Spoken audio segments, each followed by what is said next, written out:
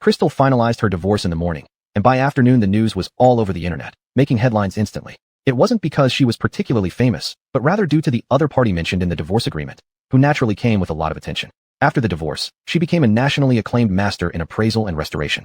Just as she was immersed in her work and busy with her career, her ex-husband, who was often absent from home and frequently associated with female celebrities, kept showing up, constantly appearing before her. Crystal, Planago Asiatica, born to be mean. Darren, if it can win you even a hint of tenderness, I'll be as mean as it takes. Chapter 1. The child couldn't be saved. Darren, hold me. On a stormy, pitch-black night, with heavy rain and howling wind. In the dimly lit bedroom, the man and woman on the bed were closely entwined, breathing heavily. The man's eyes were stern and dark, his voice hoarse as he whispered, "Crystal, this is what you said." As he spoke, he buried his head in the woman's neck like a wild beast, biting, consuming, and finally swallowing her whole. Just as they were about to reach their climax, an untimely phone rang. Ring ring. Hearing the phone, Crystal instinctively reached for it. To her surprise, she saw 3 words on the electronic screen, Jojoebi. Crystal's hazy eyes suddenly became clear. Jojoebi, Darren's ex-girlfriend. Why was she calling? Crystal felt her heart skip a beat. Biting her lower lip, she murmured, "Can we not answer the call?" Darren had also seen the incoming call. His expression was inscrutable, and no one knew what he was thinking. He curled his lips and said lightly, "Sure." After saying that, he casually dropped the phone and continued kissing Crystal's shoulder. Seeing the man's action, Crystal felt like she was in heaven. Unfortunately, her happiness didn't last long, for the call kept ringing persistently. Ring ring, ring ring. The noisy sound thoroughly ruined Darren's mood. Irritated, he answered, "What's up?" "Brother Darren, I've been in a car accident. Come and save me." Instantly, a woman's screams and sobs came from the other end of the line. "Call the police." Upon hearing this, Darren became even more impatient. Was such a trivial matter worth disturbing him? He didn't intend to leave, but then the woman said another sentence. "Paparazzi are following me. The highway has been blocked, and neither the ambulance nor the police can come through." Sob sob sob. "Brother Darren, I'm so scared. I'm bleeding so much. Am I going to die?" The woman's hysterics ultimately made Darren give up. He rubbed his throbbing forehead. "I got it. Wait for me." Having said that, Darren started dressing up. At that moment, Crystal was sitting by the bedside. She overheard their conversation, being close to Darren. Her face turned pale as she asked softly, "Darren, can you not go?" Darren remained silent for a moment before replying, "Crystal, don't be unreasonable." Then he left without looking back. Splash splash. The rain outside intensified, freezing Crystal's heart like an ice storm. Crystal smiled bitterly. Once again, she lost to Darren's white moonlight. Actually, she knew well that after 3 years of marriage, Darren never truly loved her. He only desired her body. Yet she was still foolish, hoping that one day Darren would fall in love with her. Today was their wedding anniversary, and she had meticulously groomed herself. She prepared a candlelit dinner, changed into a lace nightdress, all to please the man. Not to mention, she had planned a big surprise. That was, Crystal couldn't help but cover her abdomen, lowering her eyelids. The child. If Darren knew she was carrying their child, would he care just a little bit more? Thinking of this, Crystal took a deep breath to comfort herself. Right, she couldn't feel sad anymore. For the baby's sake, she must keep a good mood. Shaking her head, Crystal got up and went to the bathroom to freshen up. However, when she stepped inside the bathroom door, an unknown water stain on the tile floor made her slip forward. "Ah!" Crystal screamed, her belly crashing straight into the crystal table corner. Bang! A loud noise echoed as Crystal fell on the ground, convulsing in pain. "It hurts. My belly hurts so much." Crystal looked terrified, noticing blood flowing from under her nightdress. No, her child with Darren. Without thinking, Crystal picked up the nearby phone and called Darren. "Darren, come back quickly." Darren, whose location was unknown, seemed surrounded by noises and replied impatiently. "Crystal, I'll come back after I finish things." "No, come back now. Our child." Before she could finish speaking, Darren hung up.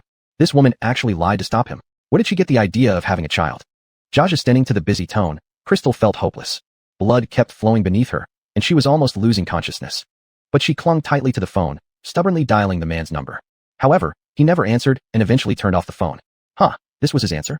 Amidst agony and humiliation, Crystal closed her eyes and lost consciousness. After an unknown duration, Crystal faintly woke up, finding herself in a hospital room. "Where am I?" Crystal was puzzled when she heard a woman shout excitedly, "Elaine, you're finally awake. You almost scared me to death." "Aisha, how did you get here? Where am I?" Crystal finally saw that her friend Ayana was by her side. Ayana placed her hands on her hips, looking angry. "What do you think? I knew it was your wedding anniversary with President Liu. I was afraid your love-struck brain would make you hurt my godson, so I wanted to call and remind you, but I couldn't get through for ages. Sensing something wasn't right, I rushed over to your place and found you bleeding all over the bathroom floor. I thought you had committed suicide out of love." She turned from anger to anxiety and asked Crystal worriedly, "Are you still feeling unwell anywhere? Should I call a doctor to check on you?" Feeling the warmth from her friend, Crystal's nose tingled, and she smiled, shaking her head. "I'm fine, thank you." Then her tone faltered as she looked down dejectedly. "Aisha, tell me, did we lose the baby? Ayanna sighed deeply. Elaine, you know, at only 3 months in, the pregnancy wasn't stable. Such a big impact like that fall definitely couldn't be survived. Don't be too sad. You're young. Once you've recovered, you can always have another with President Liu. Another? There won't be another chance. Tears welled up in Crystal's eyes, filled with pain and regret. Her weakness and deep love had not only harmed herself, but also killed her child. That was the long-awaited bloodline she had hoped for. The coldness and blood in the bathroom were indelibly etched in her mind, reminding her that her hopes and love were so laughable. Crystal made up her mind. She was going to leave Darren. Ayanna didn't realize Crystal's resolve and struggled to console her. Elaine, it's okay. President Liu wouldn't want to see you like this.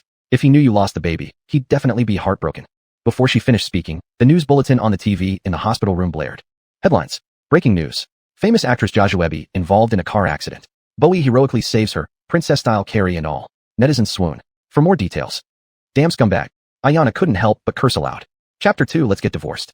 As soon as Zora said this, she regretted it. Who didn't know that Darren was a scumbag? Unfortunately, her sister just loved this type. They had been married for 3 years without making it public. As an entertainment star, Darren didn't even bother to cover up the endless stream of scandals. Jojoebi on TV was the one with whom he was most entangled, purportedly his first love during school days, the white moonlight in his life. In Zora's eyes, utter nonsense. Too outrageous that he actually met another woman on their wedding anniversary. Zora, short-tempered as always, advised Crystal regardless of the latter's mood. Lola, I must say this even if you're angry now. You're not unworthy of President Liu. Why should you be the one suffering all the time? This time, when you go back, you must show him that you're not to be trifled with. Okay. Crystal closed her eyes and clenched her fingers under the bedsheet. She nodded to agree with Zora's words. Zora, who was still heated, paused in surprise. Huh, her sister agreed? Usually, the lovesick brain would defend Darren and make excuses for him. How could she change suddenly? Before Zora could ask any more questions, Crystal spoke. Ian, help me arrange my discharge from the hospital. I want to go home. Since last night's fainting spell, Crystal had been unconscious for a day. When she got home after being discharged, she found Darren hadn't returned yet. Crystal smiled bitterly and didn't call to ask. She just sat in the living room waiting for Darren to come back. After a while, as the sun set again, Darren finally came home. He opened the door and noticed the dark living room, feeling something wasn't quite right. In the past, no matter how late he came home, Crystal would always leave the lights on. Sometimes she wouldn't sleep, curling up on the sofa waiting for him. Thinking of this, Darren looked into the living room and indeed found Crystal on the sofa. Darren didn't notice. This time Crystal was different from before. Her silhouette wasn't pitiful but resolute and cold, even hateful. Darren cast a glance indifferently and demanded bluntly, I haven't had dinner. Go and prepare something. His tone sounded like an order, leaving Crystal unsure whether he was speaking to his wife or a maid. Crystal curled her lips in the darkness, taking no action. She only asked, Darren, where did you go missing for a whole day? Upon hearing this, Darren frowned immediately. She clearly knew about it, so asking such a question was merely fussing. Darren answered straightforwardly, Jojoebi got injured. I took her to the hospital. Why did you have to find Jojoebi? Crystal continued. Darren wasn't afraid to reply. Jin Hung has been interacting frequently with Jojoebi's company Universal. She's the top artist there and can't afford to get hurt. After saying this, Darren lectured unhappily. Lola, don't be unreasonable. I've explained to you that my scandal with her is just for business cooperation. Is that so? Crystal scoffed coldly, but I don't believe you. What are you going to do then? Darren wasn't exactly a kind-hearted person either. As a talent under Jin Hung Entertainment, and also the boss who controlled the entire Liu group, his presence was intimidating enough to scare ordinary people out of their wits. Even Crystal used to fear him, worried he might abandon her. But now, Crystal wasn't frightened by his threats. She just pressed her lips together. I just want to ask why you didn't come home last night when I called you. Speaking of the call, Darren also recalled that phone call from the woman. The man wasn't very happy. It seemed the woman mentioned something about a baby in the call. How could she possibly be pregnant with his child? Darren detested liars the most, especially when it involved potential kinship. So he threatened impatiently. Crystal, know your place. Jojoebi ruined our wedding anniversary. I can compensate you. Just name your terms. Darren, I'm not lying to you. I really am pregnant. Crystal repeated resolutely, covering her flat abdomen. Seeing her demeanor, Darren felt somewhat shaken.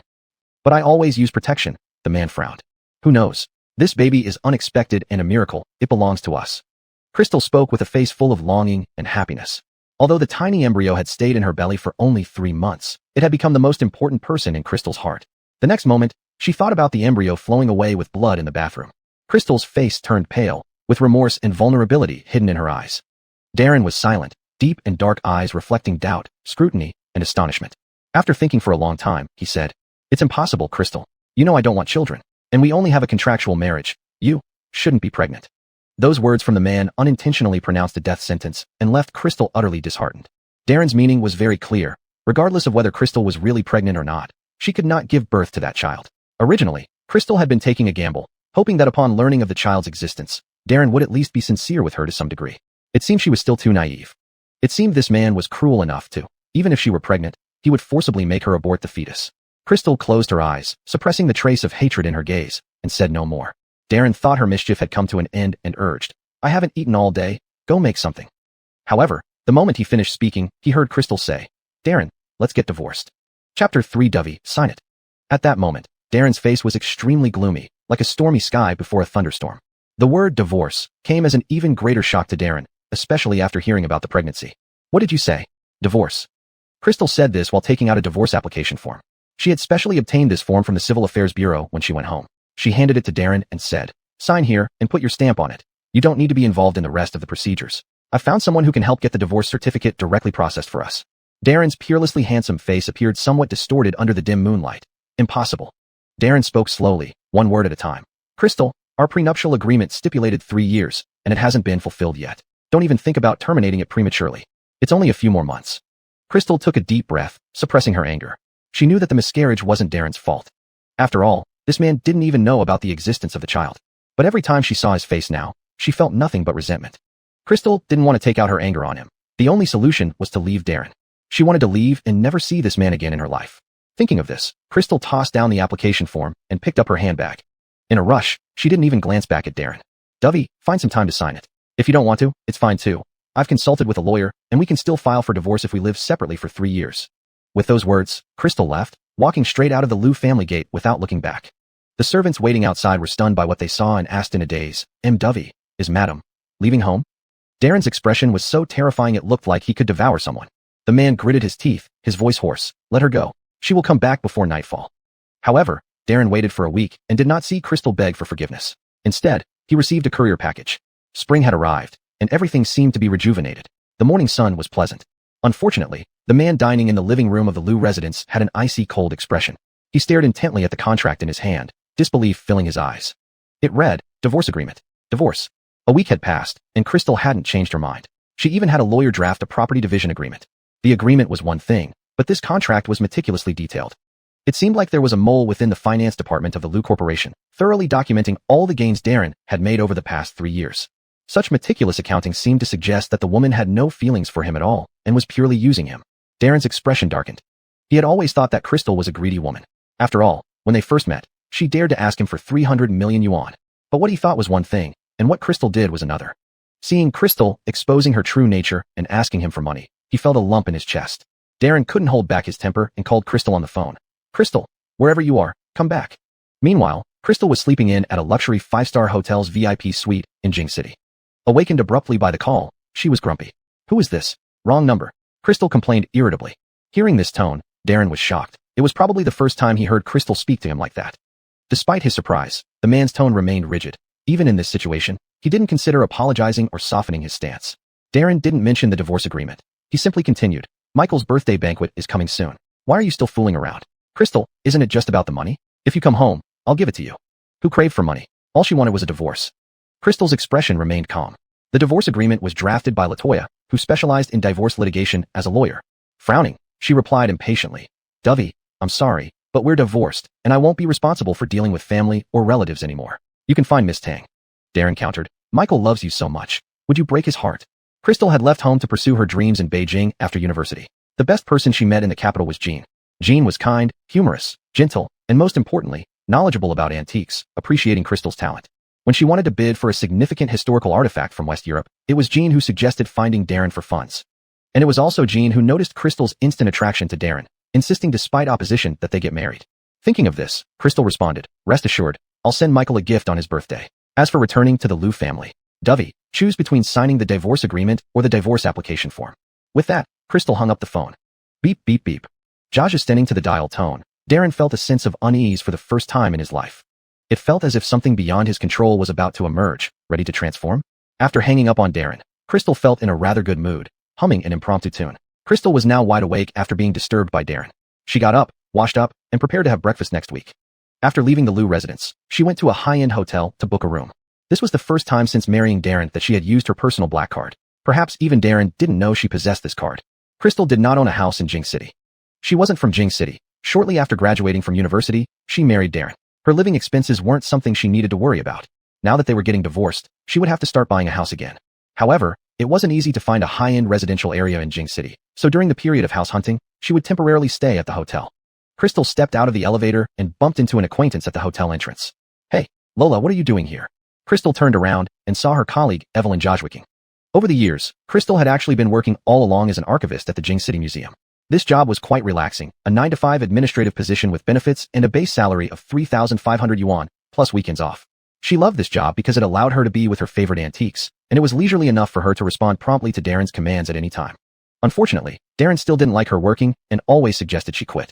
Evelyn Jojwicking, who stood before her, was another archivist in the same department, and their relationship was just okay. She hadn't expected to run into her today. Crystal smiled faintly. "Isn't coming to the hotel for check-in? Sister Evelyn, what brings you here?" "Oh, the museum is going to host an art exhibition soon, right? My boss asked me to help arrange accommodation for several invited literary research experts from other regions." Evelyn Jojwicking said this with great pride, standing up straight. It was well known that archivists were among the least mentioned and most trivial positions in the museum, unable to touch any artifacts and only handling dense documentation. But Evelyn Jojwicking was thrilled to get a task involving interacting with renowned national experts. Since joining the museum, Evelyn Jojwicking had been secretly comparing herself to Crystal. They were both migrants from other cities, but Evelyn Jojwicking was older than Crystal and less attractive. However, she was very articulate. She believed she, Evelyn Jojwicking, would be the first one to get promoted in this position. Crystal had no idea about Evelyn Jojwicking's ulterior motives and simply nodded calmly. "In that case, Sister Evelyn, you carry on with your work. I'll go buy some breakfast." Crystal intended to chat for a few more minutes and then leave, but as she was about to go, Evelyn Jojwicking suddenly asked, "Lola, why are you staying here alone? I remember your boyfriend is a second-generation rich kid. Why don't you stay at his place instead of booking a hotel room?" Chapter 4, Because He Can't. Evelyn Josue's voice was loud, like a vendor calling out in the market, hoping every passerby could hear her. Crystal stopped walking and frowned. This Evelyn Josue, she originally had no particular memory of her, only knowing that there were two people guarding the entrance of the records room. One was her, and the other was Sister Evelyn. She was introverted, spending most of her time at work studying ancient literature without much attention to colleague relationships. After work, she would go home early to cook for Darren. When did Sister Evelyn start harboring hostility towards her? However, what Evelyn Josue was thinking about was that she remembered once when Darren came to pick up Crystal in a custom-made Bugatti Veyron, a luxury car worth millions of dollars. Learning this fact left Evelyn Josue, who had lived in the countryside and been single for 30 years, utterly astonished. People could be so different from each other. Before, she just thought Crystal was young and beautiful, but at least they started on the same footing. She secretly felt she still had a chance compared to Crystal. But who knew? Crystal had already surpassed everything by relying on men. Jealousy made Evelyn Josue constantly spread rumors about Crystal at work, and now that she sensed changes in Crystal's relationship, she couldn't help but strike first. Evelyn Josue sneered sarcastically. "Lola, tell me honestly, have you broken up with your rich second-generation boyfriend? I've always said, young people shouldn't think of taking shortcuts. You give yourself to a man, but what do you get in return? Just a cheap motel. Don't even mention how these rich boys sell you off cheaply. Now, which honest man would want you?" Crystal laughed spitefully. Interesting, it was her first time being verbally abused head-on. Moreover, besides insults, Evelyn Josue used body value to humiliate her. Crystal smiled gently, appearing harmless. "Sister Evelyn, you're right, those rich second generation aren't good. Do you know why we broke up?" "Why?" Evelyn Josue blinked curiously. "Because he can't." At this point, Crystal shifted gears and sighed heavily. "You know, rich kids often have peculiar tastes. My ex-boyfriend may look young and tall, but he prefers older women. Ever since I married him, he was never satisfied, saying only a pure 30-something woman is flavorful enough. Speaking of which, Sister Evelyn, you fit his criteria pretty well. Hey, shall I introduce you to sometime?" Initially disdainful, Evelyn Josue suddenly felt strongly interested upon hearing this. Was what Crystal saying true or false? If it were earlier times, Evelyn Josue wouldn't have believed it. But now, she knew that various types of men exist in the world. So Evelyn Josue instantly forgot about the insults she had hurled moments ago and swallowed hard. "If you're willing to introduce me, it's not impossible." Crystal couldn't help but laugh. She almost wanted to give Sister Evelyn Darren's phone number, but as she reached for her phone, someone tightly grabbed her arm. "I also want to know, who exactly is your ex-boyfriend who likes pure middle-aged women?" Surprised, Crystal turned around and saw a familiar man's face. "Darren, what is he doing here?" Naturally, Darren came to fetch Crystal. If she didn't go back, he could have found her residence through investigation and forcibly brought her back. Ultimately, Crystal was still his legal wife, so he could do anything. Seeing Darren's face, Evelyn Josue lost her composure. This is Bowie. No way would Bowie appear on the street. But then again, Evelyn Josue was an enthusiastic gossip despite her age. Didn't she just read news about Bowie and national goddess Jojuebi being a couple? How could he be associated with Crystal? She must have seen wrong. He probably just looks like him. While Evelyn Josue thought this, the two adults vanished next moment. Darren dragged Crystal out of the hotel and shoved her into his car. His expression was extremely cold, like a volcano ready to erupt. Even the driver dared not linger, getting out of the car to leave space for Darren and Crystal. In the eerie silence, Crystal spoke first. Dovey, kidnapping is illegal. I want to get out. Darren narrowed his eyes. Law again. It seemed he should prevent Crystal from meeting Latoya so that she wouldn't keep talking about the law. Still gripping the woman's arm forcefully, he said, Crystal, you are my wife. Haha, admitting I'm your wife now. Crystal scoffed. Married for 3 years, you weren't allowing me to announce myself as Mrs. Darren to anyone. Darren didn't bother arguing and directly said, go home. Make all the fuss you want. Impossible. I've made up my mind to divorce you. Crystal was furious and tried to force her way out of the door. But at this moment, Darren held her from behind, trapping her in a rather ambiguous posture on the soft seat of the back seat.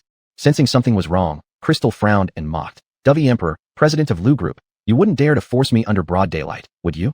Darren's hand clutched Crystal's waist threateningly, and he lazily replied, say it again, you are my wife, and having relations with you does not count as forcing. And, Darren chuckled softly, if I don't prove that my preferences are normal, what if you tell others next time that I like older women?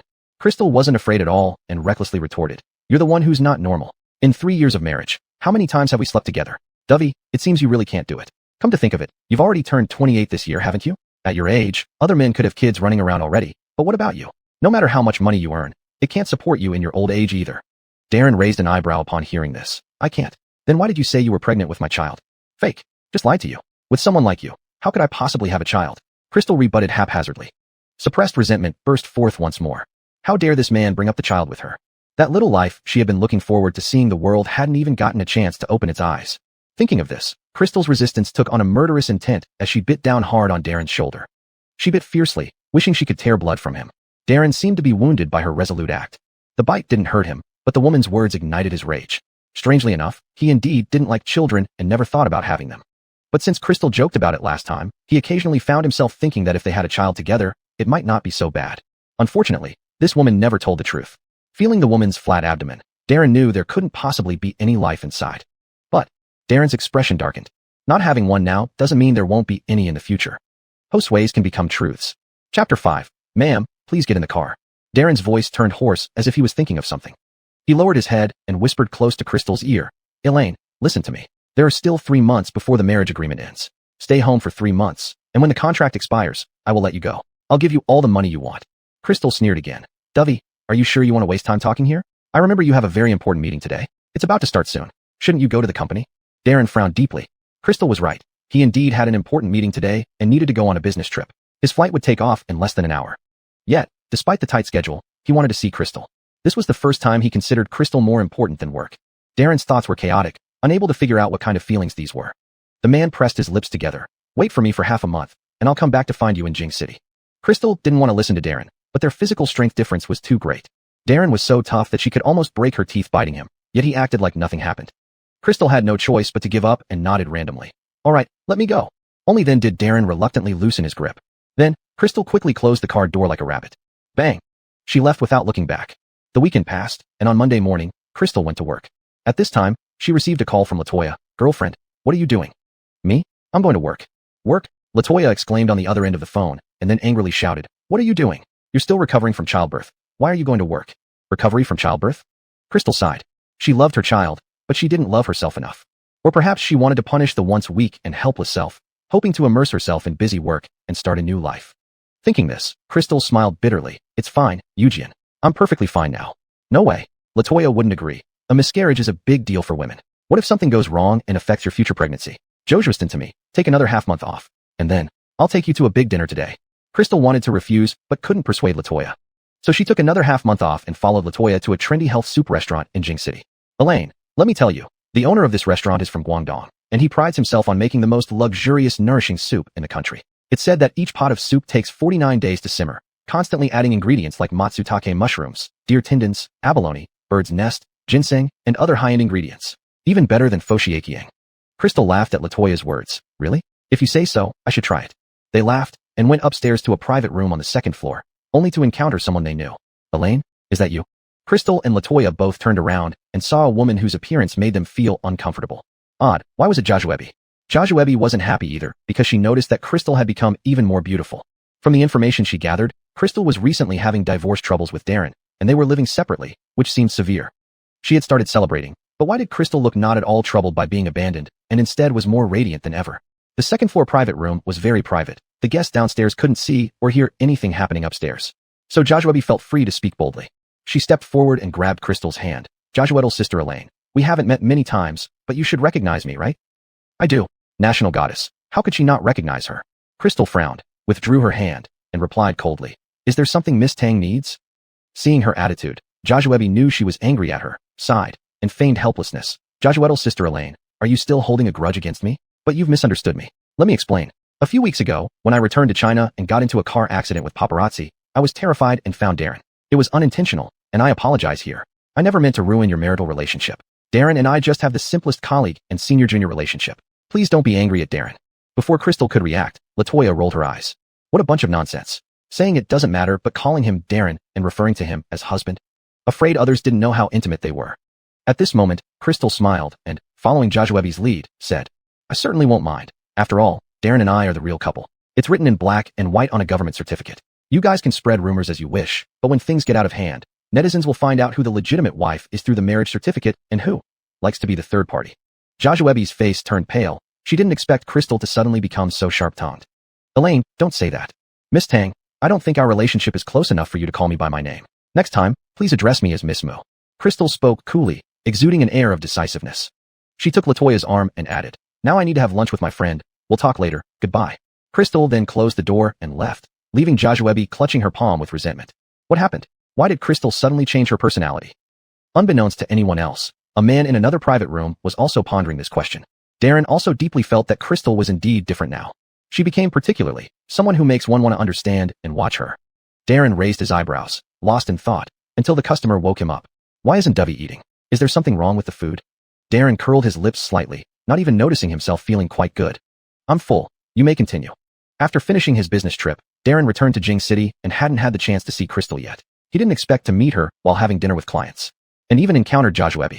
Darren heard Joshua calling out to Crystal and originally wanted to appear to stop their argument, but he overheard those words unexpectedly. Crystal was actually saying she was his legal wife? Indeed, the talk of divorce was just a fleeting anger. Darren's good mood lasted until the end of the meal. He called for driver Zhuang Shifu as he left and instructed, Dovey and I will return to the company first. Please stay here and take the lady back. Yes, Dovey. Driver Zhuang Shifu waited at the restaurant entrance after receiving the order. Soon, Crystal and Latoya emerged. Crystal recognized the driver and asked curiously, Uncle Wong, why are you here? Wasn't this Darren's personal driver? What was he doing here? Zhuang Shifu smiled slightly and respectfully replied, Mrs. Dovey asked me to take you home. Upon hearing the word home, Crystal instinctively thought of the Liu residence and refused without thinking. No need, I'll go with Latoya. Zhuang Shifu explained, Mrs., I know where your hotel is. Let me take you back. Oh, back to the hotel? Crystal looked suspiciously at this. What was this man up to? Crystal exchanged glances with Latoya, but still said, Thanks Aurelio, but it's fine. Latoya has a car, so I'll ride with her. No need for you. However, Aurelio was professional about following orders. When Crystal wouldn't get in the car, he stood blocking their way with a gentle smile. Mrs., please get in the car. Feeling both helpless and annoyed, Crystal called Darren. What exactly do you mean? Chapter 6, Michael's call. Coming to pick you up. Darren wasn't surprised to receive Crystal's call. Don't expect me to go back, Darren. Give the phone to Aurelio. Crystal dodged the driver and was about to take a taxi when she heard Darren's words. She stopped and handed the phone over to the driver. Take her to the hotel. The driver hung up and asked Crystal to get in the car. She knew that even though that man might be a dog, he kept his promises when he spoke. They drove silently to the hotel lobby, but were suddenly stopped by the manager outside. Sorry, Miss Mu. There's an issue with your room, which is being repaired now. The room charges along with the penalty have been refunded to your card. I was staying just fine. Why would there be a problem? Crystal hesitated for a moment. Upon seeing Aurelio behind her, her mind quickly clicked together all the puzzle pieces. It was Darren who told you to do this, right? Her gaze was sharp, oddly carrying some pressure. The manager didn't answer, only pushing 2 suitcases to her side and bowing slightly, saying, Miss Mu, please don't make it hard for us. This scenario made it clear that they had received instructions from the controlling Darren long ago. Lesser lady, you should still return home. Don't make young master angry. Aurelio persuaded again. Crystal felt a surge of anger rush to her temples, making her lose all reason. Since he loves getting angry so much, why hasn't he died from it? Please tell him that even if I sleep on the street, I will never go back to the Liu family. With that said, she grabbed the suitcase and turned around, heading towards Zora's house. It wasn't that she didn't want to stay at another hotel, but Darren had connections everywhere. Even if she had money, she had nowhere else to go. Seeing that he couldn't persuade the lesser lady, Aurelio could not return to report. So he followed her by car to prevent any unexpected situations. Fortunately, Zora's house wasn't too far. After walking for 20 minutes while gasping for breath, Crystal finally arrived. She accidentally hit her foot with the suitcase on the way because she didn't see a stone on the road. Finally, Lying on the soft and comfortable bed, Crystal let out a sigh of relief. Zora looked groggy as if woken from sleep, mumbling, "You should have returned with me earlier. All that trouble was for nothing. Do you regret it now? Which hotel can compare to your comfortable bed?" Crystal smiled without telling her friend about being driven away from the hotel. For a moment, it seemed like they were back to their carefree days, whispering secrets while sharing a blanket. "Anyway, this Darren is such a dog. You both were in a contract marriage, yet he won't let you go even though the time is almost up. What does he intend?" After being woken up, Zora couldn't fall asleep anymore and began to passionately criticize Darren. "I'm not sure what he's thinking either. But no matter what, I can't go back. In 3 months, everything will be settled." Crystal stared at the ceiling absent-mindedly. Aurelio reported the situation and left helplessly. Crystal stayed at Zora's place until after her postpartum recovery. Just as they were planning a trip to relax, a knock on the door interrupted them. Opening the door, they saw Aurelio again. Seeing the shadow of Zora behind her, Aurelio persisted. "Lesser lady, young master is waiting for you downstairs. Please come back with us. If he wants to wait, let him wait until he dies. It has nothing to do with me." Crystal slammed the door in exasperation. Thinking about it further, she became even angrier. Darren first sent her to the hotel and then had her chased out from there. That damn man did it on purpose. Just as Crystal hadn't walked a few steps, her phone rang. Assuming it was Darren again, she was ready to hang up, only to see the caller ID display the name of Darian. "Coyle, so late and you're still awake." Crystal unconsciously softened her tone. "Elaine, tell Coyle honestly, did that naughty boy bully you again? When I went to find you today, you weren't at home, and the nanny said you packed and left. Coyle, take care of your health, don't get mad. Between him and me." As Crystal spoke, tears welled up uncontrollably in her eyes. If anyone in the Liu family truly cared for her, it was Darian. Crystal had little family affection and grew up under her grandfather's care. But before she could repay his kindness, he passed away. Darian and her grandfather were close friends, treating her with deep affection, even better than Darren. If she had anything to cherish about leaving the Liu family, it came from the relationship she built with Darian. "We're fine, Coyle, don't worry. I'm just staying at a friend's house for a few days, and we'll return soon." Considering Darian's poor health, Crystal hesitated for a moment and ultimately lied through gritted teeth. Coyle couldn't be upset. Even if she wanted to tell him about her divorce from Darren, now wasn't the time. "That's good." Darian felt relieved and chuckled heartily. He then eagerly stated the purpose of his call. Recently, Coyle found an ancient book by a Qin family scholar from ancient times. It should be genuine, but is somewhat damaged. "Elaine, I remember you can restore it. Could you come back tomorrow to have a look?" Crystal hesitated for a moment, but finally agreed. Darian's voice was filled with anticipation, and she truly couldn't bear to refuse him. After hanging up, Zora, who had heard everything, pouted her lips and said, "Coyle must have done this on purpose. Coyle has always been very kind to me, and I don't want to make him sad." Crystal opened the door, and Aurelio was already waiting outside, quickly inviting her downstairs.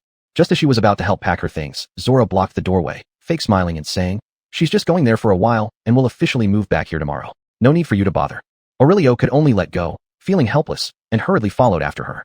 Opening the car door, Crystal saw Darren's striking face right away, illuminated by alternating shadows, making him seem even more intense.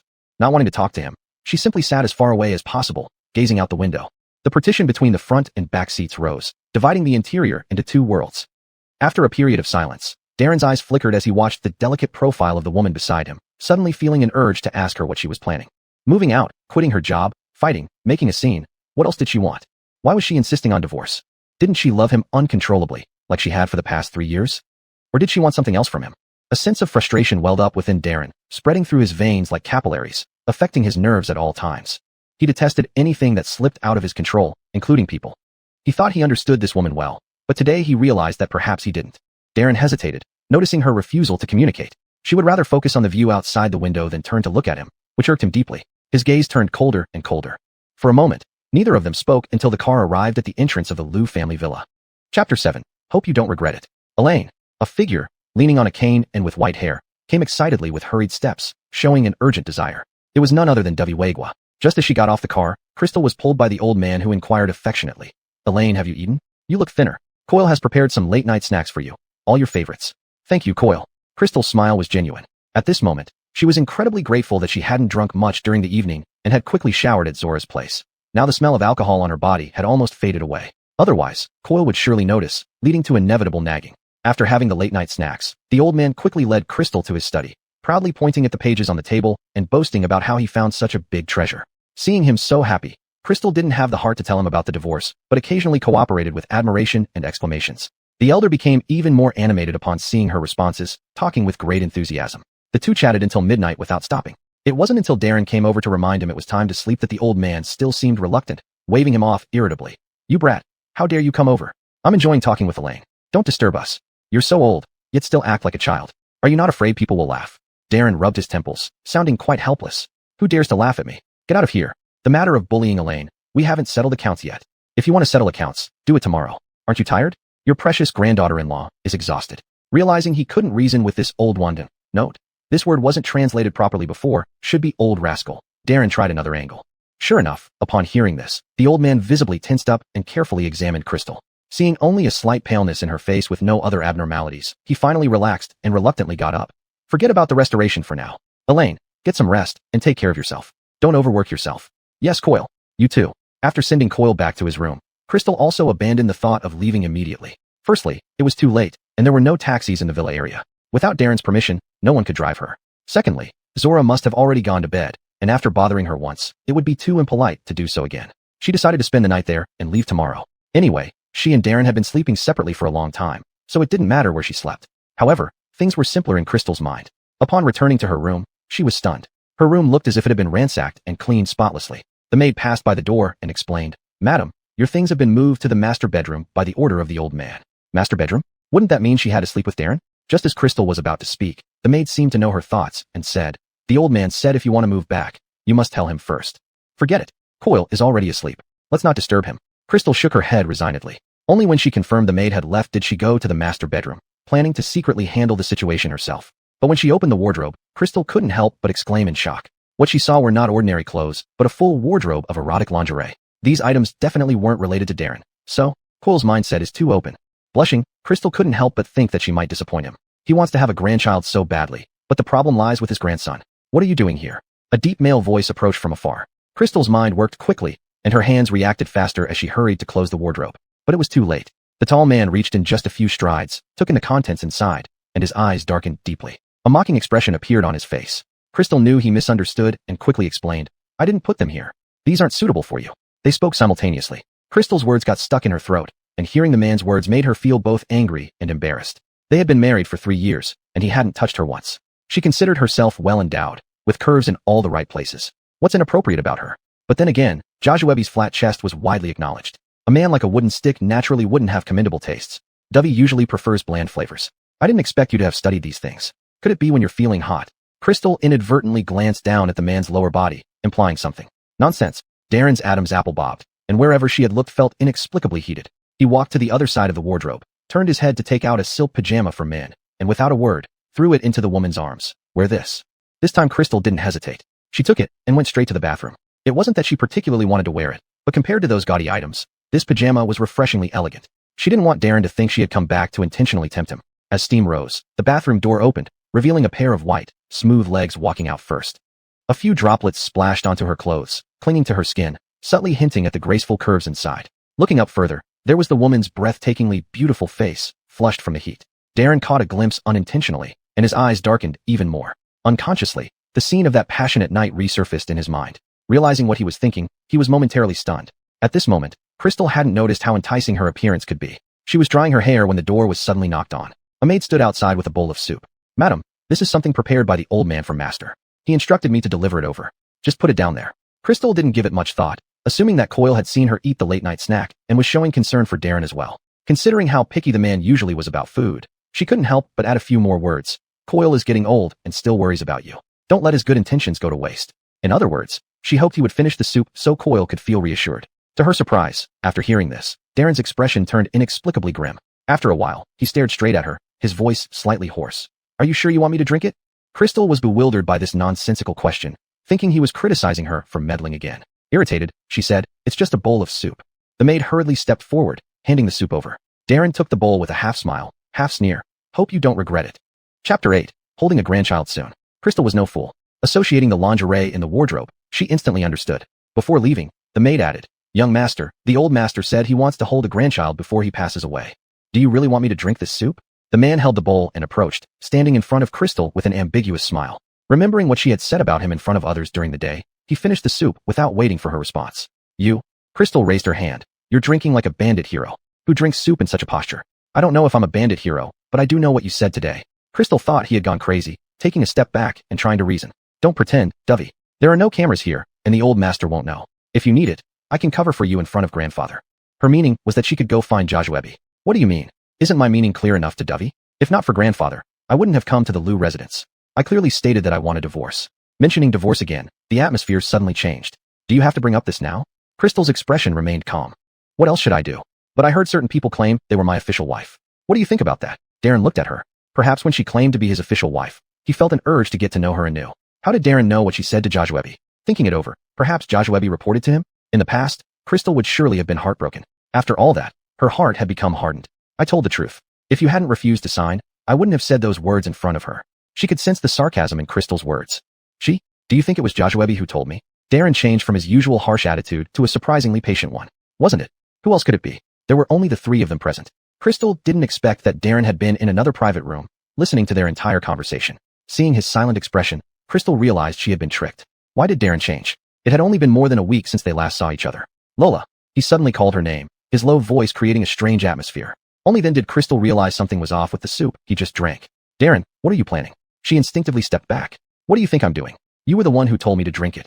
Crystal suddenly realized something. Darren, we are still in the divorce cooling off period. If anything against my will happens during this time, you will. Her words were interrupted by his soft lips, and his familiar scent enveloped her. Due to the physical disparity, Crystal couldn't push him away. Hold me tight. The whispered words filled her mind, and in that moment, she forgot to resist. Against her better judgment, she circled his strong waist. Slowly, she began to respond to his actions. Kiss me. Time seemed to slow down. Only when she sank into the soft bed did Crystal regain her senses. Darren, you.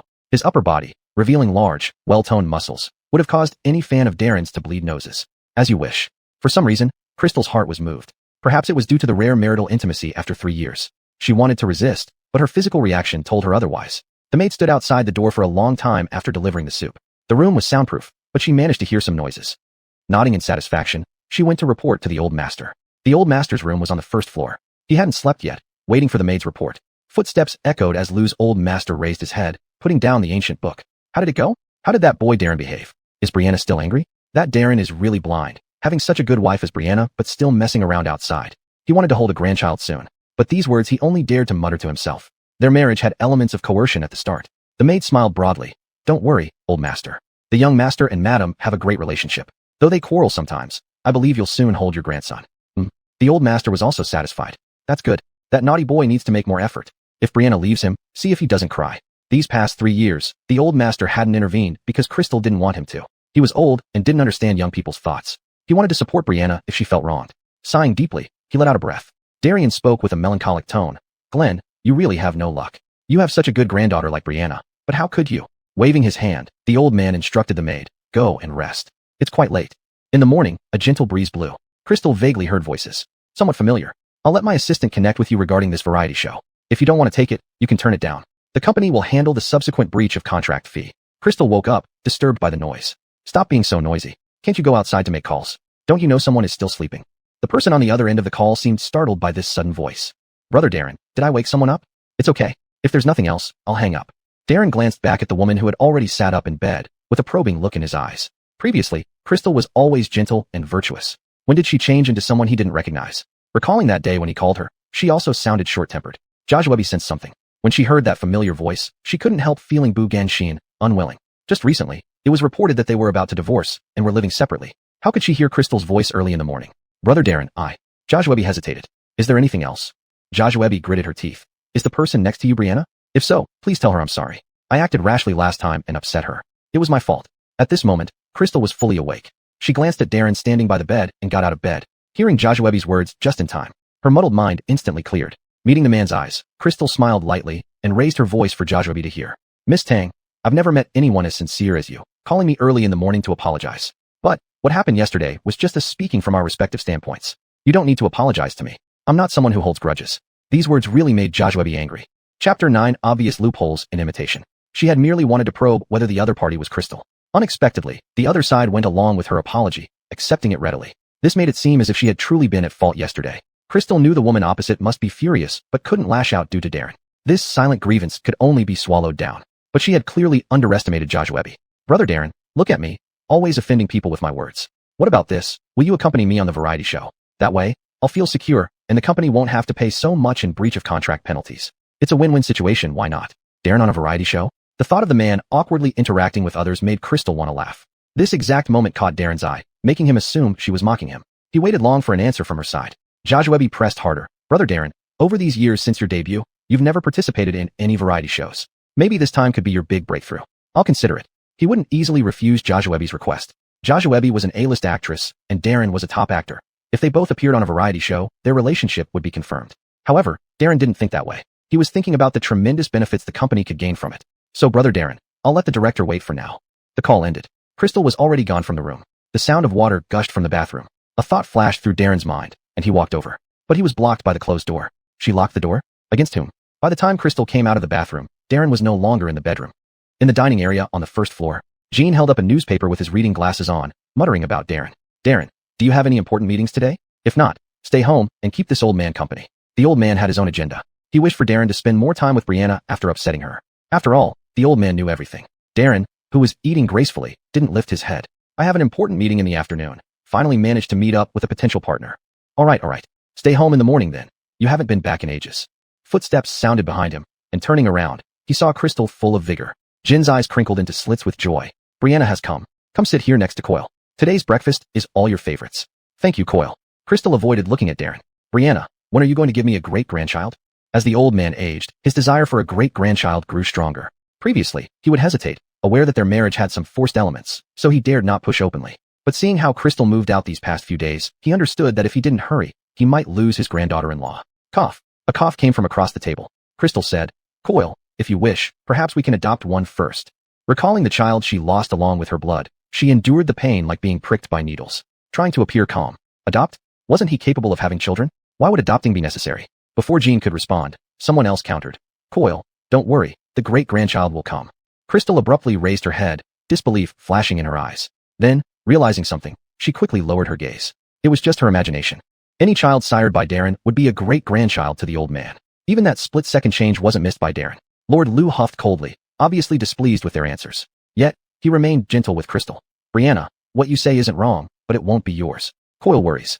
His meaning was clear. If not born from Crystal, he wouldn't acknowledge them. This also served as a warning to Darren. Coyle, I understand. After breakfast, Jean took Crystal to the study. The restoration of the ancient books must continue. Yesterday was too late. Mentioning the ancient books brightened the old man's slightly dim eyes. Crystal was an expert in this field, and the restoration work came effortlessly to her. Under her hands, the ancient books regained much of their former glory. Watching her, Jean showed no stinginess with his admiration. Stroking his non-existent beard, he said, You are just like your grandfather when he was young, fully engrossed in something that even thunder wouldn't shake you. Mentioning her grandfather, Crystal paused for a moment. Then she felt relieved. You've known my grandfather for many years and understand him best. Tell me, what was my grandfather like when he was young? Crystal wanted to distract herself so as not to let her mind wander. Once an interesting topic came up, the old man's expression lit up like a child seeing a favorite toy. Speaking of which, your grandfather and I first met at an antique shop. I had my eyes on an antique, but when your grandfather came in, he immediately identified it as a high-quality imitation from the Republic era. He interjected suddenly, and given that the shopkeeper insisted on its authenticity and showed me the certification, I thought your grandfather deliberately claimed it was fake just to compete for it. Crystal lowered her head, carefully working on the restoration in her hands while laughing and asking, What happened next? Did you two end up fighting over it? It was meant to be a joke, but unexpectedly, the old man nodded. Why do you ask that? He asked curiously. She chuckled. Two old troublemakers, indeed. At that time, your grandfather and I got into a fight, and it was the shopkeeper who couldn't stand it and intervened. Recalling those younger days, everything was crystal clear to the old man. At his age, remembering things so vividly was probably unique to him alone. So, did you buy the antique eventually? Yes, the one right there beside you. He replied, pointing to a corner of the desk where a blue and white porcelain vase sat. Crystal only then noticed that this rather plain-looking blue and white porcelain vase was being used as a flower holder. May I take a closer look? The old man waved his hand. Feel free. He continued. Back then, your grandfather stormed off in a huff. After I bought this blue and white porcelain, I was unconvinced and invited several experts to authenticate it at home. Sure enough, they found it to be a forgery, but a very sophisticated one. To ask why he didn't throw away the blue and white porcelain could only be attributed to the fact that this marked the beginning of his brotherly bond with the old Moo. Kept as a memento, Crystal held the blue and white porcelain and examined it closely. The imitation technique is indeed advanced, but there's an obvious loophole here. Chapter 10 In Progress of Love. She pointed to the bottom of the blue and white porcelain, where there was a crack. Coyle, look. If someone is not aware, they would think this crack suggests it has been passed down from the Tang dynasty. Indeed, back then, no noble or wealthy person wanted such items. Some affluent households bought these slightly cracked pieces just to put on a show. She smiled gently, radiating confidence in her area of expertise. These cracks, if examined closely, are clearly different from those created accidentally during firing. This was the first time Anton heard Crystal explain about antique reproductions. He nodded. Indeed, you are Glenn's granddaughter. Your words mirror his almost exactly. Crystal didn't hold back any modesty. After all, Coil taught me personally. Returning to the topic at hand, in order not to keep Anton waiting too long, Crystal focused on restoring the ancient text without wasting any more time. When she had completed a third of it, Crystal frowned. The elder, who had been watching intently, immediately noticed. Worried about his precious ancient text, he asked anxiously, "What's wrong, E? Is there something wrong with the ancient text?" Crystal furrowed her brows even deeper and remained silent for a moment before speaking. "Coil, this ancient text does have some issues." Even a minor problem concerning his beloved ancient text made Anton extremely anxious. "Look, Coil, the restoration of the ancient text is nearly complete, but I found that these don't seem like natural traces left over from history. Rather, they appear to be man-made." Crystal did not immediately reveal it as fake, wanting to give Anton some time to process the news. Anton put on his reading glasses and looked at the spot she pointed to. "There are obvious signs of tampering here. So this ancient text is fake?" Crystal nodded reluctantly. She realized how hard it was to turn someone's joy into disappointment. It was like snuffing out the last flicker of hope in someone's heart. After analyzing the blue and white porcelain earlier, Anton had no doubt about Crystal's words now. To dare deceive an old man like me, what black-hearted people. Anton stood up from his chair, ready to storm out angrily. Crystal hurriedly stopped him. "Coil, please wait. It's close to noon. Let's finish lunch, and I'll accompany you. Your health comes first." Though furious, Anton still nodded due to Crystal's concern. That morning flew by quickly. While Crystal was focused on restoring the ancient text and didn't notice the time, Darren spent the whole morning sitting on the couch downstairs because of what Anton said. Handling some company matters, he felt the time pass excruciatingly slowly. Footsteps came from the staircase just as he was about to speak, when his phone rang. Both distracted by the ringtone, Anton grumbled unhappily. The brat sat here all morning and wouldn't even bring me a cup of tea." Ignoring Anton's anger, Darren glanced at the familiar name on the screen and instinctively walked away. "Coil, I'll take this call outside." Hearing this, Anton got even angrier. "What? Why must you take it behind my back?" Unaware of the situation, Anton remained in the dark, while Crystal knew exactly what was going on. Could it be his white moon goddess calling? Sure enough, as Darren answered the call, a familiar voice sounded through the receiver. "Brother Darren, please come to the company quickly. I've been cornered by someone." Her distressed voice was clear, almost accompanied by sobs. "What happened? Who dared to corner Joshua at the company? Lost their mind? Can't explain over the phone. Hurry up and come." "All right, I'm on my way." Darren hung up without revealing much emotion and went back to inform Anton. "Coil, there's an urgent matter at the company. I need to go." Anton, who had just sat down at the dining table, huffed. "I figured my affairs were less important than your company." He added, Well, fortunately, we have E to keep me company. Coil, please eat." Crystal, who had been mentioned, promptly served Anton a dish. This warm scene made them seem like true grandfather and granddaughter. Seeing Crystal's charming smile, she hadn't once met his gaze. Did this woman forget the passionate night? No time to think further, Darren rushed out. Arriving at the company, his assistant was already waiting downstairs. With a somewhat complex expression, "Dovey, what exactly happened?" In the elevator, the assistant finally spoke in a hushed tone. President Liu, the director of In Progress of Love, came in person. "I don't know what Miss Tang told him, but now he refuses to leave and insists on waiting for you to come and talk to you.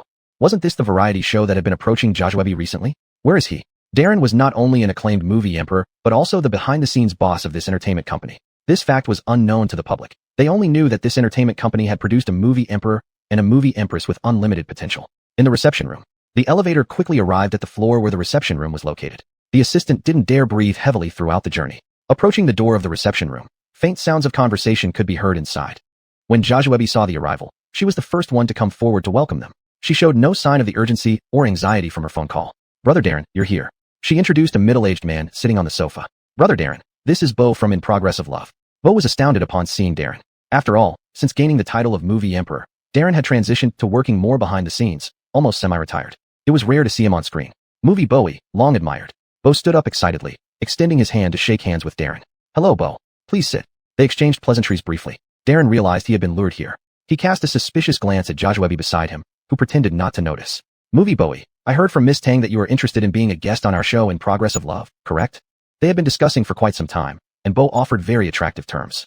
He casually mentioned that it would be even better if Movie Bowie could join. Unexpectedly, Joshua blurted out without thinking, "Brother Darren will definitely come." Bo, who had keen hearing, caught that. That's why Joshua called Darren. "I am already semi-retired and do not intend to appear frequently on screen. I just want to focus on working behind the scenes." Darren's words were polite, yet it was a clear rejection. From his debut until now, he had never participated in any variety shows. Chapter 11 Diversion. "Brother Darren." Joshua beside him felt extremely embarrassed. "Didn't you say this morning that you would consider it? Why did you reject it without even thinking about it? You've never participated in variety shows, you don't know how." Bo. Considering doesn't mean agreeing. Darren was becoming increasingly impatient. Had he been too indulgent with her all along? To call him to the company just for this matter? Josh extending to their conversation. Bo felt something was off. He clearly came back from outside this morning. Could it be that they really were as rumored outside? A couple? But judging by this atmosphere, They didn't seem very compatible. Apologies, Bo. If you have the intention to enter the film industry, we do have a chance to cooperate. That made things clear. No talk of variety shows. This was also a public rejection of Joshua. He glanced at Joshua. As for whether Miss Tang is interested in your variety show, please discuss it in detail with her agent. Saying this, he stood up. I have important matters to attend to. I can't accompany you further. If Bo knew that the person standing in front of him was not only an emperor of film, but also CEO Liu of the company, he surely couldn't remain so calm. Even without the opportunity to cooperate, it's worth it to meet the emperor of film in person. Bo, having spent years navigating the entertainment circle, truly knew how to speak elegantly. Brother Darren. Joshua stood up and followed him out immediately. Miss Tang, so will you still come to Love in Progress? Bo pressed on. He was afraid of losing a future best actress right in his grasp. Did Joshua care about such things now? Her brother Darren was angry. Talk to my agent. Chasing to the president's office, the assistant wisely stood by the door, leaving sufficient space for the two. Brother Darren, are you angry? I really just want you to appear more on screen. Look at your fans. They're always waiting for your glorious face to appear. You haven't filmed much lately. If you debut on a variety show now, it would definitely. Joshua continued talking incessantly, interrupted abruptly by the man. Joshua, when has it become your turn to meddle in my affairs? If the person in front of him was just an unknown star, he would have had her kicked out the moment she followed him. Brother Darren, I'm sorry. She had put on a refined makeup look today, outlining her perfect lips with nude lip gloss. Bowing her head pitifully, one couldn't help but feel moved. Unfortunately, Darren didn't spare her a glance. With a humph, Darren said, usually, if it weren't for you being the company's flagship figure, you could make as much fuss as you want. But today, this is my business. Please understand your position. Don't lose your sense of propriety. Those words were quite heavy. It seemed that Darren was genuinely angry. The stern-faced man in the boss chair remained unmoved despite repeated soft calls of Brother Darren. Loosening her slightly red lips, Joshua spoke softly. I understand, Brother Darren. I won't interfere in your affairs anymore. Having spent so long in the entertainment industry, Joshua knew best how to handle men. She chose not to persist in her tantrum and stopped appropriately. The tall figure disappeared behind the door. Darren was in a daze. If it were Crystal here now, would he be this angry? Why is this woman suddenly compliant? He inexplicably felt that the present Crystal would only go against him. At the old Liu family residence. Coyle, don't worry. We'll take it slowly. The shop won't run away. Crystal comforted gently. Yes, sir. Take it easy, the butler echoed. I'm truly worried this black-hearted shopkeeper might run away. I've been on this antique street for many years, and this is the first time. Stopping there, he thought of the blue and white porcelain. Suddenly, he fell silent. Fortunately, there's you, Elaine. Otherwise, I'd be duped and foolishly treasure fake goods, a classic case of being sold and counting the money for them. All along the way, Colby rambled incessantly. They bought the ancient book from a long-standing reputable store on Antique Street. Less than an hour later, they arrived at Antique Street. Crystal helped Colby get out of the car. After walking for about 5 or 6 minutes, they stood in front of the store. Looking at the sign before her, Crystal thought for a few seconds. I have some impression of this store. When I was little, Coyle seemed to bring me here a few times. Memories from childhood flooded her mind like a tide. Crystal shook her head, casting them aside. Are you two here to buy antiques? Seeing the two people, the shop clerk greeted them warmly and invited them in. Crystal didn't rush to speak, even calming down the words Michael was about to say. Coyle, please calm down. Seeing the two visitors looking around, seemingly not interested in antiques, the clerk asked, do you two not find what you want among our antiques here? Where is your boss? I have an antique that I would like him to appraise. Examining their attire, which seemed plain and unremarkable, but knowing that those who dared enter such a place were not without courage, the clerk responded, we don't do appraisal services anymore. However, if you need it, I can call one of our appraisers. Is that so? But as far as I know, anyone who has been doing business on this antique street for so many years must be an expert. In business, we can never forget our roots. This is especially true for the antique trade. We must always remain vigilant. These remarks put the clerk in an awkward position, making it impossible to refuse. Could these two be here to pick a fight? Please wait a moment. I'll go fetch our boss. A few minutes later, the boss arrived. He was a lean middle-aged man. Upon seeing the elderly man and his granddaughter, the man's eyebrows subtly furrowed. Finally recognizing the slightly familiar face of Colby, he forced a smile. So it's you. Colby nodded without greeting, signaling Crystal with his eyes. This was the very black-hearted boss who had sold him the ancient book. Crystal nodded in understanding. Hello, Eric. My grandfather bought this ancient book from you, right? Crystal handed over the ancient book, maintaining a polite demeanor. The smile on Eric's face faltered momentarily as he examined the book. Indeed. Is there something wrong with this ancient book? Actually, I noticed some unusual aspects about it. Given your experience in this field, Eric, you surely know better than I do about the authenticity of antiques. With this statement, Eric realized the book was likely a forgery. Not taking the young woman seriously, given her age of merely 20-something, he deflected. I wouldn't dare claim expertise. Miss, are you perhaps thinking of entering this field? Trying to steer the conversation away. Indeed, someone who has weathered many storms in the antique trade. Fortunately, Crystal wasn't as harmless as she looked. Entering the field? You flatter me, Eric. Chapter 12 Black-Hearted Boss. The only person who could have introduced her to the business was her grandfather. What a big mouth this boss had. Selling fake goods to Darian, and still daring to talk about introducing her into the industry? Darian couldn't listen any longer. Eric, that's not quite right. My disobedient granddaughter has extensive knowledge of antiques and can tell that the ancient book you sold me is a fake. Straight to the point. Fake. Eric hid his anger at being exposed with a good-tempered smile. Old sir, what evidence do you have that I sold you fake goods? My antique shop has been here for so many years, and everyone on the whole antique street knows it. Saying I sell fakes would damage the reputation of Manu Pavilion, wouldn't it? Eric's voice was loud, and the few customers in the store heard it too. Who had a louder voice? Crystal helped Darian sit down on a chair. She wasn't upset as she still held the ancient book in her hand. But this ancient book is indeed fake. Does Eric think that since your shop has been open for so long, it wouldn't sell fakes? Isn't that true? Eric retorted, the mockery evident in his smiling eyes. A young girl comes holding an ancient book purchased from me and claims it's fake. Could it be because she regrets buying it and the old man's pension didn't reach her hands, so she's trying to blackmail me?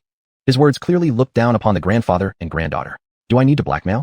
Darian laughed in anger, but remained humble, as usual. He never mentioned his identity to outsiders, so very few people knew who he was. Coyle, don't get upset. Have a cup of hot water to calm down. Crystal poured a cup of hot water from the teapot beside her for Darian. Does Eric think we look modestly dressed and assume that after buying this ancient book, there's nothing left in our pocket? Eric's smile remained, but more disdain crept into his eyes. That look clearly said, isn't that true? All right. Crystal remained calm. Since so, let me explain further. Faced with such disdainful attitudes, one mustn't get agitated. Losing one's temper would only make others believe they were lashing out in embarrassment. Picking up the ancient book, Crystal said, if Eric thinks this book is genuine, why not bring tools, and I will analyze it for you. What does a little girl know? So young, and yet claiming to authenticate treasures. Eric didn't budge. Crystal challenged, what? Afraid I'll find something wrong, making you lose face? Since you believe it's genuine, you shouldn't fear my inspection. She had struck a nerve, but considering her age, she couldn't cause much trouble. Soon, Eric asked a young helper to bring the authentication tools. Flipping through the ancient book, Crystal carefully examined it with a magnifying glass. She pointed out the issues. The early parts were almost perfectly restored by me, but near the end, I found these folds are not historical relics. While it's hard to distinguish artificial from natural aging, there is a difference. Crystal paused dramatically. But, this book should use yellow hemp paper according to records, yet this is white hemp paper. Yellow hemp paper doesn't have patterns, and these artificial folds are the breakthrough point showing it's a replica. She continued, some light marks on the paper seemed like discoloration due to age, but yellow hemp paper is slightly yellowish and won't fade over time no matter how old it gets. Her words added more credibility. Eric's face changed, nearly losing composure. Of course, he knew these things. But how did this young girl know so much? Seeing his silence, Crystal stepped forward. Handing back the ancient book, she said, Eric, honesty is crucial in business, especially in the antiques trade. One mistake can destroy a lifetime's worth of reputation. This had an obvious threatening tone. Noticing people watching them, Eric's expression grew increasingly uneasy. What do you want? Just compensation? Name a price within 10% of the book's original value. Despite the situation, he maintained his superior attitude. Darian couldn't hold back anymore. Elaine, don't spare him. A shop like this, even if it has been open for 100 years, lacks morals by selling fakes and accusing us of blackmail. They are immoral. Compared to Crystal, the elderly man's words were sharper. Eric, if you keep this attitude, we'll bear today's loss as charity. But from now on, doing business will be tough for Manu Pavilion. Coyle, let's go home. Wait, young lady. A slightly aged voice spoke up before Eric could, intercepting Crystal. This unfamiliar voice was unknown to Crystal. Assuming it was someone from Eric's shop, she ignored it. Young girl, wait a moment. I have something to say to you. Footsteps approached, and eventually, a white-haired old man blocked her way. A somewhat familiar face appeared before her. Crystal recognized this person. She had seen him on a treasure appraisal show. He was the famous restoration master, Rudy. Are you Rudy? Seeing that Crystal knew him, Rudy chuckled and stroked his beard. Nodding, he said, yes, it's me. Your analysis just now was quite solid. From those few sentences, I can tell you're definitely an expert in the field. Praising generously and being a renowned restoration master, Crystal couldn't help but be modest. Please don't laugh at me, Rudy. It just happens to be my area of expertise. The two started chatting as if no one else was around, completely ignoring Eric behind them. However, when Eric heard the name, Rudy, his attitude did a complete 180-degree turn. He hurried forward and respectfully said, it turns out it's Rudy. I didn't welcome you properly. I really should have. Rudy, why didn't your assistant inform me you were coming? I would have personally introduced you to our antiques. Rudy hadn't forgotten how Eric had arrogantly bullied the grandfather and granddaughter just moments ago. I wouldn't dare. Eric, I really can't commend the way you conduct your business. I dare not trouble you, Eric. Eric was truly embarrassed, laughing awkwardly. Rudy, you misunderstood. I had a misunderstanding with this young lady earlier. And this elderly gentleman here, I failed to recognize Mount Tai. This person's flattery skills were truly impressive. Unfortunately, the people before him were not fools. It's not exactly a misunderstanding. However, Eric, please be more careful when identifying antiques in the future to avoid unnecessary misunderstandings. Crystal was very grateful for Rudy's support. She added, regarding the ancient book, I've already explained everything clearly. We can consider this as charity. Elaine is right. A few 100,000 won't break us. Elaine, let's go. Chapter 13. Rudy's Ojo Suviv branch. He didn't want to see this black-hearted boss again. No matter how far Eric called after him or chased him, Rudy did not spare him a glance. After walking for a while, Rudy then asked Crystal, I heard your grandfather call you Tracy. May I call you that?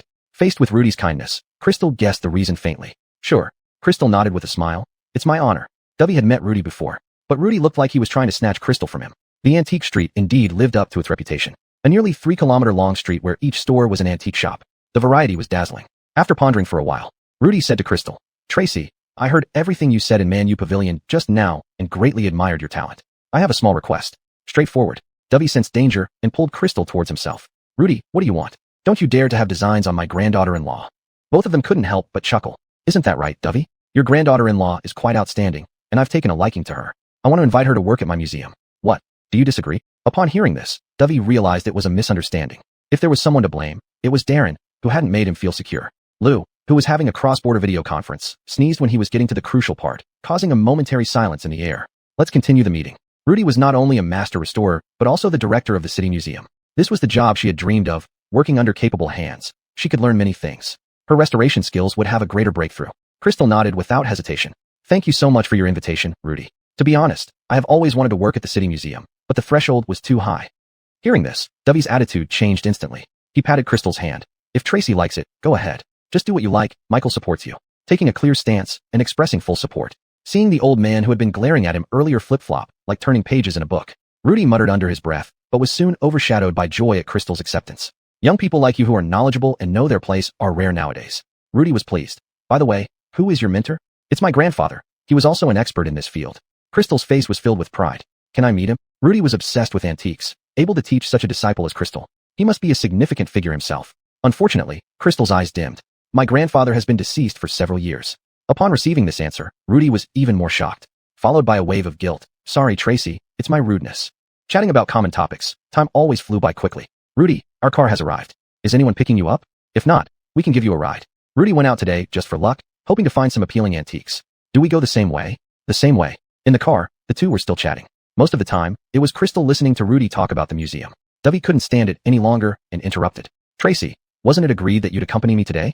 Now it seems like it's all about this old guy. Detecting the jealousy in Dovey's words, Crystal appeased. Michael, this will be my future superior. I should take this opportunity to ingratiate myself. Laughter filled the car. When they returned to the Liu residence, it was already past 4 in the afternoon. As soon as she walked in, Crystal received a greeting from her best friend. Sis, you really forget your own gender for men. You've been back only one day and forgot about me. Words came through the phone like those of a forsaken woman. It was quiet at home, and her voice carried well, which Dovey overheard. He asked Crystal, Tracy, is this your friend? Michael, this is my best sister. Zora, on the other end of the phone, hurriedly greeted. Hello, grandfather. I'm Tracy's best sister. My name is Zora. Married for 3 years, Crystal hadn't introduced her social circle to her grandfather. So Dovey hadn't met this legendary best friend yet. Yes, Dovey nodded with a smile. Zora, do come over anytime. Sure thing, Michael, I haven't seen the big villa yet. I'll definitely visit when I have time to broaden my horizons. The half-joking remark made the old man laugh with delight. This child is truly humorous. Back in the room, Zora started talking about serious matters. Sis, how's it going on your end? Is everything going smoothly? She hesitated for a moment and added, but I noticed that the old man seems to treat you well, very kindly. You really? Thinking of last night's tumultuous activities on this bed, Crystal's face flushed red for a second. Fortunately, Zora wasn't present. Otherwise, she would have teased her mercilessly. Michael indeed treats me very well. I still don't know how to tell him about my divorce. I'm afraid he'll be heartbroken. As for last night, it was just an accident. She didn't care at all. But why did her heart feel so bitter? Zora sighed. To be honest, sis, if not for Darren's scumbaggery, having such supportive elders backing you up, the Liu family is actually pretty good and deserves you. Over these years, Zora had watched as the vibrant and confident Crystal became silent, lost in her own romantic delusions. Now, regaining her clarity, Crystal was back to her former self, which filled Zora with relief. Some things just had to be said. After a long silence, Crystal glanced around. Not having noticed carefully last night, she now realized the master bedroom's decor seemed altered to suit her tastes. Michael is wonderful.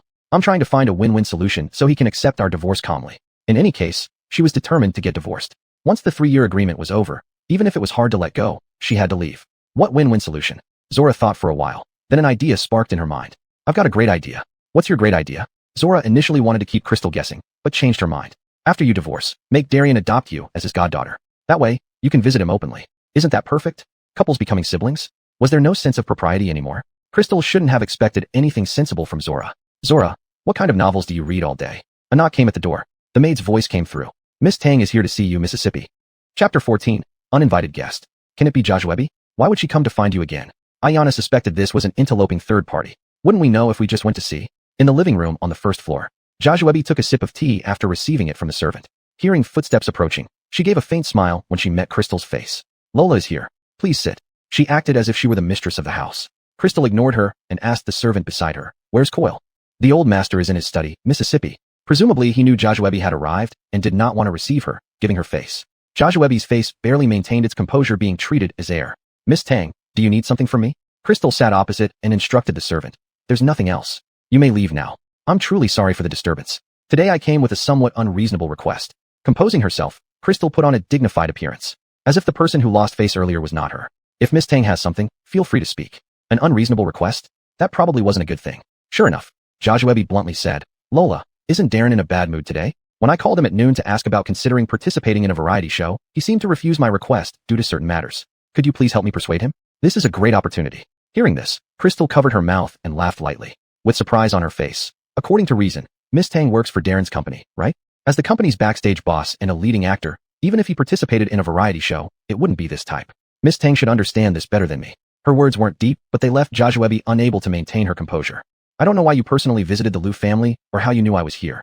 Picking up the cup of tea in front of her, Crystal sipped it gently, with a smile on her pretty face. I mentioned before, Miss Tang and I are not familiar, so you can call me Miss Mu. At this moment, the nanny approached. She asked softly, Miss, the soup Grandpa ordered for you. Would you like to drink it now? Thank Grandpa for me. I'll have it now. Bring it over. Joshua felt mortified. Today was meant to probe whether Crystal was actually at the Liu household, only to find out that she not only was there, but also received favor from Grandpa. Years of acting let her hold back her emotions. Turning back and noticing Joshua watching her all along, Crystal asked, would Miss Tang like some too? No thank you. She politely refused. Miss Mu, I'm very sorry. I thought that with my relationship with elder brother Darren, I could call you Lola. Regarding the variety show matter, I hope you can talk to Darren seriously. Even other types of variety shows would be fine. Only Joshua knew the reason behind her insistence on getting Darren to appear on a variety show. We are different.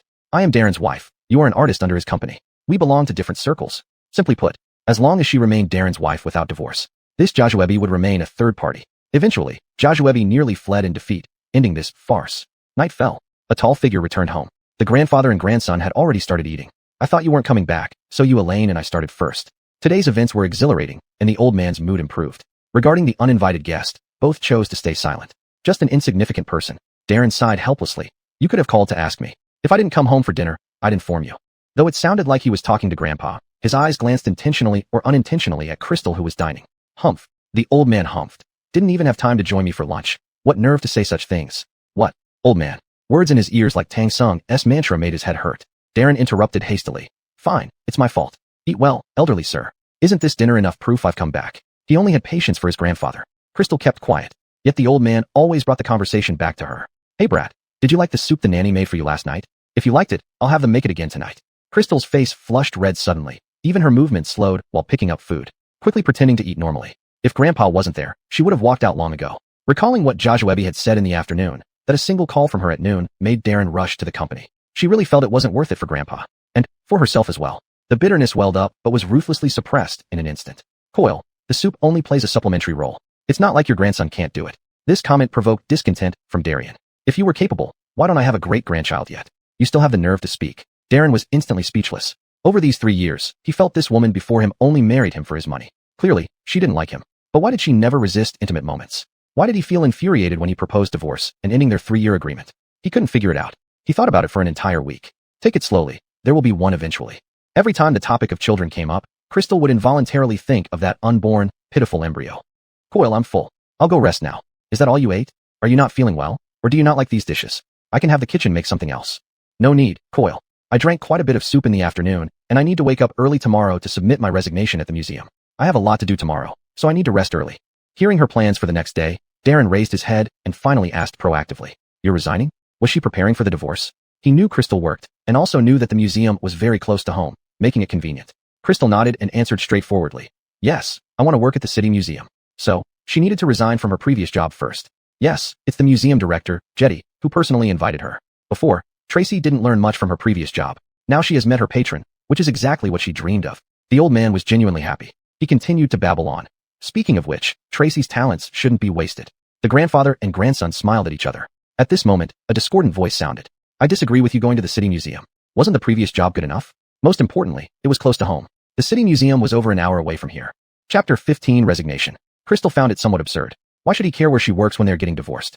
Even Michael didn't say anything. What makes you disagree? Dovey was also puzzled. You naughty boy, this is a rare opportunity for Tracy. What reason do you have to disagree with her working at the Municipal Museum? Their words resonated in his ears. Darren wasn't sure why he had suddenly argued back. Why did he start to care about Crystal? The Urban Museum is closer to home, while the Municipal Museum is far. Is that all? Such a simple reason? Crystal clearly didn't believe it. As an experienced person, could it be that this young man finally realized his mistake? He was glad, but it's just a little late. Now transportation is so convenient, and moreover, the position at the Urban Museum is rather idle, which would bury my talent. People only gradually cherish themselves after experiencing certain things. Crystal's words hit Darren hard. Was she referring to their divorce?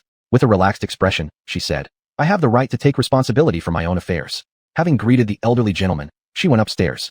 Just before reaching the second floor, Crystal remembered the room issue.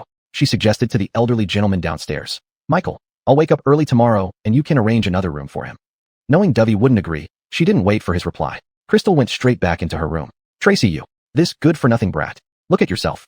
Darren felt inexplicably uncomfortable. It was like a golden canary that has always obediently stayed in its cage, but now opens the cage door to gaze at the sky by itself. I'll stay in the guest bedroom tonight. Darren said this almost as if sulking. He didn't eat much either and went to the study. The next day, Crystal woke up early, even earlier than her usual work time. Madam, the kitchen staff were surprised to see Crystal. Then they said, Madam, just let us know what you want to eat. It's not suitable for you to come in here because of the heavy fumes. It's fine, I'll prepare something for Michael to eat when he wakes up. Dovey usually paid great attention to health maintenance and preferred light meals. He had been tossing and turning all night. Crystal got up to prepare a nutritious breakfast for the old man. At 9 o'clock in the morning, Crystal left the house. The driver was already waiting at the door. Madam, last night Michael asked me to send you there. Aurelio, are you sure it was Michael who asked you to come? In front of her was Aurelio, who had picked her up from the Luz family a few days ago and followed Darren's orders then. Why was it today? Aurelio smiled awkwardly. Yes, it was definitely Michael. Without getting the answer she wanted, Crystal didn't say more and got into the car directly. Although only one word difference. The Urban Museum and the Municipal Museum were worlds apart in class. The full name of the Municipal Museum is the City Center Museum, with a long history. It is the most authentic museum in the capital. It was just the working hour of the Urban Museum. Ping! The elevator arrived. Crystal stepped into it, and behind her came hurried shouts. Breathless voices called out, Wait for me. The Urban Museum had 3 floors in total, with offices on the 3rd floor. After the person entered the elevator, she saw who it was. It was Evelyn Jojwiking, her colleague. Looking in the elevator mirror, she fixed her hair that had become messy from quick walking, seemingly only noticing the other person in the elevator at this moment. Lola, you're coming to work? Why did you take such a long leave? Her face was bright and welcoming on the surface, yet secretly she wished Crystal wouldn't return. Yes, you're quite early today. There were only 2 people in the elevator. Evelyn Jojwiking recalled their conversation at the hotel the last time they met. Oh yes, Lola, did you really mean what you said about your ex-boyfriend, the rich second generation, and his special quirks? Weren't you going to introduce him to me? How did it go? She still remembered how handsome Crystal's ex-boyfriend was back then. So much like Alonso. Such a handsome man. Any quirk would be acceptable. A slight twitch appeared at the corner of Crystal's mouth. This person was still thinking about this. In fact, since we met that day, I haven't seen him again. Recalling Darren's refusal of her going to the Municipal Museum last night, she added, but rest assured, he will surely find you suitable. Ping. The 3rd floor. Evelyn Jojwiking couldn't hide her excitement, wanting to say more, but she saw Crystal already heading towards the director's office. Crystal submitted her resignation letter. The director initially refused, but seeing her determined attitude, he eventually agreed. The news of Crystal's resignation spread immediately after she left the office. There were only 2 or 3 Aidens on the 3rd floor. Now that she resigned, only the director and Evelyn Jojwiking were left. Lola, why did you suddenly decide to resign? I heard from the director that you didn't come here to work this morning. It had to be said that Evelyn Jojwiking wasn't good at concealing her emotions. She spoke words of concern, but her expression was smiling. Ever since she knew she might have the chance to marry into a wealthy family. And the matchmaker was her colleague. No, now her former colleague. She had become slightly friendlier towards Crystal. Crystal saw everything clearly, but she did not care. This job is too idle for me. It lacks challenges. After some time, one would be in a daze all day. I want to take a shot while I'm still young. These words stunned Evelyn Jojwiking, who was a few years older than her. She was several years older than Crystal, and she had been working at this museum for 5 or 6 years. Speechless for a moment, Evelyn Jojwiking felt as if she had been insulted. Senior Sister Evelyn, now that I've resigned, the museum will rely entirely on you and the director in the future. You'll have to bear more responsibility. Crystal was youthful and attractive, whereas Evelyn Jojwiking couldn't compare with her. One was in the sky, the other on the ground. Born in a rural area, perhaps Evelyn Jojwiking deeply rooted herself in finding a stable job to live on. Before leaving, Evelyn Jojwiking reminded Crystal not to forget to give her contact details when she saw her ex-boyfriend again. Don't worry, Senior Sister Evelyn, I won't forget about you. Madam, are you going back to the Liu family now? Crystal glanced at the screen still showing the chat window with Latoya. Go to the address where you picked me up last time, remember it? Yes. Aurelio was very professional, asking nothing and fulfilling his role as a driver excellently. Half an hour later, Latoya was woken up by the doorbell. She had just fallen asleep after messaging Crystal. Today was her day off. Yawning, she scratched her tousled hair. Why is he sending you over again? Is he afraid you'll run away and sent him to keep an eye on you? Still half asleep, her words came out without thinking. Fortunately, Aurelio was not talkative. It's Michael who asked him to bring me here. As for whether he was watching over her, she wasn't sure. Chapter 16 returned to its rightful owner. Crystal stepped inside and turned to close the door. Seeing Aurelio still standing there, she said, Aurelio, you can go back first. I'll have lunch here. Madam, the old master said he wants me to pick you up and drop you off. Meaning he wouldn't leave? Zora's expression seemed to say, see, he's afraid you'll run away. Crystal felt like laughing and crying at the same time. I will listen to Grandpa. If you want to send me back, don't just stand there. Come in and sit down. Aurelio remained unmoved, like a guardian god of the gate. She sighed. Okay, wait for me in the car then. After he left, Zora started teasing. Seriously, sister, now Darien is so afraid you'll run away. Could it be that he knows about your conflict with Darren, leading you to move out? Actually, Coyle knows everything. I can tell he's trying to mend the relationship between me and Darren. But no, between her and Darren, it was all her one-sided feelings. My one-sided affection for him. But this kind of feeling, once disappointment accumulates enough, it should end. Her formerly love-struck brain suddenly became clear. Zora still wasn't quite used to this. She asked cautiously, Sister, did he sign yet? Crystal shook her head. This was exactly what troubled her the most. To put it bluntly, men are such creatures who value things only when they lose them, never cherishing what they have. Too late. Crystal nodded in agreement. Bystanders see more clearly than the parties involved. Crystal could only fully relax around Zora. Zora, with her messy hair, chatted with Crystal, not caring about her appearance at all. By the way, I came today to tell you some good news. Putting aside the divorce matter, Crystal relaxed considerably. What good news could possibly pique my curiosity now? Crystal blinked and took out her phone, opening the WeChat page. Here, take a look. What is it? Taking the phone, her eyes widened as she saw. It was a chat page. A few seconds later, Zora let out a high-pitched scream. You pulled strings? Not exactly pulling strings, but rather my patron has arrived. On the phone screen were messages between Crystal and Rudy. Rudy wanted Crystal to confirm a date to report as soon as possible because the city museum needed her talent. A fine horse meets its patron. This was a rare and wonderful opportunity. Zora always knew how much Crystal wanted to work at the city museum, but lacked connections for a recommendation. Sister, congrats on starting a new chapter in life. Zora was happier than if she had gotten her dream job herself. Hurry, go freshen up, let's go eat hot pot. Crystal patted Zora's messy hair, urging her on. Who eats hot pot early in the morning? Besides, you've just recovered from confinement, you can't eat spicy food. That place we went to last time was great. My treat. Back at the Liu residence. It was already past 7 in the evening. Crystal looked at the empty living room and asked the nanny beside her. Where's Coyle? Has he had dinner? Originally, Crystal didn't plan to eat outside, but due to Zora's nagging, insisting she abandoned her. That's why she returned so late. The old master and young master are in the study. Darren too. She walked upstairs. The study door was half open, not fully shut. She could even hear voices from inside. When will you give me peace of mind? Can those scandals outside rest? Do you respect your grandfather at all? Darien seemed furious, his voice raised. In front of Crystal, Darien always appeared kind and gentle. Weren't you the one who forced me to marry? Hearing this, Crystal paused mid-step. For some reason, she was curious and wanted to hear what Darren would say. Elaine is a very good girl. Why don't you like her? You've been married for 3 years without a child. I'm beginning to doubt if it's because you can't. When Coyle said these words, he was clearly angry. He never spoke so directly in front of Crystal. This was the first time she heard Coyle speak so openly. Darren was mighty outside but acted like a coward at home. All because he only had Darien left as family. Just tell me the truth. Is there someone else in your heart? To Crystal, this was a definite yes. She could answer that Darren's white moonlight, Jajuebi, was in his heart. But the study remained silent for a long while, with no response. For 3 years, even if I forced you to marry Elaine, once you married her, you needed to take responsibility for her. How many times have I told you this? Recently, Colby had been thinking a lot. Especially after Jajuebi came over as a guest yesterday. He deliberately avoided meeting her. As someone who had one foot in the grave, how could he not understand that woman's intentions? Darren remained silent for a long time before finally speaking up. I assure you, I will treat her well from now on. If these words had been said half a month ago, perhaps Crystal would still believe them and be happy that he had finally developed feelings for her over time. But the child became an unbridgeable chasm between the two of them. Once her heart died, there was no going back. Crystal didn't continue listening to what followed. A wave of sadness enveloped her until the sound of a knock broke the silence. Come in. Crystal was holding a notebook, browsing through antique items from recent auctions to distract herself. She thought it was the nanny coming with soup and casually said, just put it down. It's me. The familiar deep voice made Crystal instinctively look up. Darren looked at her with a complex expression. Do you need anything? Crystal lowered her head again, staring at the computer screen, moving the mouse unconsciously. Seeing her indifferent demeanor, Darren almost laughed in frustration. It felt like their roles had switched. Previously, it was Crystal who was cautious while he was more casual. Now the situation seemed reversed. Coughing lightly to mask his discomfort, Darren pulled out a document. Catching sight of white paper from the corner of her eye, Crystal looked up again. Was he agreeing to the divorce? Taking the document, she expected to see an additional name on it. But it came back unchanged. Darren hadn't signed the divorce papers. What did this mean? Dovey seems to have forgotten to sign his name. My grandfather is old, and I don't want him to know about this yet. After saying that, Darren turned and left without giving Crystal a chance to respond. Darren, even though Coyle is getting old, this matter can't be hidden forever.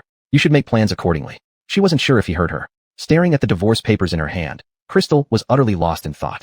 Chapter 17 Insomnia. Some things can never be returned to as they were. There's no point in forcing it. Beatrix spent another sleepless night. Braden returned to his room and had the servant bring him some alcohol, drinking all night long. He attempted to numb himself with alcohol. His slender fingers tightly gripped the wine glass, the burgundy liquid swaying gently as he moved. Why did Beatrix want a divorce? During these 3 years, she had always been obedient and sensible. No matter how many scandals he had outside, she never cried or made a fuss, just diligently fulfilling her duties as a wife. The irritation weighed on him, making it hard for him to calm down, even harder to fall asleep. Glass after glass of alcohol entered his system. The alcohol numbed his nerves, trying to help him think less. But humans are such that the more you try not to think about something, the more you do. midnight. Ding. The phone screen lit up. Someone sent a message. He wasn't in the mood to look at it, but the person seemed to have something to discuss with him, the phone ringing several times more. Under the dim light, the man's profile was faintly illuminated. He tapped the screen open. It wasn't his assistant nor his secretary.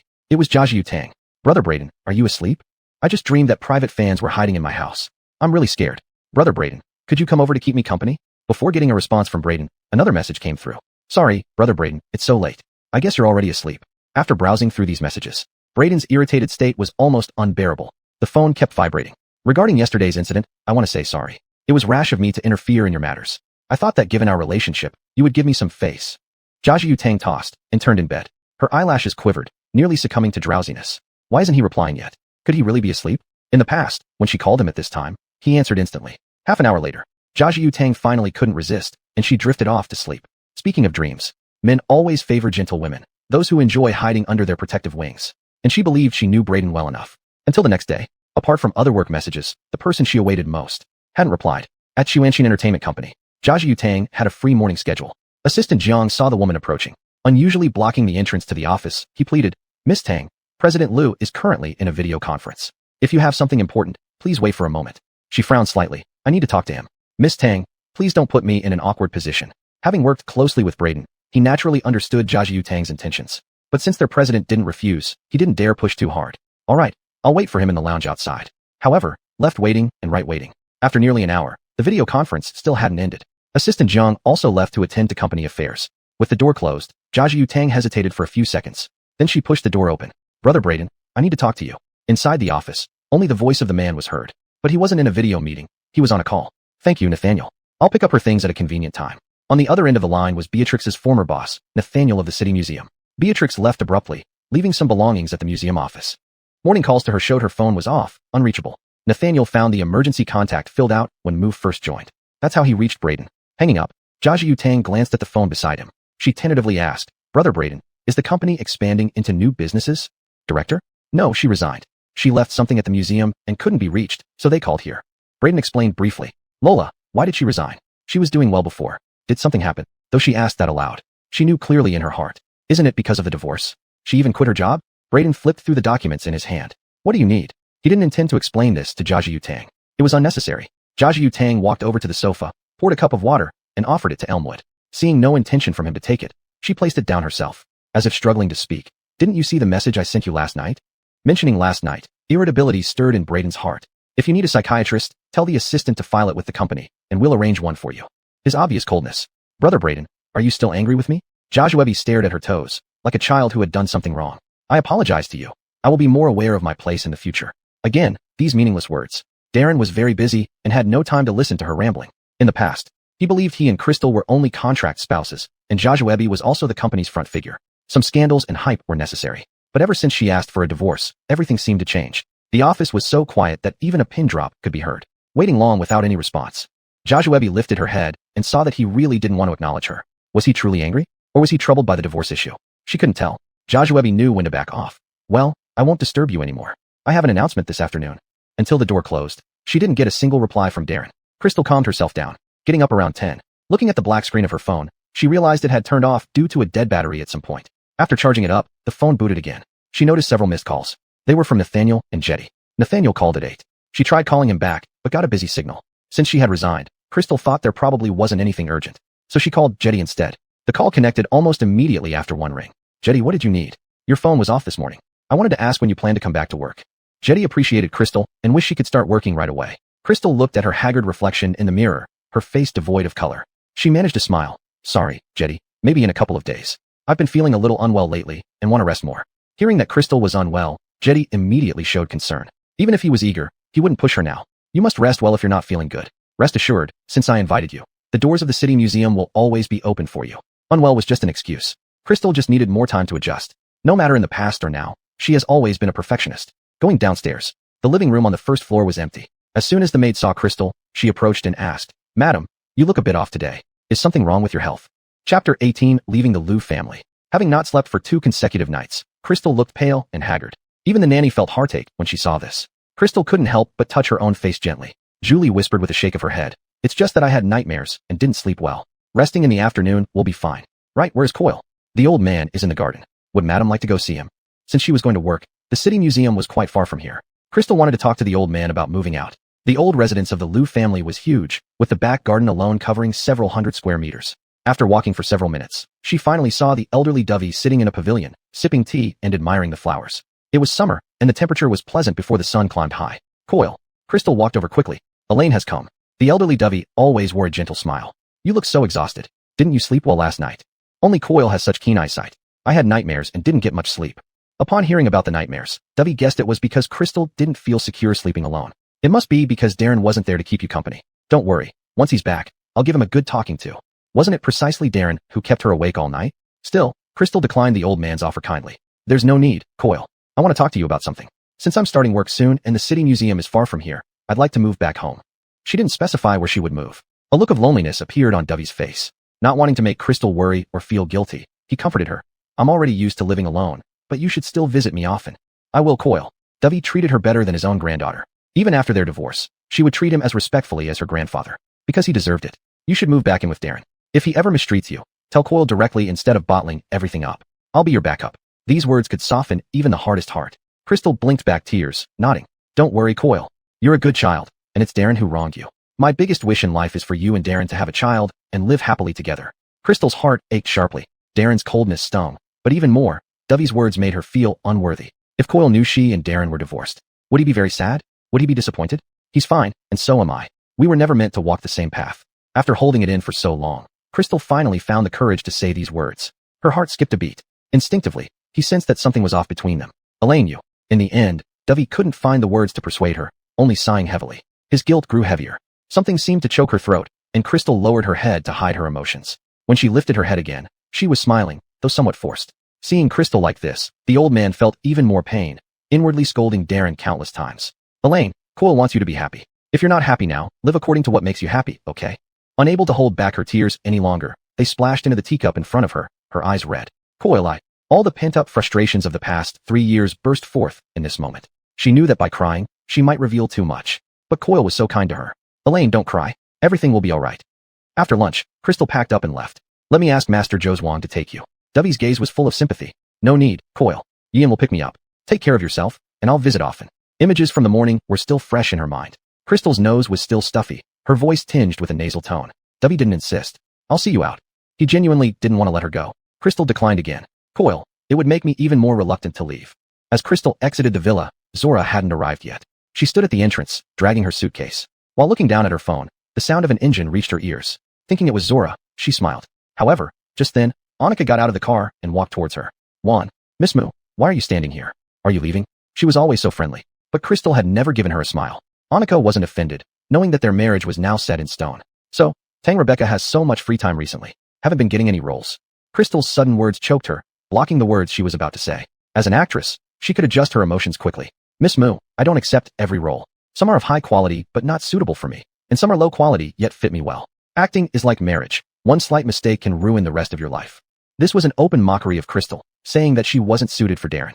But suitability isn't decided by what she says. An outsider criticizing her marriage? Crystal sneered. What a joke, Tang the actress.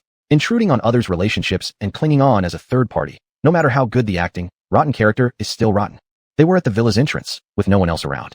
And Crystal had built up frustration. Take a step back and face problems, move forward and find peace. Crystal couldn't understand why, in the past, facing Joshua Eby's provocations, she had loved so humbly, not daring to question openly. She only dared to brood in private. What kind of miserable days did she live through before? Thinking about this, Crystal felt even angrier. There's always a difference between a wife and a mistress. Some people just enjoy being the third party. Every word from Crystal stung Joshua, who had always been adored and pampered like a queen on the red carpet. They were already divorcing, yet she still dared to be so arrogant. Fine, let her be arrogant for a few more days. Joshua smiled, but the smile turned icy cold. Miss Moo, don't get too smug. You never know what you might experience next. Oh, Crystal raised an eyebrow. Are you threatening me, Miss Tang? Crystal took a step back, increasing the distance between them. She looked at Joshua as if she were a criminal. Joshua was both amused and angry. From debut until now, no one had ever dared look down on her like this. Unable to contain herself, Joshua retorted sarcastically. You're divorcing soon, yet you're still so arrogant. Does Brother Darren know? Aren't you just using your title as Mrs. Liu to do whatever you want? Silent hostility filled the air between the two women.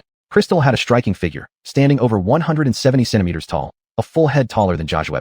Thus, even in front of the renowned actress, Crystal's presence overshadowed her. Joshua refused to accept this. Chapter 19 Argument. If Darren really marries you, then I can only say that his taste is just SOSO. Airport fan. Darren is indeed different. Crystal, do you think you're something special? Only by relying on Darren's coercion could you marry Brother Darren. Do you think you can act outrageous for how long? Joshua's true nature was thoroughly revealed. Just that. Crystal spat out these 4 words. It felt like hitting cotton with a fist. Joshua was nearly enraged. If it weren't for her status as a top actress, she would have grabbed Crystal by the hair long ago. Just that one phrase, just that, seemed to obliterate all Joshua's efforts. Why are you still standing here? This is the Liu residence. If you don't go practice your acting skills, why do you have the leisure time to stand here and argue with me? Crystal always had this demeanor of being too lazy to argue. She could truly infuriate someone until they fainted. The car engine roared again. This time, it must finally be Zora, right? But the result greatly disappointed her. A familiar car stopped in front of her, and a tall man stepped out. Brother Darren. Joshua spoke first. Her joy made her seem like the rightful wife. Crystal beside her looked merely like an observer. Darren walked over. He passed by the approaching Joshua and asked Crystal, do you want to leave? First take care of your people, don't be obstructive here. Crystal didn't hold back at all. Joshua's aggrieved emotions immediately surfaced. She lived up to her reputation as a top actress. Darren frowned. Must you speak like this? Why is she speaking so sharply today? How should I speak? If you see someone you dislike, wouldn't you also wish to chase them away? Wouldn't you also wish not to see them? Then, Crystal looked at the white lotus standing behind Darren. What? Want to keep hiding? Why didn't you continue what you were saying earlier? Or do you want Brother Darren to see your true colors personally? Crystal waved her phone. An outright threat. With matters unresolved, Joshua still needed to put on an act. Her hate-filled gaze bypassed Darren and landed on Crystal. Crystal, wait for me. Then, Brother Darren, I'll leave first. Zora's car hadn't arrived yet. She wondered what was going on with that girl today. She had been waiting for over 10 minutes now. Joshua left. The two stood silently, Crystal choosing to ignore everything, focusing solely on waiting for the car. Where are you going? Still the same question, just phrased differently. Without looking at him, Crystal said, I have to go to work. A few simple words, her attitude was cold. In just a little over half a month, her attitude had changed dramatically. Darren couldn't adjust. He felt inexplicably frustrated, even forgetting the items he was holding. Return to the original villa. It's closer to the city museum. I'll drive you there. Unexpectedly, Crystal bluntly refused. Thank you for your kindness, President Liu. But my friend Zora is already here to pick me up. The car is almost here. Crystal. He often called her by her full name, previously showing displeasure if things didn't go smoothly. President Liu, what can I do for you? The bag in his hand crinkled audibly as Crystal looked down. The bag was somewhat familiar, but she didn't think much about it, instead mocking. What? President Liu forgot to give these items to your sweetheart? It's still not too late to catch up. Only then did Darren remember he had specially gone to the city museum to fetch these items. They belonged to Crystal, yet she made it sound like they were for Joshua. He couldn't deny that he was angry. Feeling his heart genuinely trampled made him very uncomfortable. Darren's face darkened. Crystal, when did you become like this? Did one Joshua change you so completely? He was genuinely furious. Completely changed? Crystal was angered by this descriptor, but then laughed bitterly. Yes, I've completely changed. From the beginning, you found me annoying.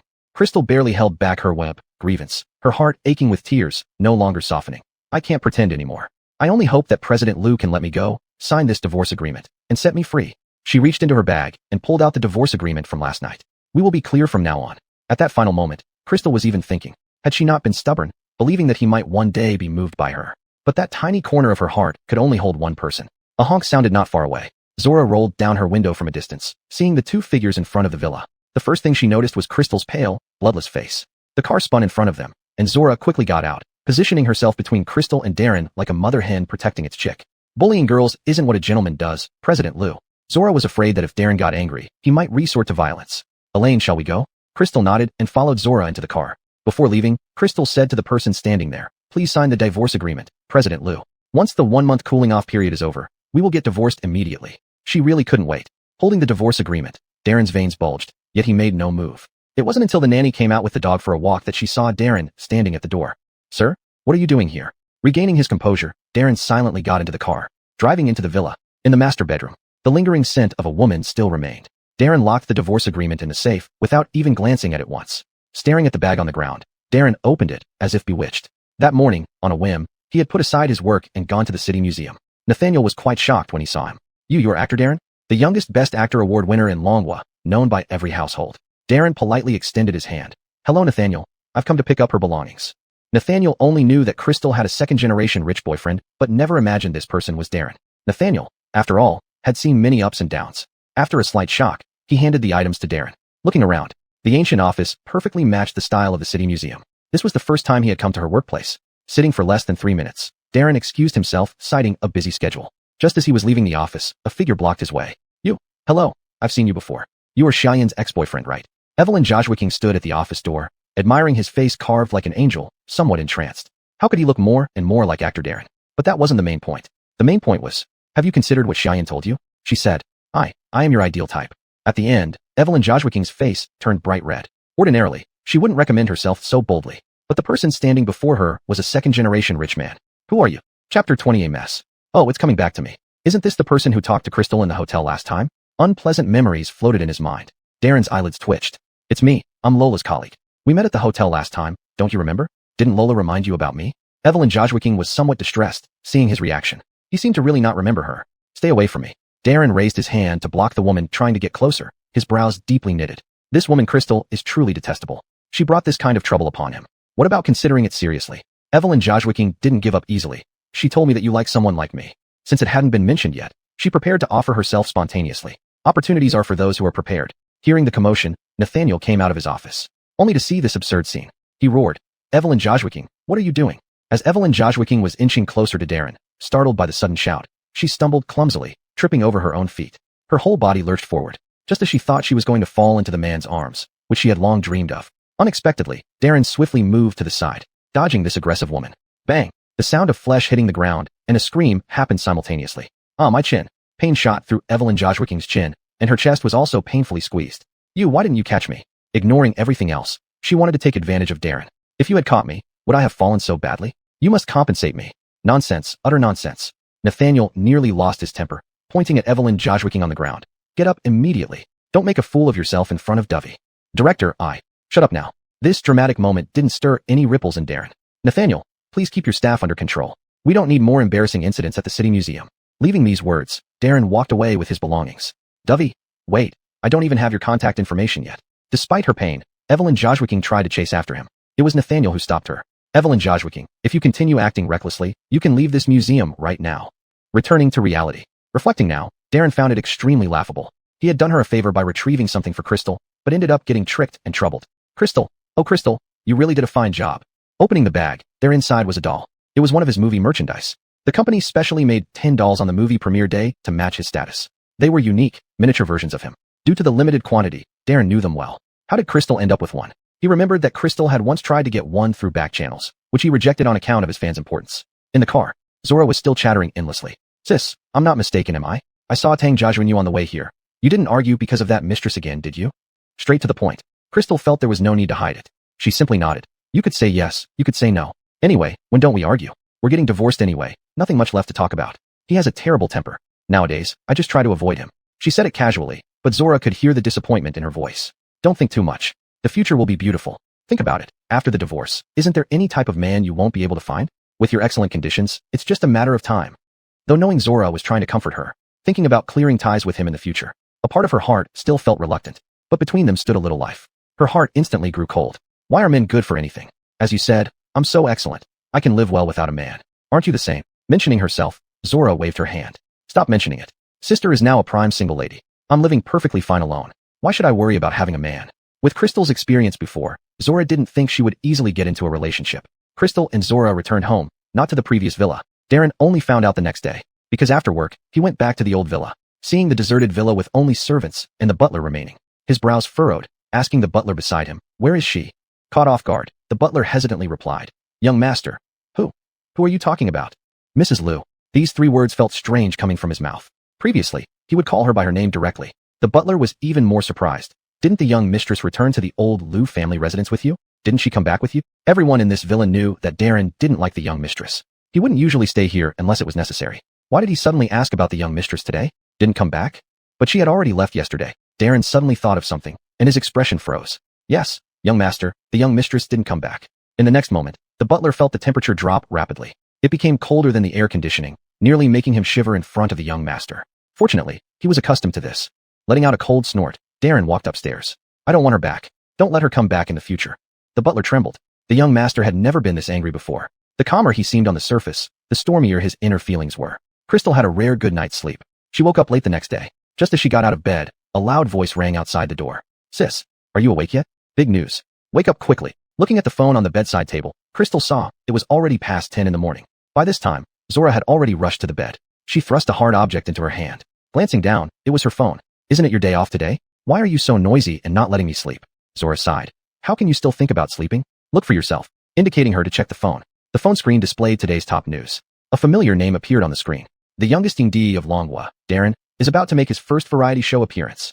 The eye-catching headline instantly roused Crystal's drowsiness. Darren was going to participate in a variety show? Could it be the one Tang Joshua you mentioned last time? Interesting, really interesting. Was it so eager to make an official announcement just after signing? Crystal's face was full of mockery, but there was an inexplicable sourness in her heart. Chapter 21. Hospitalization. Zora miyoi de chaje dao, ta de qing shir budoijin. Zora quickly snatched the phone away. I shouldn't have shown it to you. Look at your pathetic state. Crystal quickly adjusted her emotions. How? Can I look at entertainment news? Yes, my good sister, you are so strong now. So, I specially skipped work today to take you out for a stroll. Crystal tried hard not to think about those matters. She feigned surprise. Really? You're not going to investigate case details again, right? Crystal had been deceived by Zora before. Zora said she would take her sightseeing, but they ended up investigating case details at a client's place. Zora made a promise this time. Relax, this time it's absolutely shopping, not what you think. The apartment Zora lived in was a loft with 2 floors. After washing up, Crystal prepared to go downstairs. Suddenly, the path before her eyes started spinning wildly, and she swayed her head, trying to stay conscious. But in the next moment, as she lifted her foot to go down the stairs, she missed a step. Pain swept through her entire body, leaving Crystal feeling numb all over. Elaine. When she woke up again, she was lying on a hospital bed. Her nose was filled with the smell of disinfectant. Her head still felt dizzy. Closing her eyes made no difference. She still felt weak. Her whole body lacked strength. The door to the ward was pushed open from outside, and Zora walked in. My sister, you're finally awake. You scared me to death. Zora has a loud voice and rushed over to hug Crystal. She then suddenly remembered that Crystal was a patient and withdrew. How are you feeling now? Anywhere uncomfortable? When you fell down the stairs, I almost got a heart attack. Zora described the scene dramatically, nearly reenacting it. Crystal rubbed her forehead. Why did I faint? I didn't feel any discomfort when I woke up this morning. Just a little dizziness. I thought it was from sleeping awkwardly. And 4 was connected to her hand, and she looked sickly. Under her haggard face were knitted brows. You have a fever, which caused the fainting spell, leading to the fall from the stairs. Fortunately, the stairs at my place are short and wooden. If they were marble like in villas, it could have been much worse. Zora stopped speaking at this point. Phew. Let's not talk about that. It's not auspicious. Anyway, it's good you're fine. Crystal smiled slightly. Okay, don't worry so much. I'm fine now. Why is my body so fragile? So prone to illness? Her stomach growled unpromptedly. Crystal asked, what time is it? I want to eat something. It's after 1 in the afternoon. I'll go buy some porridge for you. To say Zora is a very devoted friend. Around 2:30 in the afternoon. After eating the porridge, Crystal's fever had mostly subsided. A fever is a small issue. I can't stand staying in the hospital. Let me go home. Are you crazy? You're still so weak. Thinking about leaving? Can't you rest for a few days? Zora was somewhat angry. Take better care of yourself. In the end, Zora couldn't convince Crystal. She found the attending physician instead. The doctor was a middle-aged man who looked strict and unfriendly. Your body is very weak. Due to inadequate rest after your miscarriage, you lack blood and qi, and your body hasn't fully recovered. It's best if you get more rest. It turned out it was because of the miscarriage. That child. Crystal did not insist further. Zora stayed with her until around 8 at night before Crystal sent her back. I'll go back first. Are you sure you'll be okay alone? She was still somewhat worried. Would you sneak out of the hospital when I return home? Crystal laughed. How could I? Go back. I will take care of myself. She subconsciously placed her hand on her abdomen. If only I could have another child. Crystal was startled by her own thoughts. Having a child would mean being with Darren, but she didn't want to. The next day, after breakfast, Crystal wanted to walk downstairs. Zora accompanied her for a while before returning due to work obligations at the law firm. Wearing a patient gown, the delicate beauty stood out in the elevator. Crystal ignored it. Ping. The elevator arrived at the 4th floor. Brother Darren, thank you for accompanying me to the hospital for a follow-up visit. A familiar figure came into view. Crystal paused, keeping her gaze fixed ahead as 2 people entered the elevator. Darren saw Crystal in her patient gown immediately. His brows furrowed. Why was she wearing a patient gown? Before he could speak, Joshua exclaimed in surprise. Miss Mu, why are you here? And you're wearing a patient gown? You are. Crystal was at a loss for words. Wasn't this obvious? Wearing a patient gown in a hospital, if not for being hospitalized, then for what? Entertainment? Both were wearing masks. An emperor of film and a queen of film. There were other people in the elevator. Crystal didn't hold back. Miss Tang must be confused. Wearing a patient gown. Could I possibly be here to shoot a movie? Clearly, she was mocking Joshwebi's foolishness. I'm sorry, Miss Mu, it's impolite of me, she said, casting a wronged look at Darren, as if to say, see, she is bullying me. But Darren's gaze had been on Crystal since he stepped into the elevator. Her face was pale with illness, without a trace of color. A little voice inside urged him to ask what was wrong with her. Yet pride got in the way, stopping him from speaking. Indeed, it's impolite. Standing before me, the legal wife, and boldly reporting grievances, don't you feel ashamed, Miss Tang? I would be too embarrassed to show my face. As soon as these words came out, all eyes in the elevator fell on Joshwebi. Their eyes seemed familiar, but they couldn't place it immediately. Miss Mu, no, Brother Darren just accompanied me for a follow-up visit. We didn't know you were hospitalized. Joshwebi lowered her head, seeming different from other third parties. Aren't you already divorced? Even if not yet, you're in the divorce cooling-off period. Brother Darren and I really have nothing going on. Ping. The elevator arrived at the ground floor. Others were still curious for more gossip. But Crystal had already walked out of sight, out of mind. Throughout the entire exchange, that man never said a word to her. Crystal gave a self-deprecating smile. Of course not. Even before the divorce there were all sorts of scandals. Let alone now, nearing divorce, with even less restraint. Darren stared at her frail figure, suddenly wanting to rush up and hug her. Brother Darren, what's wrong? Did I say something wrong? I'm sorry, I really didn't think. It's fine. What exactly happened these past 2 days? Then let's go, Brother Darren. Chapter 22. False words spoken as truth. Darren's train of thought was interrupted once again. Annoyed, Darren spoke up. In the future, for matters like this, call your assistant. I'm very busy and can't be available at all times. A few nurses who had stepped out of the elevator glanced at the two people walking away. One of the nurses suddenly remembered something. She took out her phone and checked a photo on Georgitou. It was exactly the same. I know who that woman was just now. She's Joshwebi, our Empress Tang. People around her leaned in to take a look, confirming it together. It seems true. Even the mole beside her eyes is identical. But why did the woman just now talk about divorce? One of the nurses voiced her confusion aloud. A huge piece of gossip seemed ready to be born among them. No way. Could it be that Empress Tang became someone's mistress? I think that man also looks young. Suddenly thinking of something, she swallowed and asked. Hold on. Don't you think that man looks familiar too? It's Bowie. They seem to have discovered something significant. That afternoon, Crystal aimlessly scrolled through entertainment news.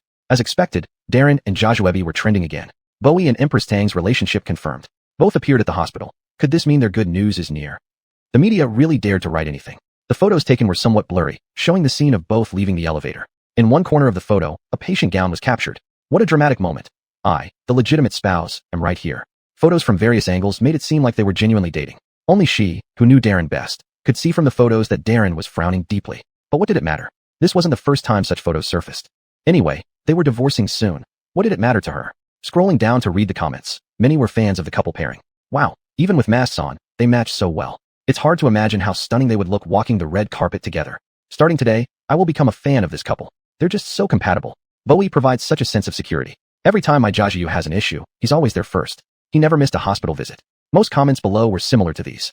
Crystal found them boring and laughable. Her fingers flicked when she saw a comment that caught her attention. I seem to have overheard something significant. It appears Bowie is already married. My colleague and I heard it firsthand in the elevator, and his wife seems to be a civilian. Typically, there were plenty of such tipsters, but none could provide concrete evidence. With constant rumors surrounding Darren and Joshwebi, nobody believed it. Soon, this comment got buried. Public opinion is indeed powerful. Falsehoods can be spoken as truths while truths aren't believed by anyone. When Ayana arrived, she saw Crystal holding her phone with an inexplicable expression. What's wrong? Why do you look so troubled? Ayana suddenly recalled the entertainment trending topic she saw on her way. She instantly understood. Come on, why are you sad over those scumbag men and women? It's not worth your sorrow, just lighten up. If it weren't for the child between them, Crystal might have been very sad. But Darren didn't care even about their child, unwilling to believe or care. She felt it wasn't worth it either. These years of emotion were like stagnant water, causing no waves. Stagnant water eventually dries up after some time. I just find it amusing. In this era of the internet, netizens jump to conclusions, believing Joshwebi is the official girlfriend. Crystal showed her the trending topic naturally and commented sarcastically. Look, the edge of the patient gown in this photo belongs to me. I, the legitimate spouse, am right here. Even if we've signed the divorce papers, it's still in the cooling off period. Ayana quietly observed her expression, worried she might hide something and keep it bottled up inside. Feeling her gaze, Crystal reassured herself. I don't care anymore. I only want to focus on my career. Hearing this, Ayana felt relieved. She joined in. I said it before. This edge looked familiar. Turns out it's you. That night, after Ayana left, Rudy called, saying he'd be traveling these days and might not return anytime soon.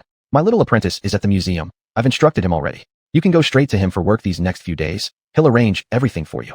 Crystal was grateful. Thank you, Rudy, still thinking of me even while on a business trip. There weren't many people in this world who cared for her, so she appreciated everyone who did. There's no need to be so formal. I recruited you into the museum, so of course, I should care about you. Thank you, Rudy. I'll report to the museum the day after tomorrow. After resting for 2 days, Crystal felt her body had mostly recovered, and Ayana didn't stop her from going back to work. At 8 in the morning, Crystal changed into a professional outfit, applied light makeup, making her look a bit more vibrant. You really can do it, sis. Usually, you seem so relaxed, but in this business attire, you instantly transform into a career woman. Ayana could tell that Crystal was truly determined to pursue her career. This state reminded her of when they had just graduated from university. Both were full of enthusiasm and vigor. At 8:30 in the morning, Crystal arrived at the museum on time. Approaching the reception desk, Crystal was stopped. Sorry, miss, you need an appointment to enter the museum. Crystal put on a professional smile and said, Hello, I'm here to start my job. My name is Crystal, and I was introduced by Rudy. I'm looking for Baron. Baron was the young apprentice mentioned by Rudy. Sorry, we haven't received any notification about new hires. Please wait a moment while I call Brother Stefan to confirm. The receptionist wasn't rushed, seemingly unaware of Crystal's urgency. The phone connected quickly. Brother Stefan, there's a lady here who says she was introduced by Rudy, and she's looking for you. The person on the other end said something. The receptionist responded, Okay, Brother Stefan. I'll have her wait a moment. Hanging up, the receptionist smiled apologetically. I'm very sorry, Miss Moo. Brother Stefan is busy with something right now and can't come. He asked you to wait until he finishes his task. Crystal didn't get upset. She could only wait quietly. The office building of the city museum stood alone. It had 3 floors, located behind the museum. Crystal didn't look around. She sat on the sofa waiting. There were many historical introductions about the city museum in the lounge area. Even though she had read them hundreds of times before, Crystal picked one up to pass the time. Time flew by swiftly. Before long, footsteps approached from the elevator side. I'm really sorry. I've been quite busy with work and made you wait, Miss Moo. Chapter 23, The Archivist.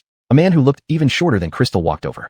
Crystal was the only one in the hall, so she was easily recognizable. Crystal stood up and greeted the man. Are you Senior Brother Stefan? Crystal's address made Baron frown. She noticed it and quickly corrected herself. Sorry, did I call you incorrectly? No. Baron did not show his displeasure directly, but guided her into the elevator. I heard from Master that you are quite knowledgeable about antiques. Crystal humbly replied. Not at all. It was Jetty who recognized me, allowing me to work here. I hope Senior Brother Stefan can take care of me more often in the future. Baron didn't take it seriously. She's just another person who got in through connections. Why would he need to take care of her? Yes, without connections or capabilities, it's hard to get into the city museum. Baron spoke a bit softly. Crystal couldn't hear clearly. Senior Brother Stefan, what did you say? Nothing. The elevator has arrived. Follow me. The elevator also reached this moment. Baron didn't take her to the office. Wait for me here for a moment. Sensitive-minded Crystal sensed some hostility from Baron. Looking at his busy back, Crystal was lost in thought. Her phone kept vibrating in her pocket. He only answered the call when out of Crystal's sight. Master. It was Jetty calling. Xiao Jiajuan, is Sienny there yet? Hearing this, Baron's face changed slightly, but his voice remained normal. She's here, Master. I just met her. You really care about her. Jetty chuckled. I will be on a business trip with your elder brother for a few more days. I entrust Sienny to you. Just take her along until I'm back. Upon hearing this arrangement, Baron felt a sense of urgency. Jetty had 2 disciples. His senior disciple had always been by his side, having been genuinely discovered by Jetty. As for Baron himself, he became a disciple due to his grandfather's friendship with Jetty. Though he was interested in antiques, he barely mastered restoration skills, lacking talent. Now there was Crystal, receiving such recognition from Jetty. Thinking of this, Baron felt somewhat resentful. Xiao Jiajuan, why aren't you speaking? Is there no signal? Before hanging up, he snapped back to reality. I know, Master. You and elder brother have a safe trip. The call ended. Baron stood there silently for a long time before regaining composure and coming out. Crystal had been standing obediently. The archive room is short-staffed right now. You can fill in there temporarily. Archive room. Back to her old job again. Though it differed greatly from her expectations, Crystal did not refuse. Everything will wait till Jetty returns. Seeing her dignified attitude, Baron snorted inwardly. In the archive room, there was another archivist, a middle-aged woman. Crystal froze when she stood at the door. Hello, this is the working area. Tourists are not allowed. Zhao Jia, this is the new archivist. Please guide her. Baron left after saying that. After introducing herself, Crystal was immediately assigned work. All morning, Crystal was busy with archives. Xiao Mu organized these antique records and placed them in the corresponding slots. Kathleen found her work much easier due to Crystal's arrival. Sure, Zhao Jia. Taking on all tasks arranged by Kathleen, Crystal, as a newcomer, felt very comfortable with her workload which wasn't too demanding. After lunch, Kathleen started chatting with Crystal. Speaking of which, the city museum hasn't recruited new staff for a long time. Since Xiao Jiajuan joined, we've never lacked people. How did you get in? Gossip burning brightly. Feeling no malice from Kathleen, Crystal told the truth. Jetty gave me the opportunity, acknowledging my capability. There was admiration in her words for Jetty. Recommended by Jetty? Kathleen felt something was amiss. Muttering to herself, that doesn't seem right. If personally recommended by Jetty, shouldn't she be in a better position? Crystal didn't hear clearly. Zhao Jia, what did you say? I didn't catch that. Awakening, Kathleen laughed awkwardly and waved her hand. It's nothing, just some casual complaints. The day's work was now over. Crystal stood up and stretched her arms. Well, Ms. Zhao, I'm going to clock out now. At 6 in the evening, Zora's car arrived promptly at the entrance of the City Museum. How was your first day at the City Museum? Crystal seemed in good spirits. It went okay, except that I'm just an archivist. Saying she wasn't disappointed would be a lie. Invited personally by Jetty, yet she ended up working in the archive room at the museum. It was far from what she had expected. Zora's reaction was even more intense than hers. What? Just an archivist job? What about all the talk of appreciation and recognition? Crystal chuckled. It's already quite an honor for them to invite me into the museum. Besides, Jetty isn't even at the City Museum. He's on a business trip. The one arranging my tasks now is his younger disciple. Younger disciple? He assigned you this job? Aren't you going to call Jetty to ask? Having worked at a law firm for many years and climbed to her current position, Zora knew all too well how insidious human nature could be. She subtly hinted, considering how much Jetty appreciates you, it shouldn't be like this. Crystal understood that she was concerned about her. All right, I get it. Maybe Jetty is using this as a chance to train me. Back at the City Museum, Baron was still in his office. Knock knock. The sound of knocking came. Come in. Kathleen walked in. Xiao Jiajuan, you're still not off duty? Look, it's almost closing time. Do you want me to wait for you? Baron snapped impatiently. When did it become your business whether I leave or not? Because of Crystal's arrival today, Baron felt an intense sense of crisis. This made him irritable throughout the entire day. Startled by the sudden shout, Kathleen couldn't react. How ridiculous. Is Jetty's disciple so extraordinary? Wait, how did she perform today? Kathleen hesitated, ready to leave, but paused. She answered honestly. She did very well. Everything I assigned her, she completed perfectly. Her abilities are solid. She can be relied upon. It must have been tough for you handling everything alone these past years. Chapter 24, Variety Show Premiere. What did he mean by that? Before she could ask, Baron continued speaking. Eldest sister Zhao, how do you find the assistant I arranged for you? Jiajuan Mu is good. The young person is persevering. After coming out of the office, Kathleen finally sensed something was off. Turned out Baron had intentionally arranged for Crystal to work in the archive room. She had been working this job for many years, and the workload wasn't too heavy, not needing another person. With another person, one would be completely free to slack off. That's how her day went today. Eldest sister Zhao, if you're not in a hurry to go home, why don't we have dinner together? Baron came out from the office. The young man in his 20s was wearing a denim jacket. His height of around 1.7 meters gave him a youthful appearance. Dinner. Baron nodded. I'm buying. Wonder if eldest sister Zhao can honor me with your presence? The next day, Crystal arrived at work on time. Wow, quite early today, aren't you? Kathleen held an insulated cup in her hand. Her expression clearly mocked Crystal for being late. Glancing subconsciously at the screen, it was indeed 9 o'clock. To say it's early, no one's earlier than eldest sister Zhao. Crystal spoke without any inferiority or arrogance, leaving her speechless. Holding the insulated cup, she went into the office. The consequence of her unpleasant words, Crystal spent the whole morning organizing files alone. Eldest sister Zhao about this. Kathleen stood up, waving her hand. Shaolin needs me. I'm busy now. Put aside what you don't understand for now. Today was the premiere day of In Love Progress. Different from other variety shows, In Love Progress used live streaming for its premiere. The live stream had already started previews. Just as everyone thought Jiajuan and Darren would appear as a couple on the show, it greatly disappointed everyone. CP fans were in tears. Darren was there as an observer, while Jiajuan paired with another celebrity as a couple. Why? The director group invited them. Why one is an observer and the other pairs with someone else? I will send razor blades to the director team. I'm going to the scene right now to confront the director team. These were irrational CP fans. There were also rational fans who supported their own idols. Darren's fans were obviously more sensible and rational in chasing stars. Pairing or not is chosen by our artists. One is a film emperor, one is a film empress. Isn't there freedom to choose? Please, dear fans, pursue CPs rationally. An hour before the premiere, Jiajuan only then knew she was to pair with someone else as a couple. She looked tearfully at Darren, as if suffering some great injustice. Elder brother Darren, why? Why Zhou Tian? Why do I have to pair with him as a couple? Darren was already in makeup. A casual suit softened his distant demeanor, adding a bit of laziness. He appeared somewhat impatient. This is the company's arrangement. Summarized in a brief sentence. But Jiajuan couldn't let it go. Her tears didn't stir any sympathy, but rather annoyance. There's not much time left before airing. Crying now means you'll need to redo your makeup. Don't waste everyone's time. Leaving these words behind, he walked straight past her. Elder brother Darren, what if I said I won't participate in this show? On impulse, Jiajuan blurted out this highly irrational statement. Pausing, Darren did not turn back. Looking at his watch, he said, there are still 55 minutes until the premiere. If you want to back out, the company won't cover your breach of contract fee. A few days ago, Darren still mentioned covering the fees. Why not today? Jiajuan was suddenly alarmed. No, elder brother Darren, don't leave. I was wrong. I really was wrong. It's my mistake to throw a tantrum like this. She truly felt Darren growing less patient with her. Jiajuan lost her composure. Gone were her usual grace and pathetic charm. Darren ignored her.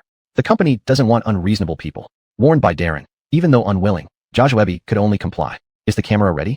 Bo, holding a microphone, asked the staff on site. All instruments and cameras. This variety show had no script, a new challenge for Bo since joining the industry. And with both a film emperor and empress present, this show was destined to explode. Previously, Bo had considered all possibilities. Bo, everything's ready. As the firecrackers exploded, the host appeared. The first unscripted live-stream variety show officially premiered. Caroline viewers, welcome to In Love Progress. The host was particularly excited. The audience on site were all invited stan of the various stars. Among them, Darren's support light stick was the brightest. Crystal received the live-streaming push notification and was about to swipe it away, out of sight, out of mind. But her hand acted on its own, clicking into the live room instead. The camera just happened to cut to a familiar face. His skin was excellent, slightly tan. It seemed the cameraman knew his profile was very good, giving it a close-up shot. In the next second, he made eye contact with the camera. Their eyes seemed to converge through the screen at that moment. Crystal's heart skipped a beat. Quickly shutting off the phone, Crystal flipped it over. Her heartbeat felt like it was in her throat. Just entering, Kathleen saw this scene and couldn't help but frown. Why are you like this? Why do you look so guilty? These past couple of days, Crystal had been swamped with work. But Kathleen kept running to Baron, under the pretense of being assigned other work. However, Crystal knew it all too well. As a newcomer, she did not expose it. I saw a horror movie, a bit scared. Horror movie? I didn't expect you to be so timid. She chuckled a few times and didn't say anything else. At 2 o'clock in the afternoon, Kathleen gave Crystal some work, then took advantage of the situation to openly watch variety shows on the computer. The sound was deliberately turned up loud, brazenly slacking off. Here, I have a question for Bowie. Do you think you give more or receive more in a relationship? There seemed to be cheers from the audience on the other side of the screen. Everyone was most concerned about Bowie's emotional state. For several years, there had been people stirring up gossip news with him, yet Darren never came out to clarify once. Most were paparazzi vague snapshots, never having any substantive evidence proving he was in a relationship. Darren seemed to pause for a moment, facing the camera. His voice was cool and clear. I should be receiving more, but here I advise everyone to cherish the present. The host was taken aback, but reacted quickly enough. What kind of love has Bowie lost to make him say these words? The host seemed to be targeting Darren, preparing to ask until the bottom falls out. Chapter 25 Mutual Tearing. The fans present were all very curious about their emperor of the screen's emotions. Jajuebi, who was in the resting room, watched this scene and seemed to sense something. Jaju, should we discuss the next scene's plot? This variety show relied on each celebrity's impromptu performance, but others would rehearse in advance and discuss the progress to come. Eric pulled a chair over and sat down. I felt that my act wasn't natural enough in the morning. Sorry, I'm busy now. We don't need to plan for this afternoon. Let's just go with the flow. Without raising his head, Jajuebi continued to look down. Darren ultimately refused to answer the host's questions, citing privacy concerns. Counting the entire entertainment circle, how many dared to refuse to answer sensitive questions so openly? But if our impromptu performances aren't good, the live broadcast will be ruined. Eric was still chattering away. Eric, this is my personal break time.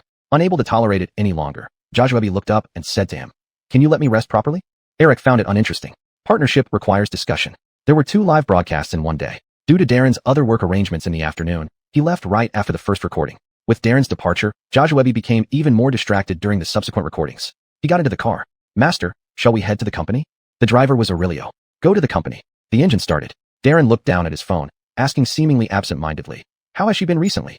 Madam usually moves between 2 points. Sometimes she goes out to eat with her girlfriends. Ever since Crystal was discharged from the hospital, Darren had asked Aurelio to follow her, claiming he was worried about accidents before the divorce.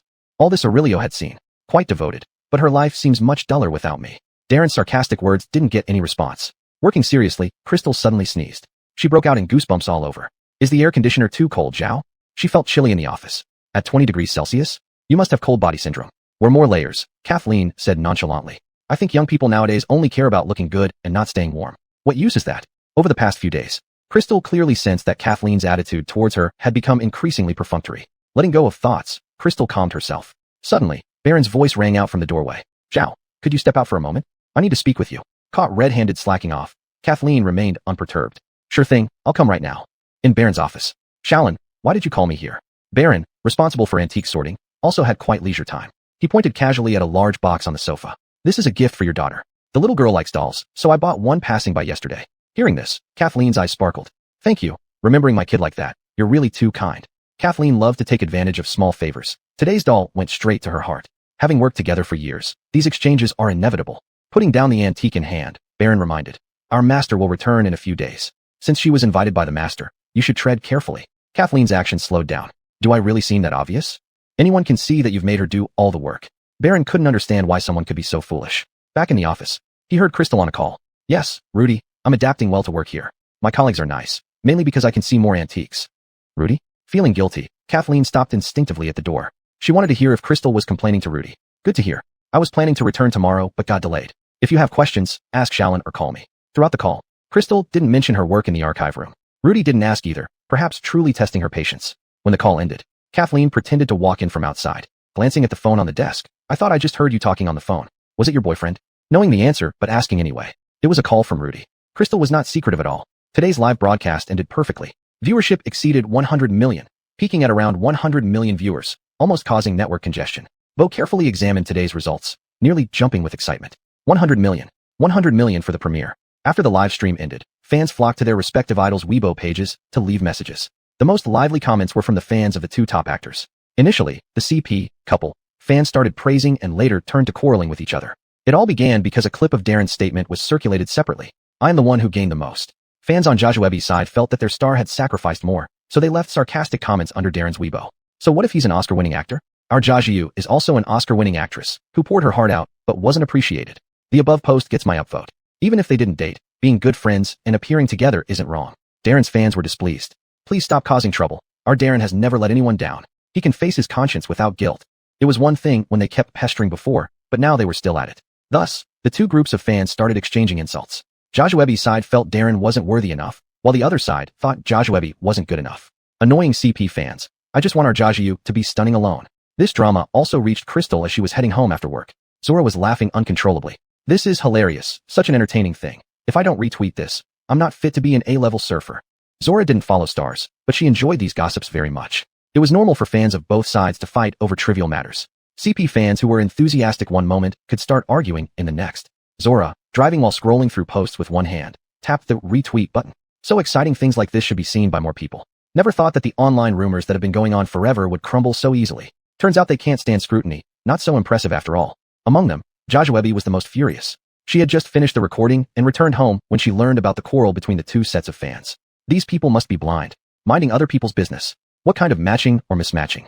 I haven't said anything myself, yet the fans started fighting first.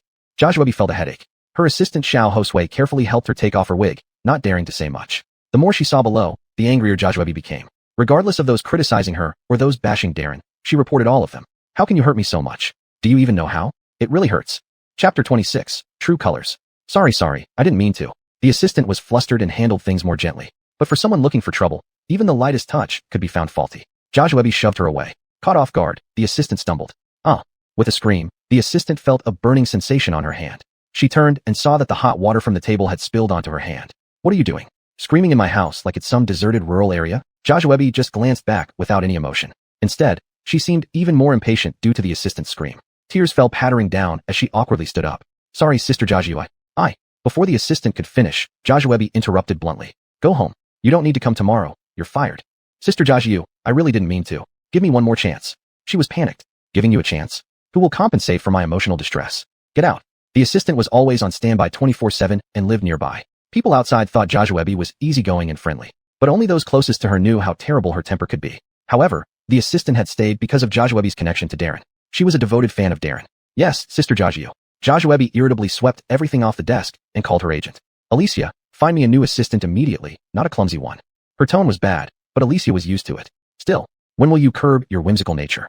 How many assistants have you driven away this year? At this rate, your image will collapse. Joshua's mood plummeted further. As an award-winning actress, would I still fear mere gossip? Though she said that, she did care. Alicia sighed. I'll look for one tomorrow, maybe not so fast. For now, let the production team arrange a temporary assistant. By the way, did you see Weibo? Realizing Joshua's attitude after asking, Alicia understood immediately. I've already contacted PR, but fanning the flames with fans might not be bad. Alicia, Joshua lost her temper. If it wasn't Brother Darren, I wouldn't mind. But why should my fans fight with his fans? Such thoughtless fans. Joshua, the entertainment world is harsh. Dovey probably knows by now. Don't be angry. They talked until past midnight. Zora often browsed the internet. Today, she witnessed such a spectacle for the first time. Look at these two groups of fans. They're quite amusing, making up stories when the artists haven't even commented. Crystal believed in staying out of sight and had uninstalled Weibo today. Why bother? It's all the same in the entertainment circle. Although Crystal said that, her gaze couldn't help but drift over. Zora pretended not to notice, putting away her phone. If you don't want to see it, don't. Out of sight, out of mind, right? Putting away her phone, Zora remarked. If you had become an artist, you'd be a leading actress now. You have a great figure, face, and education, better than Joshua in every way. What a pity. Thinking of being friends with big stars, Zora chuckled. Wake up. Do you think it's so easy in the entertainment industry? Being able to do what you love isn't bad. At least it's free. I don't want to be a goldfish anymore. These days, Darian also called to check on Crystal's work. Lola, why haven't you called Grandpa lately? Crystal was sorting through files while talking to Darian. Coil, I've been busy lately. I'll visit when I have a day off. Her hands didn't stop, showing her efficiency. Yet, someone was still unsatisfied. Joshua, don't make calls during work hours. It won't look good if Joshua sees. Kathleen's voice sounded. Is there something wrong, Lola? Is Grandpa bothering you? No, Grandpa. I'm busy now. I'll call you back later. Just then, Darren came downstairs. Hearing Elaine, he paused for a few seconds. Then, pretending nothing happened, he walked into the dining room. He had returned to the old house last night. You don't even care about Elaine going to work. You really have no conscience. Darren muttered. Why was he finding his grandson less and less satisfactory? Recalling their last argument, Darren remained silent. Elaine is so good. How could you? Coyle, have you eaten? It's getting late. I still have other arrangements after this meal. He deliberately changed the subject. I'm too angry to eat. Darren walked out with his hands behind his back. The nanny looked at Darren eating gracefully in the dining room, then at Darren walking out. After hesitating for a few seconds, she hurried to catch up. Darren angrily came to the backyard. Hearing footsteps behind him, he turned and saw it was the nanny. Sir, there's something I want to tell you. Seeing her hesitation, Darren said irritably. Just say it. Sir, actually, the day young lady moved out, I heard her arguing with Miss Tang outside the villa gate. Joshua, perhaps because of Crystal, or maybe because this Joshua was rumored to be associated with Darren. Darren disliked her, but the nanny wasn't finished. Right after that, young master also came back and argued with young lady. Darren frowned deeper. Why didn't you tell me sooner? Elaine was bullied at our doorstep, and I, as her grandfather, didn't even step out to protect her. Thinking about it made him angry. The nanny was speechless for a moment. Recalling what she had overheard then, she trembled slightly. She dared not tell Darren anymore. After drinking some tea, Darren wanted to ask Crystal via phone, but he feared it would affect her work and finally calmed down. At the City Museum, Crystal held an artifact file and asked Kathleen, Zhao, when will these new artifacts be displayed? Displayed? Where can we fit so many? Crystal had a deep connection with antiques, feeling a familiar warmth. Just as Crystal wanted to ask more, voices were heard from the entrance. Chapter 27, A Good Opportunity. Mr. Jorge, my master was on a business trip these past few days and might not be back for a few more. This was Baron's voice. Master Josue is on a business trip? The person called Mr. Jorge sounded very troubled. I wanted Master Josue to help restore this antique for me. Do you know exactly when he'll be back? Baron passed by the archive room with some people, walking straight toward his office. Crystal wanted to hear more, but couldn't anymore. Kathleen's laughter interrupted at just the right time. It seems like this person came to have Master Josue restore an antique. Since neither Master Josue nor Sergio are around, it looks like only Shaolin in the museum can handle it now. Her implication was clear. This was an opportunity for Baron. Crystal had forgotten everything she said a couple of days ago. She didn't respond, continuing to do her own work. Xiaomu, you said you got this job because you were recognized by Master Josue. Kathleen seemed to remember something. Wait, Master Josue is a restoration master. If someone gains his approval, it must be related to restoration. Crystal admitted it frankly. I know restoration too. A second later, Kathleen burst out laughing. Don't joke around. How could a girl like you understand restoration? Seeing that Crystal didn't argue, Kathleen didn't push further, just smiling without saying anything. About 10 minutes later, footsteps approached the door. It was Baron and Mr. Jorge. Mr. Jorge left. Kathleen immediately stood up and walked outside, watching as Mr. Jorge got into the elevator. She asked Baron, Shaolin, this Mr. Jorge looks familiar. He does look familiar. Baron smiled, but didn't explain who Mr. Jorge was. I heard that Mr. Jorge came here for the antique restoration. Indeed. Talking about this, Baron's smile grew even wider. Now that both my master and senior brother are on a business trip, I'm the only one left in the museum who can handle things. Naturally, such matters fall on me. He wanted to prove himself, to let his master see that even though he entered through the back door, he could still excel in restoration. I told you before, even as a junior disciple, you can do well. Otherwise, how could Master Josue trust leaving you alone in the museum while taking Sergio with him? This must be a test from Master Josue. These words resonated deeply with Baron. You're right, this must be a test from my master. Their conversation was heard clearly by Crystal. Was Baron going to handle the antique restoration on his own? Crystal admired Master Josue greatly, so she knew a bit about his disciples. She had only heard that Master Josue's senior disciple inherited more than half of his restoration skills, but never heard much about the junior disciple. Forget it. She was just an archivist now, not involved in other matters. Better to focus on her job first. Today's recording went smoothly. Yesterday, the host always mentioned Darren, but today Darren made sure his assistant personally informed Bo. His participation in Love in Progress was mostly to get back at Crystal. The more she avoided seeing him, the more he appeared on screen. So she would see him as soon as she opened her phone. Darren succeeded. When Crystal opened her phone, there was a live stream notification. This time, she swiftly swiped it away. After the recording ended, Bo found Darren. Dovey, I'd like to discuss something with you. If you have something, Bo, please go ahead. Bo glanced at Joshua walking in behind him before speaking. It seems that the chemistry between Miss Tang and Xiao Tian isn't sweet enough. The fans feel they lack CP chemistry. Would you consider pairing up with Miss Tang instead? Darren also saw Joshua. Bo, if I recall correctly, Xiao Tian signed a contract with your show. If you switch mid-program, you'll need to compensate at twice the rate. For someone to take such a risk, Darren sensed there was more to this. Bo wiped imaginary sweat. No choice, we have to cater to the audience and fans or face more backlash. Since it's a dating show, lack of chemistry affects everyone involved. Joshua had already come closer. She heard what was said. Brother Darren, Xiao Tian isn't my type. and I really can't act out that kind of ambiguity. She conceded. But Darren wasn't the type to be moved easily. Was this your idea? Darren saw through her instantly. Before she could refute, he added, since the show has started, let's cooperate properly. With that, Darren strode away. Only after he was completely gone did Bo complain. Miss Tang, I'm not unwilling to help you, but I truly can't manage this. Since you know Dovey, try to persuade him. Joshua didn't like hearing that, but considering Bo, she endured it. If I had a way out, I wouldn't be troubling you. What a pity. If Dovey could be the male guest instead of just an observer, the ratings would definitely skyrocket. Ultimately, he had overthought it. In the lounge, the assistant temporarily assigned by the production team was giving her a shoulder rub and back massage. Bites of refreshing fruits filled her mouth. As an award-winning actress with a high profile, she had a private lounge for herself. She didn't need to worry about anyone coming in uninvited. But yet, there came an unexpected visitor. Knock knock. Come in. Joshua gestured for the assistant to stop. She had to put on an act in front of outsiders. Hosway Yu, it's me. Xiao Tian walked in, carrying an afternoon tea set. I saw you didn't eat much at lunch, so I asked the assistant to buy some afternoon tea for you. Xiao Tian was a rising young idol who had been in the same production as Joshua.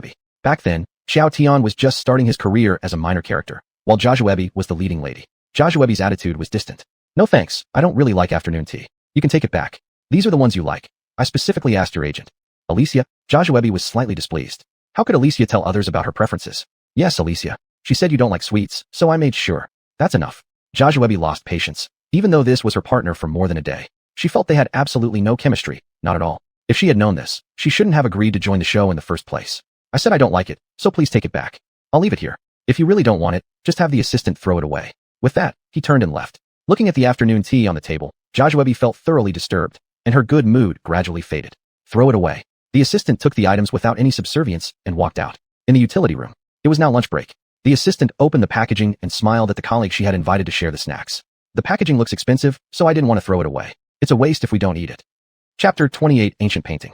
Let me tell you, Eric is really generous.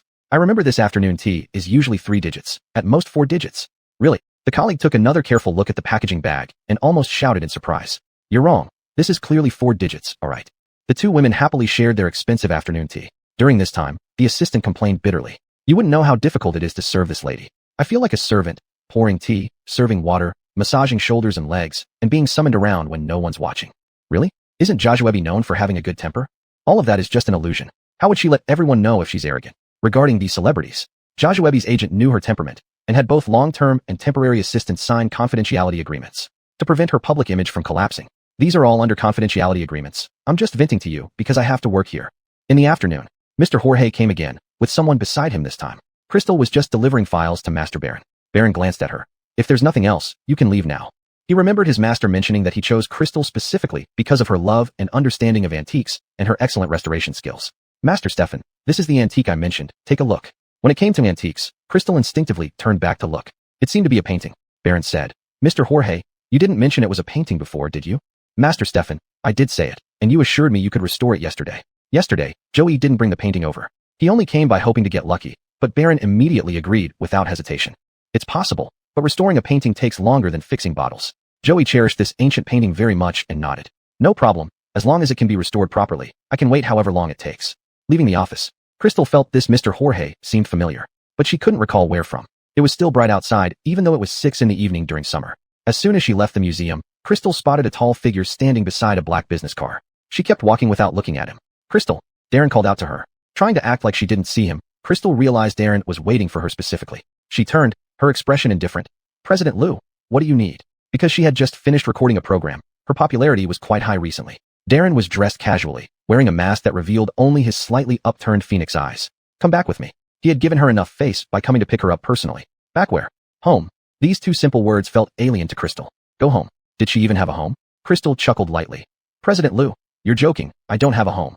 Should I call grandfather? A threat. Pure and simple threat. Crystal hated herself for being useless, because she wasn't sure how to tell the old master about the divorce yet. However, Crystal soon regained her composure. The cooling off period requires us to live separately. It's only 1 more month. Grandfather will find out sooner or later. One shouldn't be too soft-hearted, otherwise, they would be coerced. Darren noticed Crystal hesitate slightly. Did he misread it? Even so, you wouldn't want grandfather to know about our separation, right? Darren seemed to have everything under control. Or shall we have Aurelio pick you up? Her grip on her bag tightened slightly. Crystal bit her inner lip hard. President Liu, must you insist? On what? As long as we aren't divorced, you cannot leave. Crystal found this amusing. Earlier, Darren had been eager for her to move out. Now, after she finally managed to leave, he was trying every way to get her back. Beep. A car horn sounded behind her. Then, the sound of a car door opening was heard, followed by Zora's voice. Sister, what are you doing here? The traffic was terrible on the way here. Come on, let's go eat. Zora naturally ignored the tall figure beside them. She linked arms with Crystal and tried to walk away. Michael has been worried about you. Darren spoke those words. So, Crystal countered.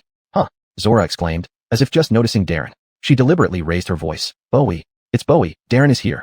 Crystal quickly caught on. She joined in the excitement. Darren, it's Darren. After Darren appeared on a variety show, he became virtually a household name. Given that it was now rush hour, there were many people coming and going on the road. At the mention of Darren's name, many people turned their gazes toward him. It really seems to be Bowie. Someone recognized Darren. His eyelid twitched as he looked in the direction of Crystal. They had already gotten into the car and were ready to leave before anyone could gather around. Damn it, Darren had never encountered such a situation before. Without much consideration, he got into the car as well. The fans who chased after him ultimately only saw the exhaust fumes from the car. Wow, no wonder Bowie is so admired. His driving is really cool. Was that really Darren just now? I can be sure that person was Darren. Aurelio, who witnessed the whole process, held his forehead. Sir, should we head back to the villa or the old house? Villa. He pinched the bridge of his nose, feeling a headache coming on. Sir, do I still need to follow young lady tomorrow? There was a long silence in the car. Just when Aurelio thought he wasn't going to answer, Darren finally spoke up. You don't have to follow her anymore. You can do your own things. Yes, sir. The next day, Darren came again. Crystal still pretended not to see him. I can't tell. Are you nearsighted? Yeah, I can't tell that President Liu isn't afraid either. Today's Darren was more low-key. To avoid being recognized, he specifically drove the cheapest car. He wore sportswear, with a white mask and a pair of black-framed glasses. At first glance, he really did look like a college student. Wrong. I should call you Student Liu, right? Crystal finally walked over, smiling in her eyes. But it always seemed like she was hiding some mischievous plan. When the two were only a meter apart, Darren reached out and pulled her into his embrace. As Crystal was about to speak, he directly shoved her into the car. With a bang, the car door closed. Aurelio drive. His actions were fluid and swift. By the time Crystal reacted, the car was already on its way. Darren, you're kidnapping me. Crystal laughed out of anger, her words becoming jumbled. Reaching up to remove the black-framed glasses, Darren stretched his neck. Chapter 29, Returning to the Villa. Commoner. He sized up Crystal, a smirk playing on his lips. What did he mean by that? Aurelio stopped the car. Crystal turned her attention to Aurelio in the driver's seat, attempting to get him to stop. Ma'am, parking is not allowed here. Pull over then. Aurelio replied formally as usual. Ma'am, this is a no parking zone. The car fell silent for a moment. Crystal was speechless. Don't struggle. Move back in. Darren's tone was indifferent, as if he were granting her shelter as a favor. If it were before, Crystal would have agreed without hesitation. But now, she wasn't the same Crystal anymore. She was lucid and wouldn't follow Darren's steps blindly any longer. I'm staying well at Aisha's place, and we're still in the cooling-off period. Darren had put the divorce papers in the old house's safe. As long as the certificate is intact, we aren't divorced yet. Darren casually crossed his legs, his phoenix eyes fixed on the road ahead. You pressured me into marrying you, and now you want a divorce. It's you who thinks I, Darren, can be summoned and dismissed at will. He became visibly irritated.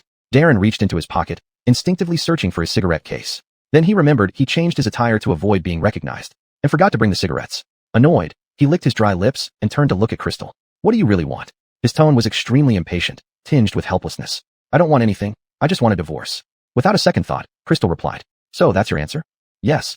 Crystal nodded firmly. From the moment you refused to believe I was pregnant, I decided to divorce you. Mentioning the baby again made her heart ache. She could have had a lovely child. Unfortunately, fate didn't allow it. Darren frowned, annoyed that she brought up the baby again. Do you still plan to deceive me even now? Darren only believed in himself throughout. Their intimate encounters were few and always protected. How could there have been a baby? Crystal felt colder inside, becoming somewhat numb to it. You are so arrogant, believing only in yourself. She gave a bitter laugh. Believe or not, you have the right to know. The car soon entered the villa area. Crystal's luggage was still at Aisha's place.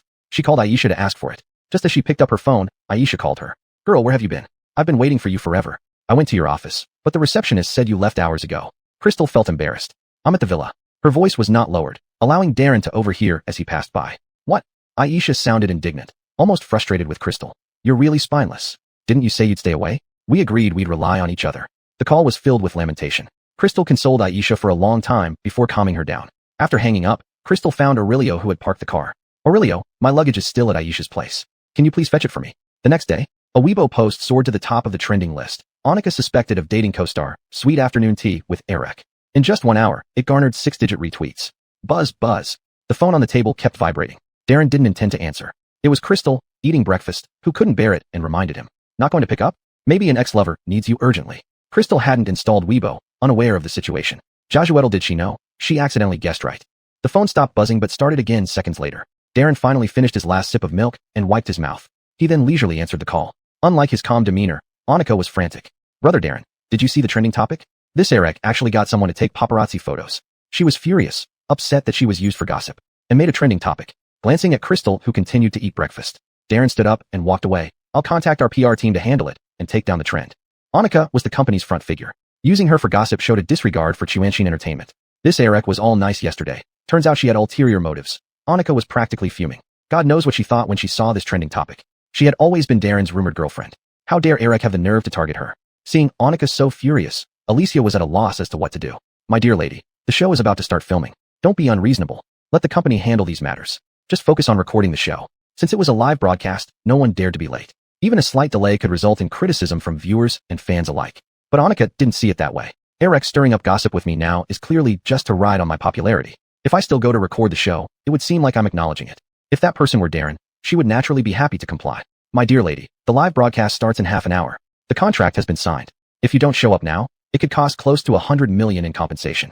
Alicia, do you even consider me human? After being bullied like this, you still want me to participate in the show?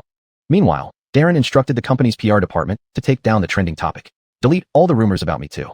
These were the words he carefully considered before speaking. The PR director was taken aback, hesitating before responding. But, Dovey, if we delete this, won't it confirm Miss Tang's relationship with Eric? What about me? When did an artist's fame require sacrificing the boss for its sake? Darren was not only an Oscar-winning actor, but also the president of Chuanshin Entertainment. Yes, Dovey, you're right. You are the boss and shouldn't be sacrificed. The archives in the storage room were nearly sorted out. Crystal's workload became minimal. Sometimes she would wander around the office area. Senior brother Stefan. She was heading to get some water when she almost bumped into Baron. Baron looked grave, merely nodding without acknowledging Crystal's greeting. Xiaomu, don't think you can slack off once your work is done. Work is never truly finished. Kathleen's voice came from behind. What are you standing here for? Chapter 30, I won't agree. I'm here to get some water. Back at the office, Crystal asked Kathleen, Sis, Zhao, I've noticed that senior brother Stefan has been looking worried these past 2 days. It seems like his mood isn't too good. Has something happened at the museum? From her expression, it seemed she was quite concerned about the museum. At the mention of this matter, Kathleen sighed. It's all because of that ancient painting. The restoration difficulty is high, putting some pressure on Shaolin. But don't worry, everything's fine at the museum. Good. Crystal heaved a sigh of relief. This remark made Kathleen retort. Even if something happens at the museum, it's not our place to worry about it, right? Leaving the museum, Crystal instinctively glanced toward the roadside. Darren had blocked the road a couple of days ago, but today, shaking her head, Crystal thought she was overthinking. Why would Darren come here? Madam, Aurelio walked over from the street corner. Aurelio, Master asked me to pick you up. She glanced behind Aurelio and asked, Aurelio, tell me honestly, who exactly decided to send someone to pick me up last time, grandfather or him? Although Aurelio was one of the Liu family, he seemed to have always been with Darren. Madam, I am part of the Liu family. With just this simple sentence, it seemed to give an answer but also did not. It was pointless to ask. Forget it. It's probably best not to ask you about this. Oh, Xiaomu, you haven't gone back yet. Behind her, Kathleen's voice sounded as she slowly approached. Seeing the middle-aged man beside Crystal, she scrutinized him from head to toe before tentatively asking, Who is this? Crystal didn't want to explain too much, but now that they had met, This is our family driver. Hearing this, Kathleen exclaimed in surprise. Your family driver? Your family driver. Startled by Kathleen's reaction, Crystal took a step back. What's wrong, sis? Zhao, is there any problem? Although Kathleen was already over 40 and knew there were many wealthy families in Beijing, those who could afford a dedicated driver generally did not work.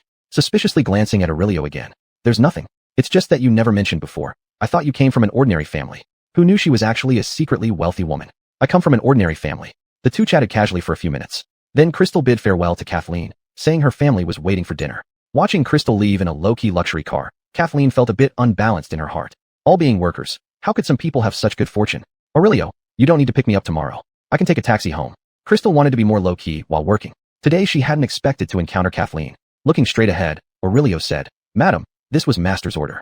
I just follow his instructions. Seemed like there was no other choice. It was quite a distance from the museum to the villa. An hour's drive passed quickly. As soon as she stepped through the door, a tall, familiar figure was sitting on the sofa, working on a laptop in front of him. Without greeting, Crystal tried to go upstairs. Hold on, I need to talk to you. Stopping in her tracks, Crystal waited for him to speak. Are you so unwilling to see me and speak with me?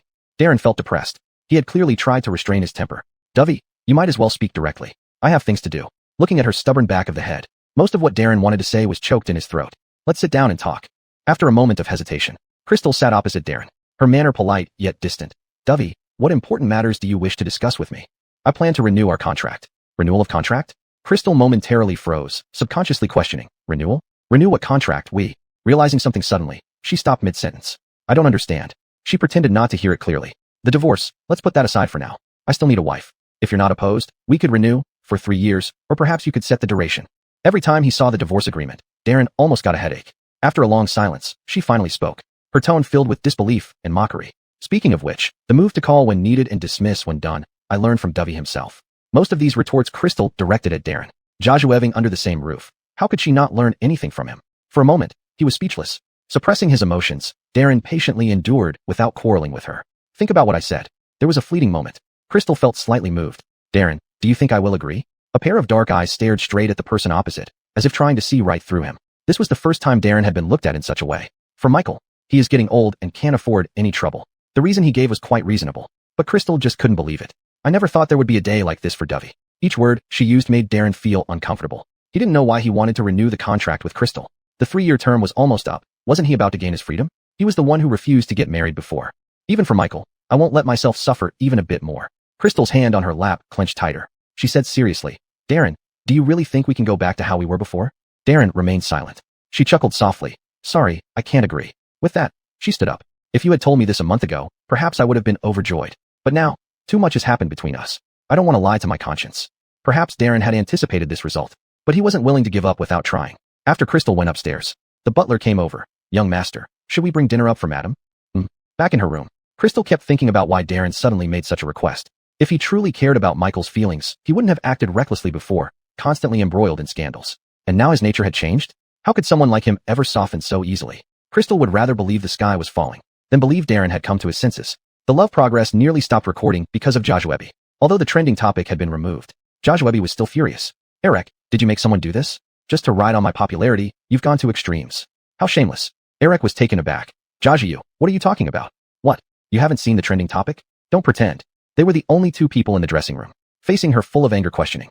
Chapter 31. What a show. Eric still looked as if he were not involved at all. What are you talking about, Josue? Joshua was almost laughing out of anger. Fine. So you're good at pretending, right? Just as Joshua could no longer hold back her anger and was about to curse, Alicia came in. Oh, Joshua, try to keep quiet. This is the lounge. People come and go. It wouldn't be good if someone sees us. Others seeing us. He doesn't fear anything. Why should I? I have nothing to hide. If someone uses me for popularity, I can't get angry. Big sister Alicia, it's really wrong to accuse me like this. I know nothing. I just worked with her. I didn't use her for popularity. Joshua's anger couldn't be suppressed. As a manager, Alicia first considered the reputation of the artists. All right, calm down. The show is about to start. I won't work with him. At this moment, Joshua was like a spoiled lady. Eric seriously said, whether you believe me or not, I had no idea about this matter. If there's nothing else, I'll go out first. Half an hour later, no one knew how Alicia convinced Joshua. She still came for the recording. Today, Darren didn't come. Why didn't we see brother Darren today? Where is he? As a fan of Darren, they hadn't received any notice that Darren wasn't coming to record today. Well, as the only artist in the entertainment circle who never disclosed his schedule. Sorry everyone. Darren was unable to attend the show recording due to his private schedule today. In recent days, Crystal had been accompanied to work by Aurelio. No matter what she said, Aurelio adhered to Darren's wishes. Somehow, she kept bumping into Kathleen. Her attitude seemed to have changed again. Xiao Mu, come clean. Is that really your driver? Crystal didn't understand why she asked this. Kathleen glanced around. Is this your godfather? Don't worry, I won't tell anyone. I'll keep it confidential. These 2 days, after much contemplation, she felt Crystal didn't seem like a wealthy person. But the luxury car did indeed pick her up and drop her off. Crystal found it amusing. Sister Zhao, do I look like someone who's being kept? This Kathleen was even more extreme than Evelyn Joshuaking before.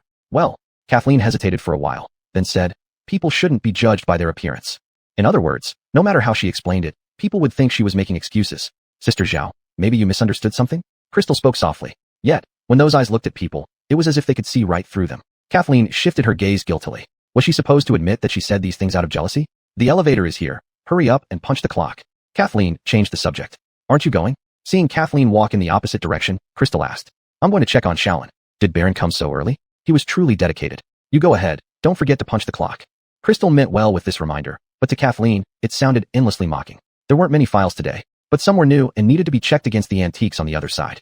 Holding a pile of files, she went to Baron's office. Senior brother Stefan, these files need to be confirmed with the actual antiques. Baron was busy restoring an ancient painting without lifting his head. The items are over there. Go ahead and check. Okay. Holding the files, as she passed by Baron, Crystal casually glanced at the ancient painting. She finally saw its true face. It turned out to be a night banquet painting. In the middle, it seemed to be slashed by something, leaving a tear about 10 centimeters long. Baron's hands didn't look steady at all, almost rough. Senior brother Stefan, you shouldn't use such small tools here. A bigger one should be used. This part needs to be closed properly. Crystal talked on and on. With Baron's clumsy technique, continuing like this would eventually destroy the night banquet painting. A few hundred-years-old artifact. It would be a great pity to lose it. Baron subconsciously stopped his movements. He looked up at her. You know how to restore this ancient painting? I do. Baron was Master Josue's disciple. During the time Master and Senior Brother were on a business trip, he wanted to seize every opportunity to prove himself. However, reality was that this ancient painting was too challenging for him. For 2 days now, he had made no progress. Just now, after hearing Crystal's words, Baron felt as if clear water had been poured into his mind, making him suddenly more perceptive. Very good, very well said. At that moment, a voice of thunderous applause came from the doorway, accompanied by clapping. Master, why did you come back? Master Josue had just returned. But as soon as he entered the museum, he heard that Baron had taken on a job to restore an ancient painting. Master Josue knew exactly what level his young disciple was at. Without stopping to rest, he rushed here and overheard Crystal's comments. He admired Crystal even more. Why did I come back? If I didn't, this precious painting would have been ruined by your ineptitude. Shaolin, how dare you risk damaging the museum's reputation? Master Josue's words were indeed quite harsh. Baron also realized his mistake. Some less capable people always want to prove themselves. But it takes hitting a wall to acknowledge their limitations. Sergio followed in. Master, Shaolin was just eager. Please don't blame him. Humph. Master Josue grunted, nearly losing the reputation he'd built up all his life due to Baron's stubbornness. In the future, learn more from your elder brother. He started from zero too. Don't be hasty. Even without talent, work harder. I understand, Master. Looking at the somewhat messy ancient painting in front of him, Master Josue almost started reprimanding again. Luckily, Sergio acted quickly and dragged Baron out of the office. Girl, you said you can repair this ancient painting? He had heard every word clearly just now. Of course. Previously, Crystal had repaired similar ancient paintings. I think repairing ancient paintings is much easier than antiques. Crystal exuded confidence after her previous remarks. Master Josue firmly believed her. You go ahead. Crystal did not refuse at all. For such a treasured ancient painting, Crystal cherished and admired it greatly. Her desire to restore the painting perfectly couldn't be hidden. After nearly 10 days at the museum, Crystal finally got her hands on the ancient painting. How long will it take you to repair this ancient painting? Master Josue asked casually. Who would have thought Crystal replied offhandedly. It'll be done by tomorrow, very soon. Chapter 32 Restoration of the Ancient Painting. Hearing this, Rudy became even more interested. If he were to restore this ancient painting, it would likely be done by tomorrow as well. Good. He said 3 goods in a row, feeling very pleased. Outside the door, Shaolin, you're really at fault here. Mr. Jorge's ancient painting is no trivial matter. If it isn't restored properly, both the museum and Master's reputation will be ruined. Baron was still somewhat boo-foo cheap, unconvinced. However, with Sergio present, he couldn't vent his frustration. Senior brother, you're right. I am indeed useless. He lowered his head, hiding his reluctance. I got in because of connections. Without my grandfather putting in a good word for me with Master, how could I possibly enter the museum? He knew himself well, compared to Senior brother. At 7 in the evening, Crystal was still working on the ancient painting in her office. Knock knock. Come in. Her expression was focused and serious, completely immersed in the restoration process. Isn't it too late to still be here? Crystal looked up then, seeing that the visitor was Sergio. Senior brother, you haven't gone home yet either. She still wasn't used to calling him senior brother. Similarly, Sergio hadn't adjusted to having a little junior sister yet. How can I go back when you're still here?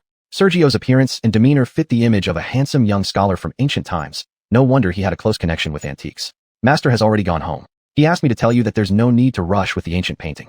It's dark now, so go home early. As a woman, you're not safe going out alone. Crystal didn't mention Aurelio picking her up.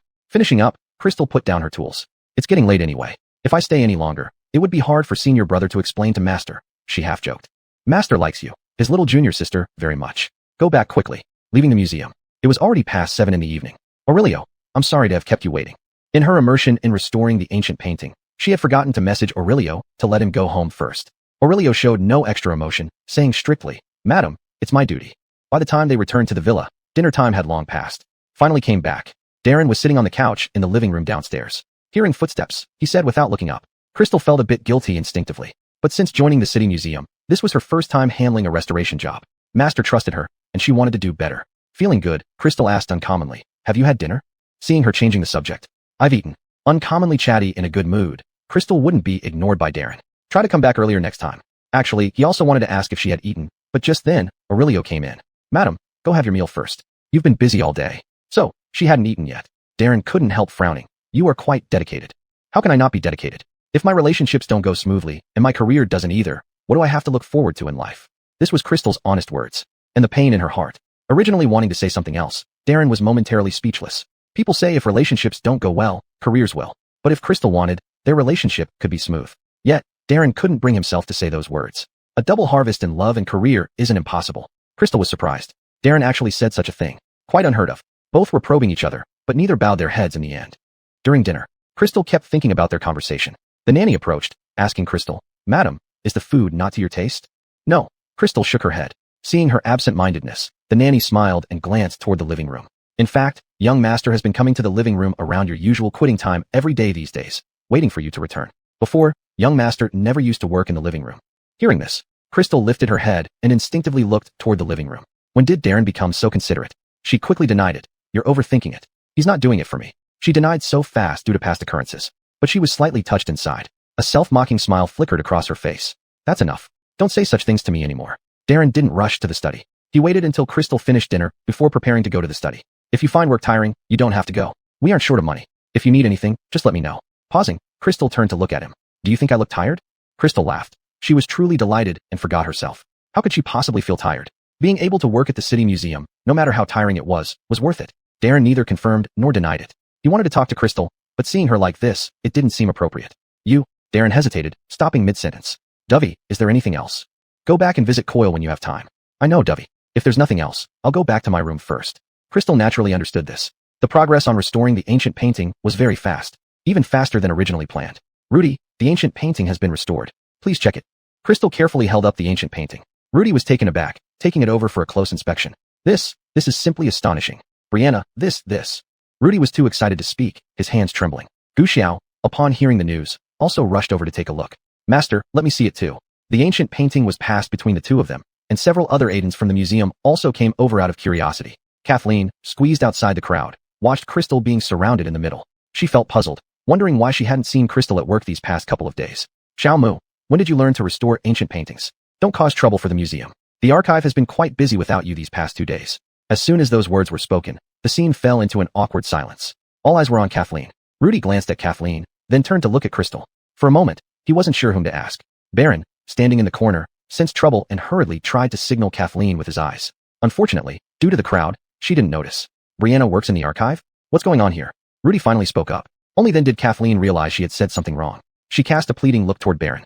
Everyone else was busy with their own tasks and unaware of the inside story. All right, everyone back to your work. There's nothing here. Gu Xiao seemed to have realized something and quickly dispersed the others.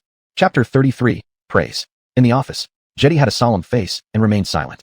Sergio gave Baron a meaningful look, urging him to confess. Just as the tension reached its peak, Crystal stepped forward voluntarily. Jetty, don't be angry. Master, I'm sorry. Crystal's words were interrupted by Baron as he mustered up the courage to stand up. I was afraid of losing my position, so I didn't do a good job with what you asked me to do, and I even had her transferred to the archive room. Jetty snorted. Do you know how close you were to making a big mistake? Do you realize the immense loss it would have brought to our museum if the ancient painting couldn't be repaired? Knowing oneself is the highest virtue. Jetty knew very well what his young disciple was capable of. Jetty, now that it has been restored, please don't blame senior brother Stefan anymore. Crystal wasn't someone who held grudges, nor was she overly kind-hearted. She knew that at her age, one wouldn't believe in someone's capabilities without witnessing them firsthand. Baron lowered his head even further. He hadn't expected Crystal to speak up for him. One should learn from this experience. There are always better people out there. After being reprimanded, Baron was pulled away by Sergio. Only Crystal and Jetty were left in the office. Lola, you did well this time. I apologize for putting you through hardship when you first arrived. Jetty, I thought you were testing me. But working in the archive room seemed like an easy job, so I just treated it as a transition period to familiarize myself with the work environment here. A strong person never complains about their work environment. Hearing Jetty's words, he felt a bit displeased. What? You've called him senior brother. So what's wrong with calling me master? Realizing this, Crystal hurriedly said, Hello, master. Good. Jetty was more satisfied with this disciple than even Sergio. Josh is standing to the faint voices outside the door. Jetty sighed. Your senior brother Stefan, if not for his grandfather entrusting him to me on his deathbed, I wouldn't have let him into the museum. Only then did Crystal understand the relationship between Jetty and Baron. Baron's grandfather and I were university classmates. He was a very righteous man. Speaking of his old friend, Jetty's eyes filled with nostalgia. The boy Baron is too eager for success. He doesn't have the talent, but he does well in other aspects of managing the museum. Master, I don't blame senior brother Stefan.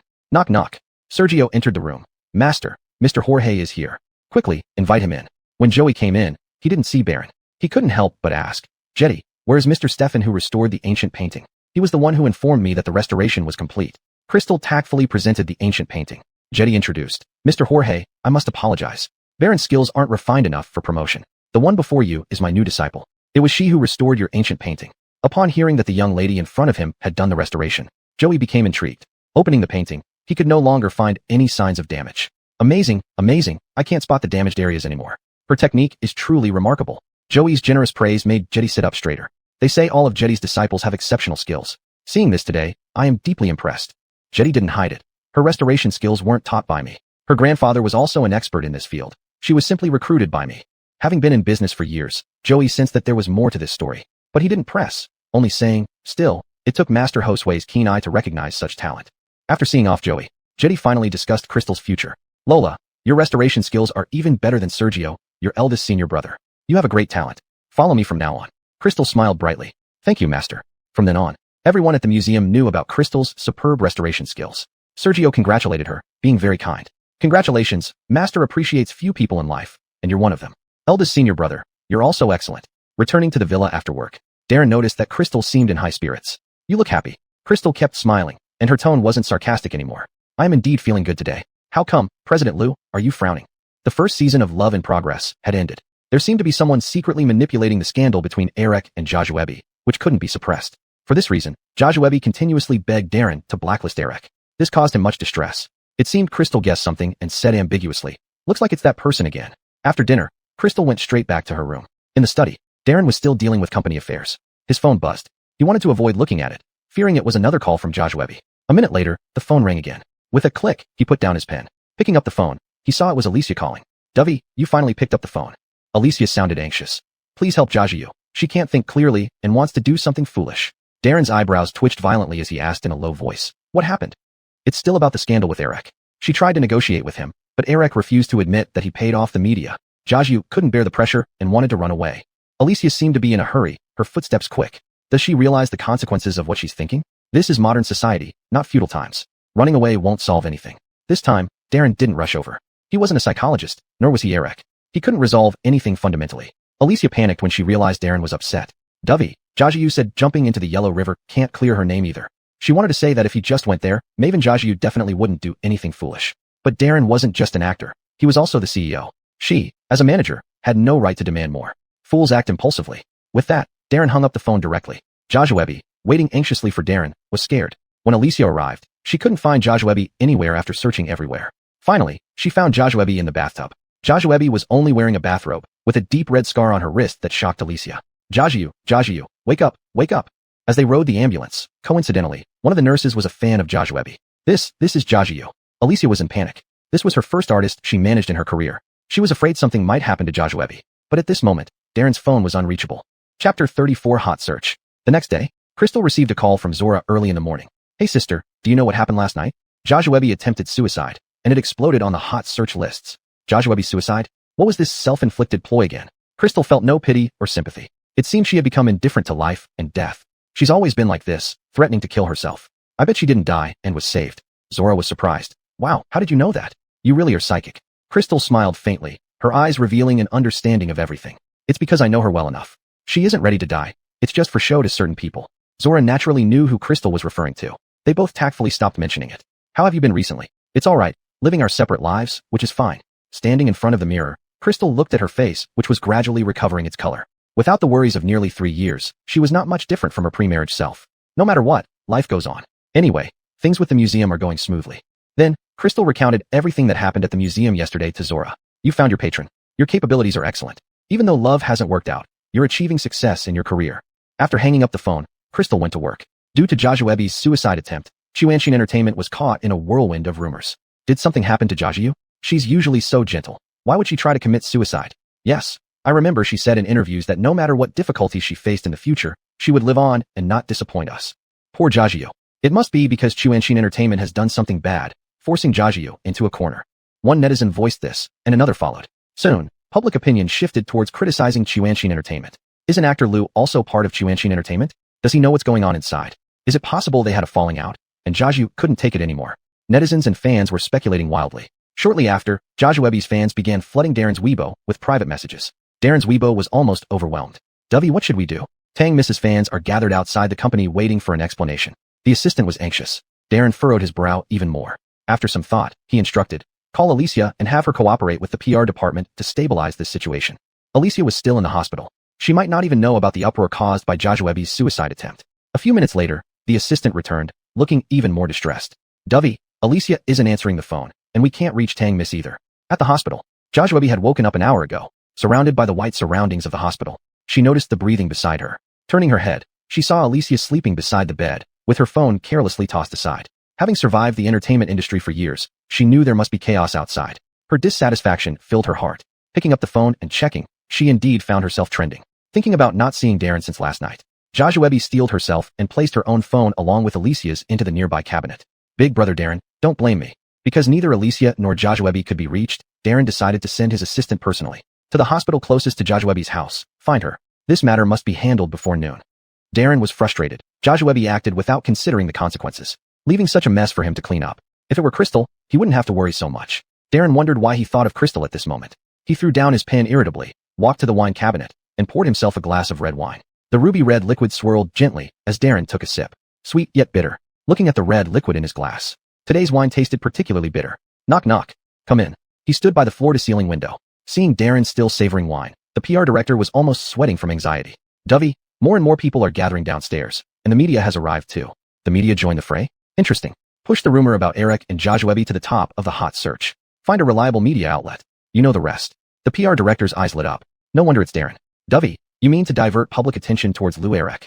Looking at the same tall buildings in the distance, he overlooked the people below like ants. Darren stated matter-of-factly, this is the truth. Since no one knew why Jojoebi had attempted suicide, he decided to reveal the truth. Yes, Dovey, I will handle it right away. Just as the PR director was about to leave, Darren called him back. Wait, Dovey, is there anything else you need? In a while, release a statement under the company's name, clarifying that the company did not force Jojoebi to take any script she disliked, and also my relationship with her. Dovey this. The PR director knew about the unspoken secret between Darren and Jojoebi. Anyone could see that Darren only tolerated her because she was the top star of the company. To bring trouble and loss to the company, are we running a charity? The PR director was indeed intimidated by Darren's demeanor. Yes, I'll take care of it right away.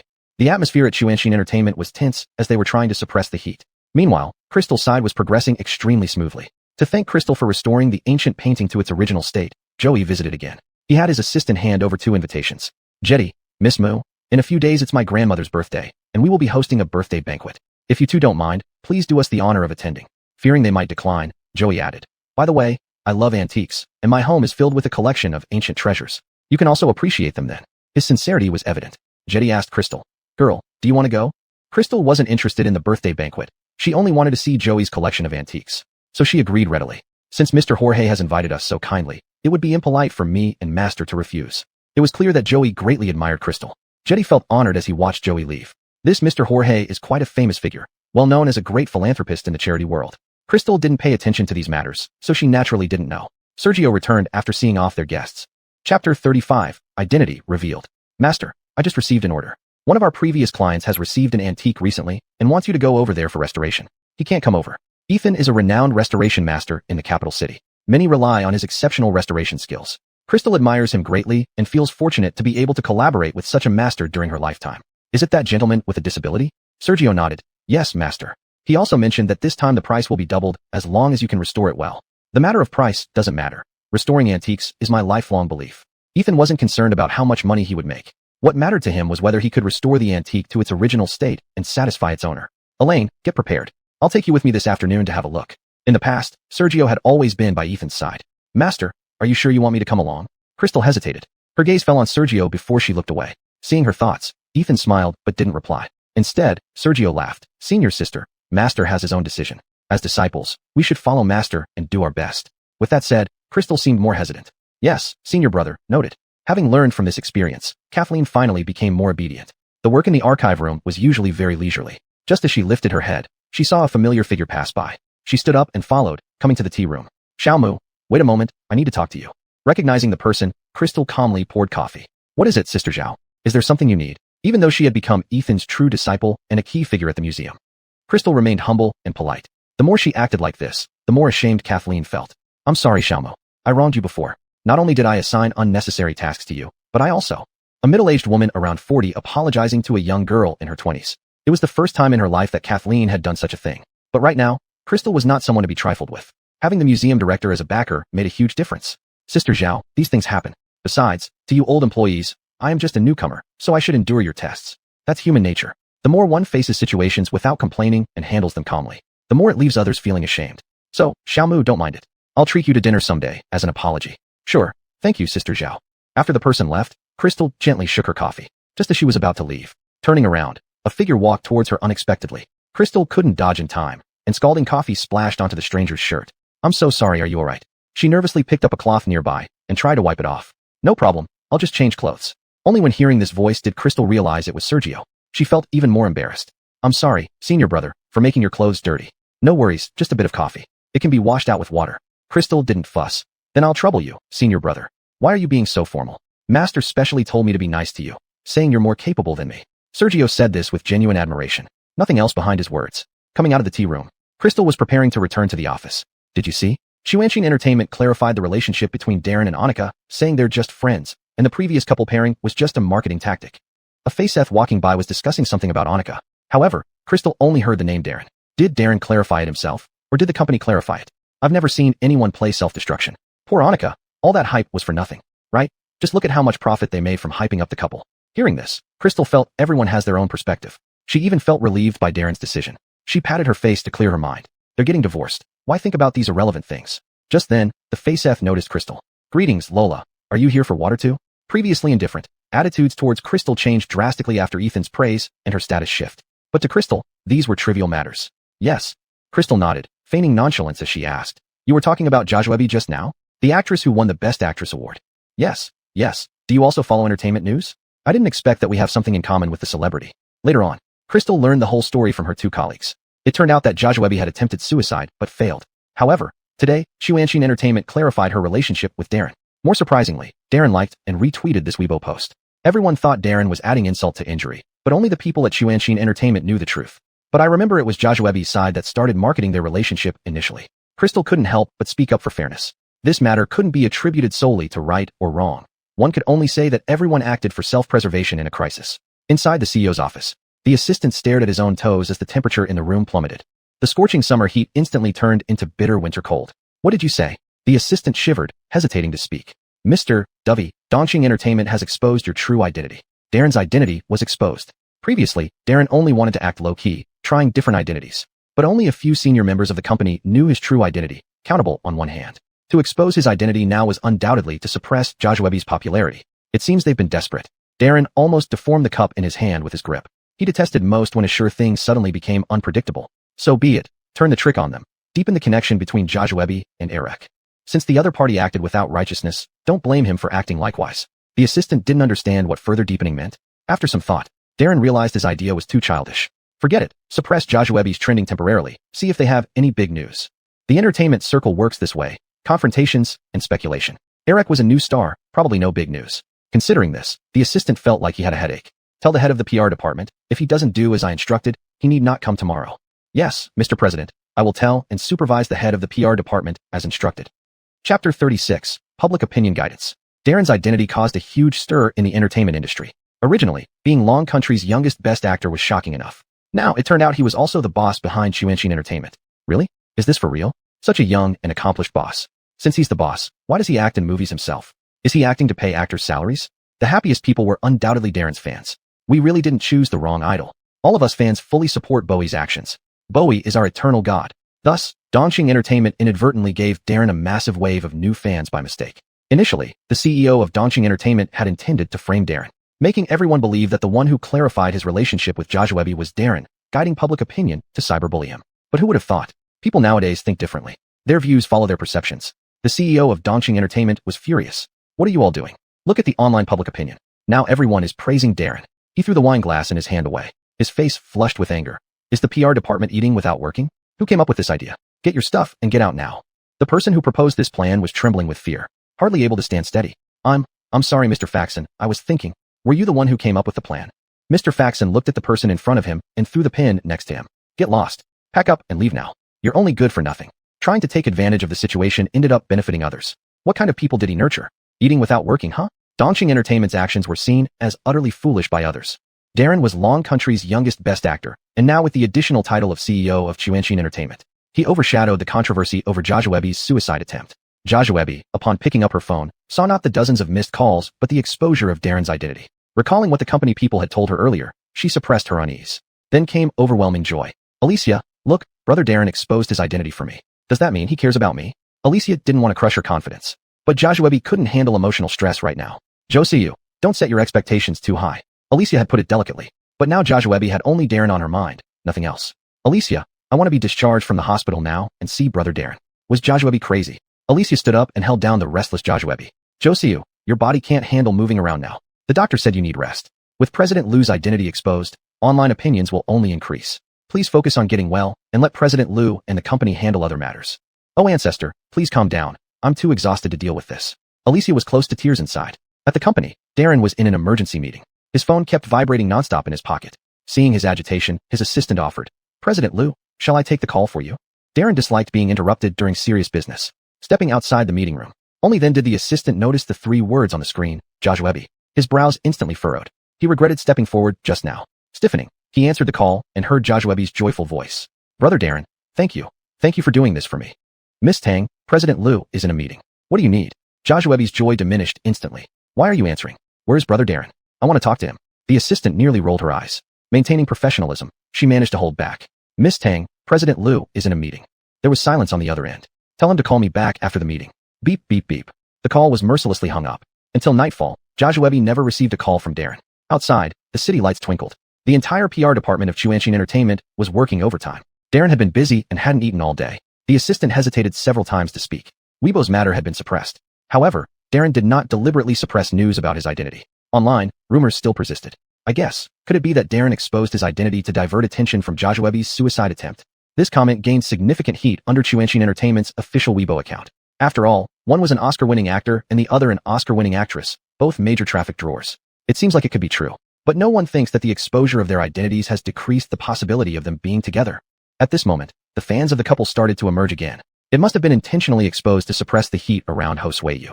Perhaps due to this incident, Darren specially instructed the PR department to delete all Weibo posts related to him and Josuebe. After a night's fermentation, the voices of the couple's fans gradually subsided. Around 9 in the evening, Darren finally returned to the villa from the company. Looking at the empty living room, his eyes questioned the butler beside him. Sir, Madam hasn't come back yet. Not yet. Darren glanced uncertainly at his watch. 9:30, where is Aurelio? Rudiong hasn't returned yet. Didn't you ask him to pick up Madam? Understood. After saying that, Darren walked out. Sir, where are you going? Darren kept walking without saying a word. At the city museum, Crystal twisted her neck as she walked out. Junior sister, it's quite late. It's not safe for you to go back alone. I drove here. Why don't I take you home? Considering she had caused trouble today, Crystal shook her head, politely refusing his offer. Aren't you also supposed to take the master back? Someone will pick me up, so rest assured. Just then, Rudy walked out too, patting Sergio on the shoulder. Sergio's driving skills are very steady. What he said is true. It's not safe for a girl to be out alone. The 3 of them laughed and talked as they walked. Sergio stood on Crystal's left side. Under the streetlight, Crystal's profile glowed, her gentle smile magnified. Josué, a galaxy shining brightly. Aurelio saw this scene from not far away. His eyelids twitched. For the sake of young master and the elder's instructions, he got out of the car and took the initiative to walk forward. Madam, Crystal's half-spoken words were interrupted, surprised. Aurelio, how come you haven't gone back yet? Didn't I call you to go back first? Aurelio replied. Madam, it's getting late. Let me take you back. Sergio also closed his mouth wisely. Seeing someone come to pick her up, Rudy felt relieved. Well, Josué girl, you go ahead. There are too many antiques needing restoration recently. You'll have to work overtime lately. Chapter 37. Failed to pick up. Crystal said goodbye to the 2 people and got into the car. Aurelio, I might be working late recently. If it's too late, you can go home and don't wait for me. Aurelio remained as usual. Young lady, no matter how late it is, I will safely send you home. This was the young master's order. Knowing that talking more would be useless, Julie closed her mouth. Returning to the villa, it was already past 10 in the evening. The nanny saw Julie, who looked slightly tired. She hurriedly asked, Young lady, did work exhaust you? I made chicken soup for you. Have a bowl before resting. That's fine. After drinking the chicken soup, Julie didn't see Darren at all. She didn't ask much and went back on her own. The nanny and butler exchanged glances. Old Alex, do you think the young lady really doesn't care about the young master anymore? Mother Josue looked worriedly towards the gate. Do you think the young master went to look for the young lady? Dylan wasn't sure either. I told the young master that the young lady hadn't finished work yet, and he only replied with a nod before leaving. Now that the young lady has returned, the young master hasn't come back. Mother Josue, being perceptive, noticed the issues between the two. In the past, the young lady cared about the young master every moment. But ever since she returned from the old house, it seems like she cares less about him. She put it tactfully. Clearly, Julie was not as passionate toward Darren. To put it another way, she barely acknowledges his existence. But now the young master cares very much for the young lady. As Mother Josue and Dylan discussed Darren and Crystal's recent relationship, Aurelio, passing by, suddenly commented, Gossiping so much. If the young master heard you, he'd fire you all. What are we gossiping about? Darren quickly walked in, his face incredibly grim. His expression improved slightly when he saw Aurelio. She's back. She just got back not long ago. Young master, why? Aurelio chose to pretend he didn't hear. But Darren wouldn't let him off easily. It's good that she's back. The 3 were puzzled. Aurelio was particularly innocent. Unable to hold back, he complained. Why does it concern me? I didn't know. Every morning, he woke up knowing only that he needed to take Crystal to and from work. Darren didn't return to his room, but went to the study. In the least noticeable spot of the study, a plush toy lay quietly. Darren walked over. Why do people's hearts change so fast? 3 years ago, he refused to marry Crystal. 3 years later, he was unwilling to divorce her. Why? Even he couldn't understand it. At midnight, the study was brightly lit. Darren still had unfinished business to attend to. His phone was filled with trending topics about himself. The Joshua incident was nearly under control. The ratings for In Love skyrocketed. Ding. A text message notification sounded. Darren ignored it. It kept ringing continuously. Recognizing the frequency, Darren paused his actions. The text message notifications continued. He rubbed his temples. Darren decided to turn off his phone. Crystal woke up due to the screeching sound of brakes downstairs. She forgot to close the window after enjoying the breeze last night. Sitting up, she walked to the window and looked down. A red sports car stopped below. So early in the morning, who could it be? But in the next second, Crystal saw a familiar figure. It was Joshua. Why did she come here? Shouldn't she be at the hospital right now? Joshua did Crystal know? Joshua eagerly wanted to see Darren. Her idol, Brother Darren. Desperate to meet him, she sneaked out of the hospital early in the morning and drove away in Alicia's sports car. Brother Darren. Brother Darren. Crystal, still half asleep, was not in a good mood. Glancing at the clock on the wall. It's only 7. Only 7. What was wrong with Joshua? Darren had only slept for a little over 3 hours. Dylan rushed to knock on the door anxiously. Anyone without morning anger would be driven to have it. Young master, Miss Tang is here, Miss Tang is here. Dylan was panicking, knowing that if the young lady found out, there would surely be trouble. The household would not be peaceful. A minute later, Darren stood at the top of the stairs wearing pajamas. Looking down, he saw Joshua in her patient gown, full of excitement. Why did you come here? Hearing the long-awaited voice, Joshua's eyes brightened. Brother Darren. I. She suddenly became shy, speaking hesitantly. Darren had no intention of going down and remained where he was. Did you run out of the hospital early this morning, just to add more fuel to the rumors? Darren's anger was gradually rising. How had he never noticed before how annoying Joshua could be? Joshua was undaunted. As long as she felt that Darren cared about her, it was enough. Brother Darren, did I disturb your sleep? But I'm really happy that you revealed your identity for me. Anyway, thank you. Dylan was utterly confused. He only felt that Joshua was acting bizarrely. Tang miss, no matter how grateful you are, isn't it too ominous to show up at our door in a hospital gown so early in the morning? Crystal's voice chimed in just then from the other side of the stairwell. Darren had seen her long ago. He remained silent, wanting to see how she would react. Crystal's sudden appearance completely disrupted the atmosphere Joshua had painstakingly built up. Now it's 7 in the morning. Aren't you afraid of being caught by paparazzi in an unflattering light? Crystal's words carried hidden meanings. She watched Joshua downstairs with a superior and mocking smile as the latter's expression changed. She seemed like a king looking down on his subjects. Joshua, on the other hand, resembled a lamb awaiting slaughter. Aware of the difference in their positions, their demeanors naturally diverged. Miss Moo, I was talking to Brother Darren. Didn't your elders teach you not to interrupt when others are speaking? So, by what you're saying, coming to someone's house half-dressed is also something your parents taught you? Crystal crossed her arms, full of provocation. Brother Darren, you heard what she said. Joshua felt wronged and aggrieved. Darren glanced at Crystal. Her profile was striking, her lips slightly curled, exuding uniqueness. At one moment, Darren thought it was a pity that Crystal hadn't pursued a career. Compared to Joshua, who constantly created scandals, he preferred emotionally stable people. Brother Darren. Joshua was still urging him. She wanted him to give her justice. Crystal met Darren's gaze head-on, and in that moment, she seemed to see herself reflected in his eyes. She hastily averted her gaze. Crystal then looked back at Joshua, who seemed like a ridiculous clown. Calling him Brother Darren nonstop, one might think you're a hen laying eggs, Crystal sneered. Chapter 38 Snowed Under. Alex, the butler beside them, almost burst into laughter, his face turning red as he held back. Tang Xin was truly infuriated. Pointing at Crystal, all she could muster were a few rude words. Miss Tang, if you don't want others to say that you are the third party, please leave immediately. Crystal didn't give a single thought to Joshua's dignity and issued an outright order for her to leave. You have no right to ask me to leave. Joshua, leaning on her sickly image, sought Darren's sympathy. But Darren paid her no mind. Indeed, it's inappropriate. Joshua secretly rejoiced, about to speak. Darren took out his phone and tapped a few times. Alicia, is this how you take care of your artist? You don't even notice when they go missing. Alicia was awakened by the call from her dream into a nightmare. Dovey, I'm sorry, it's my fault. I'll go pick her up now. The call ended abruptly. Darren turned and left without another word. Joshua felt inexplicable, sensing an ominous premonition in her heart. Big Brother Darren, come down, I really need to talk to you. Joshua tried to ascend, only to be blocked by Aurelio, standing at the stairwell. I recognize you. You're Big Brother Darren's driver. It's me, I'm Joshua. Aurelio remained silent, merely blocking her path. Just save your breath, Miss Tang. Since you're ill, try not to overexert yourself. Crystal yawned, clearly still sleepy. To be woken up so early by flies, what a downer.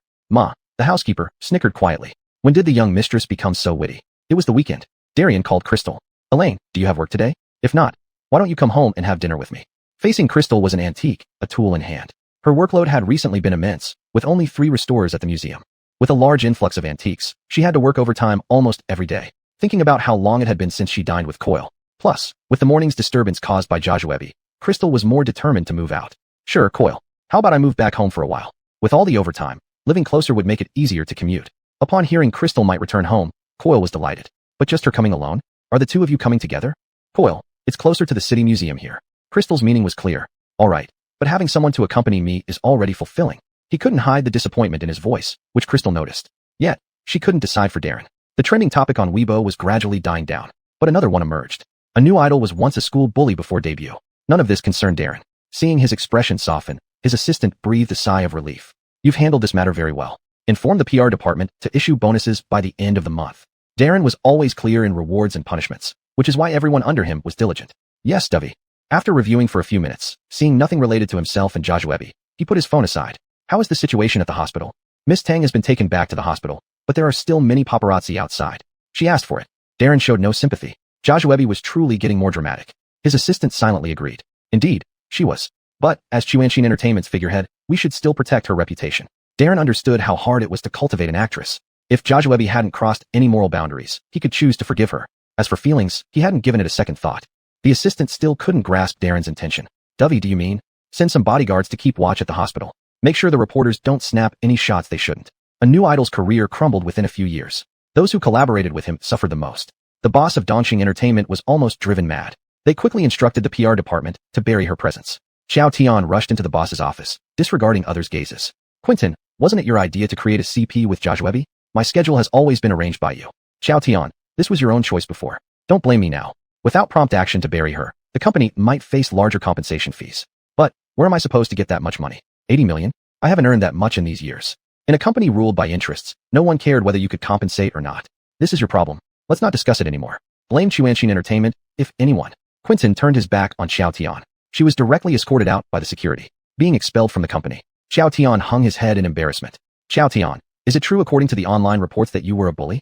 A barrage of camera shutters sounded continuously. The glaring flashlights during the day made it hard for people to keep their eyes open. Xiao Tian raised his hand to shield himself and quickly took out a mask from his pocket and put it on. This instantly gave him much more sense of security. Xiao Tian, please tell us, are you this disheveled because you've been terminated from Dongxing Entertainment? Is your exposure this time due to offending Chuanshin Entertainment? The reporter's questions were sharp, hitting straight at the core issues. Xiao Tian barely managed to escape from the crowd. The reporters were still chasing after him relentlessly. Driver, please hurry up. Please hurry up. Xiao Tian, seeing the relentless pursuit of the reporters behind him, was anxious and restless. The driver glanced at the car following closely behind. Brother, are you filming a movie? Are you risking your life for money? I haven't lived enough yet. The people behind were following too closely. Xiao Tian remained silent, all his attention focused on the car behind. Brother, I really can't do it. My car was just repaired a few days ago. If you're making a movie, find someone else. While speaking, the driver parked the car by the roadside. Xiao Tian was stunned. What do you mean? I'm not refusing to pay, and we're not making a movie. No matter how Xiao Tian explained. The driver refused to take the job. If you're an escaped convict, wouldn't I become an accomplice? Seeing the car behind catching up, the driver abandoned the money and ran off like a streak of smoke. The reporters chased after him relentlessly and finally caught up. They saw Xiao Tian standing alone on the street, with cars passing by around him. Topic heat was back. As they were about to get close, Xiao Tian decided to run as fast as he could without hesitation. He didn't forget to pull out his phone and dial a number from his pocket. It took several seconds for the call to be answered. Hello, who is this? It was Joshua's voice. Miss Tang, please save me. It's my fault this time. I shouldn't have capitalized on your popularity, and I shouldn't have bound myself with you in a CP. Breathless, Joshua couldn't immediately recognize who it was. Chapter 39, An Insignificant Person. Who are you exactly? Joshua couldn't really tell who it was for a moment. Miss Tang, it's Eric. Please save me. Hearing the name Eric, a wave of anger surged up to her head. She had turned into what she was now because of Eric. So it's you. How do you still have the nerve to call me and ask me to save you? Don't joke around. Eric couldn't explain clearly at once. Taking a few deep breaths, he said, Miss Tang, I sincerely apologize for what happened before. I'm surrounded by reporters now. Can you think of a way to save me? Joshua laughed, as if she heard the biggest joke in the world. Are you kidding me, Eric? It's you who ruined me. Without Brother Darren, I wouldn't be much better off than you. In the end, good people get rewarded with good karma. Bad guys will eventually get what they deserve. Eric felt his heart sink. He couldn't think of any other way out. I know I was impulsive, but before he finished speaking, Joshua hung up the phone directly. Worse, she blocked him immediately. Eric didn't have the physical strength to match the reporters who were constantly running outside for business. Less than half a minute later, he was cornered. Mr. Eric, don't run away. We still have many questions to ask you. To get the first-hand material, some of the reporters even started arguing with each other. Eric took advantage of this time to sneak out. running hastily into a convenience store. His clothes were already in disarray. Looking at himself through the glass, he looked like a wandering youth. After calming down completely, Eric began to review what had happened today. Everything came too suddenly. If it hadn't been for Chuanxin Entertainment's sudden move, his downfall wouldn't have been announced so quickly. Suddenly, Eric remembered a phrase from Joshua earlier. Brother Darren. Isn't it just Darren? The CEO of Chuanxin Entertainment. Sure enough, capital is powerful. Crystal deliberately went home early today to pick up some things from the villa before going to the old house. Aurelio, take me to the old house later. This time, Aurelio rarely asked about Crystal's destination. Does young master know? Aurelio glanced in the rearview mirror and asked. Crystal was taken aback, shook her head, and said, he doesn't know, nor does he need to know. But when she returned to the villa, she unexpectedly met Darren. At that moment, he was quietly reading a magazine. The finance magazine couldn't conceal the faint worries between his brows. Upon hearing footsteps, he raised his head. Wow, such an early day off. Though it sounded teasing. To Josue Ma and others, it seemed like he cared about Crystal. Crystal remained indifferent. People should balance work and rest. 10 minutes later, Crystal came downstairs carrying a suitcase. The sound of the wheels rolling on the floor echoed loudly in the quiet hall. Where are you going? He stood up and walked over. Obviously, somewhere quieter. Quieter place? It's just us two living here. Isn't it already quiet enough? Hearing this, Crystal lowered her head and smiled, tightening her grip on the suitcase. With sarcasm, she said, Xiao Lu really seems to forget easily. Quiet? Do you know what kind of quiet I'm talking about? No unnecessary visitors coming in. By unnecessary visitors, she meant Joshua. Darren still stood there. If you're referring to Joshua, I can assure you, it won't happen again. But Dovey, incidents only come in two forms, 0 times or countless times. Crystal didn't specify where she was going. Darren feared she might go back to Zora's place, making it hard for him to find her. If the villa could be entered by anyone, how could I still live here? Wouldn't I be hindering your affairs with others? Crystal spoke with a touch of annoyance. Joshua was so reckless as to break into the villa early in the morning. Because Darren had been lenient before, she wouldn't put up with it anymore. Since words wouldn't work, she would choose not to see. How many times do I have to say that Joshua won't affect us? Us. Crystal stared at him steadily, her eyes filled with disdain and mockery. Don't you think it's too late to say these things now? Move aside. I don't want to argue with you. It was getting late. It would take another hour to get to the destination. Elders shouldn't stay up late, and the patriarch also paid attention to health preservation. Seeing her determined attitude, Darren knew he couldn't stop her no matter what. After Crystal left, Aurelio lagged behind deliberately, standing beside Darren and whispered, Young master, young mistress is going to the old house. His arrogance diminished instantly. She was actually going to the old house. By the time he reacted, Aurelio had already walked to the front door. Tell me when we arrive. The old residence of the Liu family. Colby heard from Kendrick that the car had arrived. By the time Crystal got out of the car, Colby was already standing by the vehicle. You child, it could have been fine if you came tomorrow. It's so late now, and you still rush over. Though he spoke as if complaining, his face was full of delight. Yes, Grandpa is right. I was afraid you might be lonely, so I came straight after work. Entering the living room, Crystal spread her suitcase on the floor. While speaking, she said, Coyle, some antiques have recently come into the museum, and I've made a record. Take a look and see if you like any of them. She looked up, somewhat embarrassed. I don't have enough money yet. I'm still working hard. Crystal's sincerity amused Colby. Darren, that rascal, doesn't give you pocket money? Taking the document bag from Crystal, he said, You wait here. Grandpa will write you a check right away. Coyle, this isn't just going in circles. You give me money, I buy antiques for you. Looking at the antiques listed in the documents, Colby felt a bit dazzled. I'm willing.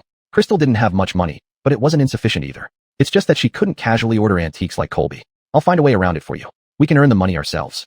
Colby specially asked the kitchen to prepare dishes that Crystal loved. Coyle, it's not early anymore. You should rest soon. With Crystal's company, the old master obviously became more cheerful. According to Kendrick, even his footsteps were lighter. Coyle is getting old. You all have worked hard, Kendrick. Kendrick replied, Madam, these are all things we should do. Old master treats us very well.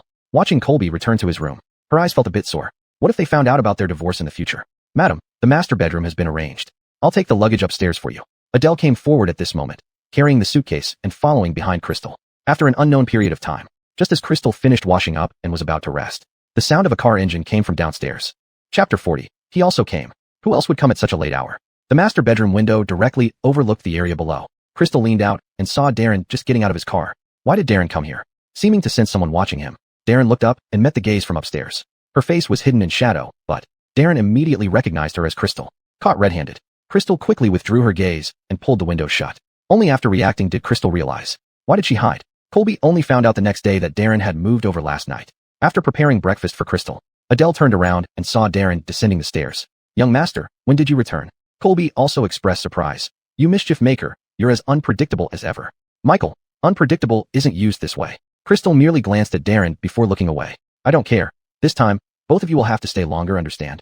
Even if Colby wasn't in his prime, he could tell that Darren had followed right behind Crystal. It seemed his great-grandson indeed stood a chance. After breakfast, Crystal was about to head to work. Before leaving, she specifically reminded Colby, "Michael, I'll be working overtime recently. It's late, so don't wait up for me." Upon hearing that Crystal would be working overtime, Colby replied, "Take care of yourself even when working overtime, and don't stay too late. Let Aurelio follow you. It's unsafe for a girl to go out alone, and I'm not at ease either."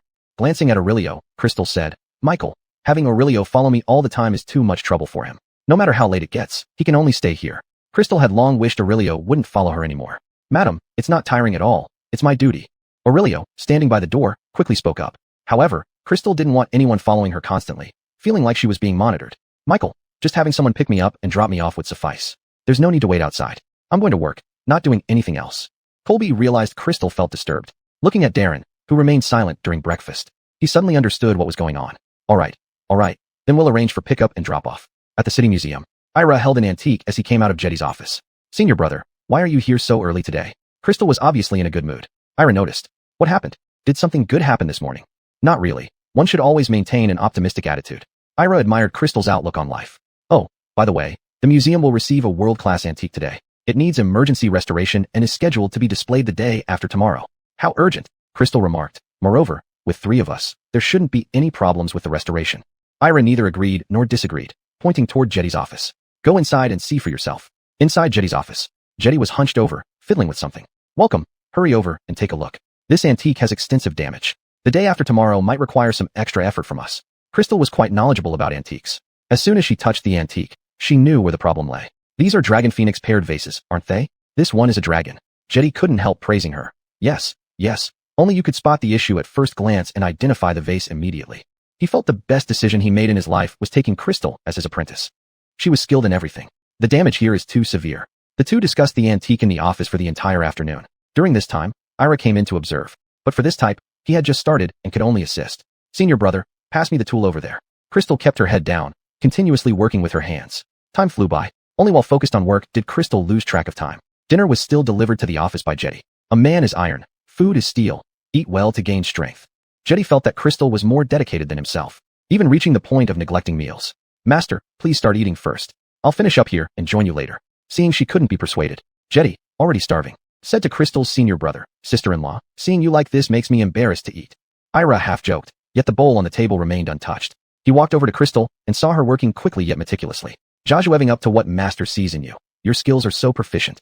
As the senior disciple, I really feel inferior."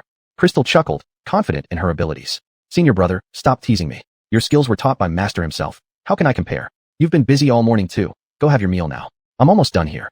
20 minutes later, Crystal finally put down her restoration tools. "Hurry up, the food's getting cold. Don't do this again. If others knew, they'd think I didn't feed you properly." All day long, Crystal was extremely busy. Baron rarely came into Jetty's office after being reprimanded by the old man. "Shallan, aren't you going to take a look? Learn as much as you can. Look at Ira. His skills were also taught by Jetty. He just has better talent than you. But if you work hard, you could be like him too." In the tea room, Kathleen earnestly tried to persuade him. She was still grateful for Baron's gift to her daughter. "No talent is no talent. No matter how hard you try, you can't match those with natural talent who learn instantly." Baron had come to terms with it. As long as he could continue working at the City Museum. "You're the hardworking type, while they're naturally talented. How can you compare? If you keep slacking off with no motivation, how will you improve?" Kathleen didn't dare mention Crystal to Baron, afraid it would rub salt in his wounds. "Zhao, please don't say anything more. Just focus on your work in the archive room." Baron clearly wasn't pleased. He picked up his cup and left. "Shallan, don't be upset. I tend to talk too much. I apologize for last time. Please don't hold it against me." Baron ignored her and walked away. "Senior brother Stefan." Crystal's voice came from ahead. "I see you're here. Master is looking for you. He's in the office." Crystal had come to the tea room for a coffee. She needed something to stay alert, so she drank some coffee for energy. Chapter 41, Overtime. These past few days, Crystal has been leaving work around 9 in the evening almost every day. Darian was very heartbroken. "Elaine, you are working too hard. You come home so late every night.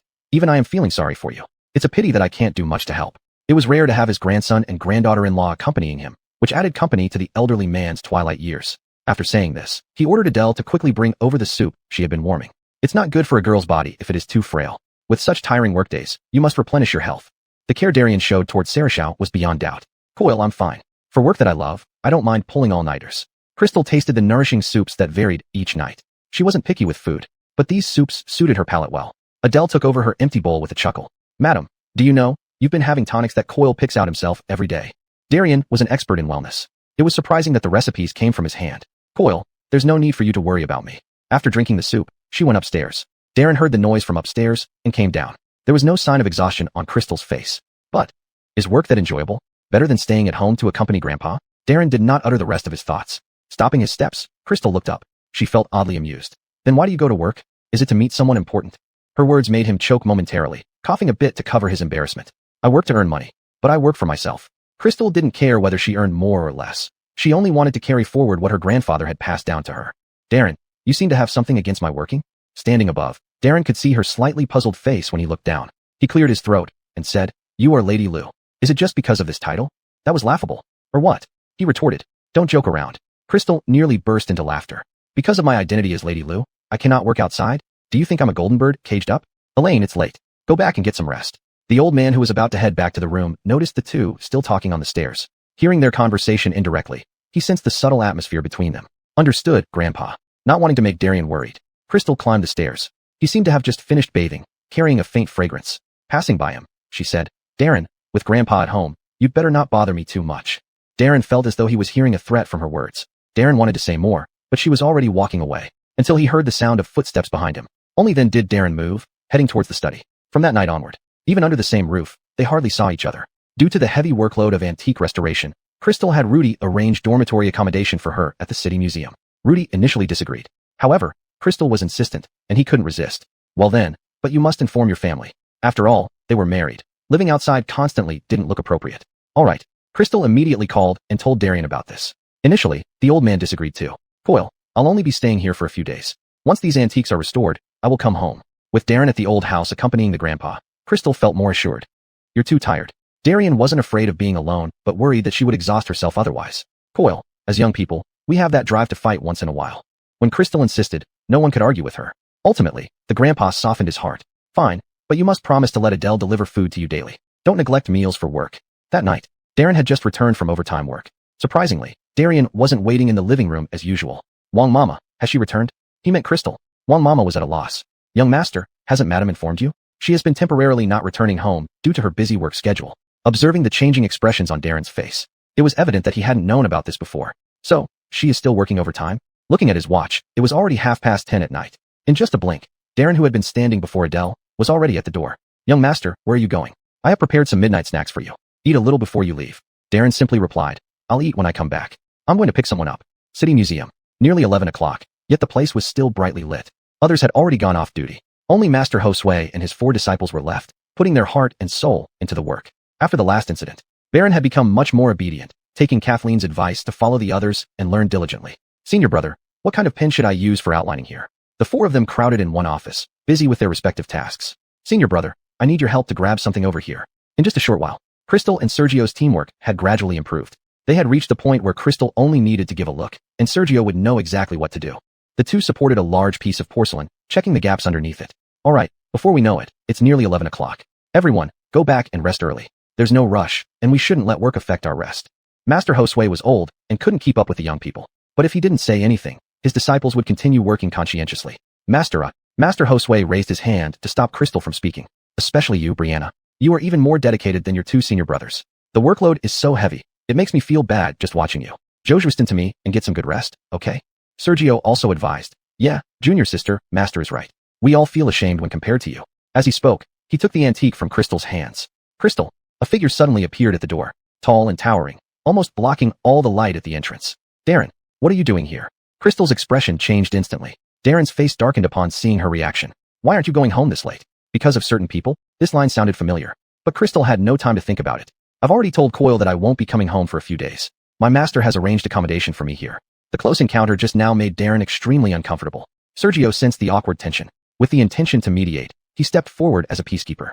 "Cien, go back. It's not as comfortable sleeping here as it is at home." His words only pushed Darren's anger to its peak. Chapter 42. Michael knows. His tone was harsh. "You have no right to speak here." Darren clearly came to pick a fight. Crystal frowned, giving Sergio an apologetic look before stepping forward. "Darren, did you come here late at night just to find fault with me? Staying with another man late at night and not planning to go home. This person clearly has ulterior motives." He pointed in the direction of Sergio. "A man knows a man well enough." Crystal was almost angry to the point of laughter. Was Darren insane? Sergio looked innocent, taking a step back to stand beside Ethan. Baron couldn't bear it any longer. Just as he was about to say something on behalf of Sergio, Ethan stopped him. "Elaine, it's getting late. Let's go back." Ethan knew that this was their marital issue, not for outsiders to intervene or meddle. After the 3 left, Crystal finally couldn't hold back. Darren, how much longer do you plan to make a scene? This is the city museum, not your villa. By saying such things about others, where will my teacher's face go? She was very angry. Why did Darren act like he was catching someone in the act?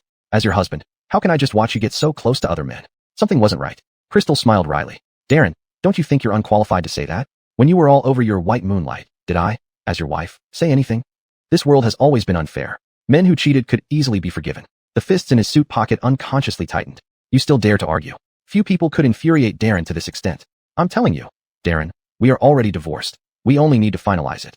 With that, Crystal walked straight out. In the end, she still chose to return to the old residence with Darren. It was past midnight. Jean sat on the living room sofa, the atmosphere subtle. Seeing them return, he merely glanced at them before focusing on a document in front of him. Michael, why are you up so late? Are you not feeling well? Jean didn't smile, motioning Crystal to look at the document. Crystal focused and saw it was a divorce agreement. Michael, Jean raised his hand to interrupt Crystal and looked at Darren. You explain. Upon being called out, Darren realized that Jean had already known about their divorce. Sitting on the sofa, his expression softened somewhat. She wanted the divorce. 5 simple words summed everything up. Crystal wasn't angry that he blamed everything on her because it was undeniable fact. As for Darren, he disagreed from the start and couldn't be persuaded otherwise. Michael, I signed it in a moment of impulse. Jean finally looked at Darren directly. In a moment of impulse. Darren, you're not a child anymore. Actions have consequences. Divorce isn't something to be taken lightly. Both of them felt like children being scolded for doing wrong, lowering their heads. So you don't want the divorce? Jean asked suddenly. Darren lifted his head, meeting Jin's questioning gaze. Hesitating for a few seconds, he nodded. Yes. He didn't want the divorce. Fine. Jean stood up, turning to Crystal. Elaine, come with me, I need to talk to you. His expression was too calm, leaving Crystal unsure of his intentions. She followed him into the study on the first floor. The door closed behind them.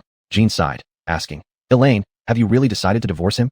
He had seen the divorce agreement clearly. Both had signed it. Crystal nodded without hesitation. What was done could not be undone. Yes, Michael, I've made up my mind. But, I'll let you down.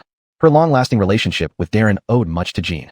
But then he changed the topic. The divorce agreement was found by Sherry in the master bedroom safe. The safe door wasn't locked, and she found it while cleaning.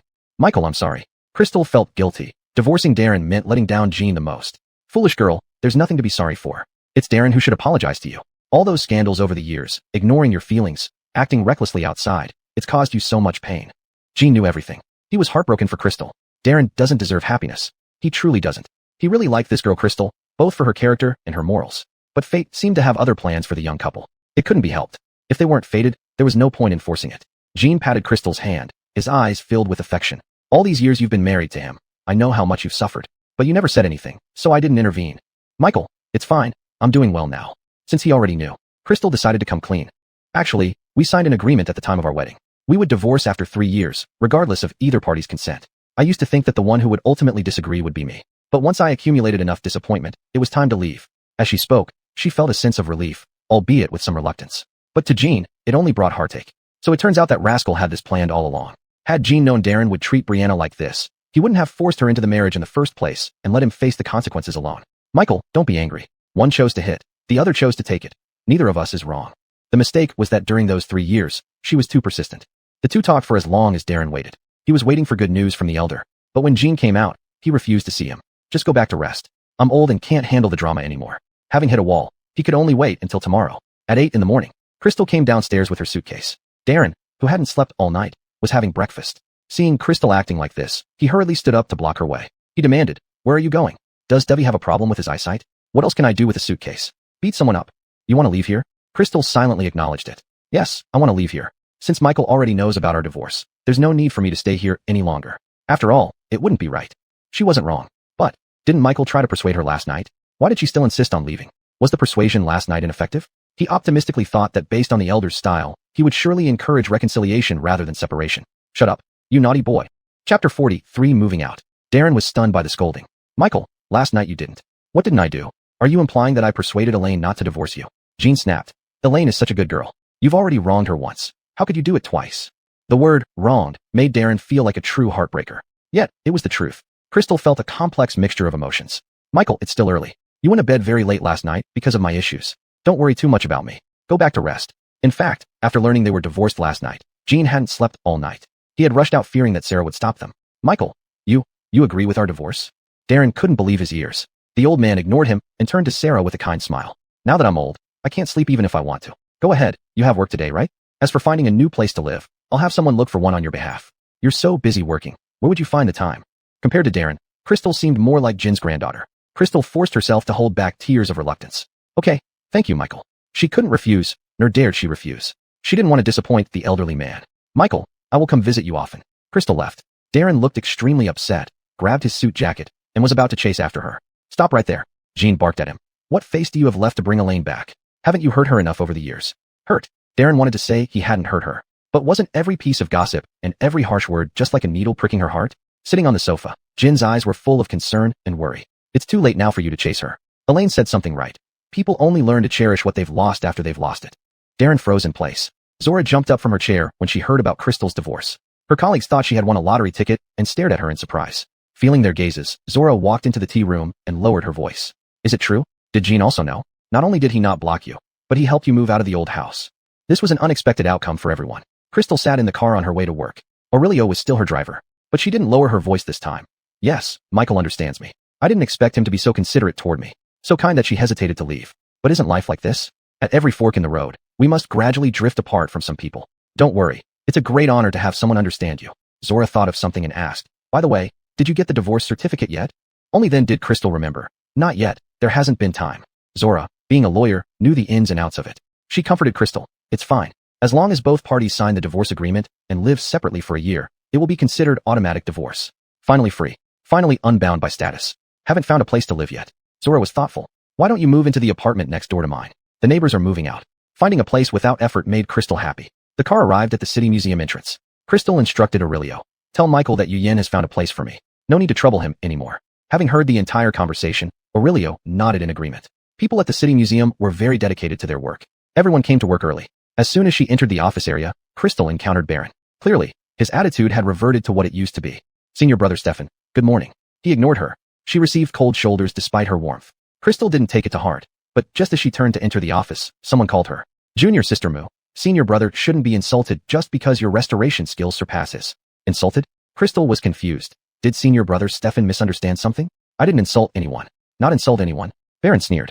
You forgot how your person insulted senior brother here last night. Crystal remembered. He meant Darren. But Darren hadn't been so vile as to insult others. Sorry, it's a misunderstanding. I was going to apologize to senior brother. Baron didn't buy it and was irritable. Hypocrite. Shaolin, stop saying nonsense. Sergio, who happened to overhear, stepped in. He didn't want his junior brother and sister to quarrel over him. Senior brother, at this point you're still making excuses for her. She was riding roughshod over you. Baron felt indignant on Sergio's behalf. This is my business. Fine, I meddled too much. His angry departure left many puzzled as they turned their heads to look. Entering the office, Crystal then said, Senior brother, I'm really sorry. That person last night was my ex-boyfriend. We've broken up, and he came here acting crazy and made things difficult for you. Everything was because of me, so I apologize to you here. It had to be admitted, Baron did say something right. Sergio had been implicated by her actions. It's okay, little sister. Were you hurt in any way? I'm fine.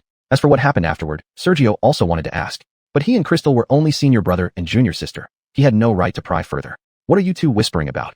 Master Josue walked in. Everyone tacitly agreed not to bring up last night's events again.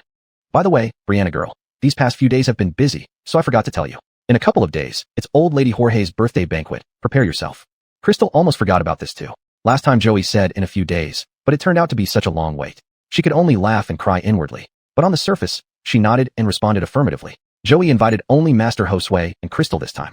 Sergio knew he hadn't contributed much to the ancient paintings, so he naturally stayed at the museum. Master, regarding the banquet, I think senior brother should go. Crystal wanted to make amends for what happened last night. Why? Don't you want to see Mr. Jorge's collection? Everyone understood why Crystal wanted to do this. But Sergio wasn't willing. Junior sister, I know what you mean, but this is your due recognition. Mr. Jorge invited you, not me, and I can't replace you. Brianna girl, stop overthinking it. Your senior brother has a broad mind and won't count it against you. Sergio echoed. Yes, junior sister, these are all trivial matters, don't worry about them. Perhaps thinking that Crystal was bothered by Baron's words. He continued, Shaolin can be blunt at times, but don't take it to heart. Chapter 44. Did you send someone to follow her? After moving out of the old house, Crystal did not feel any discomfort. Aurelio also did not leave under Crystal's strong insistence. Aurelio, let's be frank now. My marriage with your young master has come to this point where we are almost divorced. It is improper for you to be my driver now. Aurelio didn't care whether they were divorced or not. It was his duty. Madam, please don't put me in a difficult position. I cannot explain it well if I go back without you. Crystal raised her hand. Stop. I'm no longer the madam of the Liu family. Call me Miss Moo. Aurelio remained silent, standing there without moving. Crystal held her forehead. Wait here. I will call grandfather right now. Jean answered the phone quickly. How are you, Elaine? How was work today? Aurelio told me that you have found a place to stay, thanks to your good friend.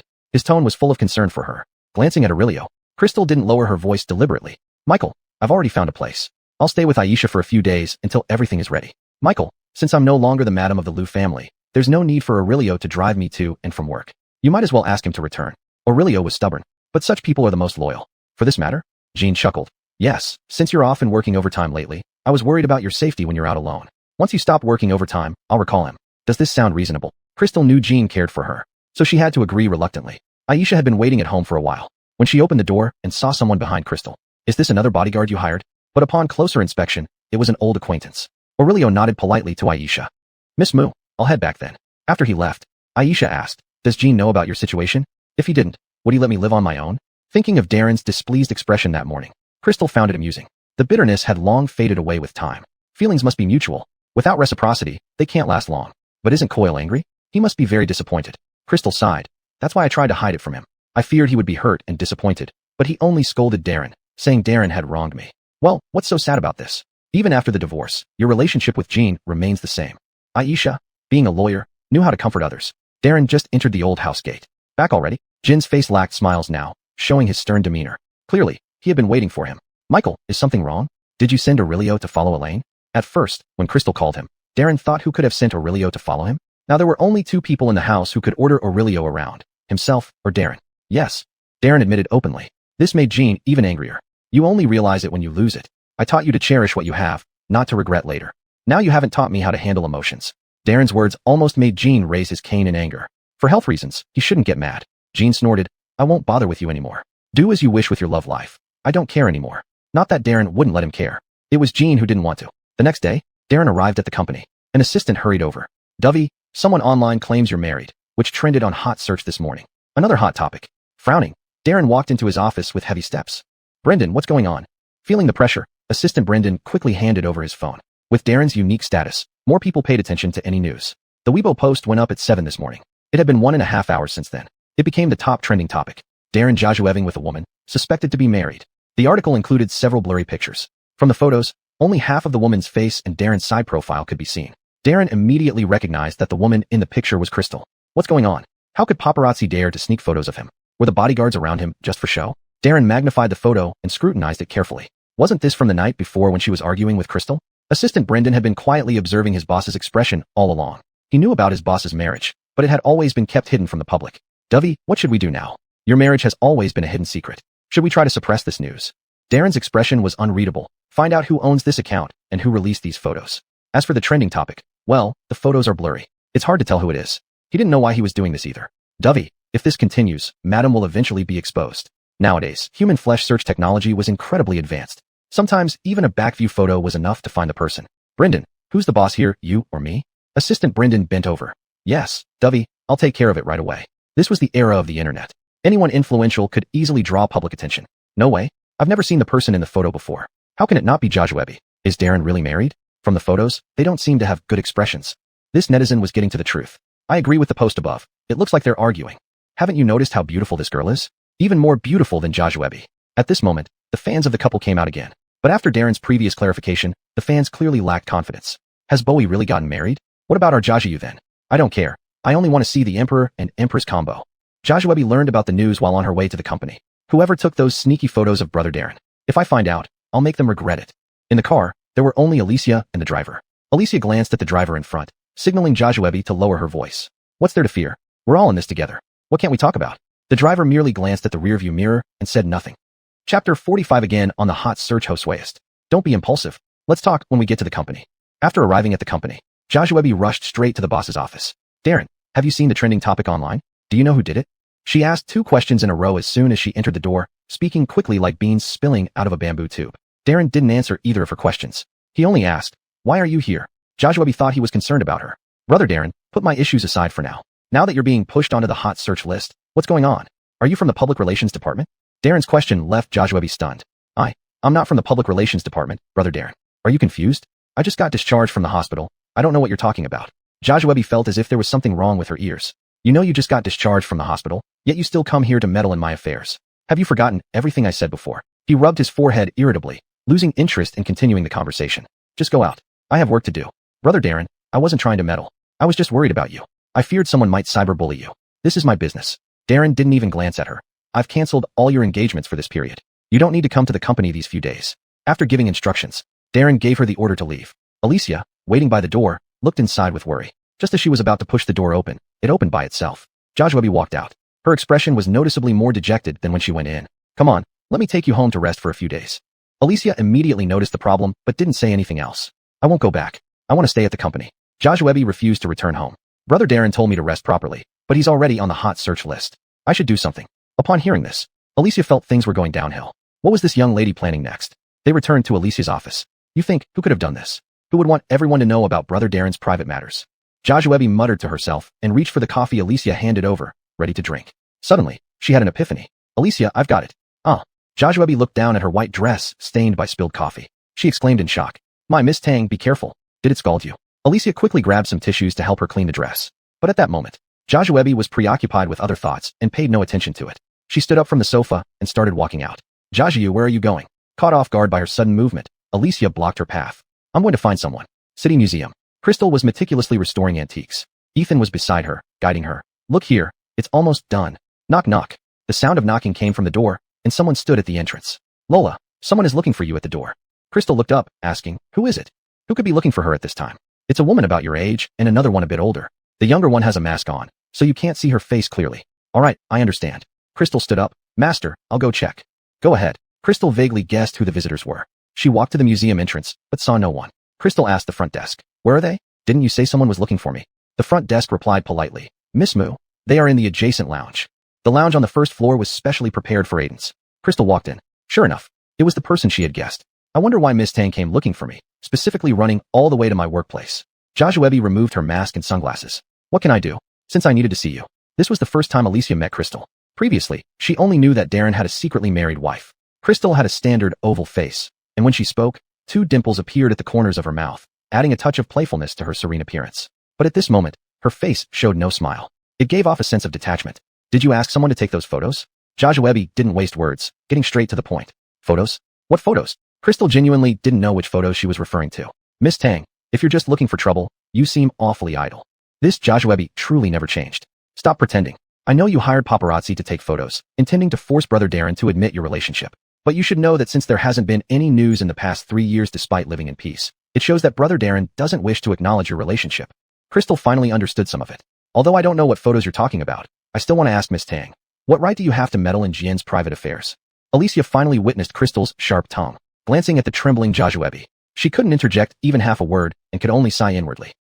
Joshua was speechless. This was her sore spot. As long as Darren and Crystal were not divorced, her status would remain illegitimate. No matter what kind of relationship I have with Brother Darren, your actions are immoral, and even an outsider like me can't stand it.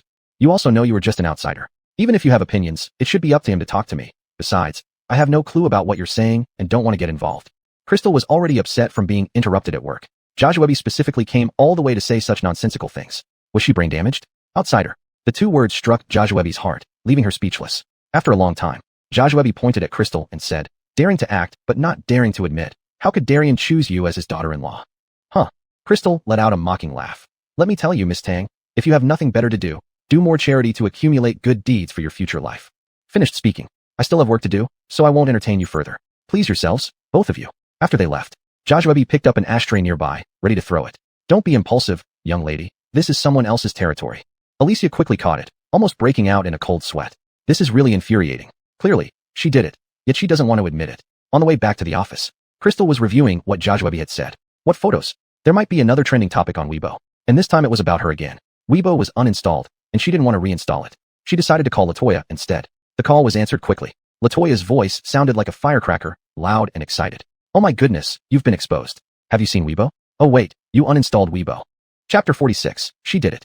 What kind of photos? Why don't I know anything about it? Crystal felt as lost as a headless fly. Latoya immediately told her everything that happened on Weibo in detail. You have no idea, now everyone is trying to find out more about you online. Be careful when you go out. If anyone finds out who you are, they'll dig up everything about your ancestors. Crystal didn't hear the rest of what Latoya said.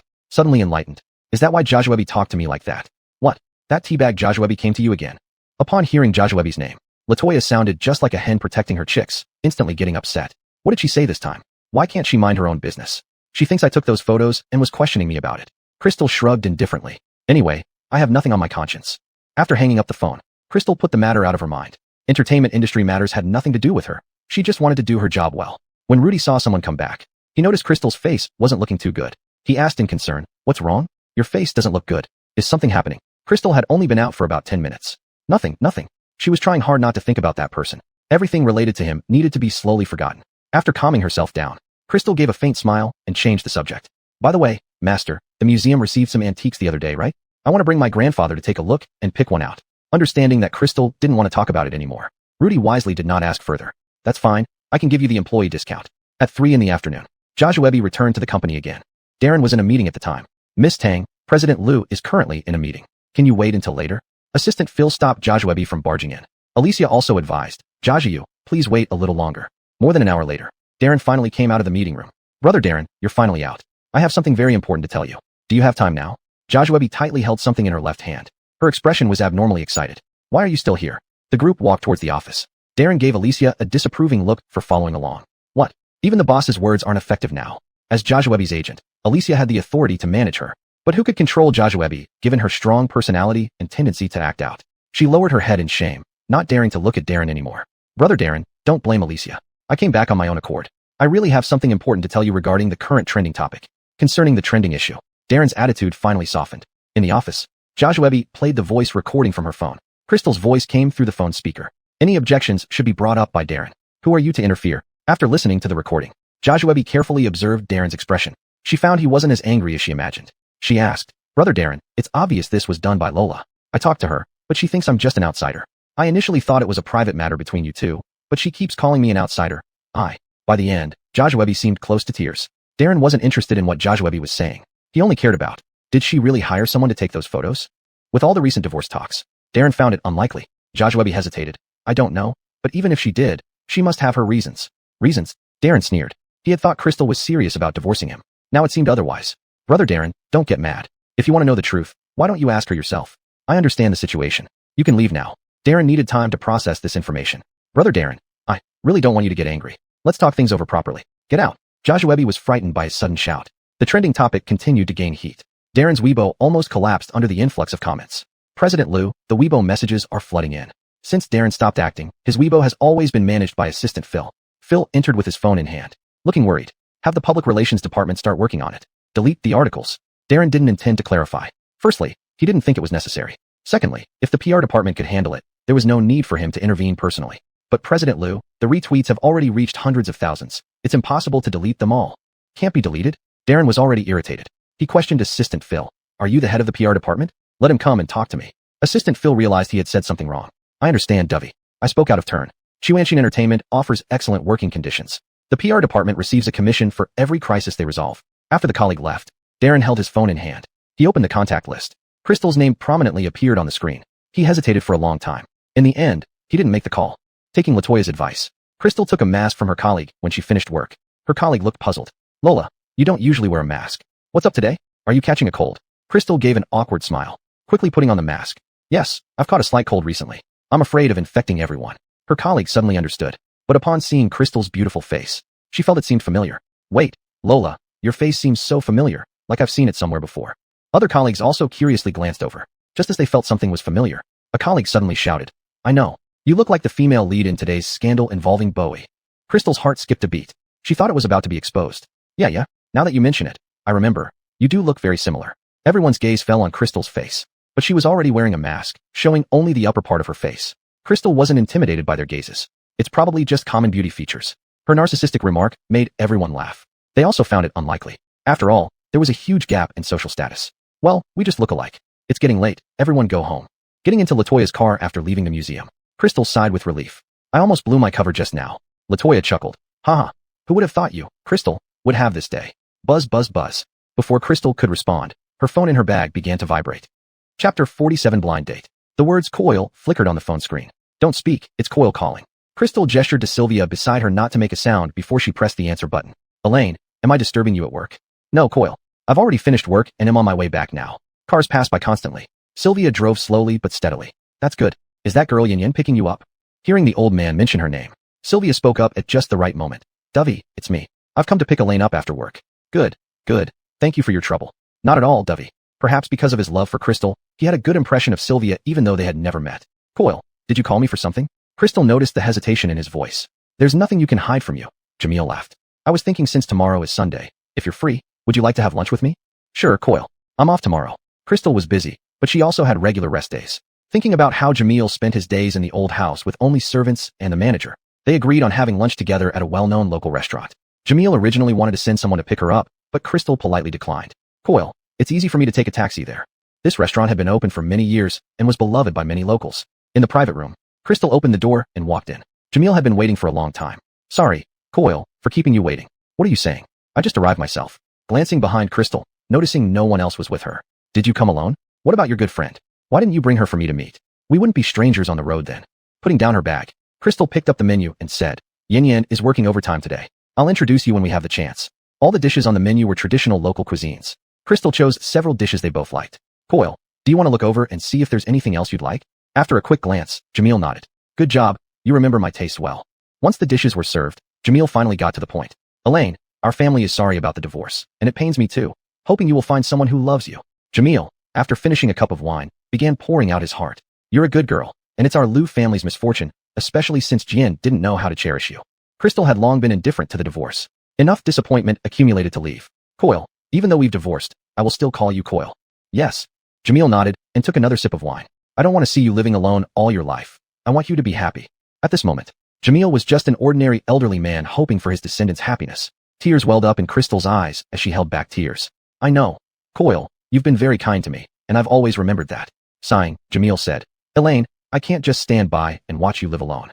Crystal looked up, puzzled by his meaning. Coil, actually, living alone isn't so bad. No. Jamil raised his hand, interrupting Crystal. Coil wants to make it up to you. Compensate for your lost happiness. Looking into Crystal's eyes, Jamil's gaze became clearer. He tentatively asked, Coil wants to introduce a boyfriend to you. What do you think? A boyfriend? Crystal was surprised. Coil, I'm not ready for a boyfriend yet. Although Crystal declined, Jamil's expression was truly pitiful. She added, but if you really want me to go, I'll go. She knew that the elder felt guilty, believing that the Liu family owed her much. The elderly had their difficulties. Crystal didn't want to disappoint his kindness, so she agreed reluctantly. Jamil's face immediately lit up with a smile. So you agree? Crystal nodded. As you wish. Good, good. Jamil's current greatest wish was to ensure Crystal's lifelong happiness. Since Darren couldn't make her happy, he would do everything in his power to find someone who could. I have a suitable candidate. He's a PhD who studied abroad and is currently a professor at Jingdai University in history. You two should have plenty to talk about. Talking about introducing someone to Crystal. Jamil immediately started to talk enthusiastically. He sounds quite outstanding. Crystal wasn't particularly against it. Then I'll give him your contact information, and you young people can arrange a time to meet. Even if it doesn't work out, it's good to make a new friend. Coil, I'm quite busy with work. Since today is Sunday, why don't we meet this afternoon? The city museum still had plenty of work for her to do. Crystal expected the next few days would be busy, leaving her no time. Otherwise, she wouldn't have made such a tight schedule. Let me call and ask him. Jamil sobered up from his wine, feeling very pleased. He called his old comrade in arms to inquire about the situation. Upon hearing that they wanted to meet in the afternoon, the other side was equally delighted. After hanging up the phone, Jamil couldn't stop smiling. To tell you the truth, he is my old comrade's grandson, with a good family background and fine character. He practically grew up under my watchful eye. They had just finished lunch. A call came through almost immediately. Old Lou, everything is fine on my end. You can decide the place. Yes. Let me ask Elaine, and I'll send you the address via WeChat later. Jamil put the call on speaker. Crystal naturally heard all of this. How about we arrange it at that popular new restaurant downtown? Recently, a French restaurant opened in the city center, reportedly very authentic. They agreed to meet at 3 in the afternoon. Crystal had 2 hours to spare. Coil, let me take you for a walk around town. I have nothing better to do. You're thoughtful. The grandfather and granddaughter strolled around until 2 o'clock when Crystal was rushed off to the blind date. If you're not satisfied, it's fine. No need to worry about my face. Though he said this, deep down, the elderly man hoped they would hit it off. The restaurant was located on the busiest street in the city center. It was packed. Fortunately, Crystal had a membership card. This was a gift from Sylvia's previous client as a token of appreciation. As for why she had it simply reflected how close they were. Hello, miss, how many people will be joining you? Crystal showed her membership card. 2. My friend will arrive shortly. The waiter took the membership card, glanced at it, and returned it. Sorry, miss, all private rooms are fully booked, but there are some seats available in the main hall. Chapter 48. This is my matchmaking partner. There are too many people. Crystal glanced at her watch. It was about time, so she could only say, we have already made an appointment. If the main hall can be used, just arrange a window side seat for me. The membership card could grant priority access to private rooms. However, this restaurant was doing too well for that to be possible. All right, miss, please follow me. Following the waiter to a window side seat, Crystal sent a message using the contact information left by old Dovey. Within 5 minutes, a man wearing gray casual wear and sporting wire-rimmed glasses walked over. Crystal was busy looking down at the menu and didn't notice him. Hello, are you Miss Mo? Upon hearing his words, Crystal looked up and met a pair of smiling almond eyes. She quickly reacted and greeted with a nod. Mr. Chin, please sit. After saying this, she pushed the menu towards him. Take a look and see if there's anything you like. Sorry for making a last-minute plan with you.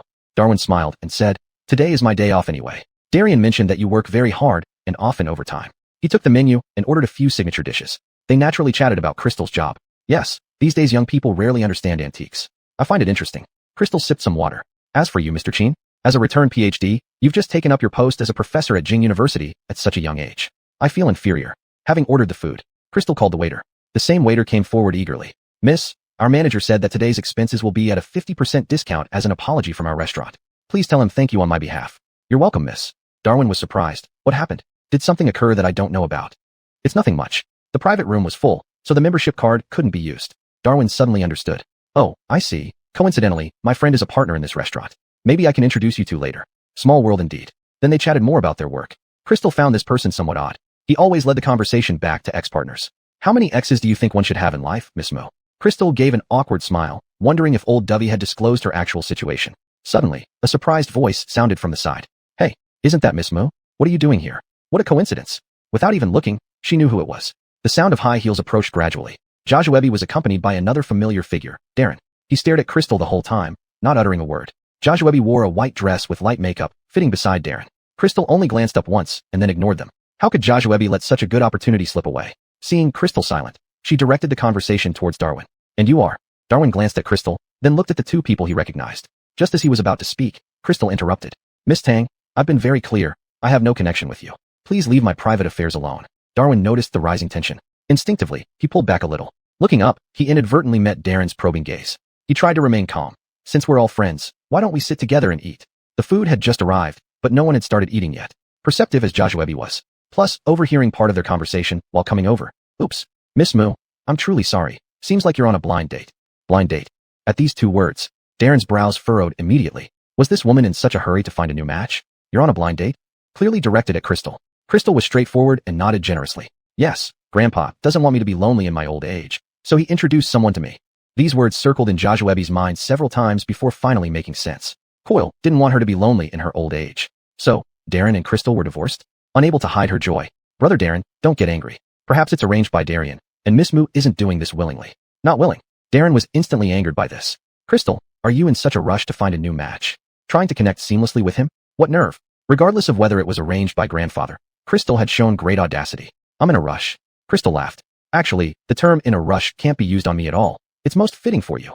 The two stood there together. Although they were wearing masks, their demeanor matched perfectly. Crystal mocked herself. Some people get married and still fool around outside, not fulfilling their marital duties. At least I have already divorced.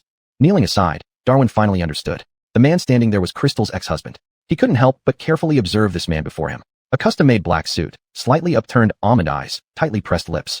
Noticing that someone was watching him, Darren's eagle-like gaze shot over, nearly scaring Darwin. He awkwardly greeted him, but Darren ignored him completely. Divorce? Just because of a simple divorce agreement. Crystal was speechless, momentarily unable to find better words. Joshua stepped in to mediate. Brother Darren, Miss Moo, please don't argue in front of others. It's hard to end well. Another outsider. Crystal felt an overwhelming urge to vent her anger. Miss Tang, please recognize your place. And you too, do not disturb my life again. Crystal, very upset, picked up her bag and walked away. Only after reaching outside did she remember Darwin was still inside. She turned back and walked in again. Mr. Chin, I am truly sorry. Not only did I make a fool of myself in front of you, but also spoiled our meal. Darwin couldn't finish his meal either and was quite frightened. But he didn't feel comfortable saying it himself. It's okay. This is your private matter. I shouldn't have known about it. Darwin adjusted his glasses. Since Miss Moo has some matters, I'll take my leave first. Crystal understood how awkward today's events had been, so she didn't suggest having dinner elsewhere. I'll treat you to a meal next time, Mr. Chin. Darwin had driven here. Once in the car, he revved up and left immediately, exiting the restaurant. Crystal saw a car drive away. Darren approached her and mockingly asked, What? Are you sad to see him go? Startled by this sudden voice, Crystal turned back and took a step backward, putting distance between herself and Darren. President Liu, you jest. This is my matchmaking partner. I naturally need to understand him better. Chapter 49. What kind of difficulties can there be? We aren't officially divorced yet.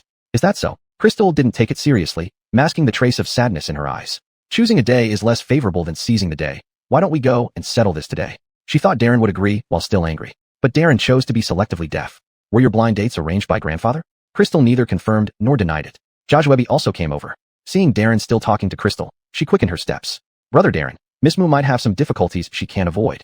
Difficulties? What difficulties does she have? Just for the money, that's all. The sight of both of them pained Crystal's eyes. Unwilling to suffer any longer, she turned to leave. Wait, Miss Moo. Speak up. Crystal knew Joshua surely had nothing good to say. As expected, Joshua earnestly advised. Things have come to this point. You should take care of yourself. Brother Darren was magnanimous last time and did not hold it against you. Last time, Crystal turned around again, questioning Joshua. You are utterly unreasonable, always putting unfounded charges on me.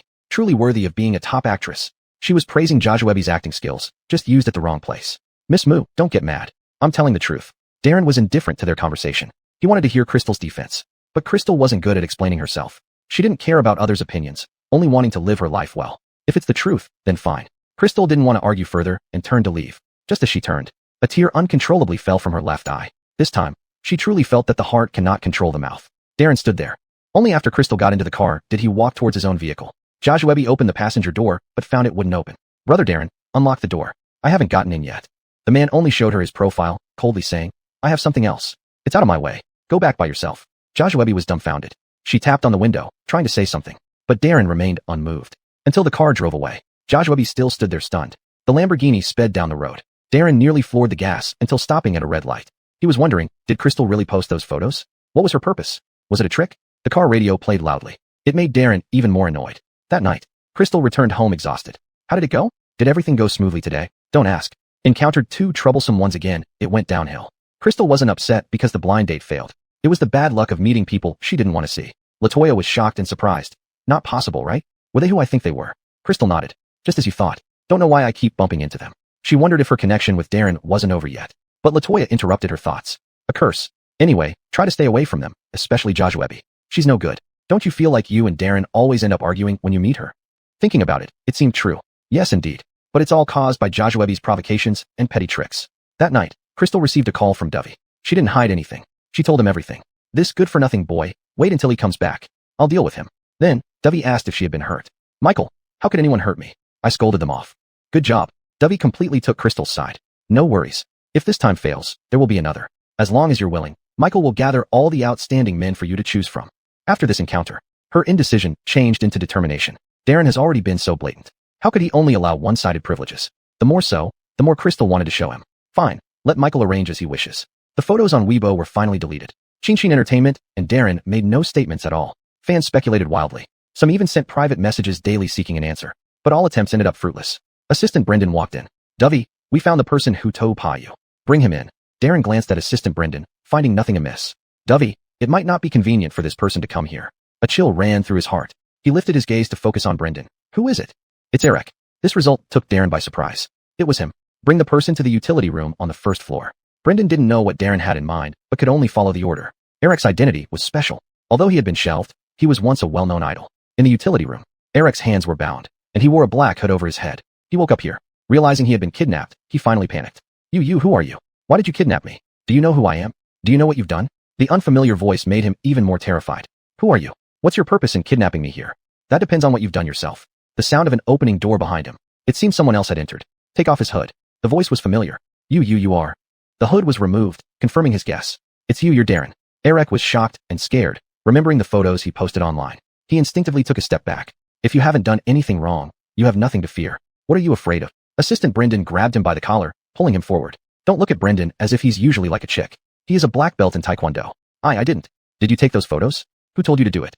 How did you know where my villa is? Darren pulled a chair and sat down, as if interrogating a criminal. No, not me. Not me, I didn't take them. At this point, you're still lying. Do you want me to bring out the evidence? Brendan pushed him hard. The latter staggered and fell to the ground. This time, it almost exposed Mrs. Young's face. Seeing Darren's indescribable expression, Eric knew he had no way out. Chapter 50. His bottom Joshua. Clenching her teeth, Eric raised her head. What you're doing is illegal. Illegal? You invaded my privacy first. If I sue you, how long do you think you'll be in jail? Darren's presence was overwhelmingly powerful.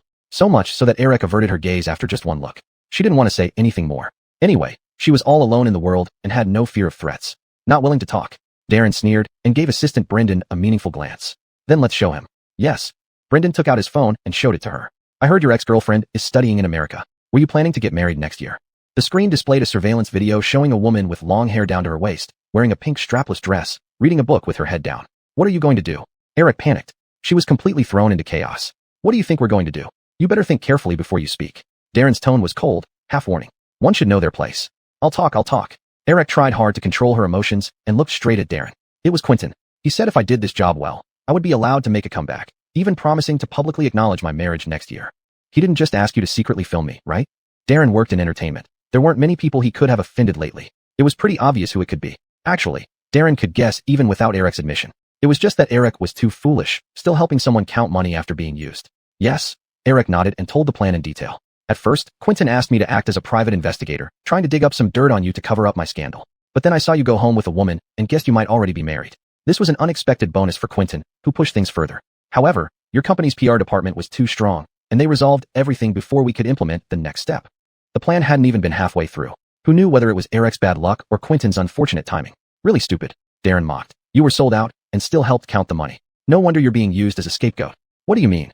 Eric still didn't understand. He thought completing this task would give him another chance. But he failed.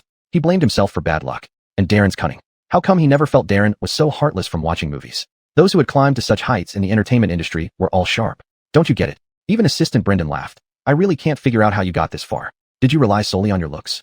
You're completely clueless. Eric felt insulted. Why can't you just speak clearly instead of talking in riddles to make yourself look smart? Darren regretted making this trip himself. What a waste of time. There's nothing else to say. Figure it out for yourself. Darren stood up and walked out. Oh, since Daunching Entertainment isn't giving face, then. Darren waved his hand. There's no need for it to exist anymore. Yes, Dovey. Having been by Darren's side for years, Assistant Brendan knew his temper well. He meant what he said, and he had the capability. What will happen to me if you're going to acquire Daunching Entertainment? Eric finally understood what Darren implied. You should talk to your boss about the promises he made you. In the afternoon, the news titled Daunching Entertainment CEO Bribes Deputy Mayor quietly became a trending topic. Compared to the heat surrounding entertainment stars, this news received relatively less attention. However, under Darren's instructions, the buzz kept rising. Bribery? There hasn't been much news about this kind of thing in recent years. What's happening now? I've been following financial news closely but didn't catch any hint of this. For buying property, they bribed the deputy mayor? Are they serious? This was solid evidence. Darren had spent a fortune to ensure this would sink Daunching Entertainment once and for all. Everyone has a bottom line. Daunching Entertainment was in turmoil. How did this happen? These events are from years ago. Why would they suddenly be exposed? Quentin questioned his secretary. I assigned you to handle this matter back then. Didn't you clean it up? The secretary trembled. Boss, I did clean it up. Could it be that someone is deliberately targeting us at Daunching Entertainment? Daunching Entertainment was only a small company, with countable artists under its name. Reminded by the secretary. It seemed that Quentin had thought of something. Secretary Luo, call Eric now and check what's going on there. Okay, boss. The call went through, but no one answered. I'm sorry, the number you dialed is powered off. Please try again later. Several calls were all like this. Quentin's frown was deep enough to kill a fly. I told you this guy wasn't reliable. How stupid I was back then. Talking more now wouldn't do any good. Not long after, Quentin's phone rang. He thought it might be from that idiot, Eric. The moment the call connected, Quentin was scolded. What did you do? Weren't you supposed to clean everything up? I didn't want to help you from the start. Now you're really going to ruin me. The call was from the deputy mayor personally. I don't know either. It must be my subordinates who are not competent. Cousin, what should we do now? The deputy mayor was Quentin's cousin, and almost no one knew about it. How would I know? Now they have already sent people to investigate me. The deputy mayor was so angry, he could spit blood. I always felt that I shouldn't help family members when they asked for favors. Look at how it turned out now. My future is being destroyed. Quentin was also in a panic. Cousin, I'm sorry to you. I will definitely investigate this matter thoroughly. It's too late to investigate now. Temporarily, the house must be transferred to someone else's name. Otherwise, I can't clear my name even if I jump into the Yellow River. Quentin didn't like this idea. Cousin, this house is worth tens of millions. If I transfer it to someone else, I may end up losing both the person and the money. The other side started yelling again. Xylan, do you still care about your cousin's future? It took me countless hardships to get to where I am now. For such a small thing, you're pushing and pulling, white-eyed wolf. That white-eyed wolf comment infuriated Quentin. Maybe because he thought the deputy mayor was now struggling to save himself. The earlier courtesy and respect for this cousin also faded. Quentin unhappily replied, Cousin, it's really hard. There aren't many relatives in our family. Finding a completely trustworthy non-relative is too difficult. I can't find anyone. Chapter 51. Who says women are inferior to men? Good for you, Xylan. You really did a fine job. Beep, beep, beep. The call was disconnected. The secretary cautiously asked beside him, Boss, should we have the PR department contact Weibo officials to delete this Weibo post? As Mr. Faxon opened his phone, he nodded. Certainly, we can't let this incident escalate any further.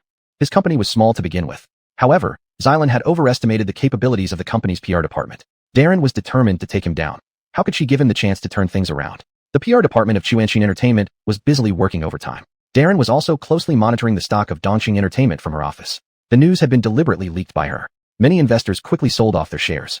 Within just a few hours, the stock of Daunching Entertainment had plummeted several points. Brendan, you can start preparing the acquisition contract now. The museum staff were extremely busy, but Ethan pitted Crystal as a woman and kept telling her not to work overtime. Master, I'm fine. If you all can work overtime, why can't I?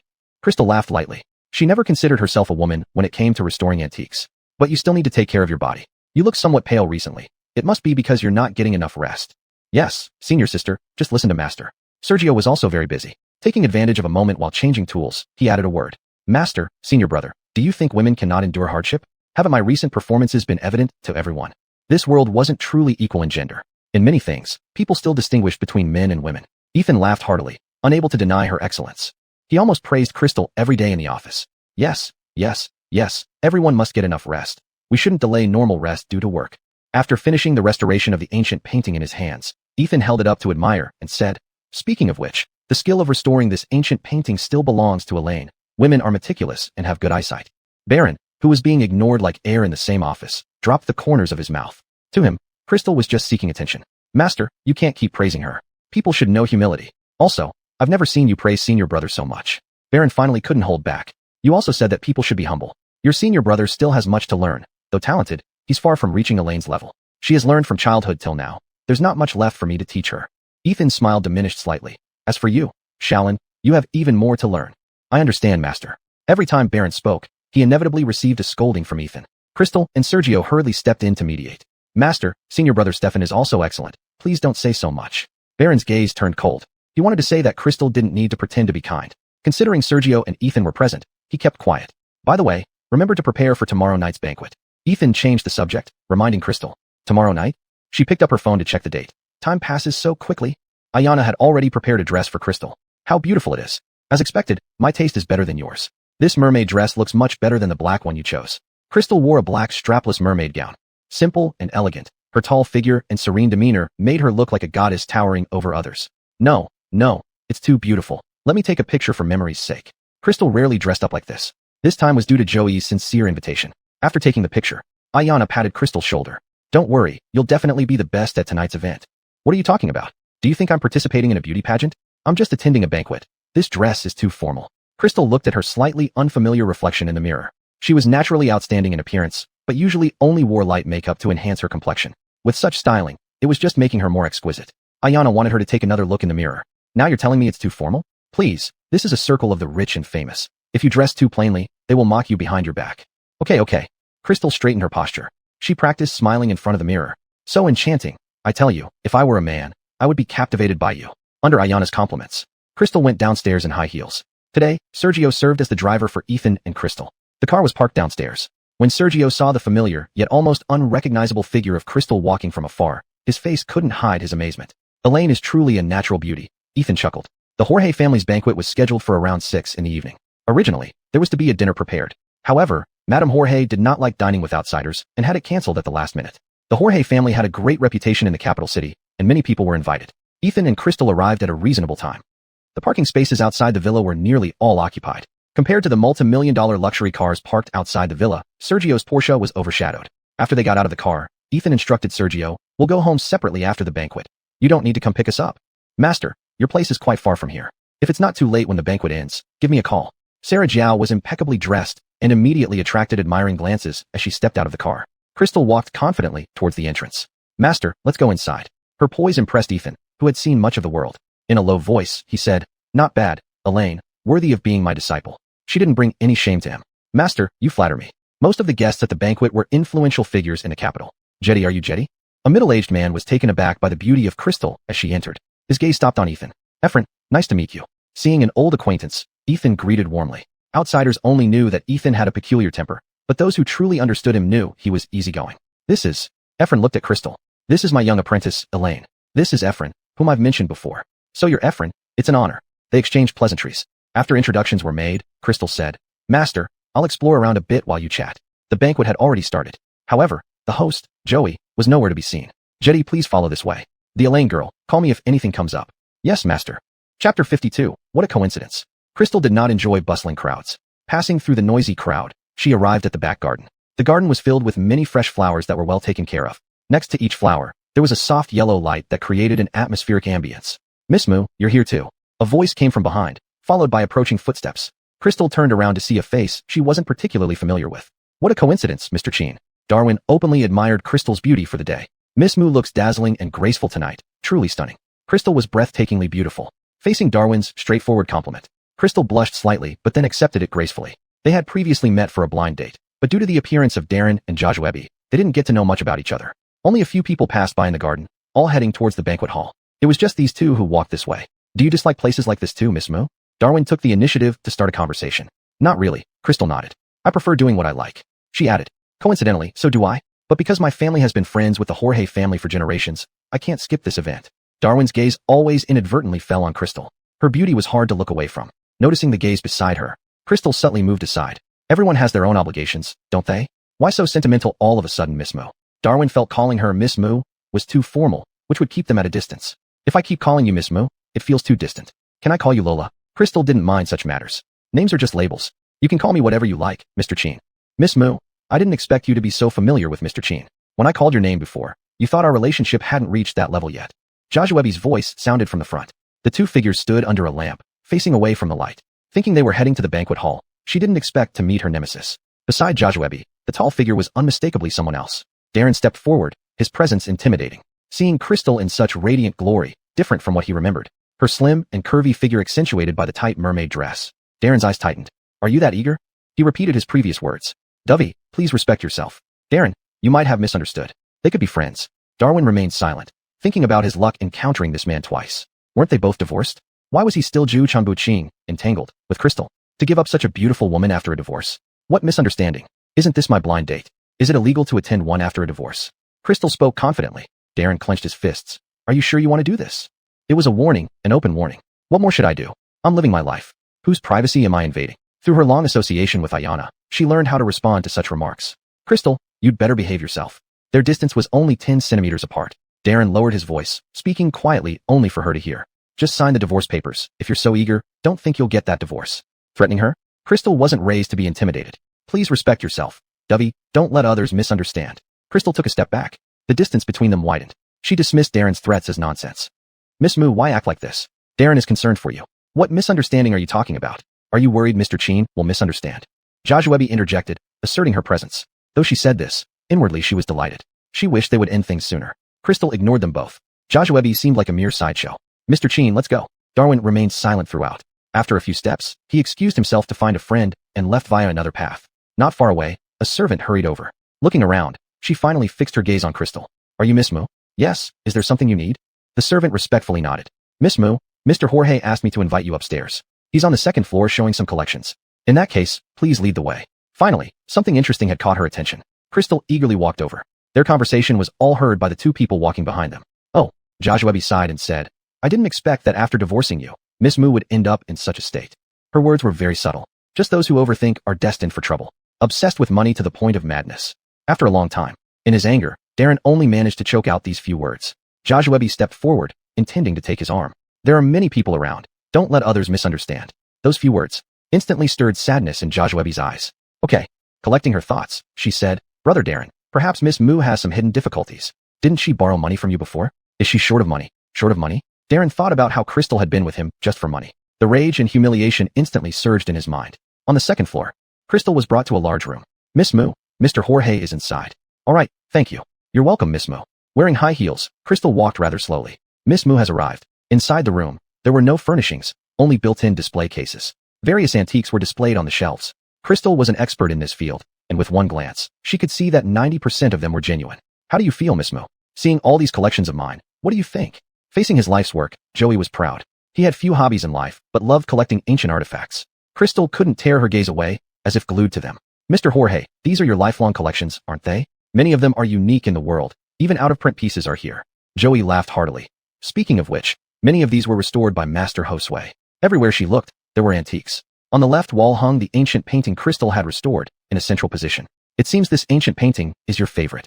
Mentioning the painting, Joey felt fortunate. This painting was so damaged, I thought I would lose my favorite piece.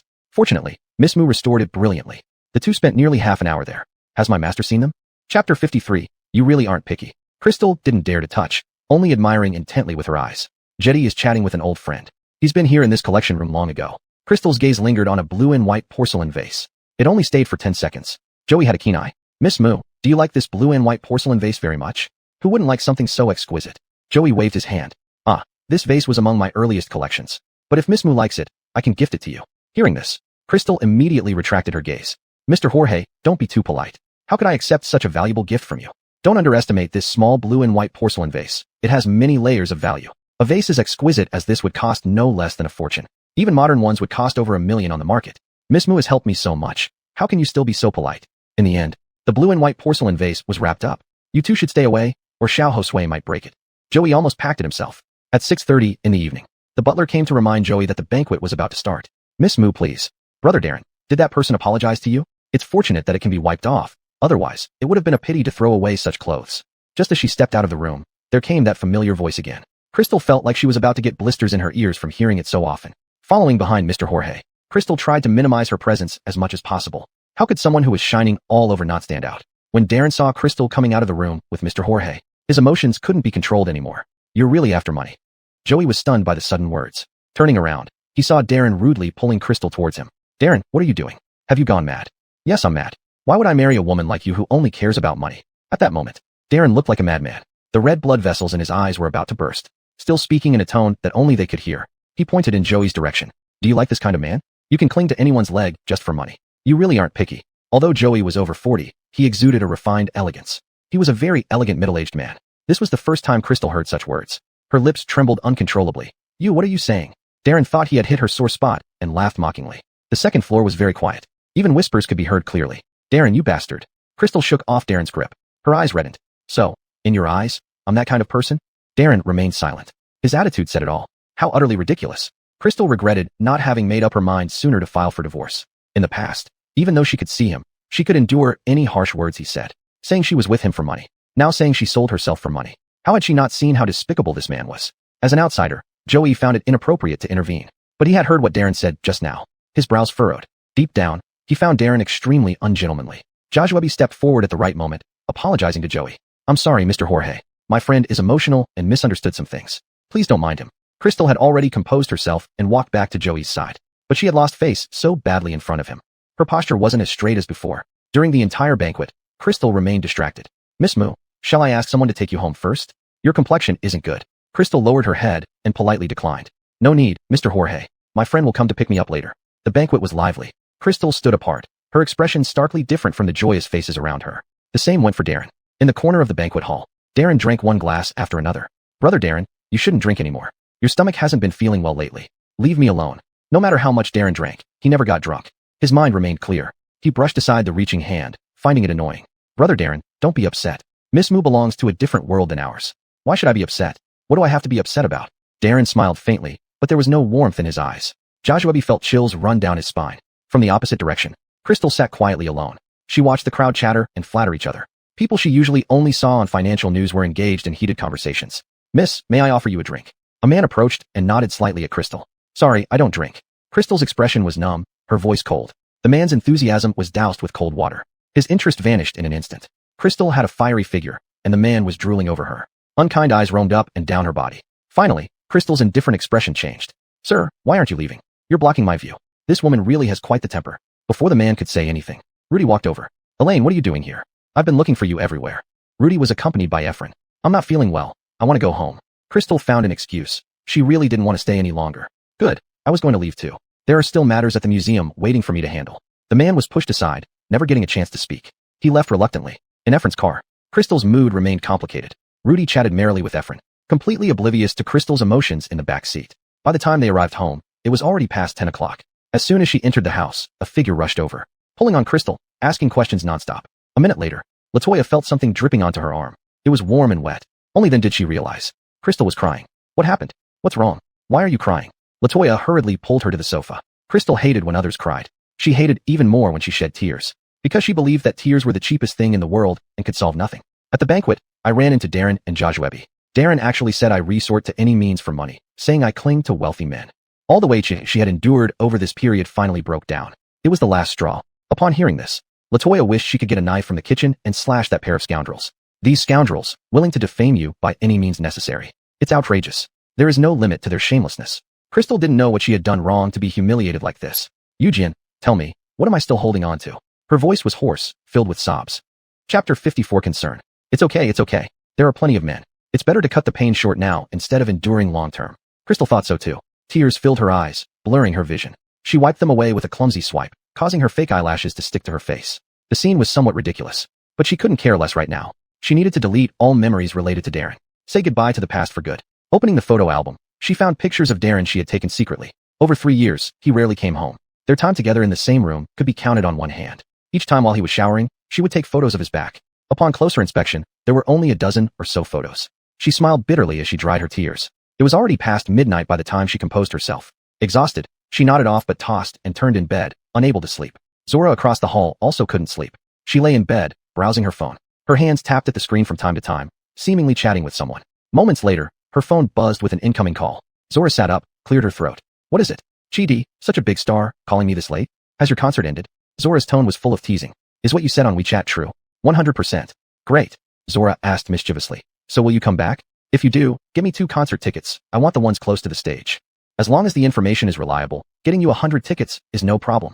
The person on the other end sounded very happy, speaking lightheartedly. Sure, just not sure if your company will agree. Who would have thought? If I want to, nothing is impossible. Getting concert tickets isn't a problem. Chidi sounded confident. Forget it. Aren't you afraid I'll act as a scalper?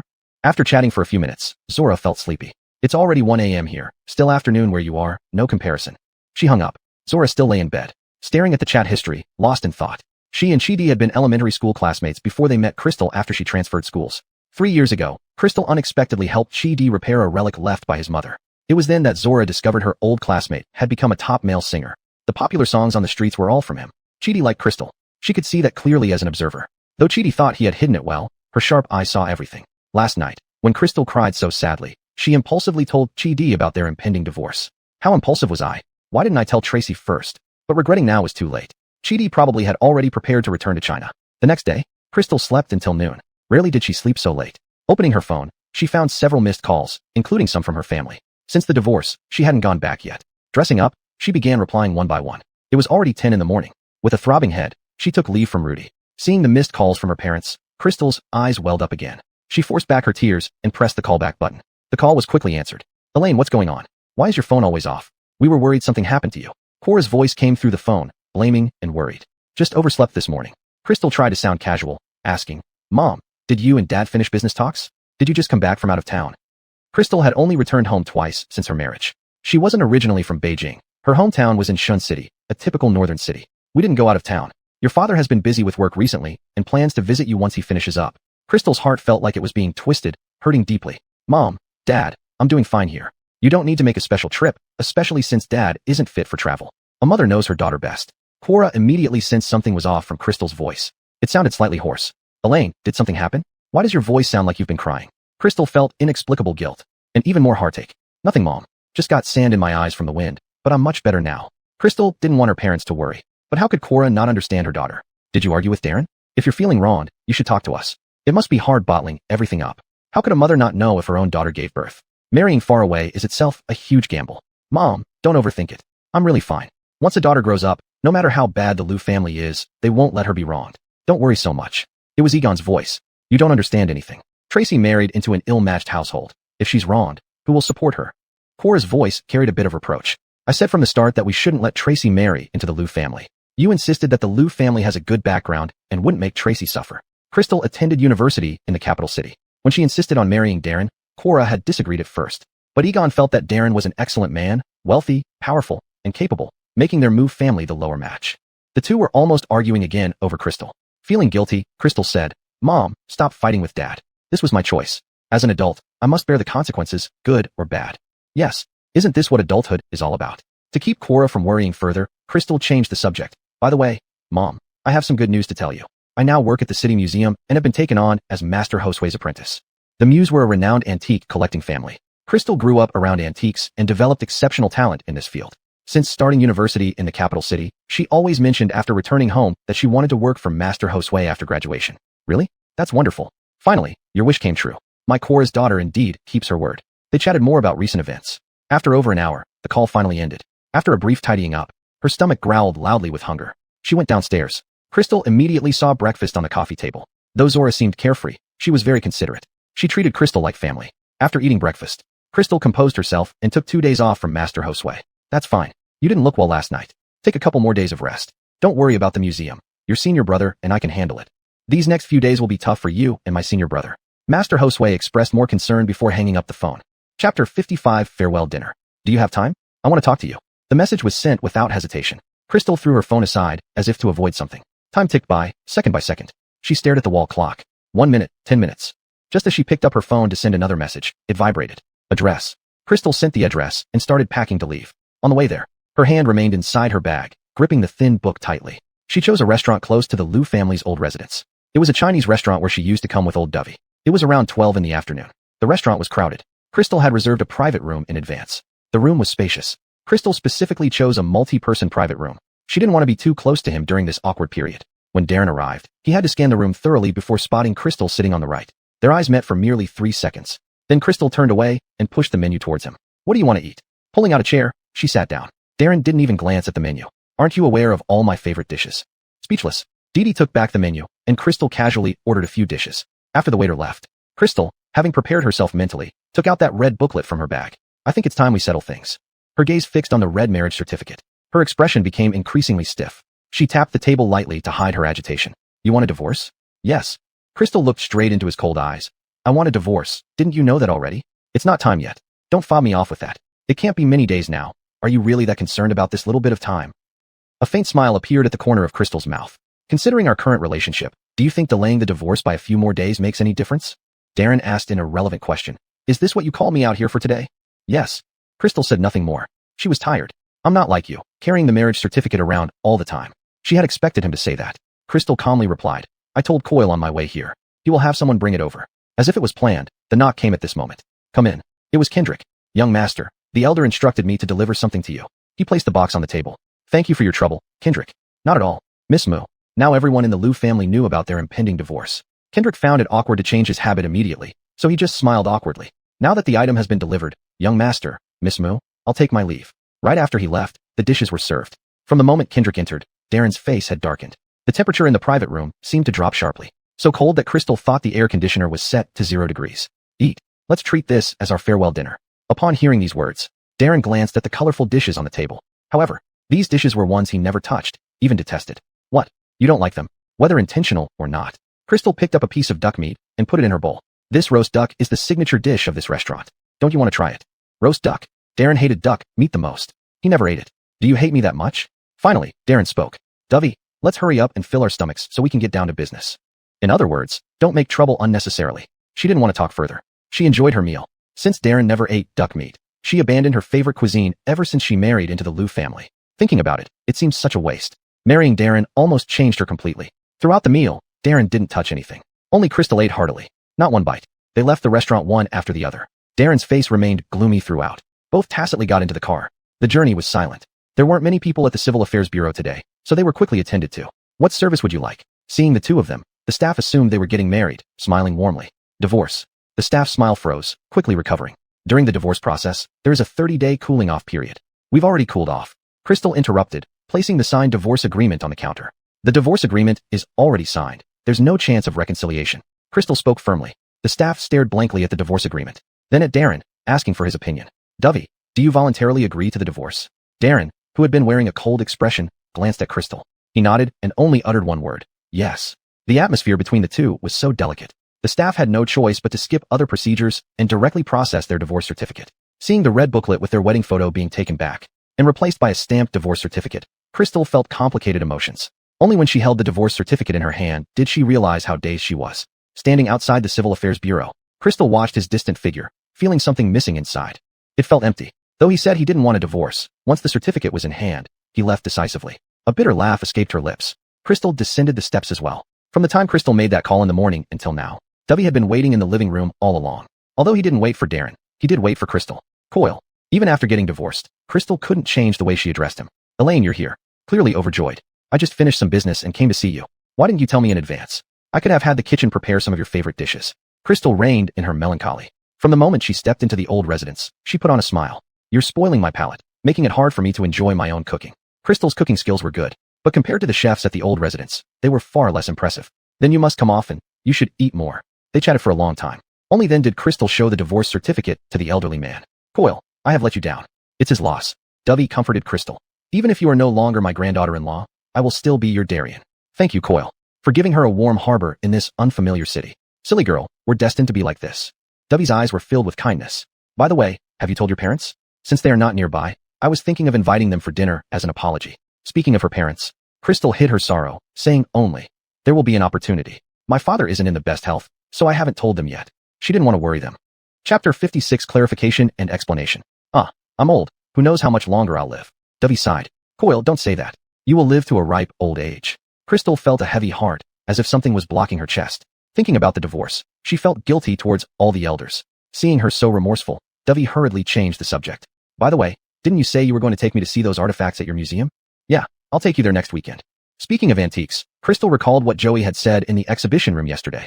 She guessed he wouldn't keep his promise after she embarrassed herself so badly in front of him. How could she face him and accept his gifts after such humiliation? Crystal couldn't bear to think further with her blushing cheeks. She stayed with the old man until 7 in the evening before heading back. Dovey originally wanted to have Crystal stay overnight, but Crystal felt it inappropriate since they were no longer related by marriage. Coil, I'll visit you again when I'm free.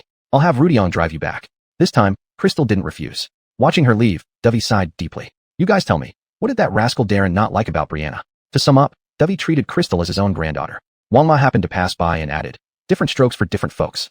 Rough words, but true meaning. The butler Alex hesitated but nodded slightly. Sir, Miss Moo might not be the type of person Master likes. He spoke very tactfully. After all, how could the Liu family not know Darren's behavior over the years? Perhaps, but his taste really is poor. How could he choose such a woman? Criticism from one's grandfather. Darren arrived back at the company and went straight into the meeting room. In the meeting room, someone was sneezing repeatedly. None of the subordinates dared to speak up. Who would dare to talk when the boss looked so weak yet insisted on holding the meeting? Don't you need to go to the hospital? Are you catching a cold? Assistant Brendan finally spoke up, unable to stand it anymore. Darren pinched his reddened nose and waved his hand. It's fine, continue the meeting. Night fell. As people were about to fall asleep, a trending topic appeared on Weibo. Bowie and a mysterious woman appear at the civil affairs office. Good news or bad news? Concerned with Darren, many night owls immediately sprang up. The photos were blurry. They showed 2 photos taken when the two were leaving in opposite directions. Crystal revealed a bit more of her profile this time, though only her eyes were visible due to her mask. Darren came out of the civil affairs office holding a small red book. Clearly, he had just finished the registration. Many fans commented on whether Darren had gotten married. Not possible. Last time it turned out to be real. My Bowie. But if they really registered, why would they walk in opposite directions right after coming out? A remark jolted the dreamers awake. Comments gradually shifted towards the possibility of Darren getting divorced. Yes, looking at Bowie's expression, it seems he did get divorced. Divorced? Then who is that woman? Darren was wide awake. It wasn't until his phone started vibrating nonstop that he saw the trending topic. He became furious. But seeing the side profile of the woman in the photo, she seemed to be looking down at the divorce certificate in her hand. Her emotions were unreadable. Recalling how they had parted ways so decisively earlier in the day, a sense of powerlessness washed over him. People in the comments section began to dig up information about the woman in Darren's photo. Darren's eyes narrowed sharply. Checking the time. It was already past 1 a.m. He contacted the PR department in the middle of the night. Pull an all-nighter and remove the trending topic on Weibo. Even though they were divorced, he still had principles. At least he needed to ensure Crystal wasn't completely exposed by netizens. The PR director, half asleep, almost jumped out of bed when he saw it was Darren calling. Yes, Dovey. Should we also issue a statement? No, just remove the trending topic. Half an hour later, the trending topic about Darren was successfully removed. Many people didn't even get to catch up on the gossip. Darren couldn't sleep either. He believed this kind of thing would happen again if left unresolved. Rather than letting it fester, he decided to clarify himself. At 2 a.m., Darren posted his first public response to his personal matters on Weibo. Apologies for occupying public resources. Regarding the recent trending topic, here are my explanations. First, I did indeed get married. Second, I am now divorced. The photo was of a divorce certificate, with the name Darren prominently displayed. However, the woman's name in the column was heavily blurred. Even advanced computer technology couldn't restore it. Alongside the clarification was a statement. Please netizens show some leniency. My ex-wife is just an ordinary person. We have terminated our relationship, and I don't want her life to be disturbed by everyone. From now on, we will live our separate lives in peace. This simple statement stirred up the netizens. It was crazier than any of the previous trending topics. Darren usually only focused on improving his acting skills, never posting statements on Weibo. From his debut until now, he had posted only a dozen or so times on Weibo. Wow, it turns out it's true. No wonder I always felt Bowie had a husband vibe. It turns out he really did get married. The date on the divorce certificate was indeed yesterday. Undeniably true. Bold move. If he got caught by paparazzi, just clarifying would suffice. Why mention getting divorced? Yes. Why jump out and say he's divorced again?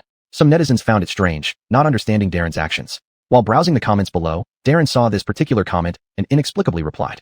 The last time, and this time taught me a lesson. I hope everyone won't disturb us anymore. After replying to this comment, Darren put his phone aside. Crystal only knew about it the next day when she was awakened by a phone call. Looking at the familiar name that hadn't appeared for a long time on the screen, She immediately woke up. Quentin, why are you suddenly calling me? Quentin's voice couldn't hide his excitement. He almost blurted out asking if she had divorced. But that would be too abrupt. Can I call you without reason? I just want to tell you good news. I'm coming back to China. Are you coming back for a concert? These 3 years, Quentin had been holding concerts around the world and traveling globally. They hardly contacted each other, and Crystal only knew his whereabouts through WeChat. The concert isn't happening anytime soon. I've been abroad for so long. It's time to come back to my homeland.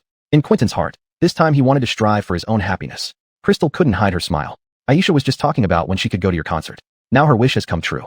Chapter 57. He is returning home. She can come anytime if she wants to. I've told her before that if she wants to see my concert, she just needs to tell me, and I would arrange for her round-trip tickets. Both of them talked about Zora with smiles on their faces. As for her, she thinks it's no fun going alone without me. Crystal knew clearly that Zora wanted to accompany her. Credit to her for thinking of me. Quentin is an international superstar singer. It's evident from his ability to hold world tours. So when you return, give us a heads up, and Zora and I will go to the airport to pick you up. Just after saying this, Sarah reminded herself of Quentin's status, yet still, they treated him like a regular friend. If it's inconvenient, then we can plan another time for the 3 of us to meet. Crystal did not want to put any pressure on him. But for Quentin, her words were a tremendous surprise. That's fine. I can keep my return under wraps until everything is set. My fans won't recognize me then. He wanted to see Crystal immediately after landing. Crystal regretted being so hasty in her speech earlier. But Quentin suddenly remembered the main point of his call. No, it's better not to. If you and Zora come to pick me up, we might trend on social media. Pausing, Quentin asked Crystal, did you know that your divorce with Darren trending online? What happened? Crystal was puzzled. They had kept a low profile when filing for divorce. It was different dating a celebrity. Things easily ended up trending, or people were doxxed. Hearing her surprised tone, Quentin asked, didn't you know about this? I uninstalled Weibo long ago and don't care much about social entertainment news now. Quentin paused. He had been keeping an eye on Darren's activities. Over the past 3 years, Darren has had constant scandals. Crystal must have uninstalled Weibo to avoid feeling hurt. His heart tightened. Quentin comforted her. It's good you're not paying attention. People who ignore Weibo gossip are rare these days. It seems you focused on work all these years. He cleverly changed the topic. Crystal understood his concerns and went along with it. Indeed, work has gone smoothly, and I've found my dream job. They chatted for over half an hour before hanging up. At that moment, the door opened. Only one person had a key to her place. You're awake? I thought you'd sleep until noon again. Zora held breakfast in her hand, joking around seeing her holding the phone. Who were you talking to early this morning? Just hung up. Zora was always nosy, but also meant to cheer up Crystal. It's your old classmate. Quentin. Upon hearing it was Quentin, Zora thought maybe he called to confess. But reality proved Zora's speculation was far off. He's returning in a few days. He said he'd save you a ticket for the concert and ensure you get the best seat. Zora already knew about his return but pretended to be surprised. This guy didn't even bother to let me know first and only called you. Do you two have something going on? Don't joke. I just got divorced. I can't think about such things. Zora raised an eyebrow. Wasn't someone at a blind date a few days ago? Mentioning Darwin made Crystal recall the uncomfortable scene at the Jorge family villa. Noticing her mood shift, Zora immediately tried to distract her. Enough chatter. You haven't eaten since getting up, you'll risk low blood sugar. After breakfast, the two discussed for more than an hour whether they should go to the airport to pick up Quentin. They eventually concluded they wouldn't go. Think about it. With Quentin's current popularity, the airport will be packed. Even if he tries to keep his return quiet, staff will likely leak the information. That would be dangerous for us. Crystal nodded, thinking more about yesterday's trending topic on Weibo. She prefers a low profile and doesn't want too much public exposure. You're right. We shouldn't add to his troubles. Everyone in the company now knows that Darren was once married and is now divorced. What used to be charming about him as a bachelor now comes with a husband's charm, making him even more attractive. Of all people, Joshua was probably the happiest about their divorce. Brother Darren, since I'm not busy today, I made lunch especially for you. Try it. She placed the pink lunchbox in front of Darren with great care. Without looking up, Darren said, you eat it yourself. I have a dinner meeting this afternoon. Brother Darren, you said before that you would try my cooking when you had the chance. Joshua pushed the lunchbox forward a bit more. I don't feel like it now. His cold refusal dimmed Joshua's eyes. Brother Darren, are you still upset about Miss Mo? Joshua sighed. These days, many people rely on their looks and physique to avoid working, only wanting shortcuts. Brother Darren, you should be more open-minded. The word shortcuts struck a nerve with Darren. He abruptly lifted his head. His eyes were filled with icy coldness. Who asked you to mention her? Brother Darren, Get out. Darren's anger was overwhelming. Well, Brother Darren, you continue your work then, I'll go back. Assistant Brendan didn't know whether to leave or stand there. Brendan, find out what relationship Joey has with her. Darren was furious and wasn't thinking clearly. He didn't know why he was so angry. They had already divorced after all. Assistant Brendan didn't dare not to respond. Yes, I will send someone to investigate right away. Hire a private detective. Before Brendan left, Darren called him back. He didn't want it to be too obvious. Assistant Brendan obviously hesitated, then nodded in agreement. Sure, Dovey, I'll take care of it now. Exiting Darren's office. In an area without people around, Joshua's expression had long changed. What happened? Did you provoke Dovey again? Alicia was truly worried about her. If it weren't for Joshua's Best Actress title, Alicia would have quit long ago due to her difficult personality. I provoked him. Jajuebi said resentfully. I just kindly brought him a lunchbox, but mentioning that woman made him kick me out. She sounded extremely aggrieved. If Alicia didn't know her well, she would have believed it. You know Dovey's temper. Rest well today. You have a lot of schedules coming up. Chapter 58 Investigation. Crystal had sorted out her emotions these past couple of days and was now ready to go back to work. Are you going to work dressed like that? Ayana looked at her simple outfit of jeans and a short-sleeve top. Aren't I usually dressed like this? Look at you. You've forgotten again. You're divorced now. You don't need to adhere to the 3 obediences and 4 virtues anymore. As a single woman, you should show off your charm. Understand. Ayana thought Crystal just didn't want to dress up. But even in plain makeup, she still exuded an aloof beauty. Her simple attire on her somehow seemed fashionable. But it wasn't enough. Looking at herself in the mirror after changing into a long dress and tying her hair into a low ponytail, Crystal felt speechless. I'm going to work, not walking a runway. There's no need to dress so meticulously. Crystal still wasn't used to dressing like this for work. But Ayana insisted. Just listen to me. Dressing up is to please yourself, not those smelly men. I think you should live better after leaving Darren. Facing her friend's earnest advice, Crystal finally gave in. The usually simply dressed Crystal suddenly appeared in a dress. It left the museum staff mesmerized. Lola, your outfit today is quite stunning. Do you have a date after work? Facettes were particularly envious of her figure. She had curves where she should, and slim where she needed to be. Where do I have a date? I can't even manage overtime work. Just as she arrived at the office, Crystal was rummaging through her bag for her phone when she bumped into someone. I'm so sorry, are you okay? Women are such a bother. An impatient voice came from in front of her. Crystal looked up. It was Baron, who had been knocked back a step by the collision. Senior brother Stefan, I'm really sorry. I didn't watch where I was going. Are you alright? Baron clearly wasn't pleased. You made something out of nothing. Crystal felt a little awkward. Baron had always harbored immense hostility towards her. She could roughly guess the reasons. If she couldn't deal with it, could she at least avoid it? What's happening? Why are you two still standing here? Sergio walked over, puzzled by their actions. To avoid embarrassment, Crystal spoke first. Nothing, Senior Brother Gu. I accidentally bumped into Senior Brother Stefan. Her eyes landed on Baron's face. Perhaps because of Sergio's presence. Baron's expression eased slightly. Pay more attention next time. Dressing up like a peacock for work, trying to attract whom? He whispered the last part as he passed by Crystal. Both entered the office. Sergio said, Junior sister, don't mind him. He was just reprimanded by Master. He might be in a bad mood. Don't take it to heart. It's okay, Senior Brother. It was my fault. Crystal wasn't someone who held grudges. She didn't care about these trivial words. If she got upset over such unimportant remarks, she wouldn't be Crystal. What are you talking about? Sergio, I asked you to get something. Why haven't you brought it over yet? Ethan's voice rang out at the entrance. Sergio remembered and scratched his head awkwardly. I nearly forgot. Your memory is as good as ever. Assistant Phil worked swiftly. The private detective he hired did a great job and investigated thoroughly within a day. President Liu, this is how Mr. Jorge Jinsey met Miss Mu. No photos, only a few pieces of paper. Read it to me. Darren was busy following up on a project and couldn't read it himself. Mr. Jorge Jinsey met Miss Mu about 10 days ago at the City Museum. At that time, Mr. Jorge Jinsey was restoring an ancient painting, which was handed over to Baron but saw no results for several days. Later, Miss Mu took over the restoration and completed it within 2 days. Phil paused before continuing. Mr. Jorge Jinsey admired Miss Mu greatly, leading to her attending the Jorge family matriarch's birthday party. Not knowing the inside story, Phil recounted what he found factually. That's all. For now, that's all we found. Darren frowned. Did they meet privately? We couldn't find any evidence of private meetings. Information about Mr. Jorge Jinsey is hard to come by. I see, keep investigating. Phil couldn't understand his boss's intentions. Yes, President Liu. He turned to leave, but was called back by Darren. Wait, is there anything else, President Liu? Stop the investigation, that's enough. That settled the matter. Darren massaged his temples. No need to report on her matters to me in the future. His assistant truly couldn't understand his boss's mindset. Assistant Phil nodded. Don't worry, boss, I'll inform the private detective right away. Just these pieces of information were far from what Darren wanted to know. Quentin had intended to return home discreetly, but someone leaked his itinerary. The moment he got off the plane, he saw a large crowd gathered ahead. Not only did they have welcome boards in their hands, but they also held a banner. Quentin, welcome back to the country. Wearing sunglasses and a mask, Quentin, dressed head to toe like a mummy, was utterly stunned. He hadn't seen such a scene for a long time. Manager Chun, didn't you say we would keep a low profile this time and reappear when the concert announcement is official? Manager Chun also looked puzzled. Someone must have leaked your schedule for today. But it was too late now. They couldn't just turn back, could they? Quentin took off his sunglasses and greeted the fans cordially. Long time no see, everyone. His tone was very gentle, as if they had been apart for a long time. Quentin, do you know how we've been waiting for you for 3 years? Why did you come back so late? Yes, we've been waiting so hard. Luckily, we finally got you back after hoping for so long. Everyone spoke at once. They all tried to get the chance to speak in front of their idol. I will share everything about these 3 years on Weibo with everyone. Quentin's return news unsurprisingly trended on hot search lists. Ayana only then found out about the grand reception Quentin received. She couldn't help but call Crystal to vent. Good thing we didn't go to the airport to pick him up, or we would have been pushed to the outer circle by his fans. Shouldn't we be happy for his popularity? It was the best outcome for everyone to achieve success. He shouldn't value his fans more than friends.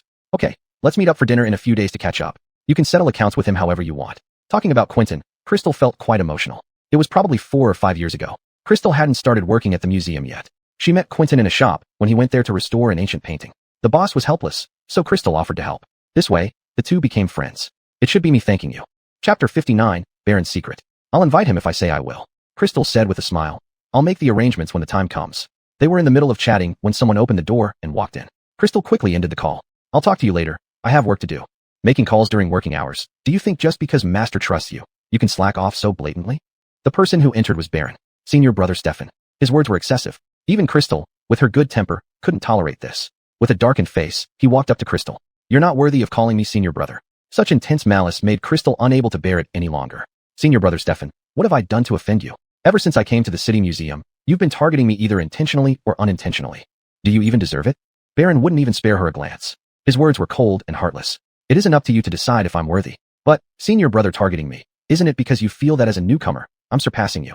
Hit right on the nail. Baron abruptly lifted his head, staring intently at her. What did you say? It was merely a guess from Crystal. Now, it seemed she had accidentally guessed correctly. So I was right. This time it was Crystal's turn to laugh. So this was the reason. No wonder since she came in, Baron had never given her a good look. No wonder she was immediately assigned to the archive room upon entering. Crystal continued with her work, saying, Senior brother Stefan must be afraid that your capabilities aren't enough, worried that I might catch Master's attention as a newcomer, which is why you've always looked at me unfavorably.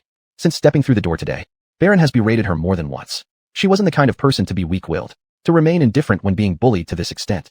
Crystal, shut up. He wouldn't allow a woman who had just arrived to speak about him like this. Senior brother Stefan, actually, you don't have to act like this. Elder Master has always seen potential in you. As they say, strict teachers produce excellent students. You blaming me for all your problems like this is unnecessary. You have no right to speak about me. Baron picked up something nearby to throw. Senior brother Stefan. Crystal suddenly stood up. Don't you fear Master finding out about your little secrets? A threat, but indeed very effective. Baron indeed put down the object. Upon closer inspection, he realized it was a jade ruby ornament in his hand, almost causing a big disaster. You wait and see. Senior brother Stefan, try not to be too impulsive when doing things. Crystal reminded him just as he was about to leave. Baron found this woman very annoying. Mind your own business.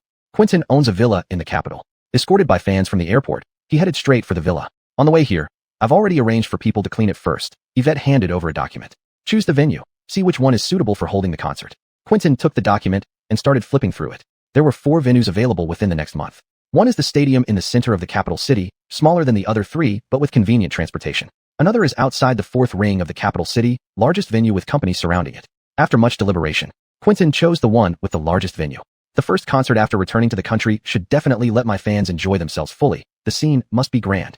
It's impossible for all fans to listen live, but he would do his best. This one, I think there are very few hotels around it. Accommodation and food are not very convenient. Yvette suggested, choose the one in the city center, which is more convenient in various aspects. Not feasible. This place is most likely to cause traffic jams. After all, it is in the city center. I remember there are some self-built houses around here. If convenient, check if we can rent them, then provide them at half price if needed. Adjusting to Quentin's words, Yvette's expression changed slightly, not quite approving of his idea. Self-built houses generally cannot guarantee safety. Accidents are prone to happen. Non-locals can stay here. We'll arrange security for safety issues. Yvette, I know your concerns, but I think these are my fans. My suggestion stands as such. If it's not possible, discuss alternative solutions with the company. When it comes to the concert issue, Quentin has always had his own thoughts. But sometimes ideas may diverge. Quentin, it's not that I don't trust you, but reality must also be considered. Sighed. Quentin said, Yvette, I know you're looking out for me. If you feel it's inappropriate, you can discuss with the company. Seeing no signs of anger from Quentin, Yvette could only nod.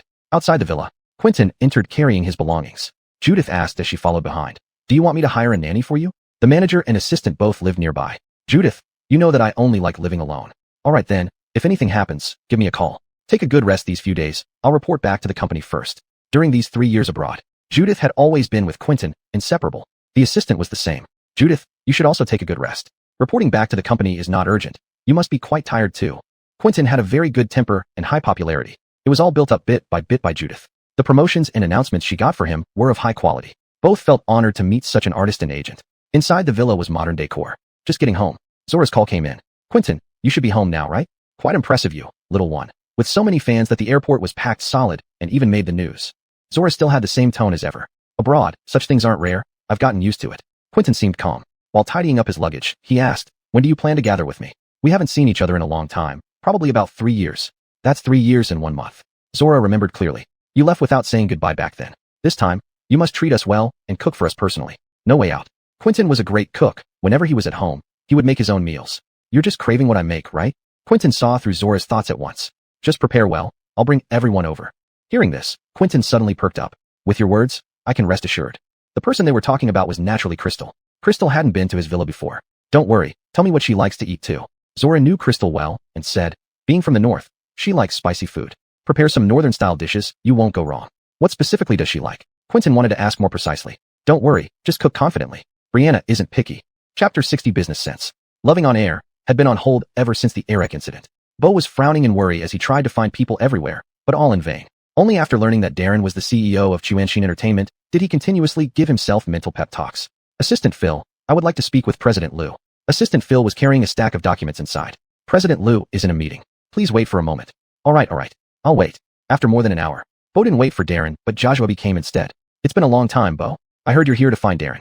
Joshua acted like the lady of the house. Miss Tang, indeed I have something to discuss with President Liu. Since learning that Darren was married, Bo wasn't as warm towards Joshua. To him, promoting a hidden couple with a married man spoke poorly of character. Additionally, Eric's fall from grace was not unrelated to Joshua. Darren is currently busy. You can tell me your concerns, and I'll convey them. This isn't quite right. Bo obviously wasn't too willing. Do you not trust me, Bo? No such thing. It's just that this matter is important, so it might be inconvenient for you to relay it. It's best if I speak directly with President Liu. No trouble at all. Joshua's expression changed. Bo, don't say such formalities. Aren't you treating me as an outsider? Knock knock. The knocking on the door saved Bo. Outside the door stood Assistant Phil. Bo, President Liu has finished his meeting. Upon hearing his name called, Bo quickly stood up. Great, I'll go now. In Darren's office, Bo sat somewhat uneasily. President Liu, I truly apologize for disturbing your work. Just say what you want. No need to beat around the bush.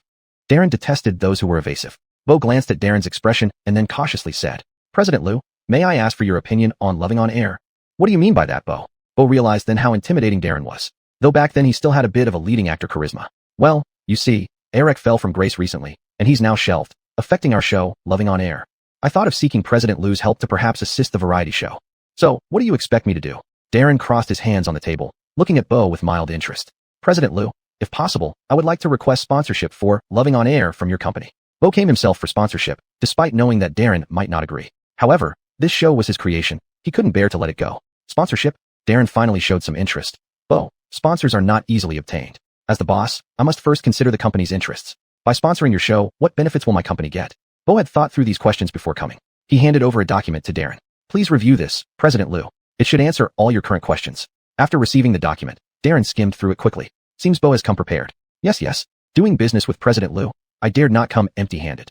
Chuanshin Entertainment became an industry leader within a few short years largely due to having a good CEO. A CEO with a keen sense of business. It's not easy to pull in sponsorship.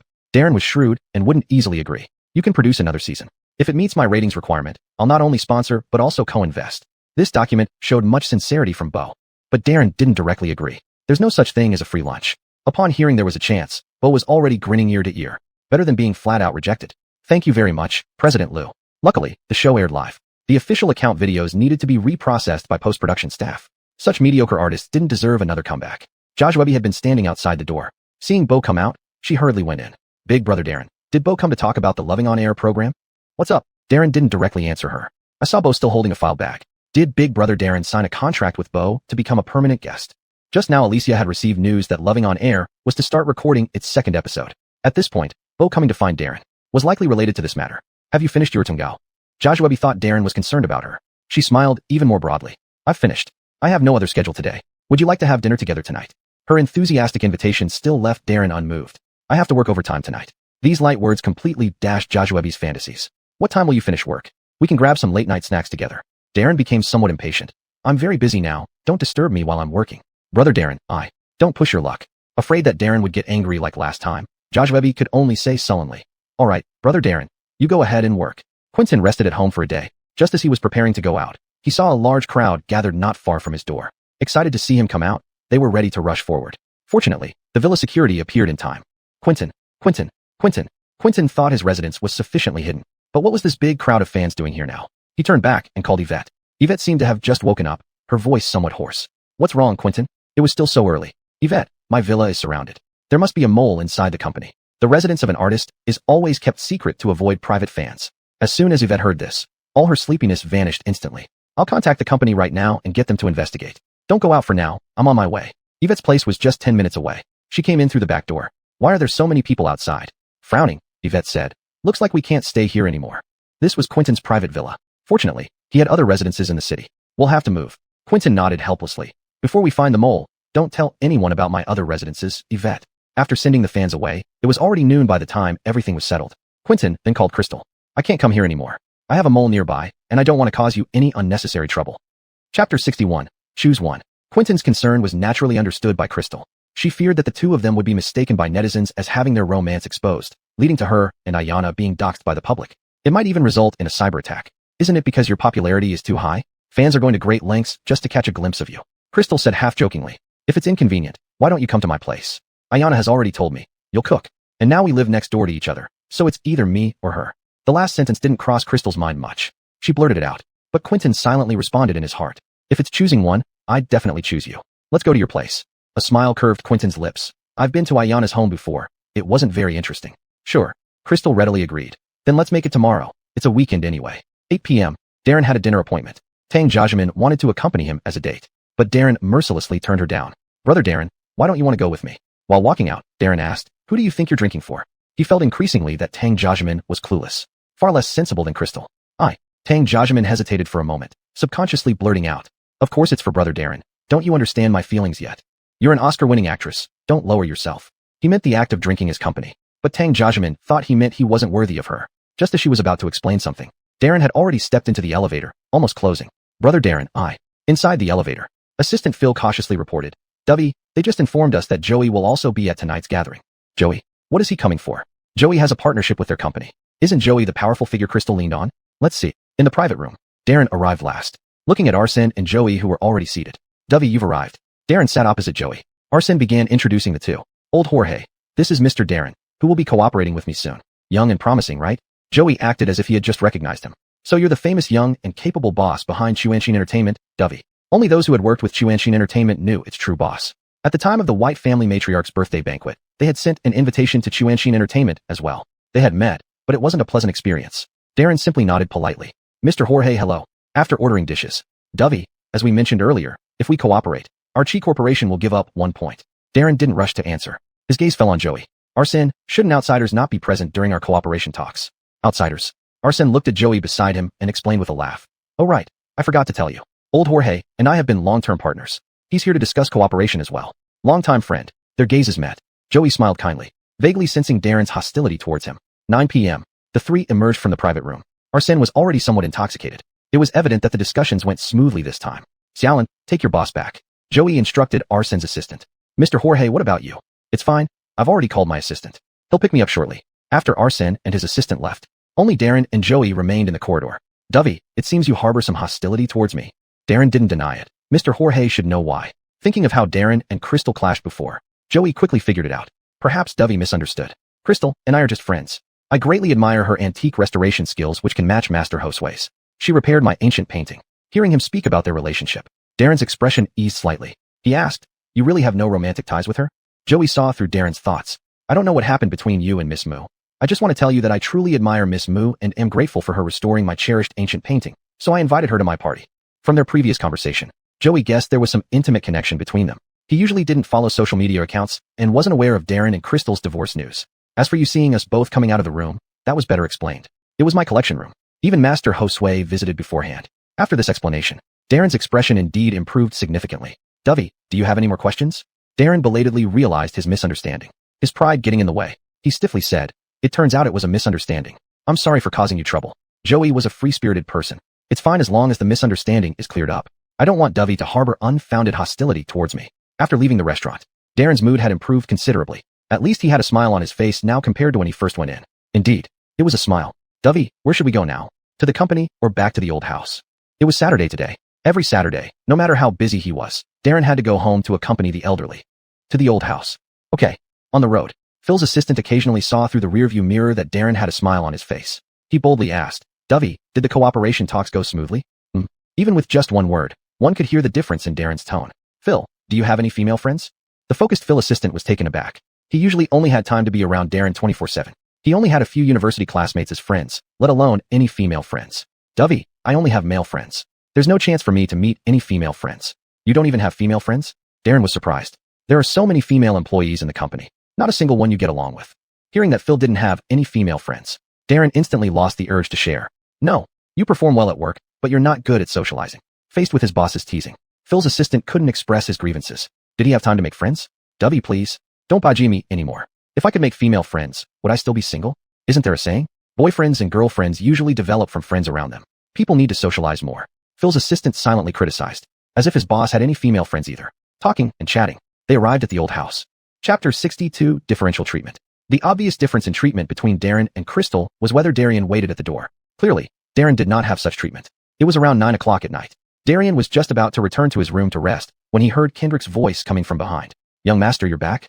Darian turned around and came straight to the point. Just in time. I have something to ask you. Coyle, what is it? Darren was in a good mood now and sat down on the sofa without reservation. Kendrick, go get me a cup of tea. After Kendrick left, Darian asked, was it you who messed up the blind date I arranged for Tracy a few days ago? Blind date. Darren had almost forgotten about this matter until it was mentioned. It wasn't messed up. Darren touched his nose, clearly feeling guilty. You naughty boy, what were you thinking? Since you and Tracy are already divorced, don't interfere with her right to seek happiness. What kind of behavior is this? Darian was almost furious enough to faint. What kind of grandson did he raise? Coyle, you introduced a blind date to her right after our divorce. Wasn't that too fast? If Darren hadn't said this, it might have been better. After hearing this, Darian almost scolded him out loud. How dare you talk?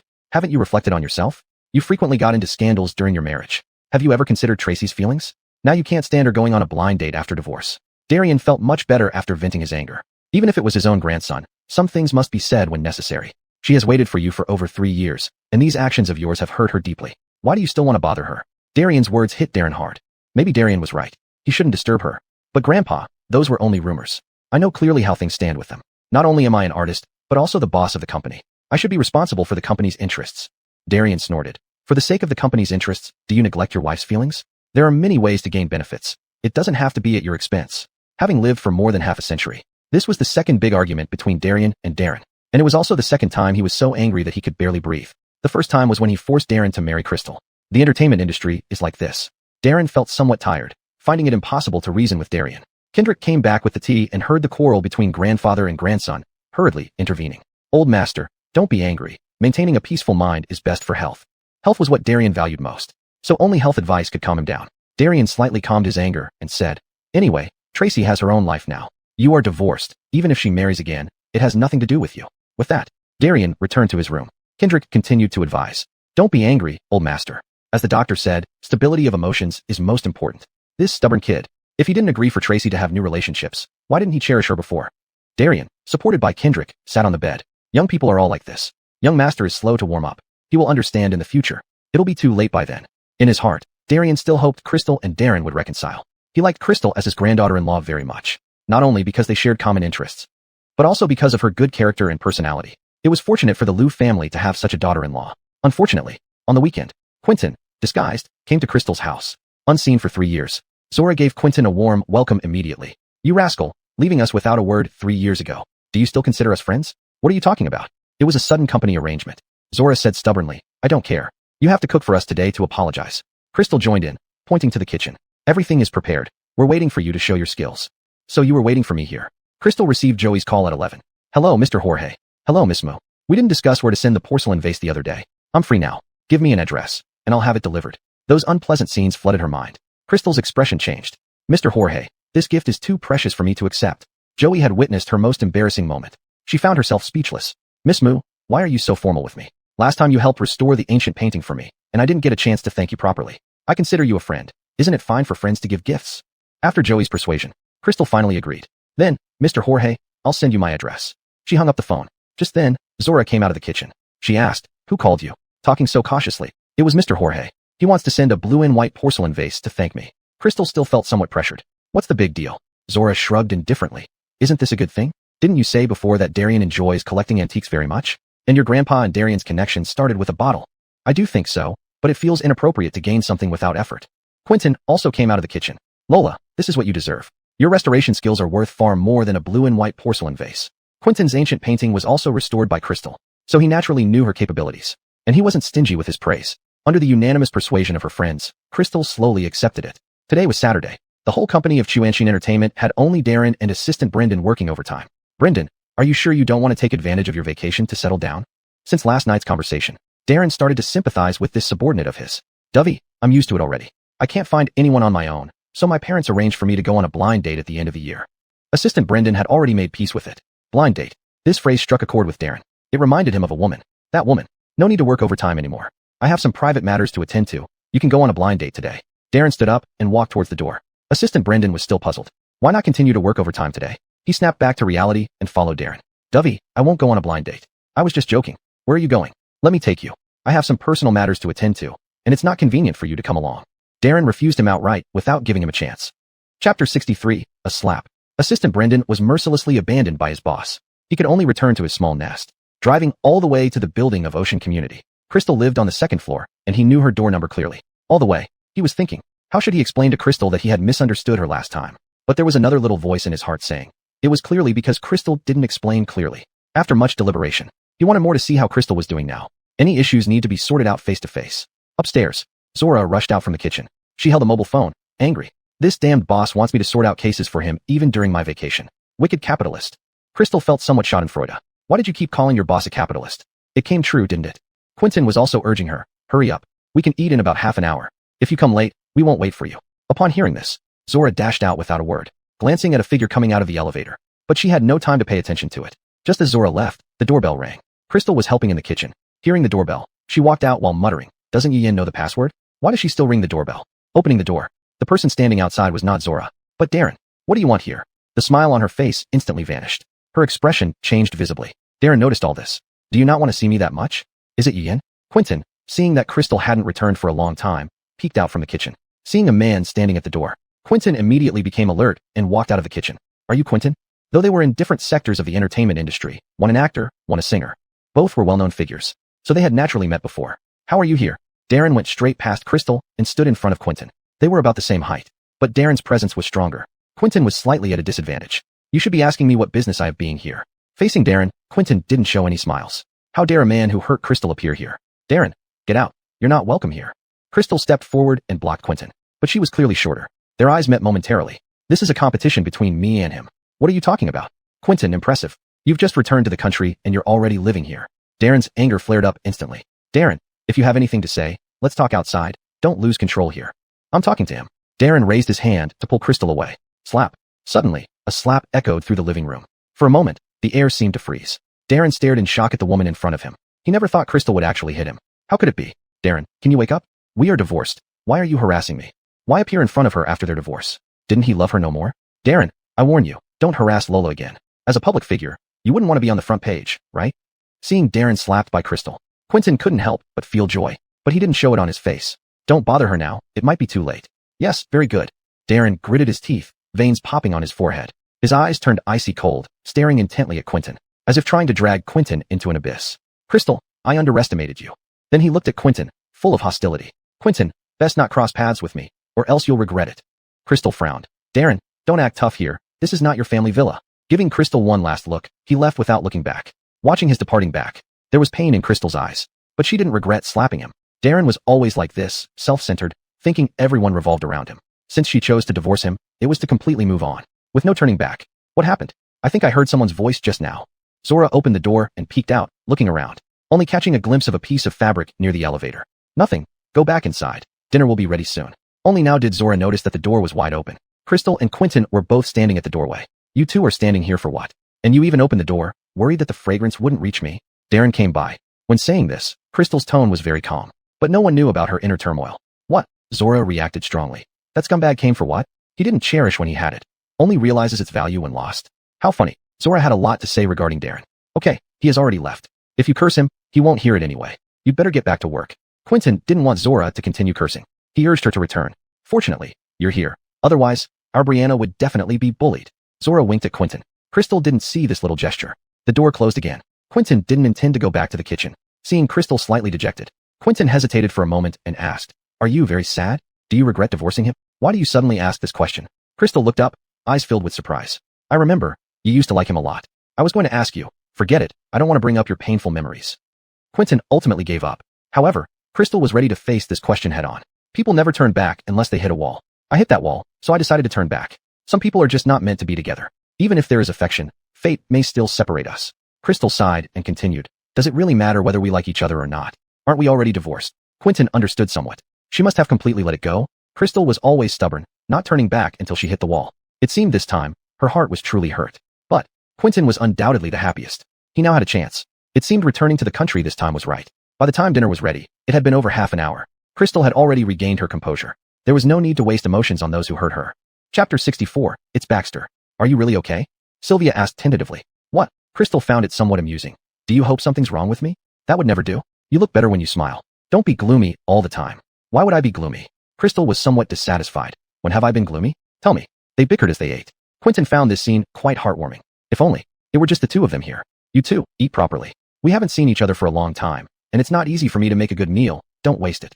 Quentin placed a piece of spare rib in Crystal's bowl. Sylvia immediately called out, Quentin, you're being so biased. Why don't you put one in mine? She blinked hard. Quentin then reacted and gave Sylvia a pair of chopsticks with ribs. You'll both get some. Stop talking so much and eat. Buzz, buzz, buzz. The three were eating when someone's phone rang. Whose phone is ringing? Quentin stood up to see. It was his own. Seeing the caller was Yvette. I'll take this call outside. Sylvia watched him walk to the balcony and couldn't help but tease. Taking a call so secretly, like we can't know about it. You should talk less. Quentin hasn't come back for a long time. Now he's a popular singer, an international star. Naturally, there are things we won't know. Crystal knew Sylvia was just joking. Outside on the balcony, Quentin swiped to answer the call. Quentin, the mole has been found. Guess who it might be based on your feeling? Yvette intentionally teased him at this moment. Yvette, I'm eating, just tell me straight. His mood was dampened. Yvette could only tell the truth. It's Baxter. How could it be him? Baxter was Quentin's assistant, honest and reliable. He usually got along well with everyone. How could it be him? One cannot judge a book by its cover. He seems honest, but the company's investigation revealed that he was the one who leaked information about the airport incident. Quentin's brows knitted into a frown. How does the company plan to deal with him? Yvette sighed. After all, he's a colleague we've worked with. The company hasn't decided yet, and Baxter doesn't know. Quentin wasn't particularly surprised by this. Just as Yvette said, one cannot judge a book by its cover. Maybe he had his reasons. At least he followed me. Yvette, if the company decides on severe punishment, please let me know beforehand. Yvette disagreed somewhat. Quentin, you're too kind-hearted. As a public figure, if the company hadn't found out, your personal schedule would continue to be exposed, causing great distress to your family and friends. Hearing this, Quentin instinctively turned to look at Crystal inside. Their eyes met as she just lifted her head. She smiled sweetly. At that moment, Quentin felt like his heart skipped a beat. Quentin, are you still there? Did you hear what I said? Yvette's voice pulled Quentin out of his daydream. Just follow your advice, at least hear Baxter's reasons first. Understood. Yvette was about to hang up. Then she remembered something, saying, by the way, the company has a new composition recently. Do you want to write the lyrics? Writing lyrics. Quentin thought for a moment, his mind full of the figure inside. I'll write the lyrics myself. All right, are you at home now? I can bring the music over. I'm not at home. I'll go to the company later. Not at home. Yvette, having been with Quentin for years, rarely saw him leave the house. Recalling how he had a few friends domestically before, she didn't ask further, only reminding him, be careful when you're out. Don't let obsessive fans follow you. I know, Yvette. After hanging up, Quentin walked in. Whose call was that? So secretive? Sylvia loved gossiping, unable to resist teasing. Among their circle, they were close. Quentin didn't hide it. There's a mole in the company who leaks my private schedule. They've just investigated and found out. Mole. They spoke simultaneously. Quentin explained to Crystal subconsciously. It's the assistant who has been with me, probably selling my private schedule to fans. How despicable, anything for money. Crystal asked worriedly. Have you been affected? My villa in the city center has been exposed, so I can only move to a smaller apartment. Sylvia was already cursing on this side. These shameless people, taking your money but betraying you. How shameless. Crystal consoled, don't be angry. Fortunately, it was caught in time. Otherwise, the consequences would be unimaginable. The three were enjoying a warm and cozy time at Crystal's home. On the other side, Darren, who had just come down from upstairs, was shrouded in gloom. Getting into the car, Darren did not leave right away. Instead, he sat in the car for a long time, thinking about how Crystal had just blocked Quentin, and even slapped him for that man. He couldn't understand why someone he once cared so much about would say they don't like him anymore. Knock knock. Just as he was thinking, his car window was tapped. The old man in security uniform said, Sir, you cannot park here. If you're waiting for someone, please use the designated parking spot over there. He pointed to a nearby parking space. Sometimes when a person is in a bad mood, even drinking cold water feels uncomfortable. He took out a stack of cash from his wallet beside him. Can I park now? He thought the guard would happily take the money. But unexpectedly, the guard turned serious. Sir, we have our professional ethics. Don't insult us with money. Professional ethics? Do you know who developed this housing complex? The guard didn't care. I don't care who you are. I'm just doing my job. If you don't move your car, I'll call my supervisor. Darren's mood was at its worst. The guard's attitude was quite bold. He got out of the car, preparing to confront him. Someone called him from behind. Darren, why are you still here? It was Quentin. Seeing the tense atmosphere between Darren and the guard, he didn't intend to stop it. He just stood there watching. Never thought the great boss of Chuanshin Entertainment would argue with the guard. The guard froze upon recognizing Quentin. You're Quentin. Quentin was wearing a mask, but was still recognized. The guard immediately forgot about Darren. He walked up to Quentin, excitedly. My daughter is your fan. Her room is full of your posters. Can I take a picture with you? Chapter 65. Two men make a play. Sure. Quentin removed his mask with a smooth motion. The security guard held up his phone to take 2 photos, unable to hide his joy. Thank you so much. If my daughter finds out I got a photo with her idol, she'll be overjoyed. Why not get an autograph while you're at it? Darren's voice came from behind. Yes. The security guard patted himself down and only found a stun gun and a walkie-talkie. Mr. Quentin, can you wait for a moment? I'll go get paper and pen from the security booth right now. Quentin politely declined. I'm sorry, but company rules state that I can only sign if I have a postcard with my photo on it. Sometimes as an entertainer, he couldn't do as he wished. Fortunately, Quentin didn't encounter a fan directly today. The security guard looked somewhat disappointed. All right then, thank you anyway. Darren stood silently. It was obvious he was waiting for Quentin. Turning around, the guard finally noticed Darren's familiar face. He hadn't gotten a good look when Darren got out of the car. His excitement upon seeing Quentin made him forget about Darren. You're Darren. You are the renowned youngest Yingdeet, Emperor of Film, in Longhua. The guard was even more excited than when he saw Quentin. Darren neither confirmed nor denied it, which served as a tacit acknowledgement. Recalling his earlier behavior, the guard regretted it deeply. I'm sorry, Dovey. I was too abrupt just now. I didn't recognize you. The guard bowed in apology. Quentin was an international singer, but Darren was indeed the household name of the youngest Yingdeet, Emperor of Film. Almost everyone knew him. The guard recognized him from movies, where his characters were cool and justice-driven, making him very popular. It's fine, I'll drive off now. Darren chose to retreat strategically. Don't. Dovey, feel free to stay as long as you like. I'll guard your car here. Saying this, the guard stood next to the car, looking like its guardian deity. Were you waiting for me here? Yes. Darren admitted openly. Looking at the guard, he added, you can go get paper and pen. As long as it's not blank, I can sign it. This cheered the guard up immensely. All right.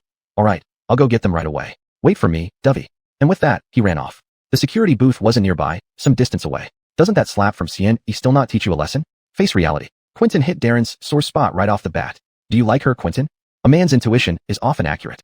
Darren felt something strange in how Quentin looked at Crystal, not quite like normal friends. What do you think? Quentin neither denied nor confirmed. Let Darren guess. Darren narrowed his cold eyes, scanning Quentin. I don't believe in coincidences. We just got divorced, and you happen to return to the country. Quentin sneered. Why can't I come back to comfort a friend? He had no intention of revealing his true feelings toward Crystal before he pursued her. Does she need your comfort? Quentin used the same response. What do you think?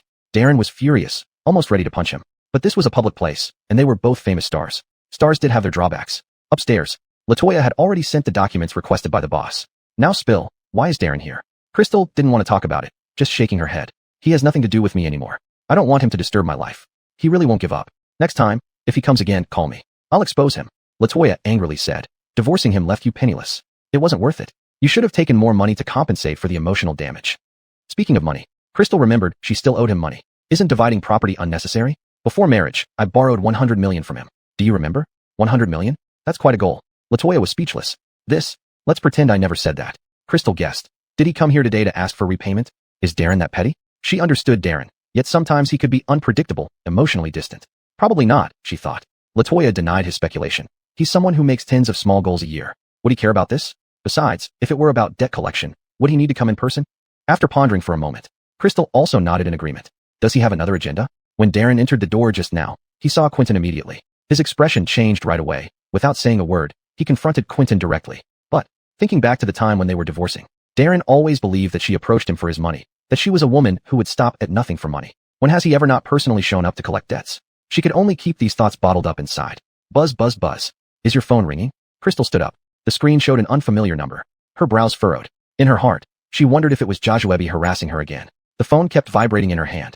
Ultimately, Crystal slid the answer button. Hello, may I ask if you are Miss Crystal? Yes, this is me. Mr. Jorge asked me to deliver something to you. I'm downstairs now. Could you please come down to get it?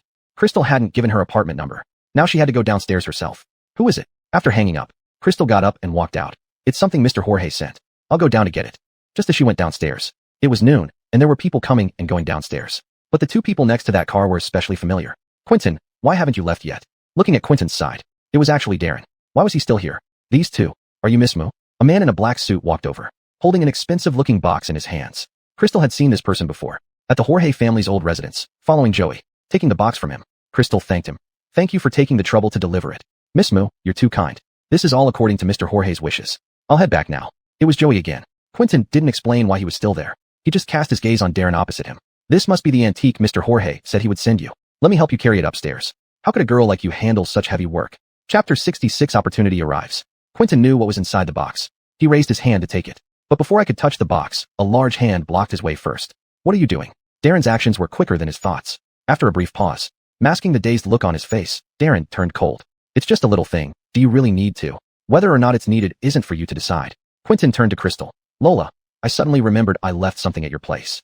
I'll bring it up while delivering this. Whether he had left anything at her place or not, Crystal knew the truth.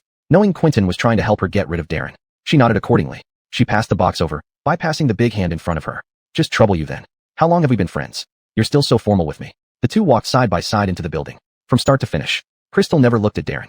She was indifferent to his every move, treating him as if he were air. In the past, Darren would have wished this woman stayed far from him, not joach on him all day. But since the divorce, everything changed. He wanted to call out and stop Crystal, but he had no reason, no right, until their figures turned the corner and disappeared down the stairs. Darren held true to his word. He waited for security, signed, then left. Today's events clarified a bit for Quentin. Crystal truly felt nothing towards Darren anymore. Not only did she slap him for her own sake, but downstairs, she hadn't spared him a glance. Lola, just as they were about to reach her door, Quentin suddenly stopped her. What is it? Crystal lifted her hand to open the door. But, at that moment, Quentin became a coward, too timid to confess directly. Forget it. Don't you want to know what we talked about downstairs? Her movement paused. Crystal casually replied, I have nothing more to do with him, meaning there was no need to probe further. The next day, as soon as she received the blue and white porcelain vase, Crystal didn't rush to give it to Dovey. She wanted to surprise the old man next weekend. The next day, as soon as Crystal arrived at the city museum, Ira informed her, Junior sister, Mr. Jorge wants to see you. Mr. Jorge? Crystal was puzzled, guessing. Does he have an antique to restore? Ira shook his head playfully, but smiled. You'll see when you get there. With many questions in mind, Crystal went to Master Josue's office. Master, Mr. Jorge, this person is. In the office, there were not only them, but another middle-aged man. A portly middle-aged man who seemed kind-hearted. Seeing her, Joey introduced the man beside him. Miss Moo, this is my friend Old Chi Nate.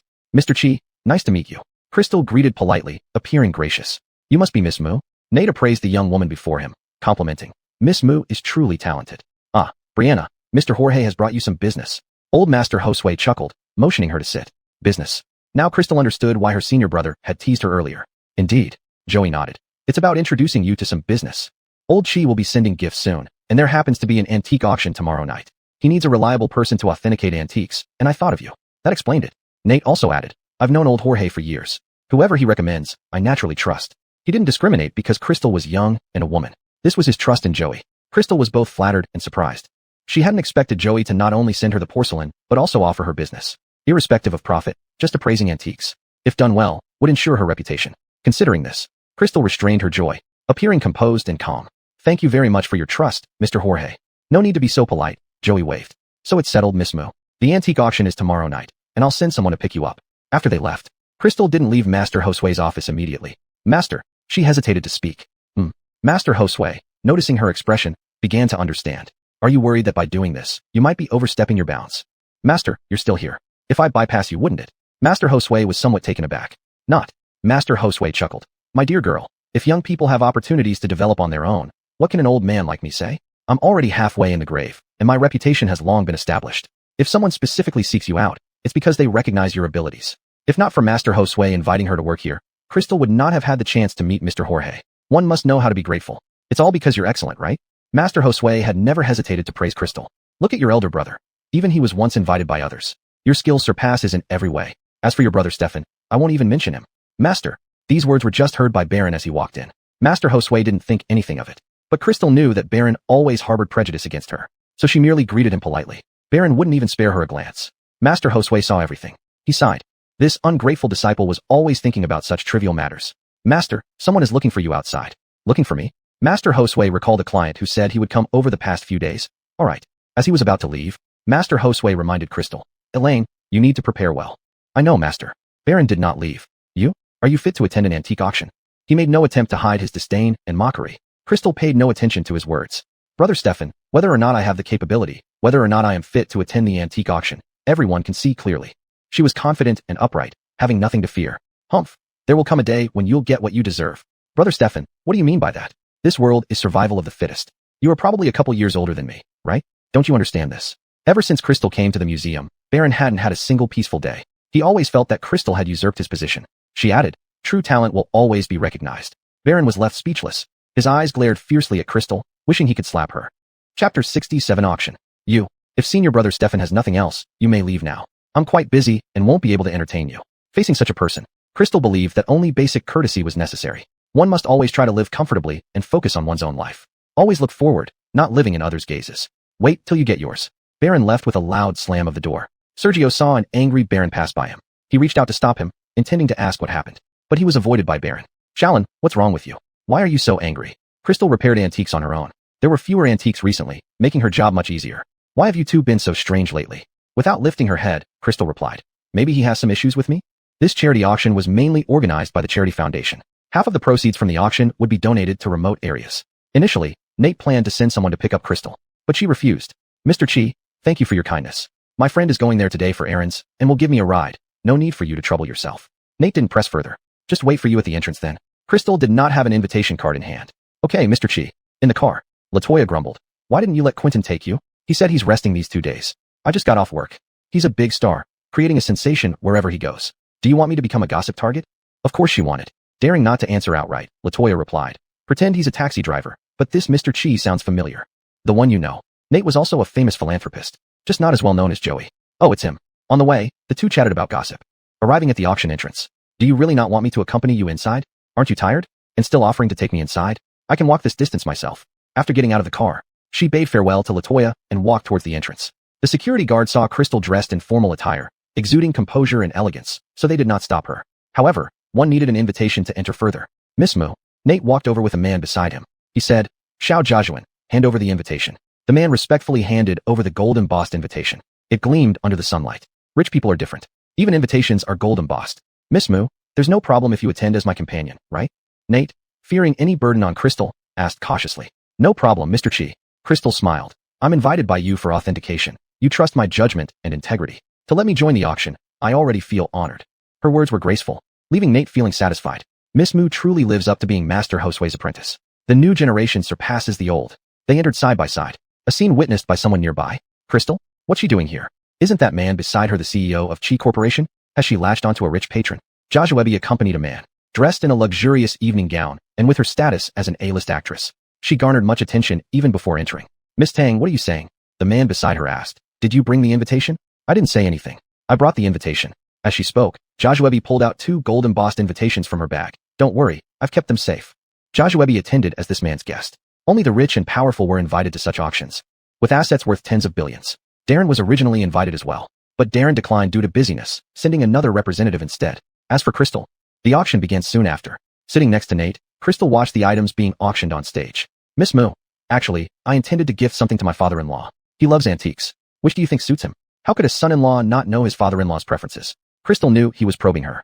Mr. Chi. Crystal smiled. Regarding personal preferences, I can't really debate on that. If we follow my grandfather's interests, the older generation prefers items like vases and ancient paintings which have more gunsheng appreciation value. Crystal spoke in general terms. So, what do you think of the ancient painting on stage? Following Nate's lead, Crystal turned her gaze to the ancient painting on display. The flow of years. Crystal had excellent eyesight and a discerning eye. She spotted the flaws in this antique painting at first glance. She kept her voice low. Mr. Chi, money should be spent where it counts. With just one sentence, Nate understood that the painting was a forgery. Miss Mu, how did you determine this painting is? Color. Crystal always focused on key points. Her grandfather had taught her that any item could be categorized into several major categories. Color, texture, type, weight. I see. This flow of years starts at 500,000 yuan. The auctioneer stood on the stage, not showing much excitement. It appeared that Crystal's judgment was reliable. Nate couldn't help but admire her.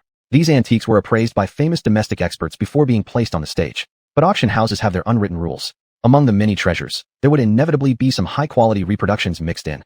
This flow of years has a wonderful artistic concept, with ink landscapes. 600,000 yuan. Upon hearing this bid, Crystal felt familiar with the voice. She turned to find its source. Josuebi, dressed in a black V-neck evening gown, held up her bidding paddle, looking like a peacock spreading its tail. Miss Tang bids 600,000 yuan. Josuebi was very famous, and most people recognized her. A 600,000 yuan ancient painting. If it's genuine, it's worth much more. People around murmured quietly. Those who dared to come to the auction included many experts. And even non-experts would bring their own appraisers. Going once for 600,000. Going twice for 600,000. Going 3 times for 600,000. The auctioneer brought down the gavel decisively. His voice rose a few decibels, his eyes fixed on Josuebi. Congratulations to Miss Tang on winning flow of years. Josuebi didn't understand much about this. She was only here for the excitement. A 600,000 yuan ancient painting. She had just won it herself. She felt she had struck a huge bargain. Thank you all. Thank you for your generosity. Josuebi gracefully stood up, bowing to everyone. Chapter 68. Jun Feng Shang do it, confrontation. Most people present knew Jajwebi. However, no one knew whether this auction was at the behest of her company or herself. The people around could not dissuade Jajwebi at all. Once she sat down, she lowered her voice. Are you crazy? Do you know why no one bid on this painting? Why? The person beside her felt that she was extremely foolish. It's because everyone thinks nothing of this painting. What? Jajwebi almost jumped out of her chair. Her louder voice drew a few disdainful glances. What do you know? The man was very displeased and regretted bringing Jajwebi today. Just behave and watch from now on. If you don't understand, stay out of it. The man was a partner of Chuanshin Entertainment and also worked with Jajwebi. He had thought bringing Jajwebi as his date would add to his glory. Unexpectedly, she ended up being the first to embarrass him. Retracting his gaze, Crystal paid no more attention to what happened there. Isn't that the Oscar-winning actress Jajwebi? Do you know her? Nate followed Crystal's gaze. Crystal shook her head. No. She changed the subject. Mr. Chi, let's set aside other people's matters for now. We should focus on your father-in-law's gift. Right. Nate withdrew his eyes. Antiques in the hands of the auctioneer came one after another. But Crystal found none of them appealing. Before long, the first half of the auction ended. Nate became anxious. Miss Mu, are there really none that you fancy? Crystal smiled lightly, full of confidence. Mr. Chi, good items always come last. Fine, I'll follow your lead. Given Joey's connection, Nate was quite willing to believe her. Most antiques in the first half were just ordinary. Nate also knew he needed to wait for the second half. There was still over an hour before the second half began. A dedicated lounge provided rest for everyone. More importantly, it allowed these business elites and philanthropists to communicate. Just then, someone came to find Nate. This man glanced at Crystal next to Nate and asked with a smile, "Who's this?" "This is the appraiser I brought along, Ms. Mu. She's Master Josue's disciple." In such an occasion, Nate mentioned Master Josue. In the antique world, Master Josue was the revered master restorer. So you're the female disciple rumor has it that Master Josue took on. The man looked astonished, sizing up the young and beautiful woman before him. Without having seen her personally, one couldn't fully grasp the situation. For the sake of Nate, the man offered polite compliments. Crystal wasn't short-sighted. She sensed that they had private matters to discuss. "Mr. Chi, I'll go use the restroom." The auction venue was large. Crystal had to wander for some time before finding the restroom. Dressed in evening wear, using the restroom was inconvenient and delayed her. "So it really is you. I thought I was mistaken." As she came out of the stall, the mirror showed a figure standing behind her. Crystal wasn't surprised. She pretended not to hear anything and continued washing her hands. "Can't live without Darren, can you? So desperate you have to latch onto others for maintenance." Only the two of them were in the restroom. What Jajwebi said was indeed harsh. "Why? Too guilty to speak. I have nothing to say to you." Crystal treated her like filth. But in Jajwebi's eyes, it was as if Crystal was too guilty to face her. "Are you afraid I might tell Darren?" Jajwebi sneered coldly. "Rest assured, I won't tell him because he cares nothing about your affairs now." "Is that so?" Crystal turned off the tap. "Then what's the point of you standing here, mocking me? Where's your A-list actress dignity?" Her sarcastic tone made Jajwebi feel a bit guilty, but she quickly regained composure. Thinking she caught Crystal's weakness. "Whether I'm an A-list actress or not, you're a money-hungry, ruthless woman." "I'm ruthless. What about you? Why did you approach him?" Crystal suddenly stepped closer. Coldness radiated from her eyes. If observed closely, one could find a strange resemblance between Crystal and Darren at that moment. Jajwebi was forced back step by step, until her back hit the wall with a bang. "Crystal, what are you going to do? Are you angry and ashamed?" Jajwebi raised her hand to push Crystal away, but Crystal took a step back, dodging her hands. Hearing is less reliable than seeing. "If I'm with a man for money, then what about you? Why do you accompany those old men in various places?" Jajwebi was speechless, unable to counter. Intimidated by Crystal's formidable presence. Even her justified arguments seemed unreasonable. "You." Jajwebi pointed at Crystal. "I did that for work." "Really?" Crystal took a step back, creating distance between them. "So, if you did it for work, can I do it for work too? Everyone has their own goals. Are you really trying to compete with me here? It's absurd." Crystal found Jajwebi to be an utterly despicable person. With a dirty mind, everything you see will also seem dirty. With that said, she turned and walked away. "Crystal, one day, you will be despised by everyone." "Fine, let's wait and see who will end up being despised by everyone." Crystal left with these words. Here, the people were either rich or influential, all heavyweight figures in the business world. Crystal had only seen their images on financial news before. She never thought she would meet them in person today. The second half of the auction started soon after. This time, the auctioneer brought out top-tier antiques. Ladies and gentlemen, the first exhibit in the second half is an ancient book from the Three Kingdoms period. As soon as the auctioneer spoke, the entire hall buzzed with excitement. It was rare for ancient books to survive until now, let alone from the Three Kingdoms period. Starting bid, 5 million.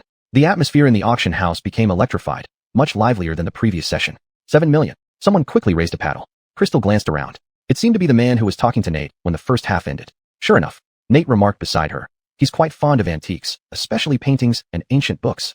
8 million. Another paddle went up. Watching these people fight over an old book like this, Jajwebi couldn't help but feel disdain. She wondered how these people thought. Did they have too much money? An ancient book worth tens of millions? Those who understood the field knew its value. Others just thought they were fools. Chapter 69 Expert. 10 million. An ancient book for 10 million. That can be considered reaching the pinnacle. Miss Mu, I don't think this ancient book is worth it. Nate didn't quite understand these things. He merely appreciated them. The ancient book was yellowed and even looked somewhat tattered, with visible signs of being flipped through countless times. Whether it's worth it depends on its content. Content. Crystal nodded and lowered her voice to analyze. Ancient books are different from other antiques. They contain content. Among the most useful is medicinal knowledge. Regarding matters of ancient books, there were many people here, so Crystal couldn't elaborate much. I'm just giving an example. Mr. Chi, can you understand? To have brought the company to its current status, how could Nate be a fool? I see, Nate nodded. Experts really are different. 10 million once. 10 million twice.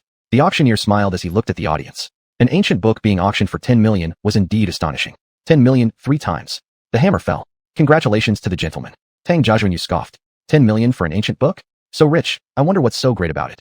Her mumbling caught the attention of the man beside her. Be quiet. If you don't understand, don't speak. He truly regretted bringing Tang Jiaxuan to the auction. She was embarrassing him. Next, let us introduce to everyone the famous Celadon porcelain from the Tang dynasty. The auctioneer personally received an antique-looking box from someone else, handling it with greater caution than before. The box was opened to reveal a piece of Celadon porcelain. Is it really a Celadon porcelain? Mr. Chi, you should make your move now. This piece of Celadon porcelain would definitely be loved by the elderly connoisseur. Even those who weren't experts could see that this porcelain had exquisite carvings and an absolutely beautiful color, a hue impossible to replicate in modern society. Ladies and gentlemen, please settle down. The auctioneer on stage calmed the restless bidders. The starting price for this piece of Celadon porcelain is 20 million. 20 million. Everyone present was worth more than hundreds of millions. If one genuinely liked it, they would bid regardless of cost. 30 million. Someone took the first step and raised their paddle. Looking around, Nate saw a highly respected figure in the charity world. Just as he was about to raise his paddle, Crystal stopped him with a gesture. Mr. Chi, please settle down. There's no rush to bid yet. Her words woke him up like a splash of cold water. Nate suddenly understood her meaning. Perhaps because he hadn't won any antiques after sitting there for so long. He was afraid he wouldn't get the right one today. His plan had failed. He was anxious to bid. Sure enough, as Crystal had predicted, 40 million. People kept raising their paddles. Until the price reached 80 million, only one bidder remained. 80 million once. 80 million twice. 100 million. Nate raised his paddle. After remaining silent earlier, he added 20 million in one go. It was truly shocking. Celadon porcelain for 100 million. No matter how wealthy someone was, they had to consider if it was worth it. The gentleman has bid 100 million. Is anyone willing to offer more? The entire hall was silent. Tang Jiaxuan saw that the person who bid was precisely the benefactor Crystal had latched onto. She gritted her teeth in anger. Crystal was truly capable, managing to latch onto someone who could spend 100 million on an antique. 100 million once. 100 million twice. Sold. Seeing no one else bid, the auctioneer struck the gavel again. Tonight, he had auctioned off antiques worth several billions at least. When the Celadon porcelain was handed to Nate, he was excited. This antique is so beautiful. I almost want to keep it for myself. Even Nate felt envious when he saw it. Your future father-in-law is lucky to have such a son-in-law. Honestly, Crystal also liked it. But due to financial constraints, she couldn't take the beloved antique home. It was a bit regretful. But tonight, she still had to thank Nate. Without him, she probably wouldn't have the chance to attend such a high-end auction. Exiting the hall, it was already past 7 o'clock in the evening. Crystal had already contacted Latoya before the end. Miss Mu, please help take the Celadon porcelain back for authentication. This was a standard procedure. Though they knew it was genuine, they still needed to follow the process to be safe. Rest assured, Mr. Chi, I will preserve the antique carefully for you. Crystal accepted the box with both hands. I appreciate the trust you've placed in me, Mr. Chi. Although Nate was a little uneasy inside. However, Crystal was Jeffrey's disciple and even more so, recommended by Joey. He had to give these two some face. It's not early anymore. Let me have someone take you back. Crystal politely declined in the same manner. No need, Mr. Chi, my friend has already arrived at the entrance. Then Miss Mu, please pay attention to your safety on the way. People were coming out of the hall one after another. Crystal held a box in her hand, which looked extremely valuable. Coupled with her evening gown, she stood there like a bright flower. Tang Jiaxuan saw this scene as soon as she came out. She approached regardless and interrogated. Crystal, why haven't you left? Do you still want to continue clinging to wealthy men? Her voice was not low. People passing by glanced over. Crystal did not feel embarrassed at all. A joke. Standing before a renowned actress didn't make her ashamed, let alone that Tang Jiaxuan was just an ordinary person. Tang Jiaxuan, you are at least a screen figure, bringing positive energy to people, not nonsense. Crystal noticed people looking over and deliberately raised her voice. You shut up. Tang Jiaxuan lowered her voice. Are you eager for everyone to know that you would do anything for money now? Words need evidence. Crystal did not avoid the inquisitive gazes of others. Instead, she straightened her back, fearless before the person pointing fingers at her. Do you see this box in my hand? Crystal lifted the box in her hand. This is my goal today. If you still don't believe it, I can open the box for you to see. More and more people started looking over. People couldn't resist their gossipy nature. Even the richest. Miss Tang, the car has arrived. A bodyguard walked over. Taking one last look at Crystal, she glared fiercely at her. Tang Jiaxuan harumphed, gritting her teeth. I will tell Brother Darren about your true face. It's really embarrassing. Embarrassing? Crystal was laughed into anger. Miss Tang, then you should just speak the truth. After all, they had already divorced. What difference did it make whether it was real or not? Words from Tang Jiajuanyu could turn white into black. Chapter 70 The Photograph. After Jiajuebi left, the car to pick up Crystal arrived as well. However, what she did not expect was that the person who came was not Sylvia, but Quentin. Upon getting into the car, Crystal asked, "Didn't I ask you in to pick me up? Why are you here instead? Aren't you supposed to have work today? Today is my last day off. We start work tomorrow." Quentin, of course, wouldn't tell Crystal that it was actually Sylvia who called him and instructed him to make a good impression in front of Crystal. Holding the box carefully in her hands, she said, "Yin really should have given me a heads up. If I had known you were risking being paparazzi just to pick me up, I would have taken a taxi back." Quentin's identity was no ordinary one. Crystal had indeed been scared by paparazzi before. "Look at how fully equipped I am. Who can tell it's me, Quentin?" Regarding his disguise, Quentin was quite confident. "If you do this often, you'll eventually be found out." "Well, I appreciate your concern." Crystal's attention was entirely on the box in her hands. She didn't notice the doting expression on Quentin's face when he spoke those words. "So is this tonight's antique? You seem very attached to it. Do you need a safe to lock it up?" Crystal laughed at Quentin's words. "Are you serious?" Crystal glanced at the time. Master and senior brother should still be at the museum now. "I'll take this there first before heading home." To her, the museum felt much safer than her own home. Fortunately, the museum was on the way. "Oh right. Have you solved the issue of the mole around you? Has the company assigned you a new assistant yet?" "Driscoll has been fired." Quentin was still somewhat reluctant. After all, they had worked together for many years. Crystal couldn't figure out why. Was it for money or for money? When mentioning Driscoll, Quentin's tone was filled with regret. Driscoll's mother had cancer, and it was discovered in the late stages. To maintain her life, medication was needed. "So, he sold your itinerary at a high price to your fans. There is always a reason for someone to commit such an act. That saying is true. I've treated him well. For money, he could betray morality. Considering he took care of me, I did not require him to compensate at the original price." In the entertainment industry, there's an unwritten rule. Once a personal assistant involves the artist's interests, breach of contract compensation is required. He didn't just sell my private itinerary, he also stole my clothes. It was hard to admit this. But facing Crystal, he chose to speak openly. "Clothes?" Crystal paused. "Not what I'm thinking, right?" Quentin understood what she meant. His face turned red, even his ears tinged. He stuttered. "Impossible. Stealing personal items is illegal. Even for money, Driscoll wouldn't go to such extremes."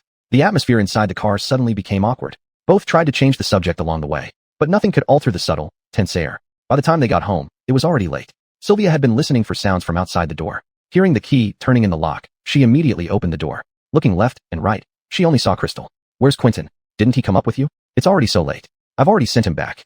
Sylvia rolled her eyes. "Girlfriend, let me say this. Quentin did drive you home. Knowing how late it is, you should at least have invited him upstairs for some water." "Isn't this your doing?" Crystal retorted. "You backed out at the last minute and made Quentin come instead. It's not on his way." Thinking about the awkward atmosphere in the car earlier, Crystal didn't want to recall it. Knowing Crystal best, Sylvia spotted something unnatural in her behavior instantly. Sylvia boldly opened the door and entered Crystal's house. "Now fess up. Did you two do something behind my back? What could we have done? We just talked about recent events." Crystal met Sylvia's prying gaze directly. She reached out and poked her head. "What nonsense are you spouting? We're just friends. Who says friends can't have feelings for each other?" Sylvia probed cautiously. Crystal's expression remained composed without any other emotions. So, Sylvia silently wished Quentin all the best. Dedicated entertainment. Early in the morning, Jiajuebi canceled her schedule and went straight to Darren's office. Darren had just arrived and was discussing projects with his team. "Brother Darren, I need to talk to you." After everyone left, Jiajuebi spoke. "What's up? You had to come find me this early in the morning?" Darren asked, but it was Jiajuebi who hesitated instead. Seeing her remaining silent for so long, impatience began to show on Darren's face. "I'm very busy and don't have time to wait around here with you. So, I'll just speak plainly then." Jiajuebi clenched her phone in her hand and gritted her teeth.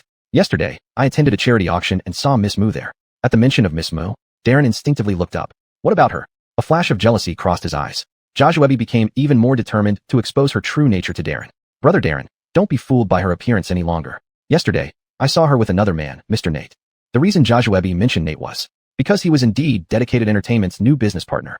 Nate is old enough to be Miss Moo's father. If last time was a misunderstanding, what about this time? Another misunderstanding? Jiajuebi was quite agitated. While speaking, she closely observed Darren's expression. "What proof do you have?" His meaning was clear. Jiajuebi took out her phone and opened the photo gallery. "Look, here's the proof." In the photo, Crystal, dressed in an evening gown, stood beside Nate, chatting and laughing. Whether it was due to the angle or not, they appeared close in the photo, seemingly touching each other. Darren's grip on the pen tightened gradually. He almost tore the contract in his other hand. Jiajuebi had taken several photos from different angles. Undoubtedly, these proved that Crystal and Nate had an ambiguous relationship. "Brother Darren, now you believe me, right? Fortunately, you cut your losses in time. What would you do if she ruins your whole life?" Her eyes were filled with feigned concern. She wanted to step closer, but Darren's cold voice stopped her. "I know about this matter. You can leave now." "What?" Jiajuebi had already prepared comforting words, but she didn't expect Darren to say such a cold-hearted thing. "Didn't you hear me? Get out." Chapter 71. mind your own business. The atmosphere inside the office was icy cold. Darren clenched the contract in his hand tightly. When Assistant Phil opened the door to come in, he couldn't help but shiver. President Liu, the meeting is about to start. You, get out. Darren spat out these two words coldly, without any emotion. Standing at the door, Joshua hated it to the extreme. Her woman's intuition told her that Darren did care about Crystal somewhat. Not caring about someone meant not bothering with their affairs. But it would be good for Darren to see through this woman's true nature. Considering everyone had prepared for this meeting for a long time, and there were other plans in the afternoon as well, Assistant Phil could only muster the courage to say, President Liu, the overseas branch has been ready. What do you think? Darren was in a terrible mood, terrible to the extreme. Yet, he wasn't the type of person who would neglect company business for personal reasons. Standing up from his chair, Darren walked straight out, saying, let's go. Assistant Phil heaved a huge sigh of relief behind him. Just as they exited the office, they saw Joshua still standing at the door. Brother Darren, don't be mad at me, okay? I just wanted to tell you the truth. I didn't mean to make you so sad. Truth. Darren glanced at her. In the future, don't mention her affairs in front of me, and don't harass her either. To Joshua, this sounded like Darren was defending Crystal. Brother Darren, you can never judge a book by its cover. So, did you forget what I said? He had said not to meddle in unnecessary matters. I know. Joshua lowered her head, looking aggrieved. I won't interfere anymore. Assistant Phil roughly understood what happened. Based on Joshua's character, she must have mentioned something about Crystal which made President Liu upset. Assistant Phil, wait, I need to ask you something. Assistant Phil sensed something amiss and stopped walking, glancing towards where their boss had left, feeling quite reluctant to speak. Miss Tang, I need to attend the meeting with President Liu. Keep it short. Humph. Joshua harumphed, showing her disdain. Even an assistant acted superior. If not for Darren, Joshua would definitely have made things difficult. What does Brother Darren usually eat for lunch? President Liu doesn't have specific likes or dislikes for food. Assistant Phil's response was smooth. Miss Tang, President Liu doesn't appreciate people bringing him food. With one sentence, Assistant Phil dashed Joshua's hopes. Did someone tell you something? Assistant Phil kept his head down modestly. Miss Tang, you're overthinking it. I'm merely President Liu's assistant. I don't involve myself in his private life. In other words, everything Assistant Phil did was all according to President Liu's instructions. Humph, Servaldaw. Joshua stormed off angrily. At the entrance of the conference room. By the time the meeting ended, it was already noon. Just returning to the office, Darren's face turned cold immediately. In the future, don't let anyone into my office except those here for work-related matters. Assistant Phil knew he was referring to Joshua. Understood, President Liu. At the City Museum, holding the celadone porcelain in her hands, Crystal was discussing with Master Josue. Master, look, the coloration is undoubtedly from the Tang Dynasty period. Taking it gently, Master Josue also noticed the details. Even after more than 1,000 years of history, the shockwave brought by the celadone porcelain remained undiminished. Indeed, this is a fine item. Joshua, you've got great eyes. Master, I owe this opportunity entirely to Mr. Chi's trust. Master Josue laughed and put the celadone back into the box. Has Mr. Chi mentioned when he will come to pick it up? It's the day after tomorrow, being his father-in-law's birthday. He said he'd come and take it then. Well then, Master Josue was satisfied. Sergio knew about this auction and how Crystal brought something valuable, so he wanted to come and take a look too. He was directly turned away by Master Josue. Well, your junior sister has work too. You'll get plenty of opportunities to see all sorts of antiques. Sergio wasn't jealous. He was purely curious. Master, aren't you too stingy? Not even allowing me to have a look. My junior sister didn't say anything either. He turned towards Crystal. Right, junior sister? Crystal handed over the box generously. Since senior brother wants to see it, how can I let you come for nothing? Inside, they were quarreling noisily. And Austin, who came to work early in the morning, heard about this matter. He didn't do well in his work all morning. Standing at the door, he stared at the movements inside. In a corner where others couldn't see, his eyes revealed a funghangda jidu drisura. Crystal, Shaolin, why have you been standing here all along? Kathleen came back from the tea room. Seeing Austin standing there for a while, she couldn't help but ask. Perhaps due to guilt. Austin was startled by the sudden voice. He pretended to be composed and said, nothing. I just came to see where Master is. I have something to ask him. Kathleen was an expert in spreading gossip. How could she not notice the fleeting jealousy in Austin's eyes just now? But she didn't expose it. She just said with ambiguous expression, I think Xiao Mu is too powerful. She has only worked in our museum for so long and is already so capable. Austin felt that Kathleen did this on purpose. To make him embarrassed. What do you mean? You are deliberately saying these things in front of me. What is your intention? Hearing footsteps coming from inside the room, Austin sternly said, if she has the ability, it proves that Master has good eyesight. Just focus on your own work. I got it. Kathleen was speechless. She thought what act is Austin putting up? What's going on? Making noise at the door. Master Josue walked out. Seeing that Austin was standing at the door, his face showed obvious displeasure. Master, I wanted to ask you some questions, but I saw you talking inside and didn't want to disturb you. Let's go to my office. While passing the door, Austin deliberately glanced inside, just in time to see Crystal placing the box on the top shelf of the display cabinet at the back.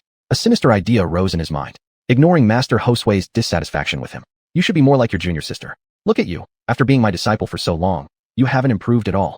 Among the disciples, Master Josue worried about Austin the most. Master, I don't have such high talent. Austin clenched his fists, very unhappy with Master Josue's words. Chapter 72, An Indecisive Heart. Just now, inside the door, Crystal heard the commotion outside. It was Baron, adhering to the saying that one must be wary of others. Crystal asked Sergio, who hadn't left yet. Senior brother, I have a question to ask you. Just say it directly. Sergio was quite surprised that Crystal would have a question for him.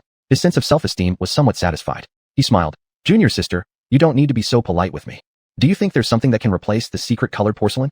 Secret-colored porcelain. Sergio hesitated for a moment, not knowing why Crystal suddenly asked such a question. If it's based on price, then only items from the Tang dynasty can compare. If we're talking about antiques in general, I can't think of anything right now. Indeed, Sergio wasn't someone with many thoughts. He just felt that Crystal's question seemed rather nonsensical. Junior sister, why do you suddenly ask such a question? Crystal just chuckled softly and didn't give a direct answer. I see. Thank you for your explanation, senior brother. Sergio was at a loss, not understanding her intent. That's nothing. Even if I didn't say it, you'd know anyway. Don't tease me like this. When Sergio left, Crystal glanced at where the box was placed and smiled meaningfully. Throughout the day, Darren was restless, lost in thought all the time. He had a solemn look on his face the entire day. Dovey, Bo has arrived. Let him in. In recent days, the ratings for Love and Progress have been increasing instead of decreasing. It wasn't significantly affected. Eric is just a newcomer actor, though he could be considered a traffic star, but compared to actors who've won accolades like Best Actor or Actress, he couldn't really hold much weight. Bo looked radiant. Dovey, I hope I'm not disturbing your work. Not at all. Bo smiled awkwardly. Seeing Darren's attitude, he recalled how last time he hadn't given satisfactory specific data, meaning, it depends on his mood. Darren put down his work and said, since Bo is being so sincere, how can I let him down? He took the document and started flipping through it.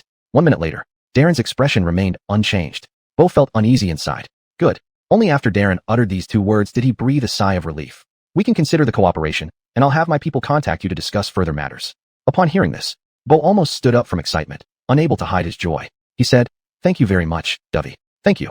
Chuanshin Entertainment's reputation in the entertainment industry made Bo feel as if he had hit a massive jackpot. But Bo had indeed worked hard. You're welcome. Darren's lips curved slightly. This is what you've strived for yourself. I'm always someone who looks at data. Once Chuanshin Entertainment starts sponsoring, subsequent sponsors will come pouring in without needing Bo to go door to door anymore. After Bo left, Darren turned on the social media replay for Love in Progress. The observers were watching 2 individuals in the show interact. The girl received care from another boy, causing the original couple's boy to look unhappy. The observer guests laughed heartily. Look, he obviously likes her. Otherwise, why would he look so upset?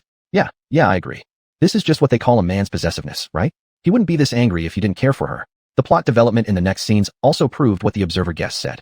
Darren was momentarily stunned. He felt jealous when Crystal interacted with other men. So, his heart suddenly started beating faster. He called over assistant Brendan. How does it feel to like someone? Brendan thought Dovey was going to assign work tasks, but unexpectedly, he was greeted with such a question once inside. He was utterly confused. Dovey, actually, I've harbored feelings for quite a few girls since childhood. I think liking someone means wishing them well. Brendan blurted out, feeling somewhat embarrassed, especially considering his boss had mocked him a few days ago for never having been in love. Get to the point. Darren cut straight to the chase. If a man gets uncomfortable when seeing a woman he doesn't like interacting with other women, does that count as liking her? Of course it does. Brendan subconsciously answered. Buzz, buzz, buzz.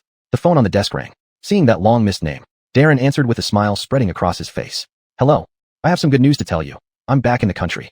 Good kid, doing big things quietly. Darren's mood visibly improved. When do you get off work? Shall we hang out tonight? It's been so long since we last met. He glanced at his watch and asked assistant Brendan. Are there any other work arrangements for today? Dovey, no. Let's make it now. The person on the other end of the phone clearly paused. Now? Are you sure? Yes, Darren nodded. What, are you afraid? I'll come to your company right now. Darren declined, at the old spot. An hour later, at Chungsheng Bar, Darren sat in a private room, ordering all the drinks they used to enjoy together. Sir, how many people? 2. The waiter hesitated. Sir, 2 people might not be able to finish all these drinks. What? Do you think Dovey can't afford it? Before Darren could answer, a casual voice sounded from the door. Okay. After the waiter left, Darren sized up the man before him, who had changed somewhat from 2 years ago. He said, Eduardo, you've changed. Hearing this, Eduardo twirled around in front of him. Really? Last night my dad said I'm still the same. Maybe it's better to rely on old friends. Eduardo and Darren grew up together like brothers. He went abroad a couple of years ago to avoid arranged blind dates set up by his family. The drinks were served. They clinked glasses. Eduardo said, You've changed too. You never drank like this before. People do change. He could see that Darren definitely had something on his mind. Eyeballing him, Eduardo asked, You don't seem the type to be preoccupied with worries. Did you specifically invite me out for a drink today? Why else? Darren countered without missing a beat, fully justified. Caught speechless, Eduardo took a swig, remembering recent online events. You wouldn't be troubled by love, would you? Darren thought he had figured it out. Pausing mid-action, he asked, How did you figure it out? Eduardo couldn't help but laugh. Not everyone is the same. When it comes to relationships, I'm an expert. Chapter 73, Switched. If you tell me, I can analyze it for you. Darren glanced at Eduardo's lackadaisical attitude and felt somewhat unreliable. But what Eduardo said was indeed correct. In their circle, Eduardo was well known for always breaking up with his girlfriends within half a year. If I say that I care deeply about a woman and dislike her interacting with other men, what does that mean? Darren was confirming his feelings. He had never given his heart away before, having no experience in such matters. Not exactly. Eduardo put down his wine glass to look at him. You can't possibly be truly fond of Jojuebi, that little troublemaker, right? Mentioning Jojuebi, Eduardo could only think of her affected nature. Darren shook his head. My relationship with her is just a matter of mutual interest. We both have no choice. Darren and Eduardo attended the same school from kindergarten to university, so Eduardo knew all about Darren's past relationships. So, who exactly is this woman? Eduardo suddenly thought of something and looked at him in shock. He guessed aloud. Could it be the person I'm thinking of? Caught off guard, Darren pretended to cough a few times, trying to act calm. Just tell me what this means. Don't worry about anything else. Okay. Seeing that he had guessed correctly, Eduardo laughed. You must have fallen for this person. If she truly occupies your heart, you would mind her interactions with other men. Conversely, if you don't mind, or even care less, then this person isn't important to you. What Darren said sounded almost identical to what the observers on Love and Progress had said. Do you mean I've fallen for this person? Eduardo nodded. At the City Museum, after Crystal finished restoring an antique, she received a call saying her package had arrived. But I haven't ordered any packages. Crystal was puzzled because she hadn't made any online purchases recently. Where did this package come from? The delivery man said, Isn't your name Crystal? The package clearly has your name on it. Why don't you come out and check? Crystal went outside. The office was empty. A shadow slipped inside quietly. After entering the office, they accurately took the top box and replaced it with one that looked nearly identical. No one witnessed this bizarre switch. When Crystal returned, she noticed nothing unusual. She muttered, I didn't buy anything. So how could this be mine? She had never had anything delivered to this address. Thinking about it, Crystal instinctively glanced at the box containing the Celadon porcelain. In the archive room, Kathleen handed over the box. I've done as you asked. She probably won't notice. And remember, you promised to help my daughter get into the prestigious school. Don't worry, I won't go back on my word. The person across from her was Baron. His face showed a satisfied smile at the success of his scheme. Crystal, you'll soon embarrass yourself in front of everyone. Shaolin, isn't this too risky? The consequences will be severe if we're discovered. Kathleen still worried. If not for Baron's promise to help her daughter get into the elite school, Kathleen wouldn't have taken the risk. Baron's expression turned cold. What? Are you changing your mind now? That's not what you said this morning. No, you misunderstood me. I'm just worried. Kathleen quickly replied. Baron snorted. What's there to worry about? You're being overly cautious. Stung by the remarks, Kathleen dared not argue further. Just promise me that if anything happens to me, don't expose me. This job supports my daughter. Her husband was lazy and unproductive, leaving most of the family expenses to her. Understood. Baron seemed impatient. Everything stays normal. Don't mess up.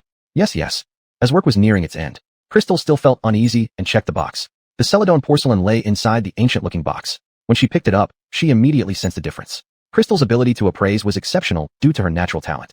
Her touch, sight, and smell were far more sensitive than ordinary people. Could the Celadon porcelain really have been switched? She felt a pang of unease. Something bad was bound to happen. After inspecting it, she confirmed that the Celadon porcelain had indeed been switched. Despite her precautions, it was still switched. The Cesarite Celadon porcelain in her hand seemed identical to the original in appearance, but the texture felt slightly rougher. She indeed shouldn't have boasted so much and ended up envied by others. Sergio happened to pass by her office and saw the light still on inside. He stopped and peeked in, only to see Crystal still sitting there. She seemed to be examining something. He called out, Josuetel's sister, aren't you going home yet? Crystal was lost in thought and got startled by the sudden voice at the door. The Celadon porcelain nearly slipped out of her hand. After calming herself down, she smiled and said, Nothing serious, senior brother. I'll go back soon. You go ahead. On her way home, Crystal kept thinking about what antique could serve as a replacement. This was a Celadon porcelain worth 100 million. The person would come to collect it the day after tomorrow. If she failed to deliver then, she would not only have to pay the 100 million in compensation, but also betray Mr. Jorge's and Master's trust in her. You've been frowning all the way. Did someone give you a hard time again? Now, Latoya, if finishing work earlier, would always offer to drive Crystal home. It was on her way anyway. Crystal hesitated whether to mention this matter to Latoya. No. Latoya saw her distressed face and couldn't help laughing. How close are we? Are you still wondering whether to tell me? Crystal sighed. This matter is significant, and I haven't figured out a solution yet. Did something happen at the museum? Upon hearing her tone, Darwin no longer felt like joking and became serious. Then, Crystal told her everything. What? An antique worth 100 million was switched. Crystal nodded. I am still investigating. I have my suspicions about who did it, but I haven't found a substitute for the Celadon porcelain yet. Didn't Darian have many antiques? Maybe you can ask him for help. Latoya could only think of him. I don't want to worry Grandpa. If they hadn't divorced, Crystal might have considered mentioning it to him. But what else can you do? You can't just tell Mr. Chi the truth when he comes to collect it tomorrow, right? Chapter 74 Return to Shin City. After a moment of thought, Crystal suddenly smiled. It's fine. I have a plan. You have a plan? What can you do? I'm going back to Shin City. Mentioning Shin City, Zora seemed to recall something. Right? Your family is the connoisseur of antiques. Your family has been in this business for generations. If you hadn't mentioned it, I'd have forgotten after living here for so long. Although Crystal's family didn't have much wealth, Mukoil was still a master restorer when he was alive. The family treasured many antiques. Will we make it by tomorrow night? Buy tickets now. It was around 7 in the evening. Fortunately, she wasn't working overtime tonight, and there was still time. Opening her phone to buy plane tickets. A journey of nearly 1,000 kilometers would only take 2 hours by air. I'll go with you. It's been a long time since I last visited aunt and uncle. Crystal wanted to refuse, but Zora's temper was as stubborn as a mule. Once the tickets were bought, the two returned home for their passports and headed straight for the airport. The flight time was at 10 o'clock. When they arrived at the airport, it was almost 9. Fortunately, they made it in time. Crystal didn't plan on calling home. By the time she returned, it would be 3 or 4 in the morning, and Cora and Egon would definitely wait up for her. This delay would mean not sleeping all night. At 10 in the evening, Darren had just finished work and returned home when he received a call from his bodyguard. Sir, Miss Moo went to the airport. She seems to be going somewhere. Since realizing his feelings, Darren had people secretly protect Crystal. To the airport? Alone or with someone else? With someone else. A woman, likely Miss Moo's close friend. They didn't carry any luggage. Darren frowned, speculating where Crystal was heading. Investigate her itinerary. Since he had decided on his feelings, Darren didn't want anything unexpected to happen to Crystal. Within half an hour, the bodyguard reported back swiftly. Sir, Miss Moo is returning to Shin City. Her return ticket is booked for noon tomorrow. Such urgency doesn't seem like a family emergency, but rather a sudden trip back. I see. Hanging up the phone, Darren tossed and turned, unable to sleep. Crystal was from Shin City. From marriage to divorce, Darren only visited once. It was during the return visit after the wedding. But that visit didn't go well. Darren left her halfway through and came back alone. Looking back, he was truly despicable back then. Only after losing her did he start cherishing her. But now, as long as there were no other men around Crystal, he had a chance. Thinking of this, Darren immediately instructed his assistant to book a flight to Shin City. Assistant Phil was about to rest when he received a call from Darren. Knowing he was going to Shin City, Phil initially thought it was urgent business travel. It's personal. While checking flight options on his phone, Phil said to Darren, Dovey, it's so late now. The earliest flight is tomorrow morning. Prepare the private jet then. Phil was stunned. Dovey, should I come along? I can help carry things. He had heard before that Crystal was from the north. And given his boss's odd behavior recently, he guessed part of it correctly. Anyway, flying the private jet allowed them to go together and offer advice. At this moment, Darren completely forgot that just a few days ago, he had mocked assistant Phil for not having a partner. Darren owned a private jet, useful for urgent trips. On the private jet, Phil glanced at his boss several times, but couldn't find the right words. Darren grew impatient first. If you have something to say, speak up. Is there something on my face? Phil awkwardly scratched his head. No, Dovey, it's just that you seem a bit strange tonight. With just one questioning word, Phil immediately spoke the truth. You look like you're going into battle. Cut the nonsense. Have you prepared everything I asked for? Darren stared ahead. The pilot flew diligently. Already, don't worry, Dovey. One can't visit future in-laws empty-handed. When Darren had Phil prepare these things, he confirmed his suspicions. As for why he considered visiting his ex-wife's parents only after the divorce, that was something Phil couldn't understand. How long until we arrive? About 30 minutes, Dovey. 2 in the morning. At the entrance of Shin City Airport, Crystal and Zora stood waiting. It's been over 10 minutes, and not a single car has shown up. Crystal grew more anxious. But such matters couldn't be rushed. Let's wait a bit longer. If it doesn't work out, I'll call home. Are you having trouble getting a ride? A man's voice sounded from behind them. Recognizing this familiar voice, Crystal turned around in disbelief. Why are you here? Darren and assistant Phil stood there. Miss Moo, it's been a while. Facing Crystal's surprise, Darren remained calm and composed. He lied without blinking an eye. I happen to be on a business trip here. I noticed you've been standing here for quite some time. It's the middle of the night, so it's normal not to find a ride. Assistant Phil quickly joined in. Smiling awkwardly, he extended an invitation to Crystal. Miss Moo, get into our car. We're going the same way anyway. Zora was about to refuse, but thinking that Crystal's matter couldn't be delayed, she had to suppress her temper. She let Crystal make the decision. I remember you don't have a branch here. Crystal stared straight into Darren's eyes, trying to read something from his expression. But Darren's gaze was indifferent, showing no trace of deception. Crystal didn't believe that Darren had come here just because he cared about her. That made no sense at all. Just expanded the business. Looks like you still know me pretty well. Crystal almost rolled her eyes despite herself. If that's the case, consider this as hailing a cab. Time was pressing. Crystal didn't want to waste any more time. Where's the car? It's over there. Darren started walking toward the edge of the airport. It was a very low-key Panamera, getting into the car smoothly. The atmosphere inside the car was unnervingly quiet. Assistant Phil was driving, constantly sneaking glances at Crystal through the rearview mirror. Assistant Phil, focus on your driving. Watch out for people suddenly appearing by the roadside. Crystal unexpectedly said this, almost making Assistant Phil lose control of the steering wheel. What happened at home? Darren suddenly broke the silence. Nothing much. I'm just back home to take care of some personal matters. Seeing she didn't want to elaborate, Darren didn't press further. The truth would come out once they arrived at the Moo family. Do we need your approval every time Brianna goes out to do something? Chapter 75. Why is he different from before? Zora's obvious hostility was clear even to Darren, an outsider. But Darren, who had made up his mind to treat her well and win her back, wasn't bothered by it. It was presumptuous of me. With these words, the atmosphere in the car became oddly quiet. Had Darren eaten something wrong? Why was he admitting his mistake? Zora, who originally intended to say more, was left speechless by his words. She and Crystal exchanged glances. What was going on with him? The Mu family lived in a high-end residential area in the west of the city. The car stopped at the entrance of the complex, and Crystal got out first. Thanks for tonight. Just charge me like a taxi fare. I'll transfer the money. Her attitude was distant, treating the whole ride like a taxi service. Are you really being so formal with me? Darren thought Crystal was just being polite earlier, but didn't expect her to be serious now. Even close relatives settle accounts clearly. I'll transfer via WeChat. As she spoke, Crystal opened WeChat right in front of him. Your parents don't know about our divorce yet, do they? Darren suddenly changed the subject. What are you trying to say? Crystal didn't understand his meaning. Late at night, the few streetlights below stretched their shadows. Standing in the dark, Crystal couldn't make out Darren's facial expression. Since they don't know yet, then today, I must appear at home. Why? Crystal wanted to say that during their 3-year marriage, Darren only came once, and it ended unpleasantly. After a pause, Crystal added, it's unnecessary. You can go back. Thanks for tonight. You coming back this late alone doesn't make sense. Darren insisted on accompanying her. Zora couldn't bear to watch any longer. Why are you being so persistent? Tracy already refused you. As a man, shouldn't you be ashamed? This heartless man. Did he only realize what he had lost when it was gone? I'm very sorry. It was my fault before. Darren apologized sincerely. You wouldn't want your parents to worry, would you? There was a moment of silence. Crystal finally nodded. Let's go. In the end, Assistant Ouyang went to find a hotel nearby to stay alone. Crystal didn't have the house key since she hadn't been back in a long time. Around 3 in the morning, Crystal knocked on the door, unexpectedly. The door opened quickly. It was Cora who answered. Looking tired from not sleeping all night, Cora was stunned upon seeing her daughter. Tracy? How did you come back? How? Her gaze then fell on Zora and Darren. Hello, Aunt. Mom. Who is it? Egon's voice, slightly weary, came from inside the living room. The three walked in together. Tracy. Darren, why are you here so late? Why didn't you inform us beforehand? I need to pick up some things from home. It's urgent, so I bought a plane ticket last minute. Crystal noticed the furrowed brow on Egon's face. Dad, are you not feeling well?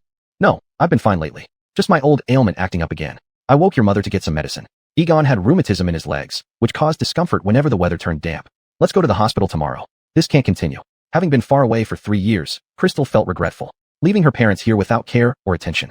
Without skills, she planned to bring them over once she earned enough money. But ultimately, this place was still the root of the Mu family. Darren put down the items he was carrying. Parents, this visit was sudden, so I didn't bring many gifts. The items he held included expensive tonics and various presents. Regarding this son-in-law, Cora's feelings were complicated. Next time, don't bring so much. There are only 2 of us at home. We won't be able to finish everything. Only then did Crystal notice the bags of gifts on the ground. When did he buy them? She hadn't noticed. Then Crystal explained the purpose of her trip. Dad, Mom, I remember Coil had a precious ancient painting from the Tang dynasty, right? It's still in the study. Cora asked curiously. Those are things Coil left for us. Why are you asking? When Coil was alive, the family was quite wealthy. Egon lacked talent in antiques compared to Crystal. Talking about it felt like showing off before Guan Yu. Sighing, Crystal recounted the events of the day truthfully. You mean someone wants to frame you, to embarrass you and make you lose face in front of your employer? Egon's face was ashen. Do you know who that person is? I have a rough idea, but I don't have any evidence yet. I'm afraid going to him now would be futile, so I want to find an antique of similar value to substitute for now. Both Cora and Egon were reasonable people. The items are all in the study. You can take them directly when you leave tomorrow. Over the years, Egon had also collected quite a few antiques. It was then that Darren understood the real reason for Crystal's return to Shin City. Someone had bullied her without his knowledge. All right, it's late. You've had a long journey and need to go back tomorrow. Get some rest early. There were plenty of rooms in the house. However, Crystal strongly requested to share a room with Zora. She claimed she was worried Zora might not get used to sleeping here. Darren had no choice but to sleep in the guest room alone. He understood that since they had already divorced, they should maintain distance. But he resignedly entered the room. In another room, Crystal tossed and turned, unable to sleep. What do you think? What does Darren really mean? I feel like he was acting strange today. The 2 of them lay side by side on the big bed, staring at the ceiling. Zora nodded in agreement. I feel the same. Could it be he has feelings for you? She said it casually, but what was said without intention could be taken seriously by the listener. Crystal immediately fell into deep thought. Yet, no matter how she tried to move him before, he always treated her like a stranger. How could she possibly have affected him just after their divorce? It was utterly absurd. What are you talking about? He could never have feelings for me. I'm not his type at all. Crystal denied it 3 times. But I feel he's different from before. People do change, don't they? Knock knock. A knock came from outside the door. Then came Cora's voice. Elaine, are you asleep? I see your light is still on. Crystal hurriedly got out of bed to open the door. Mom, why aren't you asleep yet? Chapter 76. Jo Suviv a good Jajuf. It was already past 3 in the morning. Dawn would be breaking in just a few hours. I can't sleep. She glanced at Zora, who was still awake in the room, and said, Yin, you're not asleep either. Yes, Aunt. I'm having trouble getting used to this bed. Zora scratched her head somewhat bashfully. If there's anything you need, go ahead and say it. I'm going to sleep now. After saying this, Zora quickly covered herself with the quilt. The 2 of them moved to the balcony. Looking out at the view outside the window, Cora glanced once more at her daughter by her side. What happened between you and Darren? Mom, there's nothing between us, don't worry about it. But Cora didn't believe her words. How can I not tell? You two must have had an argument. Indeed, nothing could escape Cora's keen eyes. There was indeed an argument, Mom, but don't overthink it. Crystal hadn't yet figured out how to tell them that she was already divorced. Couples need to compromise and understand each other. Cora turned her head to look in the direction of her own room. Your father and I have argued for so many years, but we've always managed to compromise with each other. These past years, her daughter living far away only shared good news, never any worries. Cora pulled Crystal aside. You're our only daughter. If you've been mistreated at the Liu family, don't keep it bottled up inside, alright? The antiques collected by Coil Mu were all from ancient times. Each one was priceless. Taking down the painting from the display cabinet, Crystal unfolded it and saw that it was painted by a famous artist from the Tang dynasty. Crystal herself had always loved paintings. Therefore, compared to other things, she had studied ancient paintings more. Half an hour later, Crystal came out of the study holding the painting. Mom, Dad, it's getting late, we should go back. When I have a holiday next time, I will visit you again. Crystal felt reluctant as they hurriedly parted ways this time. Josuvive a good life after you go back. Let us know if you face any difficulties. Egon looked at his daughter and son-in-law's retreating backs and advised. Don't worry, Mom, Dad. I'll treat Lola well. In front of them both, Darren naturally held her hand. Crystal subconsciously wanted to pull her hand back, but the large hand gripping hers tightened slightly and squeezed gently. Egon was pleased. I feel reassured hearing you say that. The Liu family was a distinguished lineage. Their home was no ordinary household. He always thought that Crystal marrying into such a family should mean she needed to make the most of it. Leaving the residential area, Darren offered. My private jet is available. If you're pressed for time, we can go together. No need. We've already bought tickets. Crystal politely refused. If you have any business, you can go ahead. We plan to go to the airport. Since they had already divorced, Crystal didn't want further entanglements with him. They should part on good terms. Phil, the assistant, sensing his boss's glance, spoke up immediately. Miss Mu, we are also heading to the airport, so it's on the way. Don't overthink it. Assistant Phil, I know you mean well. It was 9 in the morning. Crystal checked her watch. We can take a taxi ourselves. We still have time. Ultimately, Crystal did not ride with Darren. The two took a taxi to the airport themselves. Dovey Miss Mu. Phil felt guilty about his lack of proper handling. He even spoke more quietly. Darren's expression wasn't pleasant. Next time, be sharper. Darren said this lightly. When the plane landed in the capital city, it was already past 2 in the afternoon. Crystal rushed straight to the city museum with her belongings. Seeing Crystal return, Ira breathed a sigh of relief. You're finally back. Master has asked me several times where you went. Crystal only told her eldest master brother Ira about going to Shenyang and asked him to ask for leave from Master. Baron watched Crystal's every move all day. Thank you, Master brother. Master brother, Master is looking for you. Baron walked over, glancing at Crystal intentionally or unintentionally. Master brother Stefan, do you need something from me? Crystal composed herself, trying to maintain a normal expression. Humph. Baron made only a snort, and then turned and left. Once everyone was gone, Crystal immediately contacted Nate. The phone rang for a long time before being answered. Miss Mu, what can I do for you? Nate seemed busy, with assistants reporting work nearby. Mr. Chi, I have something I'd like to discuss with you. Thinking of Nate's trust in her, Crystal felt quite embarrassed. After hesitating for a long time, Crystal finally spoke up. Mr. Chi, our museum has an insider who replaced the Celadon porcelain you selected with a high-quality replica, but I have already chosen a famous ancient painting from the Tang dynasty of equal value to fill in. If you have time, please come over early to take a look. Nate's eyebrows twitched as he asked. Have you found out who the insider is? Not yet, Crystal replied somewhat ashamedly. Because we were worried about delaying your matters. Most of the time was spent on finding equally valuable antiques, so we haven't had the time to investigate the insider yet. Even though Crystal knew who had switched the antique, she lacked evidence and couldn't prove anything. Miss Mu, I do trust you, but I never thought your museum would do such a thing. Nate seemed a bit disappointed. Forget it. Since it has happened, it's fortunate that you managed to make up for it. How about this? After I finish my current work, I'll come over. Today was his father-in-law's birthday, and there was a banquet tonight. There was still enough time. All right, Mr. Chi. After hanging up the phone, Crystal sank into the chair, letting out a sigh of relief. Fortunately, her grandfather had collected quite a few precious items before he passed away, which helped her this time. Crystal sent a message to Cora assuring her safety. The reply came quickly. It's good that you've arrived. Josuvive well in the future. When your father gets better, we'll come visit you. Mom, no rush. Don't bother Dad while he's not feeling well. I'll come home to see both of you after I finish this busy period. After sending the text, Crystal stretched lazily. Now, it was time to deal with the person who switched the antique. The security room was on the first floor. Inside were surveillance recordings of the entire building. When Crystal entered, the guard was dozing off. Knock knock. The guard was startled awake and hurriedly straightened his cap. Hello, how may I assist you?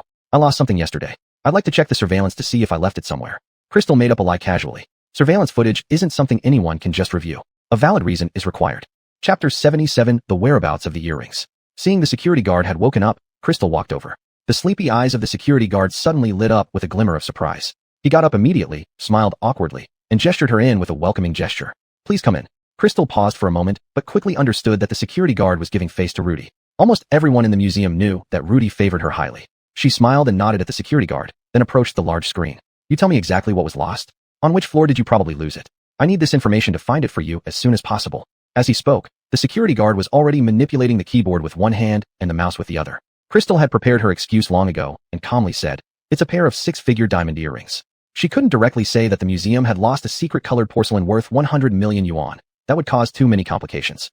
However, only if the lost item was valuable enough would the security guard have no excuse to refuse her request to check the surveillance. Moreover, only if the valuable item were small enough could the security guard zoom in on the footage for closer inspection.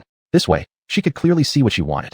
I wore them to work yesterday, and after leaving the museum, I noticed they were missing. During this time, I was working continuously and didn't go anywhere else. Could you please help me check the indoor surveillance of the restoration room? Anyone or anything entering or exiting each door in the city museum had to undergo a strict inspection process. Forget taking the secret colored porcelain out of the museum. Even taking it out of the restoration room required extremely precise instruments for detection. So, she guessed that the real secret colored porcelain should still be inside the restoration room. Just hidden somewhere by Baron. A six-figure pair of diamond earrings? So expensive? That needs a thorough search indeed. As the security guard exclaimed, he had already pulled up the footage from the restoration room's indoor surveillance, and they began watching it together.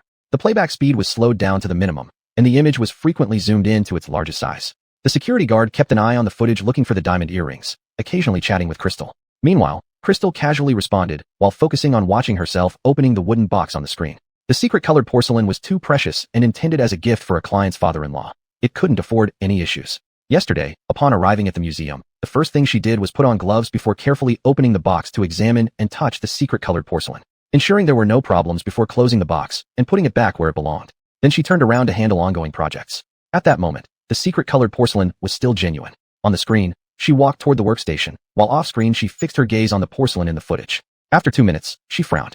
Sure enough, Baron, carrying a tray with scrolls, approached near the secret-colored porcelain. After arranging the scrolls, his eyes kept glancing at the porcelain. Once the scrolls were placed, Baron entered the scroll room again, sparing one last glance at her back as she concentrated on her work at the workstation, clearly coveting the secret-colored porcelain, but wary of her presence. Next, Baron acted normally. At 6:30 in the evening, while she was still working intently, Baron clocked out early but didn't leave, instead sneaking into the archive room. The secret-colored porcelain remained untouched and genuine. Watching this part, Crystal felt a question arise in her mind and focused even more intently on the screen, afraid to miss any details. At this moment, the surveillance showed someone calling her away under the pretense of having a package. Just as she stepped out of her office, someone emerged from the archive room, darting toward the porcelain like a rat. However, this figure wasn't Baron, but a woman. It was Kathleen. Crystal's heart clenched. Unexpectedly, Baron's voice came from behind her. Aren't you supposed to be working? What are you doing watching surveillance here? Startled, Crystal involuntarily turned her head, and Baron was already standing in front of her. His expressionless face and cold gaze swept past her to focus on the screen. He likely came here to destroy the evidence late in the game. She couldn't let him succeed. Standing up, she suppressed her resentment towards Baron. I lost a pair of six-figure earrings at work yesterday, and I must find them. Her voice was calm but icy. Blatant rejection. Can you afford six-figure earrings? Baron retracted his gaze, looking at Crystal with disdain. Ignoring his remark, she told him to leave. I hope you don't disturb me. Baron's lips tightened into a line before he opened his mouth again. Master Josue is looking for you and wants you to find him immediately.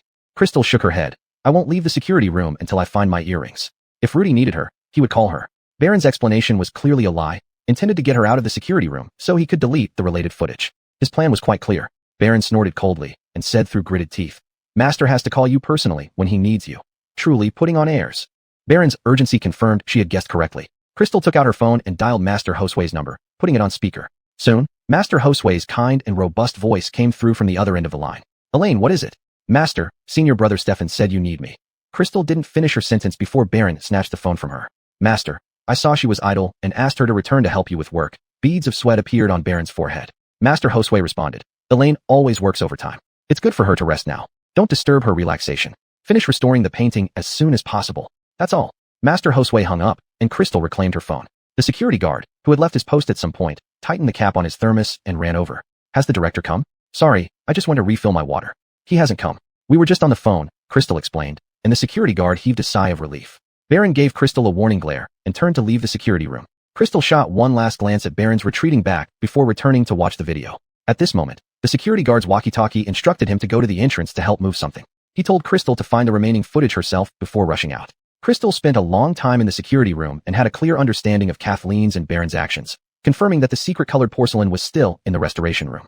She had to retrieve it immediately. With video evidence now in hand, she felt confident to seek justice from Master Josue. She grabbed her phone, ready to call Master Josue, but seeing the time, already 10 p.m., she decided not to disturb him during his rest time and put the phone down. Since the museum was a government institution, individuals couldn't copy surveillance footage. To prevent Baron from deleting the relevant footage, leaving no evidence, Crystal lied to the security guard again. I found the earrings, but I need Master Josue to arbitrate for me. Can you please make a backup of the footage we reviewed today? I'll give it to Master Josue tomorrow. The security guard trusted Crystal without question, nodded eagerly, and immediately started backing up the footage. After watching the security guard complete the backup and reiterating that he must keep her visit confidential, Crystal left the security room and headed towards the elevator. She needed to go back and find the secret-colored porcelain. Night had fallen, and the streetlights were on. As she reached the elevator entrance, out of the corner of her eye, she saw a shadow flash into the security room from a dark spot under the streetlights. Her heart filled with anger and regret. Chapter 78 The Truth Comes to Joshua. She returned to the restoration room. The light was still on, but everyone had already left for the day. She wanted to look for clues at Baron's workstation, but then she thought he must be watching her on the security monitors in the guard room. She couldn't alert him prematurely. She picked up her handbag as usual, clocked out, and left the museum directly, heading toward the nearby subway station. It was too late to bother Latoya. On the way, she felt as if someone was following her, so she turned back several times. Arriving at the subway entrance, she saw that no one was inside. She took out the pepper spray from her handbag, which she always kept ready, gripped it tightly in her hand, and mustered up the courage to walk down. Just then, a car honked next to her. Turning around, she saw Darren getting out of the driver's seat, walking around to the passenger side, opening the door, and looking at her. Get in.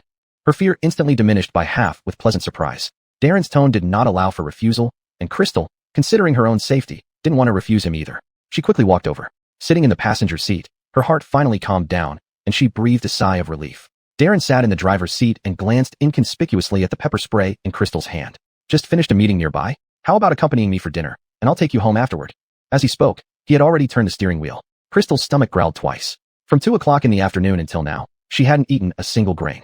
Indeed, she was hungry. However, she emphasized to Darren, back to Latoya's place. Darren raised an eyebrow and laughed lightly. Rest assured, I won't force you to return to our old home or the ancestral house. Hearing the respect in Darren's voice, Crystal put the pepper spray back into her handbag without another word. Baron, who had been hiding at the corner near the subway entrance, watched as Crystal left with Darren before giving up his thoughts. He then turned to leave. 90 minutes later, after having a hearty meal, Crystal returned to Latoya's apartment building with Darren. Before getting out of the car, Crystal sincerely thanked Darren. It was really lucky to meet you tonight. Thank you very much. Had she not met Darren, she didn't know what might have happened. However, Darren remained silent, only looking at the several $100 bills on the dashboard. These were the dinner expenses she had given him. Without saying anything else, she opened the door and got out of the car. As soon as she used the electronic key to open the main door, Darren's voice came from behind. If you feel danger or fear, call me. I should give you more security than a can of pepper spray. Crystal's eyes welled up with tears. In those 3 years of being married, she begged him for security, yet he never gave her even a second of it. Only now, after their divorce, did he say such things. How ironic. She lifted her head, rolling her eyes to hold back the tears, turned to Darren, and said, I prefer my pepper spray. With that, she entered the house and slammed the door shut. Darren stood there, stunned, his face colder than the streetlight. After taking a shower, Crystal also washed away the words Darren had said to her. She thought carefully about how to bring up Baron's matter to Rudy, then slept soundly until morning. Upon entering the museum area, she first went to the guard room to inform them that she would be viewing the surveillance footage with teacher Josue shortly. Then she headed straight to Rudy's office. Rudy's office was right across from the restoration room. She was just about to step into Rudy's office when Sergio ran over from the restoration room and held her back. Frowning, he urged her, come quickly.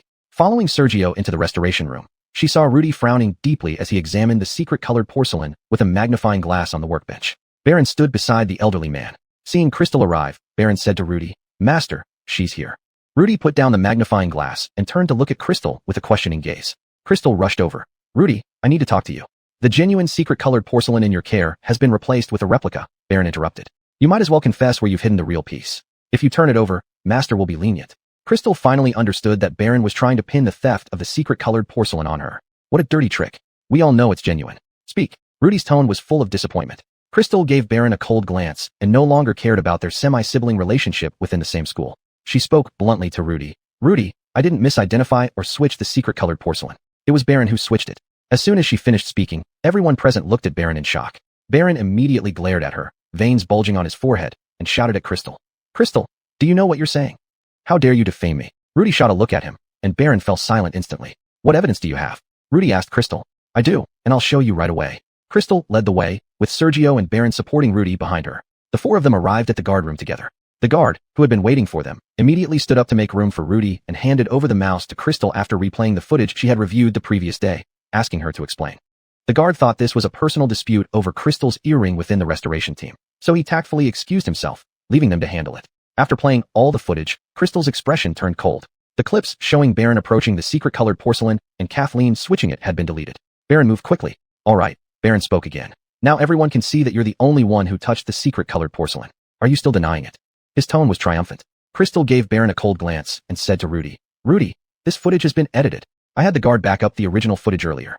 Her words cut short Baron's triumph, and a flash of panic appeared in his eyes. She retrieved the backup footage, paused at various key timestamps, slowed down the playback speed, and zoomed in on the images. In less than 10 minutes, everyone present saw the entire process of Baron and Kathleen swapping the secret-colored porcelain. Baron was already sweating profusely, his legs trembling. Just as he was about to explain to Rudy, the elderly man raised his hand to stop him. Let's talk in my office, the old master said sternly, rising from his seat without allowing anyone to approach, walking out of the guard room with his hands behind his back. His emotions were unreadable. Crystal followed behind Sergio and Baron, entering Rudy's office. Just as she stepped in, Rudy told her, Elaine, wait outside for a moment. I need to speak with them. Close the door for me. She nodded, stepped back, and closed the door. As soon as the door closed, voices from Baron could be heard inside the office. Master, Neil, Rudy suddenly shouted. Crystal was startled by the sound and turned away, walking into the restoration room instead. Inside Rudy's office, although Baron had no desire to kneel, he gritted his teeth and knelt down, arguing. Master, you saw the video. Kathleen was the one who switched the secret-colored porcelain. I didn't do anything. Crystal must have instigated Kathleen to swap the secret-colored porcelain. You should question Crystal. Chapter 79. Darren waits for me in the private room. Still trying to wriggle out. Jeffrey's voice was piercing, and Crystal, who was waiting in the restoration room, could hear it clearly. Kathleen knows nothing about antiques. Where would she find a replica of that quality to switch? It's clear you were coveting the Celadon porcelain and had Kathleen help you switch it. Truly a disgrace, he said bitterly. These words hurt too much. Sergio turned away to reduce his fellow disciple's embarrassment. Baron was indeed struck hard by Jeffrey's words and retorted loudly. Who is the disgrace is still uncertain. He pointed toward the door, determined to blame Crystal. It's her, Crystal. She gave Kathleen a replica to switch. She's the only person handling the Celadon porcelain, knowing all its features, while I. Baron's anger mixed with envy as he continued. I didn't even get a proper look at it. How could I find a replica? I'm not a genius either, master. This was an attempt to mock Jeffrey for failing to recognize talent. Jeffrey rebuked him fiercely. Not only are you not a genius, you're even worse than an ordinary person. You stayed in the archive room, and Kathleen from there switched the Celadon porcelain. Doing this kind of thing and trying to deceive me, an old man, and smear others? I may be old, but my eyesight and hearing are just fine. After Jeffrey scolded him, he softened his tone. I don't know how to teach you anymore. From now on, you're no longer my disciple. Baron froze in shock. Sergio walked up to Jeffrey incredulously. Master, should we give him another chance? He tried to persuade Jeffrey, but before he finished, Jeffrey interrupted. Jeffrey turned around, facing away from Baron. Get up, fetch the Celadon porcelain. Apologize to Elaine sincerely, then go through the resignation process. Baron still insisted. I didn't take the Celadon porcelain. You. Jeffrey turned back, ready to lose his temper. At this moment, someone knocked on the door. Crystal's voice came from outside. Jeffrey, I have something important to discuss with you. Please open the door. Jeffrey signaled Sergio to open it. Sergio opened the door, and Crystal, wearing white gloves, walked in steadily, holding a box containing the Celadon porcelain, heading straight for Jeffrey. Kathleen followed behind her head down. Sergio sensed something and followed Crystal's movements with his gaze. When Crystal passed Baron, he looked at her in disbelief. Jeffrey asked, Is this? Thanks to Sister Zhao telling me that senior brother Stefan has been frequenting the archive room recently, I realized he might have hidden the Celadon porcelain there. I found it behind a hollow wall. Crystal placed the Celadon porcelain on Jeffrey's desk, glancing at Baron. She had to admit he was clever enough to discover a hollow space behind the bookshelf in the archive room. By removing a brick, he could hide the Celadon porcelain inside, then replace the brick without anyone noticing. Jeffrey, please let me make up for my mistake. Don't fire me. I really need this job, Kathleen said tearfully. She had heard the commotion in Jeffrey's office and understood the secret switch had been exposed. Her family depended on her salary from the museum, so she had to confess. However, Jeffrey showed no mercy and dismissed Kathleen according to museum regulations. An internal announcement was made immediately. Baron and Kathleen left the museum one after the other. Kathleen kept crying loudly and complaining as she followed Baron. If you don't get me another job to support my family, I won't let this go, she shouted at Baron. Baron, filled with hatred for Crystal, turned abruptly and gave Kathleen a death stare, which silenced her instantly. Get lost, Baron hissed, and Kathleen fled without looking back. Baron stood there, glaring up at Crystal's workstation, silently vowing to make her life difficult. In Jeffrey's office, after praising Crystal, she called Chi Jojibin immediately. Chi Jojibin rushed to the museum, delighted to see the recovered treasure and the story behind it, offering to reward Crystal lavishly. Crystal politely declined, saying, I hope this small mishap won't affect Mr. Chi's confidence in our abilities. Of course not. Chi Jojibin replied readily, waving his hand and signing a check for 1 million to donate to the museum as thanks. All museum staff are invited to dine at the city's finest restaurant after work. Recovering the Celadon porcelain means salvaging the museum's reputation. Jeffrey stroked his beard and said, Mr. Chi is being so generous. It would be rude of us to refuse. Let's notify everyone to leave half an hour early. After seeing off Chi Jojibin, Jeffrey gestured for Crystal to stay while Sergio went to inform the departments about the dinner. Jeffrey, what's the matter? Crystal asked. Jeffrey smiled at Crystal and nodded, stroking his beard. Elaine, you have talent, capability, and a sharp mind. You're a promising student. I'd like to take you as my personal disciple. What do you think? Personal disciple? Crystal was stunned, unsure whether she should be happy or not. Jeffrey, I am already my grandfather's personal disciple, so. Jeffrey raised his hand to stop her. Your grandfather has passed away. You still have a long way to go in this field. It's better to have a senior guide you rather than figuring things out on your own. Think about it, and let me know. Crystal immediately replied, Thank you, master. I'll keep that in mind. Jeffrey was right. I will choose an auspicious day to pay respect to you formally. Very good. Jeffrey rubbed his beard happily, nodding with a smile that lit up his eyes. Given his advanced age, Jeffrey didn't enjoy crowded gatherings and chose not to attend the dinner. As usual, Sergio accompanied Jeffrey home after work. Today, Crystal followed voluntarily. On the way, Jeffrey informed Sergio that Crystal was now his personal disciple. Sergio was surprised for 2 seconds before congratulating Crystal with a smile. Congratulations, little junior sister. Let's celebrate this joyous occasion tonight. When they reached the corridor outside the private dining room, Sergio said to Crystal. However, upon recognizing the person walking toward them, Crystal's smile froze. Joshua, wearing sky-high heels, stopped in front of her.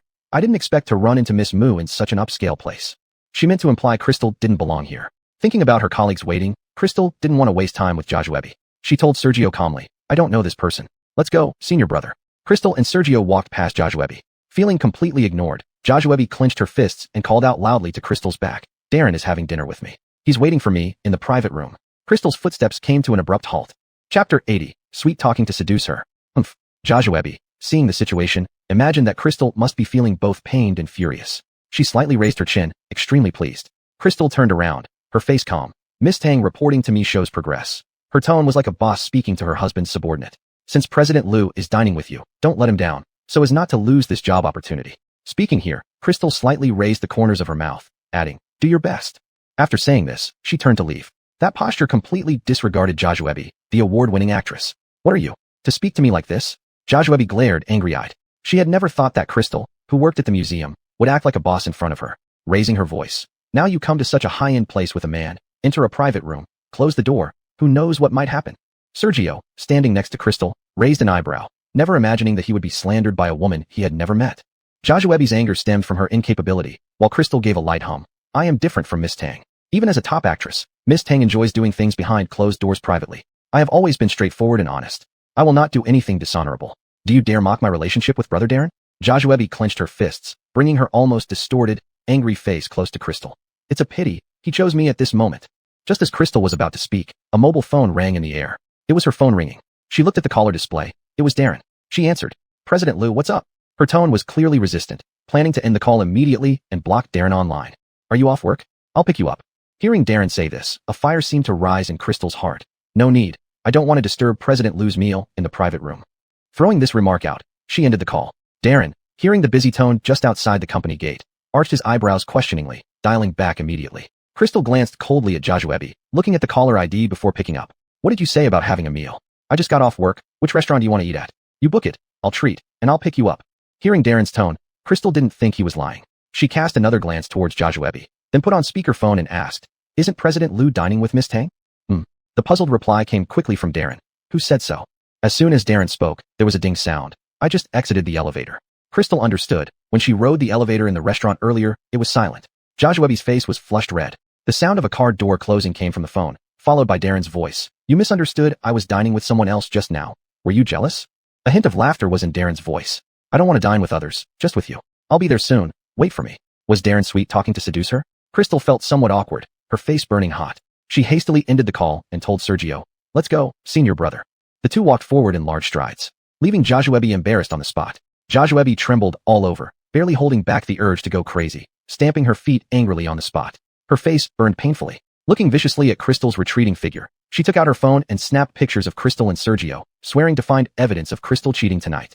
Returning to the empty private room, she swept all the delicacies on the table to the ground in a huff. Service staff rushed over, seeing Joshua's almost mad face, unsure how to react. Joshua glanced at the service staff, an idea flashing through her mind. She immediately grabbed her handbag, took out a stack of $100 bills, and handed them over. Go to Crystal's private room, listen to her conversation with that man, take photos and bring them to me, and I will reward you handsomely.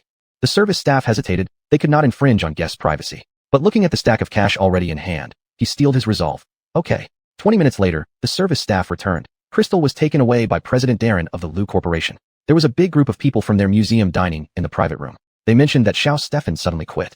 Learning that Darren had taken Crystal away, Joshua threw a bundle of money in frustration at the service staff, leaving the room angrily. Getting into her car, she dialed Darren again, only to hear the busy signal. Beep beep.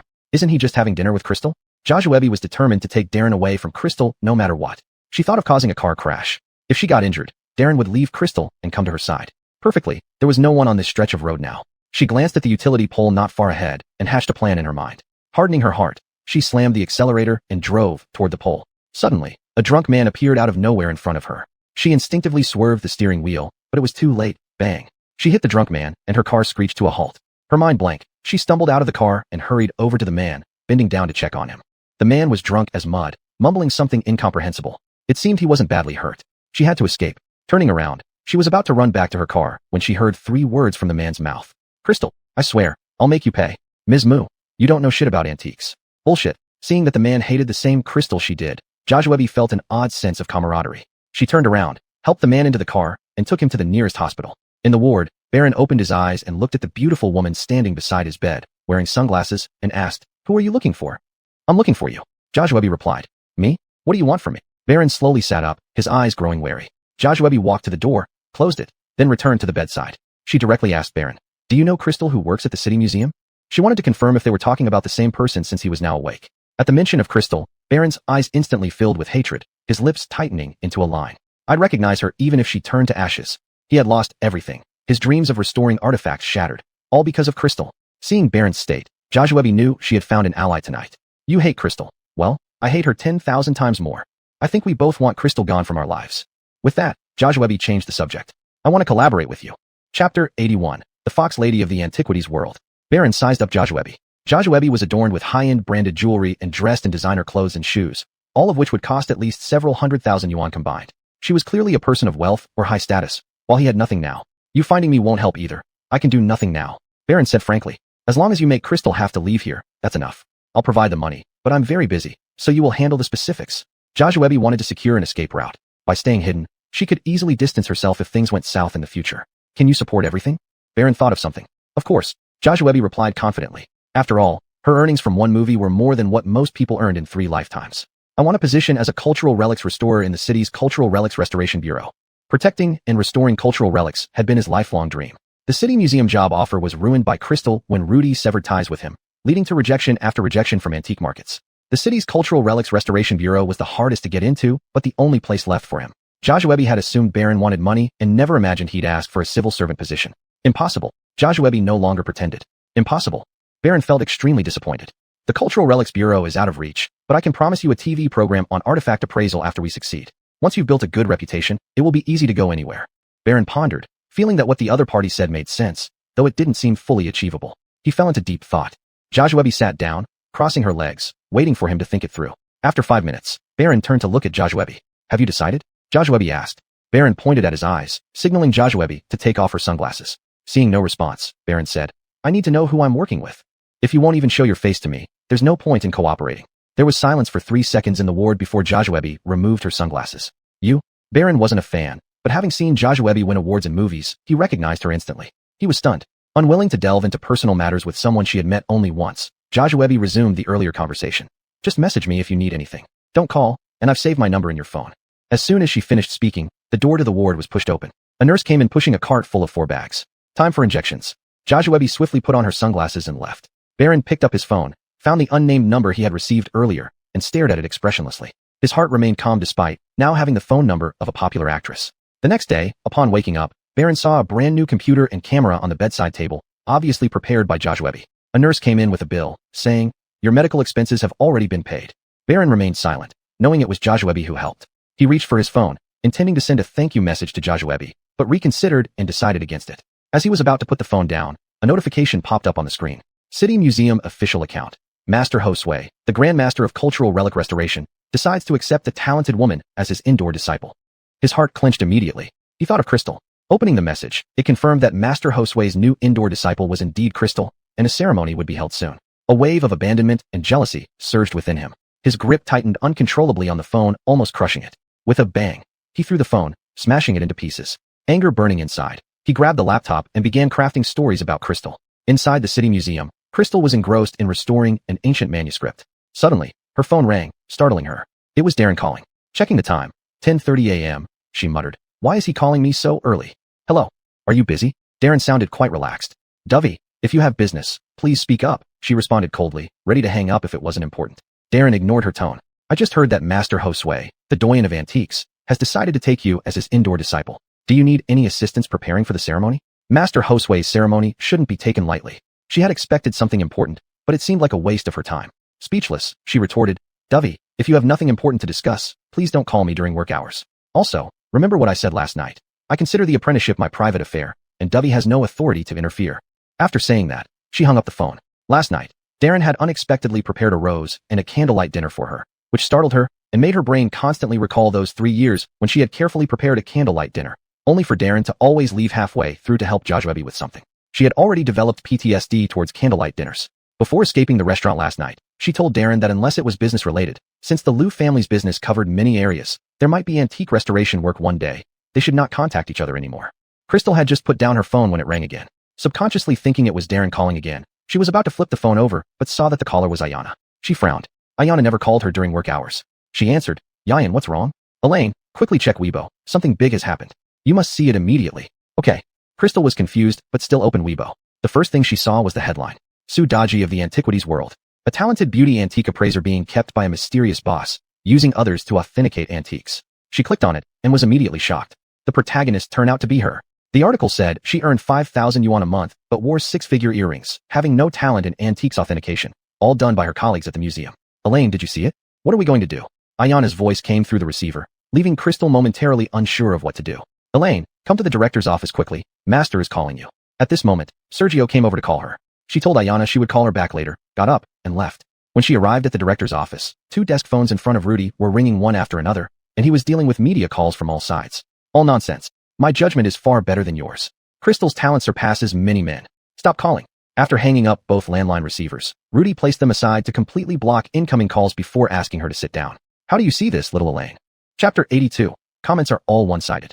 When Crystal saw how Ethan spoke up for her just now, she was deeply moved. She sat down and carefully recalled the false report on Weibo. Soon, she caught a detail. The 6-figure earring. It was a lie she made up to view the surveillance footage. Apart from the security room, she didn't mention it elsewhere. The person must have been in the security room that day, overhearing her mentioning the 6-figure earring detail. Could it be the security guard? What are you thinking about? Seeing Crystal frown and shake her head after pondering hard, Ethan asked. Crystal thought of Baron who appeared in the security room that day and said directly to Ethan, Master, I think I know who's trying to smear me. Who? Ethan leaned forward with his thin body, frowning, his gaze sharp. Baron. Crystal then recounted the 6-figure earring incident and her encounter with Baron that day in detail to Ethan. Ethan nodded heavily, agreeing with Crystal's conclusion. He was extremely disappointed with Baron and said with frustration, hopeless good for nothing. Master, what should I do? Should we report this to the police? Crystal asked. Considering that Baron was once Ethan's disciple, she couldn't embarrass the old man. Thinking of Baron's parents' trust in him, Ethan looked troubled. Seeing this, Crystal dropped the idea of reporting to the police. Master, I think our priority now is to issue a strong statement to express our stance, and remind the other party to delete false statements and apologize and compensate both of us. Elaine, a statement needs to be issued, but just issuing a statement is far from enough. Ethan said, picking up the phone and dialing a string of numbers. Where are you now? Come out and meet me immediately. It was clear Ethan was calling Baron. What? It's not convenient. Ethan raised his voice. Which hospital are you at? I'll come find you, cough, cough. Ethan seemed very upset with Baron and suddenly started coughing while speaking. Crystal quickly poured a cup of hot water and handed it to Ethan, then gently patted his back. After Ethan stopped coughing, he continued into the receiver. Stop making excuses. I'll come see you at the hospital myself. He then hung up abruptly and stood up. Crystal helped Ethan put on his coat. As he put on the coat, Ethan said, you stay here and write a stern statement. I'll go see what that fellow has to say. Crystal shook her head. I can't let you go alone. I need to accompany you. Just a phone call was enough for Baron to make Ethan cough uncontrollably. Imagine what would happen when they face each other. The elderly can't handle too much agitation. Ethan did not object. Just as they left the director's office, Sergio ran over with a tablet in hand. Senior brother, what happened? Crystal asked. Master, younger sister, netizens on Weibo are completely biased against you too. Several customers have already called, wanting to take their artworks and antiques away for repairs elsewhere.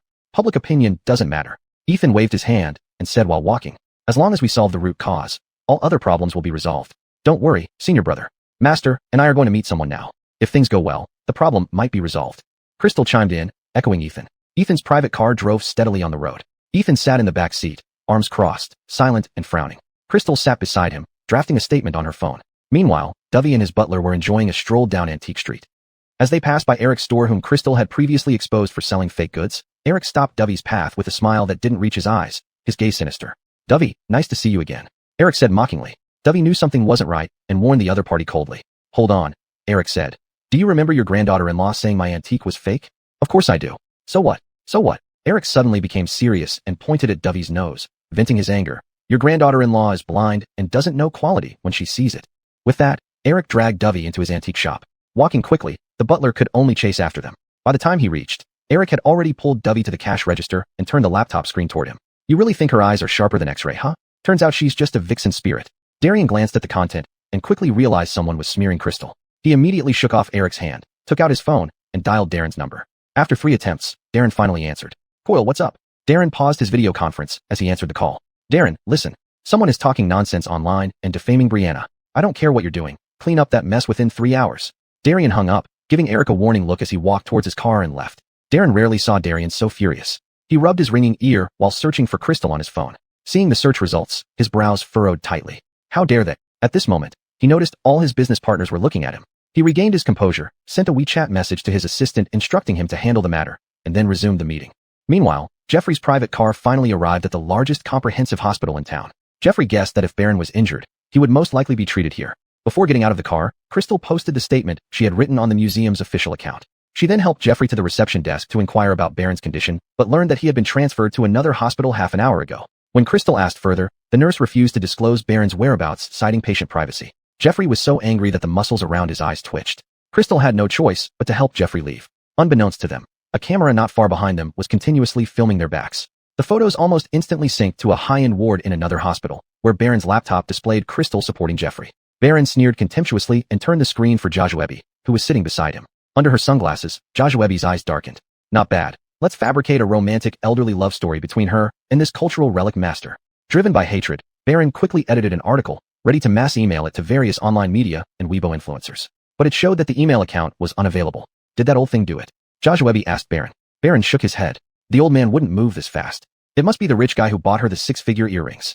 Chapter 83, Blindness. Rich man. Joshua subconsciously thought of Darren, her brows furrowing tightly. Darren's wealth and power were far beyond her reach. Scared, Baron sneered at the sight of her expression. A penniless common man also dared to speak to her like that? Joshua shot Baron a disdainful glance. You just need to make sure Crystal can't recover. Indeed, she couldn't afford to provoke Darren, but everything was being done by this man in front of her. When Darren eventually traced it back, she could easily disassociate herself from the situation. As long as Crystal was disgraced, she would have a way to possess Darren. Baron knew the woman was calculating, but he paid no attention, focusing instead on creating a new email account. Privately, he wanted revenge on Crystal. Publicly, he had a deal with Joshua. Once Crystal was ruined, Joshua would give him a slot for an antique appraisal show. He needed that program to rebuild his career. After registering the new email, he anonymously sent out the fabricated story. Turning to Joshua, he said, that rich man will definitely interfere further. Miss Tang, you should be prepared. It's just about money. Joshua said as she placed a check on the bedside table. I'm very busy. Here are 3 million. Take it and handle the media and influencers. That rich man is not our match. Darren often used his influence to pressure people, frequently threatening their jobs. Most people dared not speak up despite their anger. Yet, who wouldn't want to earn a living through self-media? Baron took the check, and Joshua left the hospital room. Crystal and Rudy finally returned to the museum. Rudy, angered by Baron's hiding, coughed nonstop, his blood pressure skyrocketing. Crystal helped him into the lounge, gave him medicine, and persuaded him to rest. But Rudy preferred to lean back in the recliner, instructing Crystal to keep calling Baron. Crystal stayed by Rudy's side, constantly dialing Baron. Unbeknownst to her, Baron watched the call notifications smugly, imagining her anxiety. Ding, ding, ding. The sudden barrage of WeChat notifications woke Rudy, who had fallen asleep.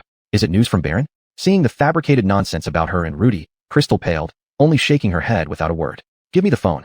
Rudy reached out for it. Knowing she couldn't hide it, yet unwilling to let the elderly man see such defamatory lies, she quietly switched to another article accusing her of being kept by a powerful figure before handing it over. Glancing at the content, Rudy comforted her. You've been wronged. I'm not wronged, they're in the wrong. Crystal suggested. Master, I have an idea. Before she could finish, Sergio knocked urgently on the lounge door. Anticipating bad news for Rudy, Crystal silently shook her head, stopping Sergio mid-sentence. She turned to Rudy. Master, I'll step out with senior brother. Please rest. Rudy remained silent. Pulling Sergio out, closing the door, she whispered, Master just had a shock, and his blood pressure just went down. What's happening? Just as she spoke, they heard loud complaints coming from the restoration room. She looked over. Several influential figures, holding antiques, porcelain, bronzes, paintings, walked out, maligning her as they went. I told you, beautiful women aren't smart. I hate that she damaged my heirloom. Who knows if my painting was switched? Young ones have no morals, and even the old lose face. Insult after insult poured forth. Ignoring Sergio's attempt to stop her, Crystal walked forward, interrupting them. Wait. They stopped, turning back, eyes full of contempt. No need for politeness now, she retorted sharply. The heirloom in your hand was appraised by me. The painting you hold can only be restored by me. If you disagree, feel free to bring other experts to discuss it with me, not spread foolish remarks about beauty and intelligence. Heh. A fat-faced man sneered. If you're so skilled, show us right here, don't hide in some restoration room. Don't worry, I will. Crystal glared at them. Then please don't forget to apologize to me and my master. First, prove you can fix anything. See who still lets you touch real treasures. Let's see if it's the museum director helping her or her wealthy boyfriend. They left the museum after saying some sarcastic words to Crystal as if they were watching a comedy. They went too far, don't take it to heart, junior sister. Sergio comforted her. I'm fine. Crystal never lived by others' judgments. By the way, what did you mean by what you just said? Just as Sergio finished speaking, a series of coughs came from behind them. Rudy slowly walked up. They don't understand the truth. Let me talk to them. My personal reputation is minor. The city museum's reputation is major. We can't harm the public interest for personal reasons. Master. Crystal walked over and supported Rudy. I have a plan. I plan to live stream the restoration of antiques. Once those who misunderstand me as a fox lady witness my skills, they will naturally know who is right and wrong. Then all rumors will dissipate. At present, Baron has hidden himself, so we cannot confront him. Instead of arguing with them, let's speak through actions. Rudy furrowed his brow in deep thought and asked Sergio, are you good at live streaming? She needs someone to help her. I'm not very good at it. Sergio admitted. Don't worry, master. I've already planned it out. I'll start broadcasting these 2 days. Rudy stopped and looked down the corridor. Crystal followed Rudy's gaze and was surprised to see Darren actually come to the city museum. Darren met Crystal's gaze and then subtly shifted his eyes from Crystal to Rudy, shaking hands with Rudy. Bo. Dovey, what brings you here?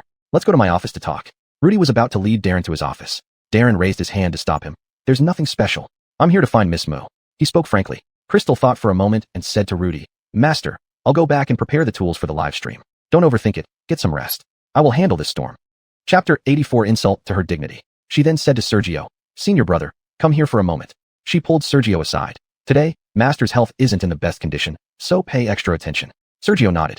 Then she left the museum and got into Darren's car. Just as she closed the car door, she heard Darren laughing. She was already annoyed, and Darren's laughter made her even more irritated. She wanted to get out of the car. If President Liu doesn't have any serious business with me, I'll get out first. Having said that, she reached out to open the car door. Click. Darren locked the door and then started the car. Darren, I'm not in a good mood today. I know. Darren glanced at Crystal's cold face reflected in the rearview mirror. You did great just now. Full of fighting spirit and courage. Having known Crystal for so long, Darren always saw her as gentle, considerate, and patient. He never expected that Crystal could also be like a trapped beast showing her fangs and claws. Very striking. Though Darren's words were good, they sounded sarcastic to Crystal, especially with the smirk on his lips, as if watching a comedy. Darren probably thought of her like those men did, a flower vase without strength. She turned her face away. I'm not in the mood to hear President Liu say nice-sounding nonsense. If there's nothing else, I'll get out. I'm very busy. As Crystal spoke, she reached to press the unlock button. Just as her hand touched the button, a large hand covered hers. Instinctively, she tried to pull her hand back, but the large hand tightened its grip. I'll help you clean up the rumors online. Darren suddenly became serious. I'll make sure everything is completely cleaned up. I appreciate your offer, but I've already figured out how to handle this rumor. Crystal moved Darren's hand away and pressed the unlock button. Click. The lock opened. Crystal turned to open the car door, but as soon as it opened, a hand shot out from behind her, closing the door tightly. She was pulled forcefully backward into a firm embrace by Darren. Darren's light fragrance instantly filled her senses. Really won't let me help at all. Darren's voice resonated near her ear. Her face burned hot. She pushed at Darren's chest aimlessly. Darren, step away. However, Darren's body was as solid as a wall. No matter how hard she pushed, his body didn't budge. Besides me, no one else can help you. Darren felt a stab of pain seeing Crystal pushing him away. Darren, don't underestimate me. I can help myself. Crystal glared fiercely at Darren. President Liu isn't genuinely trying to help, but is insulting me instead. How despicable. I don't need your charity. You? Darren looked at the woman in his arms who resembled a small trapped beast, his expression indescribable. Do you plan to ask Quentin for help? He guessed. Or are you really going to ask Rudy for help? Crystal was stunned. Darren's eyes now showed naked doubt toward Crystal. Slap. Realizing something, Crystal slapped Darren across the face. Darren, I warn you, if you look at me like those people online, we will go our separate ways from now on. The money I owe you will be wired to your account. Darren was taken aback. Crystal pushed Darren out of the way, got out of the car, and ran toward the subway station. By the time Darren reacted and rushed into the station, Crystal had already boarded the subway. Darren immediately turned around, got into his car, and drove towards Crystal's home while putting on a Bluetooth earphone to call her. Only now did he realize he had misspoken earlier. However, the earphone only echoed a mechanical female voice. Your number is currently engaged. He kept redialing. In the subway, Crystal sat by the window, calling Quentin. When the call connected, Crystal came straight to the point. Quentin, I need an experienced live stream photographer for the next couple of days. Budget isn't a problem. Do you have any recommendations? Quentin, being a top-tier singer, shouldn't lack connections and likely has connections with top photographers. The other end remained quiet for a moment before continuing. Elaine, let's meet up to talk about it. I'll find you. Okay. Crystal arrived at the entrance of her community and immediately spotted Darren's car parked under the streetlight. Quentin's car was also parked nearby under a tree. She walked over to Quentin's car. Sitting in the driver's seat, Quentin saw Crystal approaching and said to the beautiful woman in the passenger seat, she's here, get out.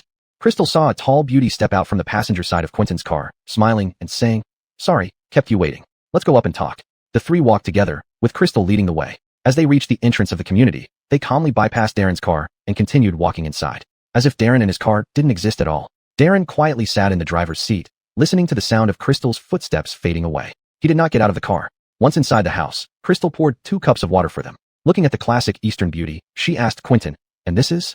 Quentin introduced both parties. This is my good friend, photographer and novice director in Josue, who just returned from France.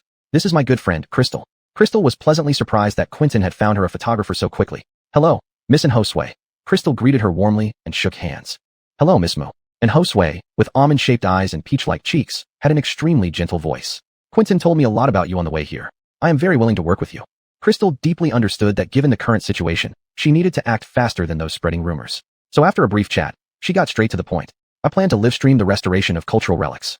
I hope the entire process, every subtle movement involving the relics and me, can be captured clearly and meticulously so the audience can see everything in detail. Is this possible? Of course it can. I fully understand your requirements. If I were a cultural relic restorer, I would also hope others could clearly see my efforts and skills. And Josue's words were like a gentle breeze, dispelling Crystal's funnock. After half an hour, the two had preliminarily agreed on the general direction of the shoot and decided to go to the city museum the next day to adjust the lighting. Once the lighting was adjusted, they could start the live stream immediately. Just as they finished talking, and Josue's phone rang. She took a work call and had to rush off. Quentin handed over his car keys. Use my car. Chapter 85. Don't know who helped me. And Josue took the car keys from Quentin and thanked him graciously. Then I won't be polite. After waving goodbye to Crystal, she ran away like a breeze. Why didn't you see her off? Crystal asked as she watched Josue leave, then turned to close the door. Because I think you need me more. Quentin took a sip of water and said, I want to use my connections to help clean up the negative information about you online. Crystal refused immediately. No need. You're a big star now. You mustn't get involved in such controversies. I don't want to affect your image in front of your fans. I believe that once I start live streaming and netizens see my skills, they will change their opinions, and those rumors will disappear. You've already helped me a lot by finding such a great photographer for me. Crystal tried to reason with him earnestly, but Quentin still shook his head. I won't stand by and watch you be at the center of a storm. As Quentin spoke, he took out his phone and dialed a number. When the other party answered, he continued, I have many connections and will not let them have a negative impact. Crystal reached out to grab his phone, trying to stop the call, but he sidestepped. She patted him on the shoulder, grabbed his arm, and lunged towards him, reaching for the phone. Quentin, stop it. Don't make this call. As she spoke, her foot slipped, causing her to fall onto Quentin. At that moment, click, the door was pushed open from the outside. Both of them looked towards the door to see Darren standing there with a cold expression. Crystal quickly got up, her eyes fixed on the entrance. A male voice came from Quentin's phone. Brother, I've checked. The dirt on Crystal has been cleared by someone else. All over the web. Bang. Suddenly, Darren slammed the door shut without saying a word. The door closed so forcefully that Crystal trembled before coming back to her senses. He really blew up, she muttered as she walked to the door and locked it. Returning to the living room, she couldn't help but recall what Darren had said in the car, anger rising in her heart. She sat cross-legged on the sofa with a stern face. Quentin hung up the phone and said to her, I just learned that someone else has already done you a huge favor. A trace of disappointment flashed across his eyes. He knew it was Darren. He was a step behind. Crystal, somewhat upset by Darren's words, gave a light acknowledgement to Quentin. Her mind couldn't focus. Quentin thought for a moment and then added, It looks like Darren might have something to say to you. Do you want to call him? I won't call him, Crystal blurted out. If he doesn't apologize, I wouldn't even want to be strangers with him. Quentin poured a glass of warm water for Crystal and handed it to her. Did he upset you? Taking the water, Crystal replied, Mr. Darren doubted my ability and insulted my dignity. Perhaps, our worldviews were always destined to be different from the start. They should never and shouldn't have intersected. Finishing her sentence, she drained the glass of water in one go. Hearing Crystal's true feelings about Darren, Quentin's disappointment instantly vanished. A smile crept onto his lips. Continuing their earlier conversation, he said, "We found a photographer. Tomorrow, I'll get you a computer and a microphone. Do you need anything else?" Quentin's words brought Crystal back to reality. She had no time to be angry at Darren. She needed to prepare for tomorrow's live stream. "That's troublesome for you. Just get the equipment based on Josue's recommendations." She took out her phone and transferred 100,000 renminbi via WeChat. "I've sent you the budget for the equipment." Quentin felt gloomy. "Don't be so formal with me. Please keep the money." Okay, I'm sleepy. I need to wash up and get an early start tomorrow. Good night. See you tomorrow." Without letting Quentin finish, Crystal pushed him out the door. Just after closing the door, Crystal remembered something and opened it again. Seeing Quentin standing outside, looking speechless, she said, "I forgot. I lent your car to Josue. Come back in. Let me call a Didi for you." Quentin followed her back inside. Crystal picked up her phone and called Didi. Quentin coughed lightly and whispered, "Lola, how about I stay here overnight? I can sleep on the couch." Crystal froze, blinked, and asked, "You don't want to go home? You can stay?" Quentin's eyes filled with anticipation. "Yes," Crystal nodded and added, "but nearby." After saying that, she ignored the regret on Quentin's face and turned to call a nearby hotel to book a king-size room. On the way to accompany Quentin to the hotel for check-in, she said, "I live alone at home. It's not convenient to accommodate a man, but I'd be happy to invite you, my friend, to stay in a comfortable hotel." Just as they got out of the neighborhood gate, Quentin stopped his steps. "Go back. No need to accompany me for check-in. The hotel is still some distance from here. It's late, and I don't feel reassured letting you walk back alone. I can go by myself." Crystal didn't put on any pretenses either. She nodded, said goodnight, and turned to go upstairs. She had just finished washing up when Latoya called her. "Eugene," Crystal answered while lying down on the bed. "Joey, darling, I just checked, and there's nothing bad about you online anymore. Do you think it might be Darren who had it all cleaned up?" Hearing this, Crystal sat up from the bed. Then she recalled what she overheard from Quentin's phone conversation earlier. She opened her browser on her mobile phone and typed in her name. It was indeed clean. Quentin didn't do it. Darren. The thought flashed through her mind, but then she remembered Darren's insulting words to her and immediately dismissed this idea as well as Latoya's suggestion. "I have no idea who did it," she said. The next morning, she went downstairs and found Josue and Quentin chatting merrily beside Quentin's car. Quentin's agent was waiting in another car not far away. "Good morning." Quentin greeted Crystal, opened the trunk, and revealed a brand new laptop, desktop computer host, and a set of audio equipment. "I've prepared all the live streaming equipment for you, and Josue knows how to operate them. She'll teach you, and if you have any questions, ask her. You two take my car. I have an announcement, so I'm leaving now. Call me if you need anything." After saying that, Quentin got into his agent's car and left. Crystal and Josue took Quentin's car to the museum. Although Crystal no longer cared about the negative information online, she still decided to open the browser again and type in her name. The search results were still blank. Involuntarily, she thought of Darren. However, she quickly and subtly shifted her attention. Chapter 86, A String of Letters. Thinking of something, she took out her phone and called Sergio. "Senior brother, I have prepared all the tools for the live broadcast. Once the photographer and I arrive at the museum and set up everything, we can start the live stream. Please help notify the publicity department to announce on our official account that my live stream will begin in 1.5 hours. Everyone is welcome to watch. Remember to include the link to our room on the app." Half an hour later, Crystal and Anne-Lee arrived at the museum. She led Anne-Lee straight to the director's office. Rudy was just putting a pill into his mouth. Seeing Crystal, he hurriedly gulped down some water to swallow the pill. "Elaine, how are the preparations going?" Rudy still frowned, looking worried. Crystal smiled reassuringly. "Master, don't worry. Everything is ready. Let me introduce you to someone." She turned and looked at Anne-Lee. "This is the photographer and director I invited to assist with the shooting, Anne-Lee." Anne-Lee extended her right hand to Rudy. "Oh, hello. I'll do my best to help Miss Moo with this live stream." Good. Thank you very much." Rudy nodded repeatedly, sincerely thanking Anne-Lee without any airs. "Do you need any assistance from the museum?" Rudy asked again. "We need to set up the filming equipment in the restoration room, and Anne-Lee needs to be present throughout the entire live stream," Crystal said. Rudy quickly realized this was necessary and immediately agreed. "All right, I approve your live stream in the restoration room." "Thank you, Master." Crystal led Anne-Lee to change into white work uniforms before entering the restoration room. Crystal introduced the specifics of the restoration room to Anne-Lee. She first pointed to the closed door of the documentation room. "This is the documentation room. All records of artifacts we have restored or will restore are stored here." Anne-Lee nodded, realizing that even if the lighting in the documentation room were excellent, it wouldn't be suitable for filming. Crystal then began introducing the layout of the main hall of the restoration room from inside out. She pointed to 2 wooden racks beside her. These 2 wooden racks are for storing ceramics and paintings from private clients. Those waiting to be repaired and those already repaired are placed on separate racks. These 2 racks can be moved, she continued. Next, she introduced the table facing a white light bulb, filled with bottles of various powders and pigments. These are gold powder, silver powder, copper powder, iron powder, and porcelain powder. This large pile contains different colored lacquers used for restoring metalware and paintings. Crystal then gestured towards the wall lined with brushes and brooms of all sizes. "These are our main tools, and those 2 machines," she continued as she walked to the right. "These 2 machines are used to determine the age of materials and components and artifacts." After introducing all the tools, she walked to the center of the hall and pointed to a wooden table measuring 3 meters by 1 meter. Just as she was about to speak, Anne interrupted. I know. This is your workbench. Crystal nodded. We usually examine and restore antiques on this table. Turning to look at Anne, she added. Except for those 2 wooden racks and the 2 machines, everything else can be moved. Choose a suitable area for the live stream, and I'll have the security team bring over the equipment. Got it. Anne looked around and checked the position of the white light bulbs on the ceiling. I want to move the tools and place the 2 workbenches side by side longitudinally, facing the lights, close to the wall. The front workbench will hold the live streaming computer and audio equipment, while you work at the back. I'll also place cameras and lighting boards around for a 360-degree view to ensure the audience can see clearly. Sounds good. Satisfied, Crystal went out to ask the security staff to bring in the equipment. The equipment had just been brought in when Sergio ran over with a tablet. Jajuette's sister, half an hour ago, someone spread false statements about you and Master online again. The museum's higher-ups just called to instruct Master to dismiss you as soon as possible. Sergio handed the tablet to Crystal, who immediately closed it. I asked Senior Brother to help send a notification on the official account. Did he do it? Not only did I post it on the official account, but I also specifically invited media outlets and influencers who smeared your and Master's reputations. At this point, Sergio showed a troubled expression. What's wrong? Crystal asked. Sergio hesitated before speaking. Master personally requested that higher leadership come to watch your live stream of artifact restoration. The old man.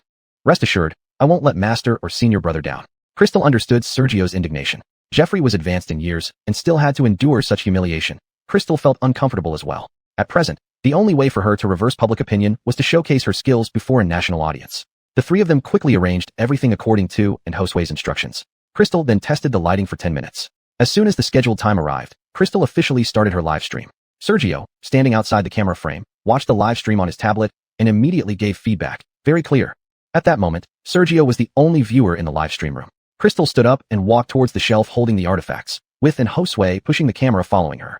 Just as Crystal was about to take down the scroll painting she was currently restoring, the landline in the restoration room rang. Crystal went over to answer it, with and Josue's camera following closely. Hello. Crystal answered the phone. Is this Crystal? I've been watching your live stream. Don't touch my family's scroll painting. If you want to touch anything else, go ahead. I'm coming over right now to get back the scroll painting. Humph. The caller hung up after speaking rapidly. Crystal was stunned. It seemed that she could not touch the scroll painting sent by the museum's client. She didn't know where to find an antique to restore in such a short time.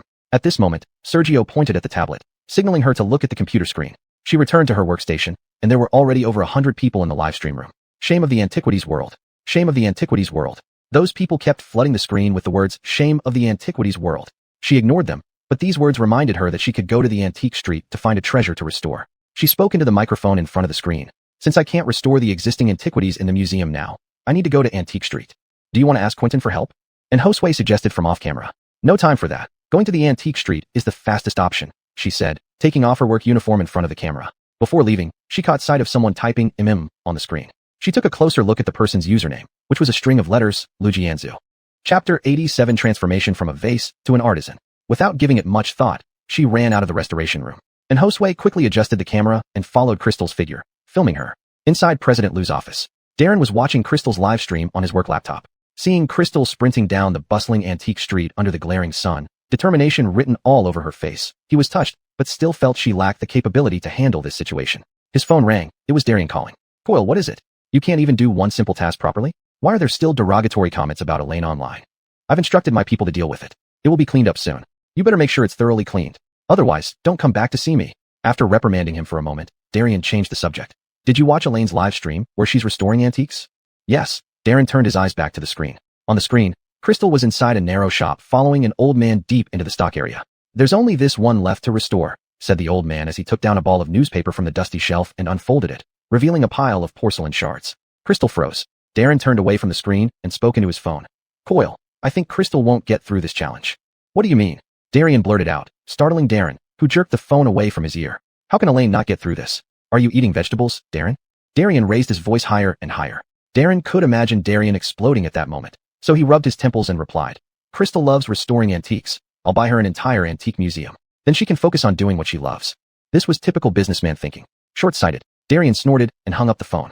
Darren put down his phone as a conversation came through from the computer. This Song Dynasty bowl is priceless, but judging by its condition, it might be difficult to restore, and Josue said in a somewhat sad tone. She also believed that Crystal wouldn't clear this hurdle. As long as we're patient, it can definitely be restored. I have confidence, Crystal said. Darren's face darkened at these words. Crystal was almost blindly confident. At this moment, an assistant walked in with documents, so he switched back to his work tab and focused on signing them. After finishing all the documents 2 hours later, he glanced at his phone. Was Crystal still live streaming? He imagined Crystal struggling desperately and clicked into her live stream from the museum's public account link again. Her work table was already filled with clean ceramic fragments. Before Crystal lay a fifth of a bowl. She was meticulously piecing together tiny shards with full concentration. The screen was split into 3 views, showing Crystal from different angles. One view focused on her face, one view on her hands, another captured the workbench and the entire restoration room. Her face, usually like a flower swaying in the wind, was now utterly absorbed in her task. She had transformed completely from a mere ornament into a true artisan. Her fingers handled the shards skillfully and confidently. Darren was profoundly impressed. He had never imagined Crystal had this side to her. Staring intently at Crystal on the screen, his gaze gradually softened, filled with admiration. At that moment, the assistant standing outside the door saw Darren smiling at the screen and stopped, bewildered. From where he stood at the doorway, far from the president's desk, the assistant faintly heard sounds from the computer and couldn't help but suspect Darren was watching something inappropriate. Is CEO Lou too lonely? Falling for any woman he sees. Darren couldn't resist tapping on the keyboard, doing very well. Just then, Crystal, feeling eye strain, looked up, rolled her eyes, and glanced at the screen. Thanks to Ira's help, the trolls who had flooded in earlier were cleared away. Only a few viewers remained in the live stream. She noticed a message from Lu Jianzu on the public chat and smiled, recalling that this netizen had commented earlier. Thank you for your support. Darren couldn't help laughing aloud. The assistant, standing frozen at the door, stared in disbelief, his jaw nearly dropping to the ground. Darren suddenly thought of something and bound a bank card to send Crystal a 99,999 yuan worth of castles repeatedly, each triggering a shower of cash red envelopes, with system-wide notifications. Within 5 minutes, more than 5,000 players flooded into Crystal's live stream. During the red envelope rain, the audience couldn't stop praising Crystal's skills. What amazing hands. The girl is both skilled and beautiful. It's a respectable job to restore these antiques so that people today can see them. Crystal read the encouraging words on the public chat, and the weight she had endured over the past few days welled up, stinging her eyes. She said warmly to the netizens, "Thank you all for your recognition. I hope everyone can continue to support me." Especially this netizen called a string of letters. "Thank you for your gift support." However, just as she finished speaking, a large number of newly registered accounts flooded into the live stream, spamming the screen. You haven't been fired yet. Did you sleep with your curator Josue many times? Does the man who bought you 6-figure earrings know? You're a woman who was kicked out by your ex-husband. This bowl is fake. Without curator Josue and her colleagues' help, she wouldn't know how to fix it at all. Crystal looked at Ira, who was sitting beside her. Ira immediately understood her meaning and said, "I'll get the IT department colleagues to handle it." Darren frowned, his eyes fixed on the screen while he spoke to the assistant standing at the door. "You immediately organized the Information Security Center staff to clean up the trolls in the live stream. I'll send you the link via WeChat. Get it done within 5 minutes." The assistant snapped back to reality, responded affirmatively, and quickly left. 5 minutes later, as if by magic, Crystal's live stream was clean again. Darren sent another wave of castles, stabilizing the netizens present. At this point, Crystal's live stream became the highest-rated one on the platform, with viewers still maintaining at 15,000 plus. Seeing the perfect opportunity, Darren immediately decided to create news online. In his office, Rudy watched Crystal's live stream with tears welling up in his eyes. Despite such great way, Crystal did not become disheartened. He hadn't misjudged her. As the city lights came on, others went home from work, but Crystal continued focusing intently on repairing the bowl. Praise for her spread across the internet like wildfire. In a private room, a few experts were drinking and discussing Ira's comments. They opened the link Ira sent and entered Crystal's live stream. They watched with disdainful expressions, still unconvinced. A little girl, what can she possibly achieve? Chapter 88. The Josuviv stream of porcelain bowl restoration is both entertaining and healing. At this moment, Crystal noticed that the porcelain powder in the dish beside her was nearly depleted. She got up to refill it. When she returned, she glanced at the public chat and immediately spotted 3 familiar names. Bobby, Ollie, Zhou Zhuangdaoan. Although these 3 names were not as renowned as Master Josues in the field of artifact restoration, they were still highly respected. Each of them was an eminent expert in the restoration of porcelain, metal artifacts, and calligraphy/paintings, respectively. One of them was the chief advisor for the most authoritative antique appraisal TV show, while the other 2 were professors of artifact restoration studies. Crystal did not believe that the 3 people in the live stream room were just netizens sharing the same names. She firmly believed that the 3 senior experts were currently online under their real names. She was very happy to have experts watching her live stream on restoring antiques, but maintained a calm expression. Putting down the porcelain powder, she continued to focus on repairing the bowl. At this moment, thoroughly restoring this bowl was her only task. The next piece of porcelain she needed to stick resembled a fingernail in size. Instead of using her usual fine brush, she picked up a small pair of tweezers. She used the tip of the tweezers to pick up sesame seed-sized porcelain paste, and carefully applied it evenly along the edge of the broken porcelain fragment. Then she aligned the shard with the fractured pattern on the bowl wall and adhered it to the 1/5 remaining part of the bowl. The fit was flawless. It was an incredible skill. Online viewers became so excited that they started sending gifts to Crystal, and Darren joined in to cheer her on. At this point, someone requested to connect via voice, and Josue reminded Crystal. Upon looking up, Crystal saw that Bobby was applying to go on mic, so she agreed. And Josue came over and lowered the microphone for her, so she could continue working on the bowl while talking. Senior Xiao, hello. Xiao Mu. Hello. Bobby's voice was rich baritone. I heard you specialize in restoring paintings and calligraphy. Your expertise lies there. Why are you working on ceramics today? His tone cast doubt on Crystal's capabilities. While handling the porcelain fragments, Crystal replied, my grandfather taught me to restore antiques. He said, a scholar is versatile, and one who restores antiques should never limit oneself to mastering just one type. If one only learns to repair one type of object, the perspective will be confined to one category, unable to reach a profound level comprehensively, ultimately failing to excel in any. So from the beginning, I learned restoration in general, not limiting myself to just one category of objects. Bobby hummed thoughtfully, then asked, what's your grandfather's name? Crystal never wanted to bask in the glory of her grandfather and decided to forge her own path. She simply replied, I'm sorry, but I can't disclose his name. He has passed away, and I wish him eternal peace. Bobby responded with an acknowledgement and hung up. She continued focusing on her work. Unbeknownst to her, Bobby and the online audience had quietly searched for Master Mu in the field of antique restoration. Most of the search results were articles about Crystal's live streaming of antique restoration. After a long time scrolling, the netizens finally found a report titled, Collector Conley pays a heavy price to acquire national treasures for the motherland. A sharp-eyed netizen asked in the public chat, Sister, is your grandfather Conley? However, Crystal was too focused on her work to see the message. Bobby also saw that report and passed his phone to his two friends. This young lady has some background. She's Mr. Mu's granddaughter. Are you sure? Ollie asked in surprise. Who else besides Mr. Mu could say something like, a scholar is versatile, and have such insight into the limitations of specializing in one type of restoration? Mr. Mu was the first-generation collector after the founding of the nation, whose collection surpassed all others in both quantity and quality across the globe. He was widely acknowledged as the teacher of professors and the first eye in the fields of archaeology and cultural heritage protection. Unfortunately, Mr. Mu did not teach in schools or participate in social activities, so he gradually faded from mention. Haven't we heard that the old man has been in seclusion for over 10 years, dedicating himself to nurturing his granddaughter? Ollie asked. Let's seriously observe her skills. She might be Mr. Mu's personal disciple, Zhou Zhuangdaoan said. The three experts began watching Crystal's restoration process intently. Crystal worked head down for a long time when her stomach suddenly growled twice. And Josue advised her, why don't we take a break today? It's already 9 o'clock in the evening. Let's have dinner. Only then did Crystal look out the window and realize it was dark. She checked the computer screen again. There were still more than 1,000 people watching online. She asked the screen, has everyone had dinner yet? Netizens quickly responded on the public chat. Eden, sis, watching you restore antiques makes a great accompaniment to meals. It's also very healing. Will you stream tomorrow? Crystal answered, I'll be live streaming around the clock for some time. I hope everyone will come and support me when they have the chance. To convince these critical netizens of her abilities, a couple of days of streaming would not be enough. I'm going to eat now. After I finish, I'll come back and continue working until 11:30 tonight. Crystal got up and fetched a small vacuum box to place the bowl she had restored by 2/5 inside. Then she left the workbench as an Josue came over and split the screen into two views. One view showed the panoramic scene of the restoration room, while the other focused on Crystal. This dual-angle approach ensured the authenticity of the live stream.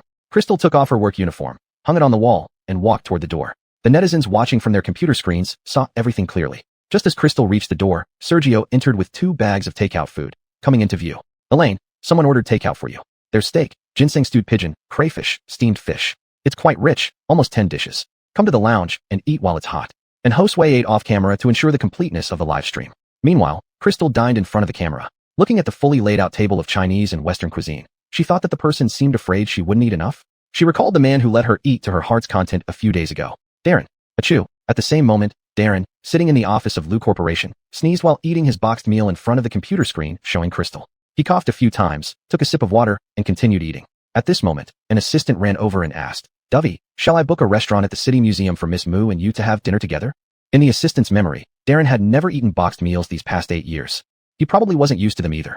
No need. You can go home. Darren spoke while keeping his eyes fixed on the computer screen. As the crystal in the screen took a bite of rice, he followed suit. When crystal in the screen sipped some soup, he did the same.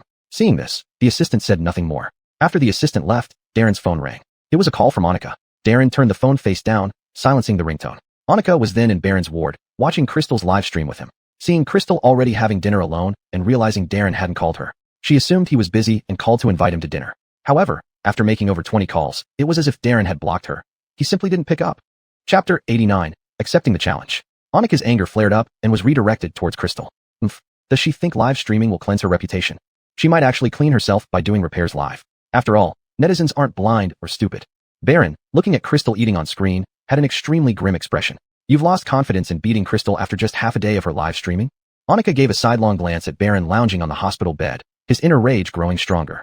Baron remained silent, his gaze shifting to the scene where Crystal worked, unfathomable. He had entered the live stream when Crystal began washing porcelain shards and witnessed her entire bowl restoration process until now. He detested Crystal intensely. He felt that despite being younger with less experience, Crystal always surpassed him in front of Rudy, displaying great arrogance. Yet, he couldn't find fault with Crystal's exquisite porcelain repair skills shown during the live stream. Seeing Baron entranced by the workbench, Annika seemed to think of something and said, "What? Watching Crystal repair broken ceramics makes you think your skills are inferior? Convinced you're going to lose?" Annika sneered. "I thought you were better than Crystal." Baron's competitive spirit was roused. "Stop speaking sarcastically. Crystal can't match me." Being a few years older, he had more years of studying antique restoration. "Do you have a way to turn the dirt we threw at Crystal into real scandals?" Annika awaited Baron's reply coldly. Baron said, "Her skills are indeed good, but if anyone can outshine her before the national audience, it would be enough to prove her incompetence and that she got the museum job based on connections." A trace of satisfaction flashed across Annika's eyes. Netizens aren't blind or stupid, but most have limited knowledge about artifact restoration. Seeing Crystal overshadowed, they'd easily think her skills are superficial. Baron also smiled smugly as he pulled back the covers and took his medicine. "Who are you planning to have compete against Crystal?" Annika asked again. Baron swallowed the medicine. "Me? You? In this state?" Annika expressed doubt. "I'll be discharged in a few days." Baron dialed a number on his phone. The call quickly connected, and Rudy's voice came from the receiver. "Daring to call me?" Ignoring Rudy's comment, Baron changed the subject. "Didn't you say I'm not as talented as Crystal? I want to challenge her in her live stream for antique restoration, letting netizens judge. Tell her to get ready and notify me." Without waiting for Rudy to speak, he hung up directly. "Are you sure Crystal will agree to compete?" Annika asked. "This is the most direct way for her to shatter rumors." "She will agree," Baron said.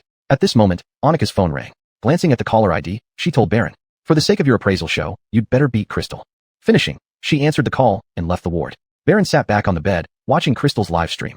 Crystal had finished dinner, put on her work clothes, and walked toward the workbench. Surprised by Crystal's proactive live overtime, Baron felt inadvertently inspired. He opened his browser and searched for restoration examples by various masters, learning earnestly. Darren still sat in his office, watching Crystal start repairing the bowl again. He frowned. Not resting? How long does she plan to go on? Crystal pushed on for 7 consecutive days. She ate and slept at the museum for 7 days straight. Sleeping only 4 hours a day, the rest of her time, aside from eating and hygiene, was spent repairing the bowl. To minimize the negative impact of the rumors, she must prove her capabilities quickly. Therefore, she aimed to finish the bowl soon, leaving no room for delay. On the 7th day, the pile of ceramic shards became a complete, luminous Song Dynasty Celadon bowl. Golden jutsu nails and a golden flower bloomed along the bowl wall, marks of gilded porcelain and kintsugi. These 2 traces endowed the reborn porcelain bowl with unique charm. Placed on the workbench, it looked delightful through the screen, having both aesthetic and collectible value. Many netizens cheered for Crystal on the public chat. The 3 industry experts, Didi, showered gifts to congratulate her. Darren followed suit, giving the most. Praise for Crystal's skills rolled on the public chat. During this time, a netizen asked on the public screen, "Joshua sister, do you accept private restoration commissions? I have a vase from the Yongjung period that needs repairing. Can you help?" "Sure, I can help. I'll message you the address privately." Crystal replied without hesitation. She still needed to stream for a while to convince the netizens of her abilities, and she was in need of antiques to restore. After sending the shipping address to the netizen, she composed herself and said to the audience, "Thank you all for your recognition. I hope after watching these 7 days of streaming, you can believe in my skills and see through the rumors about me." As soon as she finished speaking, Ira walked up beside her, and she officially introduced him to the audience. "This is my senior brother and my colleague at the museum, Ira. You've probably seen him on camera or heard his voice before." The public screen immediately flooded with comments like, "Senior brother is so handsome." The enthusiastic netizens made it hard for Ira to refuse, and he had to greet the audience through the camera. He then said, "I need to ask my junior sister for some help. She'll be away for a few minutes." Crystal carefully placed the repaired porcelain bowl on the wooden rack and followed Ira out of the restoration room. At a corner, Ira secretly signaled to Nhosue to stop following with the camera. Nhosue inconspicuously paused the stream and turned off the microphone. They stood in a blind spot of the camera. Ira told Crystal, 7 days ago, Baron called our master, proposing to have an antique restoration competition in your live stream, judged by the netizens. Master firmly believed Baron's character was flawed, fearing the competition wouldn't be fair, so he refused. What do you think? That's great. I was worried he would keep hiding. Excitedly, Crystal knocked on the director's office door and told Rudy, "Master, I accept Baron's challenge." Rudy, who was reading documents, removed his reading glasses as Crystal continued. "Baron isn't an honest person. I'm afraid he might try to sabotage you. We will live stream the entire process. Thousands of netizens will be watching. He won't dare to act recklessly." Chapter 90. Enduring pain to win the competition. After Crystal spoke, she understood the concerns of Ethan. She continued, "If Master is still worried, you can arrange for senior brother to supervise the entire process." Ethan nodded in approval. Such an arrangement would be reasonable. "In 2 days, I will receive a porcelain vase from the Yongjung period that needs restoration from a netizen. I'll repair this vase and compete with him. Please inform him that he may come over in 2 days." Crystal returned to the restoration room and explained via live stream to her vast audience online about the antique restoration competition with Baron. She concluded by inviting all netizens and experts to be online judges. 2 days later, Crystal and Baron entered the restoration room one after another. Crystal was set to restore the Yongjing period vase sent by a netizen, while Baron was tasked with restoring the Stefan family's prized possession, a painting of peach blossoms by Remington. Although the materials they were working on were different, considering the size and extent of damage, both items were expected to take approximately 10 days to restore. Whoever finished earlier would be declared the winner. On the first day, Crystal cleaned the porcelain, prepared the paste, and matched the colors effortlessly. Baron, having watched videos of renowned masters restoring famous paintings, found the color matching process challenging beyond his expectations. The more he adjusted, the less accurate it became, causing beads of sweat to form on his forehead. Glancing at Baron, Crystal remained unperturbed, focusing entirely on her work. By the 4th day, Crystal had nearly completed her vase, whereas Baron had just gotten his colors right. Some netizens commented online that Baron was too slow. This affected Baron's mindset. Seeing little hope of winning, he began devising underhanded tactics. In the afternoon, taking advantage of Sergio fetching hot water for Crystal and needing to attend to something else, Baron volunteered to help. On his way back to the restoration room and out of camera view, he stealthily added white powder to Crystal's cup of water. Back in the restoration room, Crystal was surprised but thought that given the live streaming situation, Baron wouldn't dare do anything rash, so she drank the water without hesitation. Half an hour later, as Crystal applied the final protective oil to the vase, she suddenly felt a sharp pain in her abdomen. It hurt so much. She stopped working, clutching her stomach, her brows knitted in agony. Recalling Ethan's warning a few days ago about Baron not being a good person, she realized something was amiss. Meanwhile, Baron meticulously peeled the backing paper off his painting, glancing surreptitiously at Crystal. He speculated that she would need to be rushed to the hospital within half an hour. When Crystal returned from the hospital 6 or 7 days later, the agreed competition time would have passed, and his painting would already be complete while Crystal's vase would remain unfinished. Thus, he would be the sole winner. He could then finish Crystal's vase himself. Viewers watching him complete her work would naturally remember the negative rumors circulating online, that most of her restoration work was done by others. Baron smiled at the thought. Crystal, perceiving Baron's intent to mock her, gritted her teeth and feigned confidence. Struggling for 5 minutes, she finally reached for her phone and sent a WeChat message to Sergio. "Senior brother, bring me 2 aspirins and a bottle of mineral water." When Sergio arrived with the aspirin, she took it in front of the camera. Netizens flooded the chat with messages of concern. Sergio whispered to her, "Do you want to go to the hospital?" She raised her voice to ensure Baron, nearby, heard her. "I'm fine, just a bit tired. Sitting down to rest will be enough." Sergio looked at her with concern. "I'll stay here, let me know if you need anything." He gave her a nod before leaving. Sitting motionless, Crystal prayed the aspirin would work. 5 minutes later, the pain showed no sign of easing. If she waited any longer, she would end up in the hospital without completing the vase. No, she couldn't afford to lose this competition. She had to finish the vase before she could no longer hold on. Enduring the pain, she slowly stood up, picked up the brush to apply the protective oil. Her hand trembled slightly. As Baron aged the newly patched area of his painting, he smirked inwardly at Crystal. "How long do you think you can hold on?" He believed Crystal couldn't endure the pain for much longer, declaring himself the winner. Feeling content. However, 10 minutes passed, and Crystal still hadn't collapsed. 15 minutes passed, and she continued applying the oil painstakingly.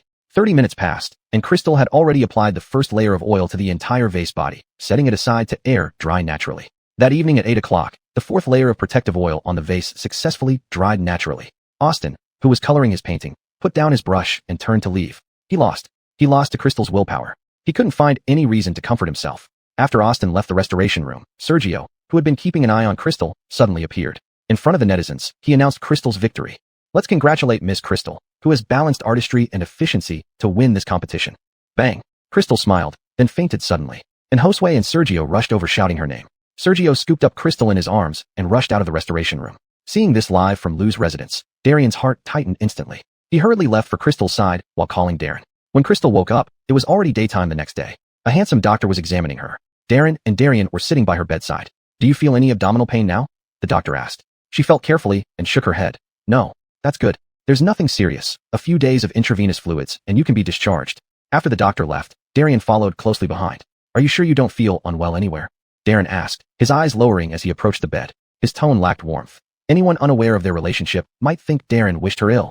"No," Crystal replied coolly. The atmosphere fell into awkward silence. Crystal thought for a moment and then spoke. "I live-streamed the antique restoration competition with Austin, and I won. Did you know that?" "I know," Darren replied indifferently. "But you don't have to force yourself to win. Your health is more important than winning the competition." Crystal ignored the latter part of Darren's statement and said firmly, "Please apologize to me." Her voice was quiet but resolute. Darren raised an eyebrow. Apologize? He believed he had been very concerned about her recently, yet she wanted him to apologize? "You previously insinuated that I could only rely on men. But now, I've changed the netizens' perception of me through my own strength and defended my honor. So, you must apologize to me for your erroneous remarks." Chapter 91. Darren actually fed her. Darren's expression softened, and he said, "In the past, I was biased against you. Your ability to restore antiques is very good, and you're also very resilient, so... He almost blurted out that he had given Crystal gifts during her live stream. Realizing this, he swallowed his words at the last moment. So what? Crystal looked at Darren and asked in a calm voice, clearly suspicious. She didn't believe that Darren would sincerely recognize her abilities and suspected that his shift hid some kind of insult. So I'm sorry, Miss Mo. Hearing the word sorry from Darren's mouth, Crystal's eyes instantly stung, tears welling up. She turned her face away and said, "That's it. You can leave now." In all the years she'd known Darren, he had never apologized. Today's apology was truly surprising. Enough. When Darren didn't move, she turned back to face him. Darren finally sat down on the chair next to the hospital bed. "I have time today." Was he not leaving? Just as Crystal thought this, she caught a glimpse of a black figure outside the window. Joshua, with long hair loose, wearing a black baseball cap and a black mask, had been secretly watching the scene in the room. Seeing Darren sit back down, she couldn't bear to watch any longer. Gnashing her teeth in frustration, she dialed Darren's number as she walked. "Even a sick person is better than you. Waste of space. Don't show your face to me again. Get lost." Ding. The elevator door opened, and a nurse pushed a cart full of medicine toward the room. Joshua hung up and quickly walked past the nurse into the elevator. The nurse pushed the cart into Crystal's room. "Here's your morning medication. Take it after breakfast." Thinking the man sitting beside the bed was family, the nurse handed the medicine to him naturally. Darren took it naturally. After placing the medicine aside, Darren called the old butler, intending to ask him to bring breakfast over. However, the butler informed him that he was already outside the room with the breakfast. The old master asked me to bring breakfast for Miss Moo," the butler said, carrying 3 large insulated food containers into the room. Crystal felt warmth in her heart. With her right hand hooked up to an fork, she reached for the spoon with her left hand. But before she could, a long, pale hand took the spoon from her. Watching Darren pick up the box of food and scoop a spoonful of rice, then using chopsticks to add beef and vegetables onto the rice, Crystal was puzzled. What was Darren doing? Just as she wondered, Darren unexpectedly offered the spoonful of food to her mouth. Instinctively, she turned her face away. Was she hallucinating, or did the sun rise from the west today? The butler standing nearby looked equally surprised. "Your hand is inconvenient. Let me feed you," Darren said. Crystal's face flushed, but she firmly shook her head, taking the spoon from Darren's hand with her left hand. "I can eat with my left hand." She ate the spoonful of rice and, while eating, used the spoon to scoop some soup, saying, "Dovey, please put the food down. Holding it like this makes it inconvenient for me." A hint of disappointment flashed in Darren's eyes, but he complied and placed the food container in front of Crystal. Using her left hand wasn't easy for Crystal, but she found comfort in the act. After finishing her meal, the butler cleared away the containers and left. Darren remained seated, showing no signs of leaving. Left alone in the room, Crystal felt somewhat awkward. "Is there something Dovey needs to tell me?" she asked, laying the groundwork for a polite dismissal. Darren, seeing through her intentions, said, "You're still receiving 4 fluids, and you need someone to stay with you." As he spoke, he leaned over and pressed the call button beside the bed. "The 4 fluids are almost finished, they should replace it." A cool breeze blew in from the window, but Darren's close proximity brought warmth. "Thank you." With their proximity, Crystal's voice was barely audible. "You're welcome," Dovey responded softly. Sitting back in his chair, Crystal recalled something. "That day in my live stream, it was you who gave the gifts, right? The initials were your full name." Darren remained silent, but poured hot water into her cup. Inside, he was pleased that Crystal had recognized him. Assuming his silence as confirmation, Crystal said, "Thank you. If it weren't for the gifts you sent, I wouldn't have attracted so many viewers. You're too kind. Your skills and attitude deserve those gifts and more." Tears welled up in Crystal's eyes again. Upon finishing pouring the water, Darren saw this and immediately frowned, asking, "Is something bothering you?" Crystal shook her head, a bitter smile tugging at the corners of her mouth. "What's wrong?" Darren asked. "Nothing," Crystal replied. "I just regret pausing my career for marriage." In the past, Darren never saw any of her merits, yet now he can acknowledge them. "Now that I'm divorced, it's for the best." Darren felt a dull ache in his heart. She finally regretted marrying him. "Take your medicine." Darren handed the pills to Crystal. She quickly took them from his palm and swallowed. Darren's phone rang. It was a landline number. He answered. After hearing what the caller said, he frowned. "Fainted? What's her condition?" Seeing Darren's expression, Crystal instinctively thought it was Dovey who had fainted. She urged him, "Go there quickly. You're not needed here." At that moment, Latoya entered with breakfast. "Elaine, I brought you breakfast." Spotting Darren in the ward, she stopped, surprised. "I'm on my way." Darren, still on the phone, turned and hurried out of the ward, passing by Latoya. Crystal watched his figure disappear around the corner, looking anxious. "Elaine, why is Darren here? Did he have something to talk to you about?" Latoya walked to the bedside table with the food.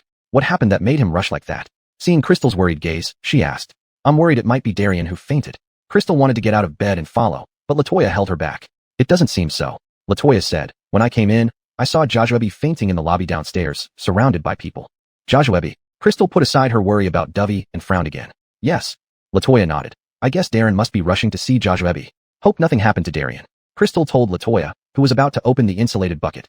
"No need to trouble yourself. I've already had breakfast." "Was it brought by Darren? Did he eat with you here? Is he being this caring towards you?" Latoya frowned. "The butler from the Liu residence delivered it. It was probably on Darren's orders." "Oh, LaToya suddenly realized and muttered. I thought he was trying to date two people openly. Being with you and caring about Joshua at the same time. Chapter 92. The incapable fury of the third party. Crystal gave LaToya a blank look and said, Darren and I are already divorced. He won't have another chance to step onto my boat. LaToya pinched Crystal's cheek and said, Good. It seems you've finally gotten over your love-struck phase. Recalling something, LaToya sat down beside the hospital bed. I was on a business trip a few days ago and watched your live stream while I was in the hotel. Fixing that vase, it was so mesmerizing. Crystal smiled, relieved. She knew that even if the whole world didn't understand her, LaToya would always support her. By the way, LaToya suddenly changed the subject. What? Crystal asked. Did you notice that wealthy man who sent you $3 million worth of gifts in one day? His initials seemed to spell out Darren. Do you think it could be Darren himself? It was him. He just admitted it. Huh. LaToya was so shocked that her jaw almost hit the floor. While rushing to the emergency room, Darren was stopped by Jean, who had just come out of the doctor's office. Where are you rushing off to? Darren paused, turned around, and replied. I'm going to check on one of my company's artists. The company's matters can be handled by the agent. Brianna needs someone with her. Jean sounded slightly displeased. She fainted and is here in the emergency room. I'll go see her. An artist? A woman? Yes. Darren nodded without much thought. Jin's eyes flickered with disappointment, but he said nothing more. Darren turned and quickly walked away. Jean shook his head as he watched Darren leave. Darren didn't like Crystal very much. Before leaving, Jean asked LaToya to take good care of Crystal and thanked her for it. Brianna, Jean is really nice to you, LaToya said enviously. In the evening, Crystal received caring calls from Jetty and her parents. Just as she finished the call, Joshua, wearing a patient gown, entered the ward. Crystal's face darkened. What are you doing here? LaToya asked coldly. Joshua ignored LaToya and looked at Crystal arrogantly. Darren has been with me all along. He only left because he had some business.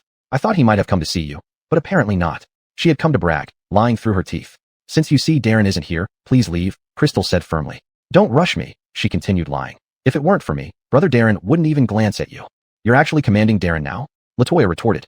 Joshua sneered. Yesterday, when I wasn't feeling well, brother Darren took me to the hospital and stayed with me. It was me who, to avoid disappointing Jean, suggested he visit you. In fact, earlier that morning, out of jealousy seeing Darren with Crystal, she deliberately feigned fainting in the hospital lobby to win his attention. TSK, if Darren cares about you so much, why can't you find him now? Worried he might visit Brianna. Do you seriously believe he loves you? LaToya taunted sarcastically. You. Joshua's face turned pale and then flushed. How you two develop your relationship is up to you both. I'm not interested, nor do I want to know. Please leave, I need rest. Joshua retorted haughtily. Two bitter and twisted women. Then she shot a disdainful glance at LaToya and stormed out. LaToya shouted after her retreating back. Brianna and Darren are already divorced. You come here to brag about your disgusting affairs with his ex-wife? Joshua, you are the most incapable fury, the third party. LaToya's shout attracted several curious heads peeking from both ends of the hallway. Who is the third party? Is that girl the third party? Did she dare cause trouble in the wife's hospital room? Hearing the whispers behind her, Joshua fled into the elevator, beads of sweat forming on her forehead. Embarrassment. Her hands clenched into fists, her eyes burning with hatred for Crystal and LaToya. Those two women had exposed her to everyone's gossip. Two low-life women. Thank you for defending me. Have some water. Crystal handed a cup of water to LaToya, who was still catching her breath. LaToya drank the water in one gulp, still furious. Unbelievable. To create such a scene here. If you keep talking like this, she probably won't dare to cause trouble again. Crystal remarked. Next time, I'll call security if she does. Avoid any further contact with Darren, so she doesn't come here to lose her mind again. Don't worry, from now on, I'll focus on restoring antiques and visit Shin City to see my parents whenever I have free time. I won't waste my time on unnecessary people. LaToya agreed with Crystal's plan and nodded. Late at night, the two couldn't sleep. LaToya played Quentin's song on her phone. Gradually, they fell asleep to the sound of Quentin's voice. After some time, Crystal heard soft footsteps approaching the ward. She recognized them. It was Darren's steps. Darren stood beside the bed, quietly watching Crystal with closed eyes. The warm yellow bedside lamp cast a glow on Crystal's profile, making her look so beautiful that it stirred a protective instinct in anyone who saw her. Suddenly, Crystal's eyelashes trembled. Darren realized Crystal was pretending to sleep and didn't want to talk to him, but he didn't disturb her. Instead, he turned around and left. As Darren's footsteps faded away, Crystal opened her eyes and glanced towards the door. Darren, we can only be mere acquaintances. The next morning, the butler brought breakfast again, but said, Miss Moo, this is sent by young master. Crystal smiled. Butler, I've already eaten breakfast that my good friend sent over. You can take it back. From now on, there's no need to send anything. Also, I will visit Jean after I'm discharged. The butler was taken aback, but couldn't argue. He had no choice but to take the untouched breakfast back. In the following 3 days, Darren did not visit Crystal again. 3 days later, Crystal was discharged from the hospital, accompanied by LaToya. Just as she walked out of the door, she received a call from Sergio. Senior brother, I'm being discharged today and can return to work soon, she said. Junior sister, I have good news for you. Professor Bobby is collaborating with the TV station on a program about explaining cultural relics. He has invited Master to bring us as guests. He specifically mentioned that you must clear your schedule for this program. Crystal nodded repeatedly. Sure. I agree. Appearing on TV would give her the opportunity to reach more viewers than in live streams, which would greatly benefit her career advancement and reputation recovery. Then take a good rest for 2 days first. Once you're well rested, we'll finalize the contract details with the TV station, and then you can sign the contract when you return. Thank you, senior brother. Crystal hung up and shared the good news with LaToya. LaToya was so happy that she hugged Crystal's face and kissed her enthusiastically. Not far from the two of them, Darren, just about to open his car door, saw this scene and felt a pang of jealousy. Chapter 93. Thinking of getting married again? Darren got out of the car and walked up to Crystal. Ride back with me. Darren was about to take the luggage from Crystal's hands. Crystal pulled her hand back slightly and blurted out, "No need for trouble. I'll go back with Aisha's car." Big brother Darren. Joshua, seeing this, ran over, clinging to Darren's arm, and said intentionally, "Big brother Darren, I kept you waiting. Let's go back." Crystal's face turned colder. She clung to Aisha's arm, walking past Darren, and went down the stairs. After walking a few steps, Crystal stopped and turned to Darren, who was still standing there. "Dovey, it would be more appropriate if we maintain our distance like strangers in the future. I won't disturb Dovey, and I hope Dovey won't cross the line either." Without waiting for Darren's reply, Crystal turned around and continued walking down the stairs with Aisha. Just as they finished descending the stairs, a Mercedes-Benz stopped in front of Crystal. Aurelio came down and respectfully said to Crystal, "Miss Moo, sir has sent me to pick you and Miss Aisha to go to the old residence for dinner. Please get in the car. I was planning to visit Jean after being discharged," Crystal said. However, she didn't expect that Jean had sent someone to discharge her. Unable to find a reason to refuse Aurelio, she told Aisha, "Let's get in the car. I won't join you for dinner at Jin's place. We'll meet another day." Aisha waved her hand and walked towards her own vehicle. Crystal got into Aurelio's car. Aurelio closed the door for Crystal. Looking towards Darren, who stood not far away, he said, "Young master, I'll head back now." Darren watched Aurelio's car drive away and snorted. She just finished saying to treat each other like strangers, yet got into his grandfather's car? Does Crystal plan to ignore him and befriend his grandfather? Suddenly, Darren thought she might be jealous of Joshua. Darren's face turned grim, and his heart felt blocked. As soon as Crystal entered the Liu residence, Colby greeted her immediately. "Lola is back." Colby spoke while the butler took the luggage from Crystal's hand. "You can take a bath first, have a good rest, and then eat. Coyle has prepared a sumptuous dinner for you." Colby treated Crystal as warmly as if she were his own granddaughter, and Crystal's eyes became moist. Crystal nodded and went upstairs to take a bath and sleep, until the butler called her down for dinner. She went downstairs and saw Darren already sitting at the dining table from afar. Wasn't he supposed to accompany Joshua? Why did he return to the old house? Jean. Crystal smiled and greeted Colby before sitting down. Darren felt ignored. His calm face suddenly turned stiffer. The butler served soup to Crystal, and Colby said, "Lola, take care with your diet since you have gastroenteritis. Would it be better if you moved back here temporarily to recover completely before moving out?" the kindly elder asked. Darren ate silently, frowning. How could this woman make grandfather like her so much? Crystal smiled and said to Colby, "I'm fine now. Recently, the museum work will be busy, and living here isn't convenient." Yes, it's too far from the city museum. It will take a lot of time to commute." Colby understood that Crystal was politely declining and did not force her. He followed Crystal's words. Colby suddenly turned to Darren and said, "Darren, did you know that Lola repaired a Song Dynasty bowl and a Qing Dynasty vase, and did better than others?" Darren's response was too indifferent, causing a flash of displeasure in Colby's eyes. Colby looked at Crystal again. Lola does outstanding work, but one can not only focus on work. There needs to be someone around for company, love, and mutual care in life to achieve happiness. As he spoke, Darren's chopsticks paused mid-air while picking up food. Crystal, chewing rice, also stopped, puzzled by what Colby was saying. Colby continued, "Lola, shall Grandpa arrange some blind dates for you? I've picked a few good young men, including doctors, lawyers, university professors." Crystal was utterly stunned, her mind blank. Darren frowned and interjected, "Coyle, her surname is Moo, not Liu." Humph. A Liu made the Moo marriage fall apart. Colby interrupted Darren with a stern look. Now she is sick and has no one to take care of her. This old man has the responsibility to give her a happy marriage. He is the Liu who ruined it. He never thought his grandfather would openly slap him in the face in front of this woman. Darren frowned, his eye muscles twitching. Crystal sensed the tension, quickly joining the conversation to prevent the two generations from arguing. "Jean, Mr. Darren and I are not suitable for each other. We are better off apart. I agree to go on blind dates. When will you arrange it?" Upon hearing Crystal agree to go on blind dates, the fire in Colby's chest finally subsided a little as he said, "To avoid hindering your work, I have made all appointments on weekends. Starting this weekend, which day will you be free? I take single-day rest every week, so I'm free on Sundays." "All right, Jean will make arrangements then." As Crystal was about to leave, Darren took over her luggage from the butler, holding her hand and leading her out of the residence directly towards his car. Crystal struggled while walking, but the more she struggled, the tighter Darren's grip became. Gradually, Darren's strength seemed almost ready to crush her wrist. "Dovey, let go. There's no need for you to see me off. I called a Didi." Before Crystal could finish speaking, Darren pushed her into the passenger seat. Crystal attempted to open the door, only to find it locked. "Darren, you're crossing the line. I want to get out," Crystal exclaimed. But Darren paid no heed and started the car without hesitation. "Why didn't you refuse Michael's proposal to set up blind dates?" Darren asked coldly. Crystal rolled her eyes at him and refused to speak further. Stop the car. Do you want to fall in love or get married? Crystal rolled her eyes again and turned her face away. She ignored Darren. Darren stepped on the gas, and the car quickly entered a tunnel. He stopped the car and pressed Crystal back into the passenger seat. Do you want to get married again?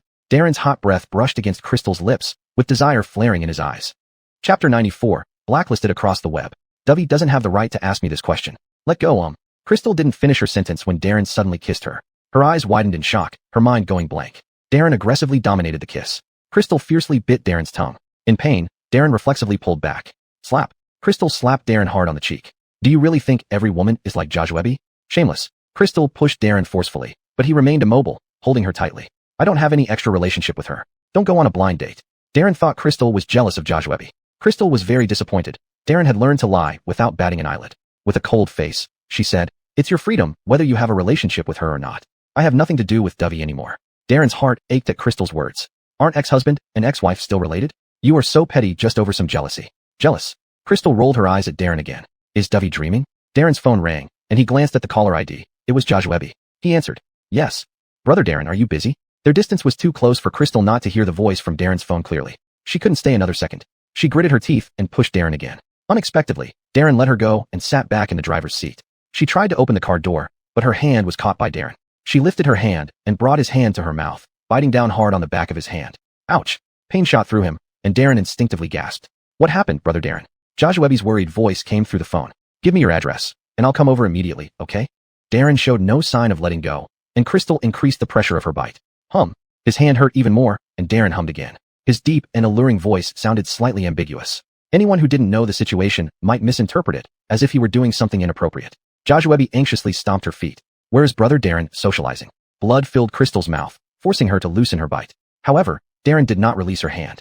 Do you not want this hand anymore, Dovey? Crystal glared darkly. Her voice traveled through Darren's phone to Joshua's ears. Hatred instantly filled Joshua's heart. Just as she was about to speak, Darren hung up the call. Darren threw his phone onto the dashboard, turned the steering wheel, and, once the car was moving smoothly, he said, Since you bit my hand, you're responsible for it. Crystal glanced at Darren's bloodied, wet right hand. This is entirely self-inflicted by Dovey. If there's a next time, I'll be even more ruthless. Back at the neighborhood gate, before getting out of the car, Crystal paused and added, I will return all the money you spent on my live stream. From now on, we're strangers. Upon returning home, the first thing Crystal did was open her computer and log into the live streaming platform. The gifts Darren gave her could be cashed out. Surprisingly, as soon as she entered the live stream room, someone asked, How is the little sister feeling? The live stream went black. Did you change locations? When will you stream again? We've been waiting for you to come back. Crystal saw that there were still 200 people online in her live stream room. Her account had gained 200,000 new followers. She was moved by the concern and enthusiasm of her fans, replying on screen, I was discharged from the hospital today. I'm at home now. After resting for 3 more days, I'll continue streaming. Thank you all for waiting for me. She then checked her wallet in the back end and saw that she could withdraw only 2.1 million. The platform took 30%. After transferring the money, she bit her lip and added another 900,000, immediately transferring 3 million to Darren's account. Ding ding. Darren, still outside Crystal's building, saw the incoming transaction notification pop up on his phone screen and raised an eyebrow. He hadn't expected Crystal to act so quickly. He looked down at his hand still moist from Crystal's saliva, frowning deeper. He dialed assistant Ouyang's number. Find out who old Dovey arranged for Miss Mu to meet for a blind date. 3 days later, Saturday. As soon as Crystal returned to the museum, she signed the show contract in the director's office. That worthless person lost to you and fled abroad without apologizing. Rudy said solemnly. Master, I don't care about Austin's apology. What matters is that netizens and senior professionals in the field recognize me. Crystal had known since she was young that bad people wouldn't apologize to their victims. Jetty brought another folder and handed it to Crystal. You and your senior brother will each explain 2 artifacts per episode. This contains the materials for the first 4 episodes' artifacts. Try to get extremely familiar with them. Okay, by the way, about your live streaming. Jetty changed the subject, and Crystal immediately picked up on it. Does the museum have any arrangements? She thought the museum might plan to shut down her live stream, but she felt that her live room was improving and could be viable, so she was thinking of ways to persuade them. To her surprise, Jetty said, the museum has reviewed the netizens' feedback and decided to let you continue streaming the restoration of treasures. Apart from government-owned artifacts that cannot be publicly disclosed and extremely valuable antiques, everything else under your responsibility can be streamed. Also, the museum has arranged a new live streaming room for you because the restoration room is where other colleagues work. I fully understand the museum's arrangement. Crystal walked into the new live streaming room and started repairing a jade bracelet. She worked quietly, and the netizens accompanied her silently. It was very soothing.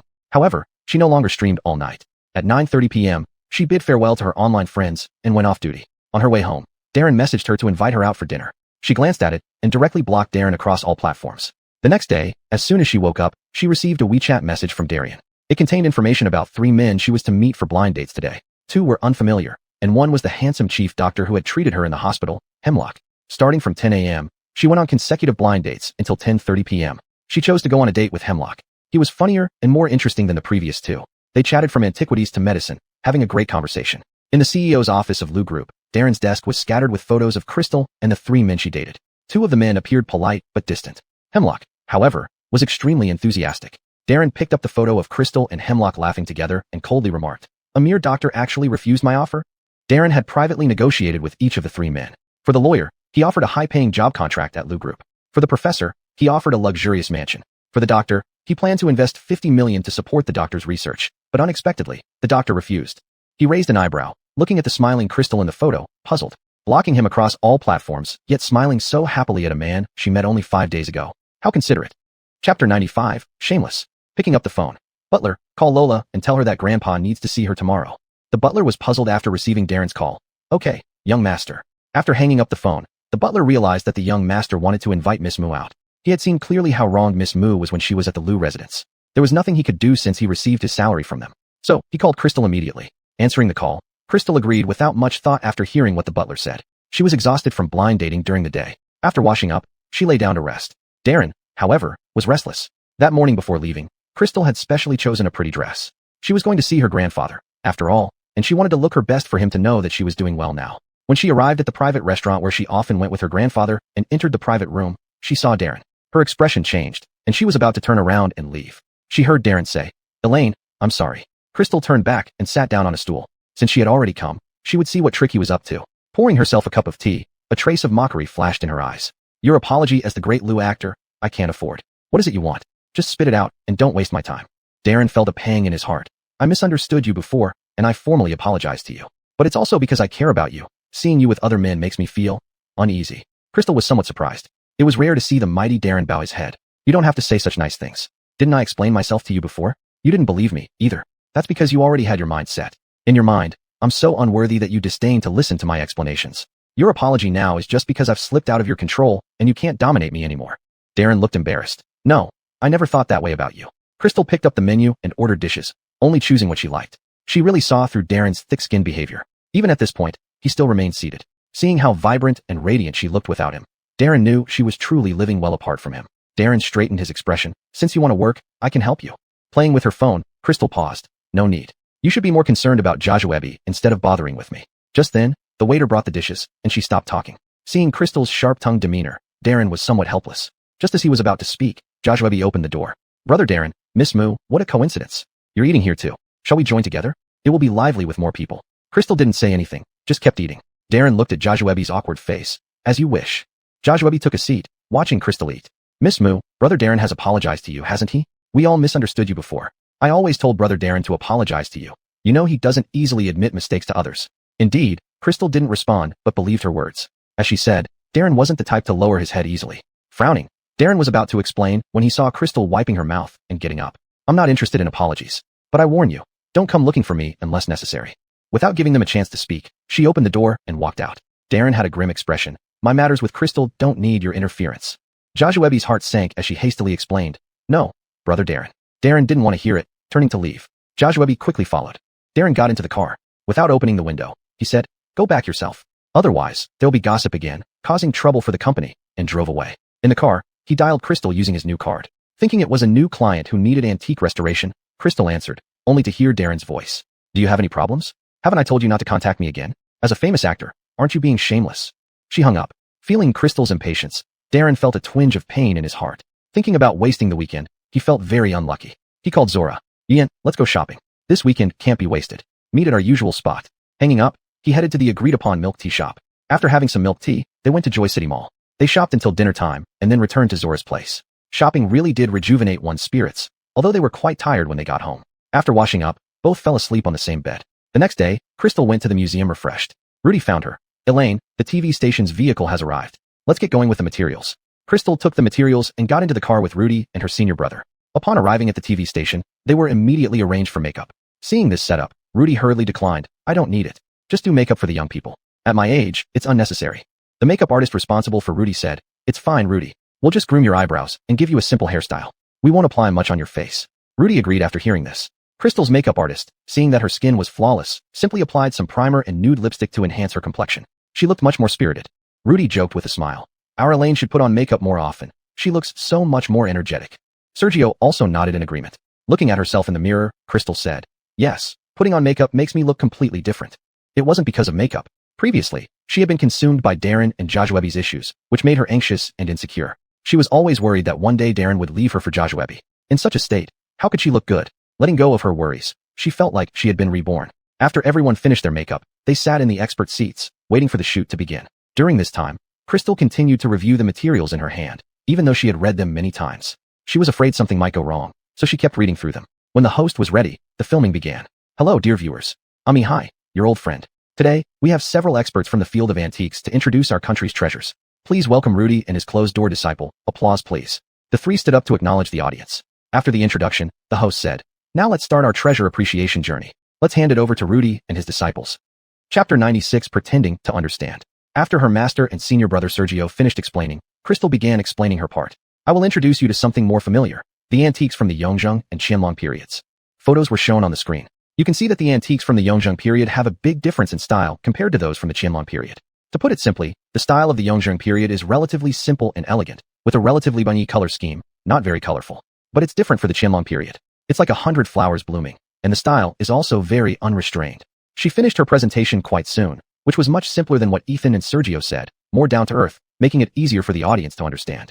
By the time filming was finished, it was close to noon. Ethan took his two apprentices for lunch and then returned to the museum. Back at the museum, she started a live stream and began repairing some damaged ancient books in the museum. Taking out the old book, she put on gloves to avoid increasing its damage by getting sweat on it. She used a brush to remove dust and stains from the surface of the ancient book and then spread out the pages. The paper of the ancient book was slightly damaged, so she went to the material room to choose paper similar in material and color to the original one for repairs. After processes such as fixing tears, backing, mounting, reinforcing the spine, flattening pages, and full coloring, it gradually became dark outside. Finally, she did insect-proofing treatment to prevent future destruction and rework. Immersed in work, she lost track of time, and before long, it was time to clock off. She bid everyone goodbye and turned off the live stream. Darren had tried to contact Crystal ever since she hung up on him, but couldn't get through. Knowing she was at the museum, he even went there but didn't see her. Crystal avoided seeing him. When visiting his grandfather, Darren happened to see the show Crystal participated in and got an idea. The next day at work, Darren called assistant Phil. Phil, check out the program Crystal participated in and give them a $20 million investment. Though Phil didn't know why the boss was giving money away, he could only follow orders. Upon receiving the call from Chuanshin Entertainment, the director of the show went wild with joy. Program activities shelved due to budget issues could now be initiated. He had planned to combine scientific popularization and antique appraisal, but the required funds were too high and it had been postponed. Now it could start. The second episode soon began shooting. This time Ethan was unavailable, so only senior brother Sergio and Crystal participated. The broadcast of the first episode earned Crystal many fans, and she hoped to bring more knowledge about antiques and antiques to everyone. The second episode added an antique appraisal segment, providing quite a bit of humor for the audience. There was someone who brought a bowl bought from a roadside stall for appraisal. An old man came with an official kiln chicken oil yellow plate, believing that the red blood threads at the bottom were proof of its authenticity as real chicken oil.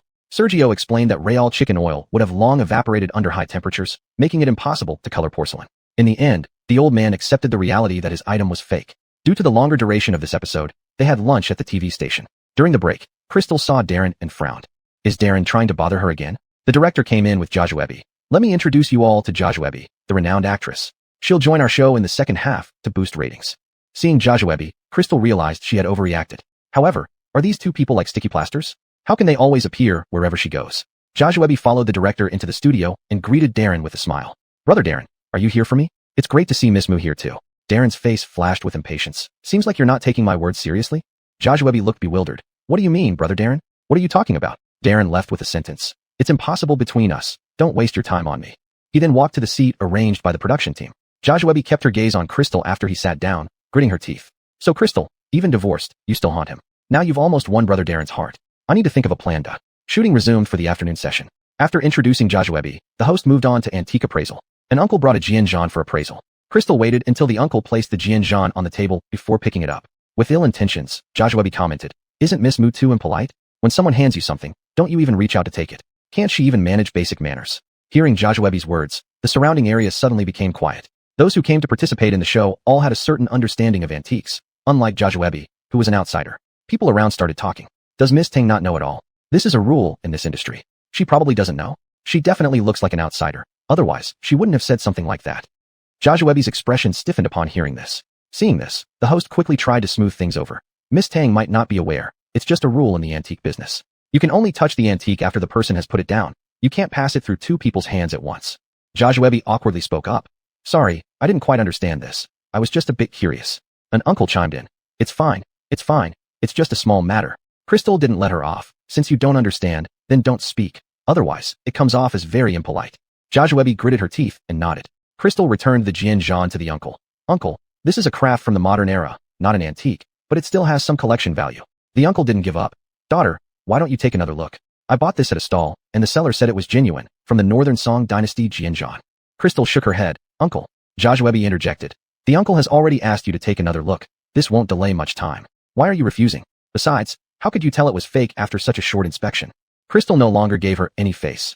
Let me repeat, Miss Tang, don't speak if you don't know. If there weren't clear proof, I wouldn't rashly make statements. Then she explained the jianzhan to everyone. The genuine jianzhan has a thick body with high iron content, hence the color is deeper and has an ancient, simple texture. This jianzhan, by contrast, looks brighter and more grayish. The genuine jianzhan has a delicate texture and feels smooth, while the one in my hand feels relatively rough and not as smooth. She tapped on the jianzhan. Finally, we listen to the sound when we tap the jianzhan with our hands. The genuine jianzhan emits a crisp, pleasant sound. As for the one in my hand, you heard it too. It sounds rather dull. Chapter 97, Buying Water Army. Darren sat in the audience watching her. When she spoke about antiques, she seemed to radiate light, her eyes sparkling brilliantly, making one's heart flutter. This was a side of her he had never seen before. It seemed she truly lived better without him, filling his heart with bitterness. Crystal handed the jianzhan over to the uncle with both hands after her explanation. Then she turned to Joshua. Miss Tang, do you need a more detailed explanation? Joshua forced out a smile and said, no need. This time, no one came to save her. It was obvious to everyone that this was to embarrass Crystal, but it was also the first time anyone saw such a foolish provocation. The host had no choice but to change the subject. The appraisal for this uncle has ended, so let's invite the next treasure appraiser. That finally put the matter to rest. Following this, Joshua quietly played the role of a decorative vase and did nothing outrageous. After the recording ended, Crystal finally saw Quentin. When did you come? Why didn't you say anything? Quentin took out a bouquet from somewhere and handed it to her. Forget how I got here. Here, these are for you to celebrate your TV appearance. Crystal laughed as she accepted them. Thank you, Chi Superstar. But compared to you, this is just a minor event. Thinking there was nothing to do tonight, and it was the weekend, she wanted to have dinner together. Are you free tonight? If not, we can all have dinner together. Jadian is also off today. Quentin replied. Sure, we haven't hung out for a while. They walked outside as they talked. Darren watched the two figures from afar, his expression unfathomable. Joshua wouldn't miss any chance to rub salt into the wound. Miss Moo and Mr. Chi seem to be quite close, don't you think, Brother Lou? Looks like Miss Moo has already found someone else. Darren glanced at her, said nothing, and walked away. Anyone could tell he wasn't in a good mood. After the show, Joshua returned to the company, feeling angrier the more she thought about it. She swept everything off the dressing table in anger and made a gloomy phone call. Crystal and Quentin picked up Latoya from her company, and the three headed to a lobster buffet restaurant. Worried Quentin would be recognized, they chose a private room. As they ate and talked, Latoya noticed Crystal eating more than usual. You're doing great today, eating so much. I was worried your tiny stomach couldn't handle this lobster buffet. Crystal, devouring succulent lobsters, replied. All because of today's program. I was both hungry and exhausted. I've had my share. Quentin peeled a lobster, placed it in a bowl, and passed it to them. Do you think it's easy being on TV? There needs to be an effect for the program without any issues, especially for a specialized show like this. Crystal poured the lobster broth over her rice and ate eagerly. Swallowing a mouthful of rice, she added. Luckily it was recorded and not live, otherwise it would be even more nerve-wracking. Latoya sipped her drink. Why don't you take some time off? This high-intensity work might exhaust you. Crystal knew what she meant. It's okay. It's only one day a week, not too strenuous usually. Hearing this, Latoya felt reassured. After a satisfying meal, the three returned home. Crystal went to freshen up immediately upon entering. Latoya decided to sleep with her, too lazy to return home. Crystal's house had 2 bathrooms. By the time she finished, Latoya was done too. Crystal poured herself a glass of water and started recounting the day's events. Latoya laughed until she fell onto the sofa. What was she thinking? Questioning you in your professional field. Crystal shrugged as she poured water. Who knows? Maybe she saw Darren sitting in the audience and wanted to catch his attention, giving me a hard time as well. Latoya frowned. Hearing this, how did Darren end up at the TV station? Crystal sat beside Latoya. I heard from a makeup artist that he's an investor in this show, coming to inspect its performance. He invested tens of millions. Latoya asked nervously. He didn't come to see you, right? Crystal paused. No, he came to see Joshua. Spending tens of millions on me isn't his capitalist style. Latoya breathed a sigh of relief. Good, as long as he doesn't bother you anymore. Eugene, you're overthinking. If he were willing to spend tens of millions to pursue me, we wouldn't have gotten divorced. Feeling thirsty after eating lobsters, Crystal picked up her phone to order milk tea. I'm ordering milk tea. Want some? Latoya lay on her lap. Yes, the usual. Crystal ordered a jasmine green milk tea and a soybean milk jade Kirin. After receiving their milk tea, the two projected a movie onto the screen using their phones. Gone with the wind, drinking and watching, as if nothing could bother them. The next day, when she arrived at the museum and just took out her phone, she saw the news that Joshua was going to marry Darren, which had directly made it to the trending topics. Crystal thought she would feel heartache, but unexpectedly, she felt nothing. It seemed like this was something she had expected to happen sooner or later. Darian called Darren angrily after seeing the news. I don't object to you getting married, but I absolutely disagree with you marrying Joshua. Darren pinched the bridge of his nose, a little frustrated. Coyle, I didn't say I am getting married. Where did you get that news? I was working overtime all night, and I'm already exhausted.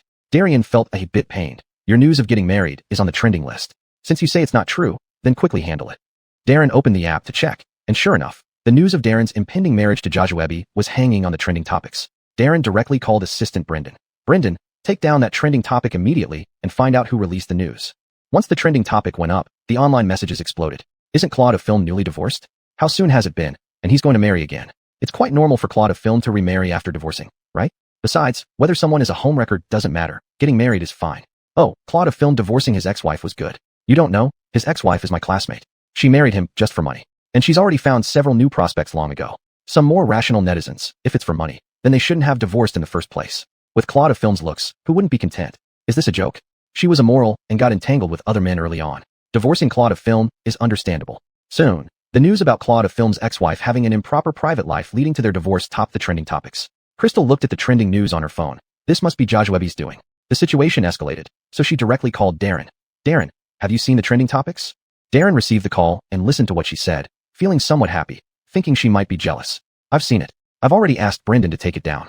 Chapter 98, Legal Statement. When Crystal thought about the vile comments online and added Darren's words, it made her even angrier. Did you ask Phil to remove the trending topic about your marriage to Joshua and deliberately leave the rumors about me? Did that make you all very happy? Darren panicked. No, I just got home and was resting without checking my phone. Let me check. I'll get Phil to remove it immediately. Crystal, angry beyond reason, blurted out. Just because I said a few things about Joshua on the show, you're trying to smear me like this?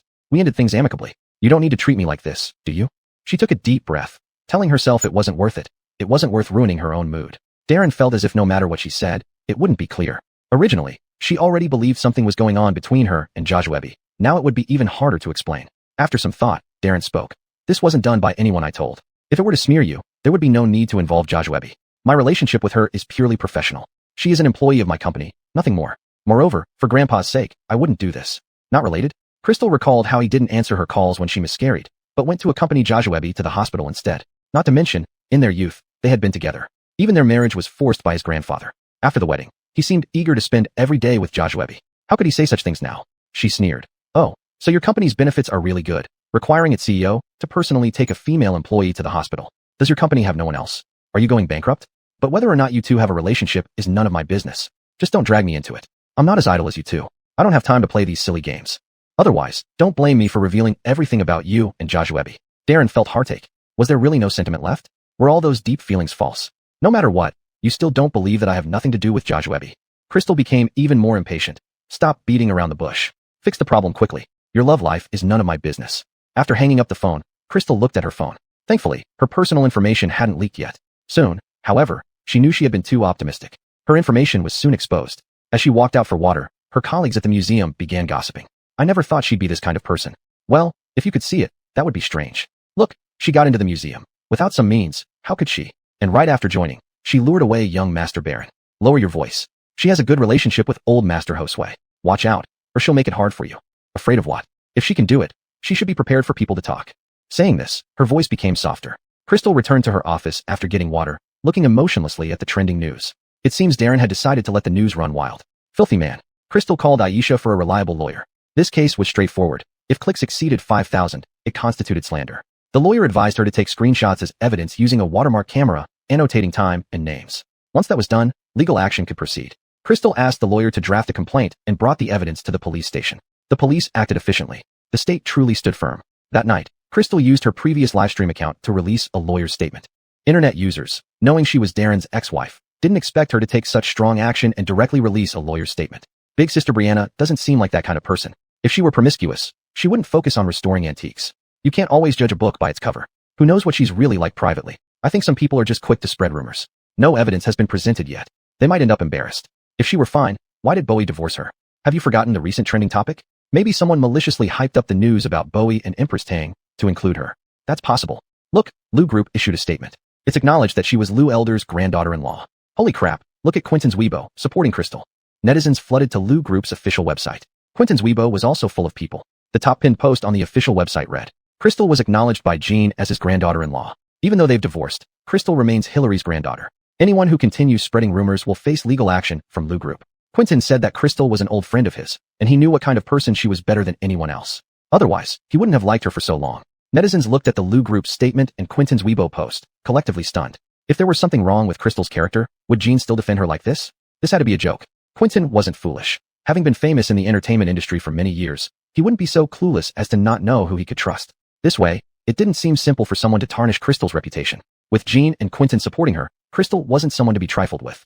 The current development left netizens bewildered. Even their gossipy nature became confused. Online public opinion can easily sway people, and many people criticize without understanding the situation fully, becoming pawns for others. After Crystal released the legal statement and received support from Jean and Quentin, online malicious comments decreased significantly. Some even apologized on her livestream account. Jean called, Elaine, you didn't even call me when this happened.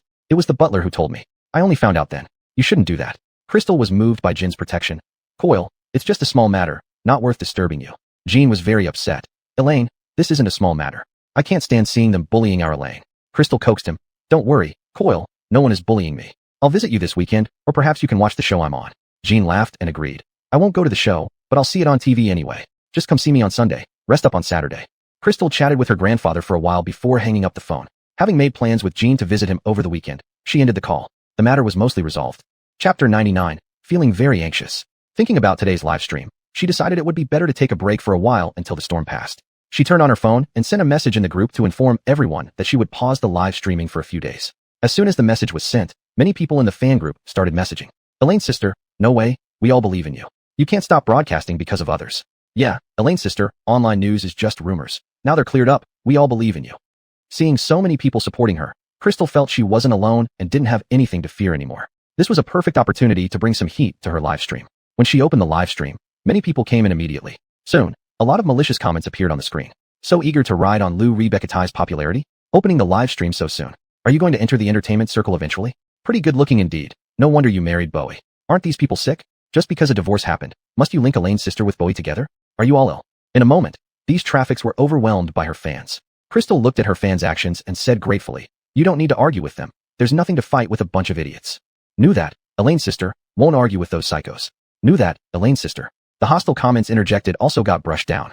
Thinking about the comments she saw earlier, Crystal explained out loud. But I'm going to disappoint you guys. I will not enter the entertainment industry, neither now nor in the future. Thanks anyway for acknowledging my looks. As for riding on popularity, weren't you guys the ones who clicked in? A curious fan asked if there had been any conflict between her and Darren, otherwise why would so much dirt come out of nowhere? After thinking for a while, Crystal replied, there's no conflict. The divorce is mutual consent. There won't be any contact or intersections afterward. After talking for a long time, she poured herself a cup of tea to soothe her throat. Since Joshua and Darren could do something like this to besmirch her, she thought it unnecessary to cover for them.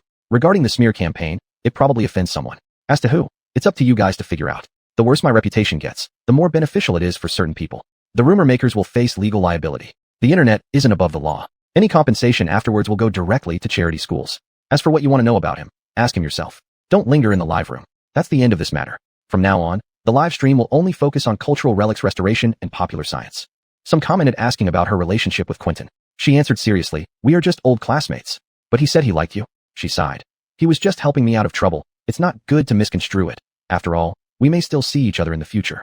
Netizens thought it made sense.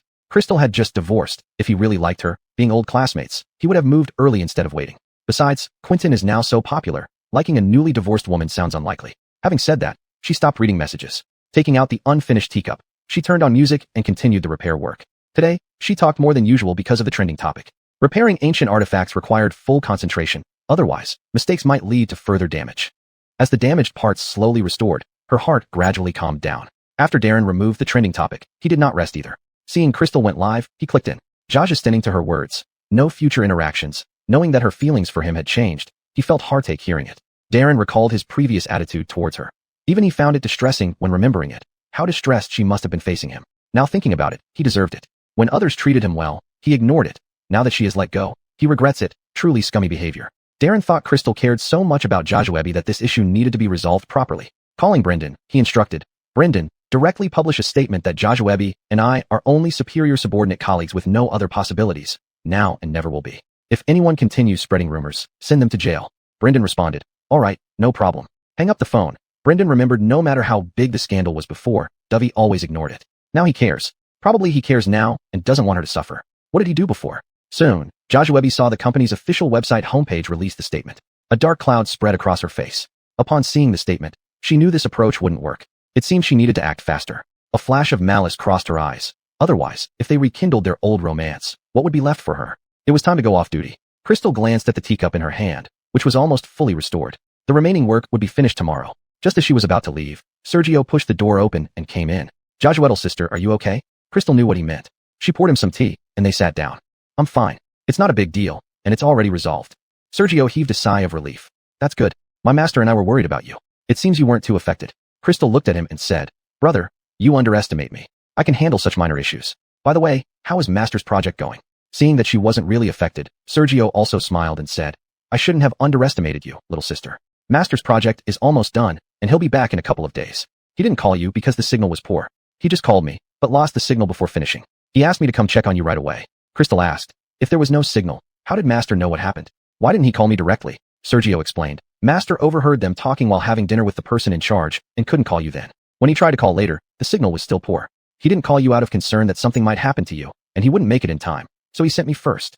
Looking at Sergio's handsome face, Crystal thought of Latoya, who always liked this type. Maybe she could introduce them someday. Brother, it's off-duty time. Shall we have dinner together?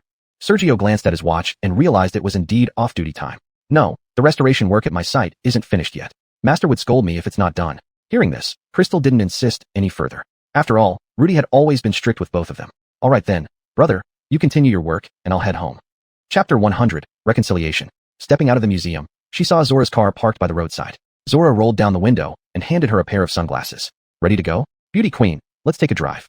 Crystal put on the sunglasses as Zora urged. Hurry up, we can't park here for too long. Her bravado lasted only seconds. In the car, Zora unlocked her phone and played a light tune. Crystal fastened her seatbelt. Don't you have documents to work on today? Zora waved a hand. Hey, my work can wait. My sister is more important. Ahem, the capitalist is on a business trip, so there's not much to do. Crystal, all right, what's up? Just say it. Zora drove towards home. I was just worried about you. I saw that thing online as soon as I got off work.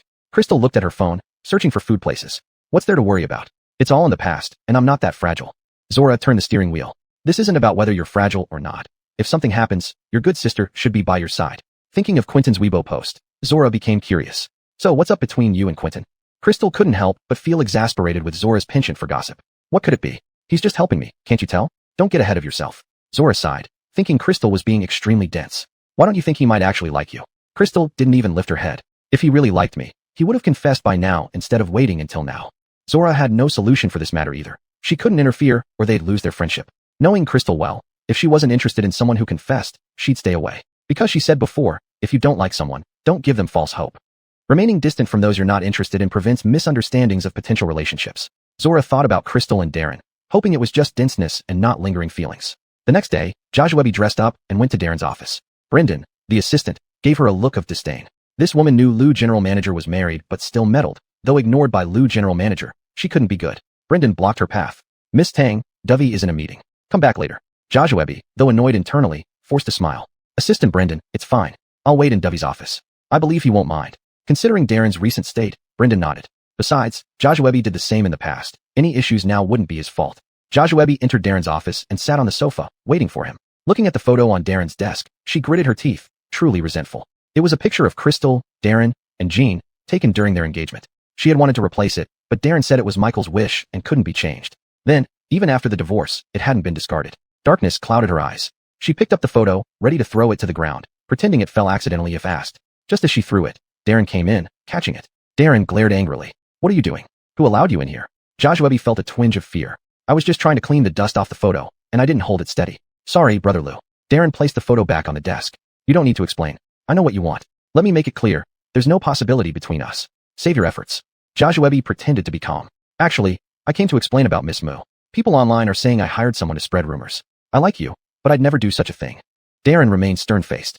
Whether it was you, you know best. But let me warn you, don't touch Crystal. You don't want to know the consequences. He indicated for her to leave. Seeing his bad mood, Joshua left without another word. As she stepped out and glanced back, seeing Darren holding the photo, she reassured herself it was fine. There was still time, as long as they didn't reconcile. Darren held the photo of the three. Crystal was smiling brightly, arm in arm with Darren and Jean. Only Darren's smile seemed forced and unnatural. Staring at Crystal, he touched her face in the photo. Remembering Quentin's Weibo post, he steadied himself. He still had a chance, didn't he? Thinking of this, he drove home.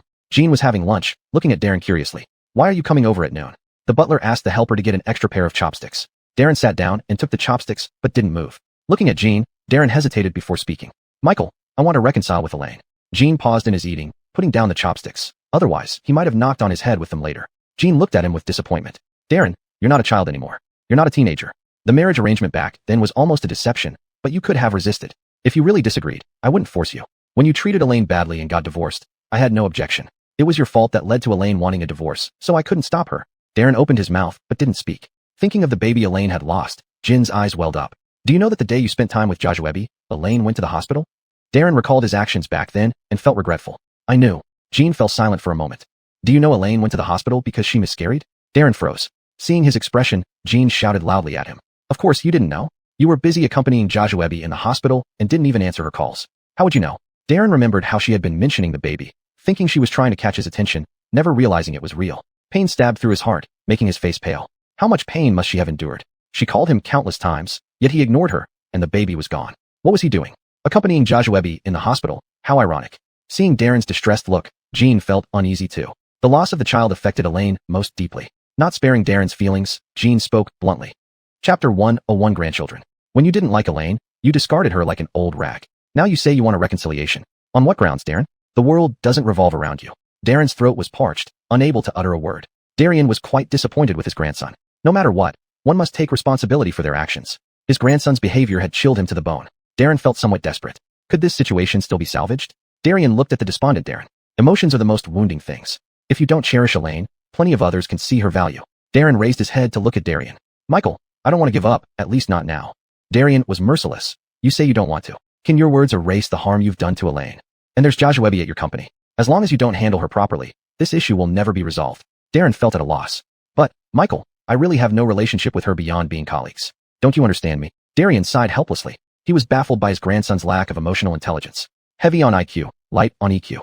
I do understand you, but can your actions make Elaine understand? Let's put it this way. If Elaine worked closely with men every day, received calls from them after work, and even when hospitalized had to care for them, could you accept that? Just imagining this scenario, Darren couldn't bear it. No. Darren roared angrily. You're really something. Look at how you treated Elaine. Your brain is beyond saving. When news of you and Joshua broke out, did I not remind you? How did you explain it then? They are colleagues. I've never seen colleagues call their boss every day. Your attitude invites misunderstandings. It's laughable even to me. Joshua isn't a good person either. Knowing you were married, she still called you daily. I can't believe you couldn't see her intentions. Darren hurriedly explained. At the time, I didn't think much about it. After all, she was our company's star artist. I was worried about any incidents that might harm the company. Darren couldn't finish his meal, too angry. All right, whatever you thought. For now, stay away from Elaine and stop bothering her. Darren recalled Quentin's advances towards Elaine and felt he needed to act quickly, especially gaining his grandfather's support or things would get tough. Michael, I was foolish before. Now I realize my mistakes and want to win Elaine back and make amends. Please, stop arranging blind dates for her. If Elaine marries someone unsuitable, wouldn't you be hurting her? Darren scoffed. Marrying someone unsuitable? Marrying you was the worst fate. I'll make sure Elaine has proper supervision, and that's none of your business anymore.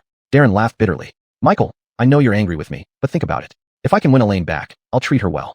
If she marries someone else, she won't have time to visit you often, knowing you're her ex-husband's grandfather. She'd avoid suspicion and see you less. Wouldn't you find it hard to watch Elaine belong to another family? Darren, though reluctant, replied. Elaine isn't like that. Besides, it's none of your business. I only want her to be happy. Darren raised an eyebrow. And if she's unhappy, how will you help her? In your role as an ex-grandfather? Darren choked. Darren pressed on. If Elaine and I reconcile, I'll transfer all my assets to her. If I treat her badly, I'll leave her with everything. Darren hesitated, thinking it over. If Elaine were unhappy later, he couldn't intervene easily. Despite Darren's past mistakes, he could banchang sangha haudut, wan yi jang la yo wan ti, gi, lu shading chan ye sure haudut. Seeing Darren slightly softened, Darren added more weight to his words. If Elaine and I reconcile, as long as she agrees and her health permits, we'll have children. Then you'll have great-grandchildren to dote on. Darren found this prospect heartening, but didn't want Darren to become too confident. Sounds nice, but it's not certain Elaine will agree to reconcile. Suddenly remembering something, Darren added. With the child gone, Elaine's health must have been affected. There's no rush with children. Don't bring up the child to Elaine. Thinking about the lost child, Darren knew Elaine was more distressed than anyone. Michael, rest assured, compared to the child, Elaine's happiness is more important. Darian stood up. It's good you understand. Just don't lose your head again like before. Darren smiled and helped Darian up. Michael, rest assured, as long as you don't oppose me and stop arranging blind dates for Elaine, I'll handle the rest. Darian recalled his grandson's personality. I have no objections to you trying to win Elaine back, but remember one thing. You cannot force Elaine. Darren nodded with a smile. Suddenly he remembered something and told his grandfather. Right now, Elaine still resents me quite a bit. I need your help. Darian said in a somewhat proud manner. Your grandpa is old and useless. Young people's matters are not for me to get involved in anymore. Darren brought out his trump card. Then we might never know when you will have great-grandchildren. Darian coughed. Ahem, I can offer some help. Darian looked at Darren, who was still standing there. What are you still doing here? Hurry up and find Elaine before someone else wins her heart. I've seen online that someone named Quentin has confessed to Elaine. Darren, amused, said, Okay, I'll leave now. Don't forget to help. Darian waved him off impatiently. Just go already, you're so talkative. After Quentin posted his message online, he became somewhat worried. He feared that Crystal would distance herself from him. He knew her temper well, better than Zora did. Otherwise, he wouldn't have waited so long to confess. Quentin's manager was very angry about the message he posted. He was in the prime of his career, and making such an announcement could destroy his future prospects. Was it worth it for a woman? When Quentin posted the message, his manager asked him, You're not regretting this. Your career will definitely be affected by this message. Quentin thought seriously about it. No regrets. My current career isn't solely dependent on fans. I'm also gradually moving behind the scenes. I'm not a celebrity, just a singer, that's all. Seeing that Quentin couldn't be persuaded otherwise, the manager said, Fine, if you don't regret it, that's okay. Chapter 102 Pursuit. The agent thought of Crystal, who was Lou Rebecotti's ex-wife. You posted this message, have you caught up with her? Quentin fell silent, as if stabbed. The agent mocked. With your style, I'm not worried at all. She probably doesn't even know your feelings, with your sullenly sultry attitude. Can't you wish me well? Do you have to gloat so much? The agent laughed uncontrollably and fell onto the sofa. How do you expect me to wish you well? Letting you send a message is already a huge concession. Don't make things worse. Quentin treated his words as wind in one ear, knowing that more albums would seal his mouth. Though the agent's words were harsh, they were meant for his own good. He also needed to be responsible for his career. He thought about it, then took out his phone to search for strategies on pursuing someone. Given his emotional history, chasing after someone required considerable effort. Quentin liked Crystal but hadn't confessed or dated anyone. For now, he felt somewhat at a loss. Quentin remembered that Crystal loved antiques restoration. Since that was the case, he should cater to her interests. Quentin came from a comfortable family background, though it was an inheritance left by his maternal grandfather. After his mother passed away, it was left to him. After his mother died, his father remarried. The ancient painting Crystal had repaired for him was damaged by his half-brother. His father was a university professor, and Quentin didn't get along well with his stepmother. Especially after he chose a music conservatory after the college entrance exam, his relationship with his father worsened. He suddenly recalled that his mother had a favorite Tang Dynasty painting of court ladies, which had deteriorated over time due to moisture. If so, asking Brianna for help would be reasonable. Thinking about seeing Brianna soon, his mood visibly improved. The agent watched and sighed. A man in love was truly blind. Quentin returned to the villa his mother left him. This villa had been tidied up after he went to university. He had it regularly cleaned and mostly lived there. After his father remarried and had a younger brother, he felt like an outsider at home. When his father was around, his stepmother wore a smile, but when he wasn't, her expression changed drastically. He later realized this was called passive-aggressive behavior. But fortunately, after his mother's death, he no longer expected much from family, and his stepmother's cold treatment didn't hurt him. He entered the collection room and found the Tang Dynasty painting of court ladies. He thought that once it was restored, he could give it to Brianna. His mother wouldn't mind, since it was intended for his future daughter-in-law. Getting into the car, he called Crystal. Brianna, do you have time? Crystal, sure, what's up? Quentin, well, I have a Tang Dynasty painting of court ladies. The silk has become damp and damaged over time, and I want you to help restore it. Crystal thought she had nothing else planned today. Sure, I have time today. Quentin drove toward the museum. I'll come over now, and we can have lunch together. Crystal put down the ancient book she was holding. Great, I can have lunch too. Quentin arrived at the museum, holding the box with the painting. Just then, Crystal walked out. I thought you'd still be a while. I just came out to meet you. Quentin looked at her, noticing the online incident hadn't affected her much. I called you while driving, not far from here. Crystal led him inside. Quentin curiously glanced around. Don't see any exhibitions of artifacts here? Crystal stopped at the office door. This is the office area. The exhibition area is on the other side. Want to check it out? Quentin wanted to spend more time with her and shook his head. Let's look at the painting first. We can see the artifacts later. He placed the box on the table. Crystal poured him a cup of tea. Why don't you sit while I examine the damage? Quentin sipped his tea. No rush, take your time. Crystal opened the box and laid out the painting on the work table. A corner of the painting was moldy, and the connection point of the scroll was torn. She frowned. This painting is in bad shape. How did this happen? Quentin turned his gaze from her office and looked at her. It was kept in the collection room. Forgot to close the window during a heavy rainstorm. Crystal felt a bit heartbroken. This painting wouldn't be fixed anytime soon. It might take a few days. The scroll needs to be remounted. It's already broken. Quentin thought this way he could spend more time with her and couldn't stop smiling. Crystal was puzzled by his smile. Your painting is like this, and you're still smiling? Quentin leaned back on the sofa, his hands behind his head. No worries, I still have you, right? Crystal was a bit angry at his lack of seriousness. These are all antiques. They have been preserved with great difficulty and are very precious. They need to be cherished. If you don't take them seriously, then don't ask me to restore them. Seeing her upset, Quentin hurriedly said, No. If I didn't care, I wouldn't ask you to restore it. Only then did Crystal let it go. Quentin put on a bright smile. Since this painting can't be repaired right away, let's go eat first and fill our stomachs. Crystal thought about Aisha. Why not call Aisha along? The two started walking out. Quentin scratched his head. I already called her on the way here. She has something to do at noon and can't join us. Crystal felt a bit disappointed. Okay then, what are you prepared to eat? Quentin had indeed called Aisha on the way, and she really had something going on. Knowing Crystal well, he knew she would definitely invite Aisha. If he lied and got caught, that wouldn't be good. Thinking of Crystal's love for Cantonese cuisine, Quentin suggested, let's have Cantonese food. You like it too? Crystal nodded. Sure, anyway, I'm not picky. They headed towards the underground parking. Darren watched from afar. He had just parked, intending to go inside to find her, but unexpectedly saw this scene. Darren remembered Quentin's posts on Weibo. Being a man himself, he knew exactly what Quentin was up to. Given Crystal's personality, if she disliked someone, she definitely wouldn't walk with them. It seemed Quentin was quite tricky, but currently, he had no authority to handle it. To keep Quentin away from Brianna, unable to do anything else, he drove his car, following them like a paparazzo from a distance. Darren chuckled mockingly, never expecting Darren, would have such a day. It was karma indeed. He followed them to a Cantonese restaurant, which he didn't expect. Whenever Crystal went out with him, they always ate Huayan cuisine, rarely going elsewhere. Chapter 103, Rejection. What he didn't know was that Crystal used to like him, so whenever they went out, she always ate the dishes he liked and never made requests. She was afraid of annoying him, which made it even less likely for him to notice. Seeing the Cantonese restaurant brought back memories for Crystal. On those few rare occasions they dined out, they always went to the places Darren liked.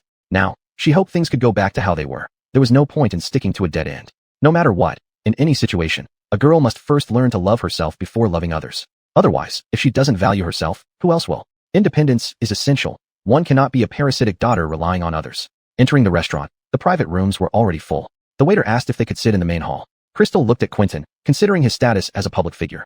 The restaurant environment was good, with partitions in the main hall ensuring privacy. Quentin surveyed the surroundings and nodded in agreement. The waiter brought over the menu, and Quentin directly ordered the dishes Crystal liked. After ordering, Quentin handed the menu to Crystal. Crystal glanced at the dishes he had chosen. No need to order more. I like everything you've picked. Ordering more would be too much for two people. Zora knew that Quentin liked Crystal, and it was she who told Quentin about Crystal's preferences. Darren followed them into the restaurant and sat nearby. Watching Quentin order and hearing Crystal speak, he realized he didn't even know what Crystal liked to eat. He also didn't know that Crystal could restore antiques. In fact, he knew nothing about her. It was rather laughable. They had been married for 3 years, but he hadn't paid attention to what Crystal liked. Now, he further understood just how much of an ass he had been. Soon, Quentin and Crystal finished their meal and left. Darren couldn't bring himself to eat. They had already come in and sat down, so he couldn't avoid ordering food. He called over a waiter and asked for a set of the same dishes that Crystal and Quentin had ordered. When the dishes arrived, he began eating. He needed to start understanding Crystal's likes and dislikes. If they were to reconcile, he wouldn't expect her to adapt to him. Instead, he would love her. Quentin's actions gave Darren a sense of crisis. Crystal wasn't only desired by him, others were vying for her too. After dinner, Darren returned to the old house. He asked Darian about Crystal's preferences. Darian sighed, thinking how old he was yet still worrying about his grandson. He wondered when this would ever end. Looking at his grandson's pitiful state, Darian thought that if he had treated Brianna like this earlier, they might have had several grandchildren by now. This thought made him even angrier. As he listed Crystal's preferences, he also scolded Darren. Darren ignored Darian's sarcasm. After all, who could disobey their grandfather? Especially when he was asking for help. He knew it was his fault, so he had to endure it. After having dinner with Darren returned home. He still had his chasing project to focus on. Seeing Darren's eagerness, Darren teased the butler. Look at him. Previously, he acted like divorce from Brianna was nothing. Now he sure got slapped hard. Thinking of the incidents between Darren and Crystal, the butler knew reconciliation would take time. Butler responded cautiously. Yes, as long as the young master has changed his mind. Brianna is such a wonderful girl. It would be a shame to lose her. Darren lay back in his rocking chair. That rotten kid thinks his grandpa picked anyone to marry him? It's because Brianna is exceptional and likes him. Otherwise, why would it be him? The butler tried to maintain the young master's dignity. Our young master isn't bad either. He just makes mistakes sometimes. Darren shook his head. It's not just mistakes. It's terrible behavior. That stubborn, low emotional intelligence brat wouldn't succeed in the entertainment industry without his looks and family background. The butler stopped talking, knowing it was best not to say more. Returning home, Darren now lived close to the museum where Crystal worked. Originally, he wanted to live in the same neighborhood, but he feared she would discover him. If she moved away again to distance herself from him, it would only complicate matters, so he chose this place. Reflecting on this, he still had Phil check up on Crystal. Darian was old and might not remember all of Crystal's preferences and dislikes clearly. If Darian found out, he'd probably laugh in frustration. Unseen by Crystal, Darren secretly strived to impress her. On Crystal's side, she was working on restoring Quentin's Tang Dynasty painting. Restoration was complicated, and since it was a private commission, she couldn't work on it during office hours. She had to finish her tasks at the museum before continuing to restore Quentin's painting. During the restoration of the court lady's painting, Quentin frequently visited the museum. At first, Crystal thought he was very concerned about this painting. After a few visits from Quentin, she realized that his focus wasn't on the painting at all. This day, Quentin came again. He even brought a bouquet of beautiful sunflowers. Seeing the flowers, Crystal frowned and directly asked Quentin, "Are you free these days?" Quentin noticed something unusual in her eyes. He covered up by saying, "Yes, the concert tour just ended recently, so I have some time to rest. Even donkeys need breaks." Quentin and Darren were two different types of people. Besides acting, Darren rarely smiled and didn't show much emotion. Quentin, however, always wore a smile. Crystal was straightforward. "Quentin, do you like me?" Quentin froze, not expecting her to be so direct. Stammering a bit, he said, "Why? Yes, I like you." Having said it out loud, he grew bolder. "Yes, I've liked you since before you got married. I didn't expect you to get married so quickly." As soon as he spoke, Crystal fell silent. The situation made her somewhat regret asking him. She didn't ask him why he hadn't spoken up earlier. Things that had passed couldn't be changed. Seeing his hopeful gaze, her eyes flickered. She hesitated, fearing she might hurt him. "I know my situation now, having just ended a failed marriage. I really can't respond to your feelings." Quentin had mentally prepared for rejection, but hearing it still made him sad. His eyes gradually dimmed, like those of an abandoned puppy. Then they lit up again. "It's okay. If you're not ready now, I can wait for you. You're still single, and pursuing you won't affect anything." Crystal didn't want to give him false hope. That wouldn't be fair to you. Moreover, I'm very tired and don't want to start a new relationship. Chapter 104 Entanglement. Quentin knew she wasn't joking. But if it were so easy to let go, we wouldn't be here with you confessing now. He didn't give her a chance to speak. "Now I understand your situation. I just hope you won't refuse me and give me a chance." "I'm not Darren. You have complete freedom. You're already divorced. Give yourself a chance, isn't that good?" Crystal felt a headache coming on. Things aren't that simple. Matters of the heart can't be tested like this. We've been friends for years. You know my temperament. If I had a crush on you, we would have been together long ago. Her expression soured. "The last relationship has left me utterly drained. I don't have the energy or courage to pursue romance again." Quentin hurriedly replied, "It's okay. Just don't reject me when I'm nice to you. I like you. That's all. Don't feel bothered." Crystal gave him a cold look. "How am I any different from a trashy woman? If I don't like someone, why should I string them along?" Quentin hadn't expected her to be so straightforward. "It's not the same. I do this willingly. Besides, I finally got you divorced. I won't give up." Just as Crystal was about to say something, Quentin ran off, leaving behind one sentence. "Anyway, what you say doesn't matter. I won't easily give up." Crystal stared wide-eyed, never expecting such an unreasonable move. Looking at the lady painting she was restoring, she decided she needed to finish and return it as soon as possible. Otherwise, who knows what else he might come up with. Crystal wanted to keep a low profile, but reality didn't allow it. After talking with Quentin, she received a bouquet of sunflowers every day at work. People at the museum started gossiping as they watched her receive flowers daily. Even Ira came to ask, "Junior sister, looks like your love match is stirring up." Crystal laughed bitterly. "Senior brother, stop teasing me. This is more of a hassle than a love match, and it's difficult to resolve." Hearing this, Ira became curious. "What kind of trouble? Enough to trouble you so much?" Crystal sighed, thinking how times had changed when even her steady senior brother indulged in gossip. "Senior brother is so curious. Has Master given you enough tasks?" Then she nodded. "I guess you must have finished them all. Otherwise, where would you find time for gossip? So, it seems Master's tasks are too easy for senior brother. In that case, I might as well call Master. Does Master not value senior brother enough? Doesn't know senior brother's capabilities?" Seeing her pull out her phone to call, Ira quickly apologized. "My little granddaughter, please forgive me. I've been so busy lately, exhausted like a dog. Spare me this time." Crystal put her phone away, jestingly saying, "It's not that fun watching me struggle, senior brother. If you want mercy, show some sincerity." Ira regretted teasing her. He turned serious. "Oh, we're family. What's there to fuss over?" Crystal nodded, but said, "True, but haven't you heard, even brothers need clear accounts?" Ira's face fell. It seemed today he would have to pay up. "Senior brother, I still have one task from Master unfinished. Could you help me with it?" Ira pretended to groan in misery before agreeing. "Thanks, senior brother. I have some fine tea. You like tea, right? Consider it a token of gratitude." Ira laughed. "Sure, let me try junior sister's gift." Crystal took out the tea she brought from home, found a teapot, and started boiling water. Seeing her pour the first rinse into his cup, Ira hurriedly took the pot. "Don't ruin the tea. Let me handle it." While brewing, he explained, "The first rinse is to wash and wake the tea leaves. It's not meant for drinking." Crystal hadn't paid much attention to these details before. Her grandfather mainly taught her about antique appraisal and restoration, not tea ceremony. Watching Ira's graceful movements, she felt inferior. Senior brother is skilled in this. Keep the tea, it would be a waste here. Ira was about to decline, but, thinking of her clumsy tea brewing skills, he accepted. After drinking the tea, he was ready to leave, noticing the overflowing vase of sunflowers. With a teasing tone, he said, "So many flowers. I bet junior sister is wondering how to deal with them." How about giving 2 bouquets to senior brother to decorate the office? Crystal laughed. Take them. They're just sitting there anyway. Ira took 2 bouquets. Junior sister is so kind. Having someone send her flowers, unlike me, forgotten by all. And with that, he hurried off, trying to save face. But he didn't succeed much. What troubled Crystal even more in the following days was Quentin. Every time it was time to leave work, he would come to pick her up. Originally, LaToya was supposed to pick her up because she happened to be on the same route. She didn't know how they had discussed this, but LaToya stopped coming. Crystal didn't ask, assuming LaToya had something else to attend to. When Quentin drove over, Crystal saw his smiling face. She got into the car and fastened her seatbelt. You don't have to come tomorrow. This is really causing me trouble. Quentin was happy she got into the car, but when he heard these words, he was stunned again. Crystal didn't mince words. You should focus on your own business. Don't say you're not busy. I'm afraid if you keep running to the museum every day, it might affect your work. Not letting him give up would be bad for both of them in the long run. Quentin was silent for a while before replying. Okay, I do have some work to do tomorrow. Crystal felt slightly relieved, thinking he might finally back off, and she let out a sigh. Unexpectedly, his antics were far from over. On the weekend, she had to go to the TV station to record a show, and he followed, claiming he had work there. This left Crystal helpless. He hadn't explicitly said he was looking for her, so she couldn't just shoo him away. Who knows how he managed it, but he even became a regular guest on their show. At the TV station, he made no effort to hide his intentions. The staff there fueled the situation, egging them on incessantly. Crystal was mentally and physically exhausted. The TV station staff even suggested they form a couple, which she firmly rejected.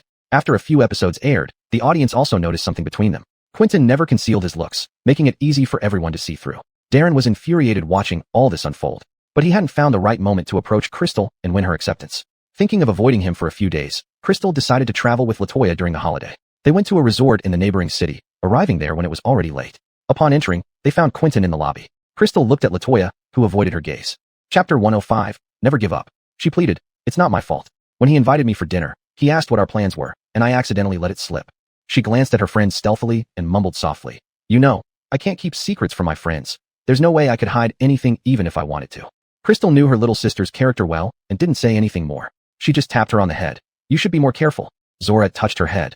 That's because you're my friends, so I don't guard myself. With others, do you think I would even care? Actually, Zora hoped she would move on. Others might not notice, but she saw it clearly. Crystal had been in love with Darren for 3 years, and she was very stubborn. Even after breaking up, it was hard for her to move on quickly. She and Quentin had given it a try, but it didn't work out either. Quentin looked at the two of them and covered up.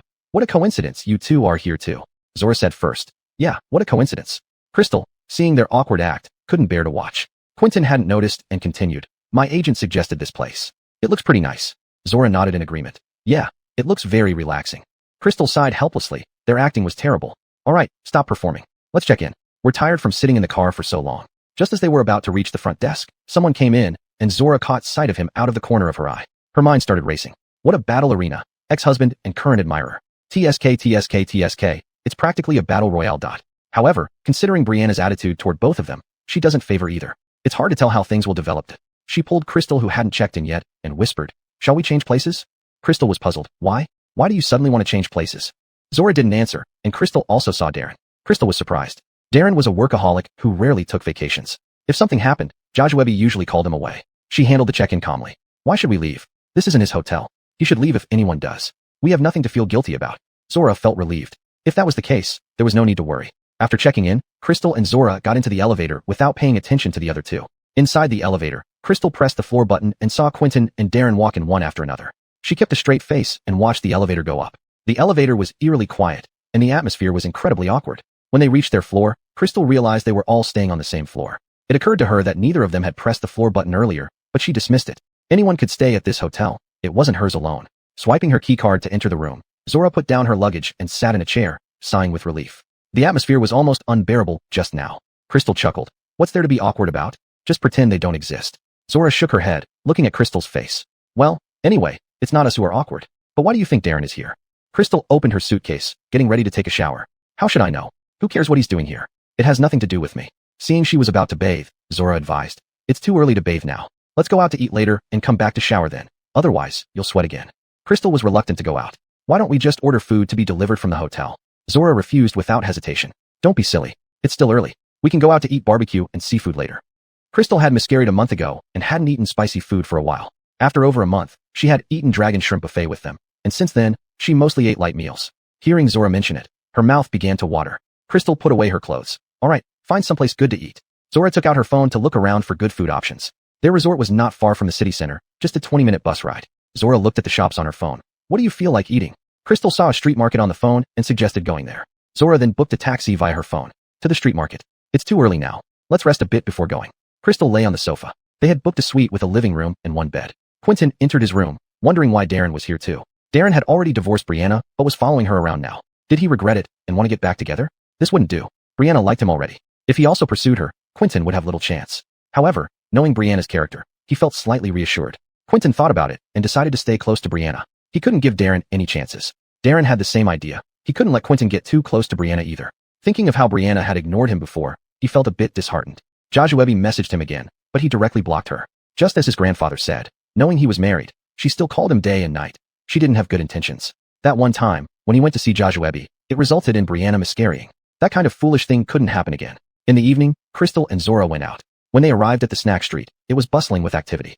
Zora excitedly pulled Crystal inside. Quentin followed closely behind them, while Darren stayed not far away. Quentin rolled his eyes upon seeing him. He knew all too well what Darren had done to Crystal. It wouldn't be easy for Darren to reconcile with Brianna. Thinking of this, he quickly walked up and started chatting with Zora. Crystal watched Quentin chat with Zora, but didn't say anything. Quentin and Zora were friends, and she couldn't ask Zora to stay away from Quentin. The three of them ate some ice powder to fill their stomachs, walking and eating as they enjoyed the snacks filled with various toppings, feeling quite content. Seeing them enjoy their food, Darren also ordered a bowl and walked and ate with them. This was the first time for Darren. The three of them strolled from one end of the street to the other, eating along the way. Soon, Zora needed to use the restroom, leaving Quentin and Crystal waiting on the roadside. Crystal looked at the scenery. You really don't need to do this. You have your own life. You don't need to waste your time on me. Quentin's smile remained unchanged, unaffected by her words. I don't feel like I'm wasting time. As long as I'm with you, I feel happy. Crystal steeled her heart, ready to say something harsh to deter him. Chapter 106, Disruption. Quentin didn't give her a chance and preempted. I need to use the restroom, he said, running towards it. Crystal waited for the two on the street corner. Darren watched from not too far away, wanting very much to step in and separate the two. But he couldn't. He had no right to do so, fearing even more that it would add to Crystal's aversion. A moment later, a drunk man walked over. Seeing Crystal standing alone by the roadside, looking beautiful, he felt an urge to approach. Hey, pretty girl, all alone? How about we hang out together? I'm also by myself. Two people wouldn't be lonely. Crystal impatiently replied, I'm waiting for my friends. They're in the restroom and will be out soon. No need to worry about me. She prepared to move forward, planning to contact them via phone when the time came. The public area was at the end of the street, while the alley was relatively dim. It was safer to leave early. Darren was present, but Crystal did not want to rely on him for help if trouble arose. Zora stayed in the restroom for some time, giving the two an opportunity. Quentin had genuinely felt unwell after waiting, and neither of them emerged from the restroom. The drunk man laughed loudly, grabbing Crystal's hand. No worries, I just want to make friends. You look so good, it'd be a pity not to. Crystal tried to run forward, but Darren came to her rescue. He grabbed the drunk man's hand. What do you think you're doing? The drunk man, seeing a man approaching, immediately cowered. He shook his head hurriedly. Nothing. Just wanted to make friends with this lady. Darren, with a grim face, shoved his hand away. Get lost quickly. Terrified, the drunk man turned and ran. Seeing the matter resolved, Darren chased after Crystal immediately. Crystal had run into a crowded area and was pulled back by someone behind her. She instantly turned and struck the person with an elbow, hearing a muffled groan. Only then did she realize it was Darren. She stopped, looking at him. Why did you pull me? Let go. Darren released her. I just helped chase away the drunk man. And this is how you repay me? Indeed. As she ran, she saw Darren confront the drunk man. Unavoidably true, she could hardly deny it. Not wanting any trouble from him, she ended up owing him a favor, which bothered her. Crystal frowned deeply, taking a deep breath. What do you want now? Seeing her expression of forced patience, Darren felt somewhat bitter. I was just worried you might encounter danger again. You don't have to look at me like that. Crystal didn't respond well to stubbornness. If Darren had claimed outright that he saved her, she would have hit him again. His gentler approach made her uncomfortable. Crystal remained silent, experiencing the awkwardness Zora mentioned. Darren showed vulnerability. Don't feel pressured. Any man would come to the aid of a woman in distress. Crystal lowered her eyes. Distress. Indeed, you caused me the most distress. Darren let go of her hand. I won't do anything to embarrass you. Don't feel pressured. Crystal continued to remain silent. Darren acted pitiful. I'm visiting here alone, don't know anyone or where to go. Can I follow along with you guys? Worried about being recognized, he wore a mask and cap. Crystal was in a dilemma. She didn't want to agree, but he had indeed helped her. Some say people with high moral principles often end up hurting themselves. This was precisely Crystal's situation. She lifted her head. Only a few days. If he wanted to follow, let him follow. Even if he did, she wouldn't pay attention to him. She tossed out a phrase. Do as you please. Darren knew she agreed, smiling faintly as he followed her. When Zora and Quentin emerged from the restroom, they didn't see Crystal by the roadside. They called her immediately. Learning about what happened earlier, they rushed to find her. When they found her, Darren was beside her. Zora was puzzled. Crystal mentioned encountering a drunk man during the call, but didn't elaborate since Darren was nearby. Quentin didn't ask many questions. The group continued their walk in silence. Darren didn't expect to mend relations with Crystal instantly. His goal was simply to keep a distance between Quentin and her. Therefore, in the following days, wherever Quentin was, Darren was there too. Quentin was annoyed beyond words, unable to expel him. Knowing Darren had helped Crystal, Zora reluctantly did not oppose. Every time Quentin approached Crystal, Darren was sure to show up shortly after. Quentin was speechless, wondering if Darren had put surveillance on him. Even during meals, whenever Crystal and Zora wanted to chat, the two men's presence stifled conversation. All four sat together silently, making everyone uncomfortable. Crystal found herself helpless against their behavior and proposed returning home earlier with Zora. Zora thought that with these two continuously bickering, there would never be a peaceful moment. They wouldn't have fun if they stayed any longer. They directly bought tickets in advance and went back home. By the time Quentin and Darren woke up, both of them had already returned home. When Crystal arrived home, she sighed in relief. Zora was glad to finally get away from those two troublemakers. Darian also started assisting indirectly. Crystal received a call from Darian. Elaine, have you been busy lately? Crystal felt somewhat guilty. She hadn't visited Coyle for quite some time. Not really, Coyle. Sylvia and I went out to play, and we just got back today. I'll come see you tomorrow. Darian cleverly said, then come over without worries. Darren hasn't been home these past few days. Who knows where he went? Crystal thought the trip felt like a farce. She doubted Darren had stayed at home. Despite this, Crystal was moved by Darian's protection and decided she should visit him more often. Coyle, I'll come over tomorrow. I've prepared a surprise for you. Darian couldn't stop smiling. Good. Then I'll wait for you to come tomorrow. After hanging up, Darian couldn't help but criticize Darren. What a useless grandson, acting so cowardly even when pursuing a wife. He knew Darren followed Crystal and others to the neighboring city, and now that they returned early, Darren must have been left behind. The housekeeper comforted him. Give young master some time. He's always had things go smoothly for him. It's inevitable that he can't put his pride aside right now. Darian realized he might not have a chance with his grandchild-in-law anymore.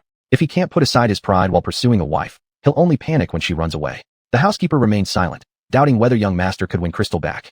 That girl wasn't someone who could easily change her mind. Darian pondered that perhaps he should slow down on helping Darren, otherwise, Elaine might blame him too. Whoever did the wrong thing should make up for it themselves. It had nothing to do with him. Chapter 107 Repairing the Blue and White Porcelain. After the holiday, Crystal resumed her work. With uninterrupted live streaming and TV programs, her fame grew more and more. Sergio entered Crystal's office. Junior sister, I have some good news for you. Do you want to hear it? Crystal didn't even lift her head. This senior brother was becoming increasingly childish. What good news? Sergio said in a pitiful voice. You are so cold even though I bring you good news. Crystal rolled her eyes. Unable to keep up the act any longer, Sergio finally said, okay, someone wants you to restore an artifact. Crystal asked without lifting her head. Who? How did they find me? Sergio wandered around her office and picked up a Jianzhan teacup. The design was quite nice. You gained fame after your competition with Baron. Didn't one of the TV programs feature the restoration of artifacts? They've heard about your skills. Crystal continued with her task. All right, when is this person coming over? Sergio pocketed the Jianzhan cup. This afternoon, I'll bring them here. I'm leaving now. Seeing his actions, Crystal didn't pay much attention. After lunch, Sergio brought in a middle-aged man dressed in a suit into Crystal's office. Sergio introduced him. This is Ansel, Orson. He held a box in his hand and extended it towards her. Miss Mu, it's a pleasure to meet you. I've heard much about you. Crystal walked forward and shook his hand. Hello, Orson. Orson shook Crystal's hand before letting go. I'm here because I'd like Miss Mu to help me restore an artifact. Please sit down, Orson. As Orson entered the room, he placed the box on the table and opened it. Inside was a broken porcelain piece. This is a Song Dynasty blue and white porcelain that accidentally got smashed. Orson continued. I've sought many people for restoration, but none succeeded. I heard that Miss Mu's skills are extraordinary, so I came to seek your help. Orson flatters me, said Crystal.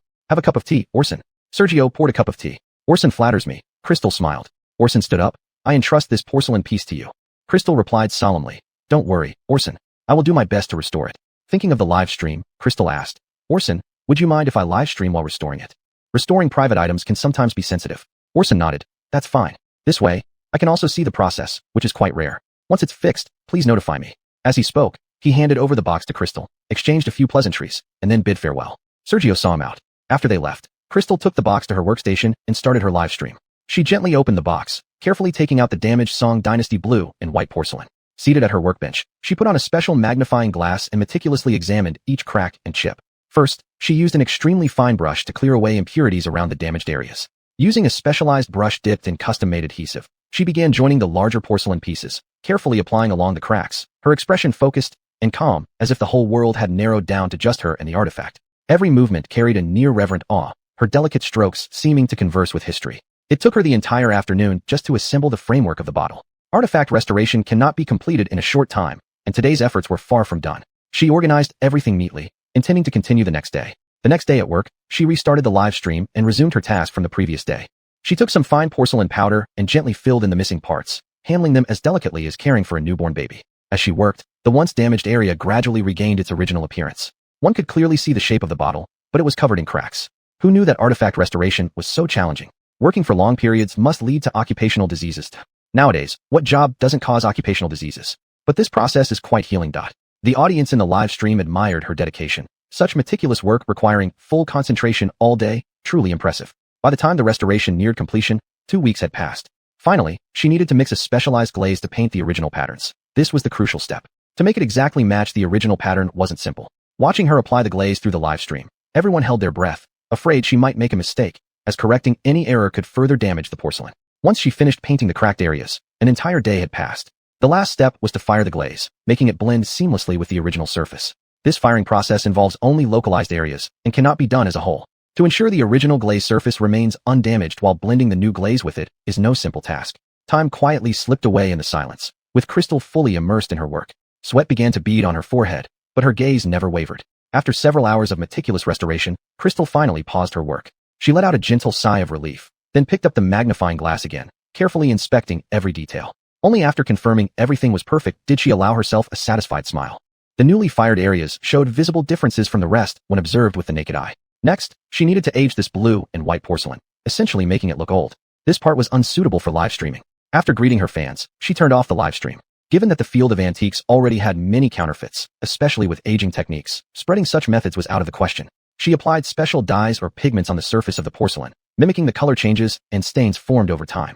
The principle was to create an aged appearance through color attachment. During the process, she had to consider the original colors and luster, ensuring it wasn't too new or too old, a significant challenge even for someone like Crystal. After applying the dyes, the blue and white porcelain needed to sit undisturbed for an afternoon. After dinner, she returned and resumed the live stream. With the critical part completed, she could now show it to her fans. Wiping off the solution from the blue and white porcelain surface, she finished all the steps. She knew that this artifact, carrying the weight of history, had been rejuvenated under her hands, radiating a unique brilliance once more. The fans watching the live stream were stunned. They had seen the extent of damage before, and now witnessing its restoration left them speechless. Oh my god, if she were Nuwa, she could repair things beautifully for me too. Nuwa, what about my little clay dots? The conversation veered off track with these comments. Chapter 108. Trending. The Qinghua porcelain restored by Crystal was indeed astonishing, and it quickly made the trending list. Some people even compared her work with examples of foreign cultural relic restoration, which made Crystal an overnight sensation. Some recalled the rumors spread not long ago. Seeing how outstanding Sister E is, I can understand why Claude would marry her. Is someone trying to buy hype, or is Claude really close to good news? TSK, even buying bots to smear Sister E. People who didn't know the truth were asking around. What happened? Did I miss something? Comments started educating, recounting the previous incidents where Crystal was smeared and when she went viral. Some began to mock. Wasn't it said that there's good news soon? Why hasn't there been any updates after so long? Anyone can buy hype. Isn't this a favorite trick of that film queen? It's no wonder she hired bots to attack her predecessor. How else would she rise without some underhanded tactics? A friend in the industry told me that she has a bad temper and likes to throw tantrums. Sooner or later, she'll fall from grace. Crystal's trending also dragged Jojuebi into it. Jojuebi looked at the messages on her phone, feeling particularly irritable on set. Her new assistant's inefficiency had reached her breaking point. What kind of job are you doing? You can't even handle such a small task. Jojuebi shouted at her assistant. The young assistant lowered her head, blushing and too nervous to know what to do. The more Jojuebi spoke, the angrier she became, eventually slapping the assistant. Everyone on set was stunned, but dared not intervene. The more Jojuebi thought about it, the angrier she got. She threw her phone at the assistant, hitting her face and causing a bruise that bled instantly, showing how much force she used. The assistant, a recent graduate, couldn't help but cry out loud. Her agent Alicia pulled her aside, seeing her act like a madwoman. Joju, how could you be so impulsive? Look at your reputation now. Jojuebi retorted nonchalantly. So what? That's just my temper. Let them say whatever they want. Alicia frowned and advised her. You can't keep this up. You need to realize how serious this situation is. You'll ruin your acting career. So what if it ruins my acting career? Who cares? You don't get it, do you? Public image is crucial for a celebrity. You can't be this reckless. Jojuebi refused to listen, stubbornly replying, I don't want to hear these principles. What's there to fear with Brother Lujian supporting me? Agent Alicia felt helpless and worried looking at Jojuebi's obstinate expression.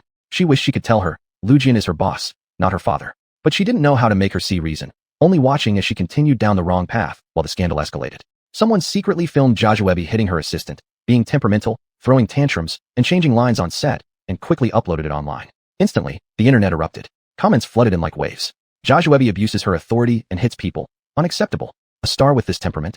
Unbelievable. How can she treat her assistant like this? Terrible character. Negative public opinion poured in, devastating Jojuebi's image. Fans were shocked and disappointed, expressing disbelief over their beloved idol. Chuanshin Entertainment, Jojuebi's agency, was caught off guard by this sudden turn of events. urgently holding meetings to strategize responses. No matter how hard they tried, they couldn't quell netizens' anger. Jojoebi herself fell into extreme anxiety and panic. She hadn't expected her momentary impulsiveness to cause such a massive reaction. She tried to explain and clarify, but netizens dismissed her efforts as dodging responsibility. As the incident continued to escalate, Jojoebi's acting career suffered unprecedented damage. Contracts were cancelled, endorsements withdrawn. She seemed to fall from the heavens into the abyss, tasting the bitter fruits of her actions. The assistant she hit became an object of public sympathy, further plunging Jojoebi into remorse. Yet her regret wasn't about hitting the person, but about not realizing someone was filming. This event resonated because everyone empathized with the struggles of workers. Moreover, after the scandal broke, Lujian advised against taking it seriously. So the company's PR was just putting on a show for Jojoebi. When he decided to pursue Crystal, Darian's words also made Darren suddenly realize. After issuing a statement that he had no connection with Jojoebi, he refused to participate in any events related to her. All news about him and Jojoebi online was banned. Within the company, it was the vice president managing Jojoebi's affairs. Previously, because of benefits, everyone at the company supported Jojoebi. Once others rose up, she was no longer irreplaceable. With an incident like this, naturally, no one would take responsibility for her. This incident was a lesson from Darren to her. He found out that it was Jojoebi who hired bots to smear Crystal. If he didn't give her a taste of hardship, how could he face Crystal? The vice president of Chuanshin Entertainment thought that Jojoebi still had some value, so he found other news to cover this up. But there was no way to salvage her reputation. However, the penalty fees for breaching brand endorsements still had to be paid, and the company certainly wouldn't pay it for her. This payment would severely impact Jojoebi financially. Don't blame Chuanshin Entertainment for being heartless. Without the company, Jojoebi might not have risen as high as she did. They needed to recoup their previous investments since she couldn't get along well and even offended the company CEO. Once Jojoebi fell into trouble, the first person she thought of was Darren. She rushed to the company and hurriedly found Darren, her eyes filled with panic and pleading. "Brother Darren, please help me. You have to help me," Jojoebi pleaded anxiously. Darren looked at her coldly, showing no emotion. "Help you solve the issue online? Why should I?" Darren's voice was icy. Seeing his indifference, Jojoebi felt a chill in her heart. Realizing emotional appeals wouldn't work, she turned to threats. "With my poor reputation now, the company will definitely be affected. Brother Darren wouldn't want the company to suffer, right?" Darren frowned, disgust flashing in his eyes. Chapter 109, Injured. Darren sneered.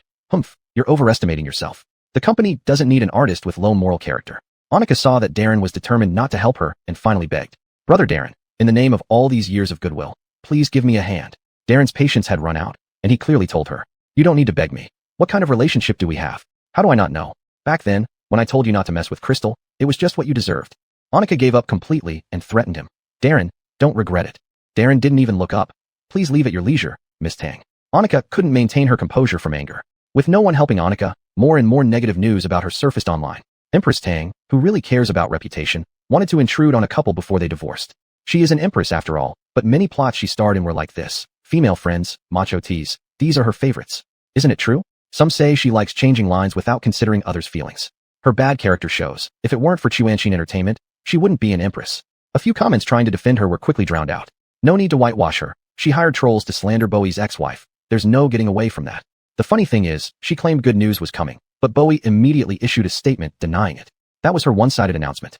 If so, I could also claim that Bowie and I are having good news soon. She has no shame, clinging to him. Fortunately, Bowie ignored her. It was full-on cyberbullying. Annika dared not go out, being pointed at and gossiped about everywhere. Her job offers were cancelled, effectively blacklisting her. Clenching her teeth, she announced her contract termination with Chuanshin Entertainment. Since the company intended to abandon her, staying was pointless. After leaving, she quickly signed with a wealthy second-generation entertainment company. Although her online reputation was poor, the title of Empress still had some value, enough to impress people. Her new agency considered black fame as fame, offering her a pile of poor-quality dramas. This only worsened her already tarnished reputation. Annika blamed Crystal for her predicament. For revenge, she attached herself to the frivolous CEO of her new company. Admittedly, her ability to charm people was impressive, swiftly winning his affection. Annika, leaning on Jajuji's arm, thought about how to make Crystal lose something precious. As for Darren, anything could happen until the end. On this day, Crystal finished restoring artifacts at the museum. It was dark outside. Her life was simple, just back and forth between home and the museum, easy to track. Latoya was on a business trip and couldn't pick her up, so she lent her car to Crystal. Quentin had Yochanlet Yi Don Shijan, Don Shaji Yi John Gongsu to Xinyan, Yo Kai Sherlut. So she went home alone. In the underground parking lot, the light near her car wasn't working. When she was a distance away from her car, she saw a man in a black windbreaker and mask walking quickly toward her. Crystal sensed danger and immediately ran towards her car. But she couldn't run faster than the man in black. He quickly caught up and grabbed her arm. Crystal struggled and hit him with her purse. He was hurt. Embarrassed and angry, he slapped her. Despite her efforts, she couldn't match a man's strength. The man, looking at the nearby surveillance camera, dragged her into its blind spot. Crystal screamed, "Help! Help!" While being dragged, She aimed a kick at his groin but missed. Just as Crystal cried for help, someone walked over. The man covered her mouth and picked up a hammer from the ground. Seeing difficulties, he placed it down and pressed her to the ground with one hand and his leg. Controlling her, he stomped on her hand forcefully. Crystal felt her hand might break as she struggled desperately. Raising the hammer, he moved his foot from her hand and smashed it down. Crystal thought it was over. Just as the hammer was about to hit her hand, the man beside her was hit on the head and fell. Crystal got up quickly, turning to see Darren. Crystal didn't want him to see her in such a disheveled state, but now she was trembling all over from fright and couldn't move. Darren kicked away the assailant, looked at Crystal who was shaking all over, and carried her away without hesitation. He placed Crystal in his car and called someone to handle the attacker. Worried he might escape, he called for security to watch over the unconscious man. Returning to the car, Darren saw Crystal still in shock, shivering uncontrollably. He held Crystal in his arms. She stiffened and wanted to resist. Darren sighed. I just want to give you a hug. I'm afraid you're scared. Crystal stopped moving. Then Darren said, if you want to cry, go ahead. It'll make you feel better. Crystal didn't want to cry, but hearing this, tears flowed involuntarily. She couldn't imagine who would be so malicious as to try to ruin her hands. Restoring artifacts required delicate work. If her hands were damaged, how could she continue? Calmly regaining her composure, she withdrew from his embrace. Crystal, with a tearful voice, said, don't tell grandfather about what happened tonight. I don't want him to worry. Darren, feeling heartache, agreed anyway. Crystal thought about the assailant. What happened to that man? Did you kill him? Darren's lips twitched. No, I just knocked him out. Crystal felt relieved, fearing he might have killed the man and end up in jail, serving time for saving her. She could never repay that. Suddenly, she worried that the man might wake up and escape. What if he wakes up and runs away? Darren, though helpless, thought it was good to distract her. Don't worry. I've already called the police, and security is watching him. He won't escape. Crystal, somewhat uncomfortably, said, thank you today. Soon, the police arrived, and Crystal and Darren went to the station to file a report together. Chapter 110, a joke. It was almost 11 o'clock when they finished the statement. Darren looked at her hand and insisted on taking her to the hospital. Crystal knew his actions were for her own good, so she did not refuse. Crystal recalled that she had previously planned to visit her grandfather, but didn't make it. I made an appointment with Coyle a while ago to visit him, but I didn't go. I'll give him the gift I prepared tomorrow, and then I won't go. I don't want him to worry. Darren pursed his lips. Why don't you stay with your grandfather for a while? The person who attacked you must have been instigated by someone else. We haven't found the accomplice yet, so we can't be too careful. Darren knew she wouldn't agree, but still suggested it, not giving up hope. Crystal thought for a moment. There's no need. I'll stay in the dormitory of the museum these days. As long as I don't go out, no one can harm me. Darren felt frustrated. Things were barely progressing. He didn't say anything more and drove straight to the hospital. The doctor examining Crystal glanced at her and then at Darren. A married couple should talk things through calmly. Physical violence shouldn't happen. Your situation seems quite serious. Crystal remained expressionless. We're not married. My injuries were caused by someone else, and he saved me. Hearing serious, Darren thought the doctor was referring to her injuries. Is her injury serious? Does she need to be hospitalized? The doctor looked embarrassed. It's not very serious. I just assumed domestic violence because you two seemed like a married couple. Her physical injuries are manageable. Darren breathed a sigh of relief. The doctor continued, looking at her hand. I'll prescribe some medicine for you. Just apply it at home, but avoid intricate tasks. After thanking the doctor, they left. Back in the car, Crystal gazed out the window. Can you take me back, please? Darren didn't respond. He wasn't sure what to say either. When they arrived at Crystal's place, he drove into the underground parking lot. Crystal got out of the car, thanked him, and went upstairs. Darren sat in the car for a long time, thinking about the day's events. He called Brendan. Find out who hired the person to attack Elaine. Investigate the attacker's criminal record, and make sure he spends several more years inside. Take good care of him. Without much progress on other fronts, he returned home. Soon, they identified the person who hired the attacker. It was Baron. Crystal found this strange. Baron had fled abroad long ago. How could he still hire someone to attack her? If he wanted to do it earlier, he would have. According to the attacker, Baron blamed Crystal for his flight abroad after seeing her recent popularity online, which infuriated him enough to act. Compared to Baron, Crystal thought Joshua hated her even more. However, Uncle Hat had provided evidence, including bank transfer records. Despite feeling suspicious, she couldn't dispute it without evidence. Joshua, realizing the attack failed, cursed inwardly, feeling it was a waste of money. Seeing that Darren turned a blind eye to Crystal's condition, she decided Crystal shouldn't have it easy either. She went directly to the museum and found Crystal. Unaware of the tensions between them, the staff guided Joshua to Crystal's office. Walking in, Joshua saw Crystal's bandaged hand. Miss Moo, what happened here? How did it get like this? Did you offend someone outside? Crystal responded calmly. There's no need for you to worry, Miss Tang. You should focus on yourself instead. Joshua's face contorted briefly before regaining composure. Thinking for a moment, she said, I'm just concerned about you. Why hasn't Brother Darren come to see you since you were injured? Whenever I got hurt, he rushed over immediately. She laughed. You're divorced now, but there's still some past affection, right? Honestly, Brother Darren's behavior is a bit extreme, but I don't mind. As Darren approached Crystal's office, hearing Joshua's words from the slightly open door, his eyes darkened. He wanted to hear more of her nonsense. Since Crystal's hand was injured, she reviewed some documents temporarily. Regarding Joshua's remarks, she replied nonchalantly, These words are better directed at your brother Darren. Joshua acted oblivious and continued. Didn't Brother Darren say this to me last night? He's indifferent about your injury, but I'm genuinely worried about you, Miss Mo. Crystal couldn't help but laugh. Clearly, Joshua's information was outdated. However, she didn't expose Joshua and continued listening to her. But the look in her eyes when she glanced at Joshua was as if watching a clown. Joshua didn't notice and kept fabricating lies. Brother Darren is also worried that something might happen to you. If that happens, people might say he's so heartless towards his ex-wife, showing no humanity. That's why he asked me to come and see you. Look, Miss Tang, Brother Darren still cares about you, just not as much as he cares about me. But it makes sense. Your marriage to Brother Darren was a deception orchestrated by Darian, whereas I had Brother Darren's genuine willingness back when he was a student. We have a solid emotional foundation. You can't compare. Then, she reverted to her usual script, boasting about how good and special Darren was to her. Crystal listened unmoved. All her words were claiming ownership. If Darren hadn't been with her at the police station last night and then gone to the hospital, she might have believed it. Thinking back to what Joshua said earlier, it seemed she was making things up as she went along. Could it be that everything before was just her own imagination? Crystal almost laughed out loud. Despite her, Joshua could go write novels. After Joshua finished speaking, seeing Crystal's smiling face, she froze. Was she stunned into foolishness? Crystal clapped her hands. Clap, clap, clap. Miss Tang, your speech was magnificent. Truly worthy of a great actress. Your acting is more impressive than any movie I've seen, but it's a bit wasted on me. Why don't you spend this time on your beloved brother Jianzhou? There's no need to waste it on me. Darren listened outside the door, feeling like his heart was being cut by knives. Even if she was trying to provoke Joshua, her words were incredibly painful to hear. Joshua wanted to continue, but Darren didn't give her the chance. He pushed open the door, surprising Joshua. Brother Darren, why are you here? Darren looked grim, questioning her. Why don't I know that I was with you last night? Chapter 111 Clarification. Annika was at a loss for words and began to stammer an explanation. Darren, I was just joking with Miss Mo. Just a joke. Crystal responded expressionlessly. Yes, Miss Tang, your joke is really funny, huh? Darren's voice turned icy as he slapped Annika's words back in her face. With your supposedly reliable information, you knew about Tracy's injury from yesterday today. Didn't you check your facts before lying? Tracy was with me all along while she was injured. What you said, that you were last together with me, do you think you're dreaming? Annika was speechless and remained silent. Since everyone was here, it was time to resolve everything. Darren sat down without holding back. Previously, you called me saying you were in a car accident. I went out, but it was to the company. In the end, Assistant Brendan and your agent handled it, and I only arrived at the very end. So what you said about me deliberately rushing over doesn't hold up. I was married at the time, so it wasn't appropriate for me to be involved too much. Hence, everything was handled by Brendan. Spreading rumors about me and you outside hasn't caused trouble for me or the company. It even made the company's stock rise, so I didn't bother clarifying. The so-called kindness you claim I showed you is merely a fabricated lie of your own imagination. Darren stood up and approached her step by step, each step radiating pressure. I've never felt towards you what you imagine. I tolerated you just because I didn't want to push things too far, but you've become more and more overbearing, thinking you could fool everyone with such false words. Annika's face turned pale, and her lips trembled. No, it's impossible. You clearly what? Darren interrupted her. What you perceived as kindness was nothing more than my politeness and manners, which you twisted into love. Ridiculous indeed. Don't remain immersed in your ridiculous fantasy, and don't try to use these lies to influence others' opinions of me.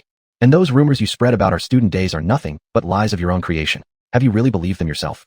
Crystal felt like she was being publicly stripped under Annika's gaze. She wanted to refute, but was silenced by Darren's piercing eyes. Seeing this, Crystal remarked sarcastically. So it seems the authenticity of those photos Miss Tang sent me is questionable. Darren asked sharply, what photos? Outside public places, I haven't taken any photos with her. Crystal shrugged. That's something you should ask Miss Tang. I deleted the photos she sent earlier, but they're definitely still on her phone. Darren looked at Annika. Annika was stubborn and refused to admit it. What photos? You can't even produce them. Crystal suddenly remembered her phone had backups enabled. The photos were deleted, but not from the cloud storage. She took out her phone, found the photos Annika sent, downloaded them, and sent copies to both. Since Miss Tang forgot, let me help you recall. Let's see if you remember now. Annika froze in place. Darren examined the photos. You have quite good Photoshop skills, Annika. Truly, you've put a lot of effort into this. Crystal chuckled. It seems I'm very important in Miss Tang's mind if she insists on sending me photos for so long. Darren looked at Crystal. These photos are cropped from group shots. Even the close-ups used face-swapping technology. Full-body shots aren't visible. Crystal's expression was inscrutable. I wonder why Miss Tang insisted on sending me these photos. Darren thought about how Annika had been messaging him and spreading rumors during their marriage. The fact that their marriage lasted this long must be due to divine intervention. With a cold face, Darren warned Annika, please leave Tracy alone. Otherwise, I'm unsure if you'll be able to survive in this city. Don't believe me? Try it and see. Speechless under their combined pressure, Annika fled with an ashen face. Once Annika left, Crystal casually said, Dovey, please call me Miss Moo. I appreciate you saving me last night, but we shouldn't get too close. Seeing her expression, Darren felt a bit sad. Now that the misunderstanding has been cleared up, can we stop being so adversarial? Crystal found it amusing. What else is there between us besides hostility? Tell me. Thinking of past wounds, she said in a sharp tone. Do you think clearing things up is enough? Can past harm just be erased? Seeing her agitation, Darren wanted to comfort her. Seeing him approach, Crystal shouted loudly, "Don't come any closer. Do you think you're someone who can do whatever you want? I am a person, not your doll." Thinking about their past interactions, she felt indignant. She felt like a doll, coming home when he remembered her and being left aside when he forgot, always revolving around him. Though she thought she had moved on, recalling the past made her feel sad. The feelings before were real, and the wounds weren't something that could be healed with just a few words. Crystal calmed herself down. "You and I, it's best we never meet again. Let's consider the past over. You saved me last night. We're even now. From now on, we are strangers." Darren set aside his former pride and dignity, his expression humbled. He pleaded, "You say the past is over. Can you give me another chance? Please."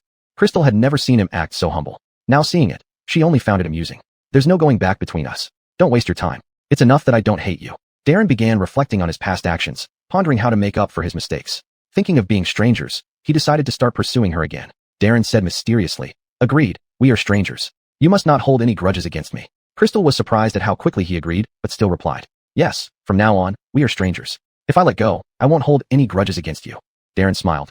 "Good. Remember, you said it. I will keep it in mind." Crystal sighed in relief, finally able to distance herself from these two crazy people. But she didn't expect it to be too soon. Darren followed her like glue. When she went to work, he came along. The next day at work, seeing him, Crystal's face fell. "Didn't we agree we are strangers? What are you doing?" Chapter 112, Shameless Pursuit. Darren said shamelessly, "We are strangers, but after meeting yesterday and getting acquainted today, I'm pursuing you anew." Darren handed over the flowers he held, but Crystal didn't take them. Without giving her a chance to refuse, he shoved them into her hands. Crystal couldn't help but curse, "You shameless bastard." People at the museum were watching Darren and started gossiping. Is Yingdi Lu preparing to reconcile with Crystal? It must be so. Otherwise, why would he make such a public display by sending flowers? Someone snapped a picture of Darren holding flowers at the museum and posted it online. Speculation about their reconciliation went viral on social media. Darren did not have anyone remove the post and left it hanging. Jetty had finished his out-of-province project and, upon seeing Darren and Crystal together, teased them. "What's going on here? So lively." Crystal felt somewhat embarrassed that her master saw this scene. She returned the flowers to Darren, shoving them back into his arms, then walked toward Jetty. "Master, I have some questions to ask you." Jetty looked at Crystal's expression and chuckled. "All right, let's see if your skills have declined during my absence." Entering Jetty's office, Crystal sighed. Jetty asked with amusement, "What's wrong? How has this period been for you?" Crystal poured tea for her master, and when Jetty noticed the wound on her hand, his expression changed. "How did this happen? Look at it." Crystal waved her hand and replied, "It's nothing serious, master. Just a minor injury, no bone damage. Nothing major." Jetty sighed deeply, knowing how crucial hands were in their profession. "Well, that's good. There's a charity auction coming up the day after tomorrow. Will you accompany me?" Crystal always found charity auctions dubious, suspecting that the proceeds might not reach those who truly needed help. The compensation from her lawsuit was donated directly to a girls' high school, where the principal was highly respectable, assuring the donation reached its intended destination. Nonetheless, attending could still be worthwhile for potential fines. She agreed. "Master, I restored a Song Dynasty blue and white porcelain vase. Can you take a look?" "Bring it over," he said as he put on his glasses. Crystal fetched the porcelain vase from her own office and carefully placed it in a box. Approaching her master, she opened the box and set the vase on the display stand.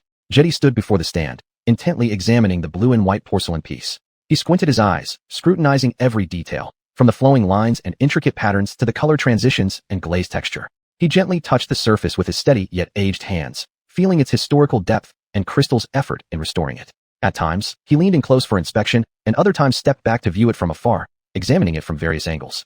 Crystal held her breath, feeling both confident in her work, yet inexplicably nervous, barely daring to breathe.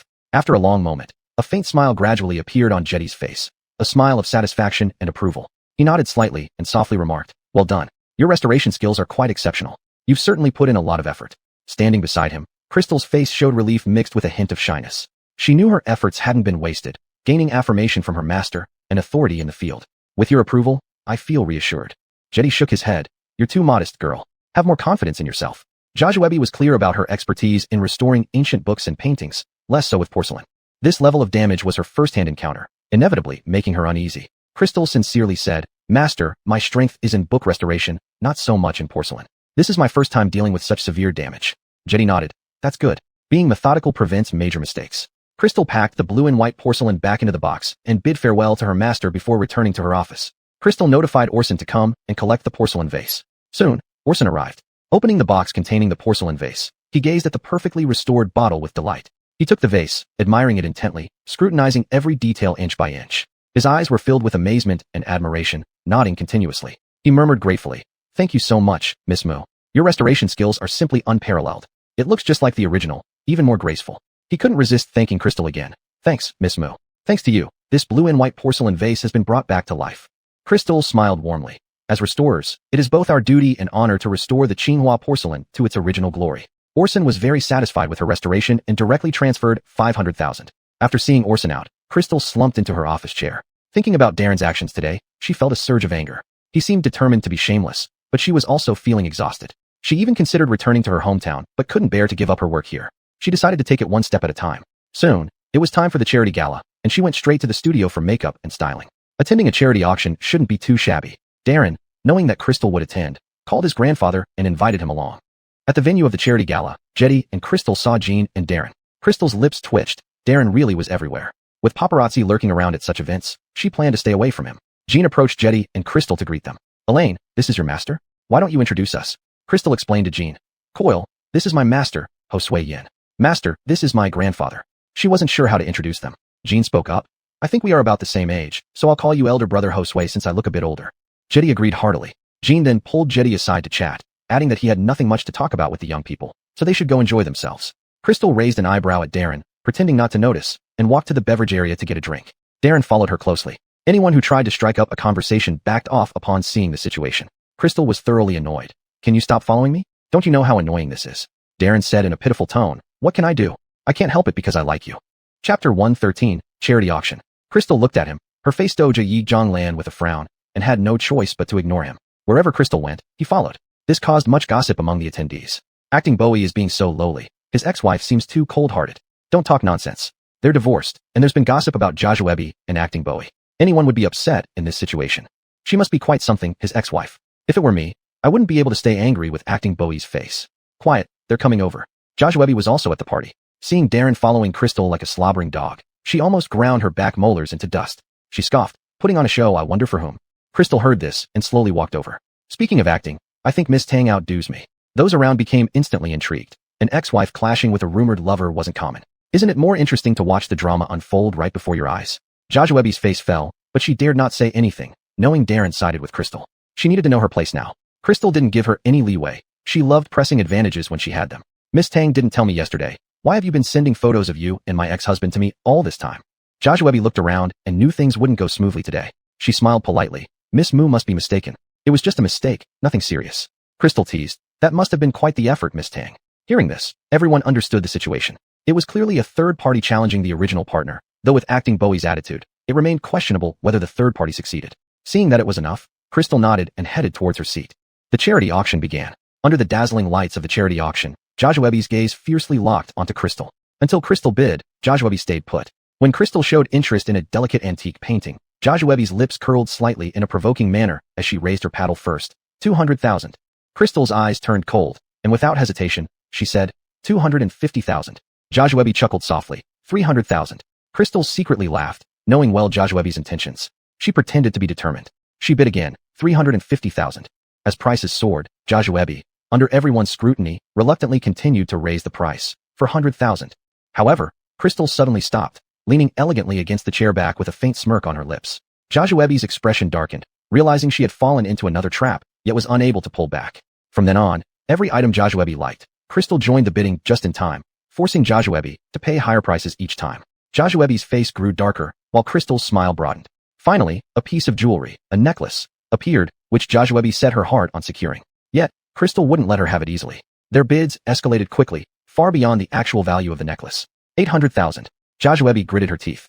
This time, Crystal did not follow the bid. Smiling at Joshua realized too late she had been tricked again. She could only watch helplessly as she bought the necklace at an absurdly high price. Crystal looked at her, eyebrow raised, full of provocation. Darren had his eye on a pair of jade pendants, simple in design, intending to buy them for Crystal. His bids were bold, glancing at Crystal while bidding. Anyone could see it was for her. The charity auction continued amidst this tense atmosphere. Immediately after the charity auction ended, as Joshua was preparing to leave the venue, she was surrounded by reporters. Miss Tang, regarding rumors of you intruding between Darren and Crystal, what do you have to say? A reporter asked sharply. Joshua's expression darkened momentarily before she forced herself to stay calm. It's completely baseless. Darren and I are merely ordinary friends. There's no such intrusion. But many signs suggest otherwise. And during the auction, the competition between you and Miss Moo seemed to have a hidden meaning. Another reporter pressed. Joshua bit her lip, her eyes flickering with a hint of panic but maintained her facade. That was just normal competition during the auction, proving nothing. I don't want to respond to these unfounded speculations and rumors. Trying to push through the crowd to leave, Joshua was not about to be let off easily by the reporters who continued their relentless questioning, putting her in an awkward and uncomfortable position. From a distance, Crystal watched this scene unfold with a knowing smile curving her lips. This is nothing. You will taste every bit of the bitterness I have endured. Darren was cornered by reporters as well. Bowie, everyone is very concerned. Will you reconcile with Miss Moo? A reporter asked eagerly. A fleeting tenderness flashed across Darren's face as he smiled gently in response. I am working on it. As soon as those words were out, there was an immediate uproar as journalists scrambled to document this significant news. Meanwhile, Crystal was also surrounded by another group of reporters. When asked the same question, she remained composed but with a resolute look in her eyes. No, he's like Platigo asiatica, born to crave attention, always ignoring me, yet loving to bother me. She answered succinctly and sharply, her voice cold, leaving everyone present momentarily stunned. The reporters looked at each other, clearly surprised by her unexpected response, plunging the scene into a brief silence. Darren leaned over, saying softly, even if it means craving for your slightest heart softening, it's worth it. Crystal scoffed coldly, dream on. Seeing the situation, the reporters bombarded them with more questions, but Crystal refused to say another word, only slightly frowning, seemingly annoyed by such scenes. After hearing Crystal's reply, a hint of disappointment flashed across Darren's eyes, but he quickly regained his determination. It seemed he had anticipated this answer, but was not about to give up easily on his efforts. When Rudy and Jean came out and saw the two being surrounded by reporters, they left the club from another side. Rudy and Jean, having hit it off instantly, made plans to go for tea together. They messaged both of them, instructing Darren to send Crystal back home. Crystal glanced at the message on her phone, intending to ignore it and take a taxi back herself. Darren hurriedly stopped her. Chapter 114. Disappearance in the Ancient Tomb. Coyle told me to send you back. If anything happens to you, how can I explain it to Grandpa? Crystal looked at what she was wearing, a dress and high heels for the banquet. If something really happened, she wouldn't be able to run fast. Let's go then. Crystal was taken to the community parking lot and only left after seeing her enter her home safely. The next day at work, Crystal brought the ancient painting she bought yesterday to her master. When she entered Rudy's office, he was studying some cultural relic materials in his study. The phone rang, and he picked it up. After listening to the situation on the other end, his eyes lit up. He excitedly put down the phone and immediately called Ira. Ira and Crystal looked at Master Josue with confusion. Master, what is it?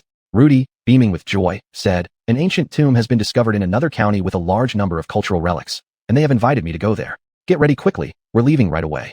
Hearing this, Crystal and Ira were also very excited and nodded enthusiastically to start packing their things. Soon after, they packed up and directly took a flight to the county where the ancient tomb was discovered. After joining forces with the local archaeological team, they put down their luggage, organized their tools, and headed for the entrance of the ancient tomb in an impressive procession. Looking at the mysterious entrance of the ancient tomb before her, Crystal asked a nearby Aiden curiously, how exactly was this ancient tomb discovered?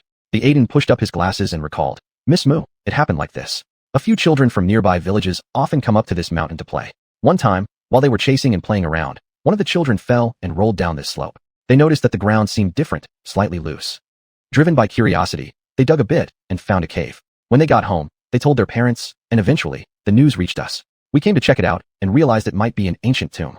Crystal nodded thoughtfully and said softly, I see. It's all a matter of serendipity. Everyone's gaze turned towards the dark entrance of the ancient tomb, filled with anticipation and a hint of tension about the unknown. The leader of the group was a senior archaeologist with military personnel responsible for everyone's safety. Follow me closely, don't touch anything randomly, and follow my commands. Everyone nodded in agreement.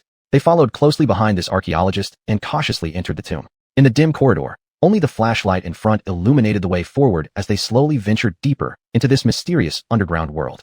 Upon entering the ancient tomb, a musty smell rushed over them. The narrow and dark corridors had torches flickering feebly on the walls. The leader held a flashlight, carefully leading the way, while everyone tightly followed behind him. They slowly moved along the corridor, with ancient patterns and writings carved into both sides of the stone walls. After walking for some time, they arrived at a larger chamber containing many exquisite burial artifacts. Crystal couldn't help but gasp in amazement. Rudy carefully observed these artifacts and explained their history and value to Crystal. She listened intently, her eyes sparkling with curiosity. They continued deeper into the tomb. As they passed through a narrow corridor, Crystal accidentally stepped on a loose floor tile. Suddenly, the ground started shaking violently. Before she could react, she fell into a suddenly appearing pit. Master Josue, Crystal shouted in panic. After falling into the pit, the opening quickly closed again. Rudy heard her shout and hurriedly turned around but found Crystal gone. He panicked and called out her name loudly, searching everywhere. Crystal kept falling in the darkness, overwhelmed by fear. Finally, she landed on a soft surface in total darkness. She forced herself to calm down, found the dropped flashlight, and began exploring her surroundings, trying to find a way out. Holding the flashlight tightly, the weak beam seemed so insignificant in the pitch-black environment. She walked cautiously, taking small steps, afraid of triggering any more mechanisms. Walking further, Crystal came to a fork in the tunnel. After hesitating for a moment, she chose the left passage. The air inside the tunnel was full of decay, making her feel nauseous. She endured the discomfort and continued exploring. It felt like she was trapped in a huge labyrinth with complex passages, damp and cold walls. She marked her path with fluorescent powder. Yet, she found herself going in circles without finding an exit. Time ticked by, and Crystal's strength began to wane, her anxiety growing with each passing moment. She didn't know how long she could hold on, or if Rudy and the others would find her. She opened her bag. Inside was just one bottle of water and a pack of compressed biscuits. These were meant to stave off hunger if she got hungry in the tomb, but they wouldn't last long. With whatever strength she had left, she quickly got up and continued searching for an exit. This time, she chose a path that hadn't been marked with fluorescent powder. Soon after turning another corner, Crystal saw a tightly closed stone door ahead. A glimmer of hope surged within her as she hurriedly approached the stone door, inspecting it carefully with her flashlight. The stone door was carved with strange symbols and patterns that she couldn't decipher. Crystal pushed at the stone door, but it didn't budge. She searched around for any mechanism to open it, but found nothing after a long while. Defeated, she sat down on the ground, feeling utterly hopeless. Back where Crystal had fallen into the pit, Rudy was in anguish and quickly organized everyone to search for her. Everyone, look carefully. See if you can find any clues to locate Brianna. Rudy shouted anxiously. The group dispersed, cautiously searching along the corridors. They shone their flashlights meticulously over every inch of the ground and walls, not missing a single detail. Nothing here. Nothing over here either. Reports came back one after another, deepening the frown on Rudy's face. Keep looking carefully, we will find her. Rudy encouraged them. They combed through the corridors repeatedly, not leaving any corner unsearched where Crystal might be hidden. Meanwhile, Crystal struggled in the darkness, still hoping to reunite with Rudy and the others soon. Rudy's face was filled with frustration and anxiety. After an exhaustive but fruitless search, he finally made up his mind with great reluctance. Chapter 115 Participation in Rescue. There's nothing else we can do. Let's go back to the surface and find more people to help. Although the others were also deeply worried, they knew this was currently the best course of action. Thus, they reluctantly walked back along the path they had come, filled with anxiety and reluctance. As Ethan walked, he frequently looked back, praying that Crystal would be safe.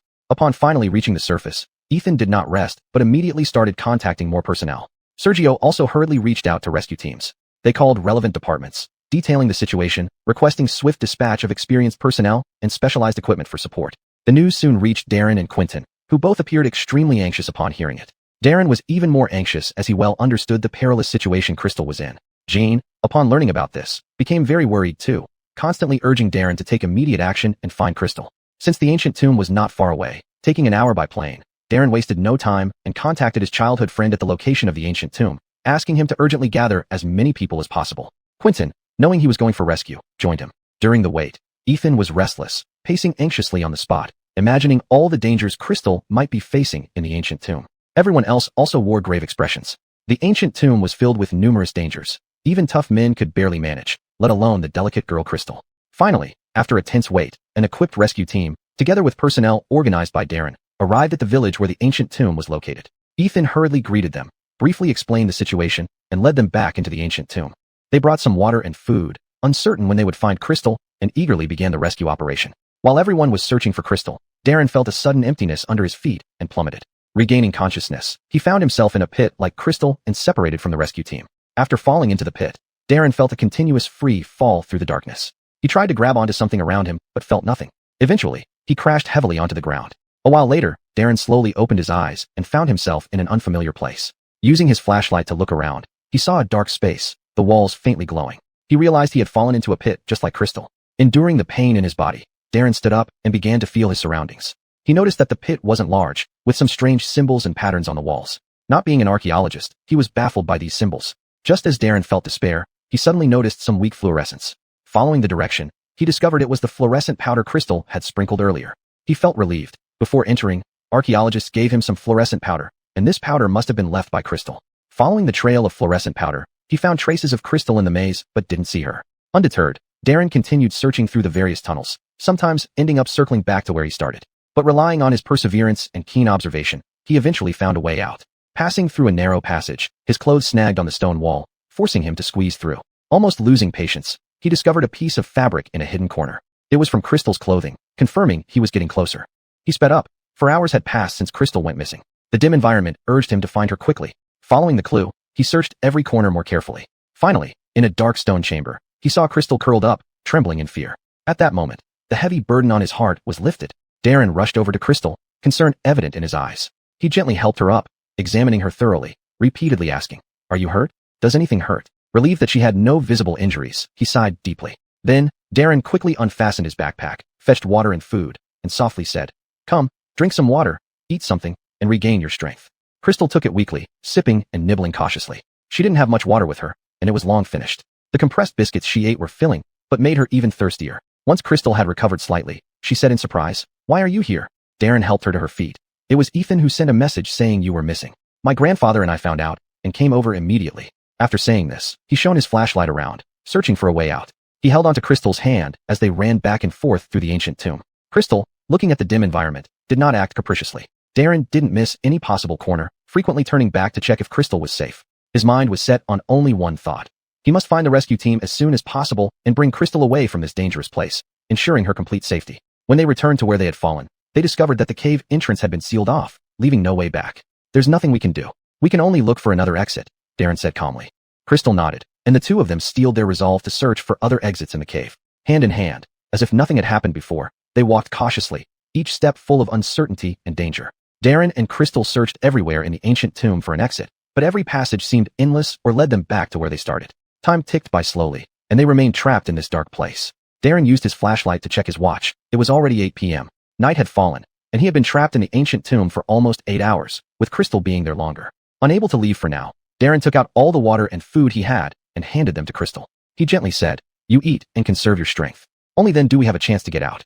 Chapter 116, Confession Amidst Injury. Crystal glanced at him, a flicker of emotion passing through her eyes, but she quickly lowered her head to look at the food in her hands without showing it. "Eat. I'm not hungry now. You should eat first. If you don't conserve your strength, we won't get out of here."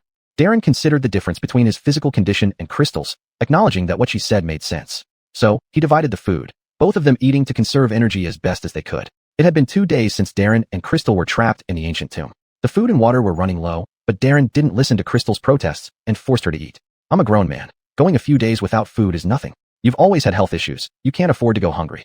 Crystal didn't say anything, but after eating, she silently remembered this gesture in her heart. Darren felt deep regret for his past mistakes, which led Tracy to have a profound prejudice against him and remain cold toward him. He was determined to make amends with his actions and win back Crystal's acceptance. Whenever they looked for a way out, he always stayed close to protect her, instantly noticing every subtle sign of danger and immediately shielding Crystal from harm. At first, Crystal still treated Darren with icy indifference, but as time passed, seeing Darren risking everything to protect her, her originally hardened heart began to soften. She couldn't stop pondering, has he truly changed? However, while passing through a narrow corridor, huge rocks suddenly fell from inside the passage, creating an emergency situation. Seeing this, Darren unhesitatingly rushed towards Crystal, focusing only on her safety. He extended his arm, using all his strength to push Crystal away, shouting, "Shally!" Crystal stumbled backward a few steps, looking at Darren with fear.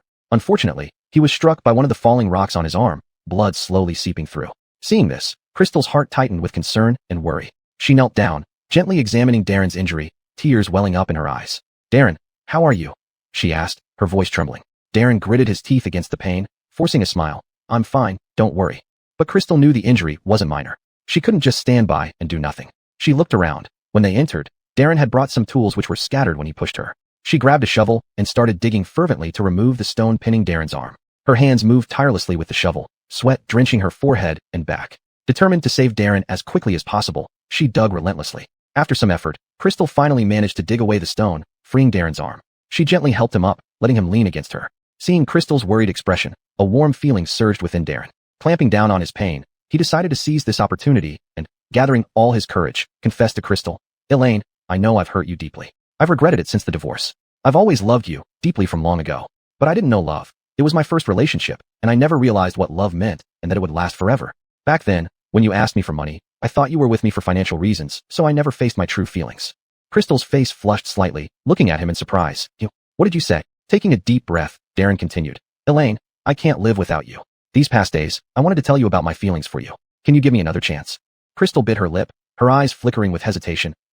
I don't know." Darren anxiously grabbed her hand. "Elaine, please believe me. I'll prove it with my actions." Crystal averted her gaze, about to speak, when she heard shouts coming from afar in the tomb. It was Quentin and the rescue team calling out, their footsteps getting clearer. Crystal suddenly felt lost. Those words that almost escaped her lips stuck in her throat. A hint of disappointment flashed across Darren's eyes, soon replaced by joy at the prospect of being rescued. They knew they could finally leave this terrifying place. Darren and Crystal exchanged glances, a mix of complex emotions swirling within them. They shouted loudly, waiting to be rescued, knowing that once they left the tomb, their relationship might undergo new changes. After being found by the rescue team, Quentin, for some unknown reason, to keep Darren far away from Crystal, volunteered to take care of Darren. Quentin pushed Darren, who was sitting in a wheelchair, slowly walking down the corridor. Quentin casually mentioned, "Darren, you don't know about the time Tracy and I went to play by the lake. We had such a great time back then." Indeed, they did go, along with LaToya, but there was no need to tell him that. Darren knew he was deliberately provoking him, but still couldn't help his slight change in expression. However, he tried to act indifferent and replied, "Oh, really?" Quentin continued, a hint of satisfaction in his eyes. "Yeah, Tracy was laughing so brightly back then. She went fishing and boating with me by the lake. It was so beautiful. After she married you, I never saw her that happy again." Darren involuntarily gripped the wheelchair's armrests, anger surging inside him, yet he struggled to hold it in. Quentin added, "And when Tracy was sick, I was the one who took care of her. I stayed by her side through those difficult times. She relied on me a lot. Back then, you were busy spreading rumors with Joshua." Darren gritted his teeth and coldly retorted, "So what? It has nothing to do with you." Quentin seemed oblivious to Darren's displeasure, continuing his narrative. "Oh, there are so many other things Tracy and I experienced together, truly nostalgic stuff." Darren could no longer hold back, angrily shouting, "Quentin, enough. What do you really want to say?" Quentin feigned innocence. "I mean nothing by it, just reminiscing about the past, letting you know how happy Tracy used to be." Chapter 117, Learning of the Divorce. Darren snorted coldly. "Don't think I don't know what you're thinking. You just want to provoke me, right?" Quentin smiled and said, "Haha, how could that be? I was just chatting casually." But the cunning light in his eyes betrayed him. The rescue team quickly found a vehicle to take Darren and Quentin to the hospital. Darren asked Crystal to go to the hospital for a checkup as well. Crystal didn't want to go, feeling she wasn't injured. "No need, just take Darren there. I'm not hurt." At this moment, Rudy came over and said to Crystal, "Elaine, you should still go. After all, you stayed in that ancient tomb for so long. No one knows if there might be any viruses inside. It's better to get checked to ensure everything is all right." Crystal hesitated after hearing Rudy's words. After all, Darren had been injured while saving her, so it wouldn't be reasonable for her not to go. Eventually, she nodded and said, "Okay, Master, I'll get checked too." Thus, she also got into the car and headed to the hospital with them. On the way to the hospital, Crystal's heart was restless. She didn't know how serious Darren's injuries were or what the results of the examination would be. Upon arriving at the hospital, Crystal still felt she didn't need a checkup since she wasn't hurt. Darren frowned and said, "Elaine, you should still have a full-body checkup. Everyone will feel reassured that way." Quentin echoed beside her. "Yes, Elaine, getting checked won't hurt." Crystal said helplessly, "Oh, I'm really fine. There's no need to go through all this trouble." Darren insisted, "No, you must get checked." Darren needed someone to take care of his injuries, but he didn't need anyone to accompany him. So, Quentin accompanied Crystal for her examination. Crystal couldn't refuse them and reluctantly went for the examination. During the ultrasound, the doctor told her, "Miss Moo, you're pregnant. You're already 4 months along. Take care of yourself and avoid strenuous activities." Crystal's eyes widened in disbelief. "How is this possible? How could I be pregnant?" Still in disbelief, Crystal said, "Doctor, did you make a mistake? Why haven't I felt anything different? And my belly isn't showing much yet." The doctor explained, "Pregnancy symptoms vary from person to person. Some women don't show obvious symptoms. It's normal for the belly not to show at 4 months." Crystal stood dumbfounded, muttering to herself, "I thought I had gained weight because life has been good lately. What should I do?" Quentin heard Crystal's voice outside the room and was also stunned. There was no doubt about whose child this was. After learning about her pregnancy, Crystal was dazed and sat on the hospital chair blankly. Quentin stayed by her side, filled with pity and worry as he watched her. After a long time, Quentin softly said to Crystal, "Elaine, you need to tell your parents. They have the right to know." Crystal looked blankly ahead, hesitating for a long time. Finally, Crystal picked up her phone with trembling hands and called her mother. Her mother's familiar voice came through the phone. "Elaine, what's wrong?" Crystal's voice trembled. "Mom, I'm at the hospital. I found out I'm pregnant." Her mother exclaimed in shock. "What? You're pregnant? That's wonderful news. This child." Crystal briefly explained the situation. Her mother remained silent for a moment before saying, "I'll come over immediately." Quentin, seeing Crystal still in shock, hesitated but then asked, "Elaine, what do you think about Darren now?" Crystal was stunned, looking at Quentin blankly. My mind is chaotic right now. I don't know." Quentin's heart sank, seemingly understanding something. He chuckled bitterly. "Actually, Elaine, I pursued you before to compete with Darren. I wanted to let him know that you're desirable to others, not solely dependent on him. So, don't feel burdened by this." Crystal looked at Quentin gratefully. "I know, but I feel like I've affected your reputation." Quentin sighed. "It's okay. I just don't want you to be troubled by my past behavior. Reputation isn't that important. My fans keep saying I should date anyway." Crystal remained silent for a long time before slowly saying, "Quentin, thank you regardless." The pursuit matter lingered unsaid between them. Since they had discussed it so thoroughly, they didn't need to dwell on it further. Quentin forced a smile. "It's fine. This is what I should do. We are friends, aren't we?" He didn't want the events that transpired to cost them their friendship. To prevent Crystal from having to deal with Darren further, Quentin sent her to the hotel. "Rest assured, I'll take care of Darren's matters. Once his treatment is done, I'll send you a message. You go back and rest well. You've been through a lot these past few days." He waved goodbye to Crystal, saying, "See you later." This was truly a farewell now. Quentin silently returned to the hospital. By the time Crystal's mother rushed to the hotel, it was already the afternoon of the next day. Cora, Crystal's mother, arrived in a hurry and was heartbroken seeing her daughter's haggard appearance. She sat next to Crystal and softly said, "Elaine, Mom's here." Crystal had only briefly mentioned the situation over the phone before. Now, she recounted more detailed events to her mother, even telling her about her divorce from Darren.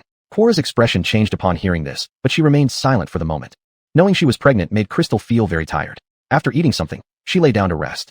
After a while, her mother quietly closed the bedroom door and walked into the living room, dialing Zora's number.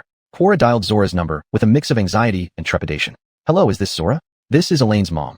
Cora tried to keep her voice calm. Zora was surprised. "Maven? Is there something wrong? Why did you call me suddenly?" Cora took a deep breath and slowly said, "I just wanted to ask how Elaine has been in Jing City. She told me she divorced Darren." Zora fell silent for a moment on the other end of the line. Since Elaine's mother already knew about the divorce, there was no point in hiding anything. She then said slowly, "Sigh, Maven, actually, things haven't been easy for Crystal. Maven, you know how much Elaine loves Darren. Before they got divorced, Darren and Joshua had a huge scandal." Chapter 118 Engagement. Beatrix has always known, and it's really painful. These past few years have been extremely exhausting for her, both physically and mentally. Cora felt a sharp pain in her heart as she listened to Aisha use words. She seemed to see the haggard and helpless face of Beatrix. Cora sat there quietly, her hand holding the mobile phone trembling slightly. Her heart was filled with regret and self-reproach. The words that Aisha had said echoed continuously in her mind. Each word felt like a knife stabbing into her heart. Cora regretted not insisting on keeping Beatrix by her side at the beginning. If she had been more assertive then, perhaps Lola wouldn't have suffered so much. "I understand. Thank you, Yen," Cora said, her voice trembling slightly. After hanging up the phone, Cora sat there in a daze, tears involuntarily streaming down her face, which she wiped away. She thought for a moment, then picked up the phone and called Beatrix's father, Brendan. "Hello, Dad." Cora's voice was somewhat heavy. "What's wrong?" Brendan asked anxiously from the other end of the line. "Let me tell you this. Braden has divorced Lola. During his marriage with Lola, he was always embroiled in a scandal with a female celebrity," Cora said angrily. "What? How could he do such a thing?" Brendan was also shocked and angry. "Now Lola is pregnant, and she is not doing well at all. You can't imagine how exhausted she looks now," Cora said sorrowfully, her voice choked up. "This Braden is really going too far. What about Lola now?" Brendan asked anxiously. "She just rested. It pains me to watch her," Cora sighed. "Ah, what a disaster. When Lola wakes up, comfort her well, and tell her we are still here for her," Brendan said. "I know. I will take good care of her," Beatrix's mother replied. Thinking of his daughter's distress, Brendan said indignantly, "Bring Lola back home, pregnancy or not. We are still here for her. Yes, if Braden doesn't treat Lola well, we are still here for her." After hanging up the phone, Cora sat on the sofa, unable to calm down for a long time. When Beatrix woke up after resting, Cora looked at her and said gently, "Lola, let's go home, Mom. You've been through so much lately. Go back and rest for a while." Beatrix thought that she indeed wasn't in the mood for work recently, so she could ask for a few days off from the museum. So she nodded and replied, "Okay, Mom." She then took out her phone and called her master to ask for leave. Just as they were resting and not exploring the tomb, her master Josue's kind voice soon came from the other end of the phone. "Hello, Lola. What's the matter?" Beatrix said somewhat bashfully. "Master, I want to ask for some leave." Master Josue pondered for a moment on the phone, then said, "Lola, you've been trapped in the ancient tomb for several days. You should indeed take some rest. All right, your leave request is approved. Take a good rest. Don't worry about coming back to work too soon." A wave of warmth welled up in Beatrix's heart. She thanked him gratefully. "Thank you, Master. I'm sorry for the trouble." Just as she hung up the phone, Braden called, but Beatrix blocked his call as she didn't want to talk to him. Afraid he would use another number, she also set up a block for unknown numbers. After packing her things, Beatrix got on a plane home with Cora. After returning home, Beatrix quietly recuperated for some time. Seeing Beatrix's current condition, Brendan frowned as he sat on the sofa. He looked serious and said to Cora, "Mom, I think we should find someone for Lola to get engaged to." Cora was somewhat surprised and hesitated to ask, "So sudden?" "What?" Brendan sighed, his tone heavy. "Look at Lola. She's been through so much. Finding a suitable fiancé for her will give her someone to rely on, making her future more stable." Cora pondered for a moment but was still hesitant. "But isn't this a bit too hasty? After all, this is a lifelong commitment for Lola. She must like the person." Brendan waved his hand, his tone firm. "As parents, it's our duty to vet this person for her, finding someone with good qualities in every aspect. She'll understand our intentions in the future." Cora was still uneasy and worried. What if Lola doesn't agree? A flash of determination crossed Brendan's eyes. It's not up to her to refuse. We're doing this for her own good. And it's settled. Let's quickly select a suitable candidate. Cora sighed helplessly. Although she still felt conflicted inside, she could only reluctantly agree with Brendan's decision. She silently prayed, hoping that the fiancé would be good to Lola and that she could accept this arrangement. Beatrix was lying at home, unaware that her family had already prepared to find someone for her to get engaged to behind her back. After Darren was discharged from the hospital, he knew Beatrix had already returned. He called her, but she never answered. Thinking there was nothing urgent, he went back to Jing City. Quentin left right after Darren was discharged. During Darren's injury, he called Assistant Brendan. Once Assistant Brendan arrived, he also returned. Quentin did not tell Darren about Beatrix's pregnancy. Quentin didn't want to assist Darren. It was already good that he wasn't making things worse for her. Meanwhile, Beatrix soon found out she was going to be engaged. She was stunned upon hearing what her parents said. Without hesitation, Beatrix frowned deeply and said firmly, "Dad, I don't want to get married." Brendan's face turned dark as he replied, "This is for your own good." Tears welled up in Beatrix's eyes, showing her defiance. "I just got divorced. I don't want to get married again so soon." Brendan raised his voice, still obstinately saying, "I'm doing this for you, so you'll have someone to rely on in the future." Beatrix's eyes became even more determined as she raised her voice in protest. "I don't want to rely on anyone. I only want to rely on myself. Also, have you told them I'm pregnant?" Brendan insisted on his idea. "No, we can just terminate the pregnancy." Beatrix felt deeply hurt. "But Dad, have you considered my feelings? My baby is already 4 months old. It moves now. I won't do it." Beatrix took a deep breath, trying to stay calm. Looking seriously at her father, she said, "Dad, please don't worry. Listen to me first." Brendan frowned but nodded. Beatrix spoke softly. "Dad, I know you've always loved me, and you believe what you're doing is for my good. I understand. But think about it. I just went through a divorce. I really can't accept a new marriage so soon." Chapter 119 Father-in-Law and Mother-in-Law. Crystal's father wore a complicated expression upon hearing her words. He knew his daughter had always been someone with strong opinions, but he hadn't expected her to make such a decision. "Elaine, do you know what you're saying?" Egon asked. Crystal nodded and said, "Yes, Dad. I don't want to get married, but I want to keep this child." Egon frowned and said, "But doing this will be very tough for you. How can you take care of the child alone?" Crystal smiled and replied, "Dad, I know you're worried about me, but I've already thought it through. I won't give up my child because of other people's judgments. I'll work hard and take care of myself and my child." Crystal's mother listened in on their conversation, worry etched across her face. She knew her daughter had always been a strong and independent person, but she was also concerned that she would get hurt because of this child. "Your dad is right, Elaine. It'll be tough raising a child alone, and the child's future might be uncertain too," Cora said. Crystal held her mother's hand and said, "Mom, I know you're both doing this for me, but this is my child, and I have the right to decide its fate. I don't want to give him up just because of others' opinions." Cora looked at Crystal, a hint of worry flashing in her eyes. She was aware of the complicated relationship between Crystal and Darren, unsure whether or not to tell Darren about the child. "Elaine, are you going to tell Darren about the child?" Cora asked. Crystal gently stroked her belly, her eyes softening. She knew this child belonged to her and Darren, but she wasn't sure how to face him. "Let things unfold naturally," Crystal said.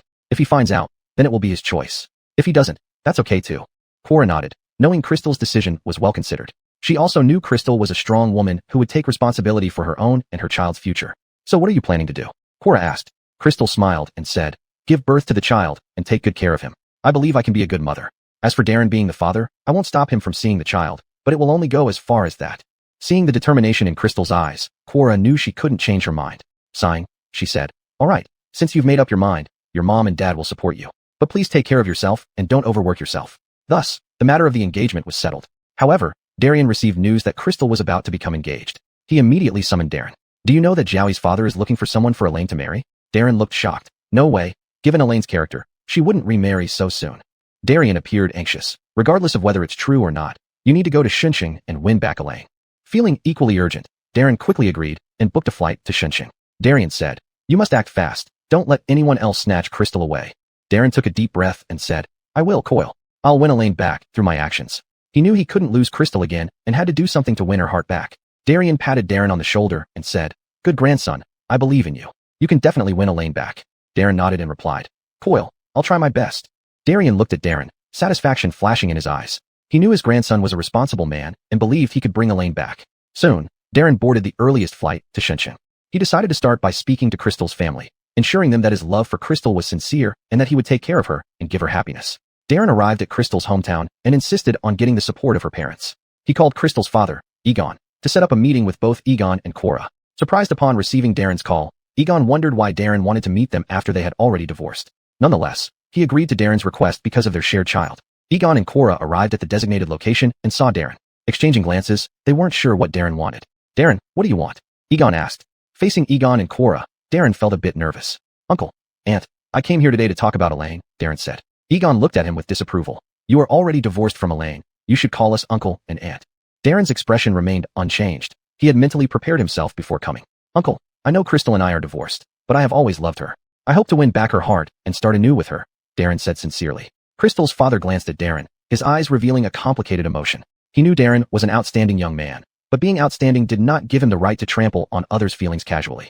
Looking at him without any change in expression, Crystal's father spoke. "Darren, what happened between you and Elaine is over.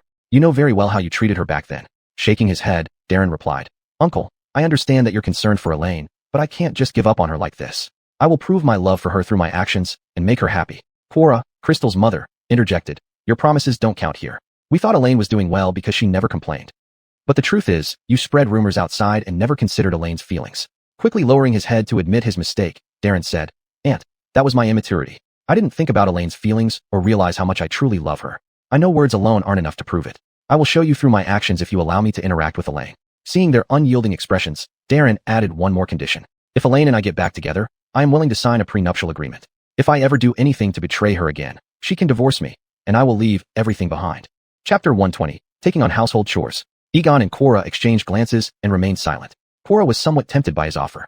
If their daughter were to reconcile with him, this would provide some security should any problems arise in the future. Their family circumstances were not bad, but they still lagged far behind the Liu family status. The antiques left by Crystal's grandfather were valuable, but those treasures held sentimental value and could not be easily sold. They wanted to find a new partner for Lola, but who could guarantee that anyone they chose would always treat her well? Darren's attitude now seemed acceptable. It was just giving him a chance without losing anything. They wouldn't interfere with Lola's thoughts either. It wasn't that Crystal's parents were greedy for wealth. They just couldn't ensure Darren would always treat Lola well. Money gave people confidence. Everything else was secondary. Cora did not reveal her true thoughts. It's no use talking to us. You need to talk to Elaine. Her father and I will not interfere with your matters, but don't expect us to help you. Darren's face was full of gratitude. Maven and Uncle, allowing me to communicate with Elaine is already the greatest help. After having dinner outside, the three prepared to return home. Egon had thought about bringing food back for his daughter, but was turned down by Cora. Food outside isn't clean. It's better if we buy groceries and cook for Elaine ourselves. Have you forgotten? Our Elaine doesn't eat takeout well. Hearing this, Egon understood she didn't want to tell Darren about Elaine's pregnancy yet. Cora believed it would be best for Elaine to tell him herself. Telling him now would make it seem like they were eager to marry her off. Darren returned home with his in-laws. Crystal was lying in the courtyard, basking in the sun. Seeing Darren enter with her parents, she frowned but said nothing. Darren's eyes lit up at the sight of Crystal and wanted to approach her. Crystal went back to her room, clearly unwilling to speak to him. Looking disappointed, Darren brought the gifts he had bought into the living room. Cora had cooked a meal for Crystal, and when Crystal came out to eat, Darren, although having already eaten, accompanied her and ate a bit more. After the meal, Cora and Egon left, leaving them alone to talk properly. During the meal, Crystal experienced morning sickness and vomited. Darren nervously patted her back, asking, Elaine, what's wrong? Are you okay? Do you need to go to the hospital?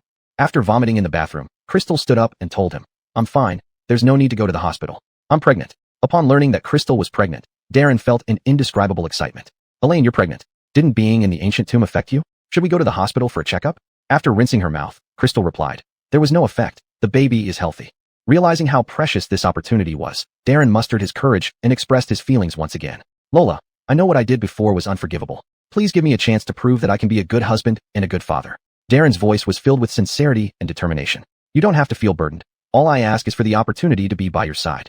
Crystal calmly replied, I told you about the baby only because you're the father. I won't remarry for the sake of the child. Even as a mother, I am still my own person first. I greatly appreciate you saving me in the tomb. I can forgive you, but I can't remarry you. I don't mind if you participate in the child's upbringing, but that's it between us. Though disappointed, Darren did not give up. He knew winning Crystal's heart would require more effort and patience. After eating, Crystal went to rest, and Darren informed Jean about her pregnancy. He told Jean, Coyle, please take care of the company affairs. I need to stay in Shin City to look after Elaine. Jean responded, all right, work hard. I'll handle the company. Smiling, Darren informed Jean, Coyle, Elaine is pregnant. Realizing this, Jean smiled widely. Take good care of Elaine. I'll visit her after some time. After Jean calmed down from his excitement, Darren hung up. After talking with Crystal, Darren stayed at the Mu family residence. It was an old house, well decorated, just located in the countryside. Crystal's parents lived in the city and did not reside with them. After Crystal's parents returned to the city, she started cooking for herself, though she handed over the dishes washing to Darren since she hated washing dishes the most. Standing in the Mu family's kitchen, sunlight streamed through the window onto Darren's focused and slightly nervous face. He took a deep breath, rolled up his sleeves, and began household chores he had never attempted before, washing dishes. The bowls were in the sink. Not knowing how much dish soap to use, he was worried about not cleaning them thoroughly, so he squeezed out a large amount. With too much dish soap, the bowls became extremely slippery. He carefully picked one up, but unexpectedly, it slipped from his grasp. The bowl in his hand suddenly slipped out, accompanied by a sharp sound as it shattered on the ground, shards flying everywhere. He froze, looking at the scattered pieces, feeling annoyed. Crystal heard the noise and came over from the living room. Seeing the scene in the kitchen, she frowned but did not blame Darren.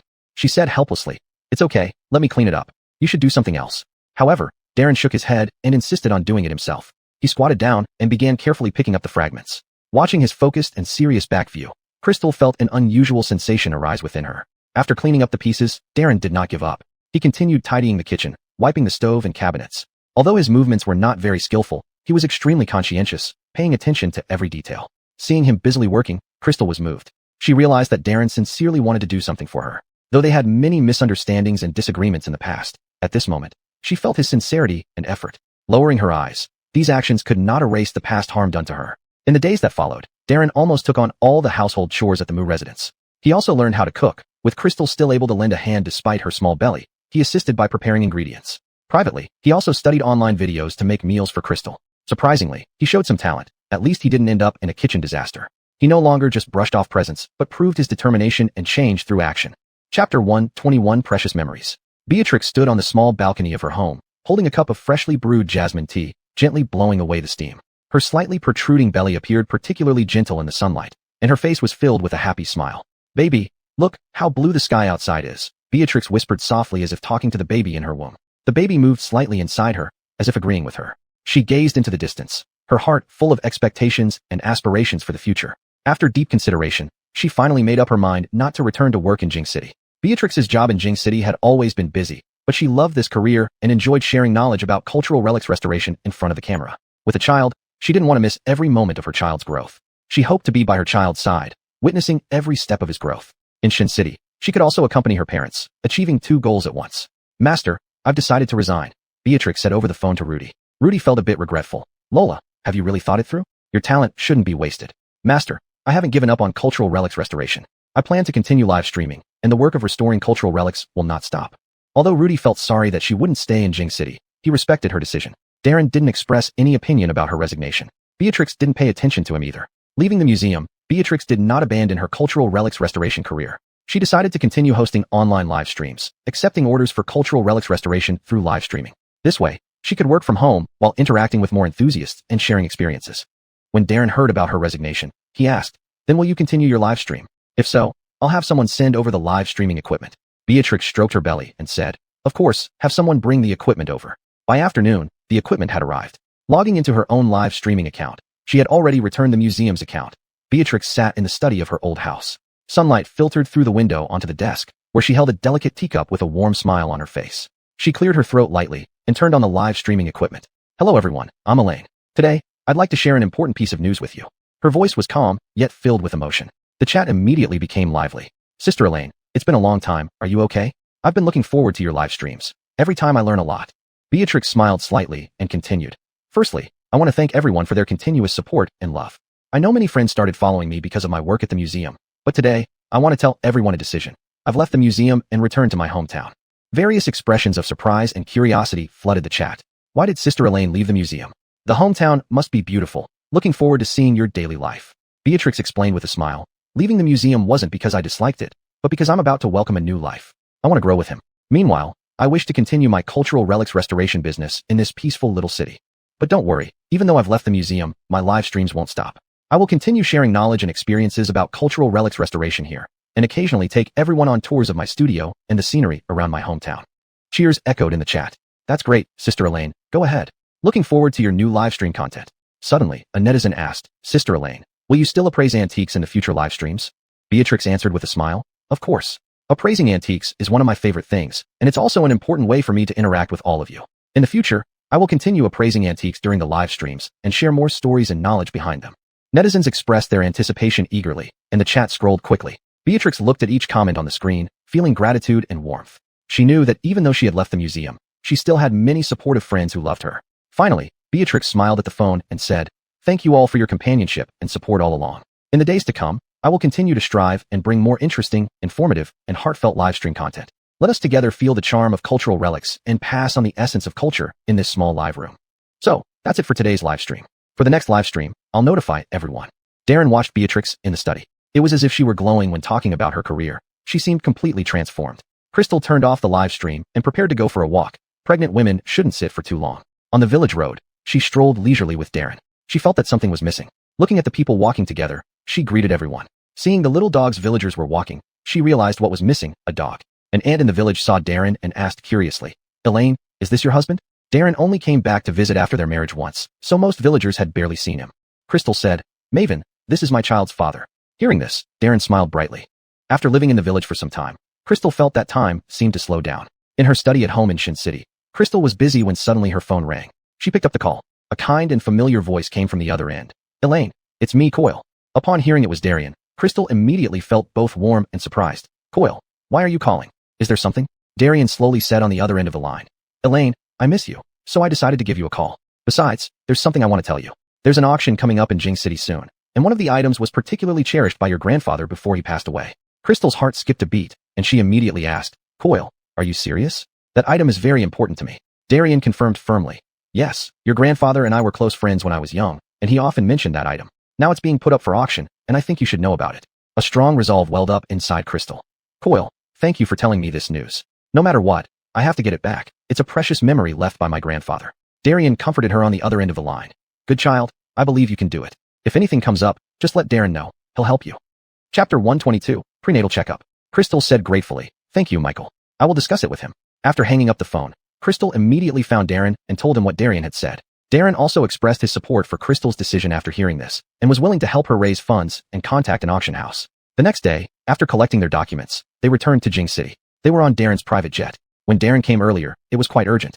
He didn't have time to apply for air traffic rights, so he didn't take his private plane. During the journey from Shun City back to Jing City, there was a faint atmosphere of warmth and anticipation between Crystal and Darren. Although the two had already divorced, the new life they were about to welcome made their relationship seem more subtle. When Crystal and Darren returned from Shun City to Jing City, it was already evening, and the streetlights were coming on. The hustle and bustle of Jing City greeted them. Getting into the car arranged by Darian, Crystal had a hint of fatigue on her face. Darren said affectionately, Let's go back and rest first. We've been sitting on the plane for hours, and it's important to rest now. Crystal didn't insist otherwise and nodded in agreement. She was not alone anymore. She carried a little life inside her. She needed to keep herself healthy to welcome the new life. On the way, Darren proposed to Crystal. Elaine, since we're back in Jing City, I want to take you for a prenatal checkup tomorrow. Crystal thought that since they were here, she should do a checkup because the medical conditions were better in Jing City than in Shin City. All right, remind me when it's time tomorrow. They went back to Darian's residence. Having not visited Darian for a long time, they definitely had to see him first. Upon getting off the car, they saw Darian standing at the door. Crystal went forward and supported his hand. Michael, why are you waiting outside? It's too sunny.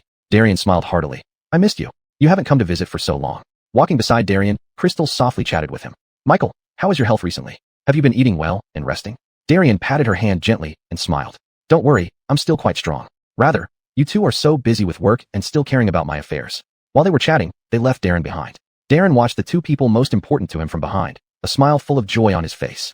They sat down, and Darian called the maid to bring out the prepared dinner. Soon, the maid served several dishes that were visually appealing and aromatic. Crystal noticed the dishes on the table right away: dates stewed chicken, steamed sea bass, fresh juice. These nutritious dishes were very suitable for pregnant women. Moved, Crystal looked up at Darian with gratitude and surprise. Michael, thank you. Darian smiled at her and nodded. Lola, you grew up under my watchful eyes. Now you need nourishment. These dishes were specially prepared for you, hoping both you and the baby can be healthy. Touched by this, Crystal felt a bit teary-eyed. She knew Darian had always loved her dearly, even if she had no children of her own. He treated her just as well now and cared more about her and the baby. This family warmth made her feel incredibly happy and safe. Seeing the atmosphere between them was no longer as tense as before, Darian thought things must be progressing. But they still weren't quite like a normal couple. However, he wouldn't intervene since children would find their own fortune. With a grandchild or granddaughter almost here, it was up to Darren to manage his affairs. After dinner, Crystal was tired. She bid farewell to Darian. Michael, we'll go to the hospital for a checkup tomorrow, so I'll rest now. Darian nodded heartily. Go rest quickly. Don't eat before the prenatal checkup and get there early. Crystal and Darren arrived at the hospital early the next morning for the prenatal checkup. Before, she only had a simple ultrasound done at the hospital but hadn't done other checks. Crystal was both nervous and expectant. She clutched her bag tightly, which contained items required for the prenatal examination. Lola, relax. Your body is very healthy. Nothing unexpected will happen. Darren held her hand, trying to comfort her. Being too nervous, Crystal wasn't aware that Darren was holding her hand. She gave a slight smile. Although she appeared calm on the surface, her inner anxiety persisted. I know, but it's my first time. I can't help but be nervous.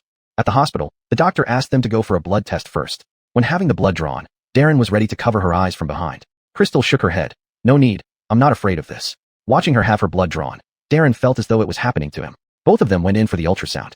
Crystal lay on the examination bed, feeling a bit nervous but mostly expectant. Darren sat beside her, also filled with anticipation. The doctor adjusted the equipment and gently said to Crystal, Relax, take deep breaths.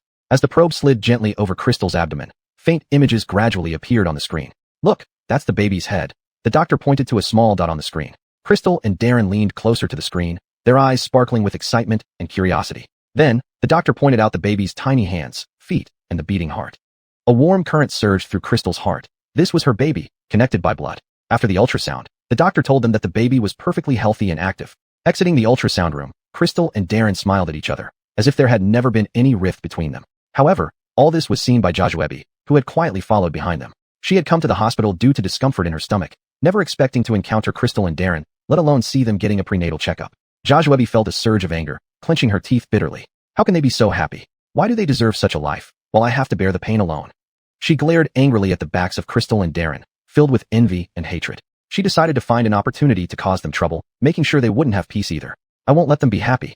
Joshua roared inwardly, following them stealthily, seeking a chance for revenge. But Crystal and Darren didn't notice Joshua's presence. They were immersed in the joy of the new life approaching. After completing the prenatal checkup, 2 hours had passed. Chapter 123 Threat. Darren looked at the time and took Crystal to a Cantonese restaurant.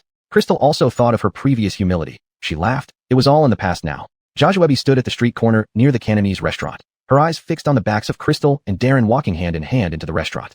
Her face was gloomy, and jealousy surged within her like waves. Seeing these two people's happiness seemed like a mockery of her misfortune. She couldn't let them have it easy. She knew that causing trouble for Crystal and Darren in broad daylight, and under everyone's watchful eyes would be hard to succeed and could bring trouble to herself. Thus, she decided to take another approach. Wait for an opportunity in the dark. Joshua quickly dialed a number, her voice filled with unyielding ruthlessness. Find some people to stake out near Crystal and Darren's home. Keep an eye on their movements and report anything unusual to me immediately. After hanging up the phone, a cold smile crept onto Joshua's lips. Imagining those people spying on Crystal and Darren's lives in the shadows, waiting for her orders, this sense of control temporarily made her forget her jealousy and anger, replacing it with an eerie satisfaction. Crystal went straight to Latoya's house instead of going back to Darian's place to catch up with her. Wearing a gentle expression of happiness despite the fatigue and contentment of the day, she wanted to share recent joys with Latoya. Crystal had initially asked Darren to go back, but he refused, saying he was worried about leaving her alone. Feeling helpless, Crystal wondered what could possibly happen to her alone. But she couldn't resist Darren's insistence. He always watched her tenderly, every tiny gesture showing his care for her. Crystal delivered the grilled meat takeaway to Latoya's home. Latoya saw Darren busy inside, winked and smirked at Crystal. When he went into the kitchen, she whispered, "You've done well. He doesn't seem like his old self at all. You've really trained him well." Choking slightly, Crystal replied, "I didn't train him, he just tagged along. I didn't even ask him to come." Hearing this from her close friend, Latoya felt puzzled. "I thought you guys reconciled, and were getting remarried. It seems like there's still some way to go." Taking a sip of orange juice, Crystal said, "I'm just going with the flow, not thinking too much. If he wants to take care of me, fine, no big deal if he doesn't. Anyway, I can raise the child myself. Even without a father, the child can keep my surname. That's good." Latoya gave a thumbs up, nodding approvingly. After finishing eating, they returned to Darian's place. The auction time arrived soon. Crystal and Darren stepped into the auction hall together. The venue was brilliantly lit, with a tense yet enthusiastic atmosphere. Dressed in loose skirts, she showed no signs of being 5 months pregnant and still looked radiant. Noticing Joshua among the participants, her gaze flickered, indicating tonight's auction might not go smoothly. Her eyes scanned over the auction items, but when they fell on the ancient book cherished by her grandfather, her look turned determined. "Darren, look at that ancient book," Crystal whispered to Darren, her voice filled with anticipation. Following Crystal's gaze, Darren immediately recognized the ancient book. Knowing how significant this ancient book was to Crystal, he nodded in understanding. As the auction began, when the host announced the bidding for the ancient book, Crystal did not immediately raise her hand. Glancing sideways, she caught sight of Joshua sitting nearby, who wore a provocative smile, as if ready to engage Crystal in a fierce bidding war. Crystal felt a heavy heart. She knew if she bid directly against Joshua, the price would skyrocket to an unbearable level. She didn't want to pay too much for the artifact nor let Joshua lead her by the nose. So, Crystal gently tugged at Darren's sleeve and whispered, "Darren, can you do me a favor?" Darren immediately understood and nodded in agreement. Crystal continued, "I don't want to participate directly in the bidding because the price will get too high. Can you arrange for someone to secretly bid on the artifact to avoid unnecessarily high prices?" Darren grasped Crystal's intention and smiled, nodding again, assuring her he would handle it. He knew Crystal was a smart and rational woman who didn't want to spend excessively out of spite. Throughout the bidding process, Crystal remained calm and composed. Watching Joshua raise her hand time and again, Crystal's heart remained undisturbed. She knew that Darren had arranged everything, and the ancient book would eventually return to her hands. Finally, when the host announced that the porcelain had been sold, Crystal and Darren exchanged a smile. They knew that the ancient book had returned to Crystal's possession at a reasonable price. Crystal looked at Darren with gratitude, knowing that without his help, she might not have secured the ancient book so smoothly. As the auction ended, the lights in the venue gradually dimmed, and people began to disperse. Crystal and Darren walked out of the auction hall side by side, with a victorious smile on Crystal's face. Darren wore a loving smile. However, their joy did not escape Joshua's eyes. Joshua stood nearby, her eyes fixed on Crystal and Darren. Seeing the two act so intimate, jealousy and anger surged within her. She stepped forward, blocking their path. her tone filled with defiance and resentment. Crystal, don't think you've won, joaojuebi sneered. You think you can rest easy just because you got that ancient book? Let me tell you, the real show is yet to come. Crystal frowned. Miss Tang, you needn't worry about that. Oh, is that so? A mocking curve appeared at the corner of joaojuebi's mouth. Then let's see who will be laughing last. Jiang, do you think you can threaten anyone? I, Darren, am never afraid of threats from anyone. Moreover, I must tell you that if you're not afraid of retribution from the Liu family, feel free to try your luck. With that, Darren pulled Crystal's hand and walked away without looking back, not even giving her a chance to retort. Left behind, joaojuebi's face darkened, her eyes filled with resentment and fury. Joaojuebi. Darren, since you're so ruthless, then I won't hold back either. Chapter 124, Car Accident. When Crystal and Darren were almost home, Crystal suddenly suggested buying some fruit. Darren smiled and nodded, signaling the driver to park the car by the roadside. However, just as they had barely gotten out of the car, a black sedan came speeding towards them, directly colliding with Darren's car. With a bang, the driver was knocked unconscious. Xiao Sui. Reacting quickly, Darren pulled Crystal over and ran towards the sidewalk. But the car did not stop. Instead, it accelerated in reverse, charging at them again. Run! Darren, holding onto Crystal's hand, dashed forward frantically. Yet, the car seemed to be targeting them, closing in continuously. Darren grew anxious, knowing they needed to find a safe place quickly. However, just as they were about to be hit, Darren used all his strength to push Crystal to the side of the road. He himself couldn't dodge in time and was violently struck to the ground. Darren! Crystal fell on the roadside, screaming in horror. She immediately got up, intending to rush to Darren, but the car started again, seeming to aim for Crystal once more. At this critical moment, a police car arrived, forcefully ramming the offending vehicle to the side. Crystal quickly asked someone nearby to call 911 and ran to Darren's side, nervously checking his injuries. Darren, how are you? Crystal's voice quivered with anxiety. Covered in blood, Darren struggled to open his eyes. Seeing Crystal safe, he breathed a sigh of relief. He managed a faint smile, comforting her. I'm fine, don't worry. After saying that, he passed out. Tears welled up in Crystal's eyes. Afraid to move him, she feared worsening his injuries. She could only take off her coat, press it against his bleeding areas, and tightly bind them. Crystal trembled, filled with regret. None of this would have happened if they hadn't come to the auction. By then, the police and ambulance had arrived at the scene. Crystal, Darren, and the driver were taken to the hospital for examination and treatment. The offending driver was also taken away by the police for investigation. Upon arriving at the hospital, Crystal fainted. Although Crystal was uninjured, the shock led to signs of miscarriage. The doctor advised her to stay in bed and rest. Darren, on the other hand, was severely injured with 2 broken ribs and a serious head wound. When Crystal woke up, she paid no attention to her own condition, only worrying about Darren. She immediately went to wait outside his operating room. Time seemed to crawl, each second a torment. Crystal anxiously watched the closed door of the operating room, silently praying for Darren's safety. Sitting outside the operating room, she felt both terrified and furious. She knew this attack was not random. It must have been intentional. She called Jean, who alone could uncover the truth. Though there was no evidence yet, she believed Tang Jiaxuanyu was responsible for today's events. Jean, upon receiving the call, immediately dispatched people to investigate the accident and rushed to the hospital. Finally, the operating room door slowly opened, and the doctor came out. Crystal hurried forward to inquire about Darren's condition. How is he, doctor? The doctor, looking grave, informed her. This gentleman's injuries are very serious. We've done our best to stabilize him. But he must wake up soon. The longer it takes, the greater the danger. He could become a vegetative patient. Hearing this, Crystal's heart sank. She couldn't imagine what would happen if Darren didn't wake up. He was badly hurt saving her. Jean, learning that his grandson Darren was in an ICU after the accident, rushed to the hospital, his face etched with anxiety and sorrow. Seeing Crystal sitting alone on the bench outside the ICU, gripping her hands tightly and staring at the entrance, he hurried over, worried. Elaine, you're also shaken. You should rest immediately. You're pregnant.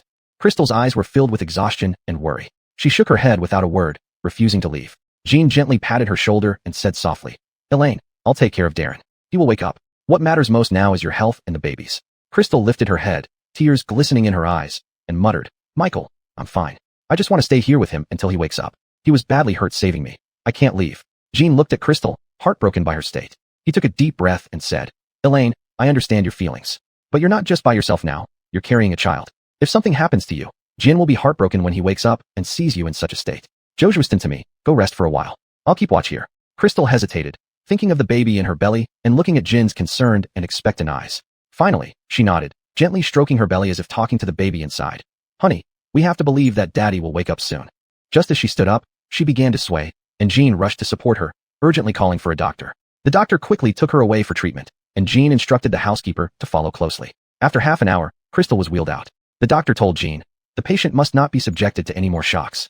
Another episode like this could cause her to lose the baby. To keep the baby safe, she must stay in bed and avoid overexertion. When Jean learned that Tang Jiaxuanyu was behind the car accident and had also orchestrated Crystal's previous injuries, his face turned stern. He immediately gathered his subordinates and ordered them to comprehensively blacklist Tang Jiaxuanyu and make her pay enormous breach penalties. Outside the ward, Jean spoke into the phone to his subordinate. This matter must be thoroughly investigated. I want Tang Jiaxuanyu to pay the price she deserves. She not only harmed my grandson, but also hurt Elaine. This cannot be tolerated. Act immediately and completely blacklist her so she can't survive in the entertainment industry. The subordinate replied, Yes, Dovey. We will act immediately and won't let her off. After hanging up, Jean contacted the online public relations team. He instructed them to expose Tang Jiaxuanyu's bribery and the incident involving Crystal and today's collision with Darren on social media and news websites, making the truth known to the public. The PR team quickly released the information across major social platforms and news sites. Soon, Tang Jiaxuanyu's name became a hot topic, and her actions were exposed to the public. Chapter 125, Police Visit. She instantly became the target of public criticism. Comments from netizens flooded in, most condemning and cursing her. Some so-called insiders also came forward with exposés, saying she had always been arrogant and domineering. Jiaxuebi is too wicked. To seek revenge, she actually had someone ram into people. Such a person should be punished by law. I used to think Jiaxuebi was quite pretty, but I didn't expect her to be so vicious. Truly, one cannot judge a book by its cover. Previously, she targeted a newcomer in a drama because the newcomer was beautiful but lacked background. Jiaxuebi maliciously slapped the newcomer multiple times using the plot as an excuse. The newcomer sought every opportunity for revenge, but found it hard to get one. Finally, seizing this rare opportunity, the newcomer exposed Jiaxuebi online, leading to a minor rise in fame due to the publicity. Jiaxuebi's fans were heartbroken and flooded her Weibo with curses, calling her an evil woman. Jiaxuebi is now completely abandoned. Those who once fawned on her are now keeping a distance. As public opinion escalated, Jiaxuebi's past was thoroughly dug up by netizens. Negative information about her emerged like spring bamboo shoots after rain, each piece enough to destroy her reputation. Good heavens, what else has Jiaxuebi done? She's a manipulative bitch indeed. Seeing the comments online and the brands that terminated their contracts with her, Jiaxuebi collapsed on the floor. Knowing she was in an irreparable situation, she still clung to a glimmer of hope. Anxiously, she called the company's financier, hoping he could use his resources and influence to quell the storm. On the other end of the phone, the financier's voice was cold and merciless. Jiaxuebi, there's nothing I can do about this. His voice was filled with helplessness and disappointment. Your actions have caused extreme public dissatisfaction. I can no longer provide any assistance. You'll have to find your own way. The financier's words stabbed Jiaxuebi deeply. Feeling her world collapse, all hopes turned to dust. Sitting in her room with tears still wet, a sudden rapid knock on the door interrupted her thoughts. Nervously, she opened the door to find several policemen standing outside, looking serious. Miss Jiaxuebi, we need you to assist in an investigation, said the lead policeman, showing his credentials. Jiaxuebi's heart sank. She realized the severity of the situation. She put on her best acting skills, staying calm without revealing any sign of panic. Comrade policeman, you might have the wrong person. According to our investigation, you're suspected of involvement in a murder case. The policeman's voice was sharp and firm. Please cooperate with us and come to the police station for further investigation. Jiaxuebi's face turned deathly pale. She couldn't accept the reality. She knew her past actions could bring trouble, but never expected them to be uncovered so easily. Trying to explain herself, she found no chance as the policeman took her away to the police station for further questioning. At the police station, Jiaxuebi was interrogated in detail. Remaining composed, she thought without evidence, they couldn't arrest her. It was just a summons, and there was still hope. The policeman saw through her Jiaoxing. Jiaoxing means Jiaoxing here, but it's a Chinese idiom indicating taking chances, which doesn't translate well directly. Attitude. You shouldn't be lucky. We wouldn't summon you without sufficient evidence. Jiaxuebi thought they were trying to trick her, showing no change in expression. Officer, I did have conflicts with them, but it didn't reach the point of hiring someone to kill. Without evidence, you can't accuse me. The policeman threw the evidence gathered by Dovey's subordinate at her. Take a look yourself. You still don't confess? I have solid evidence. Even if you deny it, I can still hand you over to the judiciary for trial. Jiaxuebi picked up the evidence and flipped through it. It contained all the evidence of her harming Crystal, even including her collaboration with Baron against Crystal. Her face turned ashen, knowing it was over. Giving up, she confessed all her misdeeds, including the plan to have someone hit Darren and Crystal, hoping to mitigate her punishment. I only wanted revenge, never intended to kill anyone, she told the police. The policeman saw her continued denial. We have the call records with the driver. There's no need for further argument. If you don't cherish this opportunity, we will directly hand you over to the judicial authorities. The policeman kindly told her, this is premeditated murder. Although it wasn't successful, the charge of attempted murder can't be avoided. She would have to bear the corresponding legal responsibility. According to Article 232 of the Criminal Law of the People's Republic of China, anyone who commits intentional homicide shall be sentenced to death, life imprisonment, or fixed-term imprisonment of not less than 10 years. If the circumstances are relatively minor, they shall be sentenced to fixed-term imprisonment of not less than 3 years, but not more than 10 years. Additionally, since she did not cooperate and was a public figure, she would receive a harsher punishment. Upon hearing this news, Jiaxuebi felt like her heart turned to ashes. She knew she had completely destroyed herself, losing all honor and status, and potentially facing imprisonment. Jiaxuebi received a severe sentence without any interference from the Liu family, as the law does not tolerate any illegal actions. Darian learned that Joshua had been taken into custody and waited anxiously for Darren to recover. Darren's injuries were severe, so Darian did not transfer them to another hospital but arranged for the best private ward. Crystal rested on the bed for her pregnancy, but her heart was unsettled. Lying in bed restlessly, she slowly got up, afraid of hurting the baby, and cautiously walked to Darren's ward, looking at him through the window. Seeing him full of tubes, Crystal's eyes filled with tears. They had come to this point, and she didn't know what to do anymore. In the face of life-threatening situations, everything else seemed insignificant. All she wanted now was for Darren to live healthily and safely. Darian watched beside her. Darren, he has always been slow in matters of the heart. My grandson, I understand him well. Initially, when he married you, though I deceived him, if he hadn't had feelings for you, even threatening him with my life wouldn't have made him agree. But his parents passed away early, and I was busy managing the company, allowing him to grow up untamed. He's always been naive about matters of the heart, and I thought it wasn't a big deal, so I never interfered. Chapter 126, Sentencing. He always wanted to break into the entertainment industry.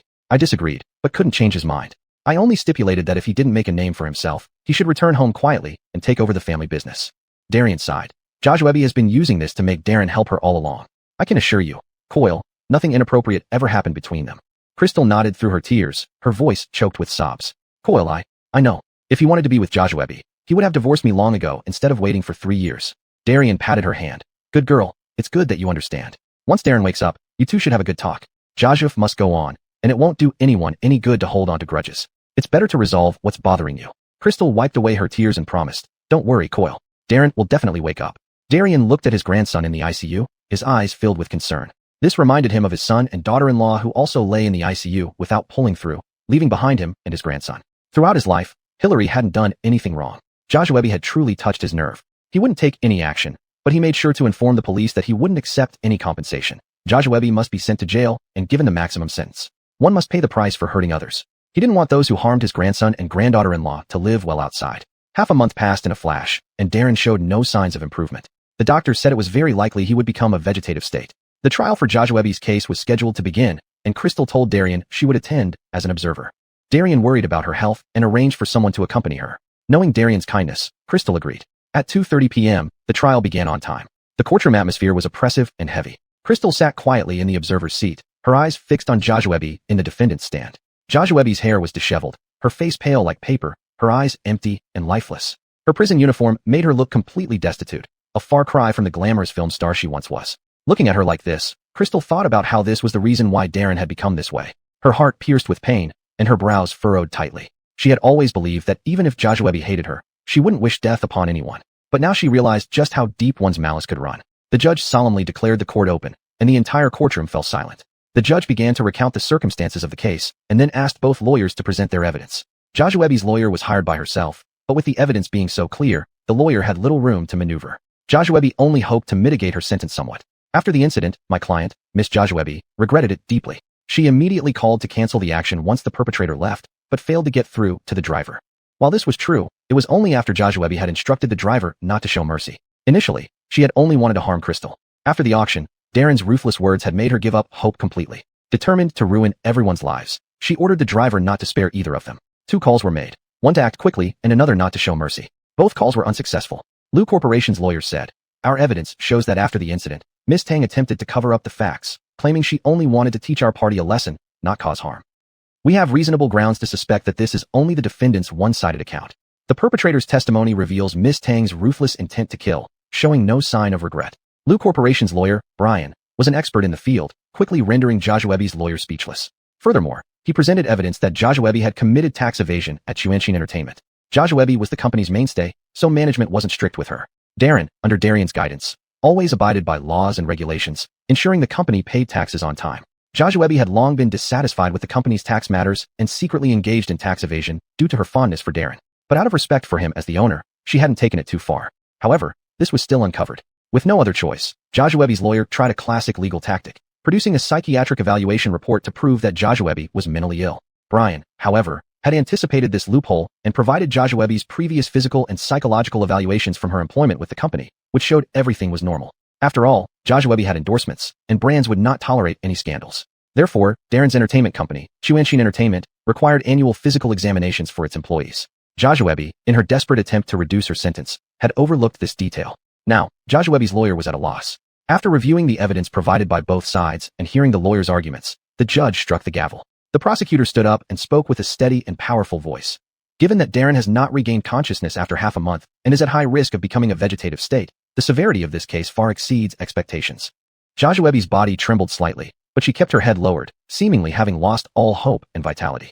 Crystal's face turned extremely pale. Her hand tightly gripped the armrest of her chair, filled with worry and pain. Darren, you must wake up soon. Throughout the trial, Crystal listened quietly, her expression heavy and sorrowful. She thought of Darren lying in the hospital, glad that Joshua would be punished for her crimes, yet deeply concerned about Darren's condition. In this case, Joshua committed premeditated murder. Although Darren did not lose his life, he faces the risk of becoming a vegetative state. Furthermore, as a public figure, Joshua has caused serious adverse social impact. Additionally, she evaded taxes amounting to over 100 million yuan. Considering all these factors together, I hereby sentence Joshua to 15 years in prison, effective immediately. The gavel struck again. Upon hearing the judge's verdict and the heavy punishment, Joshua's body shook violently, and she began to go berserk. Why? Darren isn't dead. Why such a heavy sentence? Tax evasion happens all the time in the industry. Why aren't they in jail? It's just a minor collision. No one died. You're definitely bribed by the Liu family. You corrupt officials. Oh. She started screaming loudly as she spoke. Chapter 127 Venting. The judges remained expressionless. They had seen many convicts act wildly before, but it was the first time they encountered someone openly accusing the judges of accepting bribes. Joshua's lawyer wore a deadpan look. He had never seen such a foolish woman. Even if the judge did take bribes, you can't accuse them so boldly in public. Moreover, with solid evidence against her, getting a lighter sentence was already as hard as climbing to the sky. Instead of thinking of ways out, she dared to defy the judges. She really thought she was an A-list actress that the whole world would give way to her. Still hoping for a reduced sentence, dreaming on.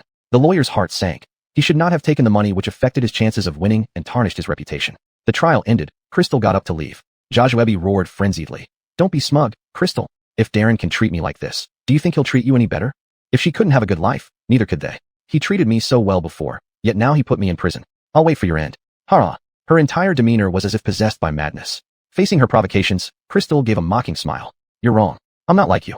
Without a man, I can still live well. Even if things don't work out between Darren and me, I wouldn't hire a killer, unlike you. Your current predicament is all self-inflicted. Don't blame others.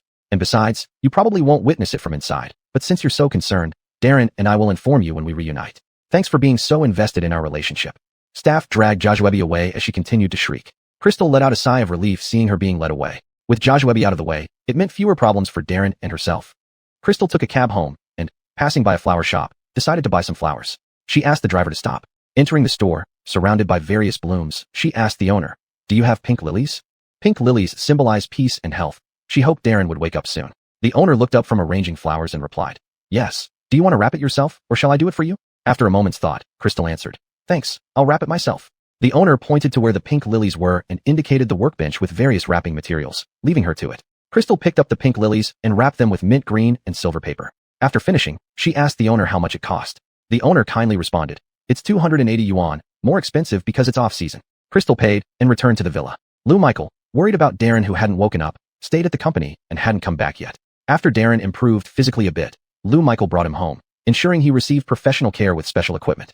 Crystal entered Darren's room, finding him still on oxygen and hooked up to tubes. Glancing at him briefly, she placed the pink lilies in the vase on the nightstand. She walked over to the sofa beside the bed and sat down in silence. Looking at his brows and eyes, she mused, "You've always been arrogant. Nothing seems to genuinely concern you."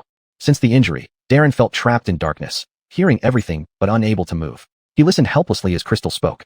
"When Grandpa told you to get married, even if you didn't like me, you agreed. He said you had a liking for me, but I never felt it, and what you did with Joshua broke my heart." Darren showed no response. Crystal kept talking, regardless of whether he could hear her. "On the day of Joshua's accident, you went out to find her while I hit my belly in the bathroom. I called you, but you never picked up." As she spoke, memories of that day resurfaced, emotions overwhelming her.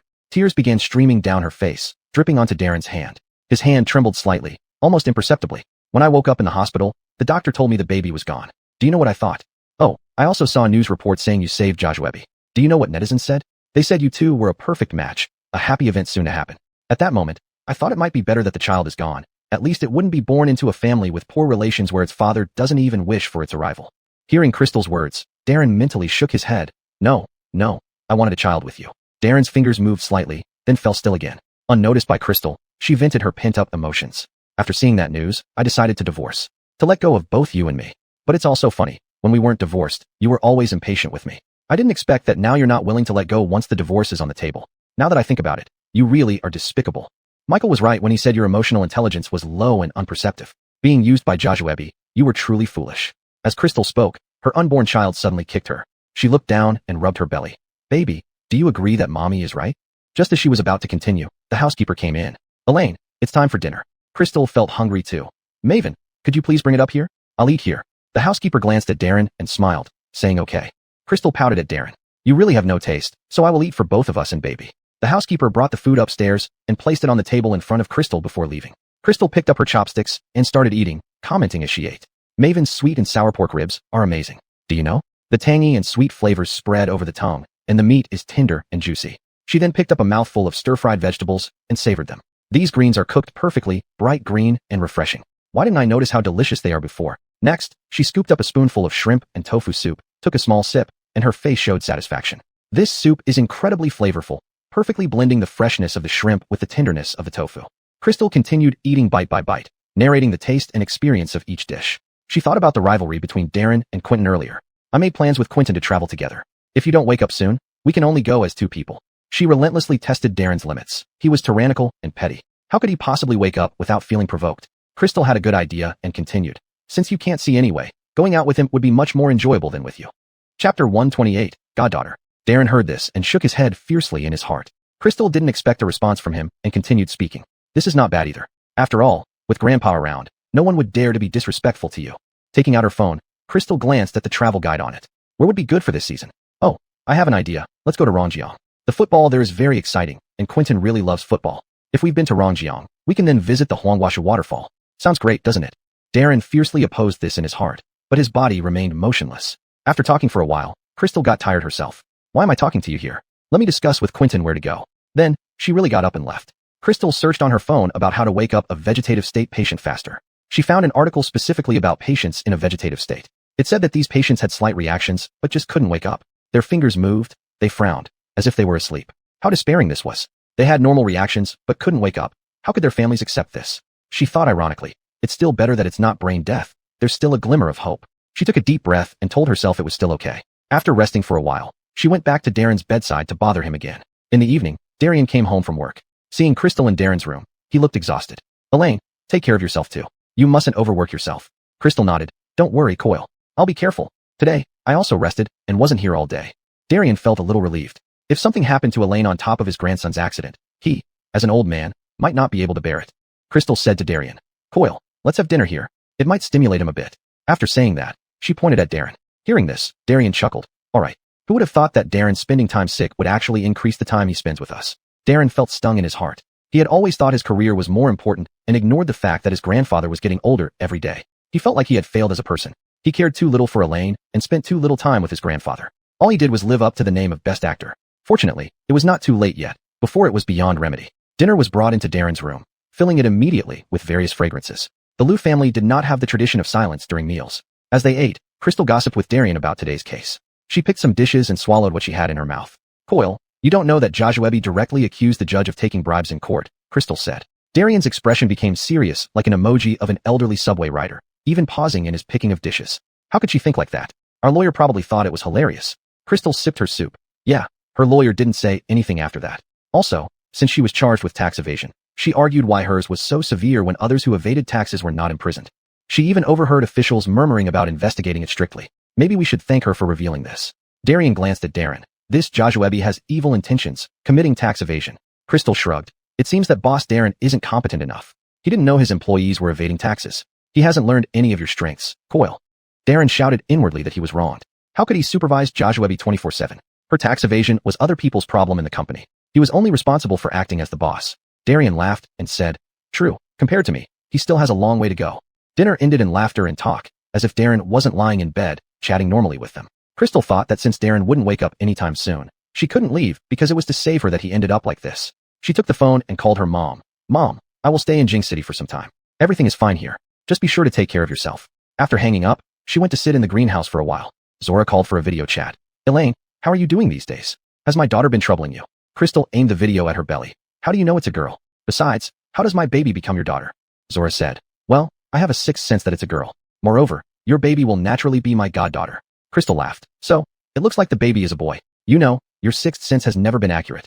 Zora gave her a look like she was being slandered. No, I can't say things randomly. If I say it's a girl, it's definitely a girl. My sixth sense is pretty spot on. Crystal patted her belly and said, if it turns out to be a boy, why wouldn't you like him? Zora loudly rebutted, I didn't say that. Don't slander me and affect my status as the godmother. Crystal felt a little better. Didn't you say it would be a girl? Isn't this not liking boys? Zora had a guilty look. No. Do you prefer a boy or a girl? Crystal leaned back into the chair, feeling more and more uncomfortable as her pregnancy advanced. As long as it's my child, I love both boys and girls. Unlike you, the godmother who favors girls over boys. Zora wore an expression of, I didn't say that. Thinking about her sister's career, Zora asked, so what do you plan to do next? Stay in Jing City all the time. You've already resigned from your job at the museum. Crystal replied, I originally planned to continue live streaming online and take on private restoration jobs. 2 days after Darren's accident, I announced a hiatus. Now I don't know what to do. Zora thought for a moment. Why don't you just keep live streaming? Since you can't leave anyway, continuing streaming won't affect anything. Otherwise, if you stop for too long, you'll lose all your fans. Crystal looked at the flowers in the greenhouse. Do I have any heart left for streaming? With Darren always unconscious, I can't focus on anything else. Zora was very anxious. Why? It wasn't you who hit him. Why are you guilty? If anyone should feel guilty, it's Joshua, the troublemaker.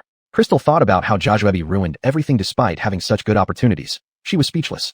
You're right, but I still feel bad. Zora comforted her. Cheer up. You have a baby now. You can't let it affect the baby. Crystal pulled herself together. You're right. The baby is more important, isn't it? Chapter 129. Both admitted to the hospital. Zora rolled her eyes. The child and you. Of course you are more important. What foolish words are you talking? Crystal nodded. So, it seems I am more important to you than the child. Zora suddenly remembered something. What if Darren doesn't wake up? What would you do? Crystal was stunned, as if she had never thought about this question before. I don't know. Let's just see what happens. Seeing that Crystal didn't want to talk further, Zora said, all right, hang up then. Let's go out for a meal in a few days. Crystal nodded and hung up. She began to daydream. Darren waking up seemed to be a definite thing for her. She thought, what if Darren really doesn't wake up? Tied here for life, Darren saved her. This fact made it hard for her to leave without speaking up. Then there's the child. If Darren doesn't wake up, this child is Lou Coyle's last hope and could not follow her. Now, it feels like walking into a dead end. Neither moving forward nor retreating is an option. Crystal felt that no one could help her now, and her sense of morality wouldn't allow her to leave either. If he still doesn't wake up, going abroad might be better. At least there's some hope. Crystal stood up and took a look around the flower room. Now she felt like these flowers, trapped in the greenhouse, unable to move. The next day, she repeated her daily routine, visiting Darren's room and talking to him. While talking, she started crying again, unable to control her emotions. With a choked voice, she cried, Darren, why don't you wake up? If you keep lying here, the baby will be born soon. Darren was also anxious but powerless, listening to her cry. Every day, Crystal went through this, talking to Darren and then crying. Days passed like this as Crystal's due date approached. Darren hadn't woken up, and Crystal's hope faded within a few months. The private doctor came to re-examine Darren. He said, you should prepare mentally. The longer the patient remains unconscious, the less likely they are to regain consciousness. Not willing to give up, Lou Coyle asked urgently, if we take him abroad for treatment, will the possibility of him waking up increase? The doctor shook his head. His injuries are severe. In China, the chance of regaining consciousness is low. Going abroad might only increase the probability by a few percentage points. Upon hearing this, Lou Coyle fainted immediately. The steward quickly sent him to the hospital. The private doctor could provide emergency care, but Lou Coyle had coronary heart disease, and there was no specialized medical equipment at home. Crystal wanted to go too, but the steward said, Elaine, stay at home. Someone has to be here with the young master. He can't be left alone. Thinking of Darren, Crystal nodded. Please call me when you're at the hospital. Keep me updated on any developments. Watching the steward get into the car, Crystal felt very anxious. If Darren doesn't wake up and something happens to Lou Coyle, things would be beyond hopeless. Feeling restless, Crystal entered Darren's room. Darren, do you know Grandpa has been admitted to the hospital? Wake up quickly. Darren's heart raced. Coyle had always been in poor health. If something happened, how could pregnant Elaine cope? He tried to move his hand, which Crystal clearly saw. She immediately moved closer. Darren, can you hear me? Darren's hand moved twice, but stopped again. Disappointed, Crystal sat on the sofa, frowning. Forget it, you can't hear me anyway. She stood up and headed to the bathroom. When she came out, stepping on water from the bathroom floor, she slipped and fell. Landing on the ground instantly, Crystal shouted desperately, help! Is anyone here? She had not brought her phone into the bathroom, so she couldn't call for help. With good sound insulation in the room, no one could hear her from outside. Crystal felt her water break, and the pain was unbearable. She couldn't stand up. She struggled to crawl towards the door. Using all her strength, she managed to open the bathroom door. Her strength was almost gone, yet no one heard her continued shouts for help. Thinking of the child she had lost before, she felt utterly despair. Water breaking meant she needed immediate medical attention. If not, the baby could suffocate when the water dried up. Pinching herself, Crystal screamed louder. Is anyone here? Come quick, save me, Darren. Hearing Crystal's desperate cries, Darren became extremely anxious. Crystal cried out for help. Save us. Save me and my baby. Darren knew she was pregnant and nearing labor. Her shouts indicated something serious had happened. Crystal's strength weakened gradually, her shouts becoming feeble. Lying on the ground, She felt that now she no longer had to worry about what to do if Darren never woke up. She was going to die, even before Darren. She started bleeding from below and gradually lost consciousness. She lay in a pool of blood. Darren, hearing Crystal's voice fading away, used all his strength to break through the darkness and opened his eyes. He tried to sit up, but after lying for months, his body was too weak. He could only struggle to turn over and reach for the phone by the bedside. In his effort to turn over, he fell off the bed. Stretching out his hand, he managed to grab the phone and called downstairs. The servant, seeing it was from upstairs, quickly answered. From the other end came the voice. Quickly come upstairs. Elaine has fallen down. Hurry and take her to the hospital.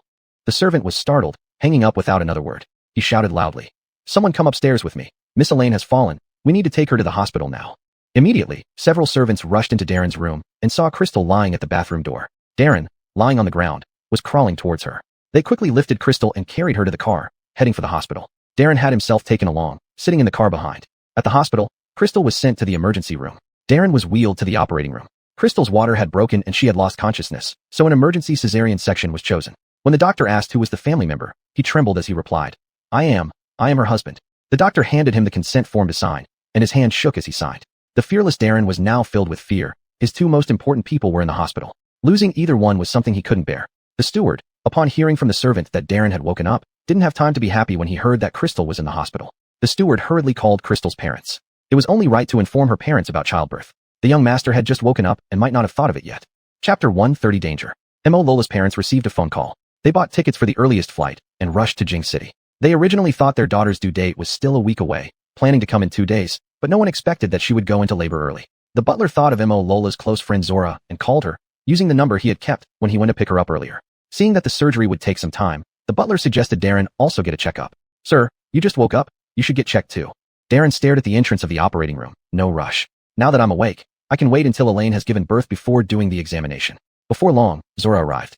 Seeing her come, Darren nodded at her and continued to watch the operating room door. Zora greeted him without speaking further. She used to dislike Darren, thinking he was a scoundrel who lingered between Jajuebi and Mo Lola, especially after Mo Lola lost her child, and he was still involved in scandals with Jajuebi. But after Darren risked his life to save Mo Lola, her opinion of him changed slightly. Silence settled between them, making the wait by the operating room even more awkward. Augustus was sent to the hospital and soon regained consciousness. Despite his advanced age, doctors advised extended observation. Upon hearing Darren was awake and Mo Lola was giving birth, he couldn't stay put. He asked someone to push his wheelchair over to check on both of them. Arriving at the operating room, he saw Darren sitting in a wheelchair like himself. With red-rimmed eyes, Augustus asked, Brat, did you wait for the child to be born to wake up? After experiencing such a life-and-death situation, Darren's eyes also reddened. Choking back sobs, he called out, Michael. Red-eyed, Augustus nodded. It's good you're awake. It's good. Looking at his grandfather, Darren sighed inwardly, feeling guilty that his elderly grandfather still worried about him so much. Zora also greeted Augustus. They waited over an hour outside the operating room. Eventually, Mo Lola was wheeled out, with a nurse holding the baby, ready to speak. Darren quickly asked, How is my wife? Seeing his anxiety, the nurse smiled reassuringly. Don't worry, thanks to your timely arrival, the mother is fine, just not awake yet due to anesthesia. Approaching them with the baby, the nurse said, Want to see the child? It's a healthy 6-pound boy. Stunned, Zora thought Mo Lola's premonition wasn't accurate this time. Augustus took the baby from the nurse. The child had thick hair, unlike most babies with bald heads, clearly well-nourished in the womb. The baby's face was swollen, so it was hard to tell whom it resembled. Zora moved closer, looking puzzled at the baby's face. She refrained from voicing her thoughts, how unattractive the baby looked, out of respect for Augustus. Amused by her expression, Augustus explained, Newborns all look like this at first. They'll grow into handsome kids soon enough. Thinking of Mo Lola and Darren's appearances, Zora imagined their child shouldn't be too ugly. They followed Mo Lola into the ward, where the baby started crying. Augustus handed the baby to the caregiver. Darren, still recovering, lacked strength, and Zora, inexperienced with babies, let the caregiver handle things. Thankfully, the baby stopped crying after changing diapers. Zora asked Augustus, Have you decided on a name for the child? Augustus chuckled as he looked at the baby. We've already chosen names. If it's a girl, we'll call her Muin. If it's a boy, Mario, with nicknames Inin and Anders. Impressed by Augustus's open-mindedness, Zora gave a thumbs up. Understanding her approval, Augustus stroked the baby's hand. Elaine has suffered enough in our family. Naming the child after her mother serves as compensation. Besides, whether the child bears our surname or hers, they are still part of the Liu family. This decision was previously discussed with and agreed upon by Darren. Augustus felt it was ultimately irrelevant since Mo Lola hadn't reconciled with Darren. Deciding the child's surname was not within Darren's jurisdiction. If Darren insisted on naming the child with the Liu surname against Mo Lola's will, there would be no future for them. The concerned grandfather had already planned to transfer some of his assets under the child's name once everything was settled. When Mo Lola entered the hospital, she was unconscious. As she gradually regained consciousness in the ward, she slowly opened her eyes, looking at the white walls, hearing voices around her, and turning her head. Her hand was held by Darren. Seeing Darren awake, Lola momentarily didn't know what to say, but she didn't pull her hand away. When she fell, she faintly saw Darren roll off the bed to save her. Darren stared intently at her, nearly losing her forever. Crystal opened her mouth, but made no sound, shifting her gaze. Zora was entertaining the baby while Darren was beside her. There was no sign of Darren. She cleared her throat. Coil, are you okay? Darren came forward. Coil is fine. You've suffered too much, all because of Coil. If it weren't for me, you wouldn't have gone through this. The anesthesia had worn off, and the incision began to hurt. Crystal hissed in pain. Seeing this, Zora hurriedly called for a doctor, fearing something might be wrong with her. Previously, because Crystal was pregnant, she had constantly searched online for precautions for pregnant women. Among the most worrying was amniotic fluid embolism, with a mortality rate of over 90%, extremely dangerous, which scared her badly. The doctor came over and saw that Crystal was already awake. It's good the patient is awake. Before she expels gas, you can't give her water or anything else to eat during this period. Zora knew expelling gas meant passing wind, so she didn't mention it to avoid embarrassing her sister-in-law. After seeing them nod, the doctor checked Crystal's incision, finding it in good condition, then left. Crystal lay on the bed for a while, struggling to sit up, asking Darren to hand her the baby to see. Taking the baby, she looked at him with the same expression as Zora earlier. She looked at Darren and finally spoke. Coil, was the baby swapped? This one looks like a monkey. Darren wasn't surprised by her reaction. He just pulled out a photo of Darren from his phone when he was born and showed it to her. Confused, she took the phone, noticing the baby in the photo looked similar to the one in her arms. Darren pointed at the phone. This is just a photo of Darren right after he was born, taken by his father. Does he look like Anders? Crystal asked in confusion. Anders? Darren patted the baby's head. Anders is this little guy, Mario. Named after her surname. Crystal looked at Darren in surprise. Chapter 131, Depressive Tendencies. Jean watched her expression. This is the child you gave birth to at the cost of your life. Isn't it normal for him to have your surname? Crystal was deeply moved by Jin's words. Given the influence of the Liu family, even if she had no choice but to have the child take the Liu surname, even if Crystal and Darren reconciled again. Crystal thought about this as she looked around the hospital room, knowing that the butler understood she was looking for her parents. Elaine, don't worry. I've already sent someone to pick up your parents. They'll be here soon. Crystal looked at the butler gratefully. Thank you, Kimball. The butler's surname was Chun, and Crystal had always called him Kimball. After holding the baby for a while, she felt tired and handed the child over to Darren. Darren, sitting in a wheelchair, awkwardly accepted the child. He was at a loss, glancing at Jean and Crystal. Gr? Coil, I'm afraid to move. He feels so soft. I'm scared I won't be able to hold him properly. He hadn't spoken for months and seemed to have forgotten how. Jean chuckled mockingly. What a disgrace. Elaine has never held a baby either, but when she picked him up, she knew exactly what to do. Look at you, Tisk. Crystal couldn't help but join in on his teasing. You're responsible for him now. Better learn from Coil how to hold him. If you make him cry, you'll have to comfort him yourself. Darren could only ask his grandfather for advice. Jean taught him step by step. Use one hand to support his head and bottom, and the other to pat his shoulder. If he cries, don't shake him. Crystal lay on the bed, watching him fumble clumsily before falling asleep once more. When Cora and Egon arrived, she was still asleep. The fall, combined with childbirth, had left her physically drained. Cora took the baby from Jean, and Darren went for a checkup. Holding her grandson in her arms felt heavy yet comforting, filling her heart. Soon, the baby started crying again, and she asked, Has Elaine woken up yet? Have you prepared any formula milk? The nurse quickly prepared some formula and handed it to Cora. Jean assured them with a smile. Don't worry, Motherin. We've got everything ready. Whether Elaine wants to breastfeed or use formula is entirely up to her. Cora sighed with relief. Some wealthy families insisted on breastfeeding, claiming formula wasn't good enough. She believed those were just unnecessary worries. As long as the family could afford it, whatever feeding method they chose should be respected. Thinking of her daughter's impending due date in another week, she asked, Isn't Elaine's due date next week? Why did she give birth early? Jean looked apologetic. I feel bad about this. Elaine fainted after an accident and ended up here in the hospital. Elaine slipped in Darren's room and went into labor earlier than expected. Cora felt relieved, as long as no one had acted maliciously. She had heard about Joshua incident previously. When Darren returned from his checkup, he saw Egon and Cora. He greeted them cautiously. Uncle, Aunt, you came. Cora nodded silently, not wanting to disturb Crystal's sleep. By the time Crystal woke up, Zora had already left. The butler had arranged for the housekeeper to prepare suitable postpartum meals for her. Looking at the meal, Crystal was relieved it wasn't a heavily oiled chicken soup. The nurse was concerned Crystal's mother might disapprove since many postpartum mothers consume chicken soup and pig trotters. So she explained quickly, this meal is specially prepared for postpartum women. Too much grease is bad for the digestive system and can block the mammary glands. Seeing that her daughter wasn't eating poorly, Cora reassured the nurse, Rest assured, Auntie. You're the professional, and you definitely know better than us. Crystal picked up her chopsticks and began eating. The dish looked good, though the taste was a bit bland. Fortunately, she didn't have a strong preference for flavorful food. Crystal didn't want to stay in the hospital anymore. Coil, when can we be discharged? Just then, the doctor came in for a checkup and heard her question. You're not ready for discharge yet. We need to remove lochia and give you in 4. Depending on your recovery, you might be able to leave the day after tomorrow. Crystal smelled of blood from when she collapsed in the room. At the hospital, they rushed her straight into surgery without time for cleaning. So, doctor, can I clean myself a little? She didn't mention showering, but just wiping herself down to avoid catching a chill. Cora was about to speak. The doctor, aware of her condition, advised, wait a few more days. It's important to be careful. The incision shouldn't get wet. Addressing everyone in the room, he added reassuringly, postpartum women can wipe themselves down after a few days. Just be cautious not to catch a chill. Showering will have to wait until 2 weeks later. During her pregnancy, Crystal read online that people in Western countries didn't follow postpartum confinement practices like they do in China. But someone debunked the rumor, saying that Westerners don't even know what sitting the month postpartum confinement is, so they age faster and have a lot of health issues. She thought it was better to take care of her body and properly follow the postpartum practices.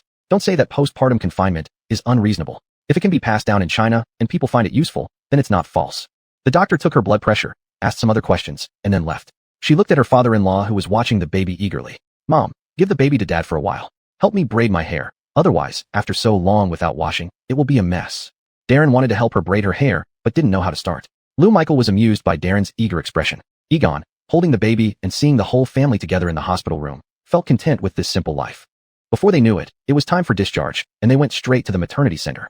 Originally, Crystal had thought of going home directly, but Darren had booked a place at a maternity center. He said the maternity center could help new mothers recover, and considering that the staff there were more professional, the baby could receive better care. There were many new mothers in the maternity center, so she wouldn't be bored. When they arrived at the maternity center, Crystal found it wasn't much different from being at home. Darren also followed them to the maternity center since he needed rehabilitation daily, which was not far from the center. He and Crystal stayed in a suite with 2 rooms. Every day, he would go from the maternity center to his rehabilitation sessions and come back. He also clumsily learned how to change diapers and feed the baby from the maternity nurse. While staying at the maternity center, Crystal developed a problem. Darren noticed she showed signs of depression. During the period when Darren was unconscious, Crystal's mood had been low, always feeling suppressed. After giving birth, she became even more immersed in her emotions. One night, when Darren woke up for water, he found her sitting on the sofa, crying silently. She didn't make a sound, but tears kept flowing. Chapter 132, A Fresh Start. Darren was extremely anxious and pushed the wheelchair forward. He brought a tissue, wiping the tears off her face. Holding her hand, he asked softly, "What happened? Why are you crying alone here?" Crystal became even more annoyed. "Just leave me alone. I'm crying for myself." Darren couldn't help but laugh and leaned her head against his shoulder. "Darren, if you have any troubles, you can talk to me. Don't keep it all bottled up inside." Crystal whispered, "The baby is born now, and I'll be tied to you forever. I don't know what to do." Darren understood her meaning and felt a sudden bitterness in his heart. Crystal knew people would call her unreasonable, saying she wanted to leave Darren after giving birth to his child. But feelings can't be calculated so clearly. Darren did save her, but that doesn't mean all the harm he caused her could be erased.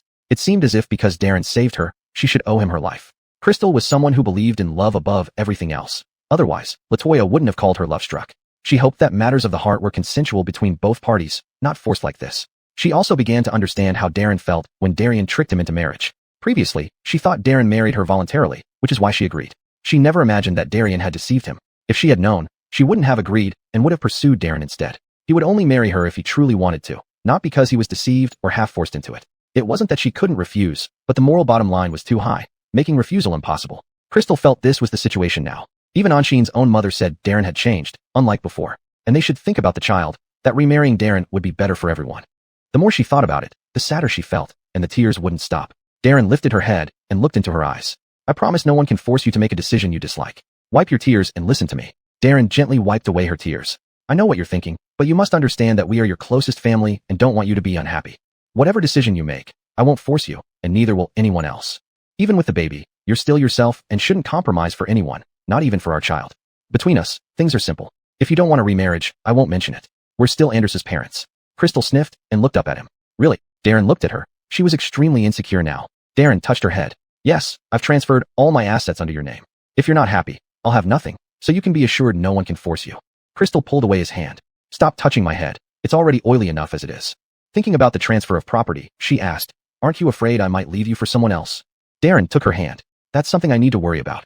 I was too stubborn before, never knowing how to lower my pride, making you suffer. I'm sorry. This time, let me pursue you and start over. Although we didn't start on a good note, we can start over and write a new ending." He looked earnestly into her eyes. "Don't think of anyone else. Think only of me, just me. Do you still want me?" Tears flowed down Crystal's cheeks again. Yes. How could she let go of someone she had liked since her first crush? This was the person she loved. Now he was humbly begging her, just as he said, thinking only of him as a person. She loved him, but she had been deeply hurt before, protecting herself from everyone. Darren used his hand to wipe her tears, rubbing her eyes. "Hello, I'm Darren. It's nice to meet you." Then he extended his hand. Crystal also held his hand, her voice thick with emotion. Hello, I'm Crystal. It's nice to meet you too. Darren didn't want to let go of her hand, but it was getting late. Let's get to bed. It's very late. Though I wish I could carry you to rest. I can't with my condition. What a pity. Crystal thought about his rehabilitation. How much longer does your rehab take? Darren pushed the wheelchair while holding her hand to the bedroom door. About another month. By the time you're out of the postpartum period, I should be able to stand. Opening the door, Crystal went inside. All right, you should get some rest too. Darren smiled brightly. Okay, but can I accompany you to tomorrow's recovery massage? Crystal had cried for a long time and was tired, falling onto the bed.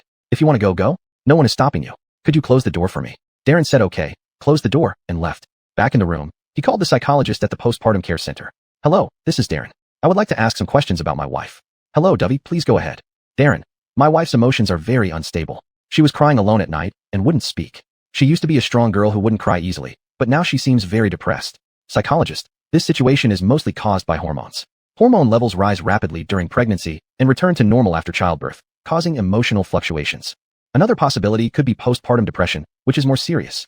Some new mothers with postpartum depression might have suicidal tendencies. You as family members should ensure proper postpartum care for her. Darren thought for a moment. Her postpartum care has been quite good. She came here to your center right after being discharged from the hospital. What else should we do? The psychologist, being responsible, explained, postpartum care involves not just physical health, but also mental health. You need to constantly pay attention to the new mother's emotions. Also, make sure she doesn't feel that everyone only cares about the baby and not her, as it can lead to a psychological imbalance. Darren asked the psychologist numerous precautions. In short, it means spending more time with the new mother, giving her a sense of security, and avoiding making her anxious. Darren was relieved that he had noticed early. Otherwise, Crystal's condition might worsen into depression. Due to this phone call, Darren spent all his time with Crystal except when he went for rehabilitation. If it weren't for Crystal still being in her postpartum period, he would have wanted her to accompany him to rehabilitation. If she were there, she would see how hard and pitiful his rehabilitation process was, wouldn't she? Chapter 133, Gossip. To win a woman's heart, making her feel pity is the first step to Shindong, heart movement. This was what he learned after curiously asking a psychological counselor over the phone. The counselor sighed when asked about matters of the heart, finding it amusing that a single dog like himself would be consulted on such issues. Still, if Dovey dared to ask, he dared to answer. Whether it worked out or not was up to him. Egon and Cora returned after half a month since they still had work commitments and hadn't retired yet. Seeing that Crystal was being well cared for, they left early, promising to visit Mario during their holidays. After hearing the counselor's advice, Darren began devising ways to capture Crystal's attention. Though his legs were still weak from rehabilitation, his hands were fine, allowing him to change diapers and feed the baby. Over time, changing diapers became more natural for him. By mid-postpartum period, the baby no longer resembled a monkey, but was instead plump and endearing. The child grew to look more and more like Crystal, causing Darren to reflect that if the previous pregnancy hadn't been lost, they might already have a complete family. Watching Darren skillfully change diapers, Crystal teased, "Not bad, not bad. Looks like you're almost ready to graduate as a father." Darren raised an eyebrow. "What can I do? After all, Mario's mom doesn't fancy us." Crystal said matter-of-factly, "Isn't it normal for me to be responsible for childbirth while you take care of the baby?" Darren nodded, "Absolutely, absolutely. It's just that Mario's mom can't stand changing dirty diapers." Crystal was also puzzled by how foul the baby's stool smelled, marveling at Darren's ability to change diapers without batting an eyelid. After Darren finished changing the diaper, she took the baby and inhaled the milk scent, saying, "Babies should always smell nice." Then she wondered aloud, "Do you prefer sons or daughters?" Darren questioned her words. Since the baby was already born, could changing preferences even make a difference? Still, he replied, "I love any child you give birth to." Seeing his sincerity, Crystal said, "I've noticed that many Ba dominant CEO novels tend to favor girls, even becoming jealous of their own children." Darren grimaced. Whether it's a boy or a girl, they're our children. Why be jealous? Such writing is just to show how much the male lead loves the female lead. Normal people wouldn't do that. Looking down at Mario, Crystal asked, "What if Mario clings to me all day? Would you be jealous?" Darren responded patiently, "Mario is young, so clinging to you is natural. But given the current situation, he seems more likely to cling to me. After all, this dad doesn't mind changing stinky diapers." Crystal felt he was deflecting and persisted. "So, would you be jealous or not?" Darren countered. "If Mario were a girl and clung to me, would you be jealous?" Caught off guard by his question, Crystal began arguing back. "You haven't answered my question yet. Answer mine first." Darren gently stroked Mario's little hand, looking seriously at Crystal. "I won't be jealous because I'm confident that I am more important to you. If you think Mario is more important than me, then I can't help it." Crystal blushed. "Compared to you, Mario is more important." Darren feigned anger. "Since Mario is more important, I'll leave all future diaper-changing duties to Mom." Unprepared for this tactic, Crystal hurriedly changed her tune. "You are more important, you're more important." She forgot that if Darren didn't change the diapers, the nanny would. Only now he did it voluntarily. Surprised by her admission, Darren realized changing diapers was indeed challenging for her. He playfully said, "Since I'm so important to Tracy, I shouldn't disappoint Gwendolyn's mother." Jean entered silently, watching the playful banter with satisfaction. Crystal felt a bit embarrassed upon seeing Jean. Coyle, why didn't you say hello when you came in? Jean approached. It's not a big deal. There's no need for special greetings. Darren greeted. Coyle. Crystal poured water for Jean, knowing that postpartum mothers shouldn't drink tea, so none was prepared at the center. Jean suggested. I thought about throwing a half-moon celebration for Gwendolyn. What do you think? Crystal was surprised by his offer. That's fine, but it's quite troublesome for you. Jean teased Mario. What trouble? It's just a small party, and I don't have to do anything myself. Darren chuckled softly. Jean said, I was afraid you would find it troublesome, so I didn't want to arrange it. Crystal replied, if we don't do it, how can we return the gifts that were given before? Darren laughed out loud. You can rest assured, all the gift money received will be given to you. Crystal, of course, was willing. All right, as long as I don't lose anything. You'll take care of returning the gifts later. Seeing Gwendolyn stretching lazily, she suggested, once Gwendolyn is a month old, let's go take a family photo. My parents will also come over then.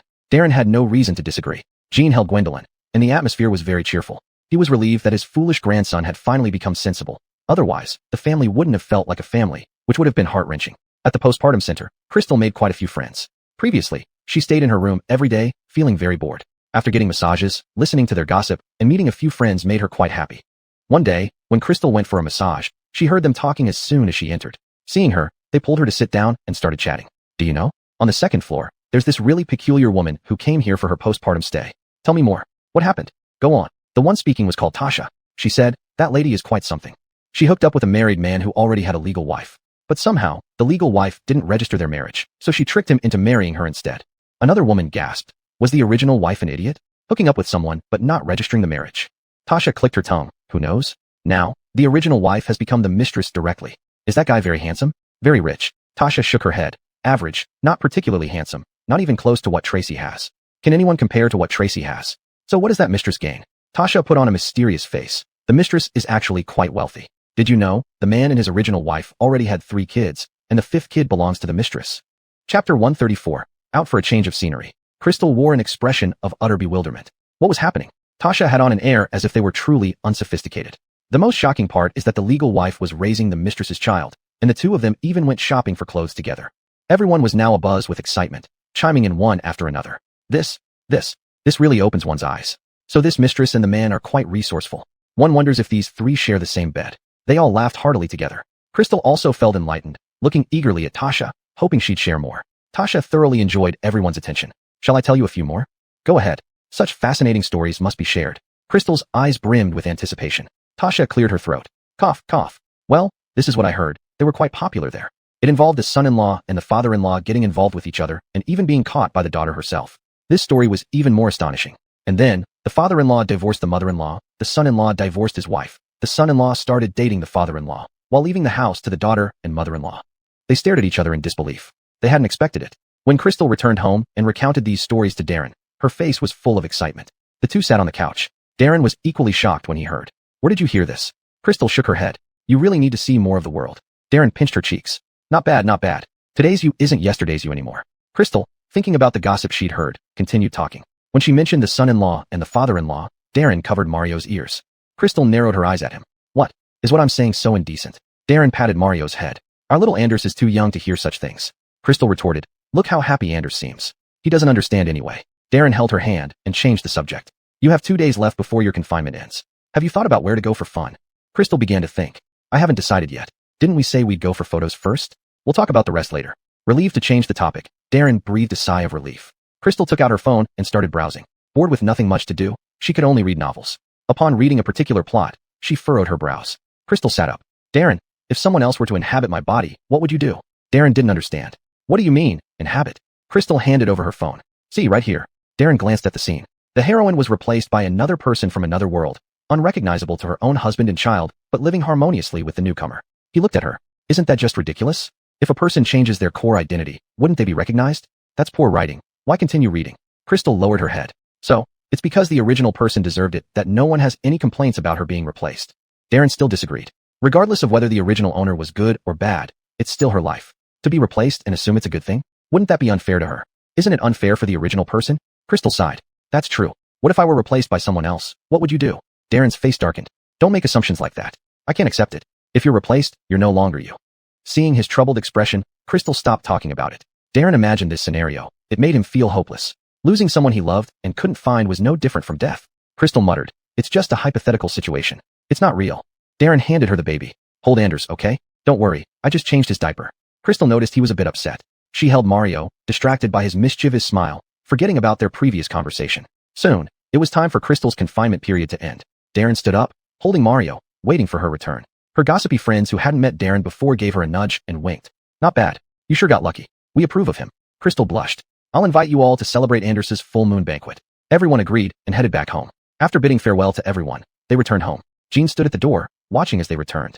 Of course, our little Anders wasn't considered a person, but more like a tiny bundle of joy. He took Mario into his arms. Days haven't passed, and our little Anders has grown bigger. Jean had heard from Darren about Crystal crying in the middle of the night. A few people sat down on the sofa. Jean said, Elaine, why don't you and Darren go out for a change of scenery? You've been cooped up at home for too long. Crystal was somewhat tempted, but as she looked at Anders in Jin's arms, she hesitated.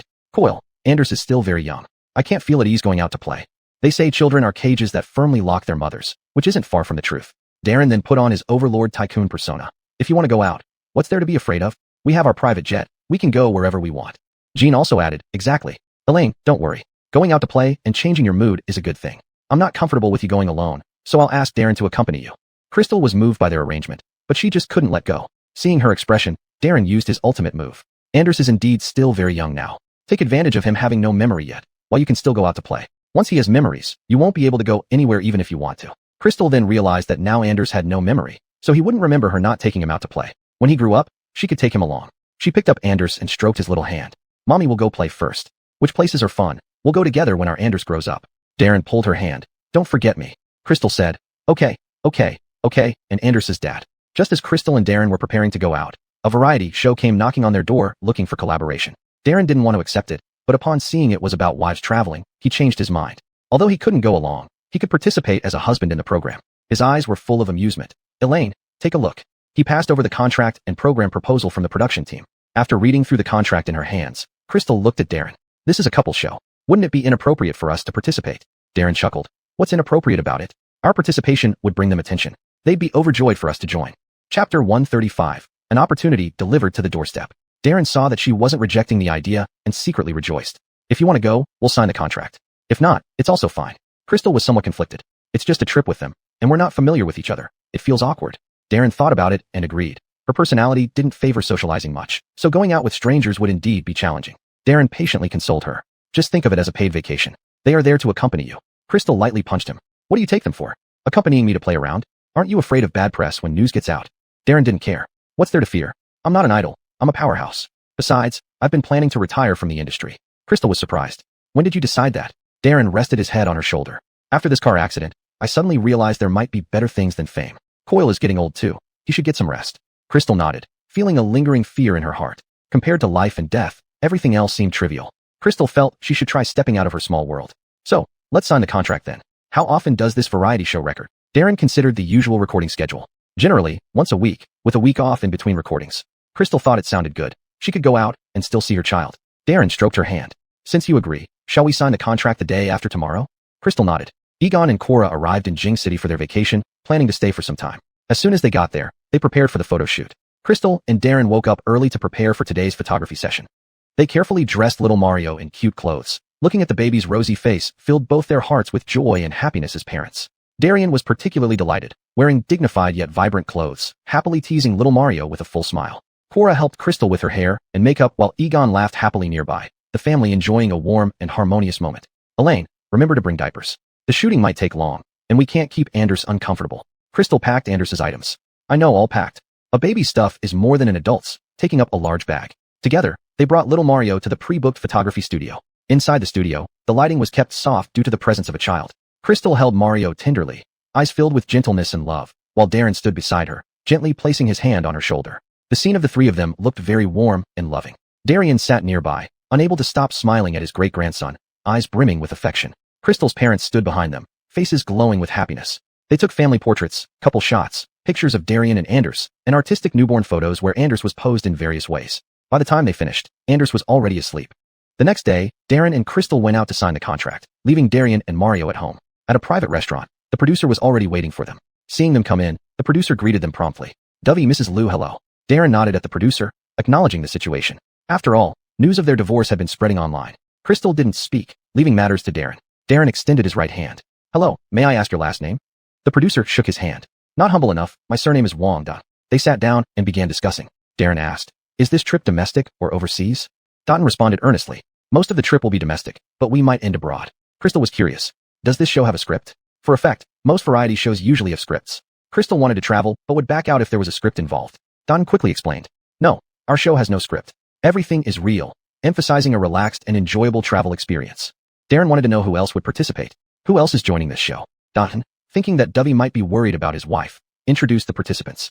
Among those participating is the famous host Yu, who has a good reputation and friendly relationship within the industry, and her marriage is also harmonious. There's also a couple from Hong Kong who are easy to get along with. In total, 5 couples will join, all with relatively good relationships. We conducted surveys before inviting them.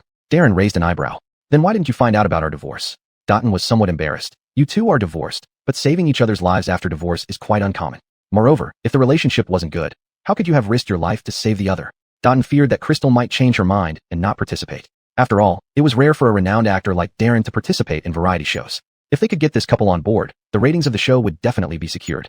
Darren carefully reviewed the contract again. He had already had the company's legal team review it before, and now he checked everything one last time before signing it. Darren looked relaxed. When will the filming of this show start? Dotton thought for a moment.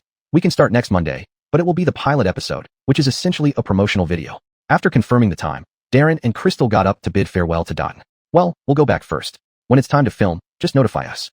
The news that Darren and Crystal were going to participate in the reality show soon spread online. Netizens were almost crazy. Weren't they divorced? Why are they joining this show? I know the story. They divorced due to misunderstandings caused by Tang Jiajunyu. Oh, is that so? Then Tang Jiajunyu really has done a lot of harm. Elaine is going to be on the show? I'm excited. Are they getting back together? Now I believe in love again. There were also many negative comments, as even the best people have detractors. Darren is probably out of ideas and can't make good dramas anymore, so he's turning to variety shows to make money. Exactly, they're divorced and still appearing on a couple show. It's funny. But rebuttals quickly emerged. What does it have to do with you? If you don't want to watch, no one's forcing you to turn on your phone or TV. Mind your own business. We have the right to comment. The heated online discussions made the show a hit even before it aired.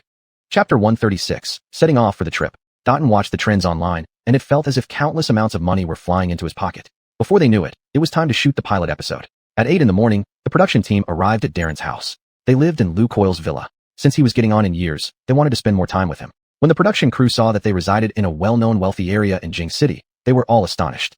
It seemed true that within their industry, if Darren did not do well, he would have to return home to inherit the family business. After entering through the main gate, someone greeted them. A servant led them to the reception room. Have you had breakfast? If not, we have ready-made meals here for you. Although they wanted to try the food at the Liu household, work came first, so they politely declined. They asked the servant, are Dovey and Mrs. Liu awake yet? We need to start filming some scenes. Servant replied, Dovey is already up. He's in the gym with Mrs. Liu. With that, he stood up. I'll take you there. At the gym door, the servant knocked, while the cameraman got his equipment ready. Servant, sir, the production crew has arrived. May we come in? A voice came from inside. Come in. Opening the door, they saw Darren walking slowly on the treadmill, while Crystal was holding Mario nearby. Seeing them enter, the two of them waved in greeting. The production team member said, Dovey, the camera is recording now. The post-production team will edit and mask your child when broadcasting. Crystal looked somewhat concerned about the filming but relaxed after hearing this. The production crew member asked, we are going to film the pilot episode. Could you choose a room where we can conduct the shooting? Darren stepped off the treadmill. Elaine, you go to the conservatory with them first. I'll be right there. Taking over Mario, he gestured for the production crew to follow Crystal. Upon arriving at the conservatory, they pointed out a suitable spot for her to sit down and set up the camera. The crew member began asking, Mrs. Liu, we'd love to know what made you decide to participate in our program. A gentle smile appeared on Crystal's face. You can call me Crystal or Elaine directly. No need to keep calling me Mrs. Liu. In truth, I've always believed that life offers us many precious experiences waiting to be experienced and shared. To me, this show isn't just a journey. It's a platform where I can showcase my true self and interact with other wives. I want to feel different landscapes and cultures, make new friends, and let more people understand me and my life. Moreover, I hope this can leave special memories for my child and my family, allowing them to see a different side of me. Staff members, taking a risk, continued by asking. Previously, news spread online that you were divorced. Have you heard about this? Crystal was slightly taken aback but then responded calmly. Yes, we did indeed divorce. She seemed oblivious to the Aiden's look of surprise. But we have started anew, letting go of past misunderstandings and issues. Crystal knew it would cause another uproar online, but she wasn't afraid. After experiencing life and death together, starting over feels like a wonderful choice. Meanwhile, Darren took Mario to Lou Coyle before heading off to shower. He quickly finished and came out. The staff mentioned that the filming rooms needed to be separate. He led them to a guest lounge and fixed the camera positions. They asked similar questions. Darren, satisfied, answered, my wife. Well, I shouldn't say wife since we're divorced. I'm trying to woo her again, but haven't succeeded yet. You can call her Miss Moo. We separated due to misunderstandings before, but went through life-threatening experiences together, so we decided to restart. She gave me a chance to pursue her again. Her emotions were unstable after childbirth, and I thought traveling could help her relax. The production invited us at the right moment, so we agreed. The production team congratulated him with a smile. Hope you succeed soon, Dovey. After wrapping up the filming, they returned to the studio and informed them of the next shoot's location and time. Crystal arrived at the production site in a car. As she walked in, sunlight streamed through bright windows into the tastefully arranged meeting hall. Dressed in a fresh and simple floral dress, wearing shoes with a slight heel, she walked into the hall with a smile, a mix of nervousness and anticipation in her eyes. She immediately spotted several other wives who were already there, all looking at her curiously. One of the wives greeted her enthusiastically. Wow, you must be Miss Moo. Hello, I'm Patsy. Crystal smiled in response. Hello, Patsy. Nice to meet you. Another wife chimed in. Haha, finally meeting you in person. I've heard so much about you. I'm Rhonda. Crystal said modestly. Oh, thank you, Sister Patsy. Sister Rhonda, please take care of me. At this moment, a cheerful wife approached. Haha, from now on we will be travel companions. I'm Raylan. Crystal nodded. Yes, I'm very happy to travel with all of you. Meanwhile, in the studio, Darren was watching everything on a large screen. His eyes were fixed on Crystal, with a gentle smile on his face. Seeing his wife interact amicably with the other wives, it seemed that Brianna was adapting well. Patsy laughed and said, Oh, let's not just chat. Let's guess who the handsome guy joining our show will be. Rhonda's eyes lit up, and she said excitedly, I hope it's the charismatic film star Joshua. It would be really fun if he came. Raylan waved her hand. I think it might be the singer Xiao Ran who is great at singing. His artistic temperament would fit us perfectly. Crystal tilted her head and thought, could it be the humorous host Wang Yu? Everyone began discussing heatedly, various speculations and imaginations filling the air. Patsy clapped her hands. Well, whoever it is, as long as they can add fun to our trip. Rhonda shook her head. It would be best if it's a handsome guy. We see the same faces at home every day and get bored. Patsy tried to mediate. Anyone who gets to join our show won't be unattractive. We can rest assured of that. Chapter 137 Gathering. Rhonda nodded. Yes. We'll know when the time comes. For now, let's just look forward to it. Raylan smiled and said, haha right. It could be a super big surprise. Crystal also chimed in with a smile. Indeed, this handsome guy might create many interesting stories with us. As they were discussing animatedly, a crew member walked in and chuckled upon hearing their conversation. You all just wait. The mystery will soon be revealed. Their curiosity was further piqued, making them even more eager to find out who the upcoming handsome guest would be. Crystal observed that everyone got along well, not like some celebrities who put on airs. Joshua was one such person. She became conceited after gaining fame, bossing people around but groveling before those of higher status. Patsy, as the host, was someone Crystal really liked. She was like a little son, always livening up the atmosphere wherever she went. Patsy received the show's arrangement and stood up to host. This time our journey will mainly be within the country. Everyone can write down where they want to go for the next trip. At the end of this episode, we'll draw lots. Which means, everyone will get to visit the place they wish to. Crystal thought about her desired destination and wrote down National Museum. Everyone finished writing and put their slips into the box, which was then taken away by the crew. Patsy started the process. Now we reveal the sole male guest joining us. You can all look forward to him. He's over 6 feet tall. Upon hearing this, everyone thought it was too broad a hint. Rhonda shook her head. You didn't say anything new. Which celebrity isn't over 6 feet? Patsy laughed. You're being a bit hard on Garfield here. Everyone burst into laughter, insisting it wasn't targeted at Garfield, but simply a slip of mind. After waiting for everyone to calm down, Patsy signaled. All right, next is our grand introduction of this season's resident male guest, Tada. Following Patsy's words, a tall man walked in. The anticipation in everyone's eyes dimmed as he entered. Rhonda blurted out, It's Dion. I've been expecting so much for nothing. Dion quickly replied, Aren't I a hunk? You guys should give me some face. Patsy mediated. That's right, give my protege some respect. Young people need encouragement. Rhonda realized her words might cause trouble and laughed it off. Not saying Dion isn't handsome, just that he's too familiar. No fresh vibe. Dion cleverly responded. So what? Just pretend you've never seen me. Pretend this is the first time. Crystal couldn't help but laugh at his wit. Dion began greeting each one, shaking hands. Crystal had a smile plastered across her face. Darren, watching from the live studio, felt a pang of jealousy. Since Joshua came between them, Crystal's smile hadn't been as bright as before. In the studio, Patsy's husband remained composed as usual, but two of the younger brother-in-laws were visibly unsettled.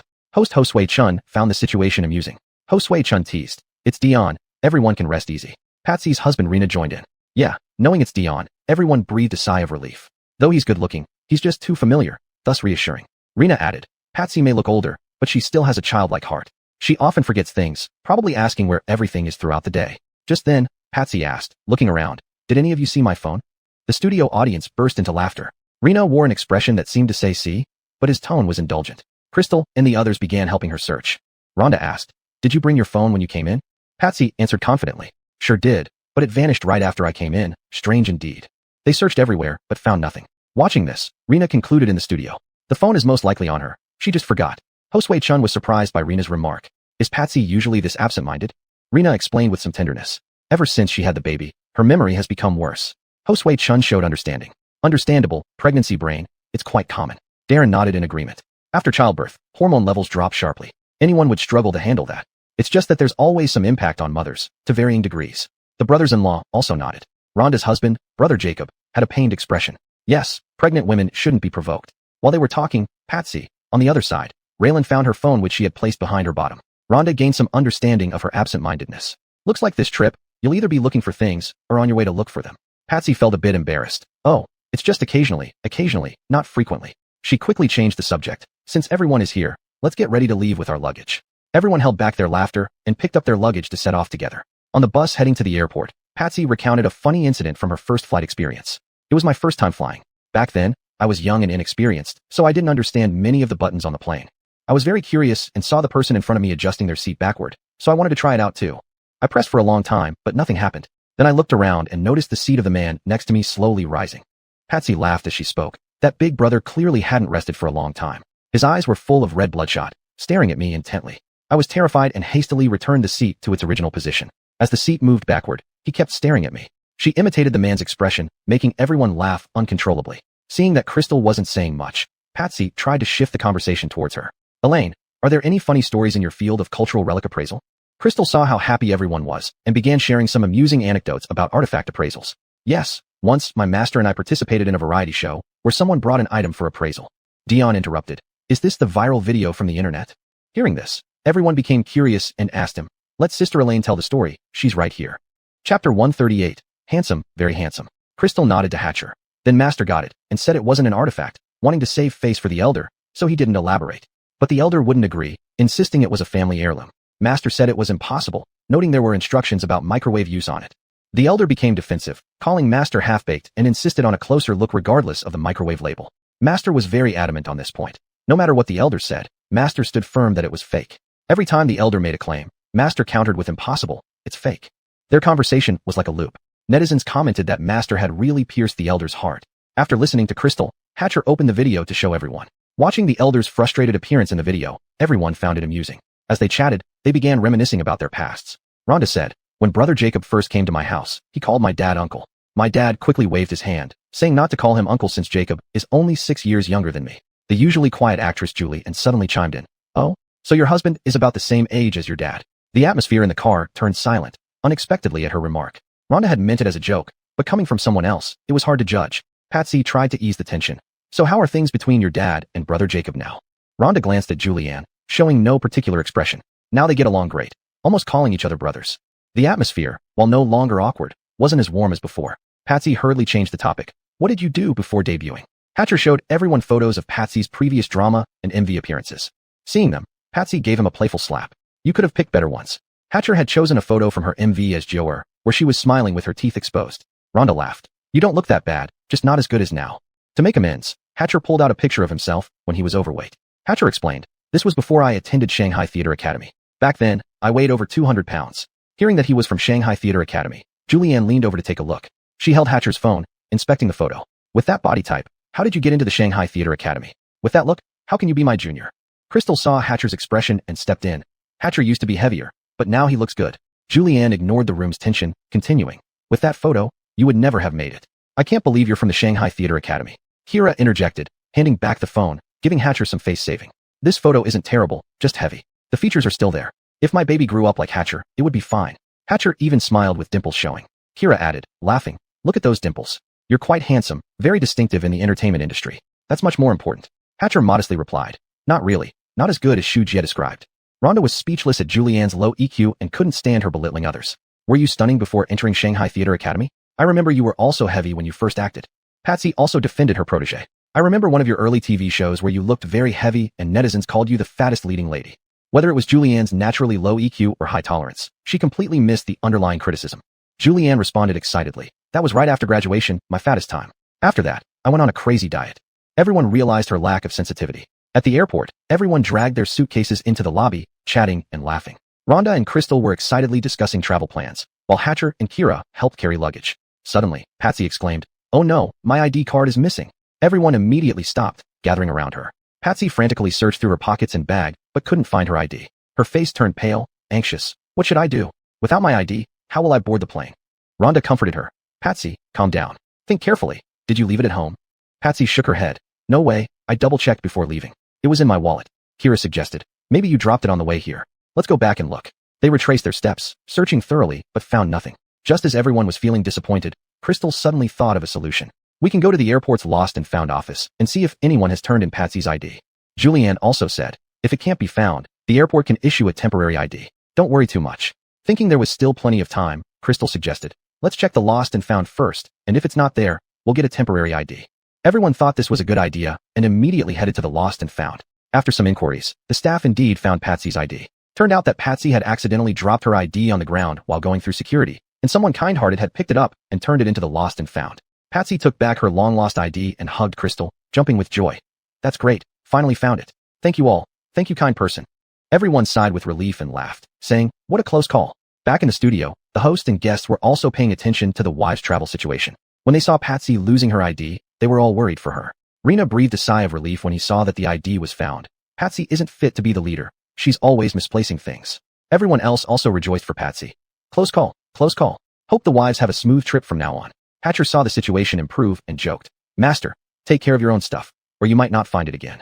Patsy ignored him and double-checked her belongings before relaxing. In this way, they boarded the plane without further ado.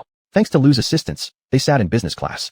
On the plane, Crystal looked forward to this trip, as everyone participating in the program got along well. She watched the clouds outside the window and thought it was nice to come out for some relaxation. After several hours, they arrived at their destination, Xi'an. Their first stop was chosen to be the ancient capital of 13 dynasties, Xi'an. Chapter 139 Heart-to-Heart Talk. After flying all day, everyone was exhausted and suggested going back to the guest house to rest. They would go out to play the next day. They had brought quite a lot of luggage. Apart from Crystal, each person had brought around 2 suitcases. Dion voluntarily started moving the suitcases into the guest house. Rhonda joked, let's help too. We can't just let the boys carry everything like on some other reality shows. Raylan knew which show she was talking about and sighed in agreement. They actually handed over all the suitcases, more than 10 of them, to just 2 young boys without helping at all. The show they referred to was also a travel program with 5 or 6 girls and only 2 boys. Their atmosphere wasn't as pleasant either, almost to the point of scheming against each other. After participating, they all complained about it and even said they would never join a reality show again. It was easy to imagine how awkward things had gotten.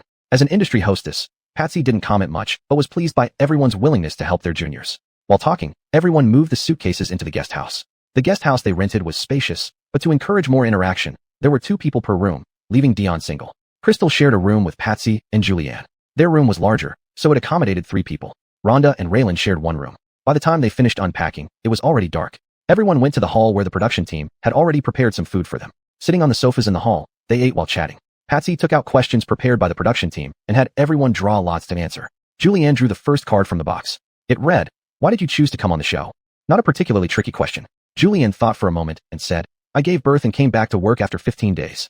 I've been working nonstop for over a year now without any break, so I wanted to take a vacation and rest. Rhonda looked surprised upon hearing this. You didn't even finish your maternity confinement period? That's very harmful to your health. Julianne replied. At that time, I didn't think much about it. I felt young and wanted to strive hard. My husband agreed.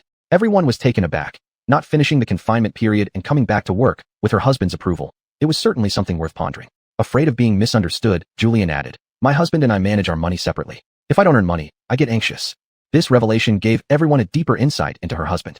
Julianne's husband, Luther, hurriedly clarified in the studio. When she says AA, it means her money is managed by her parents for investment, while my income goes towards family expenses. Upon hearing this, the tension in the studio eased somewhat, as people had been frowning worriedly before. Luther smiled wryly and said, Rebecca is straightforward and doesn't think too carefully about how she phrases things. The hostess's expressions showed surprise. So, not thinking carefully still caused such a stir. If she were careful, could she mediate between 2 countries without stopping until they reconciled? Julianne's words had certainly led to misunderstandings among the wives eating in the living room. Rhonda asked bluntly, if you have conflicts, who would be the first to give in? As Rebecca spoke, tears welled up in her eyes, and she began recounting with a stuffy voice. When my husband and I argue, I've never won. Often, I get so upset that I end up sulking under the covers alone, sometimes unable to sleep all night. She wiped her nose with a tissue afterward. Luther felt this issue needed clarification, as jumping into the Yellow River wouldn't clear his name otherwise. He sighed, feeling helpless. She always brings up other issues during arguments, while I try to resolve the actual problem. I don't like letting issues linger overnight as it affects our relationship, whereas Rebecca tends to digress, making it hard to clarify. But everyone believed what he said. After all, who would fabricate lies on a show just to criticize their spouse? Darren listened and began reflecting on her actions. Comparing her behavior with others, she realized she needed to learn. Marriage isn't a battlefield where one must win. It requires mutual understanding, support, and trust. Without these, marriage has no reason to continue. Darren thought she should write these reflections down, as a poor memory is better off with notes. Crystal listened quietly nearby, her gaze full of concern. She seemed to see her former self, equally distressed. After Rebecca calmed down a bit, Crystal approached, gently hugging her shoulder. Gently, she said. Rebecca, as long as you both still have feelings for each other, communication can solve problems. Rebecca leaned against Crystal's shoulder, sobbing. But I feel so wronged. Why can't he understand me a little more? Crystal gently patted her, consoling. Matters of the heart need time to adjust. Perhaps we can think of ways together on how to communicate with him and let him understand your feelings. Rhonda spoke pointedly. As long as there's still affection between you two, and you're sure he loves you, it's worth persisting. Conversely, the meaning was also very clear in those words. Rebecca immediately affirmed. Of course there's still affection, otherwise, we wouldn't have had a child. Raylan looked at her determination. Then you should really communicate better. Otherwise, no matter how deep the affection is, it can't withstand constant trouble. Rebecca nodded, her eyes reigniting with hope, saying, yes, I will try my best. Thank you all. Thank you, Lola. Everyone watched as Rebecca gradually pulled herself together and smiled. Next, it was Dion's turn to draw a card. He drew one that read, what are your thoughts on facing negative comments online? Dion paused for a moment, recalling the negative comments online. He became somewhat dejected, losing his usual sunny demeanor. Many people online say I'm just an entertainment show regular. But what I want to say is that if I don't appear on variety shows, I wouldn't even have the chance to act. As he spoke, tears welled up in his eyes. His family's financial condition wasn't bad, but he pursued acting because of his dream, which led him to apply for drama school. From weighing over 200 gene, he reduced to around 160 gene, enduring much hardship that only he knew about. Seeing him like this, Patsy felt very uncomfortable. But this was how the industry worked. Competition was fierce, and it was difficult to rise to the top. Rhonda patted his shoulder. What's there to be afraid of? At least you still get to appear on variety shows. As long as you maintain exposure, someone will eventually recognize your talent. Raylan nodded. What you need to do now is hone your acting skills. When an opportunity comes, use your abilities to prove that you're an actor, not just a variety show regular. Dion steadied himself, knowing that to be recognized in the entertainment industry, one must go through much hardship to stand before the public. Chapter 140, Going Viral. Crystal had felt the same way while working at the museum before. Working there, she never got to restore artifacts and could only organize documents every day, feeling her talents were going to waste, which was quite suffocating. She could only comfort him. You're like an undiscovered antique now. No one has found your value yet. Once someone discovers you like a minter, you'll shine. Her words were very sincere, affirming Hatcher's worth and implicitly comparing him to a 1,000-mile horse. Patsy patted Hatcher on the head lightly. Do you know what they say about me online? I'm the one who hangs out with whoever is popular. Hatcher laughed it off. Master, don't take what they say seriously. The internet is just full of rumors. Patsy showed an indifferent expression. Let them say whatever they want. I don't care. Even if it's true, so what? Julianne admired her attitude. I can't do that. I care a lot about what people say online. If they criticize me, I want to change. Charmaine rolled her eyes. Who here hasn't been reported on by netizens? Joseph goes on no matter what. Overthinking won't help you live your life online. Remember, as long as your husband doesn't mind, don't worry about it. Raylan also spoke with a seasoned tone. You don't know how things go on the internet. One day they praise you, another day they criticize you. There are so many opinions, you can't possibly care about all of them. Crystal listened obediently to the sisters' chat while eating shrimp ordered by the program crew, feeling much more relaxed. Patsy indicated it was Raylan's turn to draw a card, and Raylan drew one from the box. It asked, what's your phenog worry? Julianne's eyes sparkled with curiosity. Sister Raylan, tell us what your worries are. Raylan wore a bitter smile. Well, it's something related to work. Patsy looked concerned. What happened with work? Tell us more specifically. Raylan took a deep breath, her eyes dimming. As you know, after I had my child, job opportunities have almost dried up. I remember when I first started in this industry, I got to play leading roles right away. But after giving birth and coming back, I could only get minor roles. This contrast really hit me hard. Charmaine gently patted Raylan on the shoulder, sighing. The entertainment industry is indeed harsh and ruthless, always changing rapidly. The others nodded in agreement, showing expressions of helplessness. It's true. Competition in this circle is too intense. You could be easily replaced if you're not careful. Raylan took a sip of red wine. After having a child, I stayed home, and my acting career came to a complete stop. But if I were to give up now, I can't bear it. Watching in the studio, Raylan's husband, Hassan, felt heartache. After she gave birth, most scripts offered to her were for supporting roles or even mother roles. Seeing her unhappy, I said she could wait for better scripts, but in the entertainment industry, female actors' prime is short-lived. Even if you think you can act, others may not agree. Host Hosway Chun agreed wholeheartedly. Young female actors playing mother roles, it's very frustrating. Darren rarely added a comment. In the entertainment industry, it ultimately depends on acting skills. Even if you're just in a supporting role, good performance can make you stand out. Luther nodded in agreement. Jajuik in the movie Dying to Survive. There was an old lady who started acting after retirement, and she became famous. Darren didn't deny the current situation in the entertainment industry. In the entertainment industry, you can't stick to one type of role for too long, otherwise, you'll get typecasted. No one can remain evergreen in this industry. Only by constantly breaking through can you go further. Hassan joked, remember to pay taxes on time. Everyone knew what he meant and smiled knowingly. Seeing that the time was right, Patsy said, we've eaten enough. Let's clean up and rest. We're going out to play tomorrow. Hearing this, everyone stood up to tidy up. As they cleaned, Charmaine asked, what time are we getting up tomorrow? Hopefully not too early. Patsy glanced at the production staff. Of course, we should sleep until we wake up naturally. Isn't that right? The production staff nodded, but if it were that easy, it wouldn't be their style. The producer, Dotton, spoke up. You can sleep until you wake up naturally, but you have to complete a challenge. Patsy raised an eyebrow, wanting to argue. You're going back on your word. Initially, you said it would be a relaxing travel show. Now you're changing the rules. Producer Dotton responded. No, it's just a small game. Very simple. You will definitely pass it. Charmaine wore a look of distrust. We can't really trust what you say. Crystal didn't speak. She believed the production team wouldn't be too difficult. Producer Dotton smiled and said, the game is very simple. It just tests your more cheap chemistry. You will compete with the production crew in guessing the right answers. The first group to reach the set number by the program can sleep until they wake up naturally. Patsy crossed her arms. That's not fair. You guys make the questions yourselves, so you're definitely going to be faster. Dotton was prepared for this concern about fairness. We'll use a mobile phone to display randomly generated questions. Is that fair enough? Only then did everyone nod in agreement. Crystal and Raylan formed one team and competed against the production crew first while Patsy and Dotton acted as referees. After the game started, Raylan saw the word on the card was lipstick, so she quickly mimicked putting on lipstick with her hand. Crystal was a bit confused at first but soon caught on. Jajipstick. On the other side, the production crew drew high heels. An executive director lifted his foot and pointed to his shoes while showing the height. Another male director immediately shouted, high heels. After a few rounds, the difference in the number of correct guesses between the two teams wasn't significant. In the crucial round, Raylan drew heart hands, and she directly made a heart gesture with her hands. Crystal hesitated a moment, and just as she was about to answer, time ran out. Oh, Crystal felt frustrated.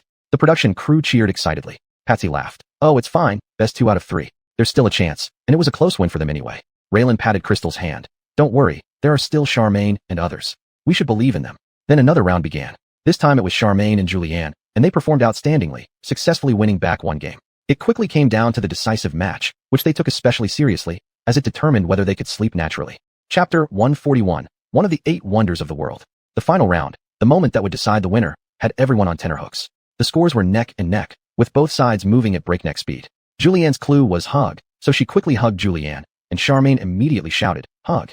The production team's clue was more challenging, makeup, and the 2 boys who guessed ended up being overtaken by Julianne and the others. Yay, we won.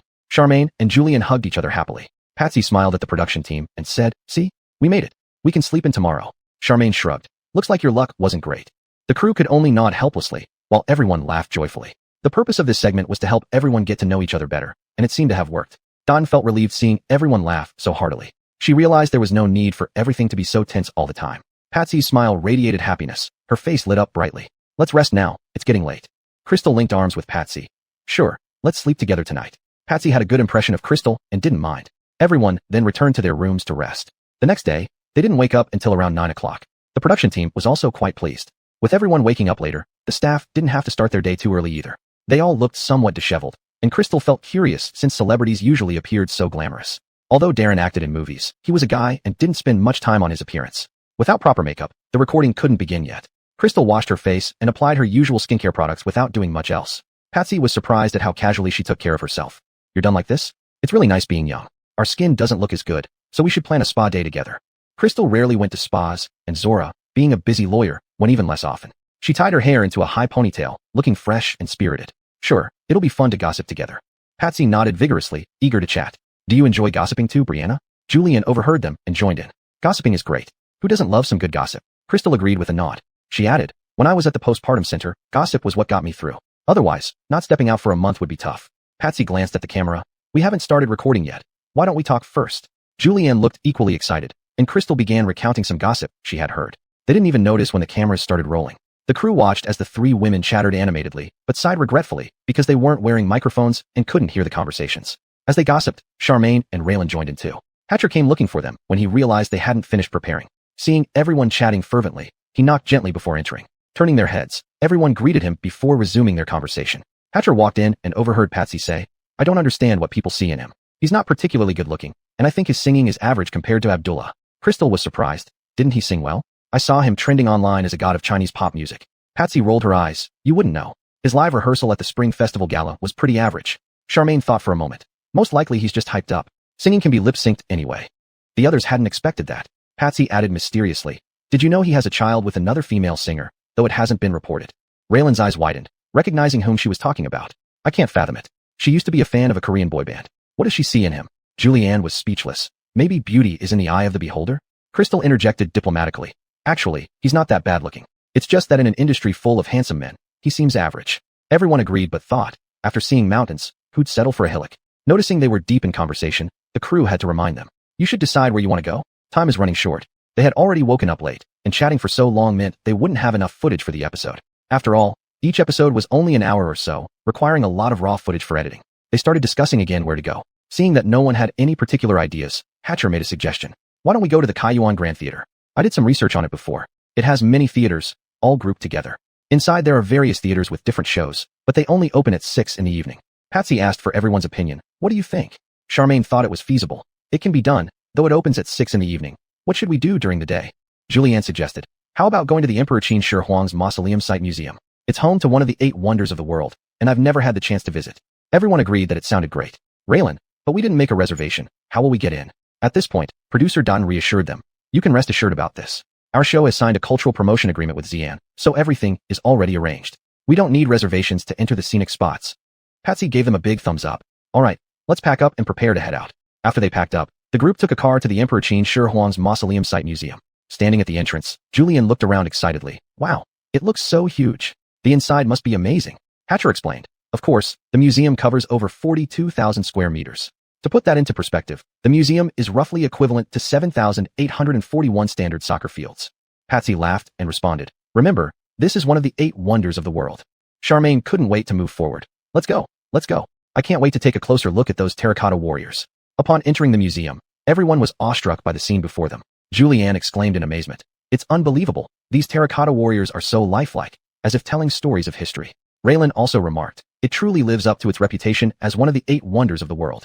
Charmaine pointed at one of the terracotta warriors. Look at this warrior's expression, so vivid. Raylan moved closer to have a look. Yes, it's really amazing.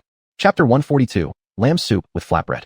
Crystal looked at the terracotta warriors in front of her and said unconsciously. Looking at these, a sense of national pride arises inexplicably. Patsy was also staring intently. It's hard to imagine that in an era with such limited labor resources, they could create such a great project. Crystal sighed. These are the pillars supporting our national confidence. As they moved to the side, they saw someone giving an explanation nearby and went over to listen. They heard the voice of the narrator. Some people come to the Emperor Qin Shi Huang Mausoleum Site Museum and face this vast underground army. Apart from marveling at its grandeur, they don't know how else to appreciate it. I want to share with them the history I see and understand. Look at the people behind the warriors. Look at the nation behind the people. Look at the 1,000-year-old cultural confidence passed down through history. Emperor Qin Shi Huang unified writing, thus creating a sense of cultural identity and belonging. Since then, everyone has believed themselves to be children of China, always part of a unified whole. What is the significance of looking at the terracotta warriors? It's to witness the cultural confidence of the Chinese nation and the national strength behind cultural heritage. These vivid terracotta warriors before us are miracles that have traversed thousands of years. Each pottery figure has unique expressions and postures, silently displaying the power and glory of the great Qin dynasty.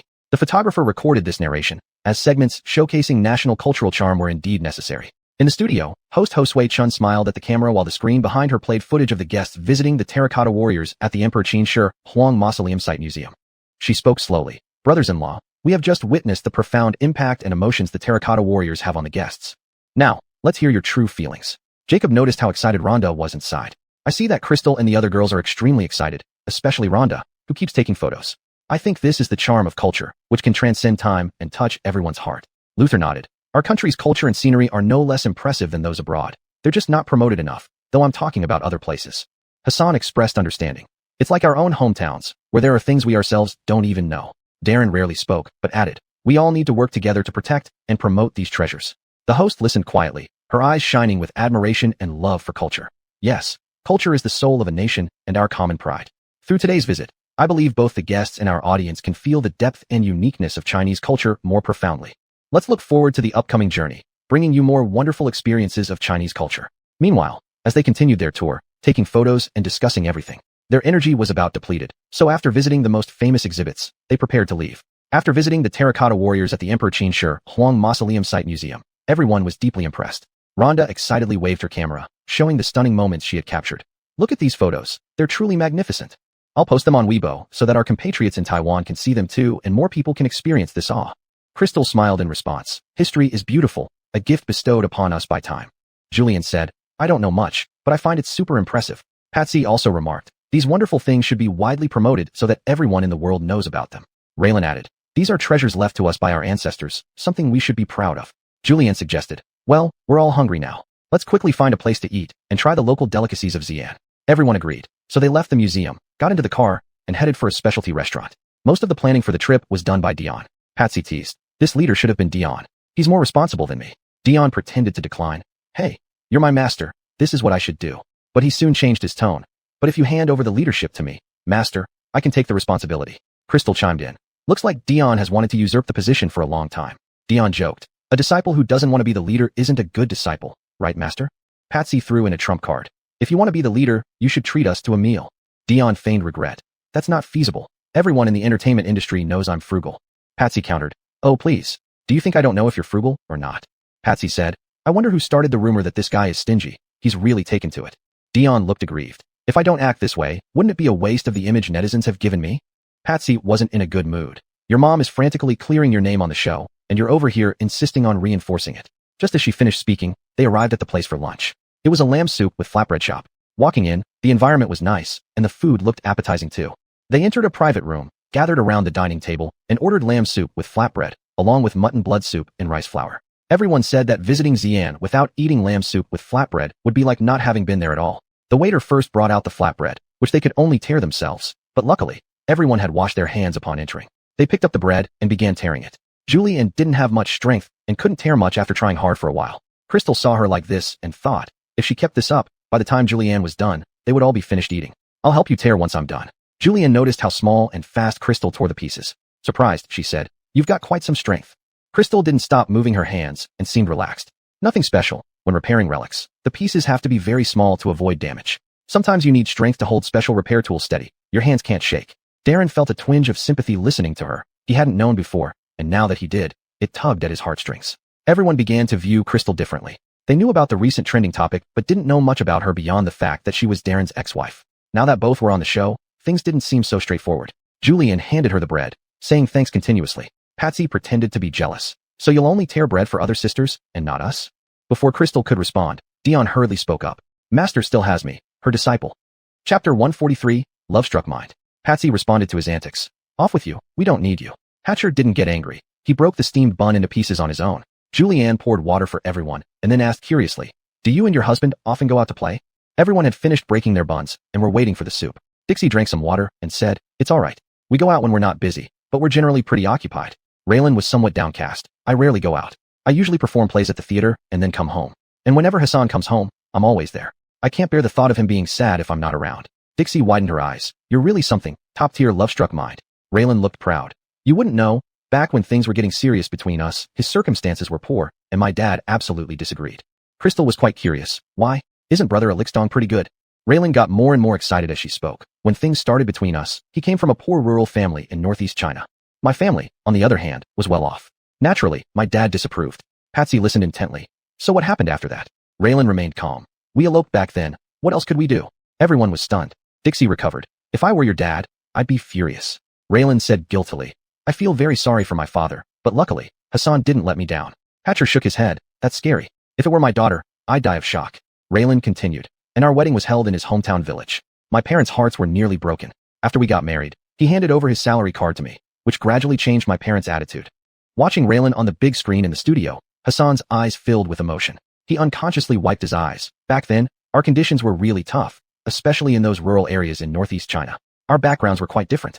Her family was from Shanghai, very well off, while I was from the countryside, feeling like I wasn't worthy of her. I slowly distanced myself, but she was determined. Had it not been for her initiative, we wouldn't have ended up together. The host Josue Chun sighed. Thankfully, you didn't disappoint her, otherwise, she would have been hurt easily. The other brother-in-laws nodded in agreement. After Raylan finished speaking, Crystal admired her courage. Many people wouldn't have had your bravery. Dixie gave her a thumbs up. No wonder you love your husband so much. Raylan agreed. Yes, I really love my husband. All the brother-in-laws in the studio looked at Hassan enviously. Jacob, in particular, felt this way because Dixie rarely says, I love you, let alone openly on a show. Despite Jacob appearing tough, he enjoyed hearing such words. As for Darren, now that Crystal no longer puts him at the center of her attention, he falls for her again, proving that life has its ironies. Luther and his partner seldom say such sweet words to each other, so they almost never hear them. Hassan added fuel to the fire. She is just like this, passionate and generous, never stingy with expressions of love. While they were talking, Patsy's dishes were served. Hungry after walking around the museum, they began eating heartily without further ado. The studio audience couldn't help but feel envious. Crystal scooped a spoonful into her mouth and started chewing. It tasted strongly of mutton, but there wasn't a lot of gaminess. The bun soaked up the mutton broth, creating a very satisfying texture. Mutton broth paired with carbohydrates was sheer indulgence. Crystal looked up and praised Hatcher. This place you chose is great. If it weren't for you, we wouldn't have experienced such delicious food. Hatcher swallowed and turned to Patsy. Master, see? My performance deserves recognition. Patsy teased. Your sister Elaine was just being polite. You're taking it seriously? Hatcher used communal chopsticks to serve Patsy food. Eat up. Master, stop talking. Patsy made a gesture to startle him before continuing to eat. Crystal, while eating, thought about bringing her family here sometime. After finishing the meal, Patsy suggested, let's return to the inn to rest. We'll go out tonight, and we've already had a tiring morning. Everyone agreed. At 6 p.m, they arrived at the Kayuan Grand Theater. There was a show going on, and everyone unanimously chose to play the bandit. Dixie joked, lucky for you, Raylan, that you picked the right person, or you might be just like the female lead in the bandit. Raylan said proudly, that's because I'm good at reading people. Not everyone can impress me. Julianne saw Raylan's state and realized that it wasn't difficult for her to speak from the heart. They walked into the drama broadcast hall and took their seats one after another. Soon, the hall was filled with people, and the play began. The male and female leads were very attractive, and their costumes were exquisite. Their encounter was quite romantic. In the marketplace, they fell in love at first sight. When it came time to set a wedding date, the man carried cloth to exchange for silk, proposing marriage. However, unexpectedly, there was no favorable wedding date, so the woman sent the man to Duancio. The woman humbly said, it's not that my family is intentionally delaying the wedding date, but you haven't asked a matchmaker, which is essential. Do not be angry. We will get married in the fall. The man silently returned home. The woman eagerly awaited his return every day, but when he didn't come, she cried sadly. Seeing this, most people shook their heads. This was clearly a case of being too obsessed with love. When the man finally arrived, they were elated again. She eagerly said, there's nothing wrong with our wedding. Later, the man came to fetch the woman and took her back home. The narrator began to speak. This turtle dove should not greedily eat mulberries. Worldly women must not drown in love. Men can easily break free from love, but women find it much harder to escape. As the plot unfolded, unsurprisingly, the man became fickle and changed his heart.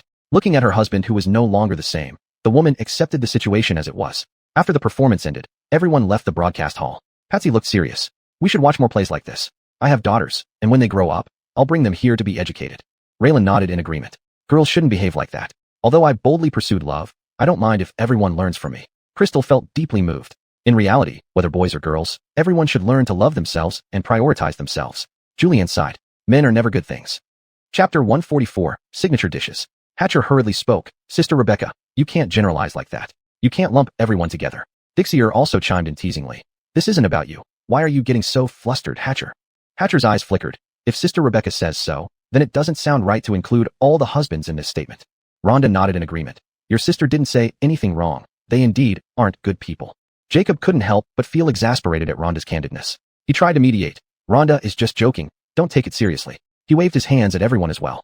Hostway Chun had a look on her face as if she was watching a farce. It seems Jacob isn't very effective at home, with Rhonda being so dissatisfied. Everyone wasn't taking it too seriously. Over these few days, they've realized that Rhonda was straightforward. Julian told them, you don't know, I watched a news report the other day about a couple getting divorced. Guess what the court decided? Patsy said confidently. It wouldn't be too excessive, right? Julianne looked aggrieved. They were married for 10 years, and during their divorce, the court ruled that the man should compensate the woman with 10,000 yuan. Without much thought, Rhonda replied, even a nanny would earn more than that after working for 10 years. Raylan was also astonished. Such a ruling negates the value of women's household labor completely. Crystal cut to the chase. At this rate, who will still want to get married? Hatcher was somewhat puzzled. Aren't properties divided equally when couples get divorced? Patsy gave him a look as if he was too naive. Most divorces aren't granted by default. If one spouse transfers marital assets out, you won't even know. Rhonda added earnestly. Women should be cautious when choosing to be housewives. It's not that it's bad, but always have an escape plan, even if you never use it. Given the current environment, everyone was aware of the reality. Getting married and becoming a housewife doesn't mean ignoring everything else. At least you should know clearly about your family's finances. Raylan advised solemnly. Patsy interjected. Let's not talk about such depressing things. Let's go back. Back at the homestay, they were preparing dinner themselves today, and all the ingredients were ready. Patsy asked everyone, what do you want to eat? Rhonda suggested, why don't we each make our signature dish? It's too hard on just one person to cook. Raylan walked into the kitchen. Sounds good to me. My dish, 3 delicacies from Earth, is pretty good. You're in for a treat. Rhonda turned to look at Hatcher. What about you, any signature dishes? Hatcher quickly replied, I'm not very good at cooking. I can only make simple noodles, but I can help out. Patsy patted Hatcher on the shoulder. Looks like I, as your master, need to teach you something. Otherwise, you might not even find a wife later on. Hatcher looked hurt. Master, I'm not as bad as you think. At least my face looks decent. Nevertheless, he followed Patsy into the kitchen. Patsy taught him how to make tomato and egg stir-fry. It was easy and less likely to go wrong, even if poorly cooked. Patsy patiently showed Hatcher how to crack eggs, slice tomatoes, and season. Hatcher listened attentively, though his movements were still clumsy. When it came to stir-frying, Hatcher poured the tomatoes into the pan, causing oil to splatter everywhere. Patsy jumped back. You're trying to assassinate me. Hatcher panicked and shouted. Master, what do we do now? Patsy grabbed the lid and covered the pan, calming down finally. Crystal stood back a bit. Good thing I kept my distance. Newcomers tend to have mishaps. Despite some twists and turns, they eventually managed to produce a decent plate of tomato and egg stir-fry. Julian teased. Good thing we stayed far away, or else your cooking could have disfigured us. After he finished, everyone went into the kitchen. Rhonda wasn't good at cooking and only made cold cucumber salad, which was an easy dish. Surprisingly, it was Raylan who stunned everyone. She mentioned it was her signature dish, and everyone held high expectations. Unexpectedly, what she made came out pitch black and unidentifiable. She laughed awkwardly. It really is my signature dish, just a little too much soy sauce. Crystal nodded. Indeed, it's a classic signature dish, just a tad darker. Everyone burst out laughing. Raylan said seriously, I guess it must be because I haven't cooked at home. The kitchen here makes it impossible to show my skills. Patsy played along. Exactly, your culinary prowess recognizes the kitchen. Outside this kitchen, your world-class skills don't work. Julian added, Sister Alex, you left your skills behind at home. Everyone laughed aloud. After several hiccups, they finally got dinner ready, ending up with hot pot. Only this required no technique and was handled personally by Patsy, preparing the base. Everyone gathered around, beginning to eat. Hatcher's tomato and egg stir-fry, though not outstanding, received encouragement and praise from everyone. Not bad at all. For Hatcher's first time cooking, this is already great. Raylan said, giving a thumbs up. Hatcher joked, not bad I guess. Now I've learned something I won't leave behind. Raylan put on a serious face. Since you say so, your dinner will be this. She placed the pitch-black plate in front of him. Hatcher waved his hands hurriedly. No thanks, Sister Raylan. Your culinary skills are better left for Brother Alex Dong to enjoy. He quickly picked up some tomato and egg stir-fry with his chopsticks. Seems like I have a talent for this, not bad. After they finished eating, everyone sat around the dining table chatting. Patsy took out something prepared by the production team. Now, the production team has prepared a surprise for a certain sister. Everyone, guess what it might be? Julianne was quick to respond. It can't be that we can sleep in every day from now on, right? Patsy rolled her eyes. Can't you think of anything more upscale? Everyone was curious but had no clue. Patsy revealed the surprise. It's a letter written by a certain brother-in-law to his wife. She looked around. Written for our top-notch chef, Raylan. Raylan was somewhat surprised. Hassan isn't the romantic type. Patsy waved the envelope in her hand. Look, it says Raylan on it. If it's not for you, then who could it be for?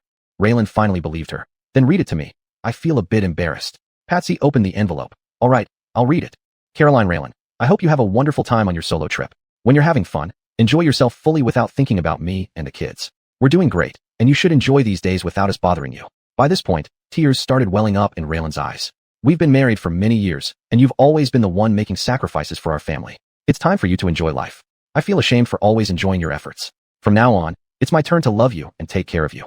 Chapter 145, Missed You. Hassan felt a bit embarrassed listening to his own letter in the studio, but seeing Raylan's moved expression made him think it was worth it. When Raylan and he were together, she almost fought against the whole world for him. No one approved of them, but Raylan chose him with firm determination. Just because of him, Raylan endured quite a bit of hardship. She worked hard for a better life, but was inevitably somewhat neglected by him. Now, he realized that it was not too late to change. He couldn't put things upside down. If other issues caused him to drift further away from Raylan, it would be counterproductive.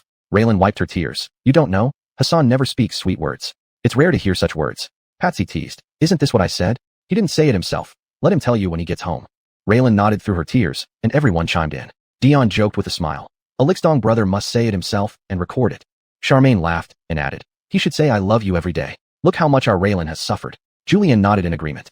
In the studio, the brothers-in-law sighed as well. Romantic gestures seemed indispensable in daily life.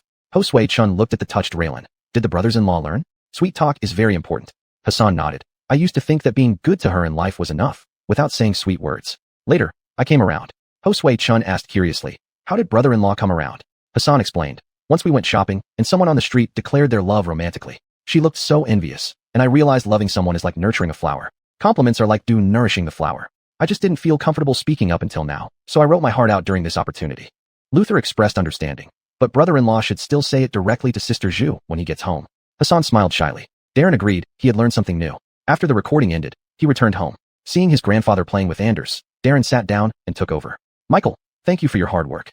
Jean was somewhat surprised, as this wasn't typical of Darren. Jean asked, "What's wrong with you today? So sentimental all of a sudden." Darren smiled. "That's what I learned today at the recording. Sweet words can brighten someone's mood." Jean responded, "No wonder you're acting strange." Darren asked in confusion, "Is this bad?" Jean felt uncomfortable. "Not really, just not used to hearing it often." He coughed. "Well, say more to Elaine. As for me, no need." Darren noticed his grandfather's discomfort and changed the subject. "Michael, Elaine and others went to Xi'an. When she returns, we should find time for us all to go play." Jean replied casually, "Sure." However, Jean didn't plan on going. Why should an old man join a young couple? He asked, "How long will Elaine be gone?" Darren answered helplessly, "She only started the trip yesterday, won't be back soon." Jean felt awkward. "Really? Feels like Elaine has been out for ages." He shifted the topic. "Tomorrow you take Anders while I go fishing." Darren hesitated, holding Anders. "Who are you going fishing with, Michael?" He replied, "I have work tomorrow, can't take him." Jean glanced at him. "Why not? You can change diapers and feed milk. Can't you do everything else?" Darren looked at Anders blowing bubbles and sighed. "I have meetings, can't bring him along." Jean gave a disapproving look. "When you were small, I carried you during meetings. Why can't you? Don't always rely on nannies. You turned out this way because I was busy working and left you to the nanny before." Darren couldn't refute his grandfather. If there were no problems, he wouldn't have drifted to divorce with Crystal. He looked at Anders, pinched his tiny hand gently. "It seems you'll be with me tomorrow." Anders spit up all over both of them. Darren quickly cleaned up. He also changed his own clothes as baby spit up smells awful. While bathing Anders, the nurse offered help, but Darren refused. He was already adept at bathing Anders from their time at the postpartum center. After washing and feeding Anders, Darren put him to bed. He called Crystal on video. Crystal answered his call immediately. "Is Anders asleep?" Darren pointed the phone at Anders. "He's asleep. He spit up some milk, so I gave him a bath, and then he fell asleep." Crystal was a bit worried about the spitting up. "Is he okay? Did he feel uncomfortable after spitting up?" Darren answered patiently, "He's fine. The spitting up is just clear liquid and milk curds because he absorbed the milk inside." Crystal finally relaxed. Noticing that she hadn't asked how he was doing for quite some time, Darren felt a bit unhappy. "Why don't you ask how I am?" Crystal had a puzzled look. "Oh, how are you then?" Darren leaned back in his chair. "Maybe not so great." Crystal raised an eyebrow. "Did something happen?" Darren mentioned his grandfather's plan. "Michael is going fishing with his friends tomorrow, so Anders will be handed over to me." Crystal didn't understand. "What do you mean handed over? Isn't there someone at home? Can't they take care of him temporarily?" There was a hint of grievance on Darren's face. "Michael said we shouldn't leave the child to the nanny all the time. If left too long, the child might turn out strange like me." Crystal laughed. "Your grandfather isn't wrong. You are a bit strange." Darren frowned. "You think so too?" Crystal wasn't afraid of him. "Yes, what else? Should I say you're perfect with no issues?" Darren straightened up. "It's fine if you say that because I'm actually pretty perfect." Crystal laughed and scolded him. "Don't be so shameless, praising yourself like that." Darren narcissistically remarked. "I really am quite perfect. Just look at my fan base." Crystal said sarcastically. "So impressive." Suddenly remembering he was supposed to say sweet words, but the situation changed. Darren found it hard to speak up. He opened his mouth, but didn't make a sound. Crystal noticed he wanted to say something, but wasn't speaking. "What do you want to say? Why are you hesitating?" Darren blurted out. "I missed you." Chapter 146, Taking Care of the Child.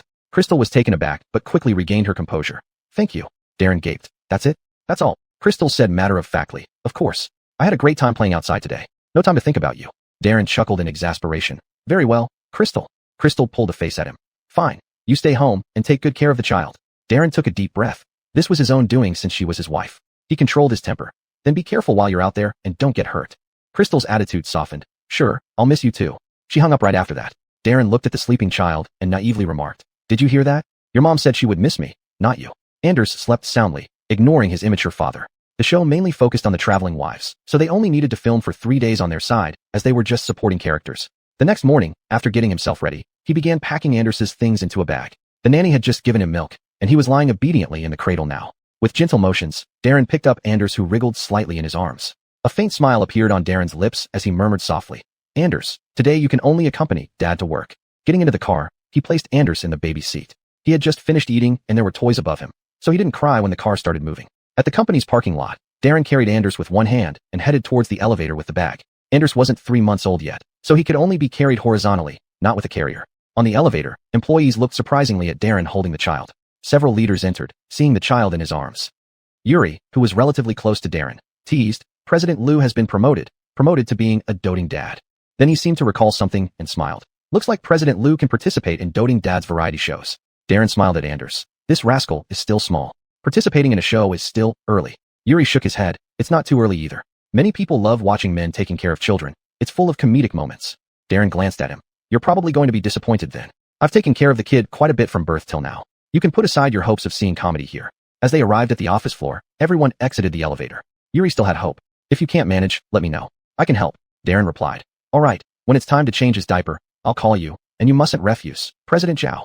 Yuri instantly regretted his words. He was still unmarried and knew nothing about changing diapers. Quickly retracting his offer. I was just joking. Darren, please don't take it seriously. He hoped Darren was only joking. Darren didn't say much more and walked straight into the office with Anders. He gently placed Anders in the nearby baby basket.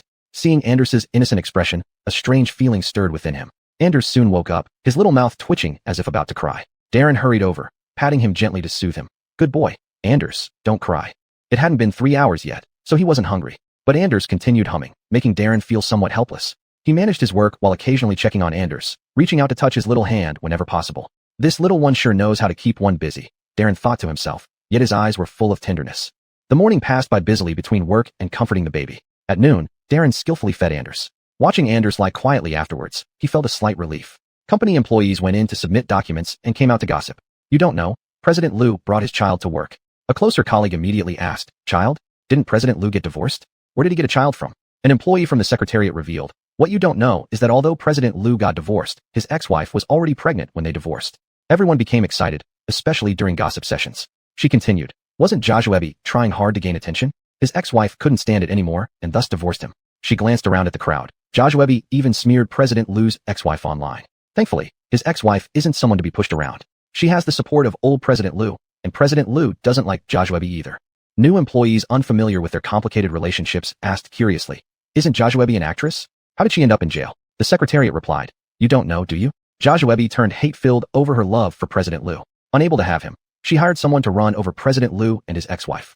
Looking at the astonished faces, she felt satisfied continuing. President Liu almost became a vegetative state while saving his ex-wife, lying in bed for several months. He nearly didn't wake up. The newcomer asked, how do you know this so clearly? An employee from the secretariat replied, this incident was quite big before and even made it to the news. You just weren't paying much attention. The newcomer said, so that's how it is. Then President Liu must still love his ex-wife very much. Why did they still divorce? The secretariat shook its head, thinking about it. If there's a woman constantly hovering around you and trying to seduce your husband, would you be happy? There was one time when I overheard, Joshua kept sending intimate photos to President Liu's ex-wife. In that situation, who could bear it? The newcomer was shocked. So they had a child after divorcing? The secretariat gave a look as if the newcomer was making a fuss over nothing. Those photos were all edited. If they were real, the child might not have been born at all. The newcomer sighed in relief. That's good. I thought President Liu was a scumbag. I really like the shows he acts in. If it were true, I'd have to unfollow him. The secretariat added, President Liu never gave Joshua any indication of interest. He just ignored her lazily, which led her to create many scandals. Isn't she quite something? Assistant Brendan came in and saw a group of people gathered. Do you have a lot of free time? Gossiping here instead of taking a lunch break. Everyone dispersed quickly upon seeing Assistant Brendan come in. After eating the lunch Brendan ordered, Darren also felt relieved. With the child sleeping soundly, he could rest for a bit. I guess there will be more situations like this in the future, Darren thought, but he didn't find it troublesome. Instead, a sense of responsibility grew within him. At the end of the day, Darren carried Anders home. The little guy slept quietly in his arms, and Darren walked gently, as if holding the entire world. Upon returning home, Darren was already back. Chapter 147, 10 Years of Conversation. Jean took a sip of tea and asked, how was it today? Did Anders make a fuss? Darren placed Anders in the cradle. No, he was very well behaved. He only cried when he was wet or hungry. Otherwise, he was sleeping. Jean nodded. Good. Before Elaine returns, you'll be the main one looking after Anders. After spending a whole day with Anders, Darren understood why postpartum depression was so common. The baby needed constant care, needing to be changed and fed frequently, which sometimes made him feel anxious. Darren could only smile bitterly. It's better to keep him at home. I can manage occasionally, but I have many things to handle at the company. I'm worried that something might come up and I won't be able to take care of him properly. Jean chuckled. I see you're already tired after just one day. Are you afraid? Darren sighed. With people coming and going at the office, he wouldn't get proper rest either. Jean, like a mischievous old man, said, who says that? You're pulling my leg. Babies sleep better in quiet places. Too much silence actually makes them feel insecure. Darren knew Michael was joking. I've been taking care of him for some time now and understand that raising a child is no easy task. Jean agreed. Of course not. Do you think raising a child is simple? A child isn't born to be ignored. This is just the beginning. Enjoy the feeling of being a father. Darren lay on the sofa, sighing. When will this little rascal grow up? Jean dampened his spirits. You'll have to wait a long time. There are still over 10 years left. Remembering that Anders had a vaccination appointment the next day, Jean added, don't forget to take Anders for his vaccination tomorrow. Darren pinched the bridge of his nose. I know, Michael. On the day of the vaccination, Darren, looking serious, gently placed the 2-month-old Anders into the infant seat, moving carefully and cautiously. At the community hospital, there were quite a few people, making it somewhat noisy. Pushing the stroller, Darren looked slightly worried, unsure if he could manage on his own. If Anders cried uncontrollably, he might struggle. While waiting in line, children kept crying inside, but Anders, curious, kept turning his head to look around. He seemed to sense the different atmosphere and gazed around with confusion. When it was their turn, Darren lifted Anders slightly, exposing his shoulder as he sat in front of the nurse. As the nurse prepared the injection, Darren frowned slightly, focusing intently on Anders. The moment the needle pierced his skin, Anders didn't react immediately. After the shot, he let out a couple of whimpers, much to Darren's surprise and relief. Holding Anders tighter, Darren used a cotton swab to press on the vaccination site, revealing a look of tenderness. Once the bleeding stopped, Darren quickly dressed Anders and held him in the hallway for a while, just in case there were any adverse reactions. While waiting, Anders listened to the cries of other children and even smiled, as if mocking them. Knowing that Anders didn't understand anything, Darren couldn't help but find it amusing. He pinched Anders's chubby little hand. Your mom probably never imagined you'd behave so well. An aunt beside them commented, your child is quite brave. Many kids cry terribly after vaccinations. Darren agreed. He had his first vaccination right after birth, too young to remember. This is the first time I brought him for one. Though they were of different ages, they chatted for a while about childcare tips. Time passed, and Darren returned home with Anders. Jean hadn't gone out since they were getting the vaccination and wanted to see how the grandchild was doing. Darren carried Anders back, and Jean took him. How did Anders do today? Darren took a drink of water. Pretty good. He only whimpered a few times and didn't cry for long. He even smiled watching other kids get their shots. Jean suddenly said, you should gradually take over the management of Lou Corporation. Why do you say that all of a sudden, Michael? Darren was surprised. Jean watched the news on TV. I'm getting old, and the company's development should rely on you younger ones. I should rest more at home. Darren thought for a moment. Why don't we hire a professional manager? I plan to step away from full management at Chuanji Entertainment and only take dividends. Jean was curious about his change of heart. When did you change your mind? You used to work tirelessly for the company. Seeing the relaxed atmosphere in the living room, Darren felt at ease. After the car accident, I realized life is precious. We have enough money but lack quality time together. Hiring a professional manager is a good idea. Just visit the company occasionally. Jean pondered. That works. Decide as you see fit. I'm old and don't want to manage anymore. Meanwhile, Crystal was starting the evening routine. The production team said they could connect with fans, and one fan called in.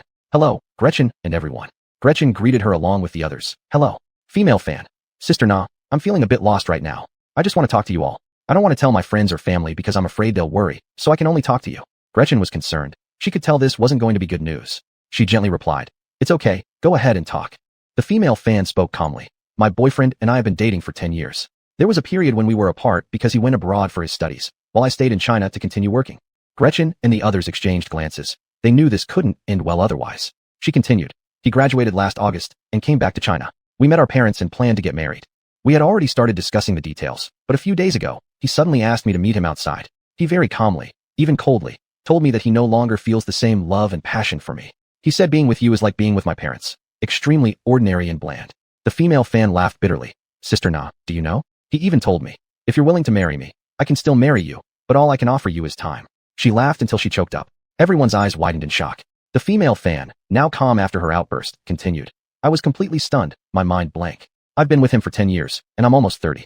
I don't know if I can accept another relationship anymore. Gretchen and Raylan, who were empathetic, already had tears in their eyes. Gretchen carefully chose her words before speaking. You should think positively. You still have the chance to reconsider. The situation isn't at its worst yet. At least you haven't gotten married yet. There are still other opportunities. Chapter 148, Bullying. The female fan smiled bitterly. How hypocritical. He pretends to give me the choice, so when we break up, he can feel justified without any guilt. Charmaine said calmly. You're only 30 years old. You're still young with endless possibilities. Don't let one failed relationship make you believe that all future relationships will fail. Julian hurriedly added. You're very young. At 30, life is still long and everything is still possible. Crystal cruelly pointed out. There might have been problems from the beginning. It's just that you didn't notice. Your friends might have known, but didn't tell you. Raylan comforted. Don't be afraid to start a new relationship. Remember, as a girl, you must love yourself and not let others define your worth. Dion felt it wasn't appropriate to speak at the moment, sensing nothing could change the situation, so he remained silent. Patsy suggested, tomorrow, ask him if he really wants to give up on this relationship. Is he willing to let go? If he remains calm, then there's no need to try to salvage it. She concluded, just be kind, and the universe will judge. The female fan responded gratefully. Okay, thank you all, especially Patsy. I was momentarily unsure of what to do. She hung up the phone. Dion sighed. In relationships, it's not easy to back out. Crystal commented, regardless of gender, if someone doesn't like you anymore, they should say it directly. Don't waste others' time. It's very unethical. Charmaine agreed wholeheartedly. Exactly. This world won't stop turning without anyone. People can't have everything their way. Reflecting on her own situation, Crystal gave everyone advice. In relationships, people should hold something back. Don't give everything away. Keep some for yourself, so even if you get hurt, it won't be too severe. The group's mood dampened by the call. Everyone felt down. The next caller was another woman, whose voice was cheerful when she came through. I want to share some good news with all of you. Everyone's expressions improved slightly. Patsy also smiled. Hello, we're glad you're sharing good news with us. The second female fan announced, the bully who tormented me has cancer, and it's in the late stages. She's raising money online, which I found out about. I'm very happy and wanted to share it with you all. Crystal bluntly replied, that is indeed good news. Congratulations, you can finally let go. She thanked them. Thank you. I shared this with people around me, but some said I shouldn't feel this way, that I'm being too petty. Charmaine scoffed, people who say that are full of it. They act more generous than anyone else, but they're just hypocrites. If it happened to them, they'd be even harsher. Dion added, there's no real empathy in this world, so they can't understand, but using this to advise others isn't kindness, it's hypocrisy. The second female fan agreed. Yes, they say it so easily, but the scenes from junior high school haunted me endlessly. How could I move past it? Crystal softly remarked, for an apology to count, the wrongdoer needs to suffer more than you did, worse off than you were, to truly apologize. Charmaine nodded. That's right. Otherwise, what good is a superficial apology? Patsy sympathized deeply. You must have been very upset before. The second female fan confessed. I couldn't get over it before, but seeing her suffering now feels like I've completely moved on. Julianne was genuinely happy for the good news. May you find happiness in this new chapter. Everyone decided to help her move past the bullying incident since it had already happened, leaving it firmly in the past. The second female fan mentioned, actually, what hurt me more than the bullies were my parents. They thought the bullying was my fault and never stood by me. She mused to herself, but what was wrong with me? Was it because I didn't have enough money for them or lacked the courage to fight back? Even my parents didn't support me. Where would I get the confidence to stand up for myself? These slaps in the face, chalk dust in my water cup, garbage on my bottles. How could they say it's easy to move on from all that? Charmaine swore, bullshit. The problem lies with the bullies, not the victims. Parents who say that should be avoided, they're terrifying. Crystal directly stated, forget the past, focus on now. Her days are numbered. You reported her, which was already an act of kindness. Raylan couldn't comprehend what kind of parents would say such things. Love yourself in the future. Don't listen to words that upset you. Remember, don't blame yourself. Look for issues in others. The second female fan seemed to regain clarity. Right? I'm not like her. She's the one with the problem. Thank you all, sisters. The show's production team found this segment controversial, yet highly educational, so they posted it online first. It quickly sparked heated discussions. This is karma. It really feels good to hear. Why should bad people get good outcomes? They should rot in the mud. Those who speak from a position of privilege should experience being bullied too. But she already has late-stage cancer. Let's not dwell on it. I say to the commenter above, you should buy a ticket to Sichuan. Why buy a ticket? To go to Leshan, of course, and have the Leshan giant Buddha step aside for you.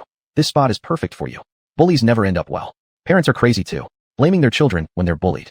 Do they think about their own problems when they're bullied at work? Anyone who says bullies are pitiful should let their kids experience bullying too and see if they still talk that way.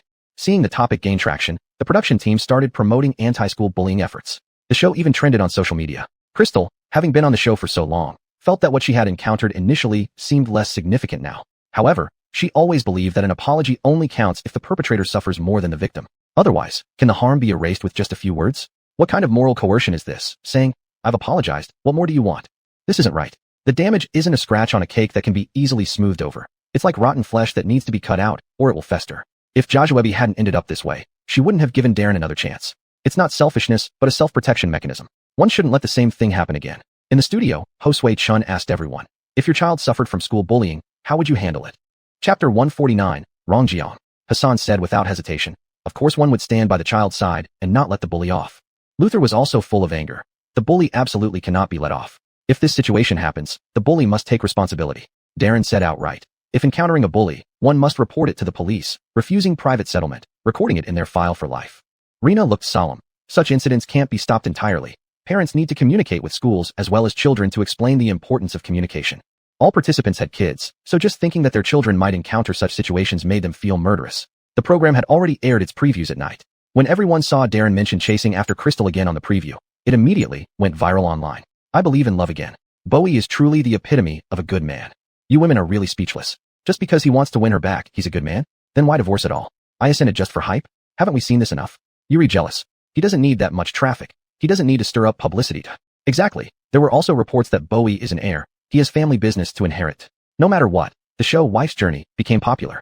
Soon, the trip in Xi'an would come to an end, and the next destination drawn by Rhonda was Guizhou Rongjiang. Rongjiang is very famous, especially for football, which Rhonda likes as well, but she prefers international stars. Our national football team still has some distance to catch up. When Rhonda heard Raylan say this, she immediately rolled her eyes. That's the distance of a light year. Crystal laughed and said, it's peculiar. They lost to South Korea during the match yet won against Japan, knowing that South Korea is stronger than Japan. Julianne spoke straightforwardly. Was that football? That seemed like venting of national grudges. Everyone in the studio nodded. Raylan curiously asked, is it true that Guizhou has witchcraft? Patsy thought for a moment. There isn't any in our Guizhou either, so it's hard to say. Crystal joked, Isn't it said online that their village head disapproves? Anyone practicing will get scolded. Julian blinked. Guizhou has many minorities. Will everything be fine if we go there? Patsy tapped her. Don't talk nonsense. Guizhou is a place where multiple ethnic groups live together. Don't worry about that. Hatcher added. Especially in Rongjiang. The football games have gained popularity internationally. Rhonda sighed. Capable players aren't getting the chance, while a bunch of useless people are being kept around. Soon, everyone took a plane to Guiyang in Guizhou province, then transferred to Rongjiang. Upon reaching the venue for the football matches, they dropped off their luggage at a homestay and rushed to the stadium. There happened to be a football match happening here, and everyone was infected by the vibrant atmosphere of football. Wow, it feels so lively, Raylan said excitedly, her eyes darting around. Yeah, it seems like everyone here loves football, Crystal replied with a smile. Everyone felt the warmth and vitality of the people here. They arrived at the side of a football field, watching people playing intensely on the field. Look quickly, they play really well. Julianne pointed at the field with excitement on her face. The players on the field just scored a long-distance goal. Haha.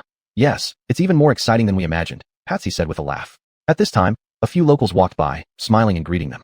This is Patsy. Yes, the host who shines like the sun. Patsy responded warmly. Thank you all for liking me. She even took photos with them. Everyone warmly responded as well. Raylan couldn't help asking a local dressed in meow clothing beside her. Brother, do you really have witchcraft here? The local laughed heartily and said, young people here don't practice it. Besides, with better living conditions now, why would anyone keep doing that? Julianne was also curious, so there are still people who can do it. Will you give someone the curse? The uncle waved his hand hurriedly. That's definitely not allowed. The village head would punish us. Everyone thought he was making a joke and laughed. After the game ended, they found a place to eat. Entering a hot pot restaurant, Patsy asked them, what kind of pot base do you want? Rhonda looked at the menu on the wall. Why don't you order, Patsy? We don't know which ones are tasty. Isn't it said Yunguiqian is a family? You should be more familiar. Patsy smiled mischievously. If I order, I wonder if you can handle stinky food? Hatcher didn't quite understand. Sure, I can eat stinky tofu from Changsha. Everyone nodded, indicating that they had all tried stinky tofu and could handle it. Each person mentioned what they wanted to eat, then left it to Patsy to order the pot base. Patsy told the server, then we'll have a fermented black bean pot base. Patsy was quite familiar with Guizhou as she had visited there before while working on programs. Guizhou has a great feature where vegetables are free of charge and unlimited. As long as you can eat them, you can keep adding more. Crystal also saw it written on the wall and pointed it out to everyone. Indeed, it's also written on the wall. Patsy also pointed to the water dispenser. The water and paper in Guizhou are also free. Guizhou does very well in terms of service. Rhonda was quite curious. I see many people online say that the dishes in Guizhou are delicious, but I haven't seen much of them outside. Patsy poured a cup of tea. Because Guizhou's geographical climate is very unique, the vegetables have a natural sweetness. Once out of Guizhou, they lose that flavor, so they aren't as famous. Everyone tasted the complimentary vegetables from the restaurant, which included green beans and small cucumbers. Hatcher found it quite novel. There is indeed a naturally sweet taste. It's the sweetness inherent in the ingredients. Patsy picked up some vegetables and dipped them in the sauce. The dipping sauce of Guizhou is unparalleled. You should try it if you can handle spiciness. Rhonda was pretty good at handling spicy food. She picked up a vegetable, dipped it, and put it in her mouth. The peppers in Guizhou aren't very spicy, but very fragrant. Unlike Sichuan's numbing and spicy flavor, they're very suitable for those who can't eat spicy food. Everyone else also gave it a try, and their reviews were positive. The pot base they ate was freshly stir-fried. The waiter came over with a tray holding a plate of fatty pork. There was also a dish of pickled chili peppers and a plate of black beans. The waiter poured the fatty pork into the pot and started stir-frying it until the oil rendered out from the fatty pork, then added the pickled chili peppers. Once the chili peppers gave off a fragrant aroma, the black beans were added. A pungent odor wafted through the air, causing everyone to move away. It was hard for first-time diners to accept this smell, especially those not accustomed to eating such fragrant delicacies. Chapter 150, Fermented Black Beans Hot Pot Base. Patsy said teasingly, you can rest assured, it only smells funky for a moment, but when you eat it, there's no taste at all. The waiter didn't stop in hand, continuing to stir-fry the hot pot base. This beauty isn't wrong. Many people from other regions would order this. You'll find it tasty, he reassured. Everyone watched as garlic sprouts were added last to the pot, and gradually, the smell of fermented black beans began to fade away, making them believe. After the hot pot base was well prepared, the waiter mentioned, the dishes are on that counter. You're free to choose any you like, unlimited and free of charge. Thanking him, everyone rose to start picking up what they liked. Hatcher looked at the food on the counter, unsure where to start. He asked Patsy, Master, which ones taste better? Others also waited for Patsy's suggestion. Rhonda remarked, what's there to ask? Just pick a little of each type. Once you try and find out which one is delicious, you can get more of it. Everyone agreed and started picking their choices. After getting the food, everyone went back to their seats. Patsy said, don't look at the pot base like that. It goes very well with rice and isn't greasy at all.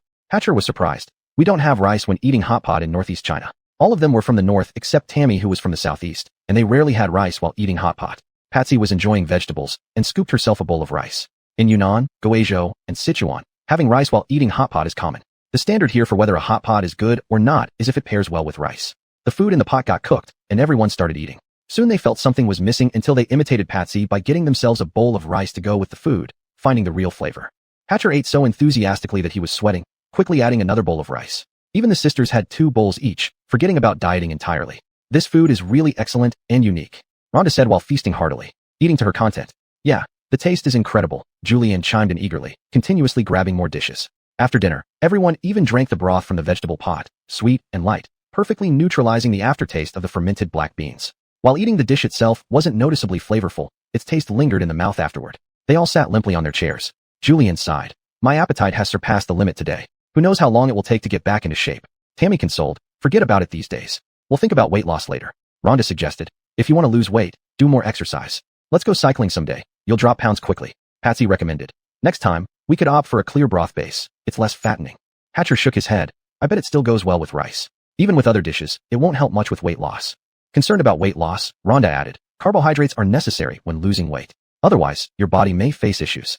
Raylan took a sip of water. In fact, carbs aren't problematic.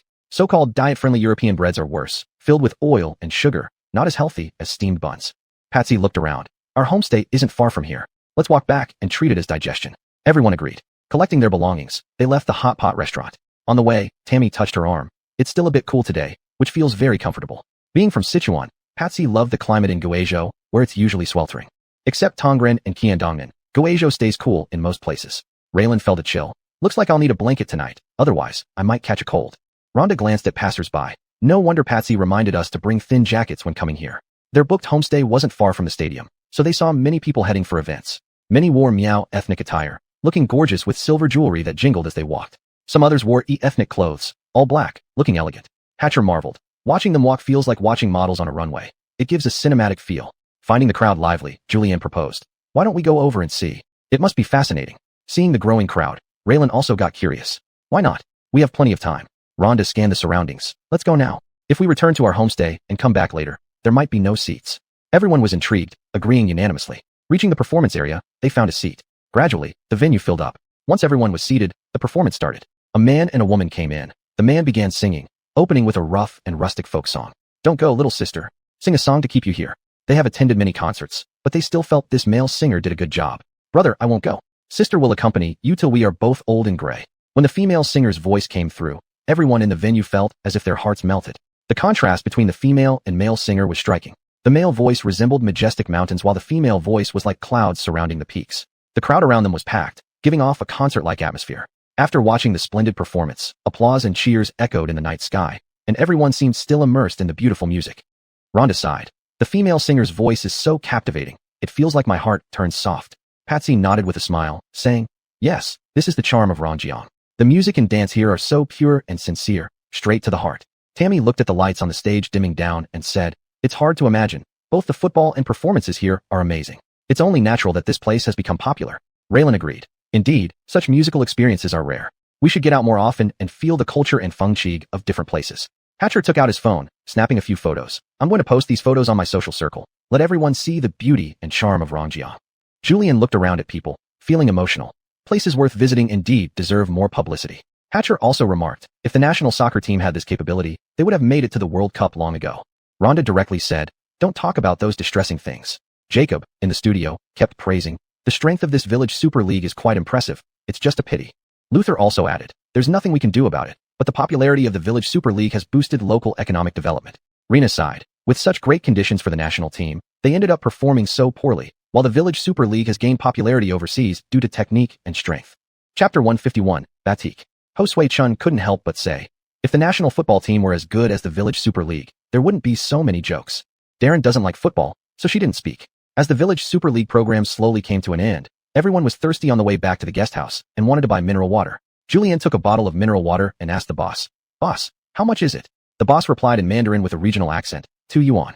Everyone was somewhat surprised. This price was the same as outside, no increase. One must know that once a tourist spot becomes popular, everything inside would become more expensive. Seeing their expressions, the boss explained, here, we all keep the prices the same. We won't raise them. Crystal understood. It was not easy for this place to become famous, and everyone cherished this opportunity.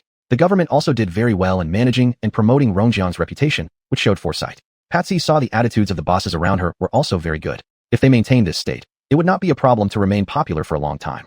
They ended their chat only when they returned to the guest house.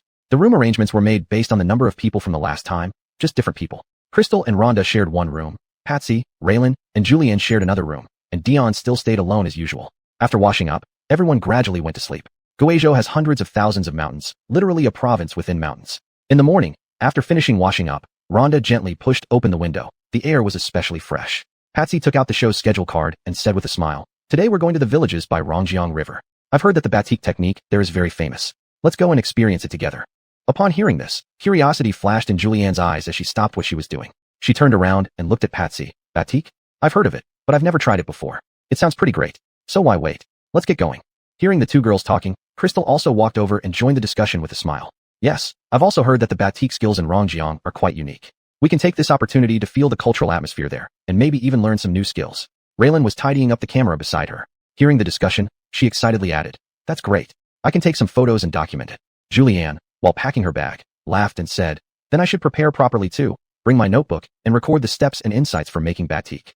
They had rented a car when they arrived. Raylan was driving them to the batik experience base. Patsy was somewhat worried. "Are you a good driver?" Raylan joked. "What do you have to worry about? Am I not still in the car?" Rhonda said, "How about I drive instead?" Raylan, who was joking at first, now insisted on driving.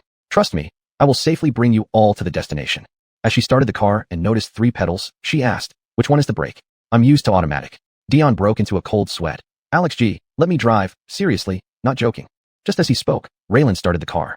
Seeing the car moving, Dion didn't say anything else, afraid to distract her. Then the show's cameras captured their car with the rear wiper on continuously, causing laughter. Crystal also doubted Raylan's driving skills, so everyone avoided talking to not affect Raylan's driving. Raylan said, "Why so quiet? I was just kidding. If there were real problems, I wouldn't dare drive." Only then did Rhonda and Patsy relax. "Patsy, you almost scared us to death. You're holding our lives in your hands." Finally, they started chatting normally. The journey wasn't far, just a bit over 20 minutes, and they were nearly there. Julianne suddenly pointed to a distant drying field and shouted excitedly, "Look, that's the batik base. We're almost there." Following Rhonda's finger direction, Patsy saw blue-dyed fabrics hanging everywhere in the drying field, forming a beautiful scene. She couldn't help but exclaim, "It's really beautiful. I can hardly wait to experience it." Upon arriving at the village, they visited an ancient and simple batik workshop. The owner of the workshop was a kind, elderly man who warmly welcomed them and led them inside. Inside the workshop, during the batik production process, the owner introduced them to an interesting local custom, batik blessing. He explained, "Here, batik is not just a craft, but also a way of blessing. Whenever there is an important festival or a joyful occasion, everyone will make a piece of auspicious tie-dye fabric and hang it in front of their house, or give it to relatives and friends to wish for peace and happiness." Everyone listened with great interest and expressed that they also wanted to make some to send to their loved ones. Then, the old man took out some fabrics and dyes and began teaching them how to create simple tie-dye works. Patsy curiously picked up a piece of fabric and started folding and tying it, imitating the old man. While doing so, she asked, "Old sir, is there anything special about this tying technique?" The old man patiently explained, "This tying technique is very crucial. Different ways of tying will result in different patterns. You can try various methods according to your preferences and creativity." Rhonda also picked up a piece of fabric and began trying it out. She carefully tied the fabric while marveling. "This is truly an art." Each piece of fabric contains the artisan's dedication and wisdom. Crystal and Raylan joined in the making process. Crystal added, "Each piece of tie-dye here is unique. There cannot be any duplicates." Patsy teased, "Dion, you could tie-dye a piece for your future girlfriend. Remember, each one is one of a kind." Dion responded helplessly, "Master, why don't you dye one for Brother Jia? I don't need one for now." They exchanged insights and skills with each other, occasionally bursting into laughter. After hanging the tie-dyed fabrics to dry, they waited for the patterns to form. Half an hour later, everyone completed their tie-dye works. One by one, they showed off their creations in front of the camera. It was time for lunch, and the base owner offered to treat them to a meal. The show's crew said they would cover the meal expenses, so everyone agreed. Lunch was at the owner's home, where he generously prepared cured ham. He used gas to cook the ham. Dion was curious. "Uncle, why do you burn the meat with fire?" Chapter 152, A Breeze Will Knock You Down. The uncle said, "This is to remove the hair from the pig, and also because it tastes better after roasting." But he and his wife quickly finished cooking the dishes. They had originally wanted to help, but were chased out by the uncle. He even said, "If others know you came over to play and still have to cook for yourselves, wouldn't that be hilarious?" Everyone helped put the dishes on the table and sat down. After a few bites of rice, the uncle began to toast everyone with rice wine. "This is our homemade rice wine. The alcohol content isn't high, but the taste is unique. Please try it." Patsy curiously leaned forward, sniffed the aroma of the wine, and then smiled at everyone, saying, "It smells so good. Shouldn't we give it a try? Besides, the alcohol content isn't high."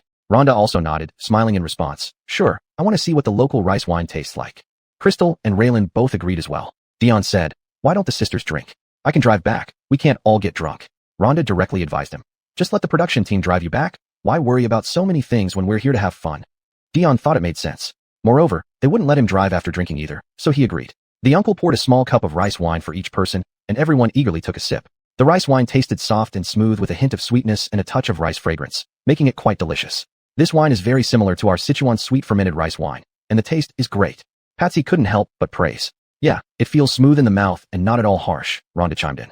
Everyone else nodded in agreement. Crystal, tasting the slightly sweet rice wine, couldn't resist having a couple more bowls. In the studio, Hassan observed, the alcohol content of this wine seems low, but it actually has a strong effect later. Luther had been to Guizhou before while filming, and had also tasted this kind of wine, which locals call waterflower wine. It's harmless when drinking, but one gets knocked down by just a breeze outside. Luther chuckled. The ethnic minorities there are all good drinkers. Their alcohol tolerance is really high. But outsiders can't handle it and get knocked down right after stepping out. Rena commented, our Patsy likes rice wine quite a bit, probably mistaking this for her hometown's rice wine. Darren remarked, Elaine loves drinking but has a low tolerance. She falls down after one glass.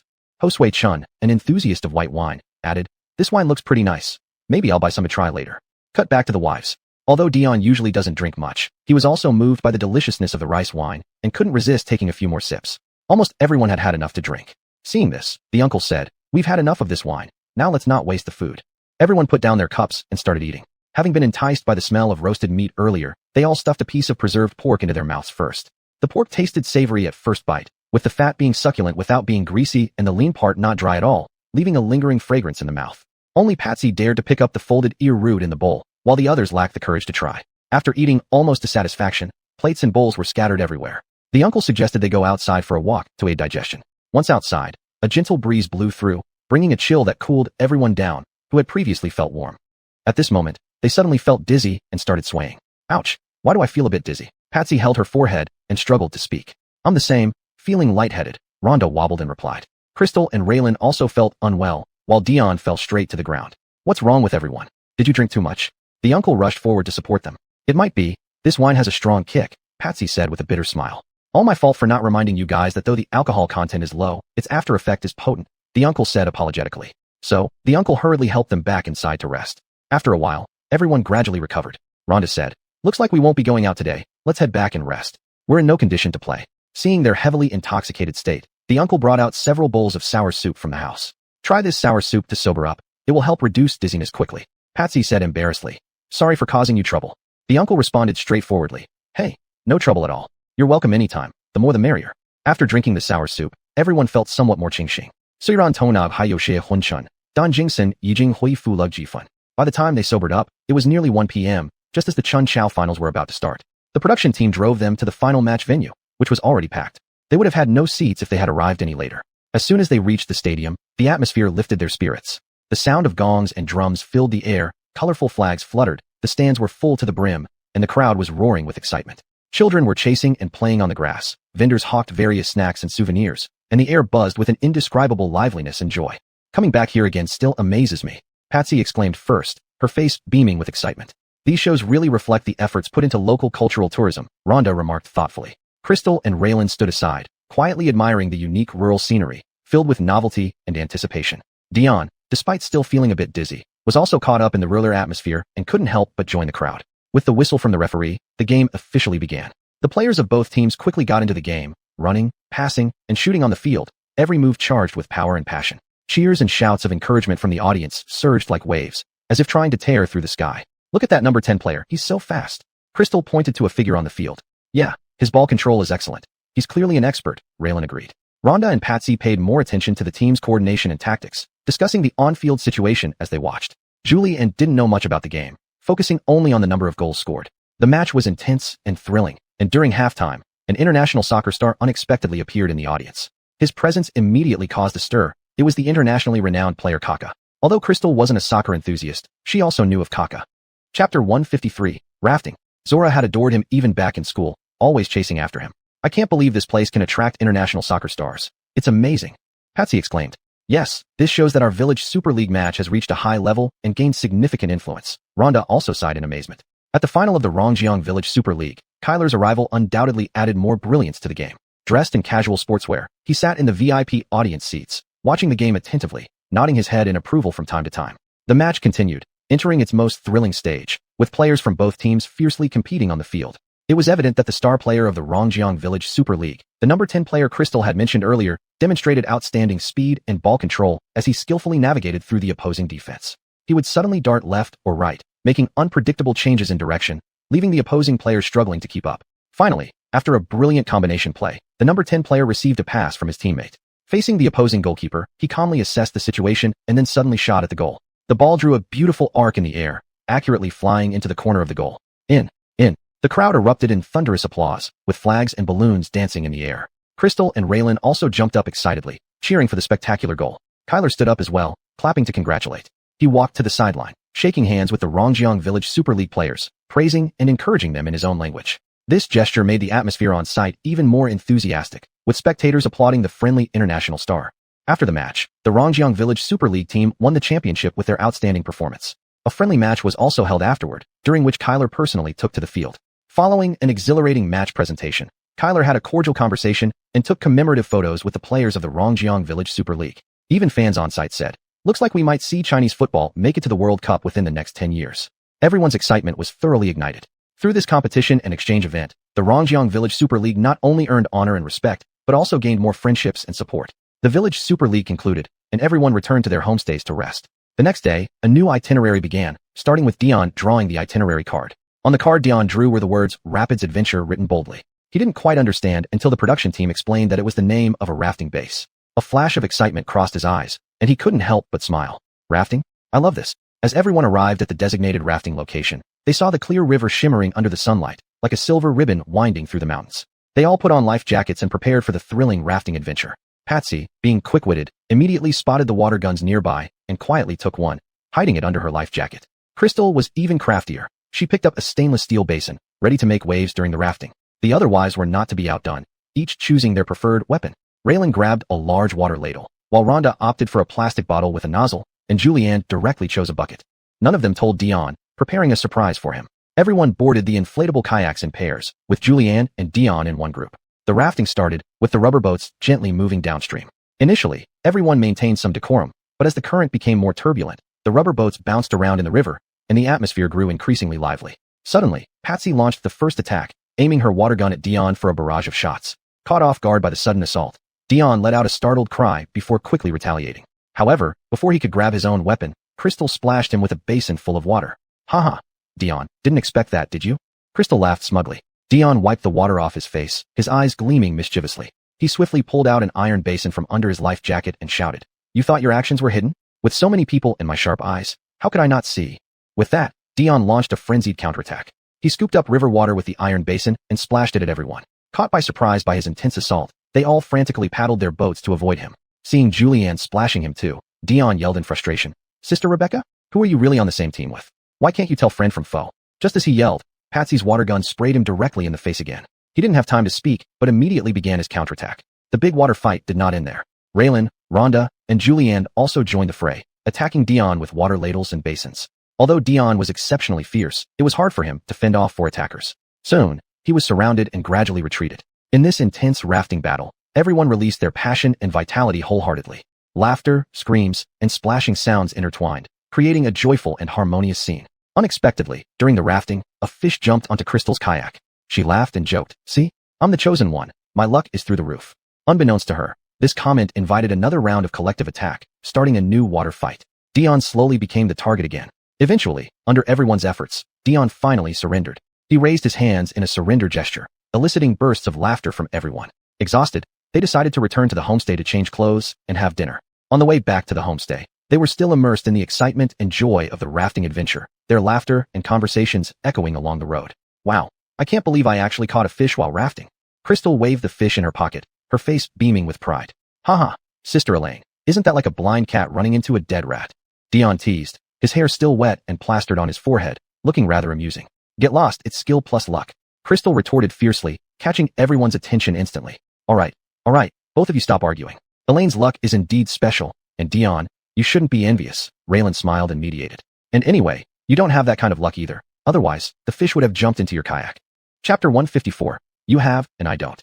Right? Our Lola is the chosen daughter. Even the fish jumped into her kayak by itself. Patsy also joined in on the teasing. Her voice was clear and pleasant, adding a few notes of joy to the night. All right, no more praise.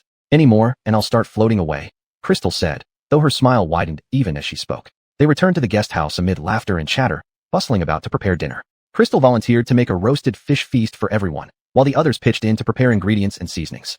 Lola, your roasted fish skills are really something. Just looking at it makes my mouth water, Dion complimented while he helped slice vegetables. Of course, I've practiced, Crystal replied with a proud smile. She deftly cleaned the fish, sprinkled seasoning, and placed it over the fire to slowly roast. Darren, watching from the studio, raised an eyebrow at her adept handling. Josue Chun added with a smile. After these trips, everyone's relationship has grown increasingly harmonious. The initial unfamiliarity among us has gradually disappeared. Hassan also smiled as he looked at Raylan. It's worth it to be able to meet so many good friends during this trip. Luther commented, with our work schedule, it's hard to find time to go out and play. When will there be a chance? We could all use some time off to travel. Brother Jacob nodded. If wives can have their own trips, why can't husbands? Josue Chun laughed. We can suggest that to the production team. Maybe we can include a segment where the sisters go on their adventure. It would boost ratings. As they talked, the smell of Crystal's roasted fish spread throughout the yard. Everyone gathered around the table to enjoy the delicious dinner. Laughter and conversation filled the air, bringing them closer together. After dinner, they congregated in the yard to chat. The group sat in a circle in the courtyard, enjoying the breeze and the starry sky. Dion suddenly suggested, let's play you have, and I don't.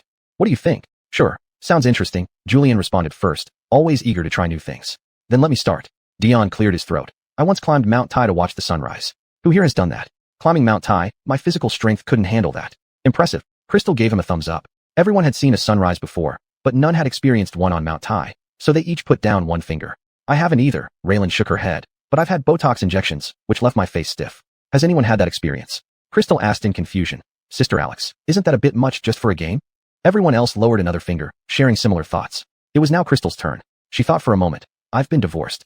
Anyone else? Darren Joe sighed inwardly at her statement, helpless since it was true. Everyone noticed his exasperated expression and chuckled knowingly. Rhonda said speechlessly, you accuse Sister Raylan of going all out, but can you top this? Even you've gone too far. Crystal replied, playing games requires seriousness. Why not share? No one in the group had been through a divorce, especially not Dion, who hadn't even married yet, lowering another finger. Julianne then smiled and said, I once ate only plain kanji for a whole month, having only Laogan Ma as a side dish. Has anyone tried that?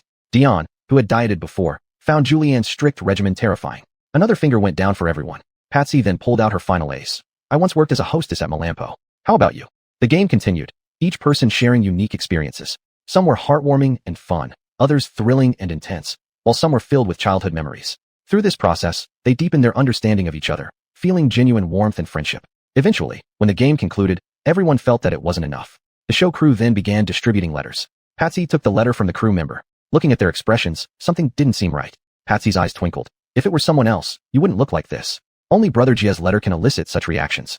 She handed the letter to Crystal. I feel awkward reading Brother Jia's letter. Can you read it for me, Brianna?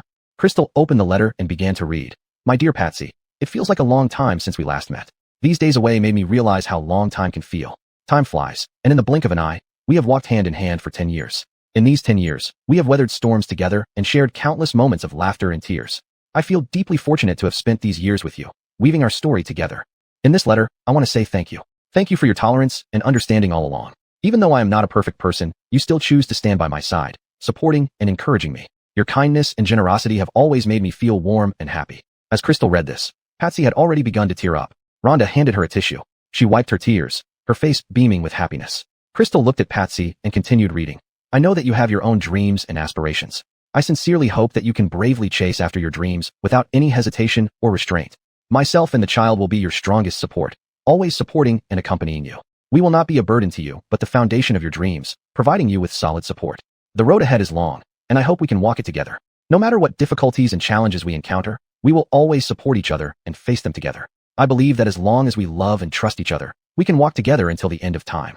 Patsy, I love you, not only for your beauty and kindness, but also for your strength and bravery. May our love be simple and sincere like this letter, forever unchanged. Love, Jia. Reading on, Crystal was also moved. She gently wiped her eyes, brushing away the tears. A sob came from the side. Everyone turned to see Raylan. Rhonda teased with a smile, you're overreacting. Even Patsy, the main character, isn't as moved as you. Raylan said, I just got touched. What can I do about it? Chapter 155, Returning Home. After finishing the letter, Crystal gently folded it and handed it back to Patsy. Patsy, now Jieji's sentiments are returned to you. Crystal said softly. Elaine, thank you for reading his heart out for me. Patsy replied with a smile after wiping away her tears. It was almost time for everyone to rest. They all went back to their respective rooms. In the room, Rhonda asked Crystal curiously, You said on the show that you got divorced. What's the story? Dixie had always been curious about Crystal's divorce, but never found the right moment to ask until now. Just the two of them. Crystal knew Dixie was straightforward, but didn't expect her to be this direct. However, since she could talk about it, it showed she wasn't afraid anymore. So Crystal told her about what happened between her and Darren. Dixie exclaimed in surprise, "Then you're basically dating now." Crystal nodded. "I've wondered before if forgiving him like this would betray my former self. But then I thought, why overthink it? If he treats me well afterward, we can reconcile. If not, we'll part ways. Don't put too much pressure on yourself. Passing the problem to someone else is more important." Dixie supported her idea. Joseph doesn't have to be about winning or losing. As long as you're happy and willing, that's enough. Crystal felt relieved when she shared the news of her reconciliation with Darren.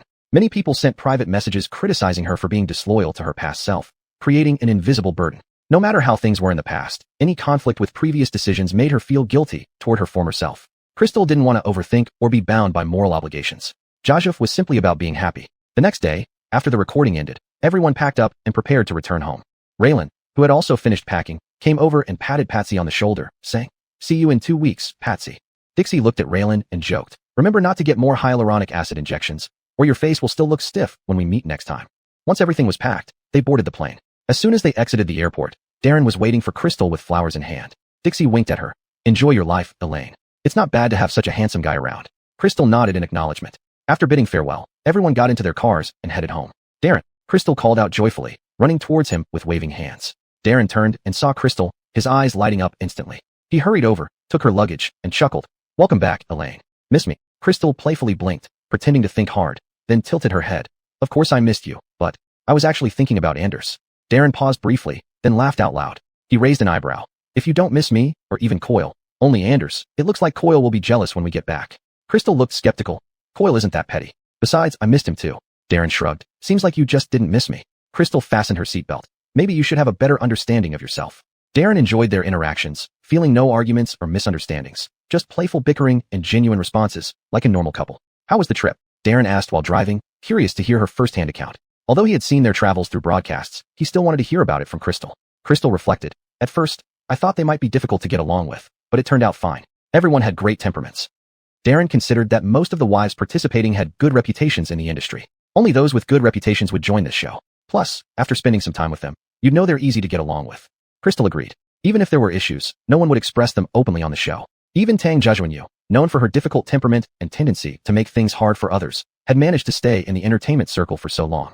The same likely applied to the others. Crystal thought for a moment. Why overthink it? I'm just going on a trip. It's not like I'm there to make friends with them. Besides, if we get along, great. If not, then we don't have to. It's an adult world. How complicated can it be? It's not like we're kids worrying whether they will play with me or not. I don't care if they don't want to play with me. Darren listened with great interest, occasionally chiming in, and they chatted all the way home. They got out of the car and walked into the house, only to see Darian holding 2-month-old Anders and playing with him in the living room. Anders's chubby little face looked around curiously. Crystal had just stepped through the door when she spotted Anders and rushed over excitedly. "Oh, my baby." She took Anders in her arms, hugging him tightly, and said gently, "Mommy missed you so much." Then she kissed his chubby cheeks twice. Darian laughed beside them. "Elaine, during your week away, Anders missed you so much. Every time he hears your voice, he becomes very quiet." Crystal held Anders, carefully examining his little face, and sighed. "Yes, I miss him too. Just this 1 week apart, and it feels like he has grown so much." She lightly stroked Anders's tiny hand, savoring the soft touch. Darren came over and joined their conversation. Indeed, children grow fast. But with Grandpa helping to take care of him, you can feel free to go out and relax. Crystal nodded, looking gratefully at Darian. "Yes, thank you, Coyle. With your help, I can rest assured about going out." She sighed. Looking at Anders, "I don't even want to go out. I just want to stay home and be with him." Darren poured her a glass of water. "If you really don't want to go on trips anymore, you can tell the production team, but I hope it's because you truly feel tired of traveling, not because you feel bound by the child." Crystal looked down at her child, thinking for a moment before saying, "I do want to travel, but seeing Anders makes me feel like I'm missing out on his growth." Chapter 156, Cooking. Darren pulled her hand from Anders's back. "Anders is not solely your responsibility. You have a choice. This isn't a fixed answer. I hope you can be yourself, the happy self." Crystal's mood was slightly low. "But I'm also Anders's mother," Darren earnestly said to her. "You are Anders's mother, no doubt about it. But you're also Crystal, and you're your own person." Crystal looked at Darren's face and sighed that he would make things easy for anyone he wished to please. Crystal let out a light sigh, as if releasing the weight in her heart. She raised her head and met Darren's deep eyes, with a flash of complicated emotions crossing her gaze. "You're right, Darren. I always worry that I haven't been the best mother, missing every moment of Anders's growth." Crystal's voice choked up a bit. Darren gently held her hand, his eyes full of understanding and encouragement. "Elaine, you're a good mother, there's no question about that. But remember, you are not only Anders's mother, but more importantly, you're yourself. You have the right to pursue your happiness and dreams. Anders will also be happier because you're a joyful mother. Josh is standing to Darren. The gloom in Crystal's heart gradually dissipated. She smiled slightly, her eyes shimmering with light. Thank you, Darren. Darren also smiled, gently saying, because I am your partner, your support. Whenever and wherever, I will stand by you, supporting and encouraging you. Crystal teased, Darren, you better treat me well. Now everyone online knows you're recording me. If you make me unhappy, your probation period could be infinitely extended. Darren joined in. Yes, Elaine, don't let him get what he wants too soon. Give him a hard time. Darren Joe helplessly asked, Coyle, which side are you on? Darren feigned surprise. I've always been on Elaine's side. When have I ever been on yours? Darren was speechless at Darren's words, so he could only smile helplessly and turn to look at Crystal, trying to find some comfort from her. Seeing Darren Joe flustered, Crystal couldn't help but laugh. Well, Coyle, stop causing trouble. Darren said helplessly. He turned to Crystal and said, during this period when you were away, I learned cooking. To win your heart, I did put in some effort. Darren chimed in. Well, the results weren't great. It was either too salty or too bland. The only good thing was that the eggshells didn't end up in the bowl. Darren, caught between laughter and tears, said, Coyle, stop causing trouble. Watching the two bantering, Crystal couldn't help but laugh aloud. All right, since you've learned how to cook, why don't we see what you can whip up today? Both Darren and Darren agreed readily. So, the two went into the kitchen together and got busy. In the kitchen, Darren worked nervously but diligently. He started by cutting tomatoes and then stir-fried a few eggs. After making scrambled eggs with tomatoes, he also made a tough dish, braised pork. He left the rest to the helper. Although his movements were not quite proficient, he tried his best at each step. Being a beginner, making meals for the whole family wasn't easy. However, maybe due to improper heat control or incorrect seasoning proportions, the dishes tasted mediocre, either too salty or too bland. Everyone first tried Darren's cooking. Darren, did you put too much sugar in the braised pork? Crystal asked with a smile. Darren tasted it and smiled awkwardly. It seems a bit sweet, but I'll keep trying. Darren couldn't resist teasing. Darren, you need to improve your cooking skills. But considering your efforts, we'll try our best to eat it. Though the taste was average, Crystal and Darren enjoyed their meal. They tasted Darren's dishes while chatting about interesting things in life. Darren listened on the side, occasionally joining in, creating a warm atmosphere. After finishing, Darren still encouraged him kindly. Even though it's average, for a beginner, it's not bad. Keep working on it. Then he went out for a walk. Anders was taken by the helper to feed milk, leaving just the two of them behind. Thinking about Darren's actions today, Crystal was touched. I'm satisfied with your actions today. Keep it up. Darren joked. Of course, I have to keep it up. Now Grandpa is on your side, and everything at home belongs to you. If I don't work hard, and you end up with someone else, I'll really be alone. Crystal joked. Then you must be even nicer to me, or I'll kick you out of the house. Darren Joe didn't say anything. He just held her hand tighter. Seeing her tired face, Darren felt a pang of sympathy. Go rest now. You look exhausted. Crystal indeed felt exhausted. After bidding him goodnight, she headed upstairs. After freshening up, she lay on the bed, feeling her eyelids grow heavy. Darren came in and gently covered her with a blanket, then sat by the bed, quietly watching over her. Crystal suddenly woke up, meeting Darren's tender gaze. She smiled faintly. Why aren't you resting yet? Darren gently stroked her hair, his voice filled with affection. I want to watch you for a while longer, to make sure you're sleeping soundly. Crystal felt warmth fill her heart. She reached out and held his hand. With you here, I always feel at ease. Darren returned her grip. Sleep well, Anders is safe with me. Crystal gradually drifted off to sleep. As night deepened, moonlight filtered through the curtains, casting a gentle glow on Crystal's face. Darren sat by the bed, gazing at her peaceful expression, his face full of contentment and happiness. He quietly got up, adjusted her pillow for better comfort, then silently left the room, closing the door behind him, leaving only serenity. He thought about where to take Crystal the next day, and how to improve his cooking skills to make her happier. Time slipped by slowly as Darren's thoughts drifted, until late into the night when he finally turned off the lights and went to bed. The next morning, sunlight streamed through the windows onto Crystal's face, waking her up slowly. Opening her eyes, she saw that Darren had already gotten up and was busy in the kitchen. He was making simple sandwiches, which didn't require much skill. Chapter 157. Visiting a maternity and baby store. She walked over, hugged him from behind, and whispered, "Good morning, Darren." Darren turned around, kissed her forehead with a smile, and said, "Good morning, Elaine. Breakfast is almost ready. Go freshen up, and then we can have breakfast together." Crystal nodded, released her hold, and turned to freshen up. Soon after, the two sat at the dining table, enjoying their breakfast in good spirits. Darren had specially waited for her to wake up before preparing the breakfast. Darren got up quite early and had already gone out. He wasn't interested in the breakfast made by Darren, so he left early. Crystal sat at the dining table, savoring the breakfast Darren had prepared for her with all his heart, feeling nothing but sweetness in her heart. After breakfast, Darren smiled and said to her, "Elaine, I recently saw an advertisement for a new parent-child swimming center. It looks pretty good. Can we take Anders to go swimming today?" Crystal's eyes lit up, thinking it was a great idea. "Sure. We haven't taken him to a swimming pool yet." Darren and Crystal brought Anders to this parent-child swimming center. It was Anders's first time visiting such a place, full of curiosity and excitement. He wore a cute swimsuit, held in Crystal's arms, staring unblinkingly at the water in the pool. Under the coach's guidance, Crystal gently placed Anders into the water. His little body immediately floated, his tiny hands and feet moving nonstop, as if he had truly become a happy little frog. Crystal couldn't help but laugh, looking at Anders playing in the water. She jokingly said to Darren, "Look at how happily Anders is swimming in the water. He really looks like a little frog." Although Anders was only 2 months old, he seemed to have a natural affinity for water. The coach then said, "Both parents can go change into swimwear now. Then you'll accompany the baby in the parent-child interaction session." They changed into swimwear and came out.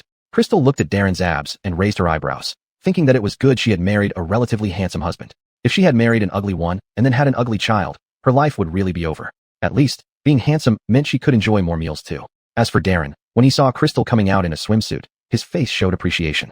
But inside, he felt overwhelming possessiveness. So, he found a shawl for Crystal, ostensibly because he was afraid she might catch a cold. Crystal understood his thoughts but didn't expose them. Indeed, she felt a bit cold, so she put it on. Darren didn't speak, but his satisfied gaze told everything. In the pool, under the coach's meticulous guidance, Crystal and Darren took turns holding Anders, gently moving in the water to let him feel its flow and warmth. Anders's small eyes curiously observed everything around him, and his tiny hands would occasionally move as if playing with the water. Crystal and Darren watched Anders's adorable demeanor, filled with happiness and contentment. After swimming, Anders's little face turned rosy. Crystal gently dried the water droplets off his body with a towel, then wrapped him in a soft bath towel. Anders soon fell asleep resting on Darren. He didn't even wake up when Crystal dressed him. Seeing this, Darren smiled. "Looks like swimming tired Anders out." Crystal looked up and said to Darren, "Indeed, swimming can be quite exhausting. Not to mention, he never stopped while in the pool." "Let's eat something," suggested Crystal. "We're a bit hungry too." Darren nodded, picked up Anders, and the family of 3 left the swimming center.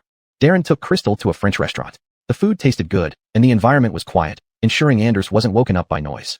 After the meal, Crystal and Darren pushed Anders's stroller into a nearby maternity and baby store. The store was warm and full of love, with a variety of baby items. Crystal held Darren's hand and wandered through the aisles. She picked up a small piece of clothing, her eyes shining with anticipation.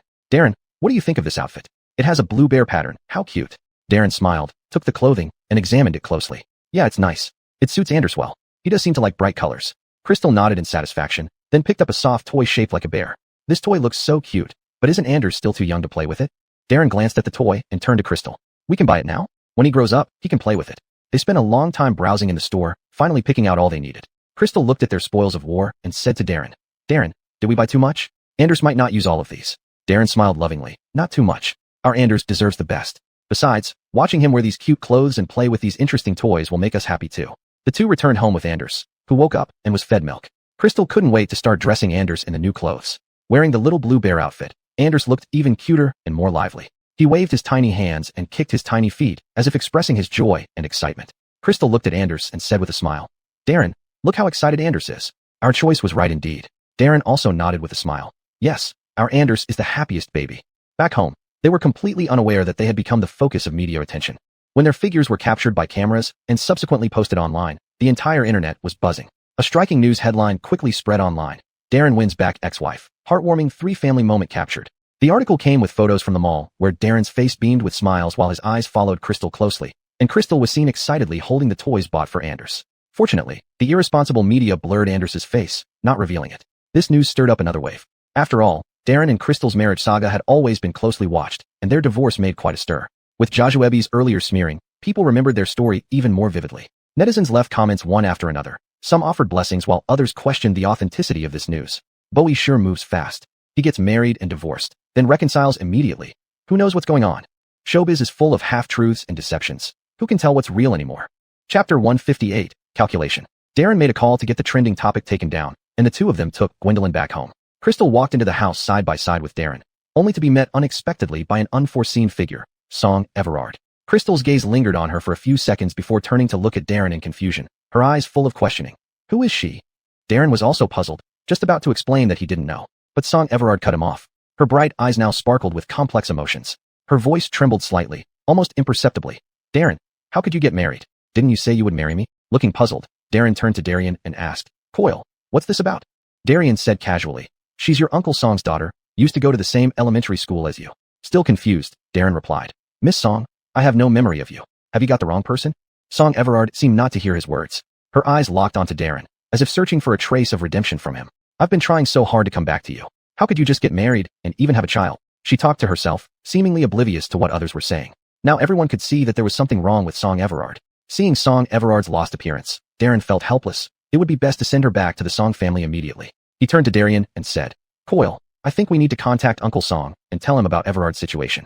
Clearly, she's not normal. She needs professional help.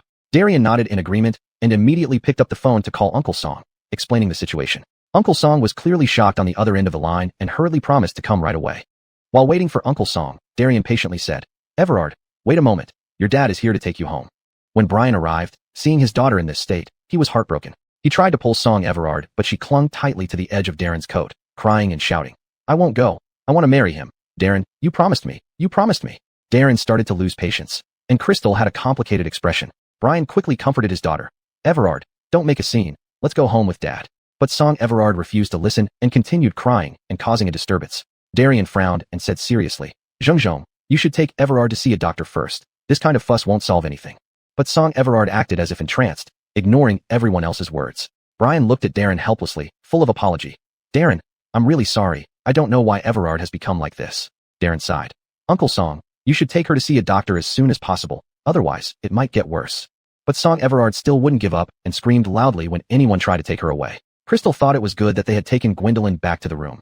Otherwise, being woken up by all the noise would have been troublesome. Seeing his daughter so stubborn, Brian showed signs of difficulty. He turned to Darren, his tone carrying a hint of pleading. Darren, given Everard's current state, I can't force her to leave either. Could you please consider our long-term friendship and let her stay here for a few days until she calms down? Then I will take her to see a doctor. Darren frowned deeply after hearing this. He glanced at Crystal, who was equally puzzled. Having Song Everard stay would disrupt their family's normal life, and her unstable emotional state posed unpredictable risks.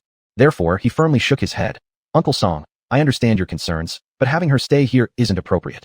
This is my home, with my wife and child. If she acts unpredictably due to her unstable emotions, none of us can guarantee what might happen. Brian's face showed embarrassment after hearing this, and he sighed. I know this isn't entirely proper, but Everard, she only listens to you now. Could you? Darren interrupted him. Uncle Song, I understand your difficulties, but you must also consider our position. I suggest you take her to see a doctor as soon as possible, where professionals can help her. At this moment, Darian also stepped forward, speaking sternly. Zheng, we're not being unkind, but Everard's condition truly requires professional medical attention. Keeping her here, we can't ensure proper care for her. Seeing their firm stance, Brian knew further pleading was futile and could only sigh helplessly. All right, I'll take her back first and find a doctor as soon as possible. He turned to pull Song Everard away, but she clung tightly to Darren's coat hem, muttering, I won't go. I want to stay with Darren. Seeing this, Hansen could only use force to pry her fingers loose. Crystal also stepped forward to help. After much persuasion and soothing, Song Everard was finally led to the car. As the car slowly drove away, everyone felt a great sense of relief. Crystal watched Song Everard being taken away, a wave of indescribable emotion surging within her. She turned to Darian, her tone carrying a hint of confusion and curiosity. Coyle, why did Uncle Song want to leave Everard at our house? From what I saw, it seemed pretty obvious. Darian sighed, a complex expression flashing across his face as he slowly explained. Lola, this matter is rather complicated. The Song family has run into some problems with their business recently. They're facing financial difficulties and probably think that our Liu family might offer them some assistance. And since Song Everard likes Darren and you two haven't remarried yet, they may have hoped to seek help through this relationship. After hearing this, Crystal suddenly understood but felt disgusted by their scheming. She let out a light sigh and said, Coyle, isn't Uncle Song being too naive? Sending Song Everard to the Liu family, does he really think the Liu family will help him just because of this? Darren had a cold look on his face. No one would be happy if they were so schemed against. Darian nodded, a shadow crossing his gaze. Darren, you must be more cautious and not fall for their tricks. The Song family has clearly resorted to any means necessary. By the way, have someone investigate what exactly happened to their company. They're calculating against us like this. While the Liu family has been considerate enough, it doesn't mean they can scheme against us like this. Darren nodded, his eyes deep. Coyle, I understand. Chapter 159, Selling Out the Country. The next morning, sunlight streamed through the gaps in the curtains and spilled onto the living room floor. Everyone was having breakfast when the doorbell rang urgently, shattering the peacefulness of the early morning. Darren frowned slightly, and the butler walked to the door and opened it. Hansen stood at the doorstep, his face anxious and beads of sweat visible on his forehead. Crystal saw him and went upstairs directly, leaving the matter to Darren. Seeing Darren, Hansen immediately spoke with urgency. Darren, something's happened. Amaryllis attempted suicide at the mental hospital. Fortunately, she was discovered in time and is now out of danger. But her emotions are very unstable, and she keeps calling out your name. Could you pretend to be with her until she stabilizes? Then I'll take her away without further trouble for you. Darren's expression darkened after hearing this, and he replied coldly. Uncle Song, you're overestimating me. I'm not a psychologist. Seeing Darren's firm attitude, Hansen's face turned awkward, and he sighed. I know it's hard, but Amaryllis, she only trusts you right now. Can't you? Darren looked sharply at Hansen and directly revealed, Uncle Song, don't waste time on me. Your company's issues, we can't help with. Hansen's expression stiffened momentarily after hearing this, and his face turned embarrassed. He hadn't expected his scheming to be so easily exposed. Darren continued, your company's problems are serious, and at this level, even our family can't help. Hansen immediately tried to argue. I really didn't know about what was happening within my company. Please, Uncle Lou, considering the friendship between our families, save the Song family business. Darren frowned deeply and said sternly, Uncle Song, don't say you're unaware that overseas companies used your company to illegally sell rice seeds. This has already become widely known, and its complexity and severity cannot be easily resolved. Darren looked at Hansen with icy eyes, speaking sternly with a hint of anger. Your company even sold Coil Yuan's parent seeds to an American company. This behavior is utterly despicable. This isn't just a business issue anymore. It involves national interests and the dignity of our people. Don't tell me you didn't know. Such a huge affair. You couldn't have been unaware. Upon hearing this, Jean turned beet red with rage, pointing at Hansen and shouting angrily. So this is what you've done. You actually betrayed the country like this. Humph, leave. Our family does not deal with traitors. We have always been loyal and will never tolerate actions that harm the nation. At that moment, Hansen's face turned ashen white, and large drops of sweat rolled down his face. He waved his hands hurriedly, trying to defend himself. Colby, there must be some misunderstanding here. Although such things did happen in the company, I was completely kept in the dark. I only started to notice some clues recently and was preparing to investigate thoroughly. I would never do anything to betray the country. Besides, the situation at the company is quite complex now, with some forces operating behind the scenes, causing me much trouble. I have been trying hard to find solutions. That's why I'm here to ask for your help, hoping to leverage the power of the Liu family to get through this crisis. I promise, once this problem is solved, I will give everyone a clear explanation and ensure those responsible receive their due punishment. Darren looked at Hansen with sharp eyes and asked icily, Uncle Song, you keep saying you need the Liu family's help. So tell me, how exactly do you want us to help? Hansen was stumped by Darren's question and nervously rubbed his hands. After hesitating for a moment, he mumbled, Darren, I was thinking, since the Liu family has significant influence in the business world, could you use your connections and relationships to help the Song family get through this crisis? Or maybe try to mediate so the relevant departments can conduct their investigations more leniently, giving us some time to resolve the issues. And I also hope you can help me figure out how to handle the external public pressure and stabilize the company situation, preventing the Song family from collapsing entirely. After hearing this, Darren sneered, Uncle Song, you sure know how to play your cards. But you're overestimating the Liu family. We truly can't help you with this. With that, Darren stopped paying attention to Hansen, leaving him standing there looking dejected. Jean frowned, looking at Darren with confusion and asked, Darren, what exactly are these parent seeds? Explain it to your grandfather in detail. Darren's expression was grave as he solemnly explained, Michael, here's what happened. Overseas companies used their partnership with the Song family to secretly sell large quantities of domestic rice seeds to America. Not only that, but most critically, they even smuggled Coil Yuan Longping's parent seeds out of the country. Just imagine how malicious this act is. Michael, this is tantamount to treason. If the parent seeds fall into foreign hands, they might develop targeted viruses against our domestically developed seeds, rendering our rice crops unplantable. This would be a devastating blow to our nation's agriculture. After hearing this, Jean became so enraged that his whole body shook. His eyes widened in shock and fury. This would put the entire nation's agriculture under threat. They deserve death 10,000 times over. Darren remained calm as he said, I reviewed their financial statements, and something is clearly off. Their business profits simply shouldn't be that high. Jean seemed disheartened. So when Hansen claims ignorance, he's just taking us for fools. Darren sighed. They found a scapegoat, but as the legal representative of the company, Uncle Song will undoubtedly be held accountable. After this wave of public pressure, it's almost impossible for their company to survive. Jean shook his head. How could he do such things? You know, almost all the Song family ancestors died during the anti-Japanese war. How could they turn around and do this now? Darren responded. While he may not have initiated this scheme, given such substantial profits, his silence amounts to tacit approval. Chapter 160, Cyberbullying. Darren was too lazy to speak. Go upstairs and check if Anders has woken up. Upstairs, Darren saw Crystal tenderly feeding Anders. He tiptoed closer, gazing softly at the mother and child. Crystal, holding Anders and breastfeeding him, looked up as he came in. I want to take Anders to visit Rudy. I haven't been since resigning, which really shouldn't be. Crystal spoke softly, her voice filled with remorse. Ever since I resigned, I've not visited him. It's really wrong of me. Darren nodded gently. He understood Crystal's thoughts and respected her decision. He stepped forward, gently caressing Anders's little face, smiling. Anders, we're going to see a very remarkable old man. He's mommy's master. Though Anders was still very young, he seemed to feel his parents' warmth and anticipation, blinking and showing a pure smile. Soon after, the three of them drove to Rudy's residence. Upon arrival, Crystal carried Anders while Darren carried gifts, walking together into Rudy's home. Seeing them, delight flashed across Rudy's eyes. He quickly greeted them, taking Anders from Crystal, smiling warmly. Oh, it's Tracy and Jian, and little Anders. Come in, come in. Looking at Rudy, Crystal felt guilty and moved. She walked forward, bowing deeply. Master, sorry for not visiting you since my resignation. Rudy, embracing Anders, smiled. Silly child, What do you mean sorry? After your resignation, you have your own life and family to look after. I understand. Now that you've brought Anders to see me, I'm already very happy. Crystal raised her head, eyes slightly red, looking at Rudy's kind face, heart full of gratitude. After some thought, Rudy asked, "Then will you continue with artifact restoration?" Without hesitation, Crystal replied, "Definitely. This is my career and hobby, impossible to give up." Upon hearing Crystal's answer, admiration flashed in Rudy's eyes. Gently caressing Anders's little face, he turned to Crystal, his tone filled with expectation and care. "Tracy, I'm glad you'll continue with artifact restoration. Artifact restoration is not just a skill, it's a responsibility and mission. I believe you can carry on this duty." Crystal nodded firmly, her eyes flashing with determination. "Master, rest assured, I will. Artifact restoration is my passion, an important part of my life." Rudy smiled and nodded, his gaze full of kindness toward Anders. "Josuedel Anders, you must study well, growing up like your mom, becoming talented and responsible."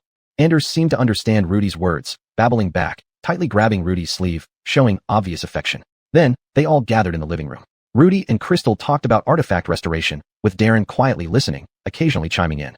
Anders curiously observed this new environment, making occasional baby sounds.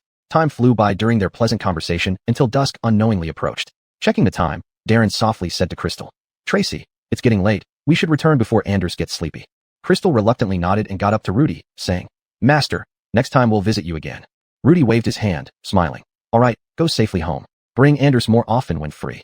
The family of three stood up to leave, with Rudy escorting them to the door. On the way home, Crystal looked out the car window, lost in thought. Seeming to notice her feelings, Darren held her hand, gently saying, "Don't think too much. We can come frequently in the future." Crystal nodded, turning to look at Anders who had fallen asleep in the back seat, her face glowing with happiness. A week passed, and Crystal was due to record another episode of Wife's Travel. Last time, Raylan drew the destination as Dolly, Yunnan. They were just off the plane, instantly charmed by Dolly's fresh air and beautiful blue sky. Julianne excitedly told the other wives, "Wow, Dolly is truly gorgeous. Everything feels so relaxing." Charmaine laughed in agreement. "Absolutely. This trip is bound to be full of fun." The production team took them to a distinctive lodge by Lake Arai. After a brief rest, they started planning the upcoming schedule. "Why don't we go cycling around Arai Lake?" On a bright and sunny morning, one of the wives suggested with a smile. "Oh, that sounds great. It will definitely be fun." Upon hearing this, the others showed excited expressions and quickly agreed. Then, they went to the rental place with high spirits and carefully selected some bicycles that were all very beautiful despite their different styles. After everything was ready, they embarked on their journey around Arai Lake full of anticipation. Patsy looked at Julianne with concern and asked softly, "Julianne, how are you? Are you affected by those comments online?" In the previous episode, after what Julianne said, netizens believed that her relationship with her husband wasn't good and Luther didn't love her, making very harsh remarks. Julianne frowned slightly, recalling her initial feelings, and slowly said, "At first, I was really angry. Seeing those malicious words, it felt terrible." Speaking of this, Julianne's face showed a hint of relief, and she continued, "But later, my husband told me not to mind. I don't live with them. Why should I make myself miserable for people who have nothing to do with me? It's best to treat them like air." Hearing Julianne's words, everyone fell into deep thought. Crystal couldn't help but sigh. Indeed, cyberbullying nowadays is truly terrifying. Those people hide behind screens, casually posting aggressive comments without any consequences. This happened to her when Josuebi smeared her name. Hatcher also nodded in agreement. Exactly, they don't understand the truth of the matter. They think they are right and judge everything superficially like self-appointed judges. Patsy added, "They don't care about the facts. They only see what they want to see and believe they can judge everyone." Raylan was furious, saying, "I even saw a disreputable media outlet spreading rumors about a college entrance exam candidate, causing him to give up on taking the exam." Chapter 161, Arai Lake. Hearing Raylan's words, everyone's mood became heavy. In this age of information explosion, the freedom of speech on the internet is often misused. Countless rumors and defamations spread like viruses online, causing much harm to innocent people. Crystal sighed. She recalled the days when she was misunderstood and attacked. Had it not been for her positive mindset, who knows what she would have become. She looked at Julianne, regarding her with new eyes. Julianne had made significant progress in facing malicious comments so calmly now. "Julianne, you've become stronger and grown a lot," Crystal said softly. Julianne smiled. She looked at Crystal, warmth flashing in her eyes. She knew that Crystal had gone through similar experiences and could understand how she felt. "Actually, I think the most important thing is our own mindset." Julianne continued. "We shouldn't let irrelevant people affect our emotions or change our lives. We just need to be ourselves and stick to our beliefs. That's enough." Hearing this, everyone nodded. They understood that no matter how intense the online discourse, they should live well. Online opinions aren't that important. Cycling along Arai Lake, a gentle breeze brushed past their cheeks, carrying the freshness of the lake water and the fragrance of flowers. Sunlight sparkled on the lake's surface, creating a breathtaking view. They enjoyed the scenery and chatted, feeling more relaxed. In fact, online comments aren't entirely without merit. Dion suddenly remarked, "At least, it shows us the diversity of this world and makes us realize everyone has their own thoughts and views." Yes, Patsy agreed. Also, through the internet, we can learn about many things we didn't know before, broadening our horizons. Raylan also nodded. She remembered some educational and environmental charity information she once saw online, which benefited her greatly. So, we should view online comments rationally, Julianne concluded. We need to see its benefits while being cautious of its harm. We must use our wisdom and courage to face the challenges of the internet, protecting ourselves and others. Everyone agreed with Julianne and continued cycling along Erie Lake. The gentle breeze still caressed their faces, bringing comfort. Wow, it's so beautiful here. Patsy couldn't help but exclaim. Yeah, I feel so relaxed, Dion replied with a smile. Soon, they arrived at a serene beach. Golden sand shimmered under the sunlight, and the gentle waves lapped against the shore, creating pleasant sounds. They excitedly dismounted from their bikes, running barefoot on the soft sand. Haha, it's so much fun, Crystal shouted as she ran. Next, they laid out picnic mats on the sand, set up the food they brought, and enjoyed both the food and the magnificent sea view. Come on, everyone, try this cake. It tastes great, Raylan invited. Wow, really delicious, Julianne said after taking a bite. After satisfying their appetites, they decided to explore nearby rock formations. Carefully climbing and jumping on the rocks, they resembled joyful sprites. Be careful, Raylan reminded them. Don't worry, I'll pay attention, Crystal laughed in response. Standing on a higher rock, Julianne gazed into the distance, filled with awe for nature. It's really beautiful here. All worries seem to disappear, Julianne sincerely remarked. Yes, that's the charm of nature, Patsy agreed. As the sun gradually set, the sky turned orange-red. They sat quietly on the beach, watching the sun slowly sink below the horizon, captivated by the stunning sight. Wow, so beautiful. Quick, take a photo, Raylan said as she took out her camera. I want to take one too. I want to take one too, Dion chimed in. As night fell, the lights near the beach gradually lit up, adding a romantic atmosphere. The seaside at night has its own unique flavor, Julianne commented as she watched the lights. Yes, it feels so romantic, Crystal laughed. Later, they cycled back to their accommodation, still talking animatedly about the day's adventures at the seaside. Today was really fun. Yes, let's come back here next time. Back at the accommodation, after freshening up, everyone gathered and started chatting about gossip. Did you know? Henrik has released a new song. Raylan mentioned first. Haha, does that mean there's another big drama coming up? I wonder who's going to be the next victim, Crystal said with a smile, teasing. Hey, it's very possible. There's always something exciting whenever Henrik releases a new song. Dion joined in, joking along. Maybe it's a celebrity's romance about to be exposed, Patsy guessed. It could also be some other major event. Henrik's rule has never disappointed anyone, Julianne said with a smile. Haha, then let's wait and see what kind of drama unfolds this time, Raylan said expectantly. But on second thought, Henrik's songs are actually quite nice to listen to, Crystal remarked.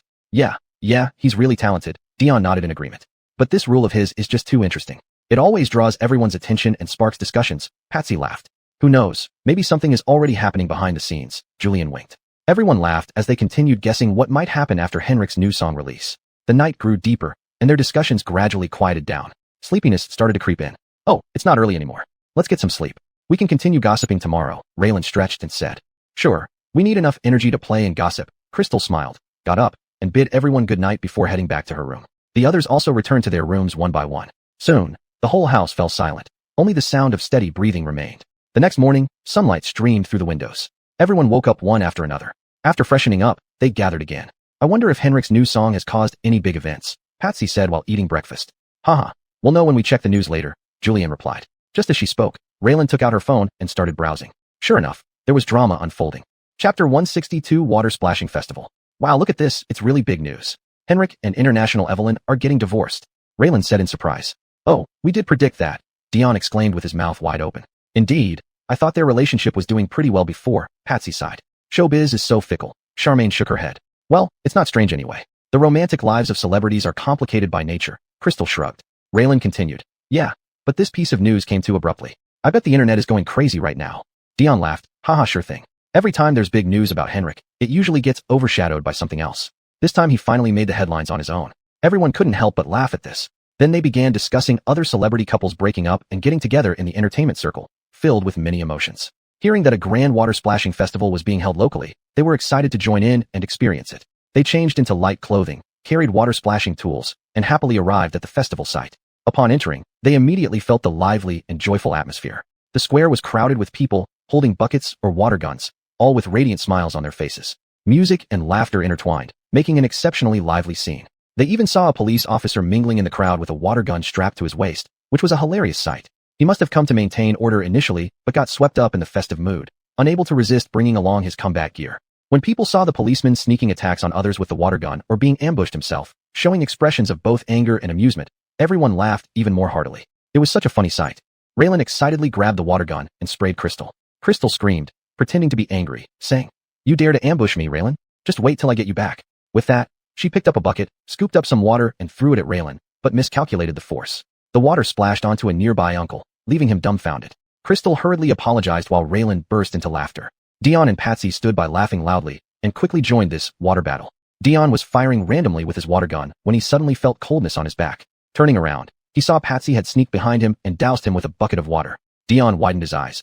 "Okay, master, you dared to ambush me." With that, he started chasing Patsy. Julianne remained reserved at first, but seeing everyone enjoying themselves so much, she gradually loosened up. She fired streams of water into the sky using her water gun. Water droplets sparkled under the sunlight. Suddenly, a Labrador ran over and barked at Julianne, startling her and making her drop her water gun to the ground. Everyone laughed heartily at the sight. Seeing an adorable kid, Crystal laughed and sprinkled some water on him, which he playfully returned, his innocent smile warming Crystal's heart. But the child slipped while playing and fell on his butt into the water, looking confused. Crystal quickly helped him up. Dion engaged in an intense water gun fight, with several young people shooting back and forth energetically. One young man accidentally got water in his mouth and coughed continuously, making Dion laugh until his stomach hurt. After getting soaked, Patsy jumped into a small pool to enjoy the refreshing sensation. However, she found the water was shallow and landed face down at the bottom, in a very funny posture, making Raylan cry out laughing. Raylan ran up on stage, grabbing the microphone and shouting, "Let's all cheer up." People below responded enthusiastically, making the water splashing more intense. Too excited, Raylan lost balance and tumbled off the stage, landing on her back, which drew loud laughter from everyone. Watching everyone having fun, Julianne felt delighted. She enjoyed the cool water splashing on her body and the pure interaction and joy between people. While walking, Crystal and company suddenly heard clamor and laughter coming from ahead. Out of curiosity, they approached and saw an incredibly lively scene. They witnessed people from Sichuan, Yunnan, and Guizhou seemingly engaging in an unconventional war. Groups of people looked highly spirited, each wearing happy smiles. People from Sichuan held signs saying Sichuan, those from Yunnan proudly displayed Yunnan, and those from Guizhou didn't fall behind with Guizhou flags. They held all kinds of water splashing tools, buckets, water guns, dippers, etc., calling to each other and laughing heartily as they splashed water at one another. The members of the Sichuan team shouted slogans with a Sichuan accent while splashing water, their voices deafening. The people from Yunnan cheered each other on in their unique dialects. The water they splashed forming sheets of water curtains in the air. The people from Guizhou engaged in the intense battle with great enthusiasm and vigor, not retreating an inch against the other two teams. Water splashed through the air, shimmering under the sunlight like strings of sparkling pearls falling down. The atmosphere on site was at its peak, with cheers and screams echoing continuously. Seeing this incredibly lively scene, Crystal and her friends felt their excitement ignited. They exchanged glances, eyes gleaming with eagerness to join in. "Come on, let's join the fun," Charmaine shouted loudly, charging into the crowd first. Dion, Patsy, Julianne, Crystal, and Raylan followed closely, diving right in after Raylan took the lead. Charmaine was even more excited by this chaotic yet joyful scene. She danced around in the crowd like a happy little bird, holding a small water basin, screaming and splashing water around vigorously. Her laughter was particularly clear and bright, standing out distinctly in the noisy environment. Raylan, holding a bucket filled with water, poured it over people around her enthusiastically, shouting excitedly. Dion waved his water gun around, firing everywhere, laughing uncontrollably at the surprised looks of those he hit. Patsy was clever, dodging the water splashed at her while finding opportunities to counterattack. Crystal fully let herself go, screaming joyfully and savoring this crazy and joyful moment. Chapter 163, Fuxian Lake. Julianne was initially a bit reserved, but under Rhonda's influence and the contagion of this enthusiastic atmosphere, she also went wild, joining everyone in their revelry. They weaved through the crowd, playing and mingling with people from all over. Water splashed on them, bringing a refreshing chill, yet their hearts burned with excitement. Subsequently, the production team carefully edited highlights of this melee from this episode and posted them online. Unexpectedly, this move was like a huge stone thrown into the lake, instantly causing a significant stir. Soon, the video skyrocketed to the top of the trending charts, its popularity continuously climbing. At the same time, the Yunnan Water Splashing Festival gained more attention due to this video, with its popularity continually rising. Wow, might as well declare that it's now Sichuan City, Yunnan Province, huh? Oh my, Yunnan is so lively, I'm really envious. Why don't we have such festivals here? Look at Yunnan, it seems like they celebrate every day. We can only watch jealously, so annoying. Wow. The Water Splashing Festival in Yunnan is so popular, but we can only sit here and watch. How unfair. Why is Yunnan so good, with such a joyous festival? We can only look on sourly, sob. Amidst the heated discussions and envy of netizens, Crystal and everyone had already packed up and were ready to head to their next destination, the Fuxian Lake. Upon arriving at Fuxian Lake, the lake water was crystal clear, shimmering like a giant mirror reflecting the blue sky, white clouds, and surrounding mountains. They rented a few small boats and began rowing on the lake. A gentle breeze rippled across the lake, creating layer upon layer of ripples. The boats gently swayed, as if dancing gracefully. Crystal and the others enjoyed the scenery while rowing. occasionally bursting into laughter. However, just as they were immersed in the tranquility and beauty of the lake, the wind suddenly intensified. The once calm lake began to churn, and the boats rocked violently. Everyone felt some panic, but knew it was crucial to stay calm. Crystal looked at the sky and felt the increasing wind. She immediately shouted loudly, "Everyone, quickly back to shore. The wind has picked up, it could be dangerous." Her voice echoed across the lake, audible to everyone. Prompted by Crystal, everyone quickly adjusted their course and rowed towards the shore with all their might. However, the wind and waves grew stronger, making the boats sway uncontrollably, as if they might capsize at any moment. Crystal gripped the oars tightly, using all her strength to row forward. Her heart raced, but her eyes remained calm and determined. After much effort, they finally returned safely to the shore. Standing on the shore, they looked back at the lake, where the wind and waves were growing even more intense, seemingly capable of overturning the entire lake. At that moment, they realized how perilous the experience had been. Crystal sighed softly, looking at the lake. "I didn't expect the weather to change so quickly here. Let's keep our distance." She turned to everyone and said, "Although it's a pity we couldn't enjoy the beauty of Fuxian Lake fully, safety comes first. Let's find a safe place to rest." Everyone nodded in agreement. They found a sheltered spot to sit down and began discussing their harrowing experience. Though they were disappointed, everyone understood that safety was always the priority in travel. Back in the studio, the husbands were closely watching their wives' every move on the screen. When they saw the sudden gusts of wind and the growing waves making the boats rock violently, their hearts leaped into their throats. How can this be? Are they in danger? Julianne's husband, Luther, anxiously stood up, his eyes glued to the screen, fists clenched. Rhonda's husband, Brother Jacob, also wore a worried expression. This wind and waves are too strong. They must get back to shore quickly. The other husbands were restless, pacing back and forth in the studio, murmuring prayers. When they saw their wives finally make it back to shore safely, everyone heaved a sigh of relief, slumping into their chairs.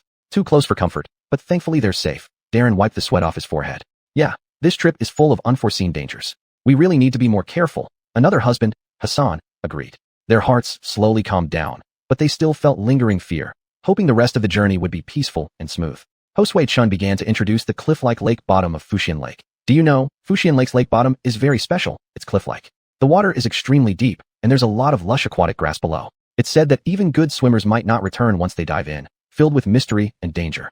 The water storage capacity of Fuxian Lake is approximately 15 times that of Dianchi Lake and 7 times that of Arai Lake. One Fuxian Lake accounts for nearly 70% of the total water storage capacity of the 9 major lakes in Yunnan. Given its relatively small surface area, you can imagine how deep Fuxian Lake is. Only then did everyone realize how dangerous the situation had been just now, and they couldn't help but draw in sharp breaths, feeling lingering fear. Crystal, still feeling the after effects of the scare, said, "It's fortunate we returned in time. If it were any later, who knows what could have happened."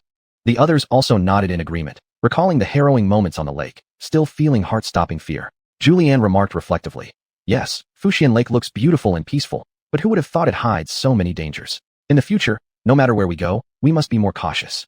Rhonda frowned and said, "I really didn't expect to encounter such a situation during travel. It seems we can't just be captivated by the beauty. We need to stay alert all the time." At this moment, Luther in the studio couldn't help but say, "In the future, we really shouldn't let them take such risks. We must remind them to pay attention to safety." The other husbands also nodded in agreement. After resting in a sheltered spot for a while, their moods gradually calmed down. Josue Chun continued, "Fortunately, everything turned out fine this time, but it serves as a reminder that safety always comes first in whatever we do." Everyone agreed, and they decided that in the future, they would carefully understand the local environment and potential dangers during their travels, making adequate preparations. Subsequently, they began discussing the next itinerary arrangements. They unanimously agreed to choose relatively safe scenic spots and activities to ensure the trip proceeded smoothly and safely. After experiencing the thrilling incident at Fuxian Lake, everyone was truly frightened. They also looked up some scientific information about Fuxian Lake online, which made them even more scared. Chapter 164, The Grand Ice and Snow World. The production team, seeing that everyone had been quite frightened, decided to leave Yunnan and head straight for the next filming location, Harbin. They also arranged for places to visit that posed no danger. After resting at the Airbnb for a day, everyone finally stepped into Harbin's ice and snow world with great anticipation. As soon as they entered, Crystal couldn't help but shout excitedly, "Wow, this place is just too magnificent." With a face full of amazement, she grabbed Patsy beside her and said impatiently, "Patsy, come on, let's go check out that side." Patsy smiled and allowed Crystal to pull her tightly. Her eyes were curious as they wandered around, seemingly filled with novelty at everything. The crystal-clear ice sculptures shimmered brilliantly under the sunlight. Some resembled graceful fairies, others like valiant warriors, each with different shapes, all breathtakingly beautiful. At this moment, Rhonda and Julianne were standing in front of an exquisite ice sculpture. Rhonda's eyes sparkled, and she excitedly said to Julianne, "Julianne, look how beautiful this ice sculpture is. Come and take a picture for me." Julianne smiled warmly and took out her phone, diligently taking several beautiful photos of Rhonda from different angles. Rhonda stood next to the ice sculpture, posing elegantly. Her hair gently fluttered in the breeze, complementing the ice sculpture, forming a stunning painting. Raylan watched them with a smile before turning her head and gently reminded Hatcher. Hatcher, don't run too fast. Be careful not to make Shally fall. Hatcher responded. Okay, got it, Sister Raylan. But even though he said that, his pace didn't slow down at all. Soon, he happily ran up to an ice maze, excitedly shouting at the entrance of the maze, Sisters, come play the maze. Everyone laughed and ran into the maze, joyfully laughing and playing inside. Patsy was walking ahead when suddenly Crystal loudly called out, Patsy. Patsy couldn't help but scream in fright, which made everyone burst into laughter, filling the maze with their happy laughter.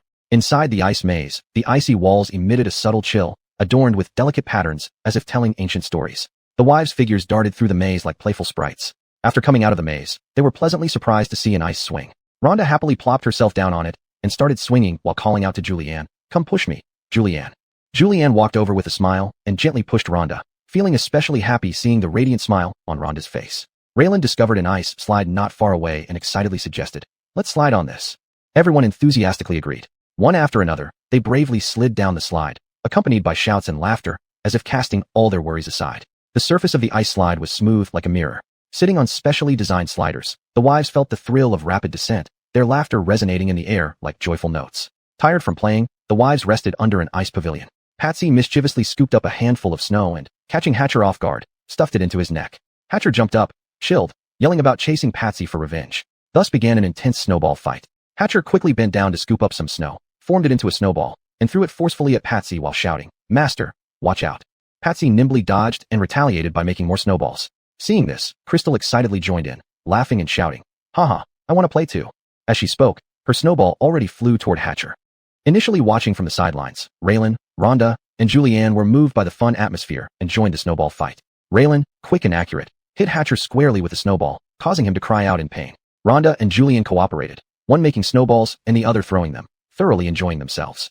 Under the ice pavilion, snowballs flew everywhere as the wives ran, laughed, and played in the snow. Their laughter and shouts echoed through the ice and snow world, as if breaking through the cold air. During the snowball dodge, Patsy slipped and fell, but simply sat on the snow, throwing large handfuls of snow at everyone else. Seeing her do this, everyone followed suit. Instantly, the pavilion was filled with flying snow, creating a dreamlike snowfall cascade.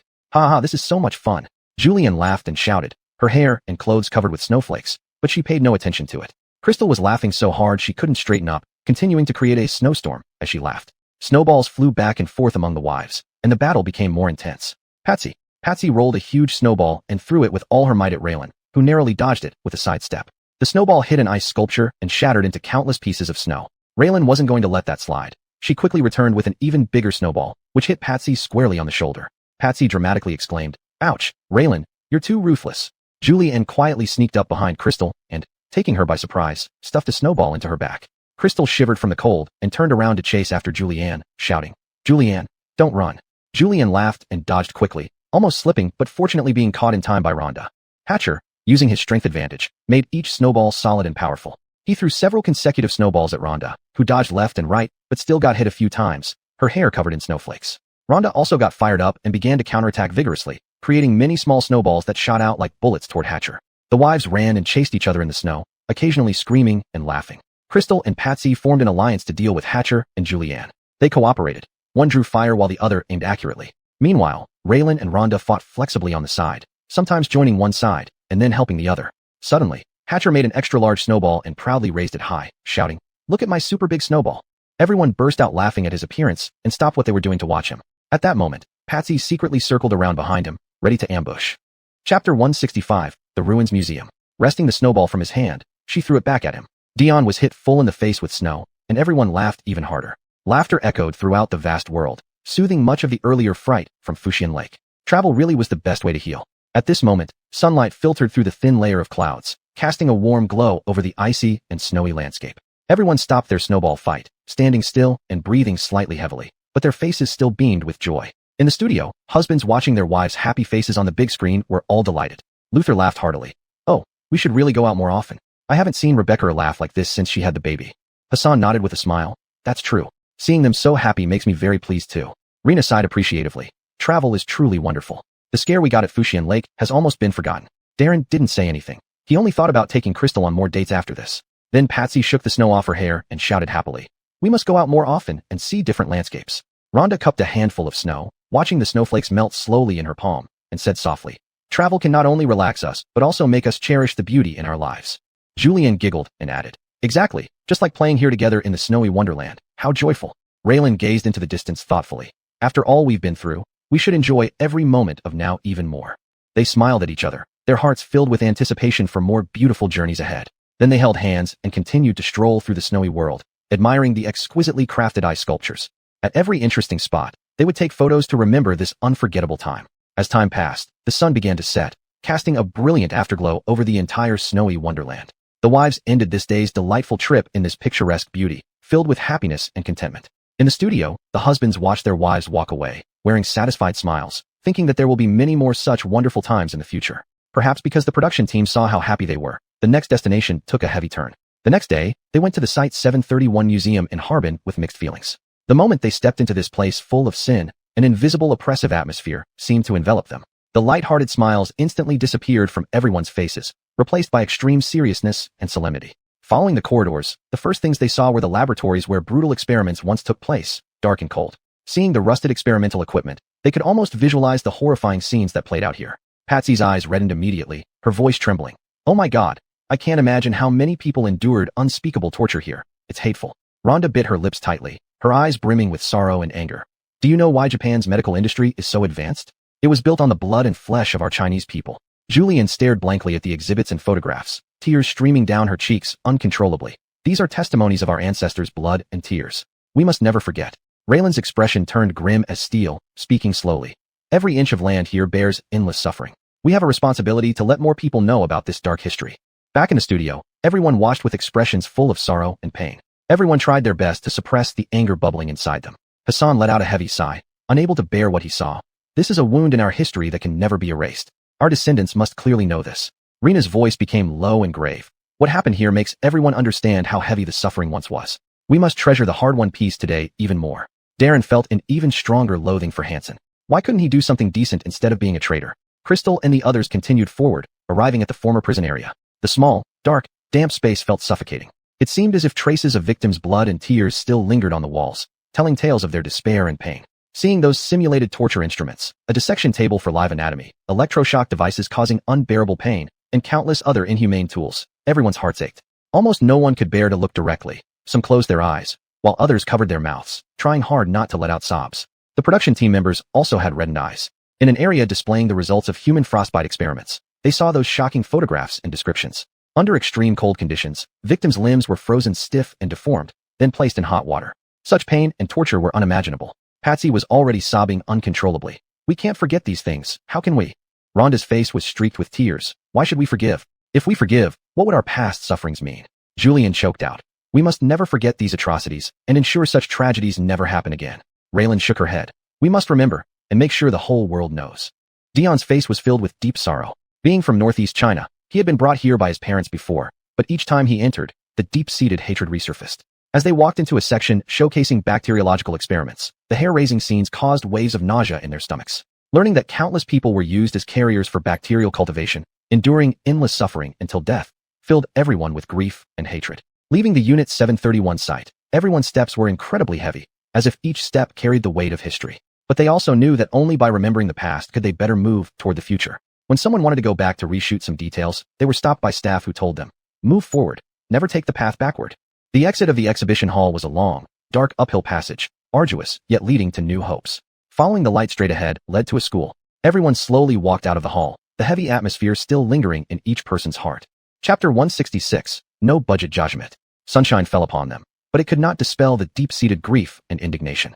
Before arriving at the school, they stood quietly, gazing at the joyful figures of children and their hopeful smiles in the campus. After visiting the site of Unit 731, everyone was especially Chinjong. This word seems misplaced or incorrectly used here. A corrected and smooth translation would be, after visiting the site of Unit 731, everyone felt exceptionally heavy-hearted. Returning to their accommodations, the group unanimously decided to publish the shocking photos taken at the Unit 731 site, along with some collected and organized experimental reports on their social media accounts. They hoped that through this means, more people could gain a deeper understanding of that dark period of history, remember the past suffering and pain, and thus cherish the present peace even more. At the same time, the program team also edited and released online the heart-stirring clips filmed at the Unit 731 site. These images quickly attracted widespread attention and heated discussions. Netizens left messages expressing their inner sorrow and reflections. Some commented, "Only by seeing these can one truly feel the weight of history. We must never forget."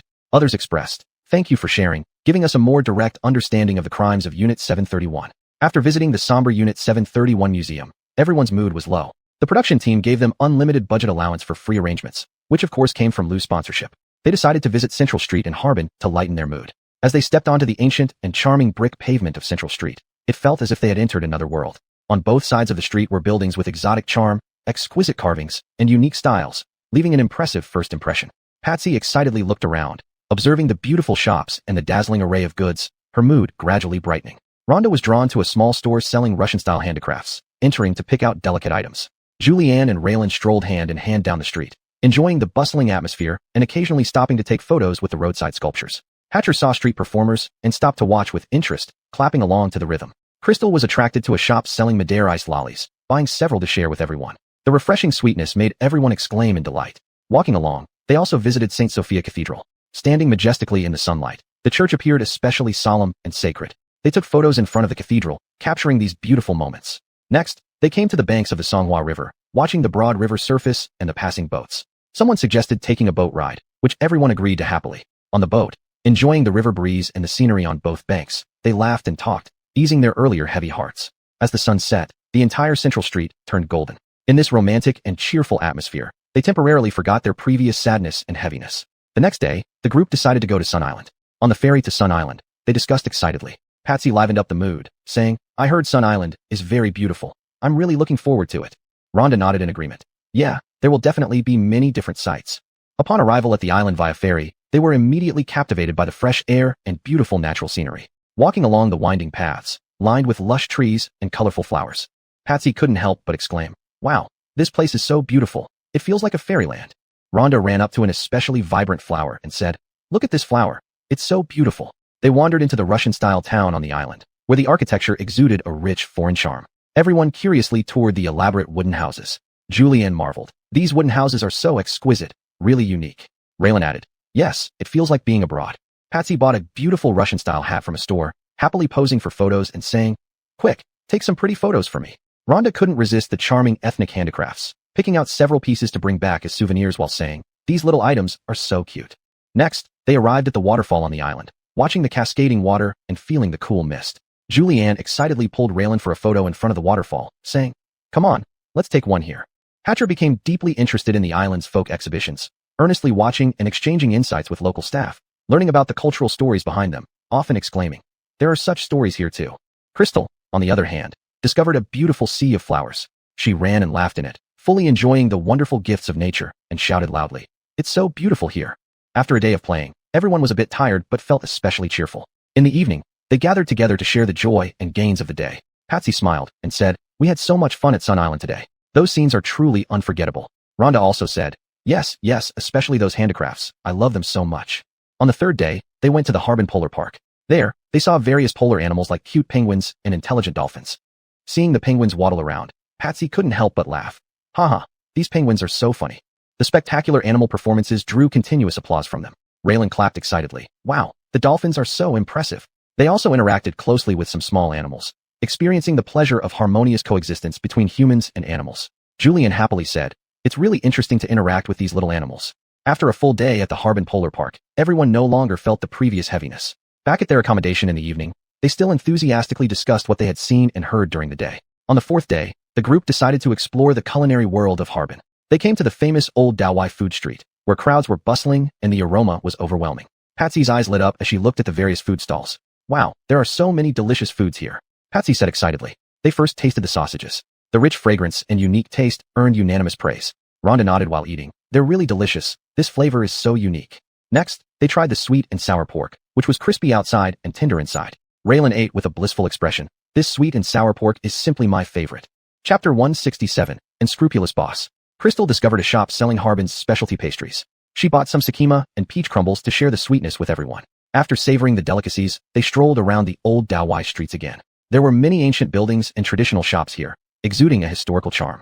They walked into an antique shop and curiously looked at those ancient items as if they had traveled back in time. Crystal and Patsy bought a pair of adorable earrings, wearing them and admiring themselves in the mirror. Rhonda picked out some beautiful handicrafts, planning to give them to her friends upon return. Julianne and Hatcher stopped by a snack stall, tasting the local specialty, cold noodles barbecue. Its unique taste made them relish every bite. Raylan became interested in some folk performances at the night market and stood watching for a long while. After Raylan finished watching the folk performances, everyone gathered again, sharing what they had seen and heard. Time slowly passed, and stars dotted the night sky. A gentle breeze brushed their cheeks, bringing a refreshing coolness. They continued walking along the street, feeling the tranquility and peace of the Harbin night. Back at the inn, after washing up, everyone sat together chatting. Patsy also took out the letter Luther wrote to Julianne following the routine. Julianne felt a bit embarrassed. Let's have Sister Patsy read it. I'm too shy to read it. Patsy teased her. You're even shy about this? You'll eventually have to read it. Julianne covered her face. Anyway, I'm too shy to read it now. Reading it will mentally prepare me. Crystal was very curious. Oh, come on, Sister Patsy. Read it quickly. We are all waiting anxiously. Seeing everyone's eager faces, Patsy started reading the letter. Caroline Rebecca, greetings. This is your first outing after having the baby. We had our baby soon after we got married. During the time you were expecting, I could feel your anxiety. But darling, I want to tell you, don't be afraid or worried. As a new mother facing a new life, you have countless uncertainties and unease, which are all normal. But I will always be by your side, supporting you through every difficult moment. The birth of the baby is the most beautiful testament to our love and a precious gift in our lives. I know you are passionate about your career and have been working hard for your dreams. Darling, don't give up on your career because of the baby. The way you sparkle on stage and your focused and serious demeanor at work are the most beautiful scenery in my heart. I will fully support your career. We need to walk hand in hand further. Now that the baby has arrived in this world, we are witnessing her every cute moment together and learning how to become better parents. In the future days, whether it's sunny or stormy, we will walk together hand in hand. I will strive to provide a solid foundation for our family, giving you and the baby the strongest support. I hope we can not only gain full happiness in our family, but also make progress on our respective growth paths, becoming better versions of ourselves. Let us support each other and face life's challenges together, realizing more dreams. Believe we can go further and create more beautiful memories. Love, Luther. After Patsy finished reading the letter, everyone fell silent for a while. Then Raylan sighed. This is so sweet. Julian blushed, but her eyes were filled with happiness and gratitude. Crystal said, in a relationship, two people need to support each other if they want to go far. Rhonda nodded. In any relationship, if someone feels unhappy, there's something wrong with it. Problems must be addressed promptly. Hatcher thought for a moment. In a relationship, both should strive to improve, not drain each other, otherwise it won't last. Raylan also sighed. That's why fast food style romances don't last long. The second day of recording ended, and everyone flew home. After chatting for a while, the night gradually deepened. In the warm atmosphere, they returned to their rooms to rest. Back home, Julianne carefully put away the letter, planning to revisit it in the future. Crystal immediately shared photos and anecdotes from the Harbin trip with Ayanna upon arrival, especially mentioning Luther's letter to Julianne, making her quite envious. Rhonda carefully packaged the souvenirs she brought back, preparing to send them to distant friends, imagining their surprised expressions when receiving them. Hatcher also continued honing his acting skills, waiting for opportunities. Raylan, though somewhat tired, was still filled with joy as she recounted the beautiful sights of Harbin and their group's joyful experiences to her family. Crystal went to Ayanna's house with her baby after returning home. As soon as she walked in, Ayanna started pouring out her grievances to Crystal. Lola, you wouldn't believe it. My boss Maximus is driving me crazy. Ayanna complained with a frown. Crystal asked while soothing the baby, what happened? Ayanna said angrily, he keeps making me work overtime, and that's not even the worst part. He always asks me to go on business trips too. I'm so fed up. I have no personal time at all. Crystal was surprised. Why does he do that all the time? Ayanna shrugged helplessly. Who knows, maybe he thinks I'm easy to command around. But the salary is high, so I just put up with it. Crystal thought for a moment and said, but this can't go on forever. You should talk to him about it. Ayanna sighed. How dare I? What if I offend him and get fired? Crystal comforted her. Don't be so timid. Maybe good communication can solve the problem. Ayanna looked miserable. I hope so. Crystal's eyes twinkled as she mused. Yin, do you think he might like you, and to spend more time with you? He always brings you along? Ayanna widened her eyes and waved her hands. Impossible. If he liked me, would he treat me like this? Crystal patted Ayanna's shoulder gently. Maybe he hasn't realized it himself, or this is his unique way of expressing it. Think about it. Does he show any special concern or care for you? Ayanna frowned and thought carefully, shaking her head. No, it's just work-related things. If there's anything special, it's that he always gives me important tasks. Chapter 168, Another Business Trip. Crystal raised an eyebrow. This might just mean he trusts you and wants more contact with you. Sylvia still looked unconvinced. Don't joke around. I don't feel any sign of affection at all. It just feels like he's a workaholic who drags me along with him. Crystal smiled. Well, just keep an eye on it. There might really be a possibility. At this moment, the baby started crying, and Crystal hurried to soothe the baby, temporarily breaking off the topic. But Sylvia's heart was rippled by Crystal's words. When Sylvia went to work on Monday, she began observing Maximus closely. Maximus was busy flipping through documents in the office, his brows slightly furrowed, looking very serious. Sylvia sneakily glanced a few times and muttered to herself. He looks like a pure work machine. How does he have the look of liking someone? However, when Maximus lifted his head and saw Sylvia, his gaze seemed to soften for a moment, but quickly returned to seriousness as he said, "Sylvia, handle this document." Sylvia took the document and mused again. What's so special about that? Isn't it just normal work interaction? At lunchtime, Sylvia deliberately slowed her pace, hoping to see if Maximus would react differently. Unexpectedly, Maximus only gave her a glance before rushing away. In the afternoon, Sylvia sought Maximus's advice due to a detail issue in a plan. Maximus patiently explained to her and frequently asked if she understood. Sylvia suddenly felt that this seemed to exceed normal professional guidance. Just before quitting time, Maximus walked past Sylvia's desk, paused for a moment, and said, "Good job today." Sylvia was startled. Could what Crystal said be true? Sylvia returned home full of doubts, tossing and turning throughout the night. The next day, she arrived at the law firm early as usual. In the morning, while busy handling case materials, her thoughts often drifted to Maximus. As she was lost in thought, a colleague called her over to discuss a new case. During the discussion, Sylvia, with her professional knowledge and sharp insight, provided key insights, earning admiration from her colleagues. At lunchtime, Sylvia met Maximus again in the cafeteria. She was just about to greet him when Maximus spoke first. "You did well this morning." Then he found a corner and sat down to eat alone. Sylvia mumbled to herself, "Is that it? Just a compliment, and then it's done." In the afternoon, Sylvia received a thorny case where the client had a tough attitude and stringent demands. While worrying about it, Maximus came over and handed her some related materials and cases, saying, "These might help you. Study them carefully." Sylvia, looking at the materials in her hand, felt a bit touched. Near closing time, Sylvia finally completed the preliminary draft of the case. When Maximus passed by and took a look, he nodded slightly. "Good job, keep it up." Unable to resist, Sylvia asked, "Maximus, why do you pay so much attention to me?" Maximus hesitated, then said, "Because I see potential in you. As a lawyer, you have keen judgment and strong determination. I hope you can go further in this industry." Sylvia felt a bit disappointed. Is it really just because of work? In the following days, Sylvia devoted herself entirely to work, pushing aside all distractions. Once, she successfully won a case for her client in court. At the law firm meeting, Maximus praised her greatly and even proposed a promotion for her. Sylvia felt both surprised and confused. Could this not just be recognition of her work? Or is there really another kind of feeling involved? This time Maximus took Sylvia on another business trip. On the journey, Sylvia kept reflecting on various events during this period. On the plane, Sylvia couldn't help asking Maximus, "Maximus, why do you take me with you every time you travel on business?" Maximus fell silent for a moment, then looked seriously at Sylvia and said, "Because you are reliable, and I trust you. Also, working efficiency is higher when we travel together." Sylvia frowned. "Is that all? No other reasons?" Maximus laughed. "Or what? What else do you think?" Sylvia pouted and didn't speak, but she felt a little let down inside. Upon arriving at their destination, they threw themselves into the case like leaves swept by fierce winds. This case was like a sharp blade, piercing deeply into their hearts. The cruel behavior of three minors who brutally murdered their classmate was heartbreaking for both Sylvia and Maximus. Once the case was exposed, the internet erupted immediately.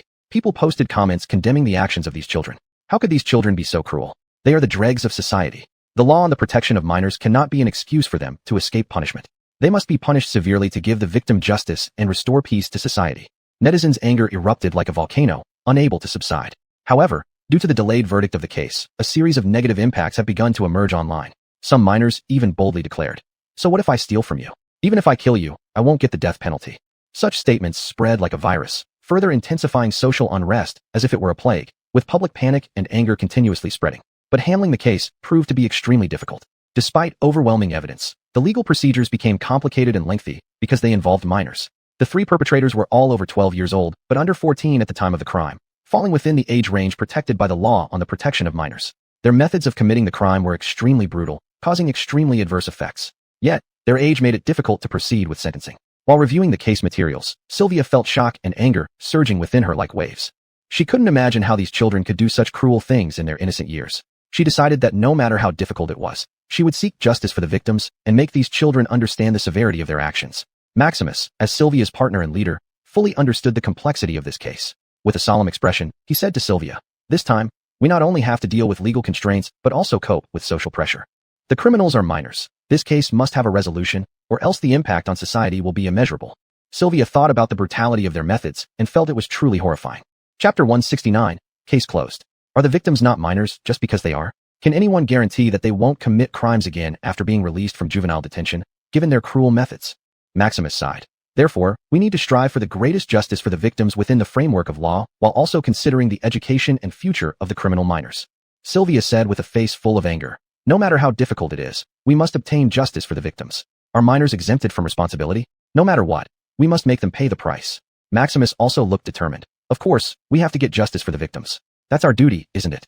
During the investigation, they encountered unprecedented difficulties. The high attention of public opinion made the handling of the case abnormally sensitive. Every step of the investigation was scrutinized under a microscope. A slight misstep would trigger more doubts and accusations. The victims' families were heartbroken and anxiously anticipated the results of the case, which exerted enormous psychological pressure on Sylvia and Maximus. Meanwhile, the parents of the perpetrators tried to exonerate their children through various means. As the trial proceeded to a critical point, the families of the perpetrators became increasingly agitated and restless. They attempted to influence the progress of the case in various ways, even directly threatening Sylvia and Maximus, the two lawyers responsible for the case. While discussing the details of the case in the conference room of the law firm, several aggressive men suddenly burst in. The leader was a middle-aged man who angrily rushed towards Sylvia, roaring, "You lawyers shouldn't try to pin the crime on my son. Otherwise, I won't let you off." Although Sylvia was somewhat panic-stricken, she quickly calmed down. She straightened her back, stared directly at the middle-aged man, and said firmly, "We are lawyers defending based on facts and evidence. If you have any questions or dissatisfaction about the case, you're welcome to raise them in court." The middle-aged man ignored her explanation and tried to attack Sylvia directly. At this moment, Maximus reacted quickly, dashed forward, and shielded Sylvia with his body. He tightly gripped the middle-aged man's wrist and calmly said, "Think carefully. You don't want to know the consequences if you act recklessly." Intimidated by Maximus's aura, the middle-aged man struggled a few times but couldn't break free from Maximus's grip. He glared at Maximus and threatened, "Boy, don't meddle. Otherwise, I'll deal with you too." Maximus looked back at him without fear, his eyes filled with determination. He said calmly, "As lawyers, we have the duty to protect our clients and ensure fair trial. If you dare to touch us, I assure you will face legal punishment." Intimidated by Maximus's warning, the middle-aged man glared at Sylvia and Maximus, then left the law firm with his companions. Sylvia looked at Maximus's back, feeling grateful. She knew that without Maximus's timely response and firm attitude, they wouldn't have gotten rid of these people so easily. This action by the perpetrators' families strengthened their resolve to send them to prison. Afterward, Sylvia and Maximus worked day and night to seek justice for the victims. They had to face the cunning and resistance of the suspects as well as various emergencies and accidents. Both mentally and physically, they bore enormous pressure but remained committed to seeking justice for the victims. They fought side by side like comrades in arms on the battlefield of law. Maximus and Sylvia conducted investigations and analyses of the case, while constantly monitoring her physical and mental state. Whenever Sylvia felt disheartened, he always provided support and encouragement positively. During exchanges with the criminal minors, Sylvia found that they showed no remorse for their actions. These kids seemed like souls devoured by darkness, unable to feel the warmth and light of humanity. This made her more determined to see them punished and educated. Finally, after their efforts, they gathered sufficient evidence. Not only did this evidence prove beyond doubt the crimes committed by the minors, but it also revealed the twisted darkness within them. However, during the defense process in court, they faced intense controversies over the application of laws and immense social pressure. With solid legal knowledge and unwavering beliefs, Sylvia cooperated with Maximus and argued logically. They faced questioning and testing from judges and dealt with the sophistry and evasion of the parents of the criminal minors. Throughout the process, both Sylvia and Maximus did their utmost. Finally, within the framework of the law, the court made a fair and prudent verdict. The three perpetrators were sentenced to life imprisonment.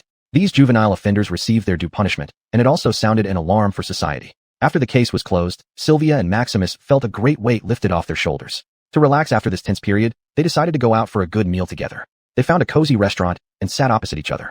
Sylvia sighed deeply, reflecting, "This case is finally over. It feels like we've been through a long and arduous battle." Maximus nodded with a smile. "Yeah, but we persevered." Dishes started arriving one by one, and they chatted as they ate. Sylvia took a bite of her food and said, "I really owe it all to you. I don't know if I could have made it through on my own." Maximus smiled. "We're partners. Supporting each other is what we should do. After this experience, I believe we can handle any tough case in the future." Sylvia sipped her drink thoughtfully. "Through this case, I've realized how important education is for minors. If we can intervene earlier, perhaps fewer tragedies would happen." Maximus strongly agreed. "Absolutely, families, schools, and society all bear responsibility. Hopefully, this verdict will serve as a warning to others." Sylvia's eyes gleamed with anticipation. "So, now that things are calmer, can I take some time off, boss?" Maximus shrugged. "Of course." They shared a laugh. After working together so closely this time, the atmosphere between them seemed to have changed subtly. Sylvia noticed this subtle change and lifted her head confidently. She now felt that Crystal's comments might not be wrong. After all, there's no such thing as unprovoked kindness. Chapter 170, Ambiguity. A candid smile hung at the corner of her mouth, but the faint redness on her ears betrayed a ripple in her heart. On the way back, the two of them had been discussing their views on this case, and many of their ideas coincided. After getting off the plane, Maximus wanted to drive her home. Zora said it wasn't necessary. She was going to her sister's place. Maximus said while driving, "All right then, take care." After greeting Maximus, Zora went straight to Crystal's house, eager to tell her what had happened during this period. Zora slumped onto the sofa as soon as she entered the door, muttering, "Lola, I'm telling you, it's been really tough these days." As cases involving minors are not made public, Crystal also didn't know the general situation. Crystal hurriedly handed her a glass of water and asked curiously, "Tell me quickly, what happened?" Zora sat up straight and began narrating. "Maximus and I took on a juvenile crime case, and the process has been winding and difficult. Those kids who committed the crime were exceptionally malicious despite their young age, with extremely cruel methods that sent shivers down my spine. Just thinking about the victim's tragic condition makes my heart ache." Zora's voice slightly trembled, anger and compassion evident in her eyes. The criminals' parents even tried to defend them. One time in the law firm, those parents rushed in aggressively and threatened us. Zora clenched her fists tightly. They not only showed no remorse but also lashed out at us, as if their children committing crimes was justified. Crystal widened her eyes. "They're so arrogant? It seems they have some leverage. Otherwise, they wouldn't be so audacious." Zora smiled. "Fortunately, there's Maximus. He reacted very quickly, protecting me and intimidating those people." Sounds like Maximus is quite reliable," Crystal teased.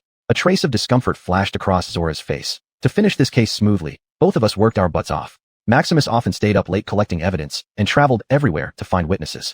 Crystal noticed the change in Zora acutely. "Seems like you've made progress. Do you now feel more than partnership towards Maximus?" Zora panicked. "Nonsense, don't say that.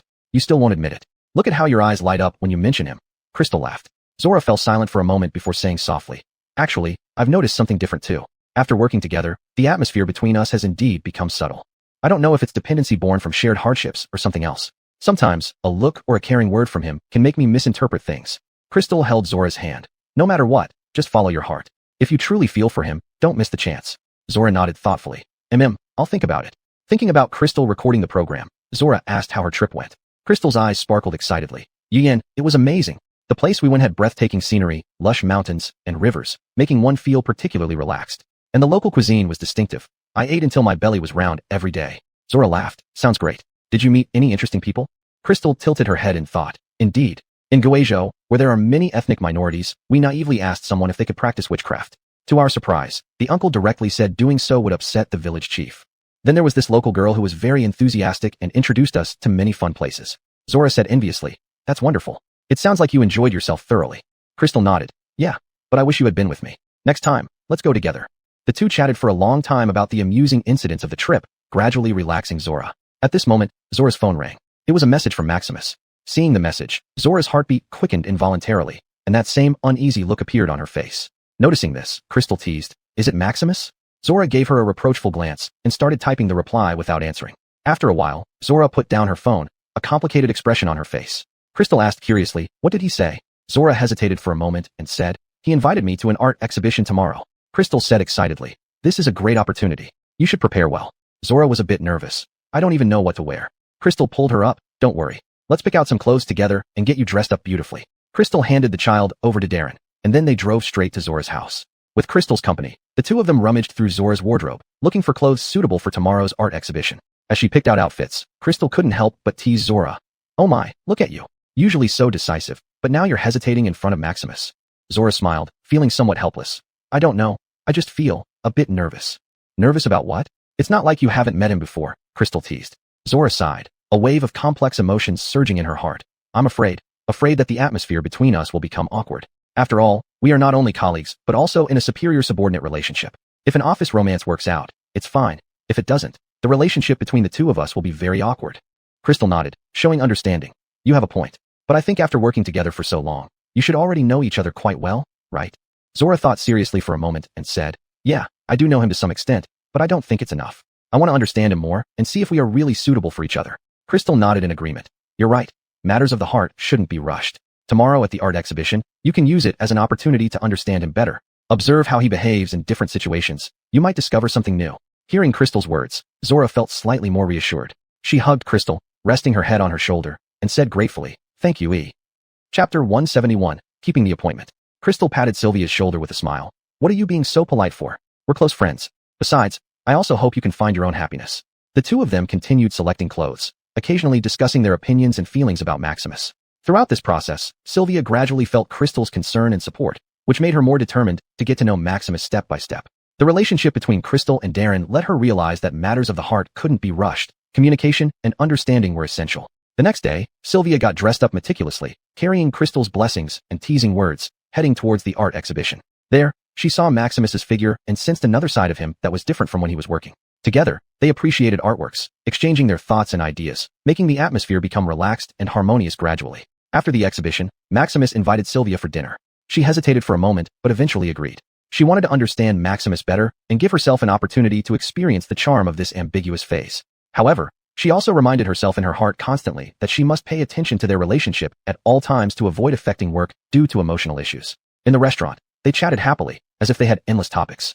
Sylvia felt Maximus's meticulousness and thoughtfulness, seeing his tenderness and romance that differed from what he showed at work. Her heart skipped a beat, yet she still tried her best to stay calm and rational. Over the following days, the relationship between Maximus and Sylvia blossomed like cherry blossoms in early spring, on the verge of blooming but full of anticipation. Their daily lives were intertwined in a warm and delicate period of time, enjoying every moment they spent together. On a weekend, they decided to watch a movie together. Maximus carefully selected a touching love story, hoping to deepen their bond in its romantic ambience. As the lights dimmed in the cinema hall, they sat side by side on comfy seats. Following the plot, Sylvia was deeply captivated by the sincere emotions in the film, her eyes twinkling with longing for love. Maximus's gaze, however, remained fixed on Sylvia's face, capturing each subtle change in her expression. After the movie ended, they strolled along bustling streets, savoring this rare, leisurely moment. Recalling the misunderstanding and conflicts between the main characters in the movie, Sylvia couldn't help but murmur softly. Open communication is really important in love. If we keep suspecting each other, how could it last? Her words carried a hint of expectation and unease. Maximus smiled and replied, "You're right. Sincerity is the foundation of trust. But sometimes, soared also serves to protect the other person from getting hurt." Passing by an elegant boutique, Sylvia was attracted by a handmade ornament. She stopped to admire it, her eyes gleaming with delight. Seeing this, Maximus intended to buy it as a gift for her. But Sylvia joked lightly, "That's not necessary, since there's no free lunch. If you want to do something, you might consider raising my salary." Looking at her, Maximus laughed and said, "Didn't I just raise it not long ago? If you still want to raise, try some other methods." Without agreeing with him, Sylvia directly paid for it. In the days that followed, they savored delicious food, shopped, and shared the trivialities of their lives together. Every encounter deepened their understanding of each other, warming up their feelings gradually. Yet, they always kept a certain distance, as if a thin veil covered their hearts. After closing a big case, the law firm held a grand gathering. Everyone gathered together, chatting gossip, because in the workplace only gossip can make people carry on. Sitting around the table, everyone toasted, relishing the precious, relaxing moments. Unexpected things happened when least expected. Maximus's admirer, Ho Sui-ching, secretly started some trouble. Ho Sui-ching had always harbored affection for Maximus, but didn't receive any response. Sylvia, as Maximus's colleague, frequently interacted with him due to work, arousing Ho Sui-ching's jealousy. Approaching Sylvia covertly, Ho Sui-ching pretended to be friendly. "Ian, is there something going on between you and Boss Xia?" Her tone subtly hinted at provocation. Sylvia stayed composed. She didn't wish to get involved in such pointless gossip, thus she smiled and replied, "We're just colleagues, nothing complicated." Ho Sui-ching did not let up. She deliberately raised her voice so that everyone around could hear. "Oh, if there's really nothing between you two, why does Boss Xia always take you with him wherever he goes on business trips?" The surrounding people started whispering to each other, their gazes turning towards Sylvia. Sylvia felt somewhat uncomfortable, but she maintained her smile, refusing to let Ho Sui-ching's provocations affect her emotions. Seeing that Sylvia was unperturbed, Ho Sui-ching intensified her attacks, speaking in a mocking tone. "Sylvia, the case you handled involving juvenile delinquency, sentencing all 3 perpetrators to life imprisonment seems too harsh, doesn't it? After all, they are minors. Such a verdict is overly severe. Isn't she courting death by dragging Boss Xia into this and making trouble?" Upon hearing this, Sylvia's smile momentarily faltered, but she quickly regained her composure. She looked directly into Ho Sui-ching's eyes and calmly replied, "Too harsh? Ho Sui-ching, before the law, everyone is equal. Their method of committing the crime was extremely cruel, costing the victim his life, while they remain alive and well. Being a minor is not an amulet that protects them from legal consequences. If they do not receive proper punishment, what justice can there be for the victim? Precisely because they are minors, it is even more important to make them understand their mistakes, take responsibility for their actions, receive education and reform, and prevent them from committing even graver crimes in the future. As legal professionals, we should uphold the fairness and dignity of the law, rather than judge whether the verdict is excessive based on personal feelings. I hope you only say these things to provoke me and don't really think like this. If you do, then I truly feel sad." Seeing that Sylvia remained unmoved, Ho Sui-ching further escalated her attack, speaking in a mocking tone. "Sylvia, don't think I don't know. Isn't it because you clung to Maximus that you got the chance to handle so many cases? Otherwise, with your background, how could you have access to such resources?" Chapter 172, Confrontation. Zora's smile remained unchanged on her face when she heard that. "You're making baseless speculations and slandering me, which not only degrades me, but also insults your own professionalism." Ho Sui-ching was rendered speechless by Zora's words, her face alternating between green and white. At that moment, Maximus walked over. He had heard what Ho Sui-ching said and frowned slightly. He walked to Zora's side and whispered, "Ian, don't mind her. It's not worth it to take to heart the words of someone who can't do better and has hurt others severely." Zora glanced at Maximus and nodded. Seeing this, Josue Qing felt even more resentment. During the gathering, she constantly looked for opportunities to target Zora, trying to make her uncomfortable, but her plans did not succeed. Maximus stayed by Zora's side all along, protecting her from Josue Qing's harassment. Meanwhile, Zora showcased her professional integrity and charisma, earning respect from everyone present. Ultimately, Josue Qing's provocations had no effect. Instead, they deepened the friendship between Maximus and Zora. After the party, Maximus escorted Zora home. The night was calm, with a gentle breeze.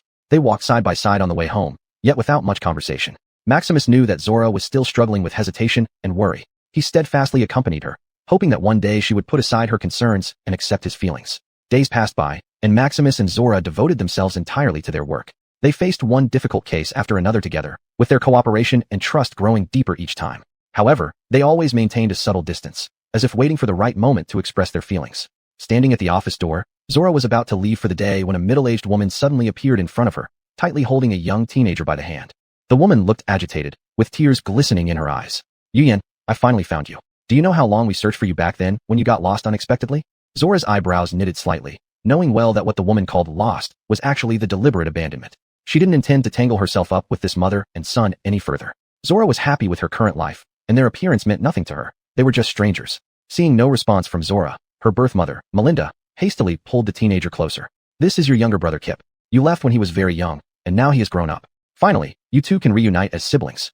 Zora looked at them coldly, feeling little emotion. She did not recognize this so-called brother, and had never considered them family. However, Melinda's next words enraged her. Yin, now that you have a stable job and a good income, you should help your brother buy a house, since he's at the age of marriage, don't you think? Zora's brows furrowed tighter, and she replied coldly. You found me just to ask me to buy a house for you? Caught off guard by Zora's response, Melinda quickly adjusted. Yin, you can't say it like that. After all, we are family. Your brother needs help, and as his sister, how could you not assist him? Zora sneered. Family? Do you really think I don't know anything? Did you think of my future when you abandoned me back then? Now that you've found me, you think you can demand money from me without any guilt? Unable to contain himself, Kip arrogantly shouted. You're my sister, so you have to help me. At this moment, Josue Qing approached with a look of amusement on her face, sarcastically remarking, Zora, these are your biological mother and brother. How can you be so heartless? Zora looked at Melinda and Kip before turning to Josue Qing, her eyes darkening. Josue Qing, are you sure they're my real brother and mother? I didn't even know myself. Could they be actors you hired? Taken aback by Zora's direct questioning, Josue Qing struggled to respond, then smiled awkwardly to hide her embarrassment. Yin, how can you say that? I only thought they looked like you, so I assumed they were family. Besides, they claim to be your family too. Zora retorted sarcastically. It seems Josue Qing, your judgment is so accurate that no DNA test is needed. Why don't you come and see when it's done? Ignoring Josue Qing, Zora turned her gaze back to Melinda. Since the moment you abandoned me, we've had no connection whatsoever. I won't buy you a house, and you should never appear before me again. Shocked by Zora's decisiveness, Melinda and Kip hadn't expected such a harsh rejection. Kip, her supposed brother, became even more infuriated and tried to step forward, but was blocked by a tall figure. Maximus stood in front of Zora, his gaze firm and cold. You've gone too far. If you make another move, I'll call security to escort you out. The surrounding colleagues gathered around, expressing their disapproval and condemnation of Melinda and Kip's behavior. Amidst the scolding from everyone, the two had no choice but to leave with their tails between their legs. After they left, Zora turned to Josue Qing and said, Josue Qing, if you have so much free time, clean up your own mess instead of making others mop up after you. Spend less time meddling in other people's affairs. Josue Qing's face flushed red with anger, then paled. She humphed and walked away. However, the matter did not end there. In the following days, Melinda and Kip repeatedly showed up, greatly disturbing Zora. She realized this could not go on and needed to resolve the issue once and for all. After careful consideration, Zora decided to find a witness who knew the truth about her abandonment. With considerable effort, she finally located an elderly neighbor from back then. This neighbor was willing to testify on her behalf, confirming that she had been intentionally abandoned. Zora brought the witness to confront Melinda and Kip again. She said coldly, Stop harassing me. I have found a witness who can prove that I was deliberately abandoned by you. If you continue to bother me, I don't mind sending you to prison. Hearing this, Melinda's face turned pale with fear. Kip tried to act tough, but seeing Zora's determined eyes and the presence of the witness, he dared not speak up. Zora continued, I won't give you a single cent, nor will I have anything to do with you. Don't come near my life again. Chapter 173, Confirming the Relationship. Melinda knew she would not succeed this time, and left with Kip dejectedly, never to be seen again. After resolving this trouble, Ayana's life finally returned to peace. That night, Ayana fell ill. She was alone at home, running a fever. The telephone rang. It was Maximus calling. However, Ayana was too weak to answer it. After the call disconnected automatically, all subsequent calls from Maximus went unanswered. A sense of foreboding welled up in Maximus's heart, and he decided to go straight to Ayana's place. Unable to reach her, Maximus hurried to her home. He knocked on the door anxiously, shouting Ayana's name loudly. After quite some time, Ayana finally replied weakly. Upon hearing her voice, Maximus felt somewhat relieved and hurriedly said, Ian, what's wrong? Why didn't you pick up your phone? With great effort, Ayana walked to the door. The door slowly opened, revealing Ayana pale-faced before Maximus. He quickly supported her, helping her inside and lying her down on the sofa. How are you feeling? How could you fall sick suddenly without telling me? Concern and worry filled Maximus's tone. Ayana responded feebly. I thought I'd feel better after taking some medicine and having a good sleep, but it only got worse. Maximus felt her forehead. It was burning hot. This can't do. I'm taking you to the hospital. Saying that, he unhesitatingly picked up Ayana and rushed downstairs. He reclined the car seat so she could lie down. On the way, Maximus kept comforting Ayana. Don't be scared. You'll get better soon. At that moment, Ayana felt an unparalleled warmth and comfort. At the hospital, Maximus busied himself with registration, payment, and fetching medication. Seeing him hustle for her, tears welled up in Ayana's eyes. After treatment, Ayana's condition finally stabilized. Maximus stayed by her bedside until she fell into a deep sleep. The next morning, when Ayana woke up, she saw Maximus asleep beside her bed, touched by his presence. She gently reached out to touch Maximus's hair, inadvertently waking him. Maximus lifted his head and saw Ayana awake, smiling contentedly. You're awake, feeling better now? Ayana nodded and said, Much better, thank you. During Ayana's illness, Maximus prepared nutritious meals for her every day and chatted to keep her company. As Ayana recovered, their relationship rapidly grew closer. After her recovery, although Ayana and Maximus's feelings were growing stronger, she did not rush to clarify anything. One day, as they strolled in the park like usual, with a gentle breeze playing with Ayana's hair, she sneaked glances at Maximus several times, stopping herself each time just before speaking. Sensing her unusual behavior, Maximus asked softly, Ian, is there something you want to say? Ayana took a deep breath and smiled, shaking her head. Nothing. I just think today's weather is really nice. A few days later, they watched a movie together. In the dimly lit theater, moved by a touching scene on screen, Ayana leaned against Maximus's shoulder, who instinctively held her hand, filling her heart with warmth. After the movie, walking home, Ayana finally mustered the courage to say, Maximus, I've been really happy spending time with you these days. Maximus stopped and looked at her seriously. I have too, Ian. Ayana continued. I realize my feelings for you aren't just friendship. Surprise flashed in Maximus's eyes. Actually, I feel the same. In the days that followed, they grew even closer, though neither explicitly mentioned being together. One weekend, while climbing a mountain together, gazing at the distant landscape, Ayana shouted loudly, Maximus, I think I like you. Maximus shouted back, Ian, I've liked you for a long time. In that moment, they laughed and exchanged knowing looks. From then on, they officially became a couple. When eating together, Ayana would thoughtfully serve food to Maximus and remind him to eat more vegetables for nutrition. While shopping together, Maximus would patiently wait for Ayana to try on clothes and give sincere advice. At work, Ayana encountered a tough case that caused her significant stress. Maximus spent time after work each day helping her organize her thoughts, offering new ideas and suggestions. When Ayana became frustrated over work matters, Maximus would take her out for her favorite desserts, comforting her not to worry. Ayana went to Crystal's place, her face beaming with happiness as she said that she and Maximus had confirmed their relationship. Upon hearing this, Crystal was overjoyed. She gave Ayana a big hug. That's wonderful, Yin. I knew you two would eventually get together. Her face was lit up with genuine joy for her best friend. Speaking of which, Crystal turned around to get an exquisite box and handed it to Ayana. This is the gift I bought when I went out for the program last time. I've been thinking about giving it to you when you have good news. Ayana curiously opened the box. Inside was a beautiful necklace with a small heart-shaped pendant. Wow, it's so pretty, Lola, thank you. Ayana said, touched.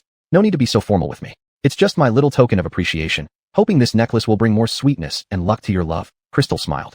Sitting on the sofa, Ayana eagerly shared with Crystal every detail of her time with Maximus, while Crystal listened attentively, bursting into laughter from time to time. Curiously, Ayana asked Crystal how long the show she participated in would last. Crystal replied that there was only one more episode left. That's great. After you're done, we must have a good reunion, Ayana said excitedly. Of course, at that time, we'll all go out and have fun together, including you and Maximus, Crystal responded with a smile. Oh, by the way, how do you feel about participating in this show? Ayana asked. Crystal tilted her head slightly, recalling, I was quite nervous at first, but later I made many interesting friends and experienced a lot of fascinating things. Overall, it was very rewarding. I'm glad to hear that. I just hope everything goes well for you, Ayana said, holding Crystal's hand. Oh, don't just talk about me. What are your plans with Maximus next? Crystal blinked and asked. Chapter 174, the final episode. Nubia smiled shyly. I haven't thought that far yet. Let's just enjoy the sweet moments of our current relationship. Crystal nodded in agreement. We should cherish the sweetness of being in love and not rush into marriage. The two chatted for a long time until the sun set before Nubia bid farewell. The final episode of Wives' Journey saw the participation of all the husbands as well. For the last episode, the husbands joined the group with excited hearts. Meeting up at the airport, everyone's eyes were filled with anticipation and excitement. Hatcher wore a warm smile and greeted everyone cheerfully. Hello, brother-in-laws. Rena replied with a laugh. Hatcher, did you get tired on the way? Hatcher waved his hand and said, not at all. It's a pleasure to join you all. Luther also chimed in. Indeed, I've been looking forward to this trip for a long time. Hassan nodded politely. It's fate that we meet here. Darren gave a polite smile. Hello everyone. Everyone laughed heartily, creating a lively atmosphere. Upon arriving in New Zealand, they boarded a bus to the hotel. Crystal gazed out of the car window, inhaling deeply as she sighed. This is the last episode. Let's have lots of fun and make unforgettable memories. Patsy nodded vigorously, her eyes sparkling with excitement. Absolutely. New Zealand is like a fairyland, and we must experience its beauty fully. After reaching the hotel, they took a brief rest in their cozy rooms. The rooms were elegantly decorated, with soft beds and a fresh floral fragrance that instantly made them feel relaxed. In the evening, everyone gathered at the hotel restaurant for dinner. A romantic ambience filled the room, and exquisite dishes lined the long table. Rhonda sipped some sweet juice gently and asked expectantly, I heard that skydiving and surfing are famous here. Why don't we give them a try? To feel the thrill of the accelerated heartbeat. Patsy's eyes lit up as she clapped her hands and replied eagerly, Sure thing, it must be super thrilling. Just thinking about it makes me can't wait. Raylan furrowed her brow, voicing her concern. I'm a bit scared. Being up high or in the sea makes me nervous. I usually avoid such activities because they make me anxious. Julianne teased playfully. Alex, sister, don't worry. You have a Lixdong brother by your side. With him protecting you, you'll be fine. Hassan immediately held Raylan's shoulders reassuringly. Caroline, don't worry, I'll always be with you. If you're really scared, we won't do it. Watching from afar is fine too. Hatcher added, right? If you're afraid, then it's okay not to play. We're here to have fun. Raylan hesitated and said, let me think more about it. Actually, I don't want to miss such a rare experience. Rondo encouraged, Raylan, it's not that scary. When you skydive, you'll feel like a free bird. When you surf, you'll be close to the waves. It feels great. Jacob brother also said, yes, let's go together, encouraging each other. It will definitely work. Rena agreed. Exactly, challenging it together will be an unforgettable experience. Darren looked at Crystal. Elaine, would you like to try? Crystal laughed. I quite want to give it a shot. Encouraged by everyone's enthusiasm, Raylan's nervousness began to wane, and she started to consider joining. Biting her lip, Raylan finally decided. Okay, I'll give it a try. I don't want to dampen everyone's spirits. Hearing Raylan's words, everyone began planning. The next morning, the gentle sunlight bathed the grass field of the skydiving base. In the fresh air carrying the scent of grass, everyone arrived here with a mix of tension and anticipation. Raylan clutched her husband's hand tightly, her voice trembling slightly, her eyes revealing her anxiety. Alixdong, my heart is beating so fast, like it's going to jump out. Hassan looked at her with determined yet gentle eyes, holding her hand firmly. He whispered encouragement into her ear. Caroline, relax, trust me, and trust yourself. This will definitely be an unforgettable experience, and I'll always be by your side. Hatcher stood to the side, cheering everyone on with a loud and passionate voice. Don't be afraid, everyone. Jump bravely, challenge yourself, and surpass your limits. However, since none of them were professionals, they could only jump with instructors. As they plunged from the sky, the whooshing wind roared in their ears. At that moment, initial fear gradually gave way to excitement and thrill. During the free fall, it felt as though they merged with the sky, leaving all worries and stresses far behind. After landing, everyone's faces beamed with radiant and satisfied smiles. Julianne couldn't help but take a deep breath, exclaiming with emotion, It feels like being reborn, as if I've broken through my innermost fears and restraints. After the parachute jump, though everyone was somewhat tired, more prevalent were the feelings of excitement and fulfillment. We should have a big meal to reward ourselves, Patsy suggested. Everyone agreed, and they headed to a nearby, unique restaurant together. The restaurant was full of local charm, with wooden tables and chairs emitting a faint pine fragrance. Sitting around, they chatted excitedly about their skydiving experience. My mind went blank in the air. All I could think about was landing quickly, Raylan laughed, still flushed from the dive. Haha, I found it super thrilling and wish we could do it again, Patsy said excitedly, gesturing vividly. The enthusiastic waitstaff served everyone local specialties, tender and juicy grilled steaks, fragrant seafood paella, and colorful fruit salads. These look pretty good. Hatcher couldn't help but swallow his saliva. Everyone picked up their utensils and indulged in the feast. This steak is perfectly cooked, Raylan praised while eating. Hassan thoughtfully added some of her favorite dishes to her plate. Honey, eat more and replenish your energy. Chapter 175, Parachuting.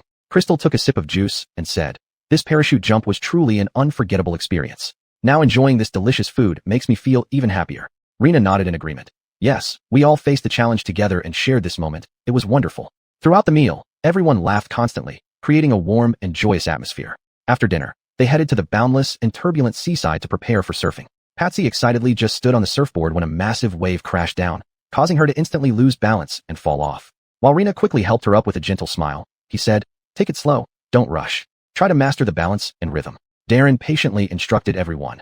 Pay attention to your body's center of gravity, feel the rise and force of the waves, ride the surfboard according to its rhythm.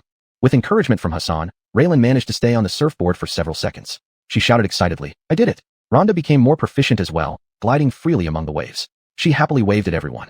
Dion occasionally still got knocked down by the waves, but always got up quickly to continue challenging. Julianne and Luther cooperated well, both experiencing the fun of surfing together. On the other side, Darren especially patiently taught Crystal the techniques of surfing. He steadily held onto Crystal's slim waist with his hands until she stood firmly, then balanced the surfboard. Calmly he said, "Elaine, don't be nervous. Relax your body. The more tense you are, the harder it is to maintain balance. When the waves surge, don't be afraid. Try to follow their strength and undulation." Darren's voice was gentle yet firm, carrying an assuring power. Crystal tightly gripped the edge of the surfboard and nodded, her eyes revealing concentration and a hint of tension. Darren continued, "Pay attention to your feet's position, shift your center of gravity slightly forward. Feel the rhythm between the board and the waves. They're like having a conversation with you." Saying this, he gently adjusted Crystal's posture while his hands consistently supported and protected her. When a wave hit, Darren encouraged her, saying, "Don't be scared, Elaine. I'm here, be brave." Under Darren's patient guidance, Crystal gradually mastered some tricks and could stay on the surfboard longer. Through repeated attempts and failures, everyone gradually found the feeling and began enjoying the happiness and freedom brought by surfing. As the sun set, golden sunlight sprinkled over the sea surface, and everyone finally came ashore, still feeling unsatisfied. Everyone sat around the beach, barbecuing, the sea breeze gently brushing against their faces, bringing coolness. Crystal wore a satisfied and blissful smile, looking tenderly at everyone. She sighed. This trip was really enjoyable. Every moment was filled with surprise and happiness. I wonder if there will be such an opportunity again for us to gather like this.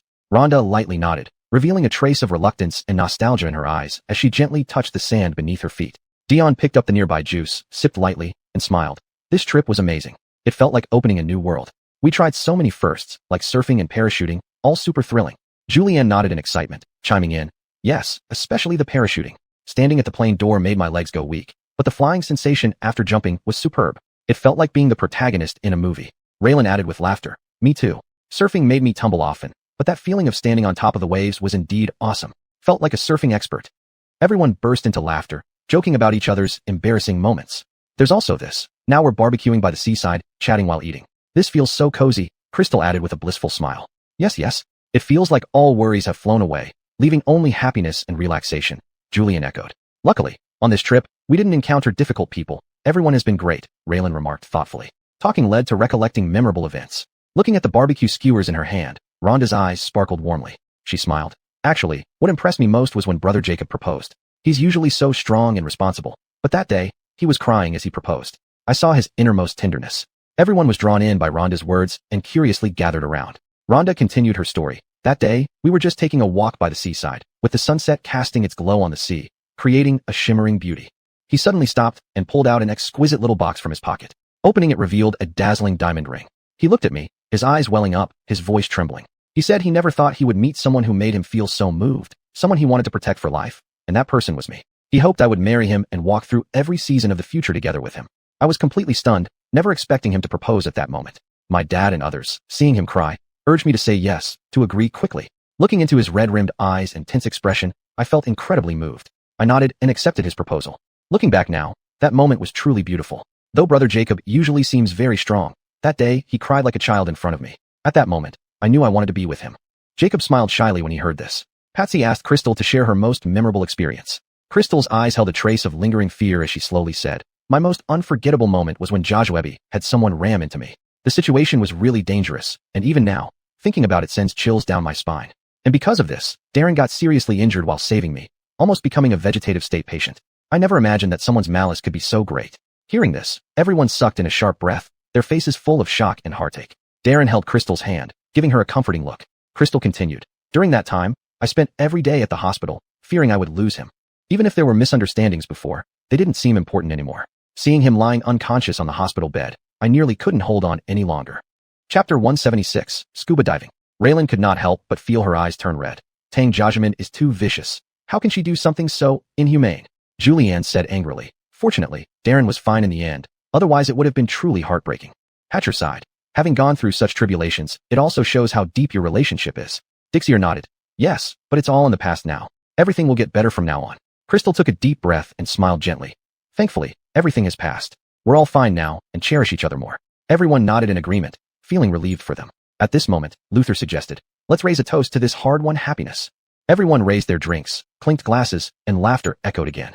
As night deepened, everyone gradually returned to their respective rooms. Crystal and Darren returned to their room. Darren gently held Crystal's hand and let her sit by the bed. Darren, with a sincere face and eyes full of guilt, said, "Elaine, I want to apologize to you. What happened before caused you too much worship, misery, and fright. I know I didn't act well, causing you to worry. But please believe me one more time. This time I'll protect you properly and won't let anyone hurt you or make you sad again. Moreover, all family assets have been transferred under your name. If I do anything wrong to you again, you can make me leave with nothing. Crystal looked at Darren, a hint of hesitation in her eyes, but mostly love for him. After a while, she said, Darren, just this once, I can trust you again, but remember, if you betray me again, I won't be lenient, and you'll leave with nothing. Darren nodded quickly and hugged Crystal tightly.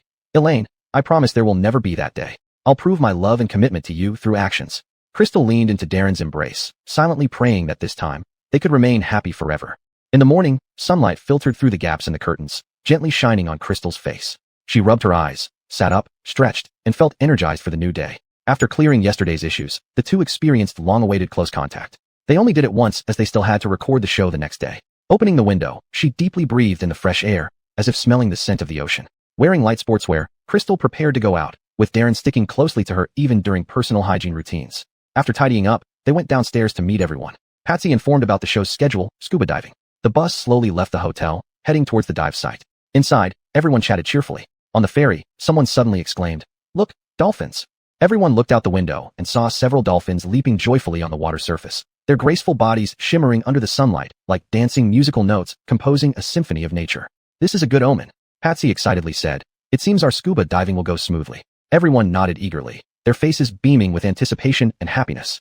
Upon arriving at the dive site, the instructor began explaining the basic knowledge and precautions for scuba diving. Everyone listened attentively, occasionally asking questions. Following the instructor's guidance, they changed into diving gear, put on oxygen tanks and masks, preparing to dive. Raylan stood by the boat, gazing at the seemingly bottomless seawater beneath her feet, feeling somewhat nervous. She took a deep breath, closed her eyes, and felt the sea breeze and the warmth of the sun. She told herself, "Don't be afraid. Bravely explore this mysterious and beautiful underwater world." She took her first step into the cold seawater. A chill enveloped her, but she didn't retreat and continued swimming forward. Gradually, she adapted to the temperature and began enjoying this diving trip. Underwater, Raylan saw colorful fish schools, diverse coral reefs, and various unique marine creatures. It felt like being in a dreamlike fairyland, experiencing the wonders and beauty of nature. Hassan held her hand beside her. She gently touched the corals, feeling their hardness and roughness. She chased after swimming fish, playing with them. She seemed to forget she was diving and became one with the ocean. Crystal and Darren held hands, exploring this mystical realm together. They marveled at the magnificent giant clam and encountered turtles gracefully gliding past them, sensing their ease. They clung to each other, sharing their discoveries and feelings, savoring this rare moment for the two of them. Rhonda and Jacob were captivated by a slow-moving turtle. They quietly followed the turtle as it swam leisurely in the water, seemingly telling them, "Take your time and enjoy the beauty of the ocean." Hatcher excitedly gestured to his companions with various hand motions, narrating the bizarre sights he had seen. His face beamed with excitement and joy, eager to share the underwater world's beauty. Patsy and Rena, underwater, saw Rena helplessly watching Patsy find a net bag to fill with sea urchins and other edible seafood. Julianne and Luther took photos of each other, recording these unforgettable moments. Sometimes capturing the undersea scenery, sometimes catching the smiles of their companions, they froze these precious memories in their camera lenses. Unconsciously, the diving time passed. When the instructor signaled to ascend, everyone reluctantly left this beautiful underwater world. After surfacing, they all removed their diving gear and changed into dry clothes. They gathered together, sharing what they had seen, heard, and felt underwater. "This dive was amazing," Patsy exclaimed excitedly. "I felt like I was in a fairy tale world." "Absolutely," Hatcher echoed. "I never imagined the seabed could be so beautiful and magical."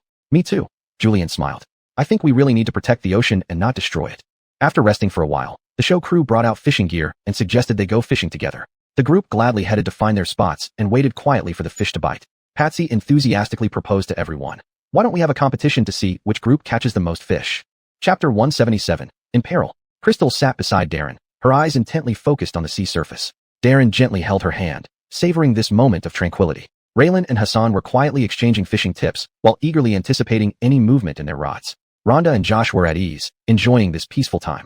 Dion rubbed his hands together excitedly, hoping to catch a big fish. Patsy and Rena laughed about the funny moments they had during their recent dive, occasionally glancing at their fishing rods. After a while, Crystal's fishing rod suddenly twitched, and she excitedly called out, "It seems like a fish has taken the bait."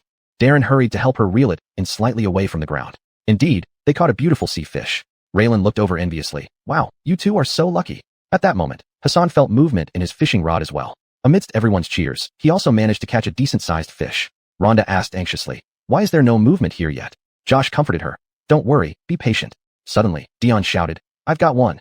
Everyone's attention turned towards him as he struggled to reel in a large fish thrashing at the water's surface. Patsy looked at her empty fishing rod with a hint of disappointment. Rena smiled at her. Don't rush, maybe you'll get one soon. Time slowly passed as everyone awaited eagerly, and each person eventually had some success. The sun gradually set, and everyone concluded their fishing activity with rich rewards and cheerful hearts. Gradually, dusk shrouded the sky, and the previously calm sea began to ripple. As everyone packed up their fishing gear, laughter echoed on the deck, carrying the day's harvest and joy, preparing for the journey back. However, nature's unpredictability always catches people off guard. Initially, a gentle breeze blew, carrying the briny scent of the sea and a slight chill, making everyone feel refreshed. Crystal stood at the bow, letting the sea breeze play with her hair, savoring the ocean breeze.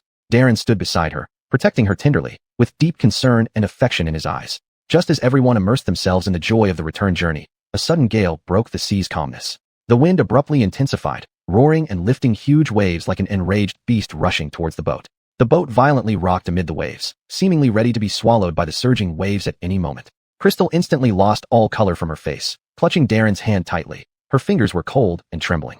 Her eyes were filled with fear and anxiety, as if she foresaw the impending disaster. Darren tightly gripped her hand, trying to offer her solace through his strength.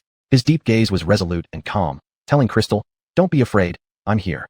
Originally, Raylan and Hassan were still excited about their catch, but now they realized the severity of the situation. The captain acted decisively, sending distress signals via radio to the coast and nearby ships, reporting the boat's location, condition, and passenger details. Simultaneously, he instructed to reduce the ship's speed to avoid losing control or colliding head-on with the waves. However, the wind grew stronger, and massive waves continuously surged, leaving them feeling powerless. Anxiety and helplessness were written all over Raylan's face, but there was nothing she could do except cling anxiously to Hassan. The captain constantly adjusted the course, trying to keep the bow facing the wind to minimize the impact of the storm on the ship. Meanwhile, he shouted loudly, "Hurry up and close the hatches and ventilation openings, and secure all items to prevent heavy objects from moving around." The crew quickly started securing items on the ship, fearing they might hurt someone if thrown around. Rhonda and Josh hugged the ship's rail tightly, trying to stabilize their bodies. Rhonda's face was as pale as paper, and her hands clung tightly to the railing, as if she wanted to merge into it. Josh embraced her firmly, using his body to shield her from the wind and waves. Concern and worry were evident in his eyes, as if saying, "Don't be afraid, I'll protect you." Julianne and Luther also clung tightly to the ship's mast to avoid being thrown out. Although Dion was usually bold, he now had a pale face. He had long discarded his fishing rod and now grabbed the ship's rail with both hands, fearing being swept into the sea by the waves. Fear and helplessness filled his eyes. Facing nature, everything seemed powerless. Patsy and Rena watched the sea hopelessly, knowing they were in serious trouble. Tears welled up in Patsy's eyes, and she clung tightly to Rena's arm, seeking comfort. Rena furrowed his brows, clenching his teeth tightly, trying to remain calm. However, his heart was filled with fear and helplessness. The current powerless situation made everyone anxious. The production crew was also extremely worried. They tried contacting the Coast Guard for help while searching for items on the ship that could stabilize the vessel. If anything happened, it would be a minor issue for the production team to pay compensation, but a major one if they ended up being held accountable by the state. Yet, the storm was too intense, causing the cell phone signal to fluctuate, preventing rescue messages from being successfully sent out. They could only watch helplessly as the boat rocked precariously on the sea surface, their hearts brimming with terror and helplessness. Just then, the captain suddenly shouted, "Everyone, grab the railings. I'm going to try to change course." His voice was resolute and determined, as if he was prepared to fight the storm to the end. Hearing this, everyone immediately acted, tightly gripping the railings in an attempt to assist the captain in controlling the direction of the ship. Meanwhile, the crew checked the drainage system, ensuring that the bilge pumps were functioning properly to promptly remove seawater flooding into the cabin. The ship swayed perilously amidst the waves, each massive wave hitting it and making everyone's heart race with fear. Crystal closed her eyes tightly, silently reciting Darren's name in her heart, as if this could bring her a shred of peace. Past events now seemed trivial. Darren hugged her tightly, using his body to shield her from the wind and waves. He too was terrified and unwilling. They had just reconciled and had so much more time ahead. They couldn't end up here like this. Raylan and Hassan clung desperately to items on the boat, their faces etched with anxiety and helplessness. They knew that as long as they persisted, there might be a glimmer of hope for survival. Rhonda and Josh embraced each other tightly, offering comfort and strength in their own way. Although Dion was utterly terrified, he realized he couldn't give up. He firmly grasped the railing, attempting to use his strength to help stabilize the ship. Chapter 178, Rescued. Patsy and Rena clung tightly to each other, offering courage and strength. Just as everyone was about to despair, the distant sound of sirens suddenly broke through the air. Looking up, they saw a Coast Guard patrol boat speeding toward them. Relief washed over them knowing that help had finally arrived. The rescue personnel on the patrol boat shouted, "Please remain calm. We are preparing to deploy life rafts and tow ropes. We will do our best to get everyone aboard." Hearing this, the glimmer of hope reignited in their hearts after nearly losing all hope. The Coast Guards battled against the fierce wind and raging waves, struggling with the equipment. A life raft was successfully launched into the sea, tossing violently in the storm. "Who can swim? Come over first," the rescuers called out loudly. Darren glanced at Crystal and said, "Don't be afraid. I'll go first and stabilize the life raft." Taking a deep breath, he plunged into the water and swam desperately toward the life raft. Crystal watched in fear, terrified something might happen to him. Thanks to the efforts of Darren and the rescuers, the life raft gradually approached the distressed vessel. Raylan and Hassan helped Rhonda and Josh's brother board the life raft cautiously. Hatcher, Patsy, and Rena also transferred onto the life raft safely with everyone's assistance. However, just as Crystal was about to climb onto the life raft, a huge wave struck, nearly pulling her into the sea. Reacting swiftly, Darren grabbed her. "Xiao Ho Sui," Darren shouted. Finally, everyone successfully boarded the life raft. The rescuers began using the tow ropes to pull the raft slowly toward the patrol boat. When they finally boarded the patrol boat, they embraced each other, crying tears of relief at surviving this ordeal against nature. The wind gradually subsided, and the waves calmed down. The sea restored its usual tranquility, as if everything that happened was just a nightmare. But for them, it would be an unforgettable experience forever etched in their memories. After returning to shore, their emotions remained unsettled. They looked at each other, eyes still holding the lingering fear and gratitude from the harrowing experience. Crystal hugged Darren tightly, tears streaming uncontrollably. "I thought we wouldn't come back." Darren gently patted her back, his voice slightly hoarse. "It's all over now. We're safe." Raylan and Hassan sat nearby in silence. After a while, Raylan sighed. "We really narrowly escaped with our lives this time." Hassan nodded, his gaze resolute. "We must have greater respect for nature from now on." Rhonda and Josh's brother held hands. Rhonda spoke shakily. "We won't take risks lightly anymore." Josh's brother squeezed her hand reassuringly. Hatcher slumped to the ground, gasping for breath. "That was far worse than I imagined." Patsy and Rena embraced as well. Rena whispered softly, "After this experience, we should cherish our current lives even more." Julianne told Luther, "After what we went through, there's nothing we can't overcome." Luther felt relieved that everyone was fine. The production crew was busy arranging follow-up matters and were also relieved that no one was injured. Otherwise, the situation would have been much more serious. They wouldn't be able to bear the wrath of the Liu family alone, let alone the backlash from fans. News of their near disaster spread online quickly, sparking heated discussions among netizens. "Oh my goodness, that's terrifying. I was so worried for them. Thankfully everyone is safe. What a lucky escape. One shouldn't provoke nature. One must be cautious when going out. I feel heartbroken looking at them. I hope they don't suffer any psychological trauma. Wishing them well. After this, everything will go smoothly. Travel preparations should be made ahead of time. Being cautious is crucial." Thankfully the Coast Guard saved them. They did an amazing job. It felt like watching a movie, hoping everything goes well for them from now on. Some commented, "Too scary. Almost didn't make it back. Must be more careful next time." Others praised the rescuers. Coast Guards were so brave, risking their lives in such bad weather to save people. It's not easy. The official account of the production team promptly tweeted, expressing sincere reflection on the incident and promised to enhance safety measures to prevent similar occurrences. Netizens shared and commented, hoping everyone could learn from this event, cherish life, and pay attention to safety. Following the incident, the production team asked if they wanted to return home or continue filming here. Everyone started discussing. Julian hesitated, saying, "After experiencing such a horrifying event, I kinda want to go back home." Luther held her hand and comforted. "But we have come through it, and there's no danger now. How about we persevere?" Raylan thought for a moment and said, "I think we should continue filming. This is a rare experience, and it has already passed." Hassan nodded in agreement. "Right, we can't shrink back because of this accident." Rhonda looked at Josh's brother, who said, "I'll follow your lead." Rhonda bit her lip. "Let's continue then. I don't want to give up just like that." Hatcher spoke boldly. "What's there to fear? Let's keep filming." Patsy and Rena exchanged glances, and Rena said, "We will continue too. We didn't come all this way for nothing." Crystal and Darren also agreed with everyone else. In the end, they unanimously decided to continue filming. The production team breathed a sigh of relief and quickly rearranged the shooting schedule. After experiencing a thrilling rescue, the group decided to continue their New Zealand trip and headed to Queenstown, known as the adventure capital of the world. Sunlight filtered through the clouds, casting golden threads onto the lake's surface, shimmering like the gentle and enchanting side of nature.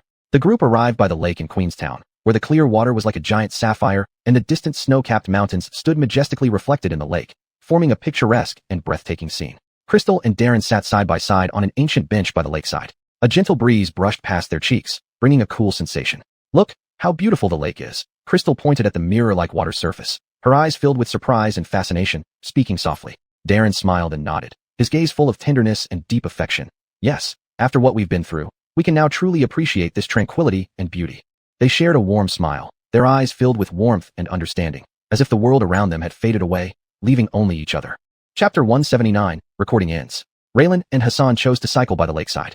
They carefully selected two lightweight and stylish bicycles from a rental shop, riding slowly along the winding path beside the lake. On both sides of the road, colorful flowers were in full bloom, competing for beauty, while the tender green grass swayed gently in the wind. The scenery along the way was picturesque. The fresh air and enchanting views made them forget the dangers they had faced during the rescue operation earlier. Isn't this place beautiful, especially after what we've been through? Raylan exclaimed as she pedaled hard, turning her head to speak loudly to Hassan beside her. Sweat trickled down his forehead, but his face radiated excitement and contentment. Hassan nodded with a smile, breathing somewhat heavily. Right, we've gone through so much and learned a lot. We should cherish life even more and never miss out on every beautiful moment. Rhonda and Jacob chose to have a picnic by the lake. Under a tree with lush branches, they laid out a soft picnic mat and carefully arranged various delicacies purchased from local stores.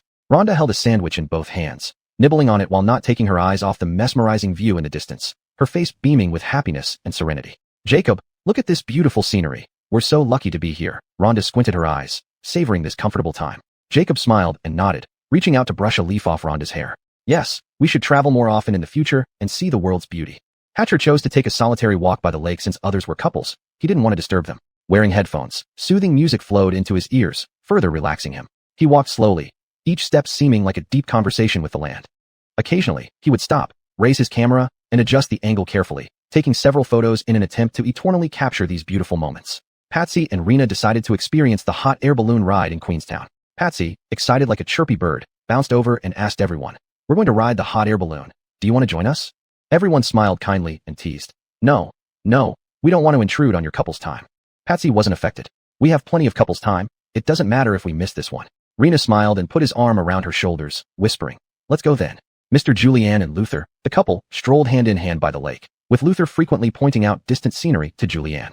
Luther laughed and said, "Caroline, look at that cloud. Doesn't it resemble a flying dove?" Julianne leaned against Luther's shoulder and replied gently, "Yeah, it looks very similar. This place is so beautiful." As dusk quietly descended, stars twinkled across the sky. Everyone gathered at a cozy lakeside restaurant for dinner. Inside the restaurant, soft candlelight flickered on the tables, casting light on everyone's faces, adding a touch of romance. They sat together, enjoying a table filled with delicious dishes and fragrant wine. This experience has made us cherish each other and life even more. Julianne raised her glass, her eyes shining with sentiment. "Yes, we should treasure every moment spent together," Luther said firmly and warmly, holding her hand tightly. Everyone nodded in agreement, clinking their glasses lightly, producing a clear sound. After a satisfying meal, everyone returned to the guest house. After washing up, they all gathered in the living room. Under the warm yellow light, the living room exuded a cozy and comfortable atmosphere. Darren received the letter, cleared his throat slightly nervously, then slowly unfolded the paper. After finishing dinner, everyone returned to the warm guest house. After washing up, they sat around in the living room in comfortable pajamas. Patsy held the last letter of the trip, smiling mysteriously. When everyone's attention focused on her, Patsy waved the letter. Teasingly, she said, "This letter is from Darren to Crystal. But since the person is right here, there's no need for me to read it." She handed the letter to Darren. Darren took the letter, his face flushing slightly, but showing more affection. He cleared his throat and began reading aloud. "My dear Elaine, when I picked up my pen to write this letter, memories flooded back like scenes in a movie. I still remember the first time I saw you. You were like the sun, so dazzling, so warm, quietly illuminating my heart. But I was so slow, failing to realize my feelings for you in time. I often made you feel wrong because of my carelessness and rashness. I regret those moments when I treated you badly, regret not understanding my heart sooner. But after everything we've been through, I'm more certain than ever that you are the one I want to protect for the rest of my life. Whether it's stormy or sunny, I want to be by your side and never let you feel sad again." As he spoke, he lifted his head and smiled at her. "This trip has made me realize even more deeply how precious every day with you is. The road ahead is long, and I will love and take care of you with all my heart." Darren finished reading the letter and looked at Crystal with deep affection. Crystal was already in tears. She rushed into Darren's arms and whispered softly, "We need to be good and stay together forever." Crystal calmed down in Darren's embrace as he gently stroked her hair. He slowly explained to everyone, "Elaine and I got married because Coyle set us up. Back then, I was too foolish and didn't see my true feelings for her, making Elaine suffer unnecessarily. I was always busy with work and neglected her feelings, failing to give her enough care and companionship. Thankfully, she didn't give up on me." Crystal raised her head, looking into Darren's eyes, and said, "Actually, when we first got married, I was really looking forward to building a life with you. But every time you treated me so coldly, I felt really sad." Darren gripped Crystal's hand tightly, full of remorse. "It's all my fault. I always used work as an excuse and didn't take the time to understand your heart. Now, thinking back, I missed out on so many wonderful moments we could have shared." Raylan couldn't help but say, "Darren, you must treat Elaine well from now on and never make her sad again." Hassan nodded in agreement. "Yeah, you should cherish such a good wife, or you'll end up regretting it." Chapter 180, Wishing you a long and happy marriage. Rhonda said, "Elaine, if Darren bullies you again in the future, just tell us, and we will help discipline him." Josh smiled and said, "That's what I was thinking. I don't think Darren would dare to do so again." Dion bluntly added, "Exactly. Darren, you should be more careful. Patsy laughed and said, oh, you two must stay together. Our favorite couple cannot break up. Rena commented, after all that has happened, you two will surely become happier from now on. Darren looked at everyone seriously and said, rest assured, I will treat Elaine well and won't let her suffer any longer. If I treat her badly, she can make me leave with nothing. Crystal smiled slightly. Yes, after all, everything under his name is mine now. Everyone burst into laughter after hearing Crystal's words. After chatting for a while, they returned to rest. The show's recording came to a complete end here.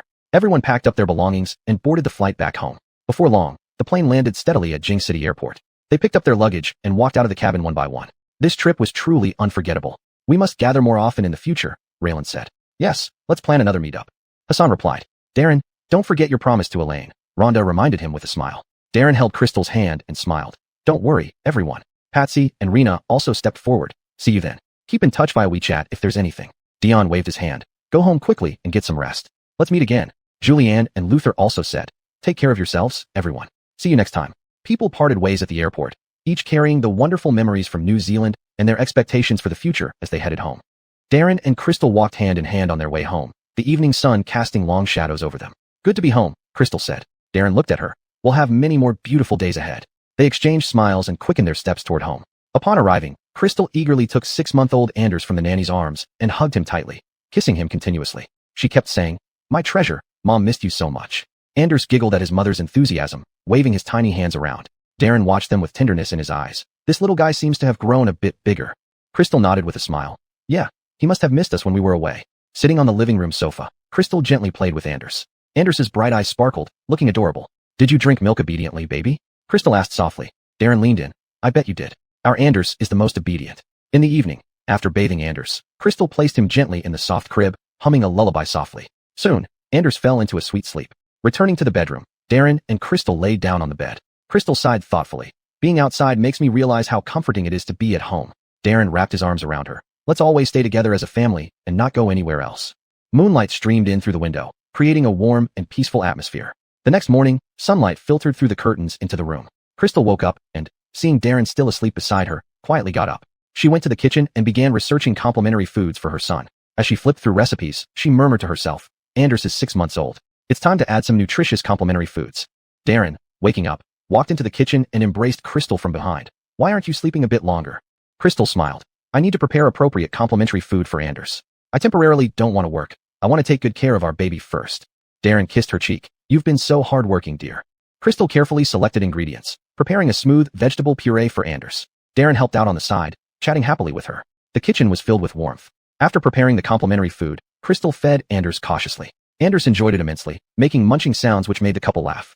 After feeding Anders, Crystal and Darren sat on the sofa, exchanging glances and smiling, a deep emotion welling up in their hearts. Darren, Crystal hesitated but ultimately decided to speak her mind. Let's get remarried. Surprise flashed in Darren's eyes. He gripped Crystal's hand tightly. Elaine, thank you for still believing in me after all this. You are the most important person in my life. I'm willing to use all my love to protect you and Anders. They looked at each other and smiled, the last remnants of any lingering barriers in their hearts dissipating completely at this moment. They decided that nothing would stand in their way of pursuing happiness again. What are we waiting for? Let's go straight to the Civil Affairs Bureau. Darren stood up, handed Anders to the nanny, and pulled Crystal's hand, ready to leave. Crystal nodded with a smile, and the two of them walked out of the house hand in hand. The sunlight bathed them, warm and bright, as if foreshadowing their beautiful future. At the entrance of the Civil Affairs Bureau, they took a deep breath as if to inhale all the happiness into their lungs. They walked into the bureau together, starting the procedures for remarriage. Though the process was simple, every step was filled with meaning. They filled out forms, took photos, signed. Each step seemed to recount the difficulty of their journey back to each other.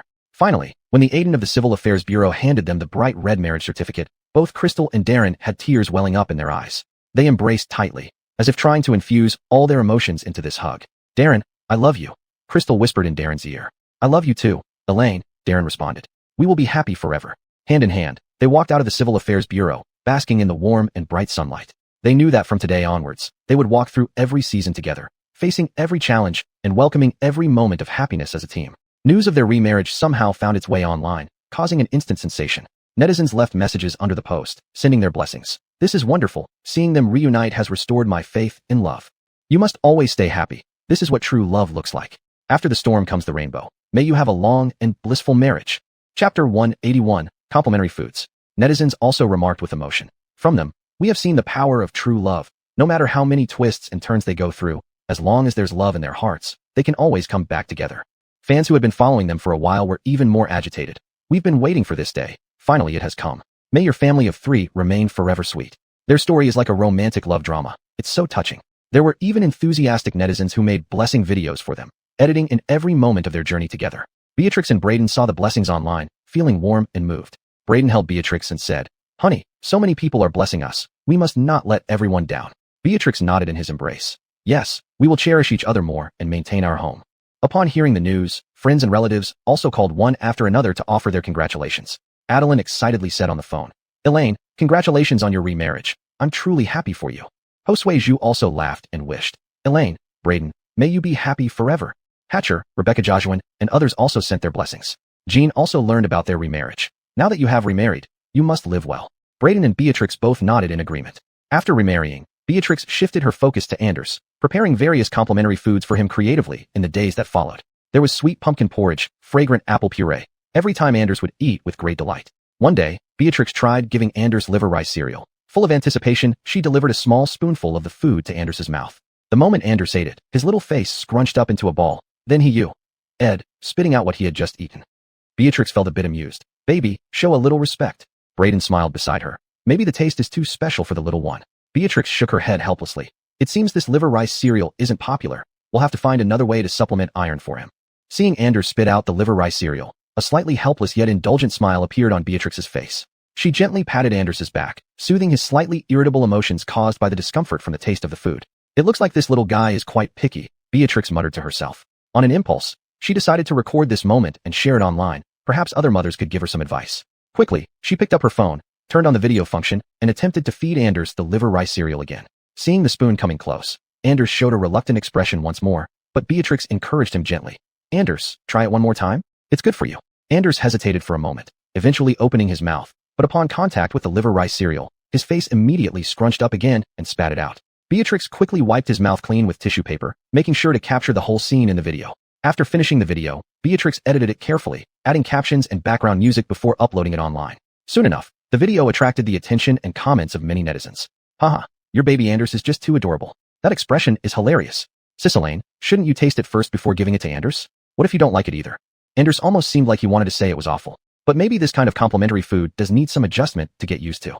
Seeing the varied comments and suggestions from netizens, Beatrix couldn't help but laugh. She replied, "Thank you all for your concern and advice. I should indeed try tasting it first before giving it to Anders. I'll pay attention next time. I will continue trying to make different types of complimentary foods for him." Beatrix's sincere response earned praise and support from netizens, many of whom offered to share their experiences in making complimentary foods, helping Beatrix find suitable foods for Anders's tastes. In the days that followed, Beatrix began experimenting with various flavors and types of complimentary foods based on the suggestions from netizens. She was no longer impatient, observing Anders's reactions patiently and gradually adjusting the ingredients and methods used.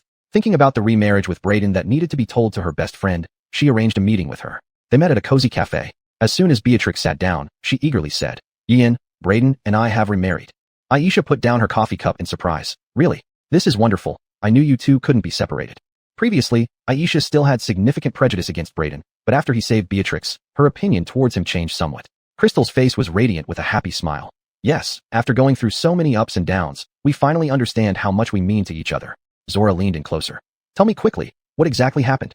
Crystal sipped her coffee lightly and began recounting the process of their remarriage, from the trip to New Zealand to the details after returning to China. Zora listened intently, nodding occasionally. "Oh, it's just like they say, through twists and turns, it still comes back to you." Crystal laughed. "Now I just want to cherish every moment and live a good life." Zora asked with concern. "Then you must take care of yourself well. Don't let your emotions rule your thoughts like before." Crystal thought for a moment. "Don't worry about that. Now all his assets are under my name. If he makes me unhappy, he'll leave with nothing." Zora said, "That reassures me. By the way, how is Anders recently?" At this mention, Crystal started talking enthusiastically. "He's doing great. I made him some liver rice cereal as a complimentary food, but that little guy wouldn't eat a single bite and spat it out. I filmed the scene and posted it online. Netizens gave lots of suggestions." Zora smiled. "Kids are picky, which is normal. I heard fish congee is pretty good. Have you tried it?" Crystal's eyes lit up. "Not yet. I'll try it when I get back." The two continued chatting about their children for a while. Then Crystal suddenly asked, "Ian, how are things between you and Maximus lately?" Zora blushed slightly, stirring her coffee lightly. "It's been okay, pretty ordinary." Crystal raised an eyebrow. "Don't be vague with me. Tell me more details." Zora pursed her lips. "Actually, we've been getting along quite well recently. He treats me nicely, but sometimes we have small disagreements. Crystal smiled. Small disagreements are normal. Every couple argues a bit. Have you thought about taking your relationship further? Jajuik getting married. Chapter 182. Ethan's visit. Zora hesitated for a moment. I haven't thought that far yet. Let's just see how it goes. Crystal nodded. That makes sense, but Maximus seems quite nice. You should seize the opportunity. Zora gave her a playful glance. Got it. You focus on Anders. With that, she went back to her own place. At home, Crystal was busy with Anders, preparing various types of baby food, which made Darian widen his eyes in surprise. After returning home, Zora casually scrolled through her phone and came across a headline about the fire at Notre Dame Cathedral in Paris. The news had shot up to the top of trending searches. Curious, she clicked into it. Netizens' comments varied widely in the comment section. Some were gloating, believing it was France's comeuppance. Others lamented the destruction of this cultural jewel of humanity. Zora couldn't help but fall into deep thought. This building, laden with history and art, had become so pitiful after the big fire. She recalled the descriptions of Notre Dame Cathedral from books she had read before, the exquisite carvings and vibrant stained glass windows, which might now be ashes. Meanwhile, Crystal also saw this piece of news. She put down the baby food she was preparing for Anders and sighed. With this fire at Notre Dame Cathedral, no one knows how long it will take to restore its former glory. Darian agreed beside her. Sigh, this is a loss for all of humanity. Zora discussed their views on this event over WeChat with Crystal. Both felt that Notre Dame Cathedral's plight was regrettable from both historical and artistic perspectives. The gloating comments online also left them somewhat helpless. After all, cultural heritage has no borders. It belongs to the commonwealth of all humankind. The burning of Notre Dame Cathedral is France's retribution for taking so many artifacts from us back then. They deserve it. Those who gloat are too narrow-minded. Notre Dame Cathedral is a world cultural heritage site. Its burning is a sorrow for all mankind. Even though France once had a dark history, Notre Dame Cathedral is innocent. The burning is heartbreaking. Burnt well, it gives the French a taste of what it feels like to lose something precious, considering their past invasions. No matter what, this is a significant loss to human civilization. We should reflect on how to better protect cultural heritage. Seeing these messages, Crystal felt powerless. She knew these opinions were not entirely wrong, as historical wounds are hard to heal. However, only considering its artistic value, the burning of Notre Dame Cathedral is indeed regrettable. She said to Darian. Coyle, look at these people's remarks, each with their own reasoning. But think of how much effort and skill has gone into Notre Dame Cathedral. It's heart-wrenching to see it destroyed like this. Darian nodded slightly, his gaze filled with regret. Indeed. I hope it can be rebuilt as soon as possible. Crystal picked up Anders again, rocking him gently and murmuring to herself. I hope we will pay more attention to protecting these precious things in the future and prevent such tragedies from happening again. Just then, the doorbell rang. Crystal opened the door, and it turned out to be her master, Ethan. Ethan held a box in his hand and said seriously, Lola, there's an ancient book here that needs restoration. Don't let your skills deteriorate. Crystal quickly welcomed her master into the house and led him to the studio. She took the ancient book and said, Master, rest assured, I won't let my skills slip. Ethan sat down and looked at Anders, saying, This child is really adorable. By the way, you've seen the news about Notre Dame Cathedral burning, right? Crystal nodded and replied, Master, it's truly regrettable. Ethan sighed. As one who shou fujura, kandao zhiyang shurching woman shinli gong bufui, zhige woman tila gershing, balhu her shou fu gongzoi yikura, do bunung songshira. Crystal responded earnestly, Master, I understand. We must preserve and pass on these skills to protect more cultural relics. Ethan nodded approvingly. All right, then take a look at this ancient book. Let me see if your skills have declined. Crystal acknowledged, washed her hands, and carried the box to the workbench. Opening the box, she carefully examined the ancient book. She gently flipped through the yellowed pages, frowning slightly, her expression focused and serious. The damage to the book exceeded her expectations. The paper was brittle, and the characters blurred, making the restoration challenging. Crystal prepared a set of precision tools, including special brushes, tweezers, glue, and soft rice paper. She put on a magnifying glass and closely observed the condition of each page, gradually forming an initial restoration plan in her mind. First, she used a soft brush to gently sweep away dust and impurities from the pages. For areas with slight creases, she carefully smoothed them out using tweezers.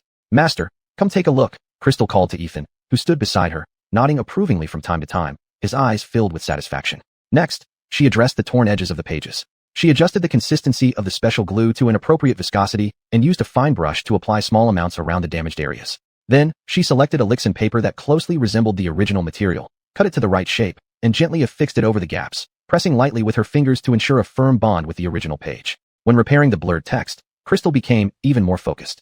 She compared the faded characters with contemporary documents, relying on her extensive experience and knowledge to discern and hypothesize their original forms. Then, she used an extremely fine brush dipped in specially made ink, carefully rewriting each stroke to restore the text as accurately as possible.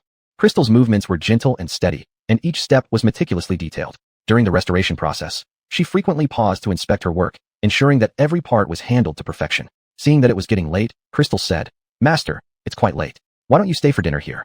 Ethan, pleased with his disciple's proficient skills, responded cheerfully. Sure, it won't be finished anytime soon anyway. You can deliver it to me once it's done. When Darren and Darian returned home, Darian's face lit up with delight upon seeing Ethan. Hey Rudy, what brings you here today? Darian greeted warmly. Ethan replied with a smile. I brought an ancient book for Lola to restore. Chapter 183 Uploading the video. Speaking of which, I recently acquired a new little trinket and was looking for someone to take a look at it. Oh, then bring it out for me to see. Ethan said curiously. Darian turned around and carefully took out a brocade box from inside the house. Opening it, there lay an exquisite jade pendant inside. What do you think? I got this from an elderly collector, Darian said with eyes full of anticipation. Ethan picked up the jade pendant and examined it carefully before saying, the quality of this jade is quite good, and the carving work is also meticulous. It's a fine piece indeed. Darian couldn't stop smiling. I told you my eye for these things is still pretty good. Darren laughed beside him. Coil, don't get too cocky. Your collection room already has plenty of treasures. Haha. These are all accumulated over many years, Darian remarked. Rudy, have you had any new finds lately? Ethan shook his head. I've been busy repairing a porcelain piece lately, so I haven't gone looking for treasures much. However, I did hear about an auction that might have some good items. Auction?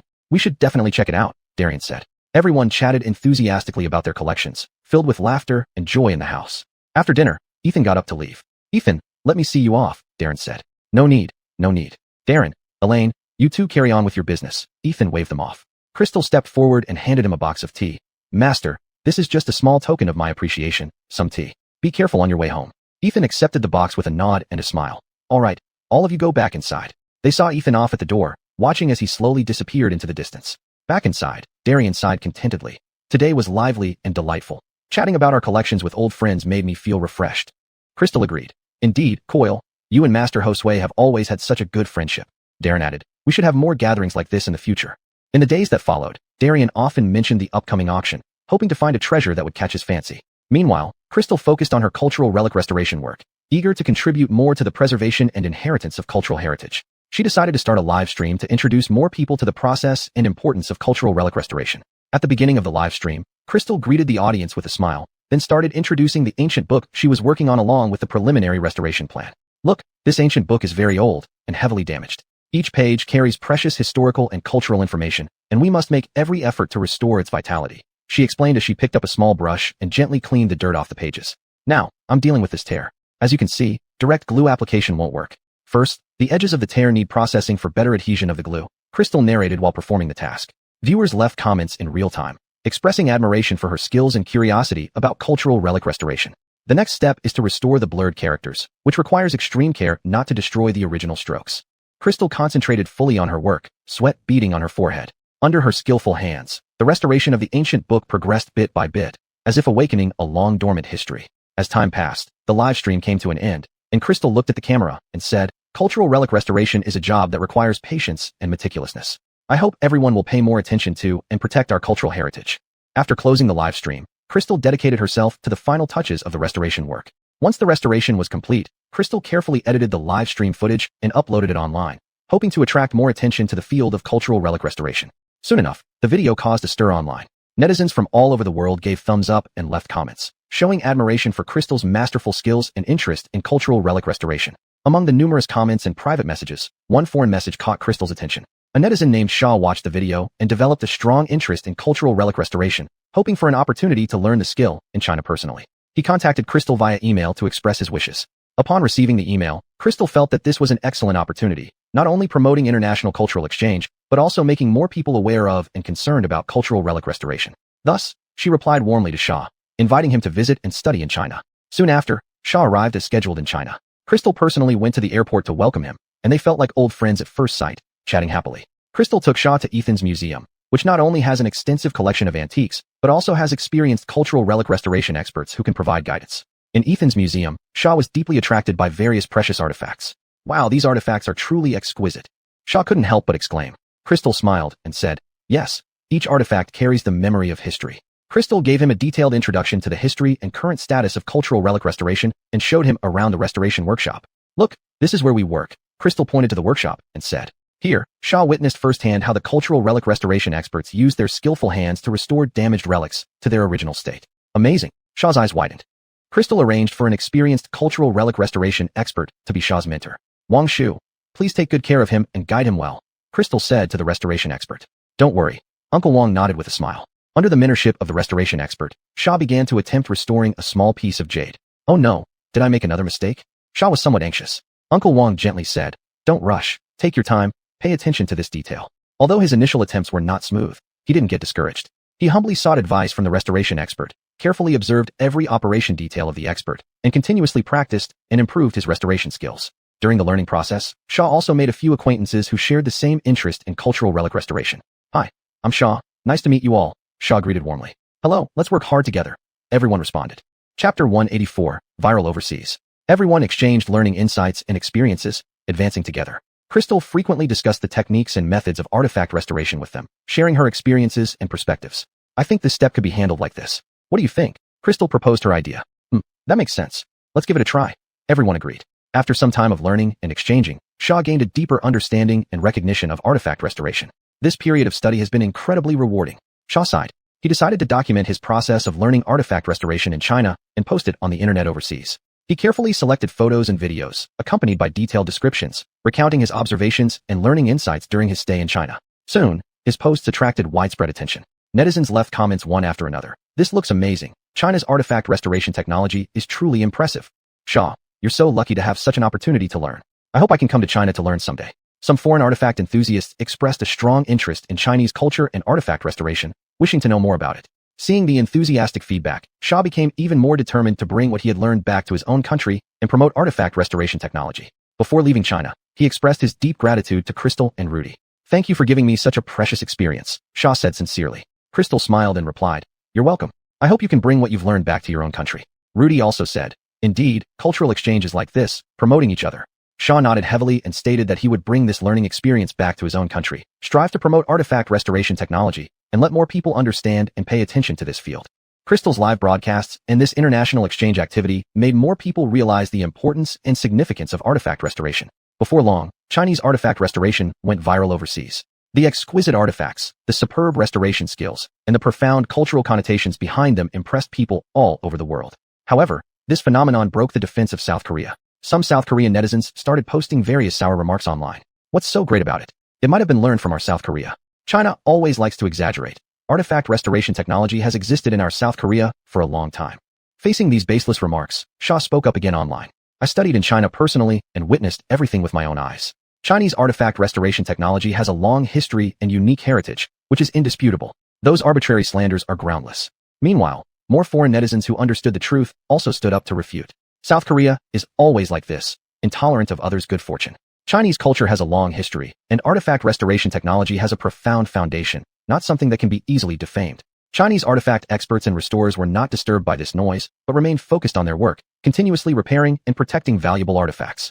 As China's artifact restoration influence grew internationally, many international museums and cultural institutions invited China to cooperate and exchange. Rudy's museum also welcomed more international visitors, who came to visit and learn out of curiosity. Rudy asked Crystal to help at the museum directly. Due to the relentless smearing by foreign media over the years, many foreigners knew little about the true situation in China. When these international visitors, who were deeply interested in artifact restoration, stepped into Rudy's museum, their eyes were filled with curiosity and anticipation. But deep down, there was still some preconceived bias and profound doubt that was hard to detect. A tall, blue-eyed European visitor whispered uncertainly to his equally puzzled companion. I heard before that China's development comes at the cost of the environment, with pollution and destruction everywhere. Though his voice was low, it sounded particularly clear in the quiet museum. Another visitor hurriedly nodded in agreement. That's right, and I also heard that their cultural heritage might be exaggerated, just to attract tourists and attention.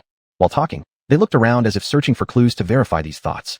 However, as they delved deeper into their visit, they saw with their own eyes the awe-inspiring reverence and gentle, focused actions of the Chinese artifact restorers as they handled ancient artifacts, treating them like the most precious treasures in the world. They were deeply immersed in the museum's rich cultural atmosphere, almost tangible. Each artifact seemed to tell an ancient and moving story. When they listened to Crystal and other Aidens vividly and accessibly unfold China's history and culture like a painting before them, patiently answering their naive or pointed questions one by one, their originally solid preconceptions began to crack, slowly expanding and changing. The sour comments from South Korea became increasingly powerless in the face of reality, their voices gradually drowned out by praise for Chinese artifact restoration techniques. Crystal's popularity surged not only overseas but also within the country, where she became a trending topic on domestic social media. Domestic netizens left comments under related topics. Give a thumbs up to Crystal for promoting Chinese artifact restoration technology worldwide. This is the star we should follow, spreading Chinese culture with strength. So proud. I hope there will be more such cultural promotions.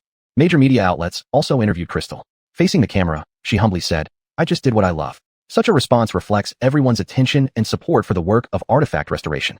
Some schools invited Crystal to give lectures, popularizing knowledge about artifact restoration and its importance. During the lectures, students listened attentively, and many expressed that they hoped to join the field of artifact restoration in the future. Meanwhile, the domestic artifact restoration industry received more attention and support. The government increased funding for artifact restoration, and several companies donated money and materials to assist in the development of restoration efforts. Chapter 185, Heading to Paris. Jeffrey personally came to the house, earnestly telling Crystal about receiving a work invitation from Notre Dame Cathedral in Paris. She and Jeffrey's team had caused a huge stir on foreign social media for their outstanding performance in the field of cultural relic restoration. The exquisitely restored relics exhibited their breathtaking beauty under the camera, along with the exquisite skills and respect for relics shown by the team members, which made them instantly popular. This also drew the attention of the leaders responsible for restoring Notre Dame Cathedral, who warmly invited them to participate in the reconstruction work. This would have been an incredibly exciting opportunity, one worth celebrating. However, thinking about her son, Anders, who was barely over a year old and still in his cradle, depending entirely on her, made her heart feel as if it were being tightly gripped by an invisible hand, plunging her into deep hesitation and confusion. Elaine, this is a rare and precious opportunity. You must consider it carefully, Jeffrey said gently and kindly, patting Crystal on the shoulder with sincere advice. Crystal frowned slightly and sighed lightly. Worry filled her eyes. Master, I know this is a once-in-a-lifetime opportunity, but Anders is too young and so tender and weak. He needs his mother's company at this time. I really can't bear to leave him. Jeffrey looked deeply into her eyes, understanding her difficulties, and said, then think it over. With that, he turned around and returned to the museum. There's no way around it. Once a woman gets married and has children, her child becomes a permanent concern. Crystal sat by the window, gazing at the scenery outside, feeling a myriad of emotions. The evening glow in the sky was like a magnificent painting, but it failed to dispel the gloom in her heart. At this moment, the door was gently pushed open, and Darren walked in. Don't worry, Elaine. There's me. I can take Anders with you to Paris. Darren's voice was firm and powerful, like a bright ray of sunlight piercing through dark clouds. Crystal looked up in surprise, full of doubts in her eyes. Darren, how could that be possible? We're not familiar with Paris, the culture is different, and taking a child would face too many difficulties and inconveniences. Darren walked over to her side, held her hand tightly, and his eyes were filled with deep affection and determination. Elaine, I know how much you desire this opportunity, and I understand your concern for Anders. I've decided to go with you and Anders to Paris. We are a family. No matter what happens, we should face this challenge and opportunity together. Don't think about anything else. Just think whether you want to go or not. Crystal hesitated and said, I do. Her eyes brimmed with tears. She knew that Darren made this decision without hesitation to support her dreams. Darren hugged her into his arms and whispered softly, so don't think about anything extra. Leave everything to me. That night, the family gathered around the dinner table, and Crystal mentioned receiving an invitation to participate in the rebuilding work of Notre Dame Cathedral, and the atmosphere was somewhat solemn. Lou Michael broke the silence first, clearing his throat and giving his opinion. Elaine, Coyle knows you're worried about Anders, but this is indeed a rare opportunity in a lifetime. Our family has always valued dreams and pursuits. I support you going. Anders will be well taken care of by Darren. There won't be any problems. And it might be a special experience for the child as well. Crystal's parents seemed quite concerned. Kelly couldn't help but say, although this opportunity is rare, Anders is indeed very young. Going to such a distant and unfamiliar place, with different climates and diets, we're really not reassured. Saying this, her face was full of worry. Moo's father patted Kelly's hand gently and added, yes, your mother is right. But if you've already made up your minds, we can only support you. Just take good care of yourselves and the child abroad, and don't make any mistakes. Darren said seriously and sincerely, Dad, Mom, Coyle, rest assured. I promise I will do my best to take care of both of them. They won't suffer any wage-up, hardship, or pain. Despite each elder's worries, they ultimately respected Crystal's decision. Encouraged by Darren and supported by her family, Crystal finally made up her mind to accept the invitation to work on the rebuilding of Notre Dame Cathedral. The family soon embarked on their journey to Paris. Upon arrival in Paris, after getting off the plane, Darren brought Crystal and Anders to a small villa he had purchased. Crystal looked at the beautifully decorated villa and turned to Darren. How long have you prepared this? Darren carried Anders in one arm and pulled the suitcase with the other. He handed Anders over to Crystal, took out the keys, and opened the door. I had this ready after Master told me you received the application. It's a house from a friend of mine. He directly transferred it to me. Entering the house, they found it decorated in classic French style, very exquisite. The unfamiliar environment and Anders's adjustment issues made Crystal feel somewhat anxious. But Darren was always by her side, helping care for Anders and adapting to their new life together. After settling in, Crystal met up with Jeffrey to arrange the deployment of the restoration work. In the reconstruction of Notre Dame Cathedral, difficulties and challenges came one after another. Not only did technical problems become increasingly tricky, but racial discrimination from foreigners also became more prominent. At work, Crystal and Jeffrey's team demonstrated exceptional professional standards. Crystal's English was good enough for daily communication, but when it came to specialized terms in cultural relic restoration, accurate translation was still challenging. This caused some disruption in their work. The restoration difficulty at Notre Dame Cathedral far exceeded expectations. The fire not only destroyed part of the building structure, but also severely damaged many valuable relics inside. Issues such as aging construction materials, complex structural damage, and preserving historical traces required careful consideration and handling by the restoration team. Furthermore, due to Notre Dame Cathedral's special status in the hearts of the French people, the demands on the restoration work were extremely high. With tight deadlines and limited funding, every decision faced intense scrutiny and questioning. Crystal had to accurately translate opinions from various experts for Jeffrey, while also participating in discussions on the restoration plan. Sometimes, an inaccurate translation of a specialized term would lead to misunderstandings in communication, but she always patiently explained and clarified. Chapter 186, Discrimination. Just as the restoration work began, Crystal felt exhausted. It was a good thing that Anders had Darren, otherwise, she really wouldn't know what to do. Seeing her under so much pressure, Darren took her and Anders out for relaxation during their breaks.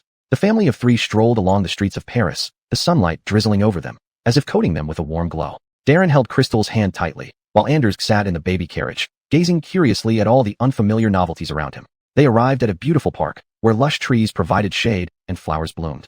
Darren found a patch of lawn and laid out a blanket for Crystal to sit down and rest.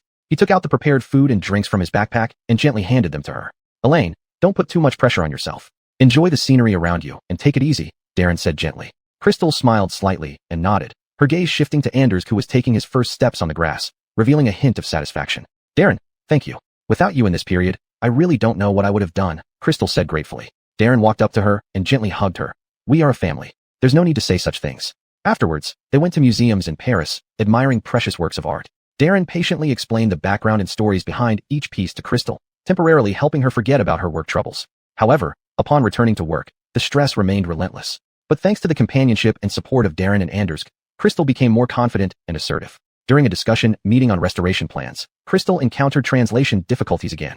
A French expert proposed a complex restoration concept that included a large amount of specialized terminology. Crystal tried her best to understand and translate, but still made some mistakes. At this moment, Rudy noticed her predicament and gently patted her shoulder. Don't rush, take your time.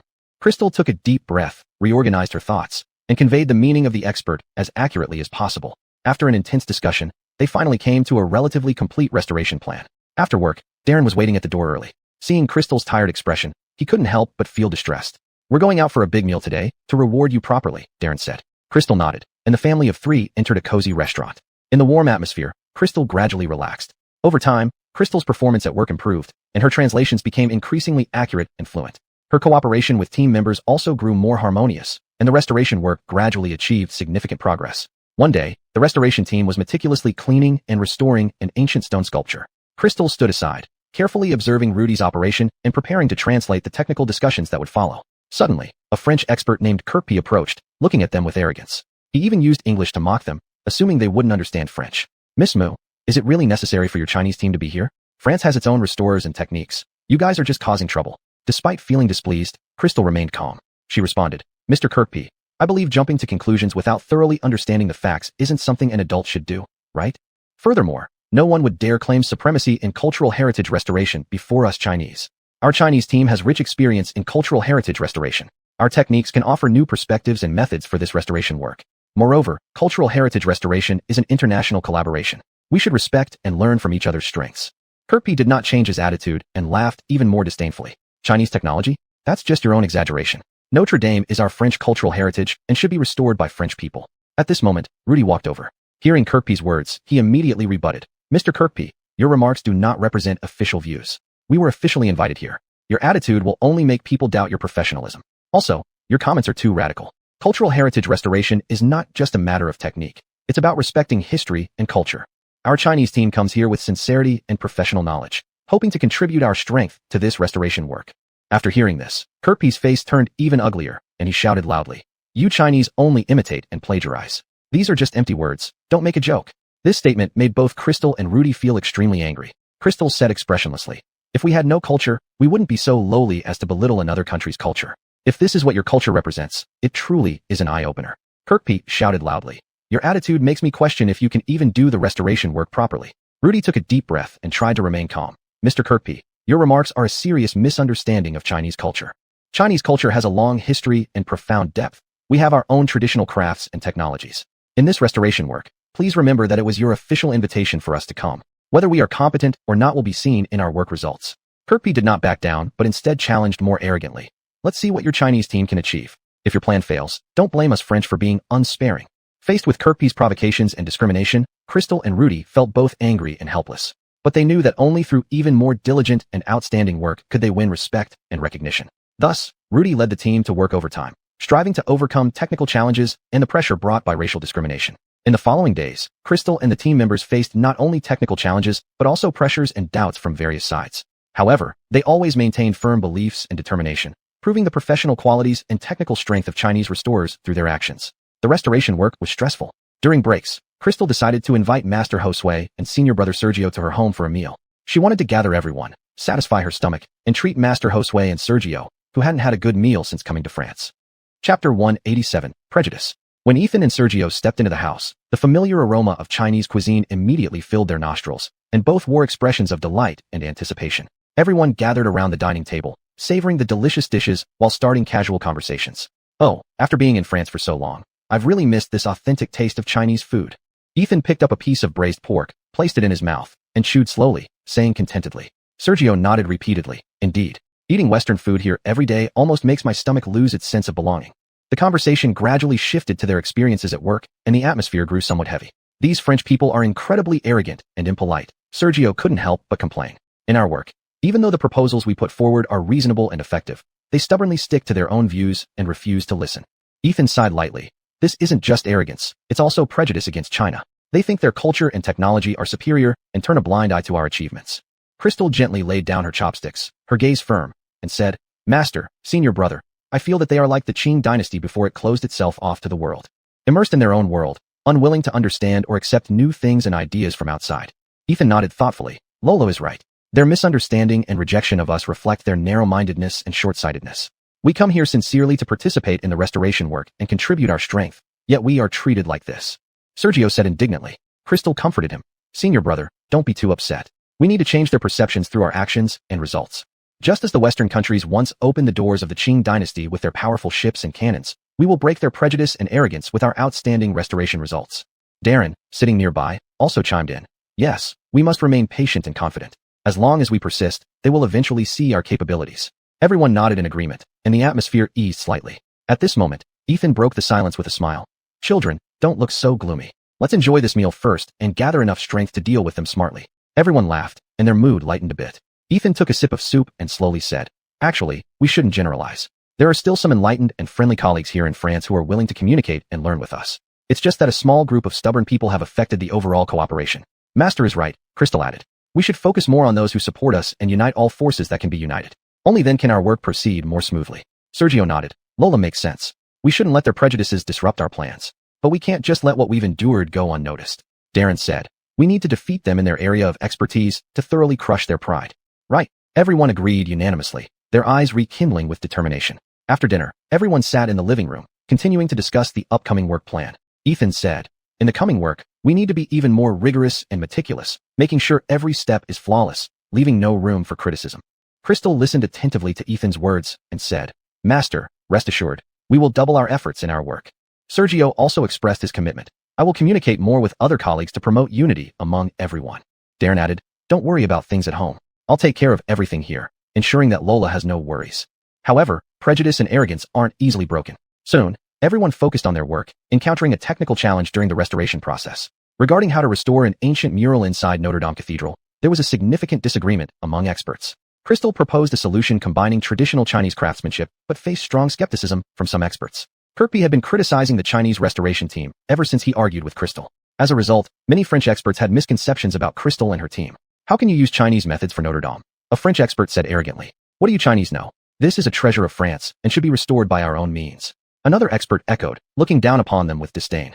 Crystal did not get angry but patiently explained. The purpose of cultural relic restoration is to protect and pass on culture. Chinese traditional techniques have unique advantages in certain areas, which can offer new perspectives for this restoration. Her senior brother Sergio also supported Crystal, saying, we should be open-minded about different cultures and technologies. Perhaps this will lead to unexpected results. Don't negate all possibilities due to racial and regional prejudice.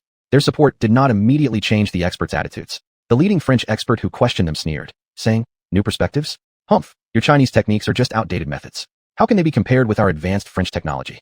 A surge of anger rose in Crystal's heart, but she suppressed her emotions and said, whether it is advanced or not cannot be determined by words. Practice makes perfect. Our plan has been carefully considered and tested multiple times. At this moment, Kirkby appeared out of nowhere, speaking sarcastically. Tests? Who knows if you're just messing around? If you damage this precious mural, can you take responsibility?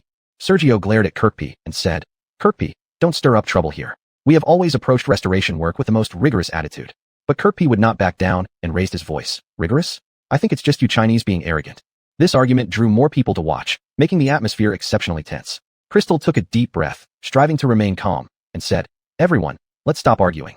We can sit down and carefully compare and analyze the pros and cons of different plans.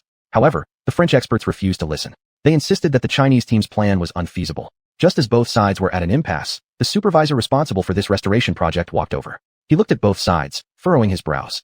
He knew well about the French people's arrogance and xenophobia. Chapter 188, Sabotage. These people always thought they were the best in the world, never giving others a chance to be recognized.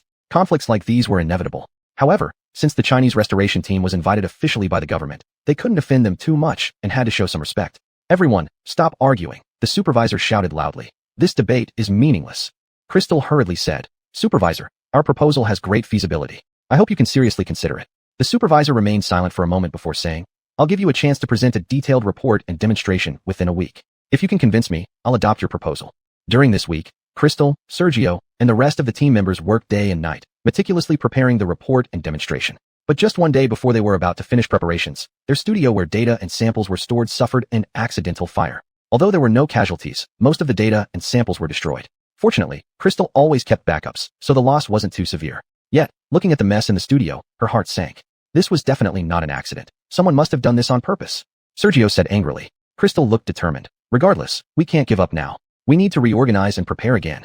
Thinking about this targeted attack, she suggested turning the tables. Sergio looked puzzled, furrowing his brows as he asked, Lola, what do you mean by turning the tables? Crystal's gaze was sharp, narrowing her eyes and lowering her voice. Brother, think about it. If someone wants to sabotage our work through this fire, preventing us from finishing our preparations on time, then let's pretend to be severely impacted, showing that we are helpless and have given up, making them relax, believing that this disaster has left us in an unrecoverable situation. The team members gathered around, listening intently to Crystal's plan, hope gradually kindling in their eyes. Crystal continued. Meanwhile, we will secretly work twice as hard, refining our proposal even more carefully. We need to double-check every data point and every detail, ensuring nothing goes wrong. When it's time to present, we'll unveil a flawless proposal that exceeds their expectations. Let those with ill intentions be utterly shocked, and prove ourselves to the experts who doubted us. Everyone nodded in agreement after hearing her words, but Sergio was still furious. So we just let this go? Crystal, with firm resolve, shook her head slightly. Of course not. We need to find out who set the fire. But right now isn't the time to act rashly. We need to think strategically. Everyone fell into deep thought, the meeting room filled with a heavy silence. Crystal calmly analyzed. Since the arsonists dared to do this, they must have prepared well and won't make it easy for us to catch them red-handed. Let's remain calm for now and keep a close watch on anyone who behaves suspiciously during this period of preparing our proposal. Sergio frowned. But we can't just wait around either. What about checking the studio's surveillance cameras? Crystal nodded. That's a good idea, but I suspect the cameras might have been tampered with. Still, we should check. There might be clues. Thinking that Kirk was the prime suspect, Crystal called Darren. Darren, have someone keep an eye on Kirk. He's been targeting our work recently and caused significant damage this time. Okay, I'm waiting for good news. They divided into teams afterward. Sergio went to check the surveillance cameras around the studio, while others monitored their colleagues' daily behavior. Days passed without any leads from Sergio's side. The surveillance footage had been wiped clean. However, the surveillance on Kirk yielded some discoveries. The person monitoring him reported that Kirk had been acting suspiciously, frequently interacting with strangers, and making frequent mistakes at work, appearing distracted. Crystal shared this information with everyone, and Sergio immediately said, It must be him. This guy has always been hostile toward us. Crystal, however, remained cautious. We still need further evidence before jumping to conclusions. She decided to continue secretly following Kirk, hoping to find stronger evidence. In the days that followed, they pretended to lament and occasionally complained in front of those who enjoyed seeing them fail, all the while working diligently behind the scenes. Every time Kirk passed by the studio and saw their gloomy faces, he would secretly feel triumphant. The corners of his mouth would unconsciously curl up, thinking that his scheme had succeeded. He would even say to others behind their backs, See, I told you the Chinese wouldn't make it. A little setback and they're already down.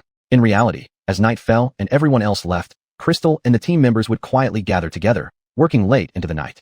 Crystal stared intently at the computer screen, her fingers rapidly tapping on the keyboard, refining every flaw in the proposal. Sergio carefully verified the data nearby, ensuring its accuracy. Other members also took on their respective tasks. Some were drawing intricate blueprints, while others were simulating restoration effects. Whenever they felt tired, they would drink coffee to stay awake. When exhausted, they would take a short nap on the table before quickly returning to their intense work. Finally, the day of the final presentation arrived. Crystal and the team members arrived early at the meeting room, deliberately wearing slightly disheveled clothes to appear fatigued. As they entered the meeting room, the experts present cast doubtful and sympathetic glances at them.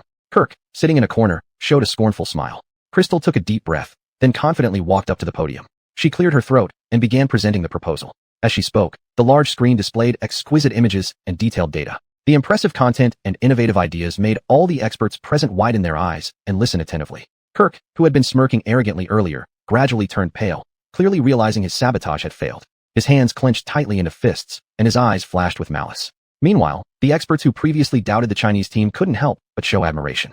Chapter 189, Exposing the Team. They nodded frequently, whispering to each other in admiration of the plan. During the subsequent restoration work, Kirk indeed did not stay idle. He often deliberately caused accidents to disturb Crystal and Rudy's team while they were working. He even secretly tampered with their work data, forcing parts of the restoration to start over.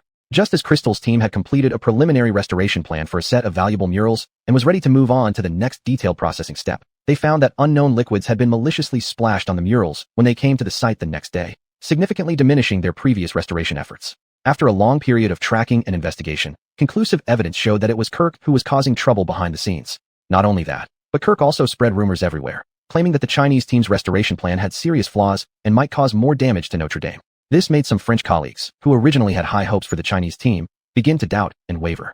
Facing such numerous difficulties, although Crystal and Rudy were angry, they always remained calm. They comforted the team members and treated every work detail more rigorously, trying to find patterns and evidence of Kirk's mischief. Finally, at a crucial restoration point, they caught Kirk red-handed while he was destroying restoration materials. With solid evidence, Kirk could not deny his actions. At this time, the French side's manager also expressed dissatisfaction with the Chinese team's work progress, thinking their collaboration pace was too slow. Crystal defended logically. We have always been doing our best, but continuous sabotage and interference have seriously slowed us down. Moreover, cultural relic restoration requires extreme delicacy and caution. No steps can be taken lightly. Rudy added, we respect cultural heritage and hope to receive fair treatment and understanding. In such a complicated environment, being able to persist until now already shows we've done our utmost. After learning the truth, the French manager severely punished Kirk and apologized to the Chinese team. After days of investigation, Crystal and his team finally discovered the true reason behind Kirk's targeting of the Chinese restorers. It turned out that Kirk had originally thought the restoration work of Notre Dame would be given to his private team. Large-scale reconstruction projects like this are usually well-funded, with significant benefits and opportunities for profit. However, the authorities surprisingly invited the Chinese restorer team to participate, completely foiling Kirk's plans. The huge loss of interest filled him with resentment, so he continuously obstructed the Chinese team, attempting to ruin their work to let his team take over. Crystal and Sergio felt both angry and helpless after knowing this truth. Angry because Kirk disregarded the restoration work and cultural inheritance of Notre Dame for personal gain. Helpless because even though the authorities found out about Kirk's mischief, they didn't remove him from the restoration team, making it hard to solve the problem thoroughly. We can't let him get away without any consequences for his wrongdoings. Sergio clenched his fists and said indignantly. Crystal thought for a moment and said, obviously, there are people in the authority who support him, otherwise, he wouldn't be easily let off. We must find decisive evidence to kick him out of the team and make sure his backers can't protect him anymore. So, they continued to watch Kirk secretly and looked for opportunities to report the situation to the higher-ups responsible for the restoration project. However, the process was not smooth. Kirk had strong backing within the team, and their appeals were repeatedly blocked. But Crystal and his team did not give up, constantly seeking breakthroughs. Finally, by chance, they found records of communication between Kirk and some improper interest parties. This record became critical evidence. Holding this evidence, Crystal approached the highest-ranking person in charge of the restoration project. Faced with undeniable evidence, the official finally realized the severity of the issue and launched an investigation into Kirk. Ultimately, Kirk's plot was completely exposed, and he and his private team were kicked out of the restoration project. The Chinese restorers finally freed themselves from malicious interference and could fully devote themselves to the restoration work at Notre Dame. After this incident, to expand influence, Crystal and Rudy decided to live-stream the restoration process. They hoped that through this method, more people would understand the process of cultural relic restoration and showcase the professionalism and efforts of the Chinese team. At first, there weren't many viewers in the live-streaming room, but as time passed, more and more people were drawn in. They curiously observed every detail of the restoration site, frequently asking questions and sharing their opinions in the chat. One day, the live-streaming view accidentally switched to the work area of the French restorers. Viewers immediately noticed a significant difference. The French restorers appeared careless and casual when dealing with some details, in stark contrast to the rigorous and meticulous approach of the Chinese team. The chat exploded with comments. Is this the level of the French restorers? Too disappointing. Our Chinese team is amazing. The difference is so clear. The French restorers are so unprofessional, and they were so arrogant before. This is really humiliating. These criticisms quickly caught the attention of the French side. The supervisor, who had initially been dissatisfied with the Chinese team, began to reassess their work compared to the French teams. Crystal and Rudy seized this opportunity to introduce traditional Chinese craftsmanship and its advantages in cultural relic restoration more thoroughly during the live stream. Ultimately, through the joint efforts of Crystal and the team members, they successfully resolved a series of technical challenges and won the recognition and respect of more experts. Significant progress was made in the restoration of Notre Dame. Those who once doubted and discriminated against them began to reevaluate their biases and misconceptions. After multiple discussions and experiments, Crystal's plan was finally approved. They successfully applied techniques from traditional Chinese craftsmanship, combined with modern materials, to perfectly restore the ancient mural. This achievement not only solved the problems, but also elevated Crystal's status within the team and brought more international respect and recognition to Chinese cultural relic restoration techniques. Chapter 190, Leisure Time. After settling into a stable work routine, Crystal felt physically and mentally exhausted. She yearned for a period of relaxation and suggested to Darren that they should go out for a stroll. Darren readily agreed. Looking at Crystal, his eyes were filled with tenderness and love, as if she were the center of his world. On a bright morning, they dressed Anders in adorable clothes and set off with the baby stroller.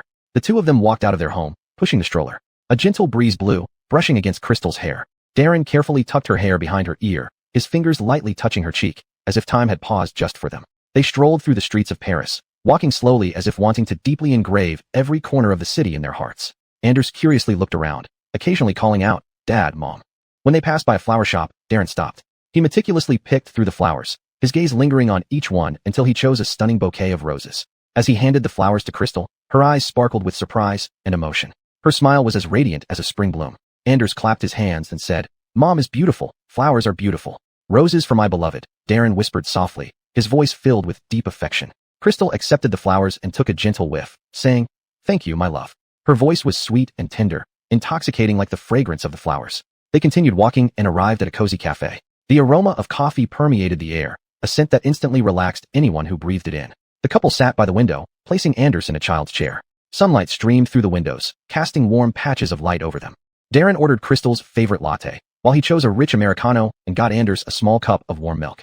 Crystal sipped her coffee gently, her lips curling into a smile. "This taste is wonderful, just like our time now, sweet and warm." Satisfaction shone in her eyes.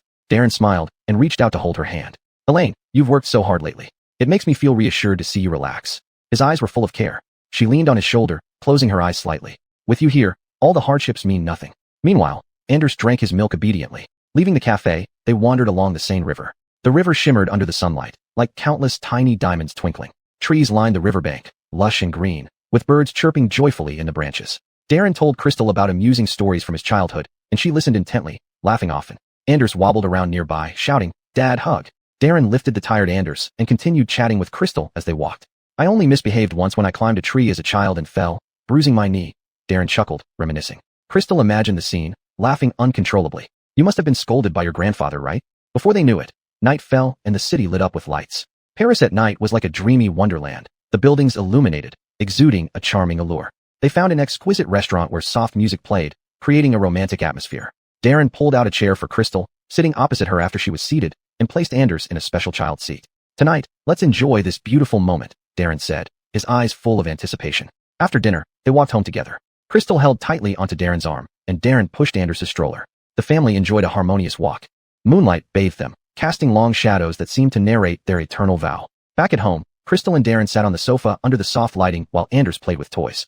"Darren, the success of this restoration project fills me with hope for the future," Crystal said softly, her eyes gleaming. Darren embraced her. "Yes, dear. I believe we will create more beauty together in the future." Crystal looked up at him, her eyes filled with longing. "I want to share what I've learned in Paris with more colleagues when we return, elevating our cultural heritage preservation efforts."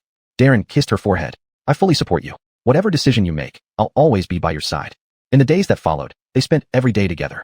Sometimes they prepared a sumptuous breakfast in the kitchen, bustling around with laughter while Anders mischievously interfered. Other times they sat on the balcony reading and chatting, finding it delightful just to lean against each other in comfortable silence. One leisurely day, they decided to visit the Palace of Versailles in Paris. Stepping into the Grand Palace, Crystal was awestruck by its opulence and elegance. The golden decorations, exquisite murals, and sculptures all showcased the splendor of yesteryears. Anders stared wide-eyed, mumbling indistinctly, "Beautiful, beautiful. This place is absolutely stunning. As if it can transport us back to those glorious times." Crystal marveled. Darren nodded. "But to me, You are more beautiful than all of this. They strolled through the gardens, admiring the colorful flowers and neatly trimmed greenery. Anders ran joyfully on the lawn. They also visited the flea market in Paris, where they found some interesting trinkets. Crystal bought a vintage brooch, while Darren discovered an old book, both treasuring their finds like precious gems. Anders picked out a small toy car, holding it tightly in his hand. This brooch can be a memento of our trip, Crystal smiled. Darren looked at her. And this book will become part of our cherished memories. Due to her previous live stream showcasing the process of restoring relics at Notre Dame, Crystal's broadcasts became increasingly popular. She started sharing snippets of their life in Paris through live streams, allowing her family back home to see their daily life. In her broadcasts, she introduced the beautiful sights, delicious food, and rich culture of Paris. Her sincerity and happiness resonated with her fans, who left messages of blessing. Darren fully supported her live streaming career, sometimes appearing on camera with her, creating a loving atmosphere in the live room as the family of three appeared together. One day, Crystal received an invitation from a local Parisian cultural event, hoping she could live stream the highlights of the event. Chapter 191. Playboy turns into a lovebird.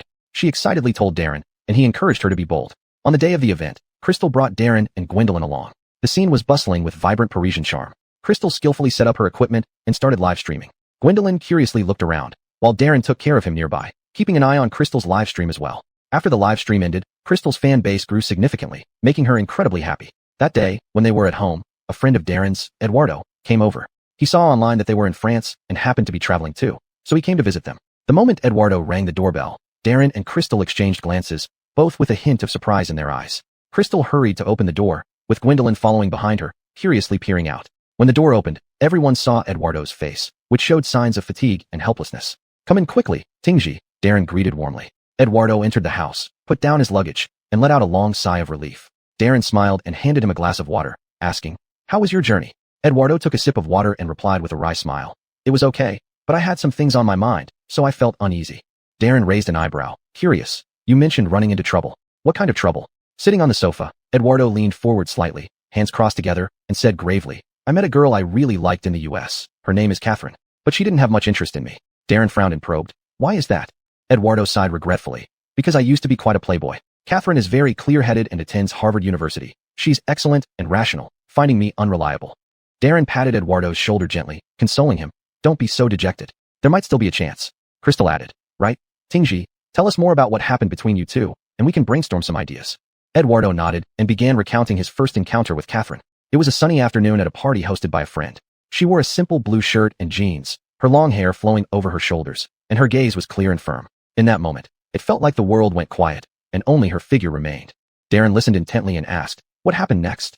Eduardo gave a bitter laugh and continued, "I walked up to her clumsily and tried to chat, but she just politely responded and turned to talk to someone else. At the time, I didn't realize how much she disliked my impulsive behavior." Crystal pondered for a moment and said, "Did you do anything else that annoyed her afterward?"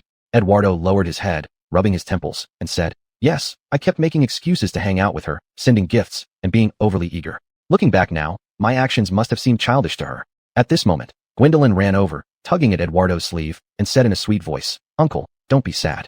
Things will get better." Eduardo chuckled at Gwendolyn's innocence, feeling a bit more cheerful.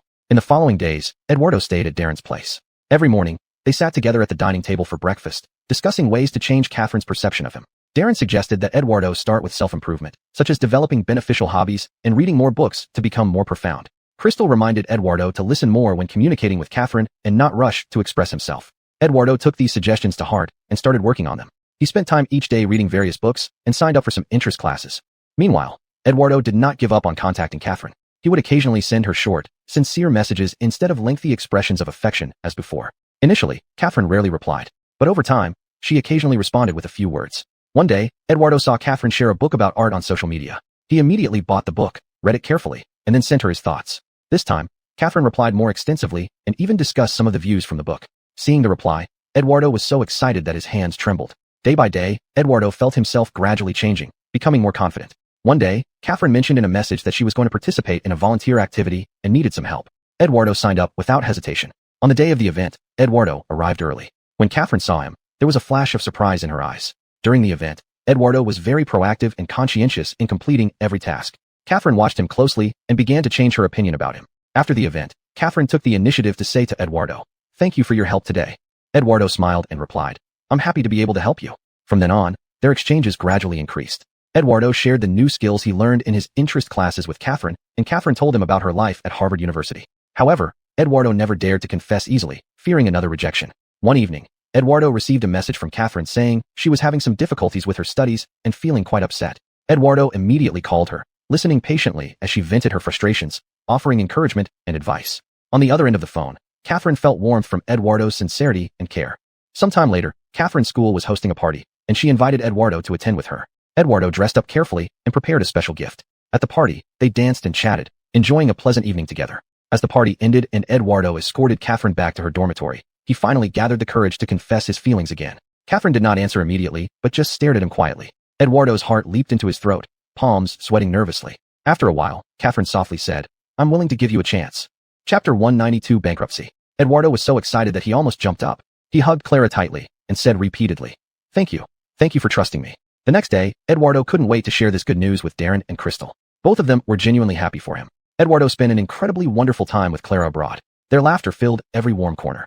They strolled together on foreign streets, tasting all kinds of delicacies, watched sunrises and sunsets by the seaside, feeling the charm of nature, planned their future life in a cozy little house, full of anticipation for the future.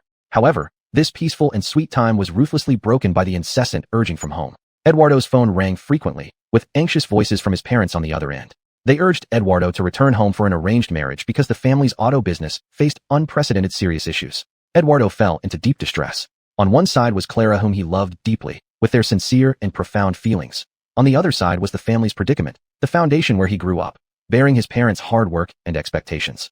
"Yume, my family has been urging me to come back for an arranged marriage, saying it's the only way to save the family's business," Eduardo said to Clara with a worried face, his eyes full of helplessness and pain. Clara felt her heart sink like she had fallen into an ice cellar instantly, but she tried to remain calm. "Tingji, I believe you will make a decision that is good for both the family and us," she said, trying to stay composed, though her voice trembled slightly, betraying her inner unease. Eduardo sighed helplessly, "But I really don't want to leave you, nor do I want to solve the problem this way. I don't want to sacrifice our love to exchange for temporary peace for the family." He held Clara's hand tightly, as if it were his only support in this dilemma. Eduardo detailed the situation at home to Clara. It turned out that their family's auto company was trapped in difficulties amidst fierce market competition. Several large automakers in the industry competed fiercely for market share through brutal price wars. Due to its smaller scale and limited cost control capabilities, his company couldn't keep up in the price war, facing bankruptcy or acquisition. Although Eduardo had his own company, it was small and not significantly related to the auto industry, so he could not provide much substantial help for the family business. Clara listened quietly, deeply pondering possible solutions. At this moment, Eduardo suddenly remembered that Clara studied energy at Harvard. "Yume, maybe you can help. Your knowledge and energy might give us some inspiration." Eduardo's eyes flashed with a glimmer of hope, as if seeing light in darkness. Clara frowned slightly and said, "My expertise is mainly in batteries, but I'm not sure if it can be applied to the auto industry." Though uncertain, her gaze revealed a determined resolve. Eduardo encouraged, "Anyway, let's try together." His voice was full of strength, giving Clara great courage. Thus, Clara began delving into the details of Ye's auto company. She neglected sleep and meals, devoting almost all her time to researching and analyzing. She found that if they could innovate in automotive battery technology, improving battery performance and range, it might make Ye's car stand out in the market. "Tingji, I think we should try developing new automotive batteries to enhance product competitiveness," Clara said excitedly, her eyes gleaming with hope. Although Eduardo felt hopeful, he was also concerned about the huge amount of funding and time required for R&D, while the family situation was extremely urgent. While they were troubled by this, Eduardo's parents called again, firmly demanding that he return home for an arranged marriage, and clearly stated their disapproval of him being with Clara. "Tingji, stop being stubborn. Our family is about to go bankrupt," his father said sternly over the phone, leaving no room for argument. Eduardo argued rationally. "Dad, Yume has a way that may save the family business. Can you give us a bit more time? If not, I can still seek help from Jian. Please give us some more time." His voice carried a hint of pleading.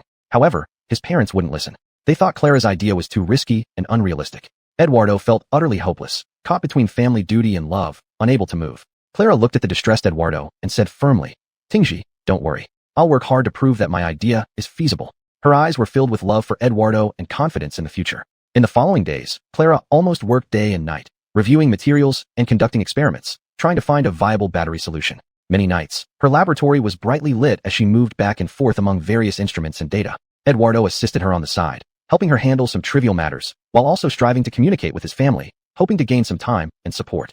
During this process, they encountered countless difficulties and setbacks. Failed experiments, inaccurate data, technical bottlenecks. Each problem was like a mountain blocking their path. But they never gave up, encouraging and supporting each other. After countless failures and attempts, Clara finally made a significant breakthrough in battery technology. "Tingji, I succeeded. Our new battery design has higher energy density and shorter charging times." Clara shouted excitedly, her voice hoarse from excitement. Eduardo was overjoyed and immediately shared this good news with his parents. However, they still doubted Clara's plan. Will this really work? What if it all turns out to be nothing?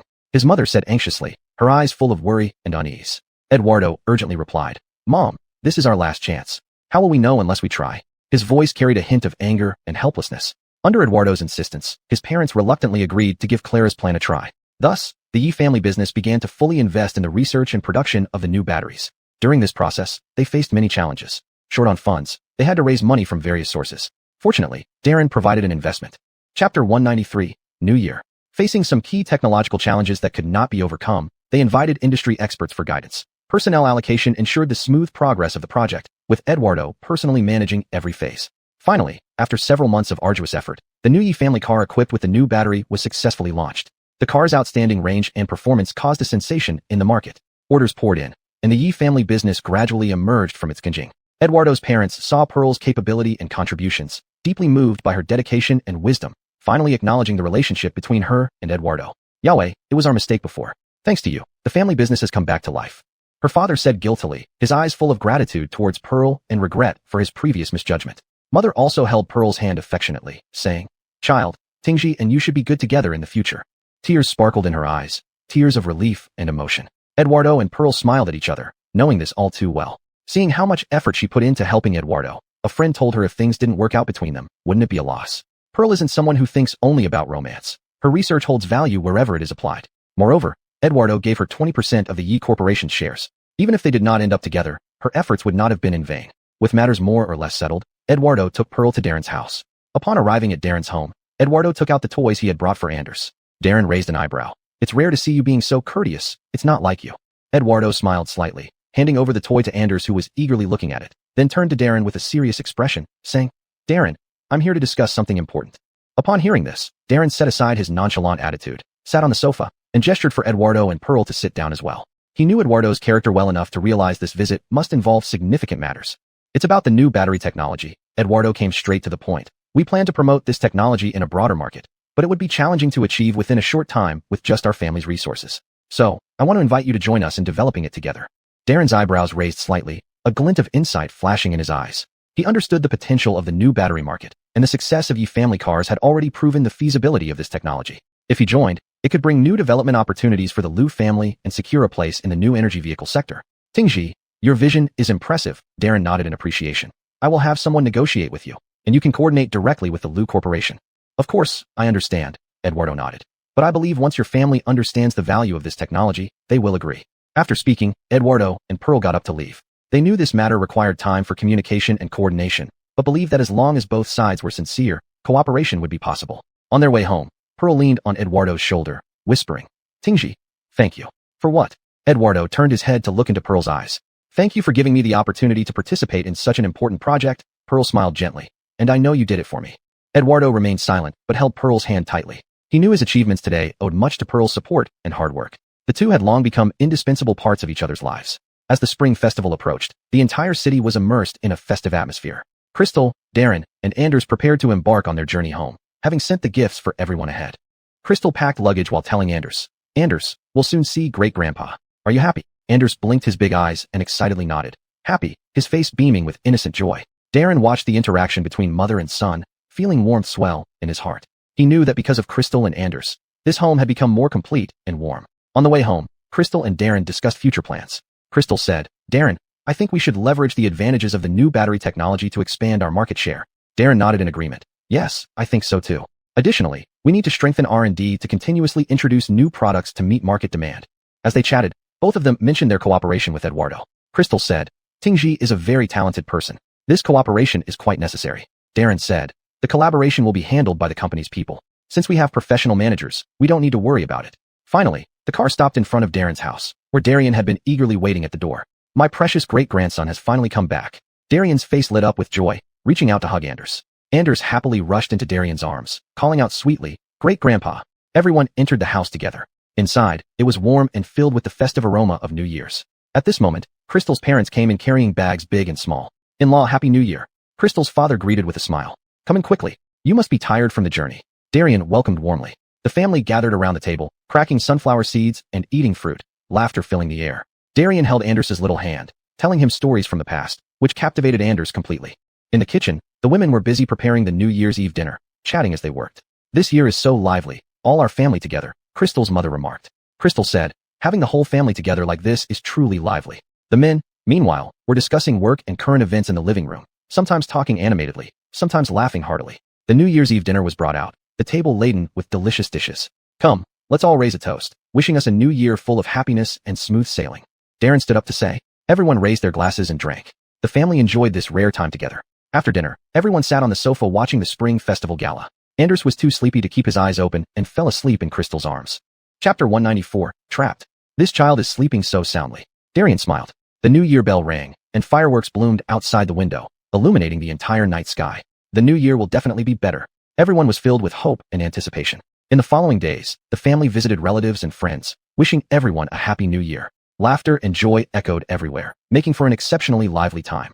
On the morning of the 5th day of the first lunar month, sunlight filtered through the windows gently, flooding the room. Crystal slowly woke up, looking at Gwendolyn still in deep sleep beside her, and couldn't help but smile warmly. Recalling the joyous days spent during the spring festival, she felt immense happiness and contentment. Suddenly, an idea struck her. Crystal got up and walked to the living room, where her family members were chatting together. She smiled and said, "How about we visit the manor owned by the Liu family? We could all relax there." Her suggestion received an immediate positive response from everyone, especially Gwendolyn, who cheered excitedly. Zora also smiled and said, "Sounds great. It's perfect for some leisure time." Maximus nodded in agreement. Thus, everyone started packing their bags, preparing to set off. On the way, Gwendolyn and Zora chatted nonstop, full of curiosity and anticipation for the manor.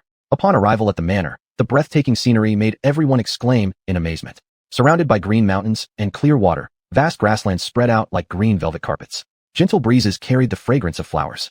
Gwendolyn and Zora eagerly jumped out of the car and began running and playing on the lawn. Darian sat on a rocking chair nearby, his face beaming with satisfaction. Maximus also watched with a smile. Zora always remained as cheerful and sunny as a child.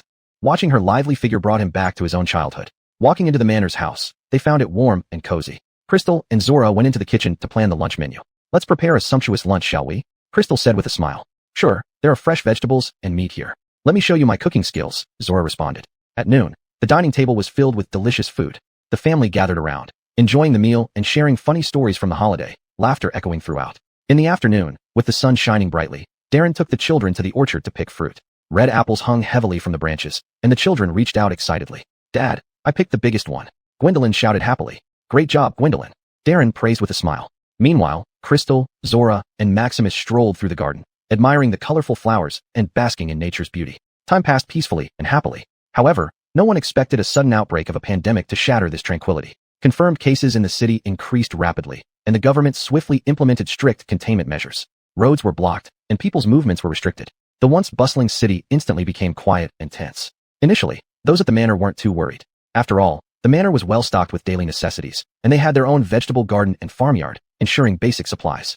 Darren, still concerned, contacted his company to send a large batch of supplies to the manor, just in case. "Let's stay here for now and see how things develop," Darren reassured his anxious family.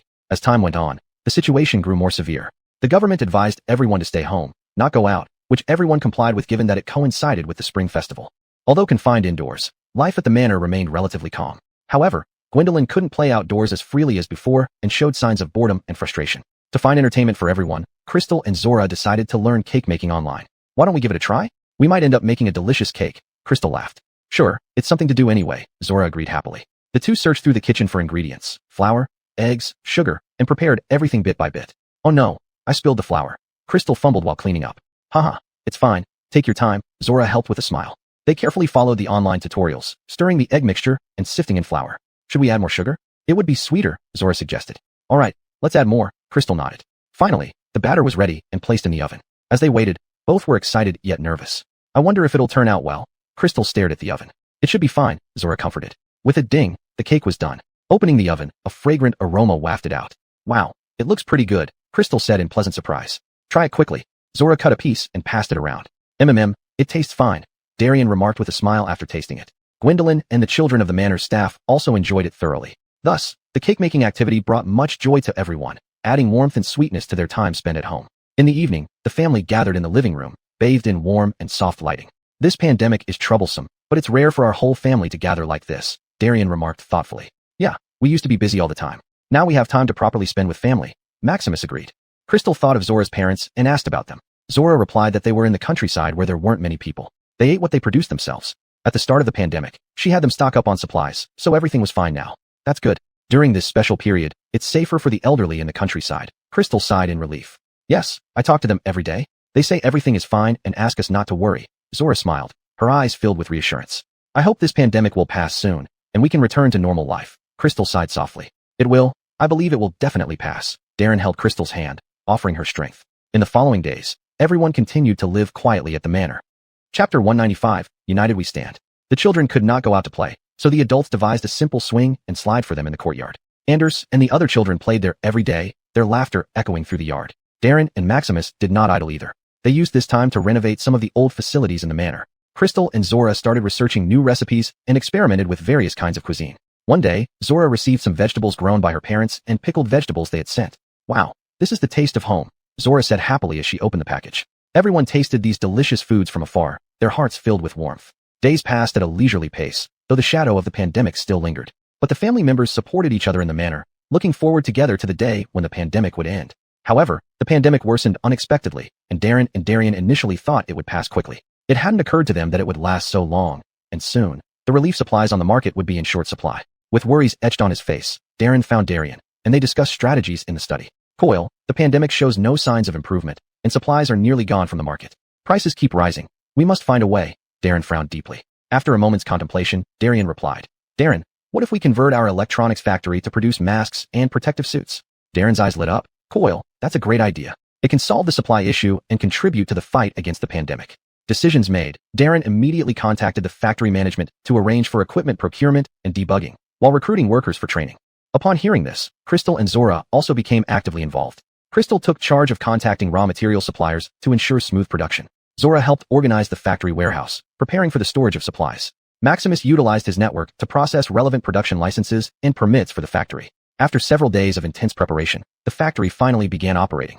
The sound of machinery roared in the workshop as workers donned masks and diligently worked. Once the first batch of masks and protective suits came off the line, Darren promptly delivered them to the front lines and nearby communities in need. Thank you so much. This is truly a helping hand in times of distress. The staff receiving the supplies expressed their gratitude. Darren wiped the sweat from his forehead. This is what we should do. Together, we can defeat the pandemic. As production continued, the pressure on the factory increased. Shortages of raw materials and worker fatigue became frequent problems. Darren and Darian worked tirelessly in the factory daily, coordinating solutions to various issues. Just one more push. The more protective items we produce, the more people we protect, Darren encouraged the workers. Through everyone's concerted efforts, factory production stabilized, providing strong support to the pandemic response. Produced masks and protective suits were sent directly to severely affected areas. The children in the manor grew more understanding, no longer insisting on going out, but staying home, cheering on the adults. Anders drew a picture featuring doctors and nurses in protective suits and a scene where everyone overcomes the virus together. Dad, after the pandemic ends, I want to give this drawing to those brave uncles and aunts, Anders said earnestly. Darren stroked Anders's head. Good son, Dad believes that day will come soon. Days passed, and although the pandemic remained severe, hope filled everyone's hearts. Online, they saw how healthcare workers made immense contributions to combat the pandemic, moved by their dedication. Those frontline healthcare workers fought tirelessly day and night. Some collapsed on duty, others were even infected, yet they persevered. Their sacrifice and effort touched everyone. These healthcare workers are too great. They are true heroes. Tears welled up in Crystal's eyes as she watched videos. Yes, what we can do is produce more protective items to provide them better protection. Darren clenched his fists, full of admiration. Meanwhile, international opinions were mixed. Some countries praised and supported China's anti-pandemic measures, while others maliciously slandered and vilified. How can they say such nonsense? We've made so many efforts, Zora said angrily. Let's not pay attention to those biased remarks. We should focus on our work and let facts speak. Maximus comforted her. Darian said earnestly. Our country has been through so many storms and struggles. This difficulty is nothing. As long as we unite as one, there's no obstacle we cannot overcome. In the manor, everyone worked even harder to contribute their strength to the fight against the pandemic. Apart from assisting with the factory's affairs, Crystal and Zora organized the children to record thank you videos for the healthcare workers. Thank you, uncles and aunts, for all your hard work. The children's innocent voices were filled with sincerity. During this special period, as the pandemic spread, many citizens chose to flee abroad due to fear and anxiety. However, there were also overseas students who, despite being far from home, remained deeply concerned about their homeland and took action to raise supplies and support the anti-pandemic efforts domestically. Dawn, Maximus's sister, was one of these overseas students. She studied at a well-known university in the United States. Upon learning about the severe situation and shortage of medical supplies in China, she immediately joined the ranks of those raising supplies. Dawn utilized her local resources and connections, actively reaching out to local Chinese associations and charitable organizations, initiating a donation campaign titled Heartfelt Concerns for Our Homeland, Overcoming Hardships Together. She personally wrote the donation appeal letter, widely disseminating it through online platforms, calling on overseas compatriots to contribute their share to the homeland. Under Dawn's leadership, more and more international students and Chinese expatriates joined the donation effort. Some donated money and supplies, while others contacted domestic medical institutions and charitable organizations to coordinate the transportation and distribution of supplies. Everyone contributed in their own way to support the country's pandemic response. After several months of effort, Dawn and her team managed to gather a substantial amount of medical supplies, including masks, protective suits, goggles, and more. These supplies were gradually transported back to China via international air freight and sea shipping, providing significant support to the front line of the pandemic response. When these supplies arrived at the front lines, healthcare workers expressed their gratitude and respect. They understood how valuable these supplies were, knowing they came from the heartfelt love and actions of overseas compatriots, delivering warmth and strength.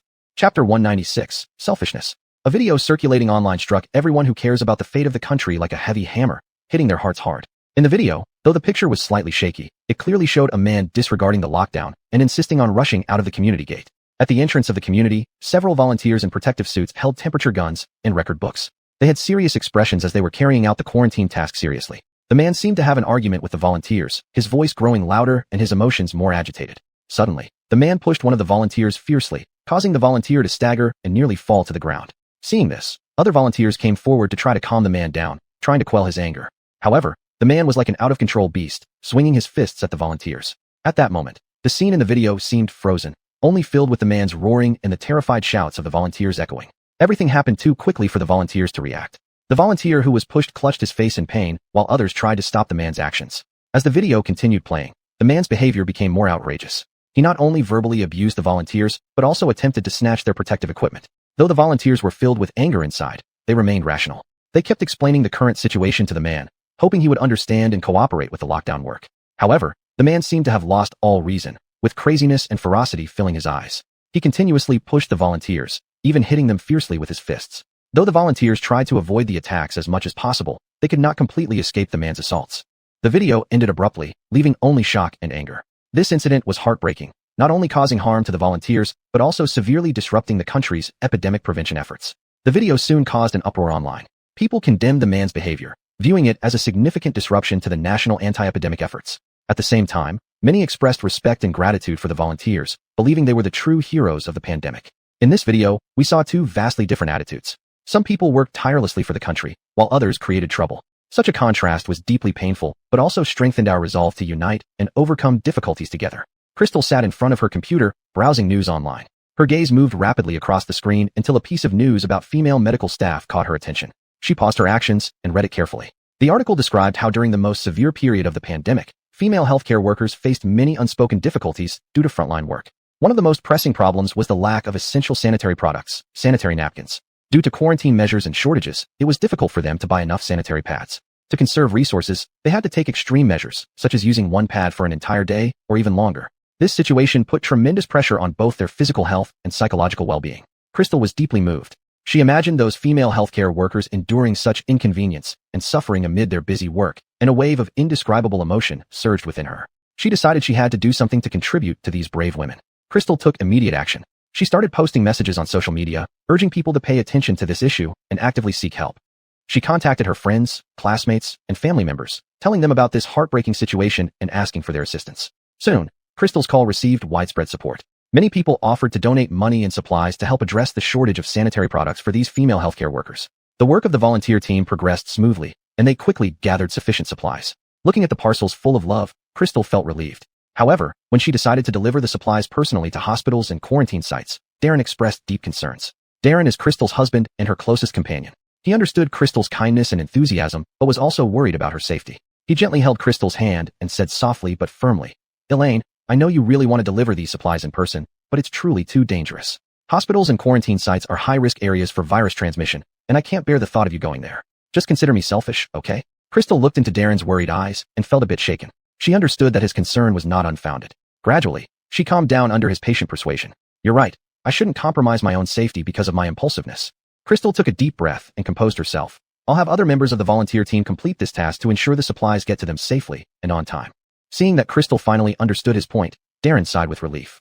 He knew that Crystal was a kind-hearted and responsible person. Once she calmed down, she would understand his decision. Soon, the other members of the volunteer team set off for the hospitals and quarantine sites with the supplies. Meanwhile, Crystal stayed at home, praying for their safe return. When the volunteers delivered the supplies to the hospital, the female healthcare workers were busy working. Upon seeing the sanitary pads, their eyes lit up with surprise and gratitude.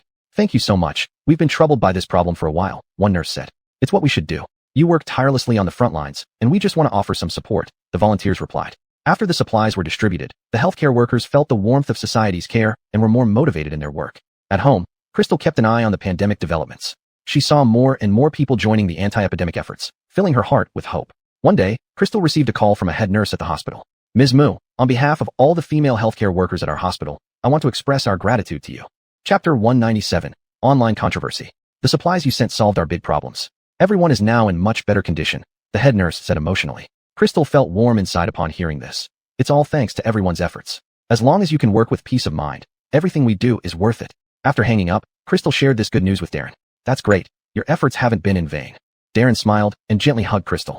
Both of them shared this moment of joy together. However, just as the domestic pandemic was getting under control, the pandemic abroad exploded comprehensively. While Crystal was following domestic news, she also paid attention to the international situation. She became increasingly worried as she saw the worsening conditions abroad.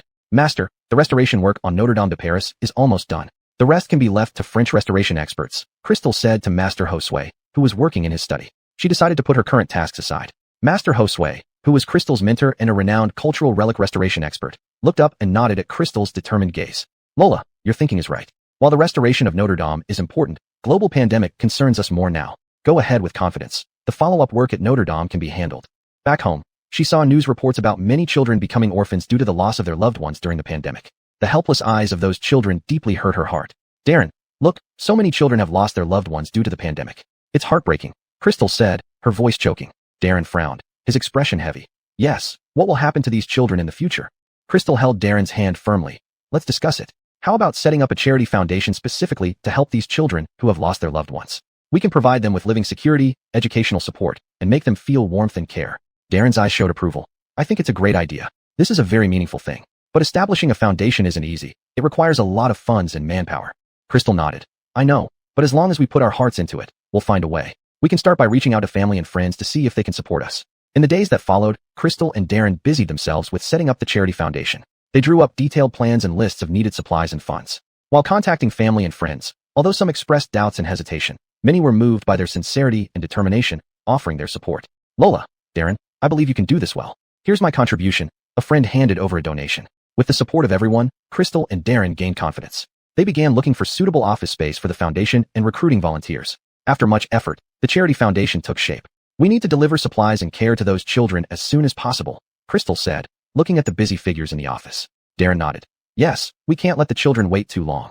They led the volunteers deep into communities, finding those children who had lost their loved ones, delivering daily necessities and school supplies. "Don't be afraid, little one. We will always care for and take care of you." Crystal gently patted a child's head. Seeing the children gradually smile, Crystal and Darren felt immense satisfaction. However, just as they were making progress with their charitable work, an unexpected controversy quietly emerged. One day, Crystal opened her phone as usual to browse the news and was shocked by a glaring headline. "Crystal accumulates wealth under the guise of charity. What is the truth?" Her heart sank as she clicked into the article, which contained baseless accusations and malicious speculation that she was using the charity foundation as an excuse to amass wealth and enrich herself. Darren was furious when he heard the news. "This is sheer nonsense. How could they slander you like this?" Crystal endured the weight and anger. "Darren, don't get angry. A clear conscience needs no knock. As long as we keep doing our best, the truth will eventually come out." But things didn't go as they hoped. Negative public opinion online grew worse, and even people confronted them during supply deliveries, questioning and accusing them loudly. "Did you embezzle donations? Is this so-called charity just a scam?" Crystal worked hard to explain online. "Please believe us. Every donation and supply has clear records and designated uses." But the enraged people wouldn't listen, which made the volunteers feel deeply wronged and confused. Some of their originally supportive family and friends began calling to inquire about the situation, revealing doubt and worry in their words. "Elaine, what's on the internet can't be true, right?" Crystal explained over and over again, utterly exhausted both physically and mentally. Darren looked at his wife with heartache. "Elaine, shall we pause for now and continue after we clarify the situation?" Crystal shook her head firmly. "No, if we stop now, what will happen to those children? The more this happens, the less we should back down." They decided to make the foundation's accounts public, inviting professional auditors to review them to prove their innocence. They also expressed that they would hold accountable those spreading false information online. During the days of waiting for the audit results, Crystal and Darren endured immense pressure, but they never gave up their care and assistance for the children. Finally, the audit results came out. The foundation's operations were entirely compliant and lawful, and all donations and supplies had been used for the children. Holding the audit report, Crystal's eyes glistened with tears. We can finally clear our names. Darren held her hand tightly. Yes, justice may be delayed, but it never fails to come. They made the audit results public, and those who had misunderstood and accused them apologized one by one. The foundation's work received more support and trust from others. After weathering this storm, Crystal and Darren were more determined than ever to continue their charitable work. Darren frowned, lost in thought. This sudden negative publicity definitely didn't happen by chance. I'll have someone look into it. Crystal nodded, looking serious. Right? We cannot let their plot succeed. But we need to act discreetly and not alert them. Chapter 198. Uncovering the Mastermind. After a thorough investigation, Darren finally confirmed that the mastermind behind everything was Hansen's daughter, Song Everard. This news left Crystal both shocked and helpless. I never thought it would be her. How could Song Everard do such things? Crystal sighed softly. Darren clenched his fists, his eyes filled with anger. Her father was imprisoned for treason, and all their assets were seized. Instead of showing remorse, she retaliated against us because she couldn't bear the disparity in her lifestyle. Crystal fell silent for a moment before slowly saying, perhaps she has always lived in a privileged environment, and the sudden change drove her to lose her sanity. Darren frowned. But that's no excuse for her to harm us and tarnish the charitable cause. They decided to calm down and think of a solution. Crystal and Darren sat in the living room at home, the atmosphere heavy. We can't act rashly. We need a comprehensive plan to resolve this issue, Crystal said. Darren nodded. Right. First, we need to gather more evidence to prove that Song Everard is behind all this. In the days that followed, they quietly collected various pieces of evidence. Meanwhile, Song Everard continued her lavish lifestyle abroad. During the pandemic, when the situation was dire in China, she even posted malicious comments online, showing no empathy whatsoever. Seeing these remarks, Crystal felt both angry and sorrowful. How can she be so cold-blooded? Our compatriots are suffering. Darren comforted her. Don't get upset by what she says. We need to focus on solving the problem at hand. They reached out through various channels to friends abroad, hoping to gather more information about Song Everard. After some time, evidence began to accumulate gradually. However, the process wasn't smooth. Song Everard seemed to have noticed something and became cautious. She tried to destroy key evidence, making the investigation harder for Crystal and Darren. This Song Everard is truly cunning, Darren muttered, frustrated. Crystal patted his shoulder. Don't rush, let's take it step by step. We'll find a breakthrough eventually. Throughout the investigation, they also faced pressure from the outside world. Some people who didn't know the whole story still doubted their charitable work, which made them feel extremely tired. Sometimes, I really feel exhausted, but thinking about those children, we can't give up, Crystal said, determination shining in her eyes. Darren held her hand tightly. I know. We must persevere. Finally, they found a key witness who had been instructed by Song Everard to smear them online. With patient persuasion, the witness agreed to provide testimony. Armed with this crucial testimony, they decided to confront Song Everard directly. Darren called Song Everard, whose voice on the other end was lazy. Hello, who is this? Darren spoke sternly. Song Everard, we have gathered evidence of your actions, and you won't escape. Song Everard paused briefly, then pretended to be calm. You're talking nonsense. I haven't done anything. Darren laughed coldly. Stop making excuses. We have a witness. Just admit it. Song Everard fell silent for a moment, her voice turning anxious. I. Crystal took over the phone, speaking earnestly. Song Everard, the mistakes you've made are serious, but if you publicly apologize and admit your wrongdoings, we might consider giving you a chance. Song Everard fell silent for a few seconds before suddenly raising her voice, stubbornly denying. Don't accuse me falsely. What witness? You're just fabricating everything. I will not admit to unfounded charges. Darren was enraged by her attitude. Song Everard, don't be ungrateful. The evidence is clear. You can't deny it. Song Everard snorted. Prove it with solid evidence. Don't just talk. Crystal replied. Song Everard, we were trying to give you a chance to correct your mistakes. Since you insist on being obstinate, we'll have to resolve this legally. Song Everard sneered. Go ahead and try. I want to see what you can do. With that, she hung up. Crystal and Darren exchanged a look of resignation, deciding not to hold any illusions about her, and began preparing to resolve the matter through legal means. However, things did not go smoothly. Song Everard had already obtained citizenship abroad, and certain foreign powers liked her behavior of defaming China, even providing her with protection and support. Abroad, Song Everard continued to spread her false statements recklessly, trying to confuse the public and mislead more people. And some local media outlets, in order to attract attention, amplified and propagated her statements.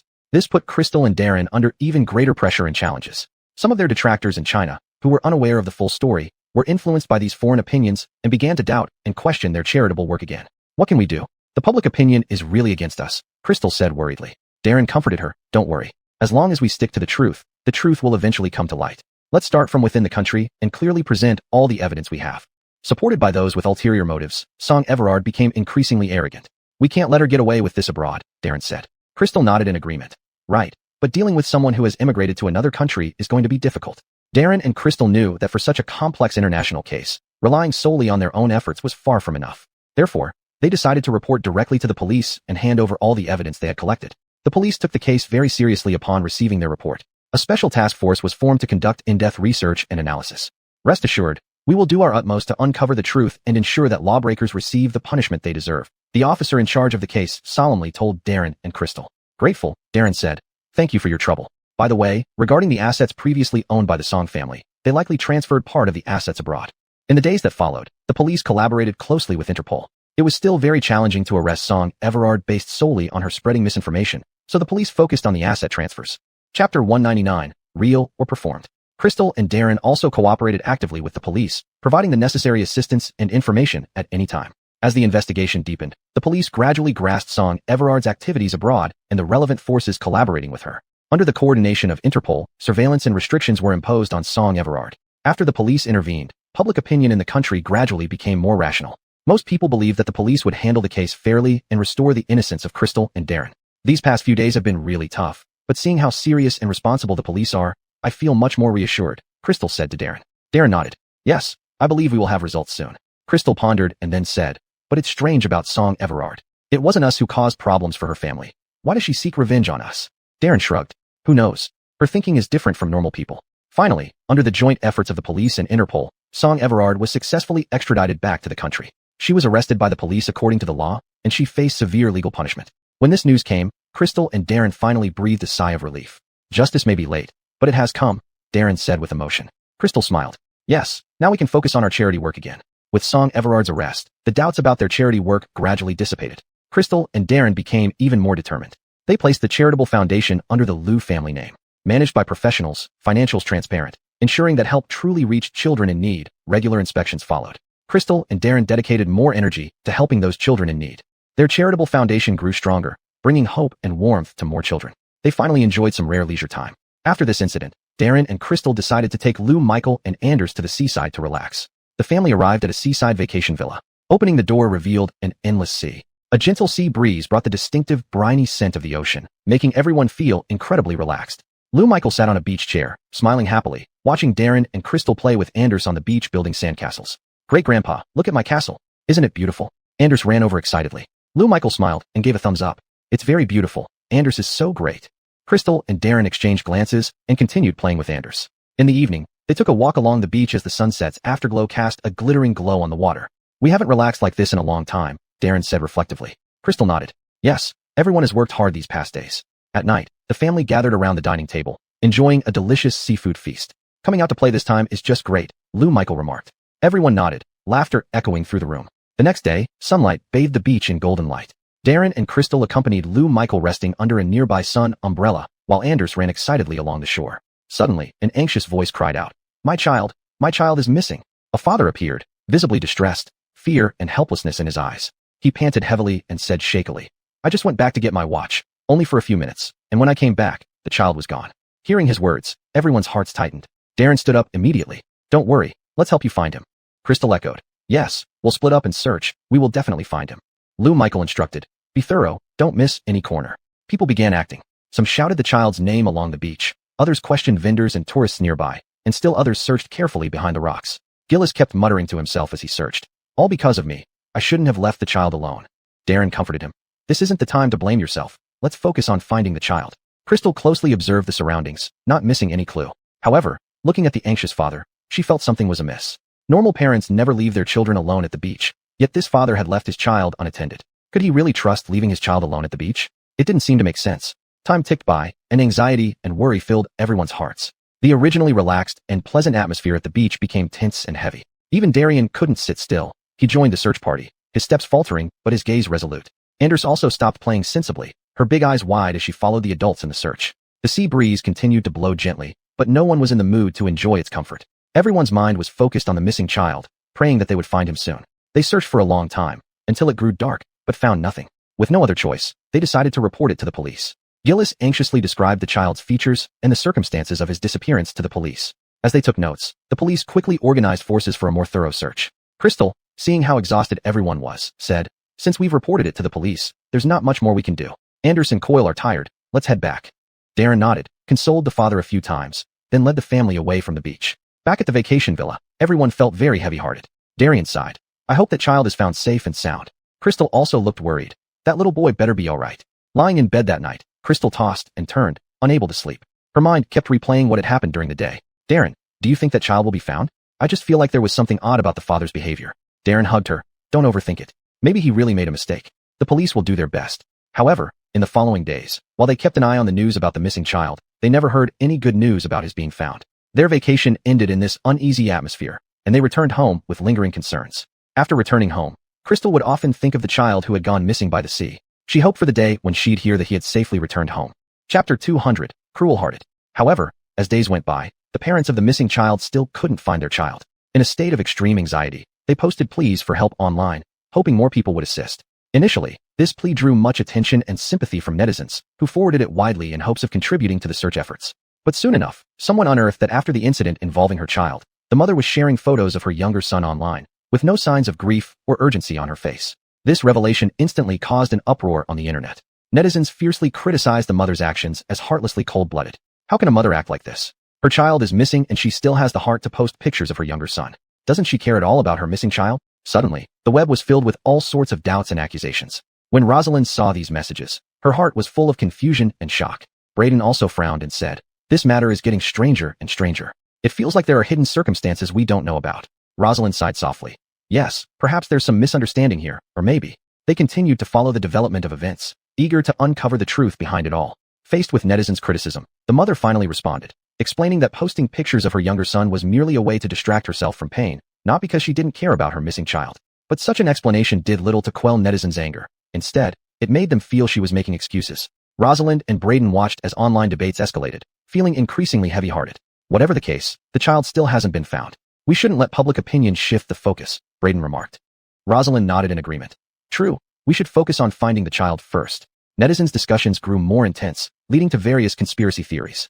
Who leaves a child alone at the seaside and still posts casual pictures after losing the child? Clearly something's wrong. Could this be due to internal family conflicts where they deliberately made the child go missing? Perhaps this is just a stage performance for views. Such comments never ceased, complicating the event even further. A week of searching proved fruitless, and everyone mentally prepared themselves for the worst when the child's body was indeed found, drowned. People initially believed it was an accident. Unexpectedly, netizens uncovered that the parents had taken out insurance on the child, which was rather suspicious. Furthermore, the mother remained relatively calm after the incident, and the father did not mention obvious identifying features of the child, forcing everyone to think twice. Sitting by the window, Rosalind gazed at the view outside, but her mind wandered. Braden came over and gently embraced her shoulders. Elaine, don't worry too much. This situation will eventually come to light, Braden said softly. Rosalind turned her head, her brows knitted tightly. Braden, my heart feels uneasy. Why are there so many suspicions in this matter? Braden sighed. I also find it strange, but now we can't jump to conclusions easily. Meanwhile, the child's parents were bearing immense pressure from public opinion. Why did you do this? A reporter sharply asked. Gillis avoided eye contact. It's just an accident. Don't speculate wildly. The mother remained silent, her face pale. Determined to learn more, Rosalind and Braden decided to visit the parents of the child. At the doorstep of the child's home, they knocked, and the father opened the door, appearing surprised and uneasy. Why did you come? He asked. Rosalind spoke kindly. Brother, we're just here to offer our concern and understand what exactly happened. Gillis let them in. As they sat down, a suffocating atmosphere filled the room. Braden looked at the father. Brother, the rumors online need your explanation. Gillis lowered his head. It was really an accident. How could we harm our own child? Rosalind softly added. But your wife's behavior after the incident and the insurance issue make it hard not to suspect. Gillis became agitated. She was overwhelmed by grief. And the insurance was for the child's benefit. At that moment, the mother walked out from the inner room, eyes red and swollen. Rosalind quickly reassured, Sister-in-law, don't be too sad. Can you tell us what actually happened? The mother was silent for a while before slowly saying, it was just an accident. We didn't want it. After leaving the child's home, Rosalind and Braden's confusion only deepened. I always feel that they didn't tell the truth, Crystal said. Darren nodded. I have the same feeling, but we don't have solid evidence. Days went by, and the police investigation continued. One day, Crystal met the child's mother at the supermarket. Big sister, how are you doing recently? Crystal asked. The child's mother looked dazed. What can I do? My child is gone, and I don't know how to go on with life. Crystal probed. Big sister, I know it's hard for you, but some things still need to be clarified. The child's mother avoided her eyes. There's nothing more to say. It was just an accident. After some time, the police gathered new leads. Upon learning this, Crystal and Darren felt increasingly anxious. I hope this time the truth will come out, Darren said. Finally, the police released part of their investigation results. Although they did not explicitly point to the parents' intentionality, some details were highly suggestive. Crystal and Darren discussed the matter again. Do you think they really? Crystal hesitated. Darren was silent for a moment. Based on these clues, it's very likely, but we still need more evidence. As the investigation deepened, more and more evidence pointed to suspicious behavior by the child's parents. Crystal and Darren became even more heavy-hearted. If they really did it, that's too terrifying, Crystal said. Darren held her hand. No matter what, trust that the law will deliver a fair judgment. In the end, after a series of investigations and interrogations, the parents' crimes gradually came to light. It turned out that they had intentionally left the child at the beach to claim insurance money. An accident involving a 4-year-old at the beach seemed plausible. Even if something happened, there would be no evidence pointing back to them. Who would believe they deliberately left the child there? Moreover, the child was only a girl, and they still had a son. Losing a daughter could bring them money, which they considered a good deal. Chapter 201. Gender Bias Favoring Boys. Their ideology of favoring boys over girls made them indifferent to the life of this girl, because they had a second child who was a boy. This truth shocked and enraged everyone. Crystal and Darren also felt profoundly grieved and disappointed. Crystal sighed and said, Darren, how can there be such parents? That's their own flesh and blood. How can they do such things just because of gender bias? Darren tightly held her hand, his face dark. Elaine, I think not everyone deserves to be parents. Their actions are utterly intolerable. This incident caused a huge uproar in society, with people condemning the parents' crimes one after another. People like this shouldn't have children. They don't understand what love and responsibility are. The idea of favoring boys can make people so heartless. It's terrifying. Among the numerous condemnations, a netizen's comment sparked deep reflection among everyone. This is not an isolated case. Some families, while outwardly claiming to favor girls over boys, actually give all the benefits to their sons. For example, giving all the family property to sons, and trying every possible means to make daughters willingly sacrifice everything for the family and their brothers. This comment instantly ignited even more anger in people as many followed up by sharing similar stories around them. My neighbor's family is like that too. The daughter has been taught from a young age to take care of her brother and help the family. She dropped out of school early to work and earn money to support her brother's education, but the house and savings at home are all left only for her brother. My relative's family does the same. After the daughter started working, most of her earnings were taken by her parents, who claimed it was for the family, but spent it all on her brother. Looking at the comments on the screen, Crystal was filled with emotion. She deeply understood that these girls are often ignored by their families and society during their growth, being forced to bear responsibilities that don't belong to them. This unfair treatment makes their path in life extraordinarily difficult. Crystal and Darren discussed setting up a scholarship for girls within the existing charity foundation specifically for those whose families don't allow them to study. With determined eyes, Crystal said, Darren, we must ensure this scholarship truly reaches the hands of the girls who need it, bringing hope to them. Darren deeply agreed. Right, Elaine, we should set strict review standards and distribution procedures to prevent the misuse of the scholarship funds. Decisions made. They immediately gathered the foundation members for a meeting to discuss the detailed implementation plan for the scholarship. Everyone gave their opinions, providing many valuable suggestions. After several days of intense discussions, they finally reached a preliminary agreement on the plan. Next came promoting this scholarship project, so more people would know about it and more needy girls could apply. They spread the news of the scholarship through various channels, including social media, public welfare activities, school promotions, etc. Soon, they received many applications. Crystal and Darren personally reviewed each application. Seeing the hopeful words from those girls, they became more determined to succeed in this mission. The first recipient of the scholarship was named Xiaoyan, who came from a remote rural area. When she learned that she had received the scholarship, she cried with gratitude. Thank you. I will study hard and become someone who can help others just like you in the future. Seeing the hopeful look in Xiaoyan's eyes, Crystal and Darren felt incomparably comforted. They knew this was just the beginning, and many more girls awaited their help. While Crystal and Darren continued to busy themselves with the scholarship matters, doubts began to emerge from outside. Some people left comments online. Crystal, this is just her holy complex flaring up, having too much money with nowhere to spend. Others said, she just wants to stand out and put on a show. Hearing these remarks, Darren was somewhat angry.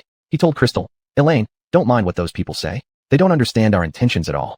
Crystal smiled faintly with calm and firm eyes. Darren, I don't care. In times of poverty, improve yourself. When successful, help others. I don't have great abilities, but now that I can help people, why not do it? Days passed, and more girls were helped by the scholarship. One day, Crystal received a letter. It was written by a girl named Carly. In the letter, Carly wrote, Sister, I once thought my world was completely dark. With no chance of education, there was no future for me. It's your scholarship that let me see hope again. I study hard every day, and I want to become a kind person like you. Reading this letter, Crystal's eyes were moist with tears. Darren, standing beside her, gently patted her shoulder. Elaine, look, what we're doing is meaningful. Crystal nodded. Yes, as long as we can change the fate of these girls, all the hard work is worth it. After some time, Crystal and Darren received many report cards and thank you letters from the girls. Those girls who had once been neglected by their families and toyed with by fate gradually began to shine under the help of the scholarships. Darren and Crystal went to the company to check on the charity foundation affairs. They walked into the building's elevator together. The elevator was quiet. Only the faint sound of machinery could be heard. However, the two were not at ease, their minds full of matters related to the scholarships. Upon arriving at the office, Crystal organized the documents in her hands, took a deep breath, and headed to the conference room to preside over a meeting regarding the future development of the scholarships. Darren, on the other hand, went in another direction to coordinate relevant work with other departments. His steps were steady, his gaze focused, determined to ensure every link was implemented properly so that the scholarship could help more girls. Crystal entered the meeting room where the foundation staff were already seated. She smiled and greeted everyone, then sat in the main seat and began to conduct the meeting orderly. Thank you all for your contributions to the Girls' Scholarship Project. Today, we gather here to discuss how to expand our assistance scope and improve its effectiveness while ensuring the accuracy of the recipients. Meanwhile, in another room, Darren was having a serious conversation with the heads of relevant departments. We must ensure the proper allocation and use of funds without any mistakes. Darren's voice was firm and powerful. Time slowly passed, as everyone worked tirelessly for this cause filled with love and hope. Chapter 202, an oddball, that watched as Crystal and Darren entered the company. She then asked others who Crystal was, since she rarely came to the company and didn't know her. Her eyes darkened slightly as she watched Crystal, muttering to herself, if she can be the president's wife, why can't I? That day, she went to the office with a water cup to get water. Passing by Darren, she intentionally spilled water on him. She hastily said, I'm sorry, President Liu. It wasn't intentional. While there was a hint of panic on her face, there was an expectant gleam in her eyes. Darren looked at her expressionlessly, frowning slightly and obviously impatient. He turned to ask the people beside him, who hired this person? The human resources staff hurriedly replied, President Liu, this is one of our new employees who was recently hired. After saying this, they lowered their heads, looking somewhat nervous. Darren snorted coldly, don't hire such clumsy people next time. Be more careful when recruiting. His eyes were full of dissatisfaction and blame. Dot's face instantly turned pale. Her carefully planned scheme not only failed to win Darren's favor, but made him even more repulsed. She stood rooted to the spot, at a loss, but still unwilling to give up. Darren ignored her and turned to walk into his office. Dot bit her lip and secretly swore that she would definitely get Darren to notice her. As soon as Dot left, she overheard someone mocking, trying to seduce President Liu and climb up like that. Doesn't she know her own place? It was loud enough for Dot to hear clearly. Dot's body trembled slightly, her face paling further. She tightly bit her lip and subconsciously clenched her fists, anger flashing in her eyes. She glared fiercely at those speaking but dared not make a move. Instead, she quickened her pace to leave, though her steps were visibly flustered. Back at her desk, Dot sat down, resting her head on the table. Her shoulders quivered slightly, filled with grievance and unwillingness. Why do they all talk about me like this? I'm just trying to strive for my own happiness, she thought bitterly, tears welling up and spilling over. After a while, she lifted her head, wiping away her tears with a tissue, and her eyes blazed with determination once again.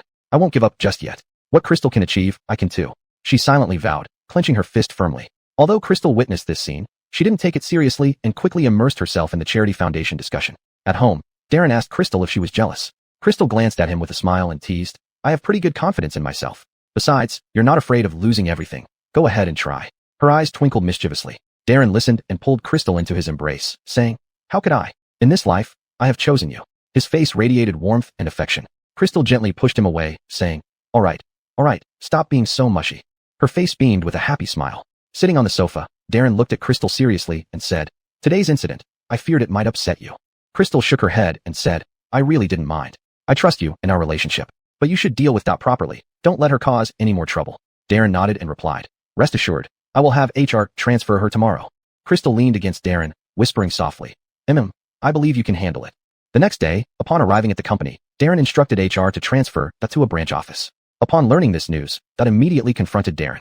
President Liu, did Crystal ask you to transfer me? Why? I haven't done anything to harm the company. Why look down on me like this? Seeing Darren's sour face, she quickly pleaded, please, President Liu, give me another chance.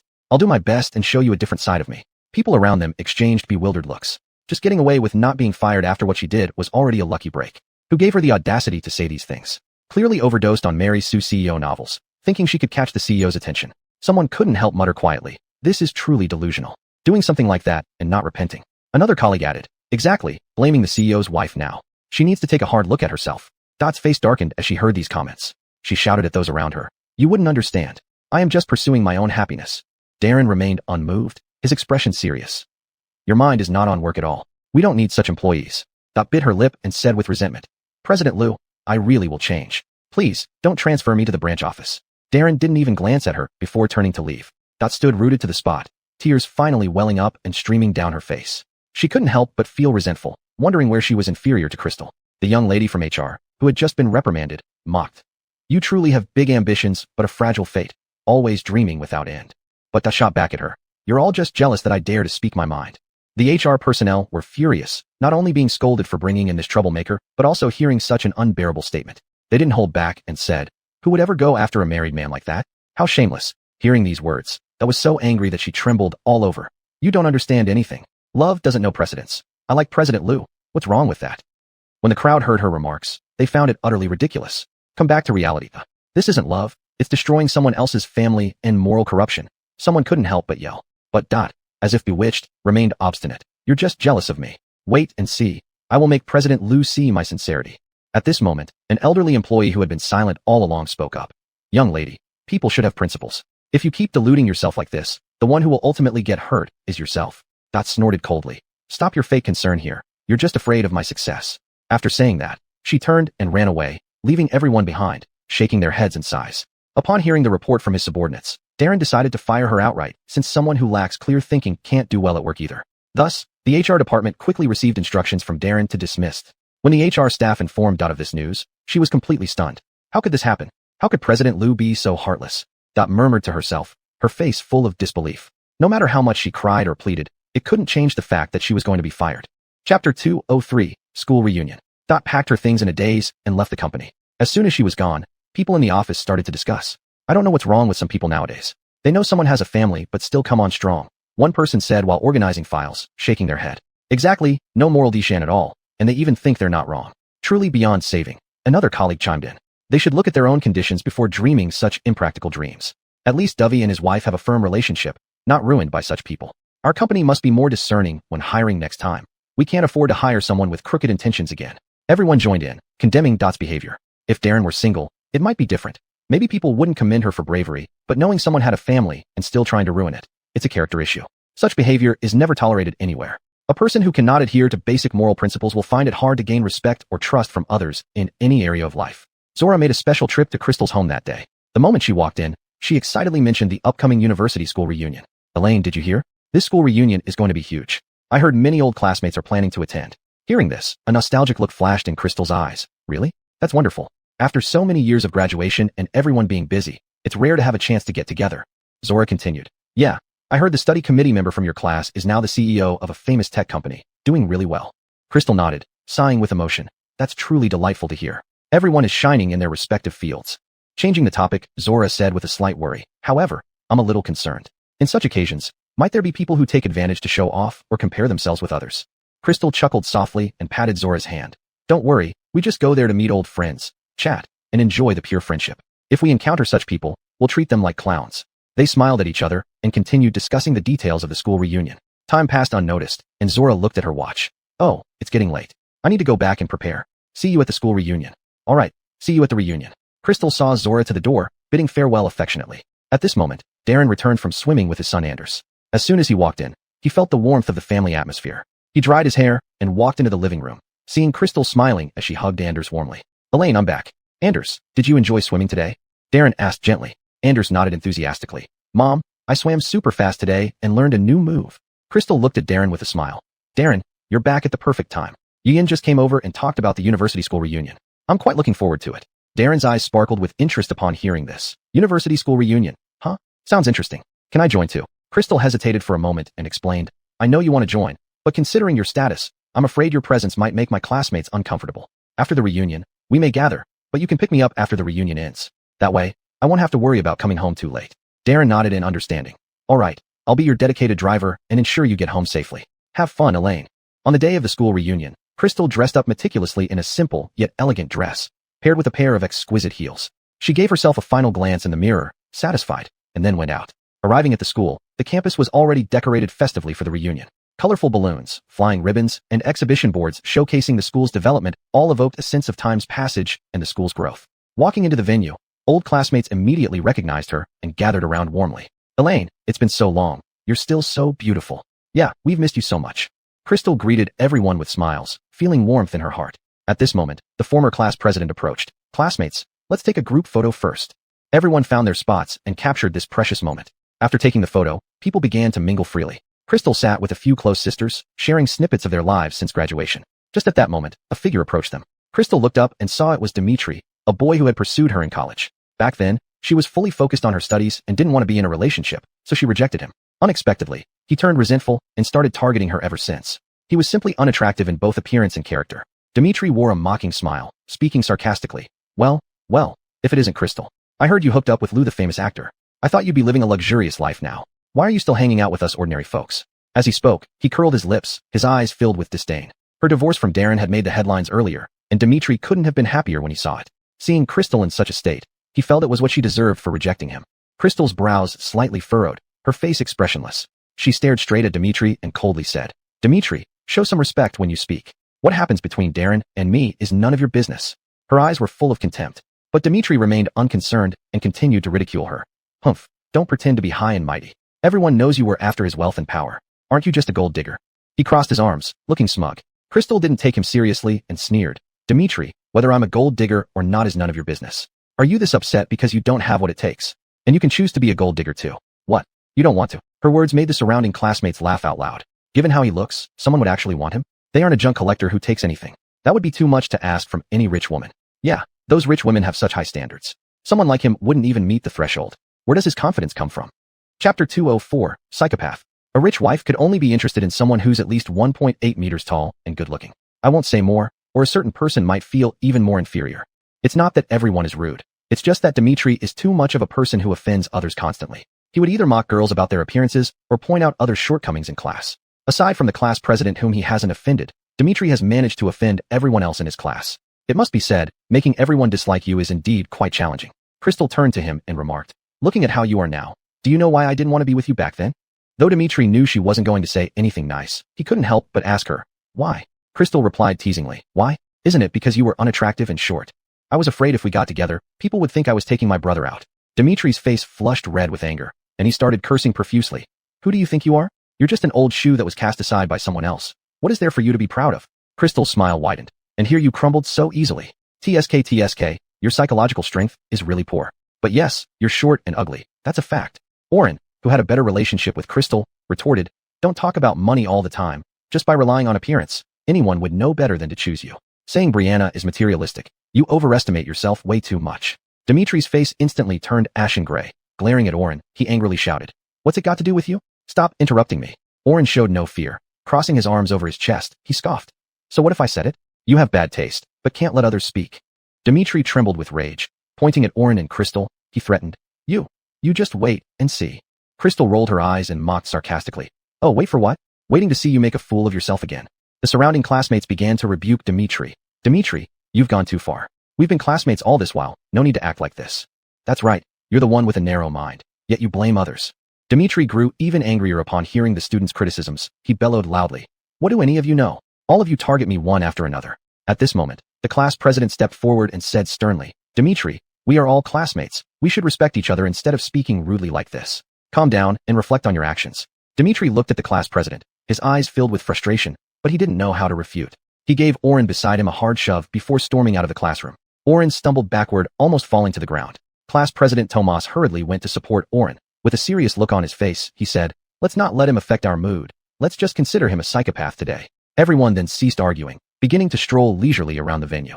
After a while, Crystal got up to get a drink. At the beverage area, she encountered Marlene, her counselor from back then. Marlene looked at Crystal with a smile, full of affection. "Elaine, long time no see, you've become prettier." Crystal hurriedly replied, "Marlene, you're still so kind and gentle." Marlene gently patted Crystal's shoulder. "I heard you are doing well now. I'm very happy for you."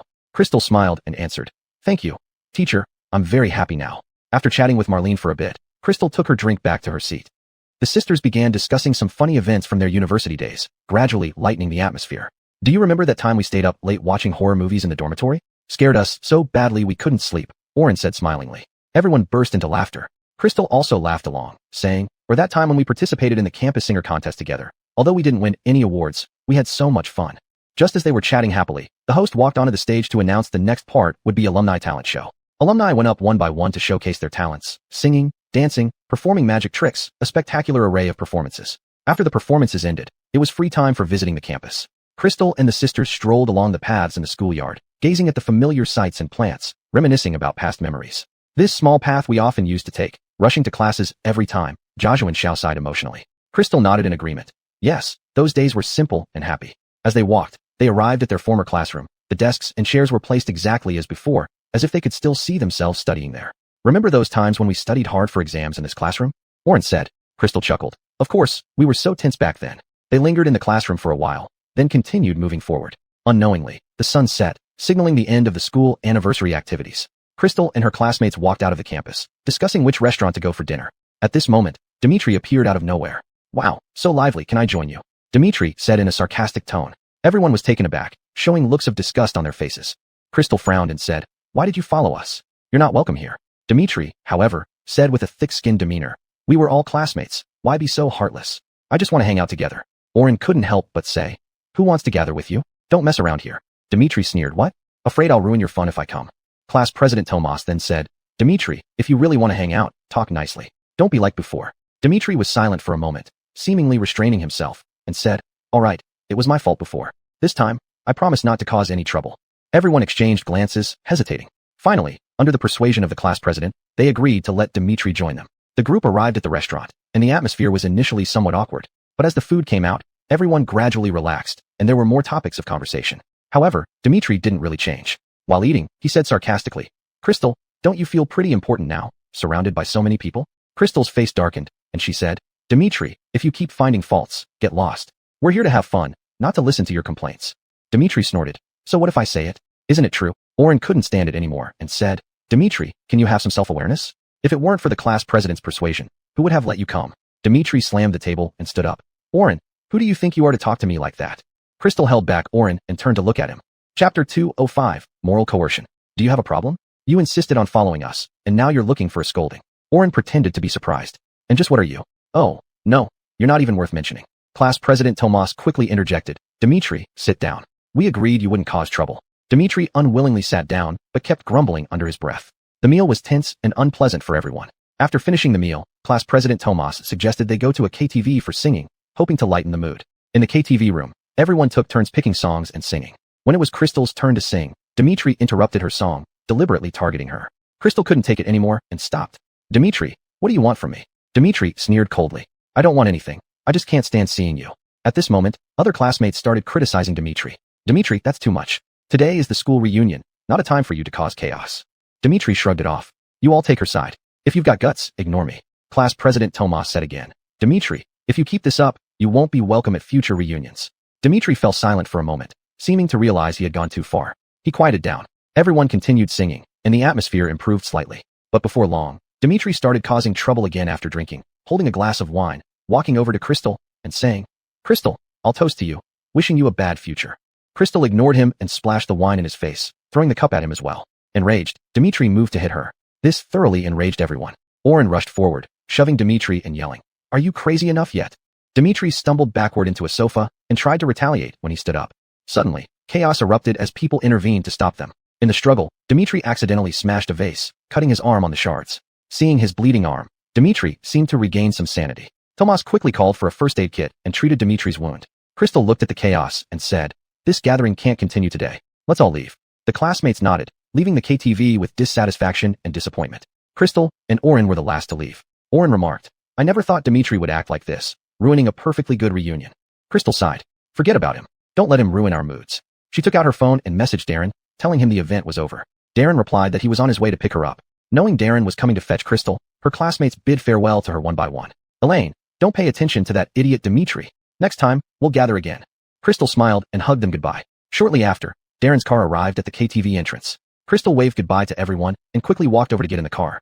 Oren watched as Crystal got into the car and said, "Dimitri doesn't check online news. Lola has already remarried to actor Lou. Only he acts like an idiot." A nearby girl nodded in agreement. "He really acts like a clown." Zora also had to join another classmates gathering, so she went back, waiting for Maximus to pick her up later. Once in the car, Darren asked Crystal concernedly, "How was your day?" Crystal leaned on his shoulder and said, "Not bad, except for running into an annoying person." Furrowing his brow, Darren asked, "Who?" Crystal recounted what happened with Dimitri. Darren held her hand and said, "Ignore people like him. As long as we're happy together, that's all that matters." Crystal nodded. "Right. With you by my side, I fear nothing." Darren started the car and said, "Let's go home then." The car slowly left the school area as Crystal gazed out the window, feeling emotional. Back home, Anders ran over to hug Crystal. "Mommy, you're home." Crystal kissed Anders's cheek. "Sweetheart, Mommy's home." The family gathered around the dining table, enjoying a warm dinner together. After dinner, Crystal and Darren sat on the balcony, gazing at the stars. Darren softly said, "No matter what happens, I'll always be by your side." Crystal rested in his embrace. "I know, we will be happy forever." Despite Darren's words, Crystal still felt a bit disturbed by Dimitri's actions. Moonlight bathed them, peaceful and beautiful. The next morning, Crystal woke up to sunlight filtering through the window. She stretched lazily, got up, and walked into the living room. Darren was preparing breakfast, with Anders helping him. "Good morning, Mommy," Anders said with a smile from his child's seat. "Good morning, Anders." "Good morning, Coyle." Crystal greeted them and went into the kitchen to help. Crystal hugged Darren from behind, and he turned around to give her a kiss. "Good morning, kiss," Darren said with a smile. After breakfast, Crystal learned about the rumors on the forum from Oren, which made her face turn grim with anger. Darren held her hand tightly, offering support and comfort.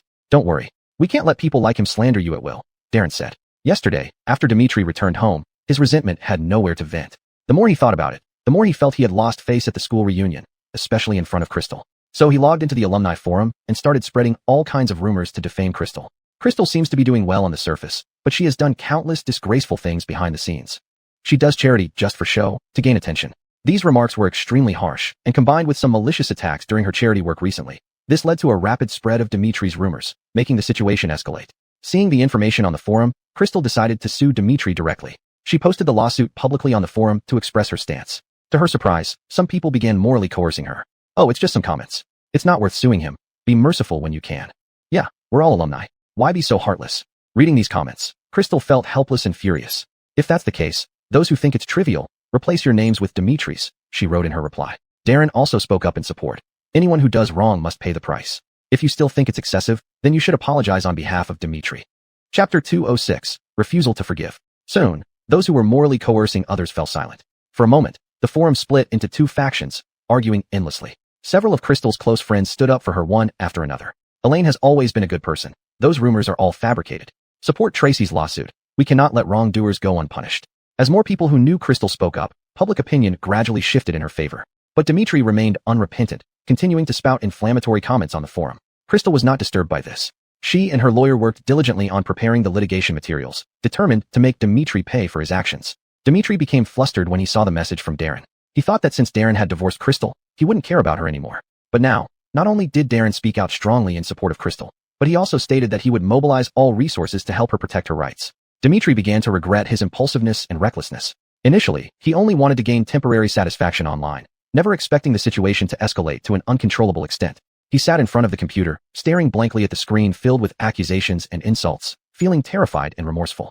He tried to contact some people who had once supported him, only to find that they had already blocked him and ignored him. Crystal's mindset gradually changed. Her initial anger and grievance, slowly transformed into calmness and firmness. She knew that this battle wasn't just for her own reputation, but also to set an example for those who had been hurt by cyberbullying. Every day, she would take time to read the supportive messages left for her, drawing strength from them. During the preparation for the lawsuit, she also met some people with similar experiences. They encouraged and supported each other, strengthening her belief that what she was doing was right. On Dimitri's side, life grew increasingly worse. His words were condemned by more and more people, his friends deserted him one by one, and even his job was affected. His company leaders talked to him, expressing extreme dissatisfaction with his behavior, and gave him an ultimatum. If he couldn't resolve the matter, he would be fired. Dimitri felt unprecedented pressure. He started suffering from insomnia, with his mental state deteriorating rapidly. His previously tidy room became chaotic, and he lost interest in maintaining it. One day, Dimitri finally couldn't hold back and attempted to post an apology statement on the forum, hoping to earn forgiveness from Crystal and the public. However, netizens weren't buying it. They accused him of insincere apologies, merely trying to escape responsibility. When Crystal saw the apology statement, there was no ripple in her heart. The damage Dimitri caused couldn't be compensated with a simple apology. She understood that only through legal means could Dimitri truly recognize his mistakes and serve as a warning to others. Finally, the day of the trial arrived. Crystal dressed appropriately and walked into the courtroom, her eyes full of determination and confidence. Behind her stood a group of friends and family who supported her, giving her encouraging looks as she entered. In court, both lawyers engaged in fierce debates. Dimitri's lawyer tried to justify his actions, claiming Dimitri was just impulsive and had no malicious intent. But Crystal's lawyer, armed with sufficient evidence and brilliant arguments, struck back powerfully time and again. The lawyer listed Dimitri's statements on the forum, pointing out that the damage to Crystal's reputation and mental harm was irreversible. Sitting in the plaintiff's seat, Crystal listened calmly to the confrontations, firmly believing that justice would prevail. Her gaze remained steadfast, as if telling everyone that she would not retreat or fear. After several hours of trial, the judge finally made the verdict. Dimitri was found guilty of defamation and infringement of personal dignity, sentenced to publicly apologize to Crystal and compensate her for emotional damages. At the moment she heard the verdict, Crystal smiled. It was the result of her long-term efforts and persistence. She stood up, bowed deeply to the judge, then turned and left the courtroom. Walking out of the courtroom, Crystal took a deep breath, feeling the warmth of the sunlight on her. She knew that this victory belonged not only to herself, but also to every person who upheld justice and kindness in the digital world. But she also understood that the matter wasn't over yet. Although Dmitry received legal punishment, online public opinion still existed. Some people began to reflect on the responsibility and boundaries of online speech, while others still held biases against Crystal. They believed she was being too serious and shouldn't have taken the matter to court. Faced with these voices, Crystal did not choose to remain silent, but decided to stand up and use this incident to appeal for everyone to jointly create a healthy and civilized online environment. She began to accept various interviews, sharing her experiences and feelings, hoping to raise more awareness among people. During a television interview, Crystal spoke sincerely. "I hope that when each person speaks on the internet, they can take a moment to think and show more respect. Do not cause irreparable harm to others because of a moment's impulse." Her words were sincere and powerful, touching many viewers. And after all he had been through, Dmitry finally understood that Crystal was not someone he could provoke easily. He started thinking that women are often compassionate. If he apologized to her, she would definitely forgive him. If she forgave him, then the company wouldn't keep pressing on him anymore. In his view, this wasn't a big deal at all. The next day, he sent a message to Crystal, fearing that if he called, she wouldn't answer, so he wrote it as a text message. Crystal looked at the message on her phone, which was a long letter from Dmitry. In the letter, Dmitry sincerely apologized to her, expressing his remorse and determination for the future. He wrote, "Elaine, my ignorance and impulsiveness in the past have caused you great harm, and I feel deeply guilty. During this period, I have been reflecting on my actions. I understand that the internet is not a lawless place, and everyone must be responsible for their words and actions. I hope that one day, I can truly gain your forgiveness." After reading the letter, Crystal thought for a long time. Ultimately, she did not forgive Dmitry. She believed that everyone has the chance to make mistakes and correct them, but it depended on how they acted, not a few insubstantial words to earn her forgiveness. She replied to Dmitry's message, writing, "Dmitry, I will not forgive you. You are only apologizing to me now because I won the lawsuit, out of necessity. I do not accept your apology." As time passed, discussions about this incident on the internet gradually subsided, but Crystal's story became a warning in people's hearts. Chapter 207, Kidnapping. More and more people began to pay attention to their words and deeds online, and the online environment was gradually becoming more harmonious and friendly. Crystal also resumed her life, continuing to dedicate herself to public welfare and helping more people with her strength. Crystal's refusal to forgive hit some people hard. Dmitry thought that as long as he apologized, Crystal would forgive him. With further incitement online, she would be willing to forgive him. Under the instigation of some ill-intentioned people, Dmitry released more comments on the internet, attempting to create an atmosphere where it seemed Crystal was unreasonable and unwilling to forgive. He wrote, "I have sincerely apologized many times and am trying to make amends, but she still does not let go. Is she really going to push me to the brink?"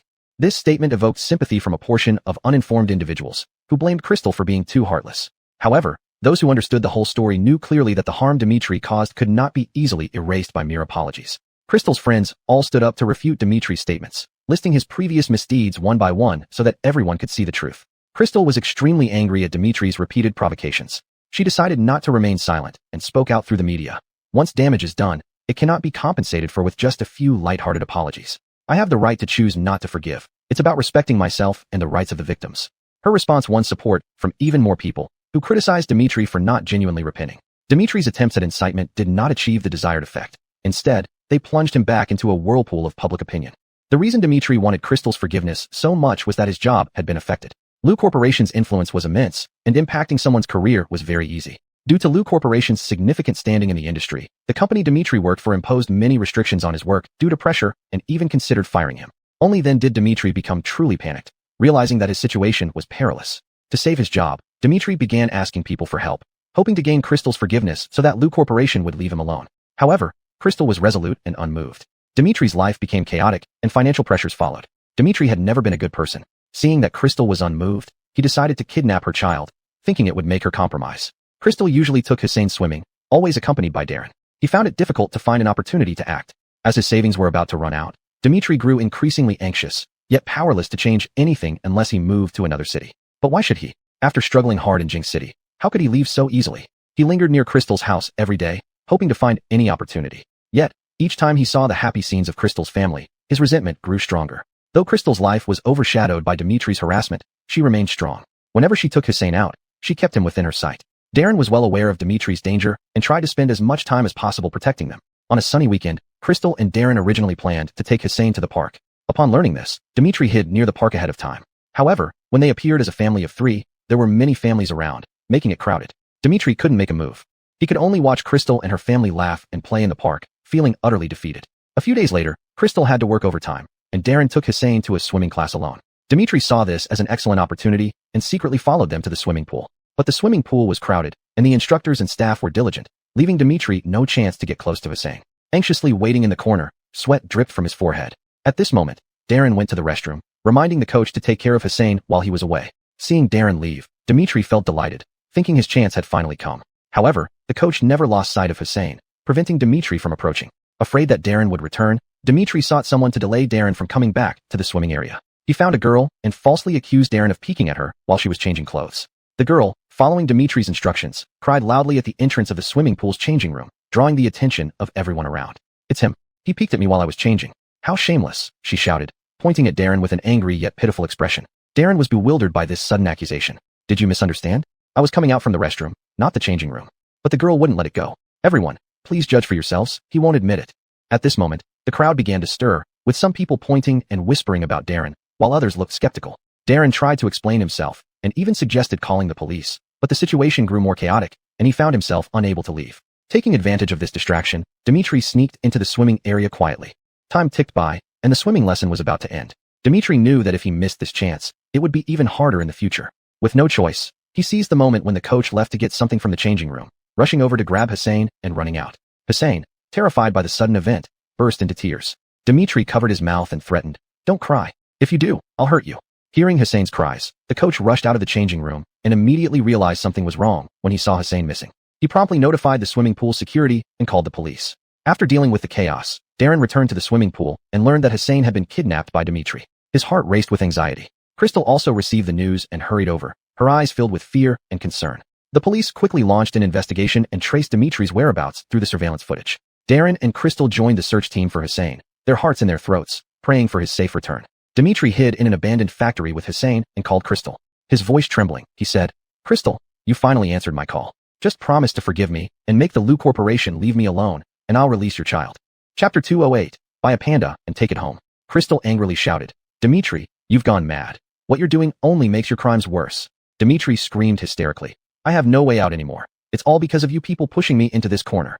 At that moment, Gwendolyn was struggling nonstop in Dimitri's arms, crying and shouting for his mother. Dimitri tightly covered Gwendolyn's mouth, terrified that his cries would attract others. Darren and Crystal were in a frenzy, following the police as they searched every corner of the city for Dimitri and Gwendolyn. Tears streamed down Crystal's face endlessly as Darren held her hand tightly, offering her strength and comfort. "Don't worry, Tracy, we will find Gwendolyn," said Darren with a slight quiver in his voice, yet his eyes shone with firmness. Crystal sobbed, "Darren, I'm so scared that something bad might happen to Gwendolyn." The police gradually narrowed down their search area based on footage from surveillance cameras and other clues. They set up strict control near an abandoned factory, ready to launch a rescue operation at any time. Crystal received another call from Dimitri. His voice carried a hint of pleading. "Crystal, I know I'm wrong now. If you just say a word to the Lu family to stop targeting me, I'll immediately release Gwendolyn." Crystal firmly replied, "Dimitri, it's not too late for you to turn back now. Release Gwendolyn immediately and plead for leniency." Dimitri fell silent, staring at the crying Gwendolyn in his arms. A hint of wavering emerged in his heart. At that moment, the police sensed Dimitri's emotional shift and decided to seize the opportunity to act. Several special tactical officers quietly approached the factory, carefully avoiding places that might make noise. As they got close to Dimitri's location, one of the tactical officers suddenly rushed in, quickly subduing Dimitri and successfully rescuing Gwendolyn. Gwendolyn hurled himself into Crystal's arms, sobbing, "Mommy, I was so scared." Crystal hugged him tightly, tears streaming down her cheeks. "Don't be afraid, my treasure. Mommy is here." Gwendolyn clung tightly to Crystal's neck, pressing his face against her. She held him tight, tears raining down. Darren sighed with relief and hurriedly checked on both mother and son.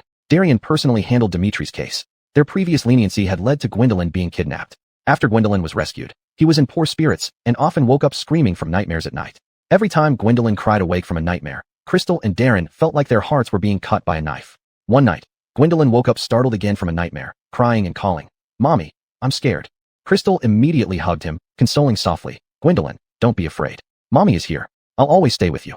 Her voice was calm and gentle as she gently patted Gwendolyn's back. Darren also quickly came over, stroking Gwendolyn's head and saying, "Gwendolyn, Daddy is here too. Nightmares are not real. With Daddy around, no one can hurt you."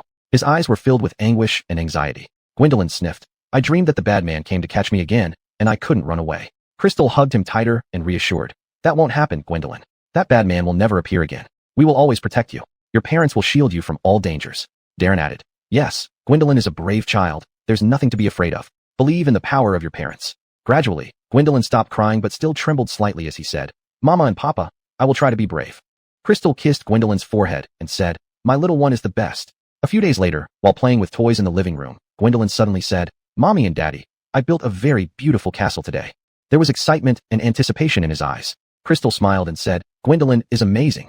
Can you tell Mommy about your castle? Excitedly, Gwendolyn began describing his castle, gesturing continuously with his hands. Darren praised, Our Gwendolyn is so creative, maybe he will become a great architect one day. As time passed, Gwendolyn gradually returned to his former, lively self. He started playing with other children in the neighborhood proactively, filling the house with laughter once again. One day, after coming back from Darien, Gwendolyn pulled Crystal and Darren's hands the moment he entered the door, saying, Mommy and Daddy, I will protect you from now on, not letting bad people bully you. Crystal was moved and said, Our Gwendolyn has grown up. Darren laughed and said, We will always stick together as a family, and we fear nothing. Son, your healthy and happy growth is the best protection for your parents. To help Gwendolyn get rid of the shadow completely, Crystal and Darren planned to take him to many fun places. On weekends, they went to amusement parks together. At the amusement park, Crystal was riding on the carousel with Gwendolyn. He waved excitedly to Darren and shouted loudly, Dad, look at me. Darren was taking photos of them and replied with a smile, Have fun. When the carousel stopped, Gwendolyn ran towards them and threw himself into Crystal's arms, saying, Mom, I want to ride it one more time. Crystal said gently, Sure, if Gwendolyn likes it. Darren added beside them, Then let's go for another round. After finishing the carousel, they went to the zoo where Gwendolyn saw the pandas and his eyes widened in amazement as he said, Mom and Dad, the pandas are so cute. They keep eating bamboo. Crystal commented, Gwendolyn, pandas are our national treasure. Aren't they very cute? Gwendolyn nodded seriously. I know, Mom. Can we buy one and raise it at home? Darren replied, That's not allowed. They are national treasures and cannot be bought or sold. Gwendolyn said somewhat disappointedly, Okay. Seeing his son's sad expression, Darren comforted. Although we can't buy a panda, we can get other small animals as pets. When we get back, Dad will help you pick one to grow up with. Gwendolyn's mood instantly brightened as he hugged Darren and kissed him. Thank you, Dad. After visiting the zoo, they went to the aquarium. Watching the colorful fish swimming around in the huge glass tanks, Gwendolyn was thrilled and gestured wildly. Mom and Dad, these fish are so beautiful. Crystal smiled and said, Yes, Gwendolyn, they're free spirits in the sea. Darren pointed to a large shark and said, Gwendolyn, look, that's a shark. Gwendolyn edged closer to Crystal, a little scared. Dad, will it bite us? Darren reassured him with a smile. No way, honey, it's trapped inside and can't get out. Chapter 209 Education. As they left the aquarium, it was already getting dark. Beatrix asked Anders, Baby, did you have fun today? Anders nodded vigorously. Yes, Mommy. Can we go out to play again tomorrow? Crystal thought about it. There wasn't much on her agenda recently, so she replied, Sure, we can go out to play again tomorrow. Gradually, Anders's condition improved, but Crystal and Darren did not let their guard down. They still paid close attention to Anders's emotional changes, telling him heartwarming bedtime stories every night and accompanying him to sleep. When Zora returned from her business trip and heard about Anders being kidnapped, she rushed over to find Crystal. Her face full of concern, she anxiously asked as soon as she saw Crystal, Elaine, how is Anders now? I heard he was kidnapped. I've been so worried. Though there was still a hint of fatigue in Crystal's eyes, seeing her friend's concern warmed her heart. She said softly, Anders has been rescued, and his condition is relatively stable now. He just keeps having nightmares at night. Zora said angrily, That Dimitri is truly despicable. How could he do that to a child? Anders must have been terrified. Crystal nodded, feeling pained. Yes, but gradually, his condition has been improving. Darren and I tell him bedtime stories every night. Zora sighed in relief. That's good. You two should also take care of yourselves and don't overwork. By the way, is there anything I can help with recently? Crystal looked at her gratefully. Ian, thank you. For now, everything is fine. It's just that Anders might need more time to fully recover. Zora thought for a moment and suggested, Why don't we take Anders to the park this weekend? Let him interact with other kids. Maybe it will help him forget those unpleasant things faster. Crystal thought it was a good idea. Sure, Anders would love to go to the park. On the weekend, Zora, Crystal, and Darren took Anders to the park. At first, Anders was a bit reserved, but with everyone's encouragement, he gradually loosened up and joined the other children playing on the grass. Seeing Anders's happy smile, Zora said to Crystal, Look, kids adapt so quickly. I believe Anders will be completely back to normal soon. Crystal smiled and nodded. I hope so. Darren has been really busy taking care of him lately, and he's been very worried. Darren, watching Anders play, laughed and said, As long as Anders can grow up healthy and happy, we're willing to do anything. With everyone's care and companionship, Anders's smiles grew brighter, and the lively, adorable boy returned. Zora sighed, watching Anders play happily. Elaine, in the cases I've handled recently, many children have gone astray due to improper education by their parents. Some parents only care about giving birth but neglect education, causing numerous problems for the kids. We must ensure Anders is well educated, teaching him right from wrong. Crystal nodded seriously. Absolutely, Ian. Seeing those children breaks my heart. We must provide Anders with a loving and properly guided growing environment. Darren walked over and added, Educating a child is indeed a huge responsibility. We need to always watch our actions and set a good example for Anders. Zora agreed, exactly. And we should cultivate his moral values and virtues, not just focus on academic performance. At this moment, Anders ran over, sweating profusely, and asked, Mommy, Daddy, Maven, what are you talking about? Crystal squatted down, gently wiping the sweat off Anders's forehead, and said, "We're talking about making you an excellent kid." Anders raised his little face confidently and said, "I will be great, brave like Dad, and smart like Mom." Everyone was amused by Anders's words, and laughter filled the park. As they prepared to head for lunch, passing a corner of the park, they saw someone begging. Anders asked them, "What's wrong with that person? Why is he begging?"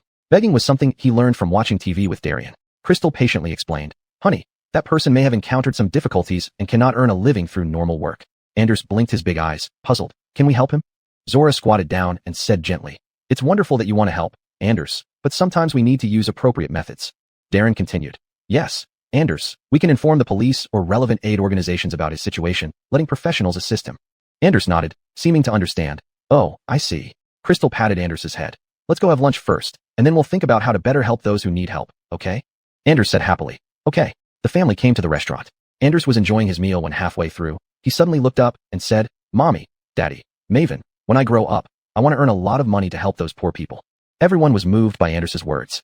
Darren smiled and said, "It's great that Anders has such thoughts, but to achieve this goal, you must study hard. Only with knowledge can you help others better." After lunch, they took Zora home. Then the family returned home. Anders took out his piggy bank and said to Crystal, "Mommy, this is my pocket money. Let's donate it to those who need help." Looking at the thoughtful Anders, Crystal felt gratified. "Good boy, Anders. Mommy will help you pass on your love." Darren watched this scene, feeling warmth in his heart. He said, "Our Anders is such a warm-hearted child. But to help more people, Anders needs to keep trying."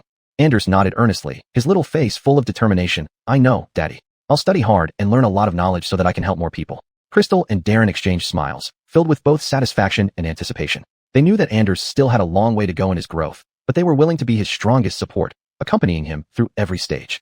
In the days that followed, Crystal and Darren consciously guided Anders to participate in some public welfare activities. They took Anders to visit an orphanage, letting him personally hand over toys and books to children of his age. Chapter 210, A World for Two. They also participated in the community's environmental protection activities together, teaching Gwendolyn how to sort waste and protect the earth. In every activity, Gwendolyn was exceptionally proactive. His small figure darted through the crowd, earnestly placing garbage into the corresponding bins, his focused demeanor making people unable to hold back their laughter. His smile became more radiant, as if even the sun had been touched by his happiness, shining brighter and warmer. As time went on, Gwendolyn not only grew more open and confident, but also learned how to care for others and respect life. He would offer his handkerchief to a crying playmate, comforting them softly, and he would gently care for injured animals when encountering them. He began to take initiative in caring for people around him, whether family or friends, even strangers. He could give warmth and assistance in his own way. Once, seeing an elderly grandmother struggling with heavy items in the neighborhood, Gwendolyn rushed over to help without hesitation, his tiny frame bursting with great strength. Crystal and Darren saw this with joy in their hearts. They knew that Gwendolyn was gradually growing into a loving and responsible person. Before they knew it, Gwendolyn turned 3 and was old enough to attend kindergarten. Crystal discussed with Darren and decided to send Gwendolyn to a kindergarten near Darian's residence. Crystal told Darren, "Let's send Gwendolyn to a kindergarten near Darian's place. This way, Coyle can spend more time with Gwendolyn, and we can have some time for ourselves too." Darren agreed wholeheartedly, his eyes full of anticipation. "This is indeed a good idea. Gwendolyn can spend more time with Grandpa, and we can also relax." Soon, Gwendolyn smoothly enrolled in the kindergarten. Every day after school, Darian would wait at the school gate early, holding Gwendolyn's little hand and telling him all sorts of interesting stories. Darian's stories were filled with ancient legends and wondrous adventures, and Gwendolyn listened intently, chattering nonstop along the way. One day, Gwendolyn brought back a drawing from kindergarten. He excitedly showed it to Crystal and Darren, his eyes twinkling with excitement. "Mommy, Daddy, this is my drawing of our family." Though the figures were crooked, the drawing was full of childlike innocence and warmth. Every stroke was infused with deep love for his family, and the vibrant colors seemed to be his most beautiful dream. Touched, Crystal and Darren praised Gwendolyn repeatedly. Crystal squatted down and gently stroked Gwendolyn's head, saying, "Baby, this is the prettiest picture Mommy has ever seen." Darren lifted Gwendolyn into his arms and kissed his cheek. "Son, you're amazing." At the kindergarten, Gwendolyn made many good friends. They played games and studied together, and Gwendolyn became increasingly adept at communicating and sharing with others. He brought his toys to kindergarten to share with his friends and help those in need. Meanwhile, Crystal and Darren took advantage of this time to watch movies and enjoy romantic dinners, rekindling the sweetness of their two-person world. On a Friday evening, after dropping off Gwendolyn with Darian, they planned to enjoy their own time. Crystal dressed up carefully in an elegant dress, while Darren wore a well-tailored suit. They resembled newlyweds, their eyes filled with love for each other. Hand in hand, they walked into the cinema. Before the movie started, Darren gently held Crystal's hand, saying warmly, "Elaine, we've never watched a movie alone like this before." Crystal smiled in response, her face glowing with happiness. "Yes, it's quite rare." After the movie, they headed to an elegant Western restaurant. Candlelight flickered, and soft music played, creating a romantic and warm atmosphere. Darren pulled out the chair for Crystal and only sat opposite her once she was seated. The waiter handed them menus, and Darren said tenderly to Crystal, "Elaine, you choose first. Pick what you like." Crystal ordered steak and vegetable salad, looking up at Darren with loving eyes. Darren ordered spaghetti and a hearty soup. While waiting for the food, Darren gazed at Crystal affectionately, his eyes filled with gratitude and tenderness. "You've worked hard recently, taking care of Gwendolyn and managing the household." Crystal shook her head, her hair shimmering under the candlelight. "As long as our family is happy, any hardship is worth it."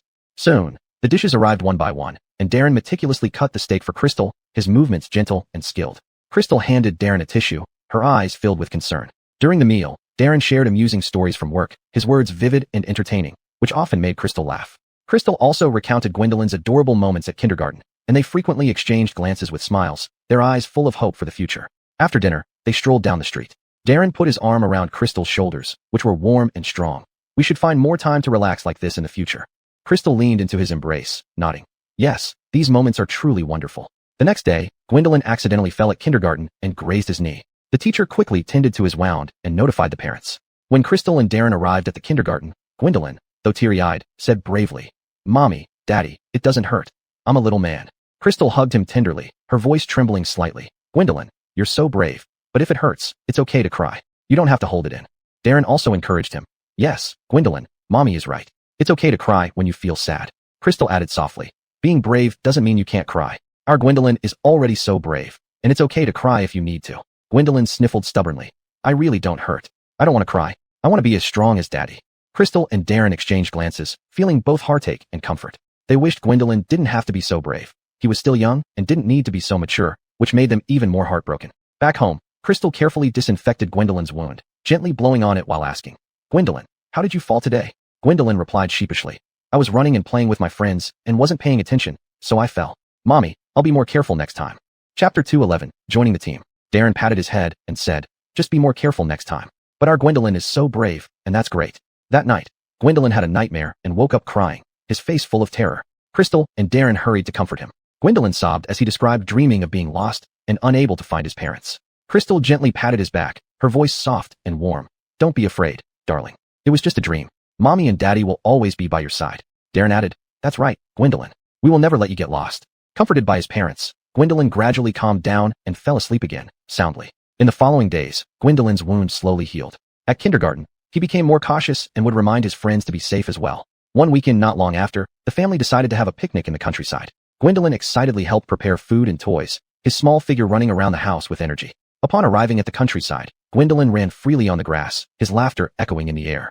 He chased butterflies and picked wildflowers, blending seamlessly into nature. Seeing the joyful Gwendolyn, Crystal said to Darren, "Look how lively he is now. It's amazing that he hasn't been scarred by the injury." Darren wrapped an arm around her shoulders, saying, "Our Gwendolyn has always been strong." After the picnic, they lay on the grass watching the blue sky and white clouds. Suddenly, Gwendolyn said, "Mommy, Daddy, I love you both so much. I hope we can always be this happy." Crystal and Darren held Gwendolyn tightly, moved by his words. In that moment, they felt incomparably happy, as if time had paused for this perfect moment. Just then, Darren's phone rang, breaking the serene atmosphere. After the call, his expression turned complicated. "What's wrong?" Crystal asked worriedly. Darren took a deep breath and replied, "It was a director calling. He thinks my image and temperament fit an important role in an anti-war drama and wants me to join the cast." Surprise flickered in Crystal's eyes. "That's a great opportunity." Darren nodded slightly but hesitated. "But it means I won't be able to be with you two for a long time." Gwendolyn tugged at Darren's hand. "Daddy, go ahead and perform. I'll be good." Crystal looked at Darren tenderly. "Darren, don't worry. Neither Gwendolyn nor I will be a hindrance. We'll support you. You've always loved acting, and this chance is rare. Go pursue your dreams without hesitation." Touched, Darren held Crystal and Gwendolyn's hands, his eyes slightly red. "Thank you for your support and understanding. I'll do my best to play the role and not let you down." With excitement, Darren called Darian to tell him everything. Darian laughed heartily over the phone. "Darren, this is great. Young people should bravely chase their dreams. Coil supports you. With Lola and Gwendolyn here, you can act with peace of mind. Remember to show the spirit of our anti-war soldiers." Darren replied, "Yes, Coil, I'll work hard." Feeling reassured by Coil's encouragement, after hanging up, Darren started preparing to join the team. He immersed himself in researching historical materials, reading books about the anti-war era, and watching numerous documentaries, trying to deeply understand that tumultuous time and the inner world and firm belief of the anti-war soldiers. Crystal meticulously packed his luggage, neatly folding clothes and placing them in the suitcase. She also prepared some commonly used medicines and daily necessities. Gwendolyn also offered to help, handing his favorite toy to his father with a childish voice. "Daddy, take this toy. Look at it when you miss me." The day of departure came quickly. Crystal took Gwendolyn to see Darren off at the airport. When parting, Gwendolyn hugged Darren's legs tightly, his eyes filled with reluctance. "Daddy, I'll miss you. Come back soon." Darren squatted down, kissed Gwendolyn's cheek, and said, "Jojoist into mommy, and I'll come back soon." Carrying the love and expectations of his family, Darren embarked on his journey. Once at the production site, Darren immediately threw himself into intense training. Since this was an anti-war drama, actors needed to undergo a series of military trainings, including firearms training. To everyone's surprise, Darren performed exceptionally well in firearms training. His posture was standard, his gaze focused, and his shooting accuracy was impressive. The director curiously asked him if he had any related experience. Darren smiled and said, "I've been to the military district with Coyle before, and I often go to shooting clubs, so I'm quite familiar with firearms." This advantage made it easier for Darren to handle the battle scenes in the drama. However, the other aspects of training were no less challenging. For instance, physical training required daily high-intensity running, push-ups, and sit-ups to ensure that they could maintain good condition during prolonged battle scenes. There was also tactical training, where Darren had to learn how to cooperate on the battlefield with other actors and how to evade enemy attacks. Although exhausted, he never complained and always completed every task with the utmost seriousness. During the training, Darren also took the time to exchange ideas with the other actors. He shared his shooting techniques with everyone and learned a lot about acting from them as well. As the training deepened, Darren gained a deeper understanding of his character. He knew that this role not only required brave combat performance, but also strong faith and deep emotions. Finally, the official filming began. With thorough preparation and training, Darren exuded extraordinary charisma in front of the camera. Every move in the battle scenes was crisp and precise, his eyes revealing unwavering determination that moved everyone. In one scene, his unit was surrounded by the enemy and needed to break through. Darren, with his gun slung over his shoulder, led the charge forward, covered in dust and sweat, yet his gaze remained resolute. This scene was filmed multiple times, but Darren maintained his high morale and focused state until the director finally called cut, after which he collapsed on the ground, panting heavily. Even during breaks between takes, Darren did not slack off. He would repeatedly watch his own performance clips, searching for areas of improvement, striving to do better. Chapter 212, Visiting the Set. Joseph on the set, though busy and tense, was also filled with warmth and joy. During breaks, everyone would chat and joke around to ease the stress of filming. Back home, thousands of miles away, Crystal and Anders paid attention to Darren's activities every day. Anders would point at Darren on TV and say to his mother, "Mom, look how awesome Dad is." Crystal would smile and nod, her heart full of longing and pride for Darren. Days on the set passed one by one, and Darren's acting skills continued to improve. He believed he could excellently complete this role without letting down his family or the audience. The filming process was not smooth sailing. Darren's character was wounded in battle and retreated to the rear lines. A leader noticed he resembled a spy and assigned him an undercover mission. In the script, there was an emotional scene between him and a Japanese woman, but Darren could never meet the director's expectations. He couldn't find the right state of mind. The director repeatedly called cut, and Darren became increasingly depressed and anxious. He knew that this emotional scene was crucial for the entire plot, but no matter how hard he tried, he couldn't accurately grasp the character's feelings under such complex circumstances. At night, Darren would sit alone in his room, studying the script over and over again, frowning deeply. He tried to understand the subtle emotions between his character and the Japanese woman amidst the war, but always felt like there was an invisible barrier. He couldn't comprehend why, despite national enmity, his character could fall in love with a Japanese woman. This confusion weighed heavily on his mind, making it difficult for him to sleep. In the following days, Darren's condition worsened. He constantly sought advice from the director and screenwriter, but still did not receive a satisfactory explanation. During a crew discussion, Darren finally voiced his doubts. How can my character develop feelings for an invader in this context? Isn't this going against national righteousness? The director pondered for a moment and slowly replied, "This isn't just simple love. It's about humanity's yearning for warmth and understanding in extreme conditions. This Japanese woman isn't entirely supportive of the war. Deep down, she also despises and fears it. Their relationship is more of mutual comfort in the brutal war, a yearning for peace and beauty." Jaja standing to the director, Darren seemed lost in thought, yet the knot in his heart wasn't completely untied. He decided to put the script aside and read more about real stories and biographies from wartime, hoping to find inspiration. In a memoir, he found a similar story, a soldier developing delicate feelings for a girl from an enemy country during the war. It was written, "War makes us enemies, but deep in our souls, we all long for love and peace." These words deeply touched Darren. He gradually understood that this kind of feeling wasn't forgetting national grievances, but an instinctive pursuit of light in endless darkness. With this new insight, Darren returned to filming. This time, his eyes carried a complex emotion, bewilderment and love mixed with responsibility for his country and ethnicity. He endeavored to portray the inner struggle and contradictions of his character, gradually finding the right state of mind, which made the filming smoother. Meanwhile, Crystal thought that Darren had been shooting for over 2 months, so she brought Anders to visit as a surprise. Arriving at the hotel and getting the key card from Darren's assistant, Crystal and Anders rested for a while in the room. When Darren entered and saw people inside, he frowned and turned on the light. Seeing Crystal and Anders, his cold expression vanished instantly. Darren picked up Anders and asked, "Elaine, have you eaten?" Crystal was organizing luggage. "We've eaten."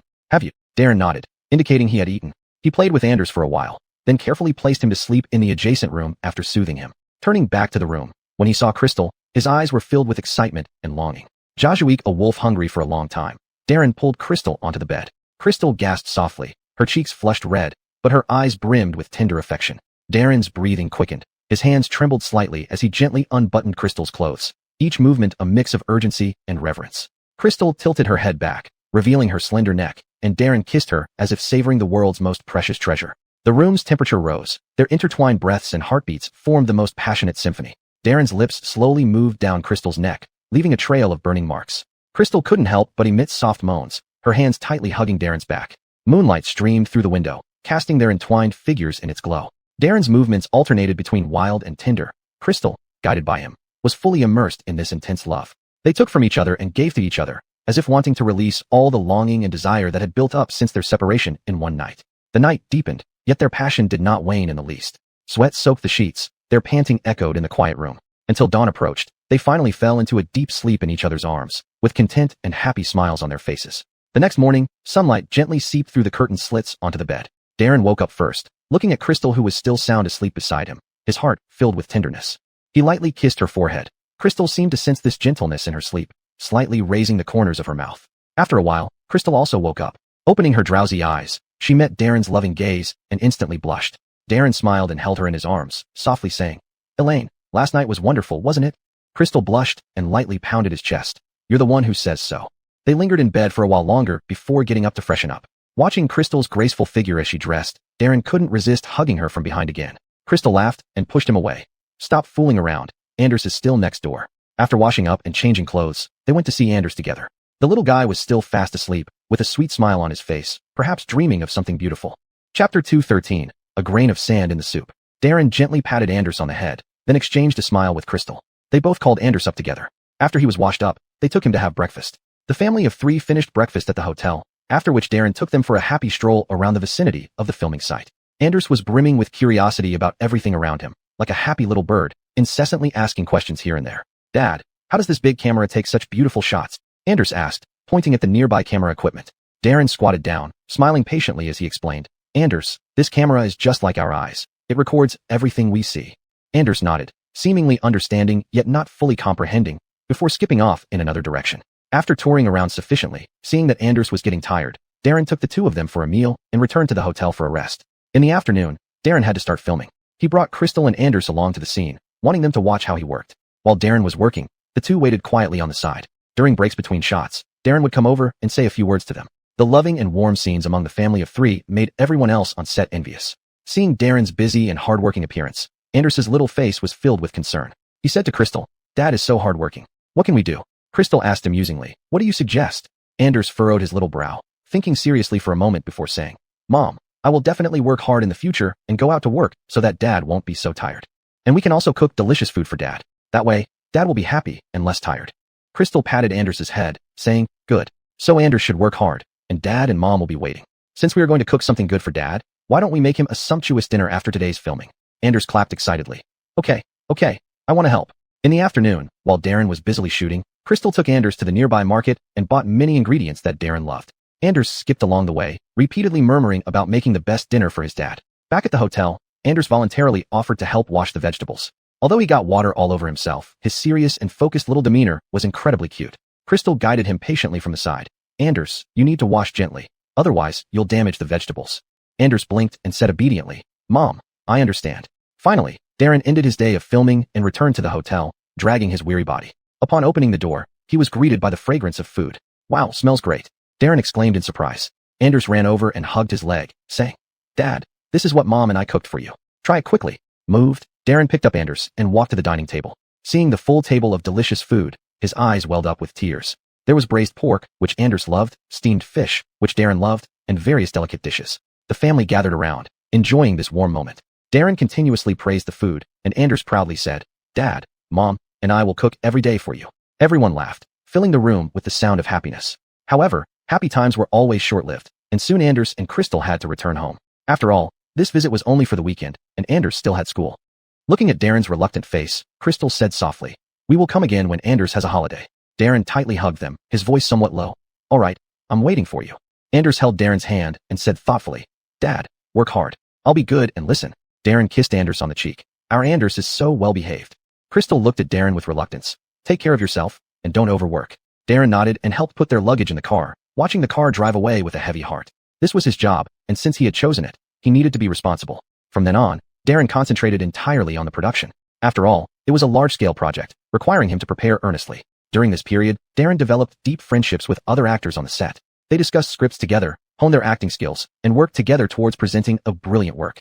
Among them was an experienced veteran named Artemio, who often shared his acting experience with Darren. Artemio advised Darren sincerely, "Darren, acting isn't just about performing. It's about immersing yourself into the character and feeling their joys and sorrows." Darren listened humbly, constantly thinking and pondering. At home, Crystal would tell Anders bedtime stories every day, always featuring Dad as the brave character. Anders would proudly tell his kindergarten friends, "My dad is playing an anti-Japanese hero." The little friends would gather around, curious and full of questions. Anders would then vividly recount stories about his dad filming. As filming progressed, Darren's character faced increasing challenges and hardships.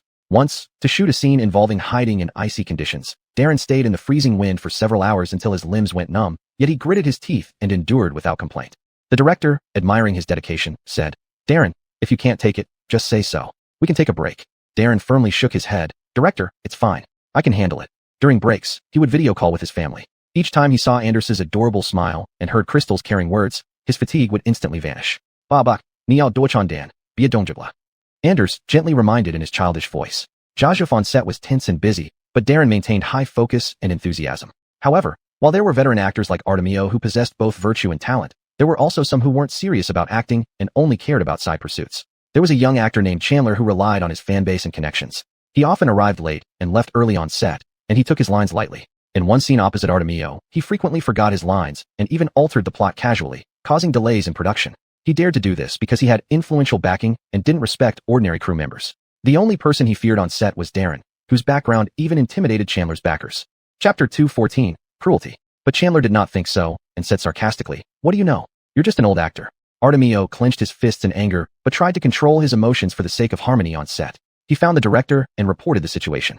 Though the director was also upset, he merely warned Chandler after considering various factors. Darren could no longer stand it, and talked to him too. However, Chandler promised well, but soon changed his attitude again. Moreover, he did not change at all. Afraid of offending Darren, he gossiped behind Artemio's back, accusing him of tattling and targeting him deliberately. When Artemio heard these rumors, he only smiled faintly. He knew his focus should be on making the drama a success and ignored the rest. But Chandler became even more audacious. During an important scene shoot, he intentionally made mistakes, wasting a day's time and a lot of money for the whole crew. This time, the director could not tolerate it anymore and exploded with anger on the spot, deciding to cut his lines. Only then did that actor panic and beg for forgiveness, but it was too late. This incident made Darren realize more deeply that on the path of acting, one must adhere to principles and Chushin, original aspiration, not letting those unhealthy trends affect oneself. He worked harder, dedicating himself to the production with professionalism and devotion to present the best work to the audience. In the following shoots, Darren became more immersed and focused. He knew their show was an anti-Japanese war drama. Only by truly being in such an environment did he understand the despair during the anti-Japanese war and the greatness of the predecessors. That night, Darren called Crystal and said with a slightly tired but hopeful voice, "Elaine, isn't Anders on holiday now? I want you two to come see the film set. Let Anders feel how hard-won this prosperous era is." Crystal and Anders happily agreed. The next day, Crystal brought Anders to the set by plane. Darren showed them around the shooting site and told Anders about the hardships of the anti-Japanese resistance. Anders listened intently with wide eyes. Looking at the soldiers on the battlefield, Anders looked very serious. Although he was young and couldn't fully understand the cruelty of war, the scene before him gave him an indescribable feeling of depression. Shooting started, and Darren got back to work. Crystal squatted down, gently holding Anders's shoulder, and said, "Anders, it was these brave predecessors who used their blood and lives to earn our current happy life." Anders looked up, tears shining in his eyes, and said firmly though in a childish voice, "Mom, I know, they are really great." For this war scene, the crew spared no expense using top-quality materials. This made him feel as if he could hear gunshots and explosions ringing in his ears and experience the tension of life hanging by a thread. When he put on the worn-out military uniform and stood on the smoke-filled battlefield, he finally understood the desperate situation faced by the anti-Japanese fighters back then. It was a deep sense of despair. The enemy had superior equipment and strength, while our side lacked supplies and ammunition. Each charge might mean a permanent farewell. Each defense meant significant sacrifices. However, it was under such almost hopeless circumstances that the predecessors never gave up. They used firm beliefs and fearless courage to repeatedly resist the enemy's attacks. During breaks, Darren was immersed in these complex emotions. Crystal and Anders came over, and Anders hugged him tightly. He asked Darren, "Dad, Why did we have wars? Darren's gaze was heavy as he slowly replied. Anders, it's because some bad people wanted to seize our land, bully our fellow citizens, and destroy our homes. So we had to fight back to defend our country and loved ones. Anders frowned and nodded uncertainly. Those bad guys are really evil, and our predecessors were really brave. Darren patted Anders's head. Yes, Anders. Because of the bravery of the predecessors, we have a peaceful life now. We should cherish this hard-won peace and strive to make our country stronger. Anders clenched his little fist and said firmly, Dad, I will protect our country when I grow up. He recalled the real stories from history and thought of those heroes who bravely sacrificed their lives for the country and nation. They were perhaps just ordinary farmers, workers, or students, but when the country faced difficulties, they stepped forward and became the backbone of the nation. During the break, the female actress Steph nearby commented, Isn't it a bit much for Anders to see all this at such a young age? After all, there's blood everywhere. Crystal was a bit puzzled and said, What's so cruel about it? The martyrs exchanged their lives for peace. How can one not accept just by watching some scenes? Besides, kids nowadays aren't that fragile. Darren also agreed and continued. Yes, we shouldn't avoid these historical events just because the kids are young. Only by letting them understand the difficulties of the past from a young age can they cherish the present better. Steph listened and nodded thoughtfully. Maybe you're right. I didn't think thoroughly enough. Darren then said to Anders, although these scenes look brutal, they are true history. We should never forget this and learn bravery and strength from it. Anders nodded seriously. Dad, I understand. I won't be afraid. At that moment, the director walked over and, hearing their conversation, remarked emotionally, We are shooting this drama to help more people remember history. Through our efforts, we hope to pass on this spirit. The war was so cruel that even children around 9 years old were forced onto the battlefield in its later stages. This is something not only adults should know, but also children should remember.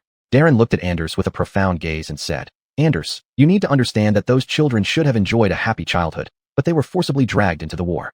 They may not have strong bodies, but they had an unshakable belief and courage. Anders bit his lip and nodded solemnly.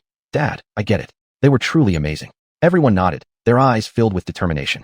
As filming continued, Darren's performance in the drama became increasingly brilliant. He immersed himself fully in the role, as if he were the warrior holding onto his beliefs amidst the Danoa war. During this time on set, Anders also became much more sensible. Chapter 215, Wrap-Up, PC Modified. One day, Anders saw Darren being filmed in a scene where he was supposed to be injured. Concerned, Anders ran over and asked, Dad, does it hurt? Darren shook his head with a smile and gently patted Anders's head, saying, Son, Dad doesn't hurt. The soldier's back then suffered much more severe injuries, but still persisted in fighting. Anders's eyes were full of admiration, deeply touched by his father's words. During the time on set, Anders also made friends with some other young actors. They were about the same age, brimming with curiosity and vitality. Whenever there was a break, they would gather together, listening to the veterans tell stories of the War of Resistance. Those heart-stirring battles, brave and fearless warriors, and indomitable willpower deepened their respect even more. Crystal looked at Anders's changes and said to Darren with relief, Bringing Anders here was truly a good decision. He seems to have grown up a lot. Darren nodded, his gaze filled with tenderness and agreement. Yes, I hope he can always remember this experience. The crew they were part of was an anti-Japanese themed one, which included not only professional actors, but also enthusiastic college students, among whom were students majoring in Japanese.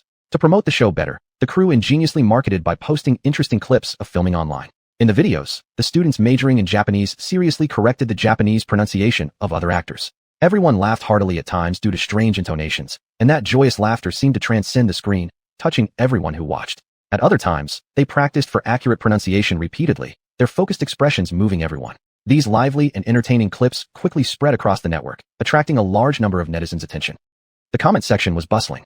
Some said, I didn't expect the filming site of an anti-Japanese drama to be so interesting. Looking forward to the main episodes. Others left comments, seeing how dedicated the actors are, I believe this show will be great. And many netizens gave thumbs up to the students majoring in Japanese. Professionals are different indeed. Due to these amusing clips, the crew received more attention and support. Several media outlets came to visit, hoping to report on the progress of the shooting and behind-the-scenes stories. During an interview, Darren said, We hope that through this lighthearted approach, more young people will learn about the history of the anti-Japanese war while showcasing the positive atmosphere of the crew. For the participating college students, it was not only a rare acting experience, but also a profound historical education. One student wrote on their social media account, Every day on set, I am shocked by that heavy history, making me understand how hard-earned our current peaceful life is. As the shooting progressed, the atmosphere within the crew became increasingly harmonious. Everyone worked hard amidst laughter, all sharing the same goal, to present an outstanding anti-Japanese drama to the audience. There was a scene where the unit played by Darren was surrounded by enemies, with ammunition and food exhausted. On that filming day, the atmosphere on set was unusually solemn. Darren wore tattered military uniform, with dirt and blood stains on his face. The moment the director called out action, he gazed at the approaching enemies around him, feeling an indescribable sense of tragic grandeur arise in his heart. He felt as if he were really on that life-and-death battlefield, his eyes revealing a despair yet determined glow. He shouted out the lines for his character loudly. "Even if we fight until the last man, we will never retreat." That voice, carrying determination and courage, broke the silence of the set. At that moment, his eyes were filled with tears, which were not just acting but the true expression of his inner feelings. His body trembled slightly, as if bearing immense pain and pressure. The surrounding actors were also affected by his emotions, fully immersing themselves in their own roles. After the filming, Darren remained unsettled for a long time. He stood still on the spot, his eyes still lingering on the battlefield. He knew that what he portrayed was not just a role, but a heavy and great history. The suffering, sacrifice, and resilience of that history seemed to weigh heavily on his heart at that moment. Fortunately, Crystal and Anders were with him. Crystal gently held his hand, offering silent comfort. Anders said with a naive voice, "Dad, you acted really well." Darren slowly regained his composure, looking at his wife and son, the shadows in his heart gradually fading away. He knew that for them and for everyone who expected this work, he had to adjust his state as soon as possible. However, Anders would soon be starting school. Despite Darren's myriad of reluctance, he could only send Crystal and Anders away. On the day of departure, Anders clung tightly to Darren, sobbing, "Dad, I don't want to go. I want to stay with you." Darren stroked his head and comforted him. "Be a good boy, Anders. Go home with Mom. Dad will come back after finishing filming. You need to help Dad take care of Coyle." Crystal's eyes were also red. "Take care of yourself. I'm here at home, so don't worry. Anders is just upset now. He'll be fine soon." Despite her reluctance, she still bravely led Anders on the journey home. After seeing them off, Darren threw himself wholeheartedly back into the filming. In the days that followed, with a deep respect and understanding for history, he strived even harder to portray his character. His performance became increasingly delicate and genuine, every glance, every movement brimming with power. He was immersed in his role, as if he had merged with it. Everyone in the crew was moved by his acting, and they all worked harder, hoping to collectively create a classic work. He wished to make more people understand that period of history through his efforts and cherish the peace they enjoy today. During the filming, he continuously exchanged ideas with the director and scriptwriter, discussing how to better present the authenticity of history and the emotions of the characters. Finally, the entire drama was successfully filmed. At the moment of wrap-up, Darren was filled with mixed feelings and nostalgia. He looked at the familiar set, recalling the details of these past days, the hard nights, everyone's laughter and tears, all of which became the most precious memories in his heart. Darren also looked forward to the work being released as soon as possible, so everyone could see their efforts and dedication. He knew that this drama embodied everyone's hard work and expectations. In the last scene, Darren perfectly portrayed the heroic sacrifice of his character. Lying in a pool of blood, his eyes were filled with firmness and fearlessness, as if telling the world that he was willing to give everything for his country and nation. Chapter 216, Professionalism. It wasn't just a performance. It was a tribute to history and a remembrance of heroes. After wrapping up the shoot, Darren immediately made a video call to Crystal and Anders. "Elaine, Anders, I've wrapped up." Anders excitedly jumped up and asked, "Mom, what does wrapped up mean?" Crystal patted his head and explained patiently, "Wrapped up means Dad's work is done, and he's coming home." Anders cheered happily. "Dad is so awesome. Dad, come home quickly." Darren smiled and said, "All right, Dad will be back soon." After wrapping up, Darren hurried home eagerly. The moment he pushed open the door, Anders rushed over and threw himself into his arms, hugging him tightly while shouting nonstop, "Dad, Dad, I miss you so much." Crystal stood aside, her eyes full of tears of joy and longing. The family hugged tightly, savoring this long-awaited reunion. Darren told them interesting anecdotes from the production set and shared his own growth. Crystal and Anders listened with great interest. Darren spoke of the nights spent discussing scripts with other actors, the persistence shown during multiple retakes for a scene, and the laughter and moving moments throughout the shooting process. Crystal listened with a smile, while Anders would frequently ask questions, his eyes brimming with curiosity and admiration. That night was warm and wonderful. Darren knew that no matter how fascinating the outside world was, home was always his warmest harbor. This filming experience would become one of his most valuable treasures in life, motivating him to keep pushing forward on his acting journey, bringing more meaningful works to audiences. Not long after, the anti-Japanese drama aired on major TV channels. On the premiere night, the whole family gathered in front of the TV, nervously and eagerly awaiting Darren's appearance. When Darren's resolute face appeared on the screen, Anders clapped excitedly, shouting, "Dad is so awesome." Crystal and Darren also smiled. As the plot unfolded, Darren's outstanding performance won unanimous praise from the audience. When the storyline reached the death of Darren's character, there were discussions online about how the plot led viewers into an emotional trap. This kept the show's popularity soaring, sparking various discussions and controversies online. Some viewers found it hard to accept such an ending. They had been looking forward to the show based on upbeat behind-the-scenes footage, but were deeply hurt by the tragic plot. They felt emotionally deceived. They commented online, "I thought I was going to watch a lighthearted show, but it turned out to be so heart-wrenching. The writers and directors are too harsh. How could they do this to us?" Others argued that under those historical circumstances, happy endings were rare, and today's prosperity was earned by the martyrs. However, another group of viewers believed that the tragic ending added depth and impact. They felt that Darren's brilliant performance made the character's death even more shocking and regrettable, making the entire story even more profound. They commented, "Although it's heartbreaking, we have to admit that this ending adds layers to the show. Darren's acting was amazing. It completely drew me into the plot, letting me feel the power of tragedy." Facing the heated discussions, Darren himself also responded. He posted a lengthy message on social media, expressing his understanding and feelings about the character. He mentioned that when he received the script, he was captivated by the complexity and destiny of the character. He believed that the tragedy wasn't intended to be cruel for cruelty's sake, but to showcase the helplessness and unpredictability of life, as well as the resilience and fragility of human nature. He hoped that viewers would not only see the death of the character, but also reflect on the thoughts about life and emotions it conveyed. At the same time, the production team released some behind-the-scenes footage and creative concepts, explaining why they chose such an ending. They expressed their hope to bring stronger impacts through this contrast, prompting deeper discussions on the plot and themes. They emphasized that every plot point and setting in the show had its deeper meaning, hoping viewers would understand and appreciate the overall work. Over time, some viewers began to reassess the ending, trying to understand and feel it from different perspectives. They realized that although the character's death was painful, it provided a powerful conclusion to the story, leading to deeper reflections on life.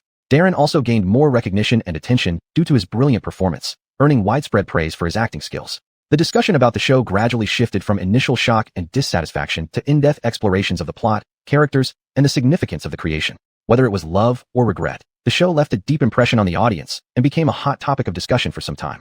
Darren also took a solid step forward in his acting career due to this show, beginning to receive more challenging role invitations. The comment sections online were filled with praise for him, with fans expressing how deeply moved they were by the characters he portrayed.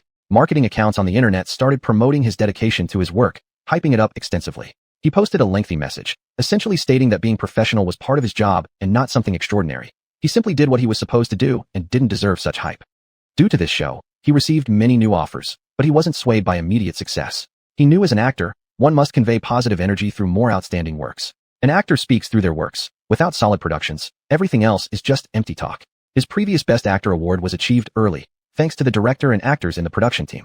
Without solid works, even a Best Actor title would be nothing more than a decoration. No one can live off one role forever.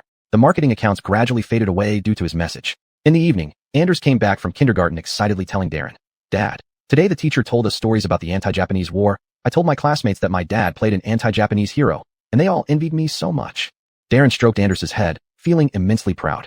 To thank the audience for their love, Darren decided to participate in public welfare activities, visiting war veterans and listening to their real-life stories. He also donated part of his earnings to related charitable organizations to help those heroes who had contributed to the country. During a charity event, Darren met an elderly veteran. The veteran held his hand, emotionally saying, "Young man, you acted well, making more people remember that history. We cannot forget that history." Chapter 217, received an invitation. Darren's eyes were full of respect as he said solemnly, "Coyle, it's my duty. It is my honor to help everyone remember that period of history through my performances." The old soldier nodded slightly, tears glistening in his eyes. Back then, war raged on for years, and our comrades fell one by one beside us, yet no one retreated. Now, seeing you guys cherish history like this, all our efforts were not in vain. The elder's gaze became distant, as if he had traveled through the river of time, back to those painful memories. "Darren, what you said is right. Those who parade around Nanjing in kimonos, regardless of their motives, deeply hurt me. But even more heart-wrenching are the people who may thus forget history, become indifferent to pain." He slowly exhaled and continued, "History is the memory of a nation, the root of a nation. It records not only our glories and honors, but also carries indescribable pains and sacrifices. Wearing kimonos might just be a superficial form, but it reflects ignorance and frivolity towards history, desecrating the spirits of our ancestors. With foreign forces provoking and interfering, we must certainly not let our guard down. But more importantly, we ourselves must protect this spiritual sanctuary, preventing historical scars from being easily erased." There was determination and expectation in the elder's voice. "Darren, your acting career is precisely such a way of inheritance and protection. Through your performances, more people come to understand history, feel its heaviness and solemnity, which is extremely precious." Upon hearing this, Darren's eyes gleamed with greater resolve. "Coyle, you're right. We should not only remember history but also draw strength from it, using this strength as motivation to move forward. I will delve deeper into the connotations of history in my works, showcasing unknown heroic deeds so more people can see how our nation stood tall and walked towards light during those dark times." Both men smiled at each other, their tacit understanding bridging across time, connecting the hearts of two generations. At this moment, they knew that no matter how the era changes, the respect and inheritance of history would forever be etched in every Chinese person's heart. Darren clasped the old soldier's hand, his voice slightly trembling. "Coyle, you and your comrades' bravery, sacrifice, and dedication set a timeless example. I'll work harder to pass on this spirit to more people." After the talk, Darren bid farewell to Coyle veteran and returned home with a heavy heart, yet filled with strength. His steps were somewhat heavy, realizing many people are just like Coyle veteran described. He was still lost in the blood and fire-filled days Grandpa recounted, a complex swirl of emotions within him. Just entering the door, he saw Crystal excitedly welcoming him. Her eyes sparkled, her mouth upturned in unrestrained joy. Darren, a director came today saying they want us to take Anders to participate in a variety show. Crystal's voice was crisp and hurried, her eyes shimmering with anticipation. Surprised, Darren asked, "What kind of show requires bringing Anders along?" His brows furrowed slightly, confusion evident in his eyes. Smiling, Crystal explained, "It's a parenting variety show, mainly filming the interaction between children and parents, right here at home." She gestured as she spoke, trying to make it clearer for Darren. Darren frowned, lost in thought. His eyes deepened, contemplating the pros and cons. Is this really okay? Our life exposed to cameras suddenly. I fear it could have adverse effects on Anders. His voice was low, filled with concern. Crystal held his hand, patiently explaining, "Darren, I think this is a rare opportunity. It can give us more time with him and leave a special memory for Anders. Besides, the production team promised to minimize interference in our lives." Eager to try, she attempted to convince Darren. She had always loved such baby reality shows. Darren was still hesitant. "All right, let's think about it carefully." He sighed lightly, unable to shake off his worries. Anders's kidnapping last time left a deep shadow over Darren. Every time he recalled that hair-raising moment, his heart would clench. It was one of the most terrifying experiences in his life, making him particularly sensitive to Anders's safety issues. After much hesitation, Darren decided to call Darian to discuss this matter. When the call connected, Darian's strong voice echoed. "Darren, what do you need from Grandpa?" Darren recounted the director's invitation for them to join a parenting variety show in detail to his grandfather and expressed his concerns.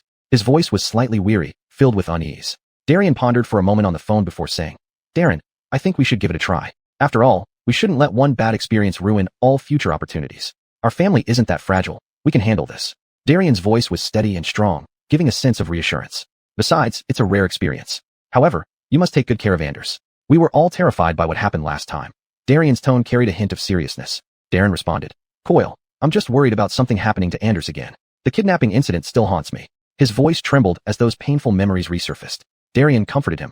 "Child, don't dwell on the past too much. This time, if you are more cautious, there won't be any problems.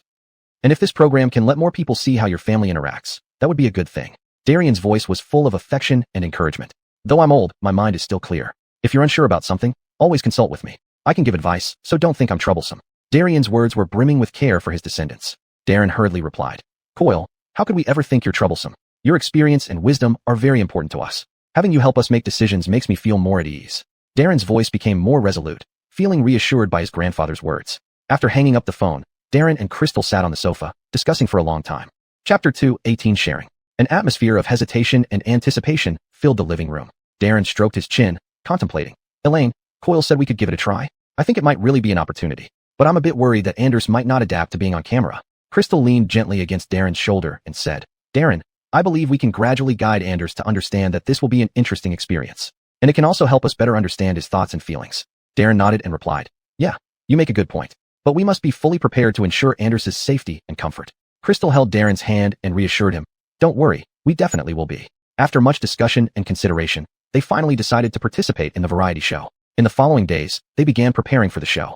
They explained the general situation of the program to Anders, so he would have a psychological readiness. Meanwhile, they also made some simple decorations at home to make the environment more warm and comfortable. At first, Anders was a bit naive about participating in the program, but with his parents' patient explanations, he gradually became more excited. He blinked his big eyes and asked, "Daddy, Mommy, will there be many other kids playing together?" Darren smiled and answered, "Yes, Anders, you'll meet many new friends." Crystal added, "That's right, Anders will surely have a lot of fun." Amidst such anticipation and preparation, the Liu family welcomed the day of filming. The family was bustling with activity when the doorbell suddenly rang. Crystal opened the door to find Darren's aunt and her grandson arriving. "Oh, what's going on here?" Maven asked curiously as she stepped in. Darren hurriedly went up to explain. "Maven, our family is going to participate in a children-focused variety show, and filming starts today." Maven's mouth dropped open in surprise. "Oh my, that's something new. Did I come at a bad time?" Crystal laughed and said, "Maven, what are you talking about? You're here now, so let's all enjoy the lively scene together." Maven's grandson Roy wasn't shy at all and started running around the house. Seeing Roy, Anders ran over excitedly and grabbed his hand. "Roy, brother, let's play together." Seeing this, the production team spontaneously decided to include Maven and Roy in the filming. Darren and Crystal exchanged glances. Though they were surprised, they felt that having 2 more people might make it more interesting. After the filming started, Maven sat on the sofa and watched the Liu family busy with preparations. She couldn't help but say, "Darren, don't tire the child out while participating in the show." Darren smiled and replied, "Maven, don't worry. This is also for the child's benefit to gain more experiences."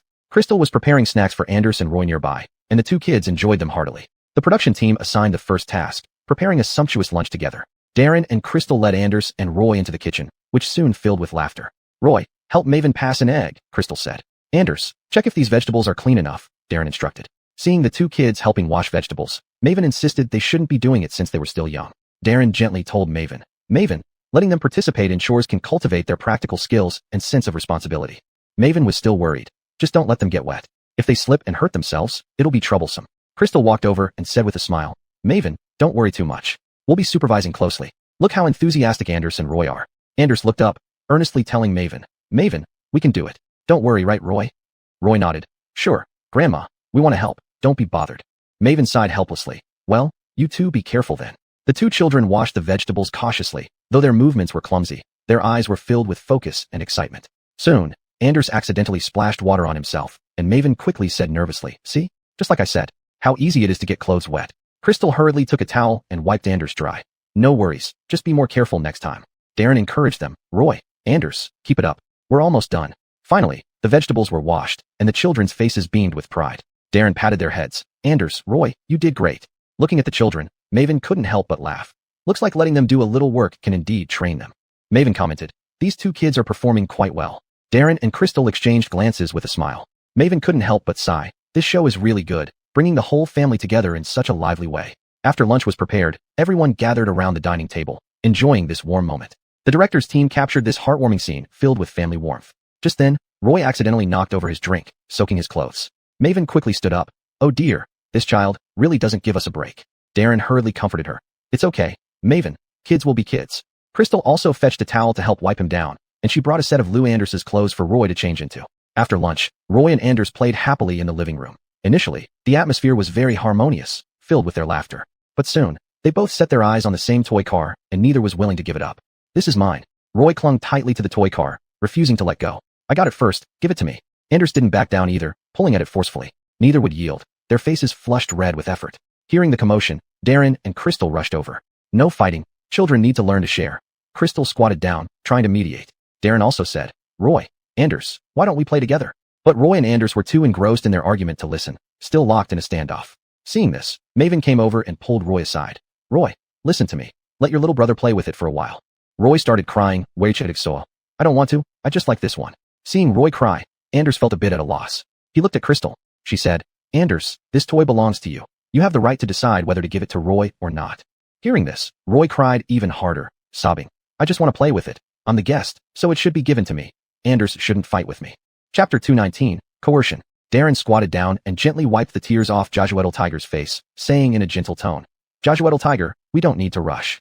If Brother Anders is willing to share his toy with you, that would be great. But if he doesn't want it for now, let's not cry, okay? The cousin aunt, seeing Anders and Joshua Tiger fighting over the toy, suggested giving it to Joshua Tiger to play first. Crystal responded, Anders should decide for himself. There's no need to force him. Sharing should be based on willingness. The host in the studio also agreed with Crystal, saying, exactly, children should have the right to decide whether or not to share. This way, they can truly understand the meaning of sharing instead of being forced. At this point, another child psychology expert in the studio presented a different view. While this is true, we cannot ignore the interactions and social environment among children. Although sharing should indeed be voluntary, in real life, children also need to learn how to adapt and compromise. After all, they can't always be in a state where everything is decided by themselves. A toy may seem insignificant, but it can be a small opportunity to cultivate a child's social skills and teamwork. If we emphasize personal decision-making too much, it might make children overly self-centered and unable to yield or cooperate at appropriate times. Of course, this does not mean forcing them to share something they do not want to. Instead, at appropriate times, we can guide them to understand others' needs and feelings, and try to solve problems through communication and negotiation. For example, if Joshua Tiger really wants to play with Anders's toy and Anders doesn't want to share it for now, we could encourage Joshua Tiger to communicate with Anders in other ways, such as suggesting playing other games together or arranging a time to swap toys. This way, Joshua Tiger's desire can be satisfied while Anders feels respected. At the same time, parents and educators should set good examples in daily life, showing how to care for and respect others while sticking to their own principles. We shouldn't completely negate the significance of guiding children to share just because of this situation. In summary, we should respect children's autonomy while appropriately guiding them to understand and adapt to various social situations, helping them grow and develop better. The production team posted this controversial clip online. Upon its release, the video immediately sparked heated discussions among netizens. Netizen Sunshine Baby commented, I support Crystal's view. Children's wishes must be respected. Forced sharing will only make them feel uncomfortable. Netizen Parenting Expert replied, but the child psychologist has a point too. Kids can't be too self-centered. They need to learn to compromise and adapt. Netizen, warm departure mom stated. I think it depends on the specific situation. Occasionally guiding children to share, while fully respecting their thoughts, isn't necessarily bad. Someone shared their experience in the comment section. When I was little, I was forced to share my things, which made me overly protective of my belongings later on, which wasn't good. Another person added, in group settings, appropriate sharing and cooperation are necessary, otherwise kids might become antisocial. A netizen said that they were once forced to give away cherished items, with adults dismissing it as just toys. This comment resonated with many netizens, who responded with similar experiences. I had a beloved doll when I was young, and my parents gave it to a relative's child without asking me. That sense of grievance and reluctance still lingers. Yes, adults don't understand that for us. These weren't just toys. They were our companions. This kind of experience really affects children psychologically, making them feel their feelings aren't valued. Another person continued, even if it's just a toy, it belongs to the child. Adults have no right to dispose of it casually. These comments prompted more people to reflect on how parents handle children's possessions and wishes. After the expert spoke, the host said, I believe sharing should be entirely voluntary, and only possible when one has enough to spare. Otherwise, it's like making someone sacrifice their own happiness to fulfill others, which is wrong. And as long as children have enough, they will naturally start to share. There's no need to pressure them. If they have 100 candies, they'll happily share. But if they only have one and you still demand they share it, isn't that pushing them too far? The netizens engaged in a new round of discussion regarding the host's viewpoint. Netizen Wisdom Parent said, the host's point makes sense. When children have sufficient resources, they are more likely to share. But the question is, how do we help children understand what abundance and scarcity mean? This requires guidance and education from parents. Netizen Growing Pains replied, indeed, sometimes children's perception of material things differs from ours as adults. What may seem like a lot to us might be their entire world in their hearts. A small toy can mean everything to them. Another netizen education explorer commented, I believe the key is to cultivate empathy in children, allowing them to put themselves in others' shoes and understand their needs and feelings. In such cases, even with just one candy, they might be willing to share out of compassion for others. Coincidentally, another family participating in the show faced a similar situation but chose to make their child compromise. They felt it was just a minor issue, and they could always buy new toys later. Their child was named Amaryllis. When Amaryllis and his playmate fought over a toy, Amaryllis's parents immediately asked him to give the toy to the other child without hesitation. They even said, Amaryllis, listen, let the other child play with this toy first. Mommy and Daddy will buy you a new one later. Amaryllis looked aggrieved, tears welling up in his eyes as he reluctantly released the toy. This incident also sparked considerable controversy online. Netizen Sincere Care commented, these parents are not valuing their child's feelings enough. New toys cannot make up for that. Netizen Insightful Mind said, what matters to children isn't the new toy but the emotional neglect they feel at that moment.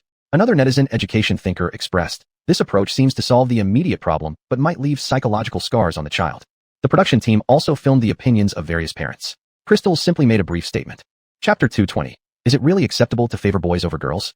Under any circumstances, I don't want my child to compromise for others, Darren said. I don't know what others think, but as long as the child isn't wrong, parents should naturally stand by their own child, right? Moreover, parents should respect their children's thoughts. Everard's mother Jojusbeth remarked, it's just a toy. There's no problem if it is played with by someone else once in a while. I hope Everard can be magnanimous. Everard's father Brenton commented, he has many toys already. Giving some away is not an issue. There's no need to argue over them. A crew member asked, did you ask about Everard's thoughts? Brenton paused for a moment. We didn't, but it's just a toy. He wouldn't be so picky. The crew member wasn't being lenient. Then, if Everard gave your favorite thing to someone else, would you be angry? Speaking of Generation Z rectifying the workplace, this statement nearly pointed directly at Brenton, implying he disrespected Everard. Brenton's expression turned sour. We didn't make Everard give away his favorite toy. We only wanted him to let others play with it for a bit. Jojusbeth tried to ease the tension. But Everard isn't upset now, are they? These are small matters. We'll pay more attention next time. However, the crew members did not plan to let this go and continued. But children's feelings are often overlooked in these so-called trivial matters. Although Everard might not show anger this time, that doesn't mean he isn't hurt inside. Many adults ignore children's thoughts, believing they don't understand and there's no need to consider their emotions. Everard stood quietly on the side, listening to everyone's arguments. Finally, he couldn't help but softly say, actually, I don't want to share my toys with others. I also wish my parents had asked me first. Upon hearing this, both Brenton and Jojusbeth were taken aback, revealing a trace of remorse on their faces. Brenton stroked Everard's head and said, son, Dad was wrong. In the future, I will definitely ask for your opinion first. Jojusbeth squatted down, holding Everard's hands and said, Mom was also wrong, and I'll respect your thoughts from now on. The crew member smiled gently. That's right. Although children are young, they have their own thoughts and feelings. Parents must not take things for granted. This discussion on children and toys ended with the parents reflecting, hoping that Everard's parents would truly pay more attention to his inner world moving forward. The camera shifted to the Collin family, where the notion of not favoring boys over girls led to delays in Dixon's speech development. They always emphasized equality between sons and daughters in front of others, but reality didn't align with their words.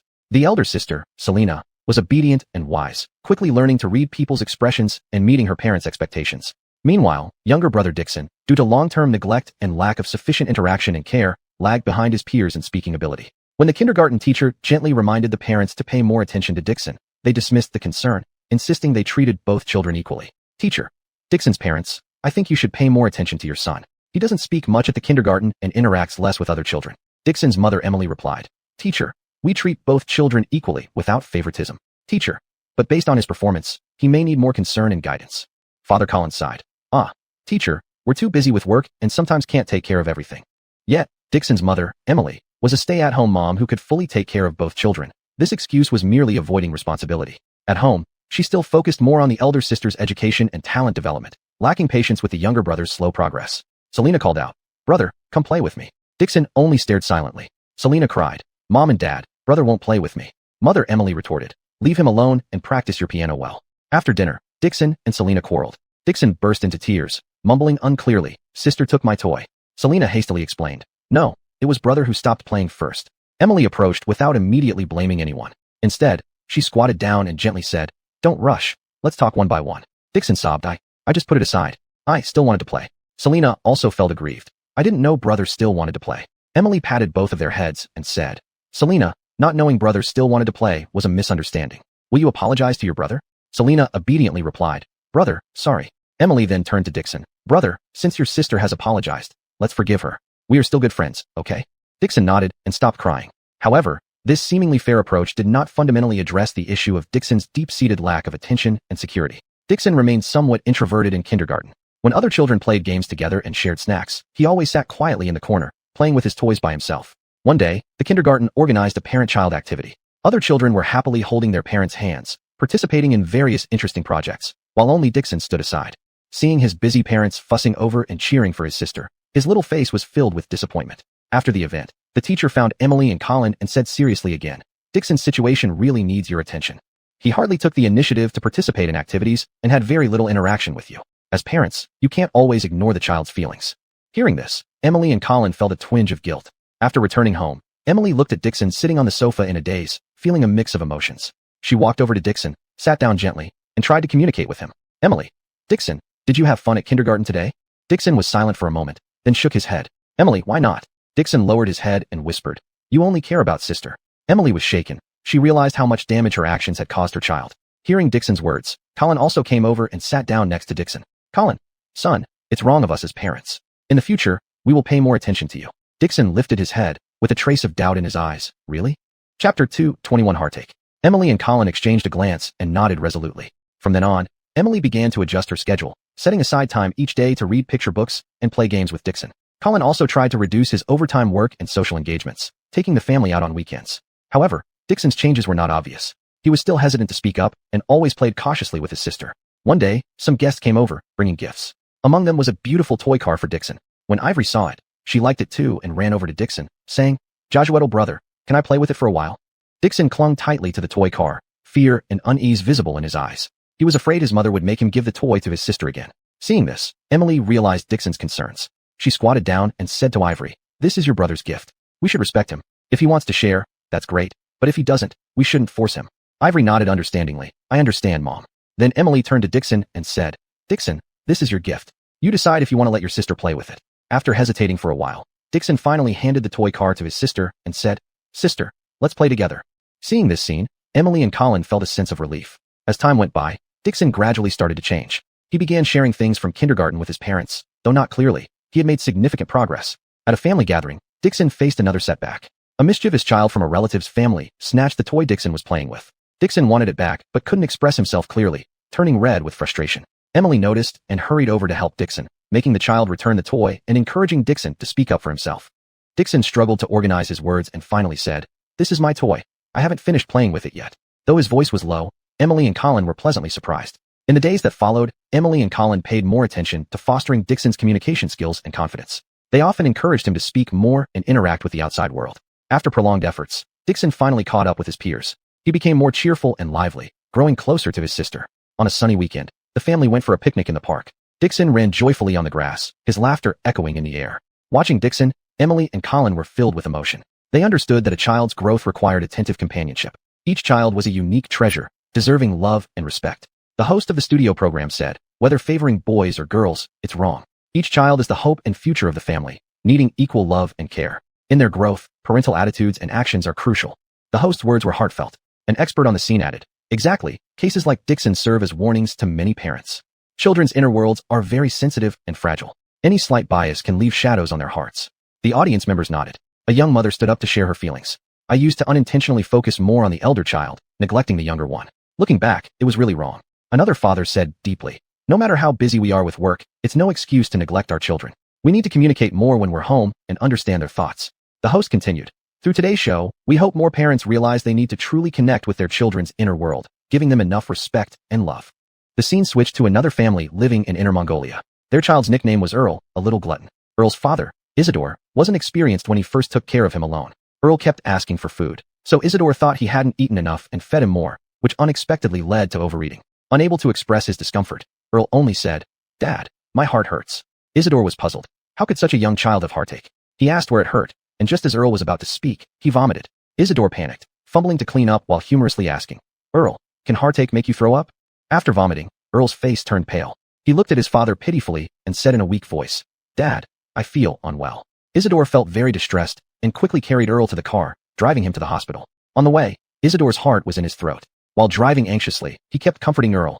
"Earl, don't be afraid. Dad will take you to the hospital right away, and the doctor will make you better." Earl lay limply in his father's arms, his eyes half closed, and his tiny brows knitted together. Upon arriving at the hospital, Isidore hurriedly registered and then paced up and down the hallway with Earl in his arms, waiting for their turn. Finally, it was their turn. Isidore rushed into the examination room and gave the doctor a detailed account of Earl's condition. The doctor checked Earl and said there was nothing serious. He just had indigestion from overeating. The doctor prescribed some medicine and instructed them to pay attention to Earl's diet for a few days. Isidore sighed with relief and repeatedly thanked the doctor. Returning home with Earl, Isidore was still feeling heavy-hearted. When they got home, Earl's mother, Alora, also rushed back. Seeing Earl's condition, she felt both distressed and angry. She said to Isidore, "In the future, we can't let him eat so much. If he could, he would eat all day long." Isidore lowered his head guiltily. "It's my fault. I'll be more careful from now on." Alora sighed, walked over to Earl, and gently stroked his forehead. "Earl, how are you feeling now?" Earl softly replied, "Mom, I still don't feel good." Alora held Earl in her arms sympathetically. "Be a good boy. You'll feel better after taking the medicine." After taking the medicine, Earl fell asleep. Recalling what Earl had said, Isidore chuckled to Alora. "You wouldn't believe it. When he overate, he didn't know how to express it, so he said his heart hurt. I was puzzled. How could such a little boy have heartache?" Alora couldn't help but laugh and cry at the same time. She said, "Earl doesn't know when to stop eating, easily overfilling his stomach. This is a lesson for him." Isidore sighed. "Today really gave me quite a scare." Chapter 222. Can't wait for 7 days. Thornton was taking medicine but kept asking for meat. "Mommy, I want to eat meat." Alora felt helpless. "No, you can't eat meat these few days. It's all because you overate." Thornton made a sad face. It's okay. I'll just have a little bit." Alora shook her head. "No, it is not okay. You can't eat meat." Thornton threw a tantrum and shouted for meat. Alora looked at Thornton seriously and said, "Thornton, no? Uncle Doctor said you need to eat light meals these days. When you get better, Mommy will cook meat for you again." Thornton pouted and insisted, "Mommy, I'm really fine. Just a tiny bit." Danilo also chimed in beside them. "Be good, Thornton. Joshurston to Mommy. Let's take care of your body first, and there will be lots of meat waiting for you to eat later." Thornton blinked his big eyes, thought for a while, and reluctantly nodded. But soon after, Thornton ran to the kitchen again, pulling on Alora's sleeve. "Mommy, just let me taste a little bit, just a small bite, okay?" Alora shook her head helplessly, squatted down, and patiently explained. "Thornton, the little fairies in your tummy are still sick. If you eat meat, they will feel worse, and you'll recover more slowly." Thornton couldn't eat meat, nor could he eat much of other light dishes. Even when eating porridge, he enjoyed it very much. He had 2 bowls and wanted more. Alora felt very helpless. Alora patted Thornton's head and said, "Thornton, no more. Drinking too much will make your tummy uncomfortable." Thornton opened his round eyes and said pitifully, "Mommy, I'm still hungry. Can I have another bowl?" Alora frowned. "Really, no more, sweetie. We need to control it." Thornton lowered his head dejectedly and mumbled, "But I'm still so hungry." Danilo came over, picked up Thornton, and said, "Son, let's hold on for now. When you're better, you can eat as much as you want." Thornton leaned against his father's chest and nodded lightly. After putting Thornton to sleep, they started filming separately. Alora said, "When Thornton was born, he only weighed 3 pounds. It took a lot of effort to get him to this weight, and he has been eating quite a lot. I felt terrible seeing how small he was back then." Alora recalled Thornton's birth, her eyes slightly red. "So later on, whenever he could eat, we didn't restrict him too much, which led to him overeating this time." The director of the production asked, Will you have stricter control over Thornton's diet after this experience? Danilo responded, we definitely will pay more attention, but we won't suppress his appetite too much. We need to find a balance. Alora nodded. Right, we still need to ensure he gets balanced nutrition and can't let him binge like before. The director continued, what special expectations or plans do you have for Thornton's growth and education? Danilo said earnestly, we just hope he grows up healthy and happy, becoming a responsible and dependable person in the future. Alora added with a smile, we will try our best to provide a good family environment for him to grow up without worries. Also, we hope he can read more books and develop a love for learning. The director nodded and asked further, what about cultivating his interests and hobbies? Danilo thought for a moment and replied, we'll support him fully if he shows interest in music, painting, sports, or anything else. Alora agreed. Yes, as long as he genuinely likes it, we will provide conditions for him to develop it. At that moment, Thornton turned over in the room, seeming almost awake. Alora quickly got up to check and came back saying softly, luckily, he didn't wake up. This child doesn't sleep well. The director smiled. You parents must be especially worried when the child is sick. Danilo sighed. Indeed, we're hoping he gets better soon. He can't go through this again. Alora sighed softly. As parents, we dare not relax for a moment during our child's growth. The director said, I believe this experience will give you more expertise in taking care of children. Chatting on, the executive director asked curiously, how did you two meet? We're quite curious. Alora smiled. We met 10 days before getting married. The director was surprised, mouth wide open. 10 days? That's so fast. Who confessed first? Alora's face shone with happiness, her thoughts drifting back to those beautiful times. She said slowly, actually, nobody clearly confessed. We met by chance at a friend's party back then. He was wearing a simple white shirt, his smile warm and sunny. The moment I saw him, I had a special feeling in my heart. Jim nodded beside her, his eyes full of tenderness, and added, yes, the moment I saw her, it felt like time stood still. The light in her eyes told me she was the one I wanted to spend the rest of my life with. Alora continued, after the party, we exchanged contact information. In the following days, we chatted almost every day, sharing our lives, interests, and dreams. Every conversation brought us closer, making our hearts beat as one. The director, deeply engrossed, asked, was there a particular moment that made you decide to be together? Alora thought for a moment and said, there was one time when I encountered some troubles at work and was feeling particularly down. He didn't say much to comfort me, but instead came to my side right away and walked with me for a long time. That moment, I realized he was someone I could rely on. Jem smiled and added, for me, it was when she prepared a specially thoughtful gift for me, showing her care and attentiveness. Alora went on. Not long after that, I suddenly said one day, why don't we get married? Do you dare? Jem laughed and said. I replied, what's there to be afraid of? If you dare, I dare. Alora's face was full of smiles as she continued. We went to get married on the last day before the spring festival. If we hadn't, we would have had to wait 7 days until after the spring festival. The director laughed and said, you couldn't even wait 7 days back then? Jem and Alora looked at each other and said in unison, yeah, we just couldn't wait. Alora reminisced about the situation. At that time, all we wanted was to get married as soon as possible. It felt like we couldn't wait a minute longer. Chapter 223, Parent-Teacher Meeting. Alora said, that impulse at the time was not blind but a deep-rooted certainty in our hearts. We firmly believed that we were the right ones for each other and didn't need to hesitate or wait. Finley held Alora's hand tightly. Exactly, it felt like fate had arranged it all. Everything was so natural and inevitable. The director sighed with admiration. Such love is truly enviable, so swift yet so firm. Alora smiled gently. Sometimes, love doesn't require too much time to test. When you meet the right person, your heart will tell you the answer. Finley nodded in agreement. Moreover, every day since then, we have become more certain that our choice was right. Alora leaned gently on Finley's shoulder. Although we've known each other for a short time, our hearts are already in sync. Every moment together has made our feelings deeper. The director looked at their blissful faces and said, wish you two sweetness forever, and give Reese a home filled with love. Finley and Alora exchanged a glance, their eyes full of sweetness and hope for the future. On another note, Darren and Crystal received news from the kindergarten that their son, Anders, had been involved in a fight. The teacher asked them to come to the kindergarten because Anders fought with another child. The production team decided to accompany them with covert cameras. Crystal asked the teacher for more details on the way. It turned out that the other child was bullying others, and Anders couldn't stand it, which led to the fight. The other child struck first. Upon hearing this, Darren's frown eased slightly. This kid actually has some sense of justice. Crystal breathed a sigh of relief. Good thing Anders wasn't the one who started it. He did it in self-defense. They quickly arrived at the kindergarten and saw Anders standing stubbornly next to the teacher. Darren walked up and patted Anders's head. Anders, don't be afraid, Dad's here. Crystal squatted down, picked up Anders, and looked into his eyes. Anders, tell Mom what happened. Holding onto his mother, Anders said indignantly. Barker kept bullying other kids, grabbing toys, and pushing people around. I told him to stop, but he hit me, so I hit back. Darren turned to the teacher. Teacher, I think Anders's intentions were good. He was trying to protect the other kids. The teacher sighed helplessly. I understand Anders's intention, but fighting in the kindergarten is still not appropriate. We must teach the children to solve problems peacefully. Darren, irritated by the teacher's diplomatic response, was about to speak when the aggressive child's parent barged in, shouting, Who hit my baby? Make their parents kneel and apologize. If they don't, my kid will leave this kindergarten. Darren and Crystal exchanged glances, realizing this would take some time. The teacher stepped forward without backing down. Please calm down. Let's resolve this matter. The aggressive parent, seeing they weren't intimidated, threatened further. Do you know who I am? I'll make sure you pay dearly for this. Darren sneered. Oh? Tell me more about how important your family is, and why I should pay for it. The parent replied arrogantly. Humph, it'll scare you stiff. My husband is a high-ranking executive in a large company with wide connections. Darren remained calm. An executive? So what? I thought you meant someone important, like a national leader. Executives are as common as ants in Beijing. He became impatient. Let's go. We'll have the company's legal team handle this and ensure their child leaves the kindergarten. The parent was stunned by Darren's words, but still tried to intimidate. Don't think you can walk away until this is resolved. Crystal chimed in. Stop exaggerating. Clearly, your child is at fault. Yet, you're acting unreasonable. The principal arrived upon hearing the commotion, listened to the situation, and addressed the aggressive parent. We must follow reason. The kindergarten has surveillance footage to clarify right from wrong.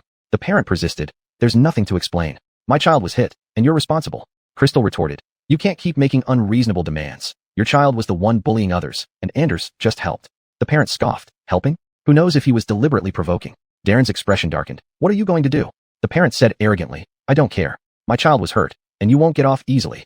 Crystal said angrily. Your attitude won't solve the problem. Children's minor conflicts should be properly guided, not just blamed. The parent remained unyielding. Guidance? My child was hit. What guidance is there? Darren raised his voice. Your child started it. If you feel wronged, call the police and get a lawyer to resolve it. At this moment, the teacher hurriedly intervened to mediate. Everyone calm down. Let's solve this problem calmly. But the parent still shouted loudly. I don't care. I must have an explanation today. Darren didn't want to argue with her. Our child did nothing wrong. We have evidence and surveillance. If you persist, let's go through legal procedures. Crystal nodded and said, our Anders did nothing wrong. Your child started it, and hit our Anders too. We will now pursue legal action for compensation. Without hesitation, Darren called the lawyer, briefly explained the situation, and asked him to come to the kindergarten as soon as possible. Soon, the lawyer arrived in a hurry. Darren gave some instructions to the lawyer, who then walked up to the parent and clearly and logically stated the relevant legal clauses and possible consequences. Initially, the parent was still belligerent, but as the lawyer spoke, her face gradually turned pale, and her eyes revealed a hint of panic. However, she still tried to maintain her composure, muttering, You can't scare me. I'm not afraid. Darren sneered and said, We're not only making sure your child leaves the kindergarten, but also investigating whether he often bullies other children. If so, this matter will become more complicated. Chapter 224, Apologies aren't enough. It was the time for parents to pick up their kids. Other parents from the kindergarten also gathered around. A parent stood out and said, My child mentioned being bullied before they came home. It might have been done by his kid.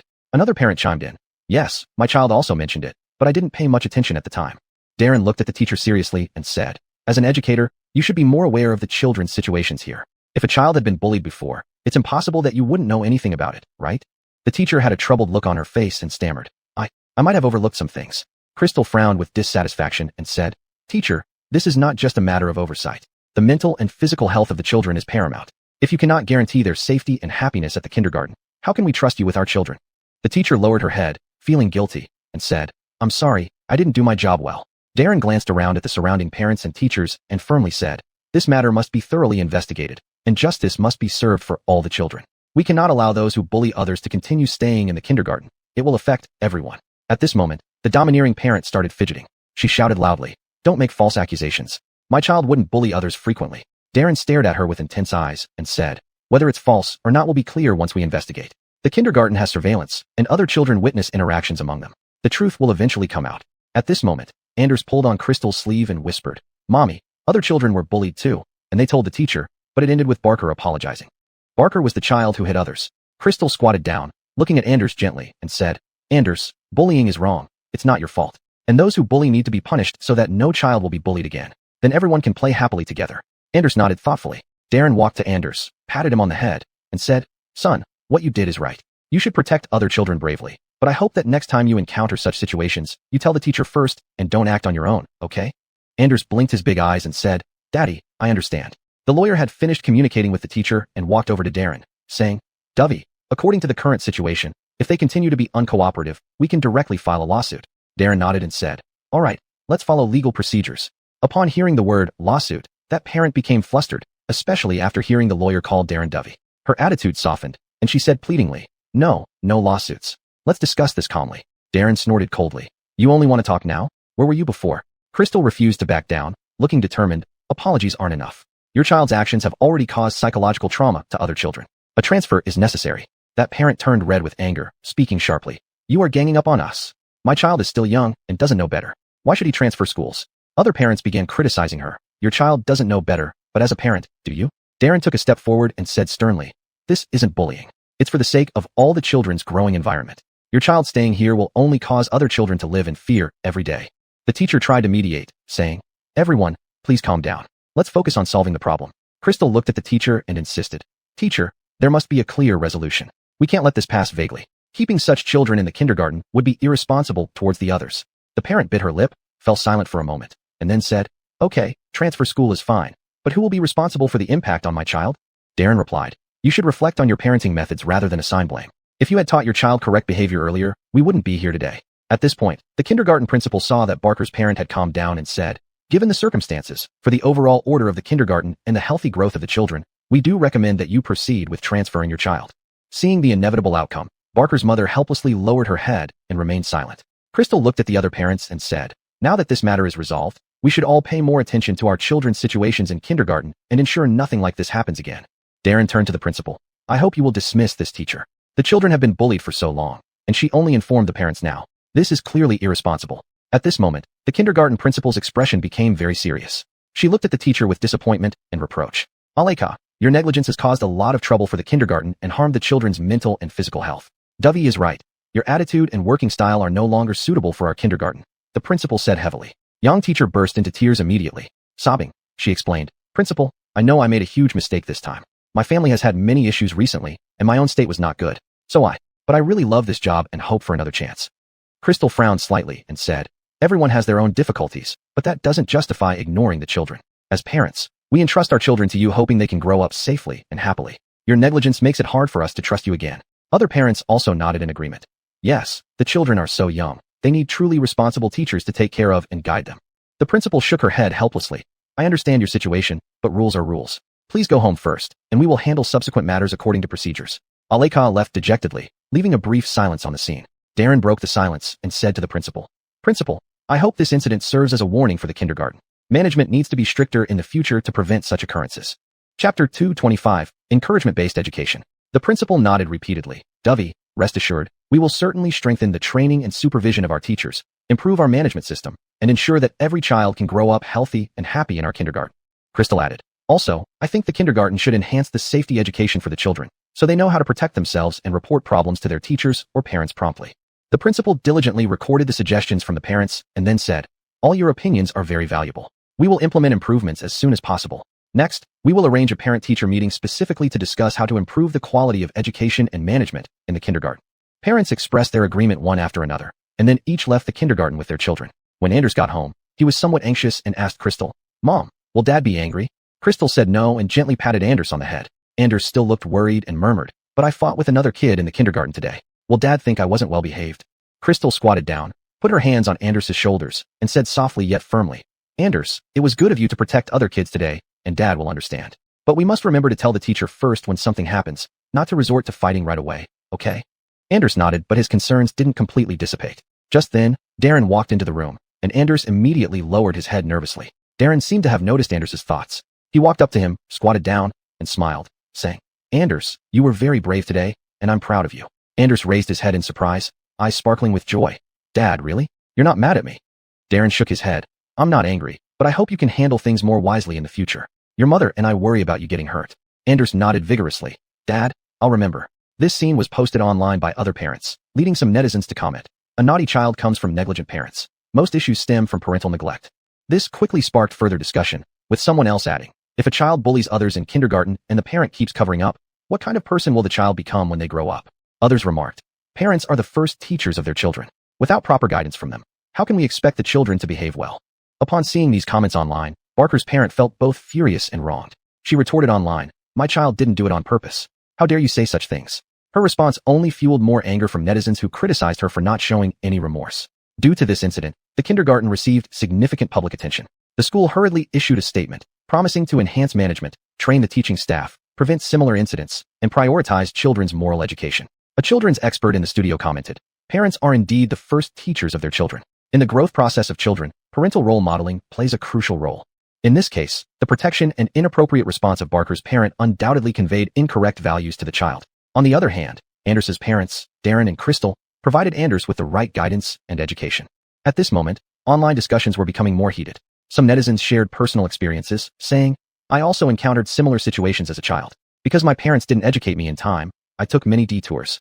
Others suggested, kindergartens and schools should hold more parent-child educational activities so that parents and children can learn together how to get along properly and solve problems. Seeing these comments, Barker's parent fell into deep thought, reflecting on whether her educational methods had real problems. Meanwhile, Darren and Crystal received many private messages from other parents asking about their methods of educating children. Crystal replied, "In fact, we are constantly learning. The most important thing is to give children enough love and instill correct values." Alita and Moo Coyle, upon hearing that their grandson had been hit, rushed over from out of town. As soon as they entered, Alita anxiously asked, "How is our Anders? Tell me the situation." Crystal calmed her. "Mom, don't worry, there's nothing serious with Anders." Moo Coyle followed up, "What exactly happened? Why did he fight with another kid?" Darren explained, "Actually, Anders got into a conflict with Barker because he was protecting other kids." Hearing this, Alita said sympathetically, "Still, he shouldn't be allowed to bully anyone." "What did Barker's parents say?" Crystal sighed. "We made Barker and his mom apologize, and we arranged for Barker to transfer schools. However, at first, Barker's parents retaliated online against netizens and refused to admit any wrongdoing." Moo Dad said angrily, "How could the parents be like this? They don't educate their child when he does something wrong, but instead protect him." Darren added. But later, due to the pressure from online public opinion, she began to reflect on her educational methods. Moo Mom was still worried. Will Anders have any psychological Yin shadow from this? Crystal comforted her. "No, Mom. We've had a good talk with Anders. He knows how to handle things better in the future." Moo Dad frowned. "This time it's over, but if there is a next time, we won't let it go so easily." Darren nodded. "Dad, rest assured, we'll keep an eye on it." Moo Mom asked Crystal what she wanted to eat, offering to cook for her. Crystal playfully hugged Moo Mom, saying she wanted braised beef short ribs with potatoes. Moo Mom smiled and tapped Crystal's nose. "You're already a mother, yet you're still like a child.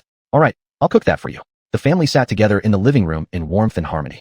Moo Dad watched TV, occasionally turning to chat with Darren, while Moo Mom went into the kitchen to start preparing dinner. Soon, the sounds of chopping vegetables and stir-frying filled the kitchen. Crystal tried to help but was chased out by Moo Mom. "Stay and play with Anders. I can handle it here." At the dinner table, the aroma of the braised beef short ribs with potatoes tempted everyone's appetite. The family enjoyed their meal heartily. Seeing everyone enjoying the food, Moo Mom's face lit up with satisfaction. After dinner, Crystal volunteered to wash the dishes, with Moo Mom helping to dry them. Mother and daughter chatted about daily life as they worked side by side. Moo Mom said, "Don't exhaust yourself, take care of yourself." Crystal replied, "It's not exhausting. Besides, I'm grown up now and know my limits." Chapter 226, Suppressive Style. Crystal held her mother Eileen's hand and said with a smile, "Mom, I know you care about me, but please don't worry too much. I'm doing well now." At this moment, Anders ran over and snuggled into Eileen's arms, saying in a babyish voice, "Grandma, I'll be good and won't make Mom worry." Eileen lovingly stroked Anders's head and said, "Even if Anders is very sensible, Grandma will still worry because Anders's mom is Grandma's child." Watching her mother and son, Crystal felt warmth and moved. Crystal softly said, "Mom, with you around, I feel particularly reassured. No matter what difficulties I encounter, just thinking that you have always supported me gives me the courage to face them." Eileen patted Crystal's hand and said, "Elaine, a family needs mutual support. As long as you and Anders are doing well, Mom is content." Anders looked up with a serious face and said, "Grandma, Mom, when I grow up, I will protect you too." The three of them smiled at each other, and a warm atmosphere filled the room. The atmosphere at Crystal's home was cozy, whereas it was always tense at Everard's house. Crystal's family practiced encouraging education, while Everard's grandma preferred suppressive education. Everard's mother, Josuzbeth, had already become a mother herself, but in Everard's grandma's eyes, she was still incompetent and didn't do things well enough. During a family interview, Josuzbeth said, "In my memory, there has never been any praise. Even if I got second place, I would be beaten for not getting first. In my mom's eyes, no matter what I do, it's never good enough. She's never satisfied." Josuzbeth's mother said, "I'm a teacher, and I think a teacher's child must be outstanding and better than others. Our generation believed in the adage, spare the rod and spoil the child." Josuzbeth is an actress who became popular due to a role. The character she portrayed was also similar to her, lacking confidence and conflicted. So fans commented that she played well, and she once mentioned that this character was partly like her, both becoming insecure due to their families. However, recently, Everard's incident made her suddenly feel terrified. She had always wanted to get rid of her mother's shadow and influence, but gradually, she found herself becoming more and more like her mother.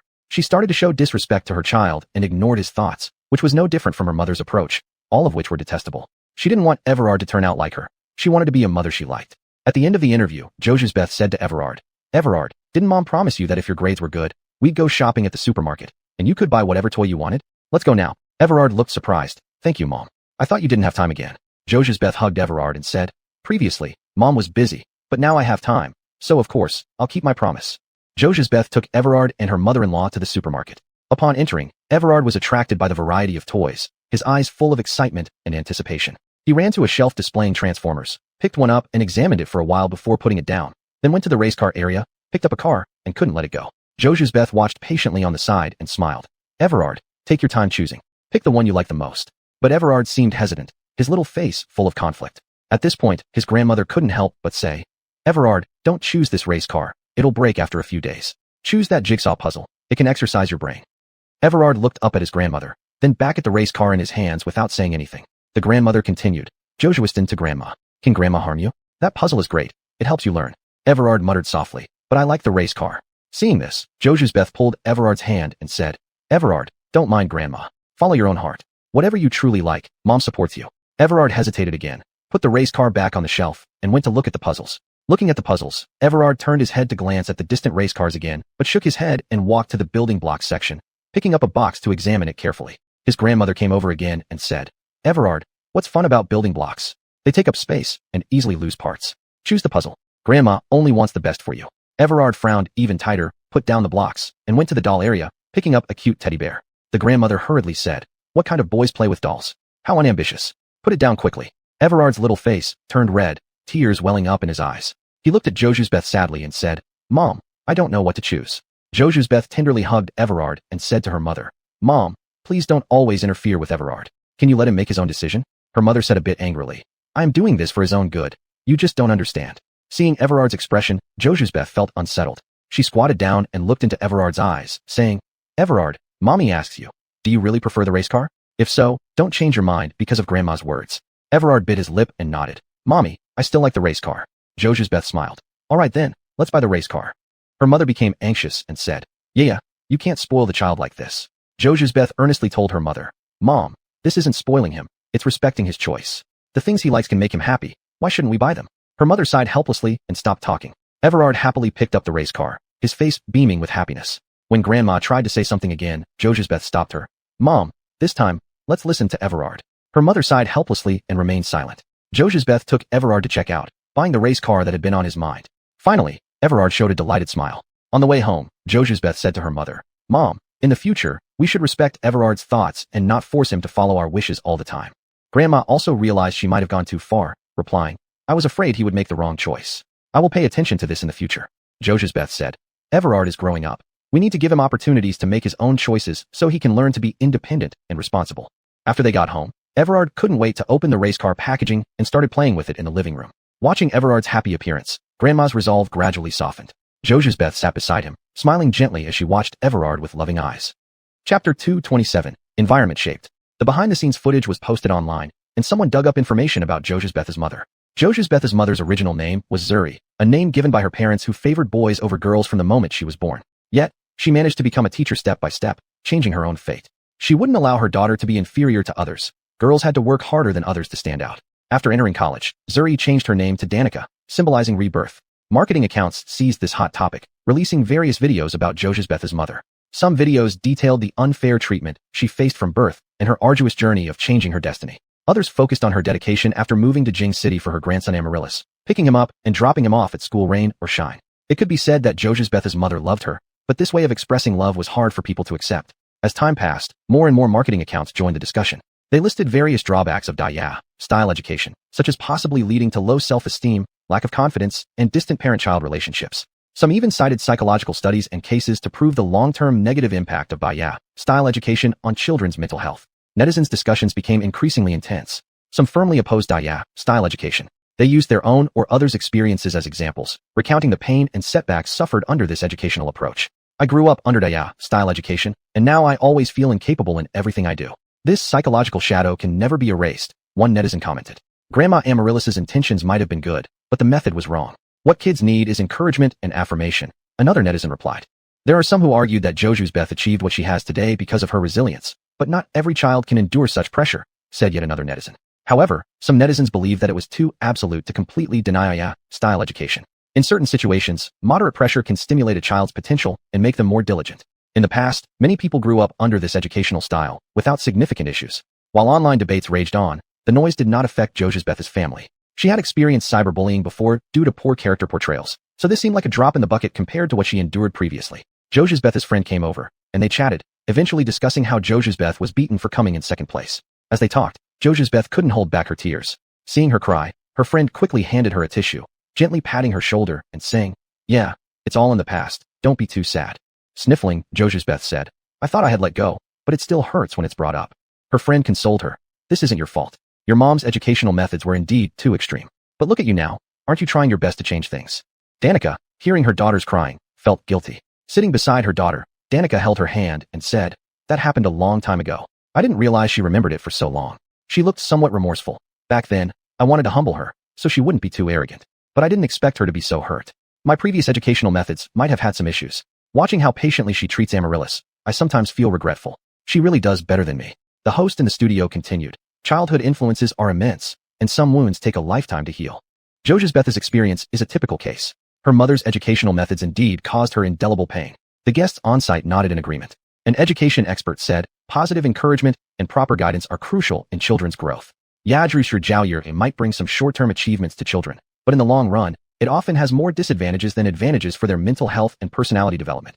Another guest added, "Exactly. We should focus on the inner needs of children, help them build confidence and self-respect, rather than just pursuing surface-level achievements and excellence."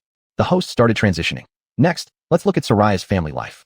The scene shifted to Soraya's home, where Soraya sat at his desk, frowning at a pile of homework. Soraya's mother Emily urged him from the side. "Hurry up and finish it, don't dawdle." Soraya mumbled under his breath, "There's so much. How can I possibly finish it?" Emily's voice rose in response. "Others can finish it, why can't you?" Soraya lowered her head dejectedly, tears welling up in her eyes. Dixon, hearing the commotion, stayed far away. Colin, Soraya's father, came home from work and saw this scene. He said, "Let me help with the tutoring, you take a break." Patience is important when helping kids with homework. Emily agreed with a smile and turned to prepare dinner in the kitchen.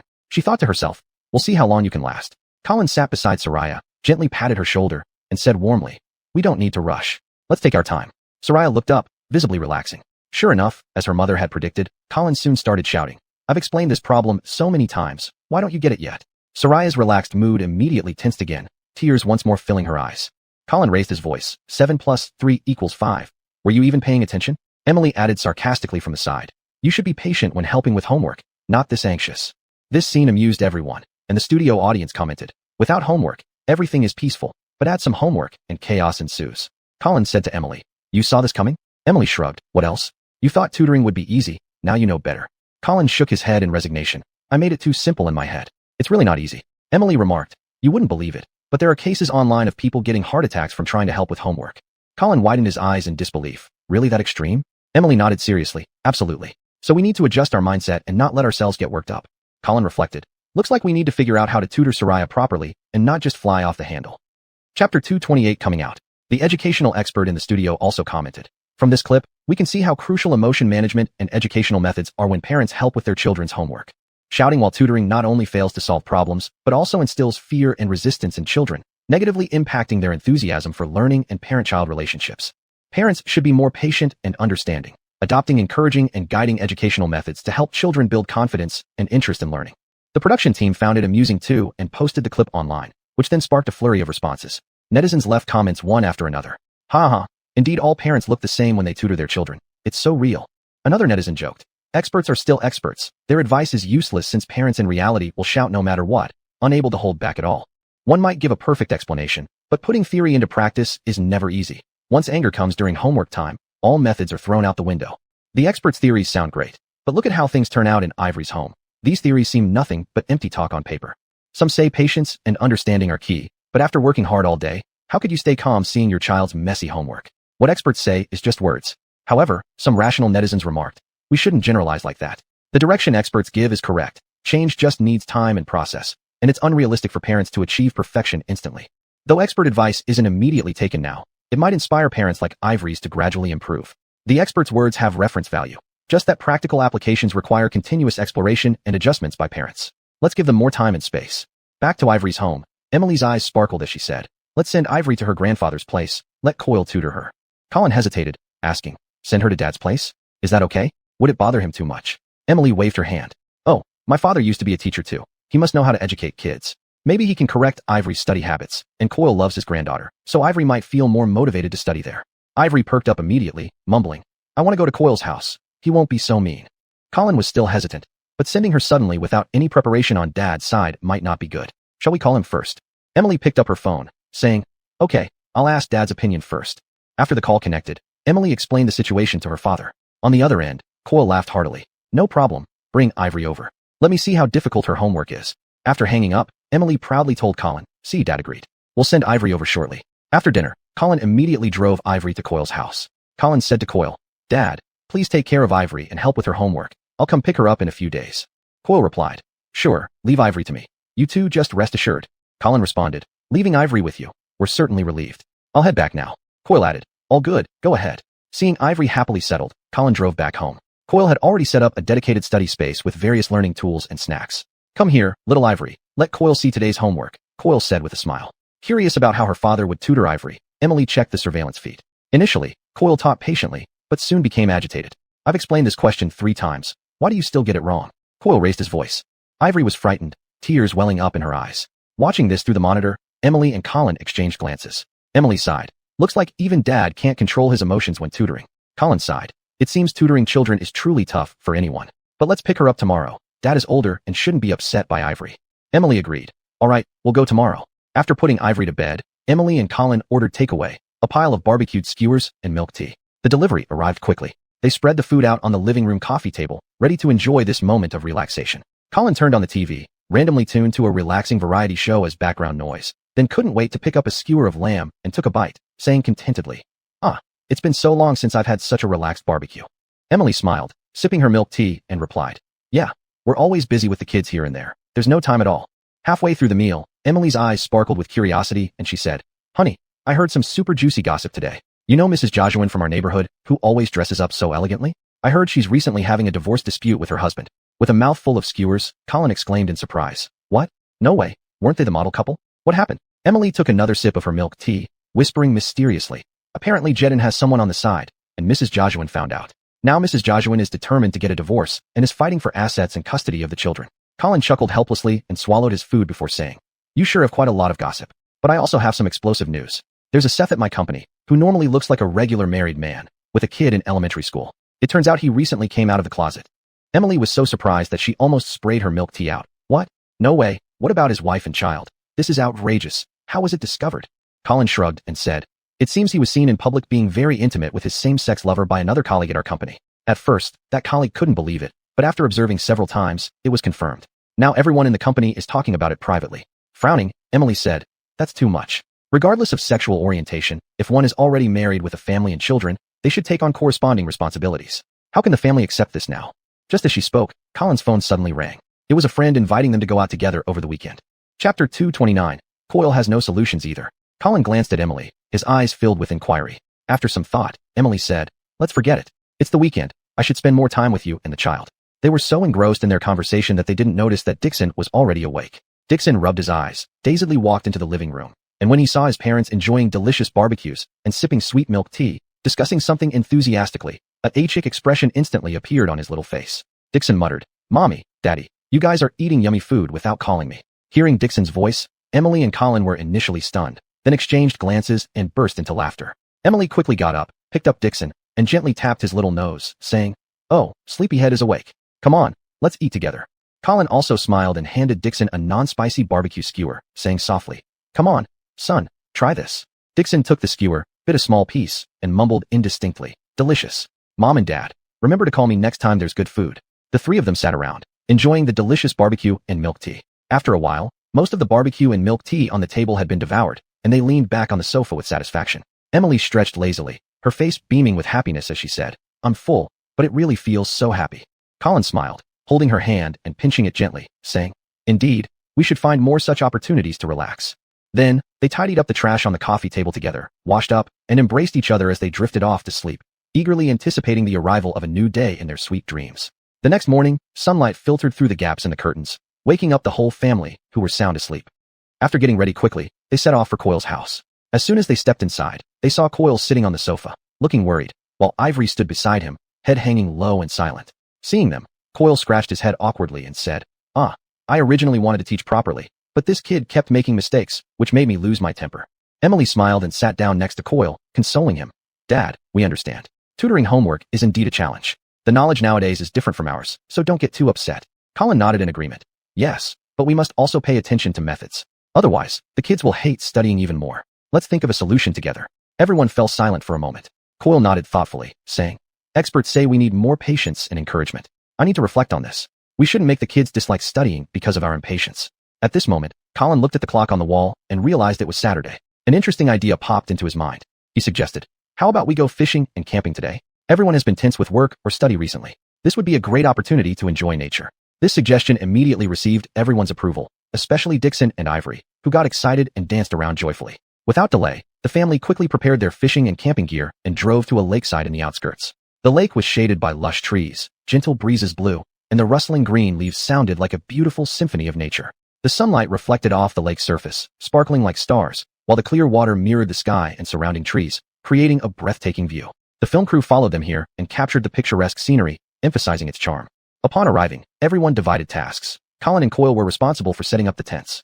They skillfully assembled the tent frames, securing every corner before carefully covering them with the tent fabric. Meanwhile, Emily took Dixon and Ivory to a suitable spot by the lake to fish. She dressed the two children in small aprons, applied mosquito repellent meticulously, handed them the fishing rods, and patiently taught them how to bait and cast. Wow, Mommy, fishing is so much fun. Dixon's eyes shone brightly, eagerly watching the water as if envisioning a fish already biting. Ivory nodded in agreement, gripping his fishing rod tightly. I'll catch a super big fish.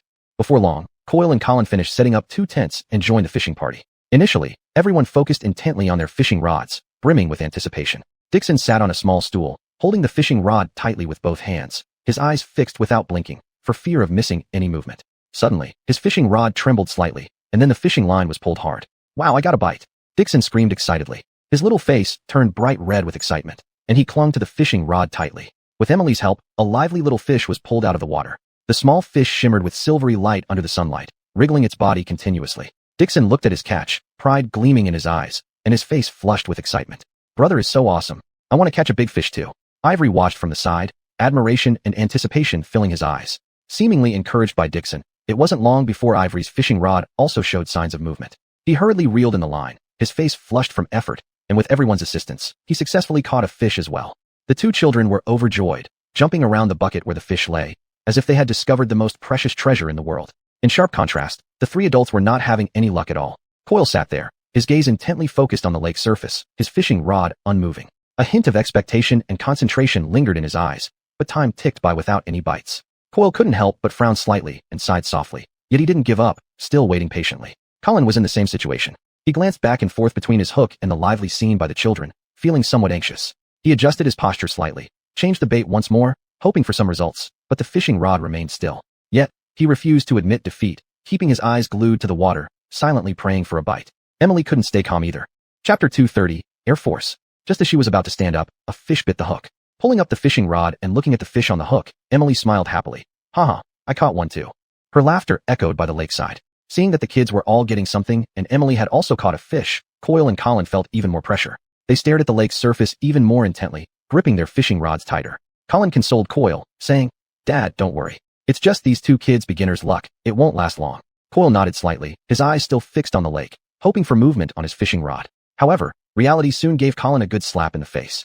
Not long after, Dixon's fishing rod started moving again, this time with greater force, the fishing line pulling back and forth in the water. Wow, this must be a big one. Dixon shouted excitedly. His voice attracted everyone's attention, and they all gathered around to help. Coyle held the landing net, while Colin guided Dixon on how to control the fishing rod, with Emily cheering him on from the side. With everyone's concerted effort, a plump and large carp was pulled out of the water. The carp gleamed golden under the sunlight, continuously thrashing its tail. Looking at the big carp he had caught, Dixon danced around with joy, his laughter echoing by the lake. I caught a big carp. I'm the best. Zahir didn't want to be outdone either. Soon after, his fishing rod began to shake violently, and after some effort, he successfully caught a crucian carp. The 2 children laughed and jumped with joy, the bucket filling up more and more with fish. Colin opened his eyes wide in disbelief. These 2 brats, they have too much luck. Coyle then laughed loudly. Looks like we adults need to step up our game. Everyone continued fishing. Even though Coyle and Colin didn't get any catches, influenced by the joyful atmosphere created by the children, they no longer felt pressured. Laughter filled the lakeside.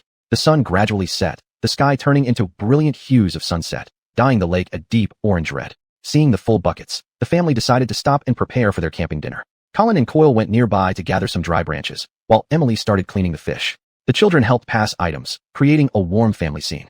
Soon, The campfire blazed up, and the fish roasted over the fire sizzled, releasing an inviting aroma. Everyone sat around the campfire, tasting the delicious grilled fish while sharing the day's fishing adventures. The night sky was particularly sparkling, with stars shimmering like gems embedded in a black canopy. The children lay in the tent, looking out through the windows at the starry night, gradually drifting off to sleep. The adults sat by the campfire, talking softly, enjoying the peaceful and beautiful night. But Colin, having caught nothing all day, felt quite dejected. Looking at the bucket full of fish and his empty basket, he decided to go night fishing. It turned out Coyle had the same idea. Seeing the children's success during the day, Coyle had been determined too. After the kids rested, Colin and Coyle exchanged a knowing glance, each grabbing their fishing gear and heading toward the lake. By the lakeside at night, the wind carried a slight chill, the moonlight shimmering on the lake's surface. Sitting quietly by the lake, Coyle and Colin rebaited their hooks and cast them into the water, then waited silently. At first, both were full of confidence, thinking that fish might bite more easily at night. But as minutes passed, there was no movement on the fishing rods. Coyle coughed lightly, breaking the silence. "Colin, it seems night fishing isn't easy either." Colin replied with a bitter smile. "Dad, I thought this would be my chance at night, but no bites." Despite no catches, they didn't give up, keeping their eyes fixed on the lake.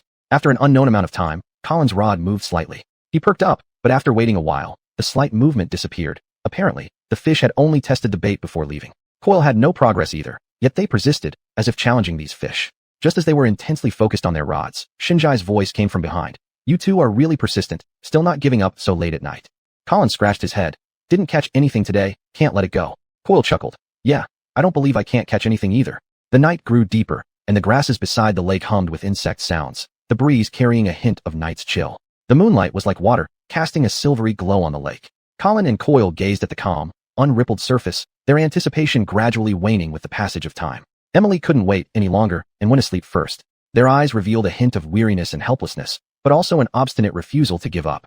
Just as they were staring at the empty fish basket, preparing to call it quits, Colin's fishing rod suddenly jerked violently, and the fishing line instantly became taut. "We've got one," Colin shouted excitedly, gripping the fishing rod tightly with both hands, trying to reel in the fish. However, the fish beneath the water was exceptionally strong. No matter how hard Colin tried, he couldn't budge the rod, and he stumbled forward several steps due to the force exerted by the fish. "Dad, come quick, this guy is too strong." Colin's voice trembled slightly with excitement and tension. His eyes gleamed with excitement, and beads of sweat formed on his forehead from the effort.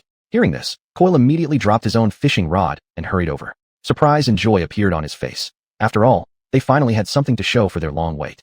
Coyle held Colin's fishing rod with both hands, joining forces with Colin. They planted their feet firmly on the ground, leaning backward, straining every muscle in their bodies to counter the strength of the fish. The fishing line moved back and forth in the water, and the rod bowed under the strain, creaking as if it might snap at any moment. "This fish must be huge," Coyle shouted as he exerted more force. Excitement and anticipation filled his voice. Though his arms shook slightly from the strain, his eyes shone with excitement. Emily rushed over, watching nervously from the side, her hands instinctively clenched. "Be careful, don't pull too hard and break the fishing line."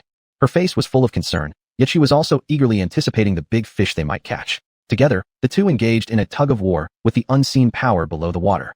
Chapter 231. Either renminbi or people. The fishing line buzzed under tremendous tension, and the fishing rod bent into an alarming curve. Under the moonlight, their silhouettes were stretched long, contrasting with the shimmering lake surface. 1, 2, 3, pull. Coyle shouted the slogan, and both exerted their strength simultaneously. Their muscles tensed, jaws clenched, and every effort was accompanied by heavy breathing. After a strenuous tug-of-war, finally, the object underwater gradually surfaced. In the moonlight, they slowly recognized that it wasn't the large fish they had hoped for, but a black, irregular-shaped object. Colin and Coyle wore puzzled expressions on their faces as they continued to pull the object toward the shore. As the object drew closer, their heartbeats quickened, and an inexplicable sense of tension rose in their chests. When the object was completely hauled ashore, they focused and saw that it was a dilapidated suitcase. The suitcase had deformed due to being soaked in water, covered with moss and stains. What's inside this thing? Colin stared at this unexpected catch, his mind filled with confusion. Coyle frowned, cautiously approaching the old suitcase, wiping some moss and water off its surface with a hand wrapped in a plastic bag. Colin stood to the side, recalling netizens' jokes about suitcases containing either money or people, feeling an uncontrollable nervousness. His eyes never left the suitcase. Coyle took a deep breath, slowly squatting down, reaching for the suitcase's zipper. Due to prolonged soaking and wear, the zipper felt unusually stiff. After considerable effort, Coyle managed to pull it open bit by bit. A pungent odor instantly surged out from the suitcase, causing Emily to cover his nose and mouth, his stomach churning. Colin's face turned deathly pale, and he involuntarily took a few steps back. When they finally saw what was inside the suitcase, everyone sucked in a sharp breath. It was actually a corpse. The body was highly decomposed, unrecognizable. The skin exhibited a bizarre dark green color, with murky fluid oozing from parts of it. The clothes were tattered and tightly adhered to the corpse. Colin's eyes widened in horror, his voice trembling. Who is this? How could this be here? Coyle's expression grew solemn. After a moment of silence, he said, "We need to call the police immediately. This isn't a trivial matter." The show crew was also stunned, not expecting such an occurrence. Emily fumbled for his phone in a panic and dialed the emergency number. During the wait for the police to arrive, everyone felt an overwhelming heaviness. No one spoke, and only the rustling of wind through the grass and their labored breathing broke the silence. Soon, sirens pierced the oppressive stillness, drawing nearer. The police quickly secured the scene, starting their investigation systematically. The forensic doctor approached the suitcase wearing a mask and gloves, conducting a preliminary examination of the body. Colin, Coyle, and Emily, along with the show crew, were taken aside by the police for separate questioning and statements. The police officer questioned Colin sternly. "Please describe in detail how you discovered this suitcase." Colin swallowed, still pale, furrowing his brows. "We were night fishing, and the fishing line was suddenly pulled by an immense force, leading us to this suitcase." The officer kept writing as he asked, "Did you notice anything unusual around the area before this happened?" Colin shook his head, fear and bewilderment in his eyes. "Nothing at all. Everything seemed normal. Who would have thought something like this would happen?" Turning to Coyle, the officer's tone softened slightly. "Old man, you were there too. Can you tell us your feelings?" Coyle sighed deeply, his expression grave. "At my age, I've never experienced anything like this. Just trying to see what we caught. Never imagined it would be like this." The officer then asked Emily, "Ma'am, what was your first reaction when you saw what was inside the suitcase?" Emily clasped her hands tightly together, trembling slightly, her voice quivering. "I was terrified, couldn't believe what I saw." For the show crew, the police officer did not overlook any details. "Was the location of this filming pre-planned? Have you heard of any abnormalities here before?" The crew member of the show looked panic-stricken, waving their hands hastily. "This wasn't planned in advance. We just followed Colin here, and we've never heard of any problems here." Suddenly remembering something, the crew member couldn't help but ask cautiously, "Officer, can this segment be edited into the broadcast?" The policeman was a young man who was momentarily taken aback by being called uncle. He pondered for a moment before responding solemnly. "The case is still under investigation, so this content cannot be aired yet to avoid hindering the investigation or causing unnecessary panic." Hearing this, although somewhat disappointed, the crew member showed understanding. "All right, officer. We'll wait until the case has been resolved before making a decision." During the questioning and statement-taking, everyone felt heavy-hearted and tense, while the police carefully recorded every response without overlooking any potentially useful clues. The policeman nodded, turning his gaze toward Colin and the others. "Please cooperate with us during the investigation. Do not leave the city, and keep your phones accessible." Colin and the others all nodded in agreement, assuring they would fully cooperate with the police work. As the police carried away the suitcase and the body, the tension on the scene slightly eased, but everyone felt like there was a heavy stone pressing down on their hearts. Colin rubbed his arms, looking around, and broke the silence. "Let's head back. It feels eerie here now." Coyle sat in his chair, frowning deeply, nodding as he said, "Yes, I feel the same way. It's unsettling here." Emily, exhausted, chimed in. "Indeed, let's get out of here sooner to feel more at ease." The crew members all agreed, with one saying, "This is too strange, and it's giving me the creeps. Let's leave quickly." This incident had a significant impact on everyone. They hurriedly packed up and prepared to leave. Chapter 232, The Murder of a Wife.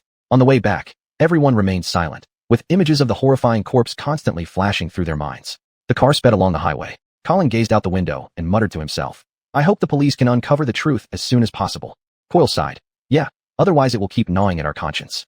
Emily hugged his arms tightly, as if seeking some security for himself. "We don't even know who this poor person is or how they could have met such a fate." On the road, Coyle originally intended to return home, but Emily quickly said, "Dad, we wouldn't feel easy leaving you alone. Stay with us tonight." After hesitating for a moment, Coyle nodded. Upon entering the house, the children curiously surrounded them, asking all sorts of questions. Emily hurriedly shooed them away, worried they would be frightened. Sitting in the living room, the atmosphere was still rather heavy. Colin stood up to pour several cups of water and handed them out. Coyle took a sip of water and said, "This incident really weighs heavily on one's heart." Emily comforted him. "Dad, don't think too much about it. Trust that the police will handle it properly." That night, everyone went to bed early, but they tossed and turned, unable to sleep. Although the production team hadn't leaked the news, someone had taken a photo and posted it online. Soon, the fishing incident became a trending topic. For a time, various speculations and rumors flew around. Some said it was an intentionally arranged plot by the production team to gain attention, while others said it was a mysterious murder case. Seeing these comments online, Colin's family felt increasingly depressed. Coyle stomped his feet angrily. "These people are talking nonsense. This is not something to play around with." Emily also frowned with worry. "If this continues, it will greatly affect us. We need to find a way to handle it." The production team was even more at a loss, receiving calls from all sides. The manager held an emergency meeting to discuss countermeasures. "No matter what, we must first issue a statement to clarify the facts and prevent the situation from deteriorating further." Soon, the production team issued an official statement detailing the course of events and emphasizing that it was an accident, definitely not any orchestrated plan or hype. However, netizens' doubts did not dissipate. Instead, They were skeptical of the production team's explanation. But soon, netizens began to focus on Air Force jokes, saying that fishermen could catch anything but fish. Netizens kept updating photos in real time. They joked, "Didn't they say life isn't filled with so many spectators? Well, now the entire nation is watching you fish out a body. This fisherman's luck is really unparalleled. He'll probably never dare to fish again due to psychological trauma. This isn't fishing, it's like a crime scene investigation live stream. I wonder how this case will be solved. I hope it doesn't become a cold case." The production team sure has bad luck to run into such an incident. Various comments abounded: curious, teasing, worried. Colin's family felt even more complex emotions when reading these comments. Coyle shook his head. These people talk without considering how serious the matter is. Emily sighed. Everyone thinks it's entertainment, but this is quite a blow for us. Colin wore a helpless expression. We just hope the police solve the case quickly and put an end to all this. As time passed, instead of diminishing, online discussions grew even hotter. Veteran anglers also shared similar experiences online. One angler said, "I once went night fishing by a remote river. In the middle of the night, my fishing rod suddenly felt very heavy, and I thought I had caught a big fish. But when I reeled it in, it turned out to be an old, worn-out shoe, which gave me quite a scare. But after seeing this kind of thing so many times, I've gotten used to it and continued fishing." Another angler added, "Once when I was fishing at a reservoir, I noticed a strange object floating beside me. Upon closer inspection, it turned out to be a scarecrow. After soaking in the water for a long time, it looked pretty terrifying. But as anglers, what haven't we seen? We can't stop fishing just because of such things." Yet another angler had an even stranger experience. "When I went fishing in a mountain stream, I didn't catch many fish, but reeled in a bunch of broken clothes and bottles. Feeling unlucky, I then found a turtle wrapped in the clothes, which turned out to be a small harvest after all." Online discussions became increasingly heated, with the various experiences of anglers eliciting both surprise and laughter. Watching these comments, Colin's family felt slightly more relaxed. At least they discovered that many others had similar unusual experiences. Under immense public pressure, the police worked day and night, leaving no clue unexamined. Finally, after several days and nights of intense investigation, the police managed to lock down the suspect. When the suspect was arrested, everyone was stunned. It turned out to be a case of marital murder. The criminal suspect was the deceased's husband, a man who appeared honest and hardworking. In the police interrogation room, he finally broke down and confessed to his crimes. It turned out that the couple had long been embroiled in endless arguments over household trivialities, and the accumulated tensions erupted during a particularly fierce conflict. Losing control, the suspect impulsively murdered his wife and stuffed her body into a suitcase, which he then threw into the lake in an attempt to cover up his crime. Upon learning this truth, Colin's family felt even heavier hearts. Emily couldn't help but sigh. No matter how big the conflict between couples is, it shouldn't come to this. Coyle shook his head repeatedly. Impulsiveness is the devil. This one moment of impulsiveness has ruined two families. Colin clenched his fists. This kind of person deserves severe legal punishment. With the capture of the murderer, online public opinion gradually shifted. Those previous voices of mockery and curiosity gradually disappeared, replaced by deep reflections on marital relationships and family conflicts. Who would have thought it was for this reason? It seems couples really need more tolerance and understanding. This is terrifying. Such a small dispute can lead to such a huge tragedy. Everyone should take this as a warning. Colin's family also cherished each other's feelings more in light of this incident, realizing the importance of mutual understanding and tolerance. After the truth came to light, the production team issued another statement, recounting the entire course of events and urging the public to prioritize the maintenance of family relationships and mental health. In the studio, the host and guests also sighed at the developments. The host, with a serious expression, said, "Who would have thought that an ordinary fishing activity would lead to such a heart-wrenching case?" Chapter 233, Horseback Riding.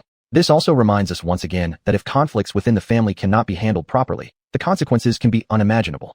A guest nodded in agreement.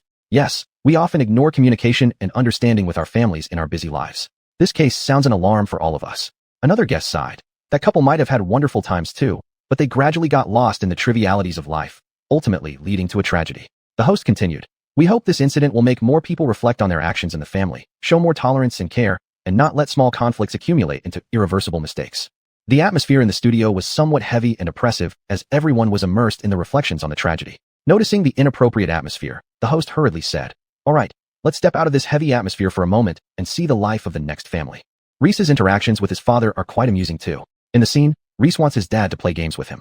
Although Danilo verbally refuses, his body obediently follows Reese's movements. Reese smiled smugly, as if he had known his dad would do this all along. Danilo put on a stern face and said to Reese, "Boy, I'll just play with you this one time."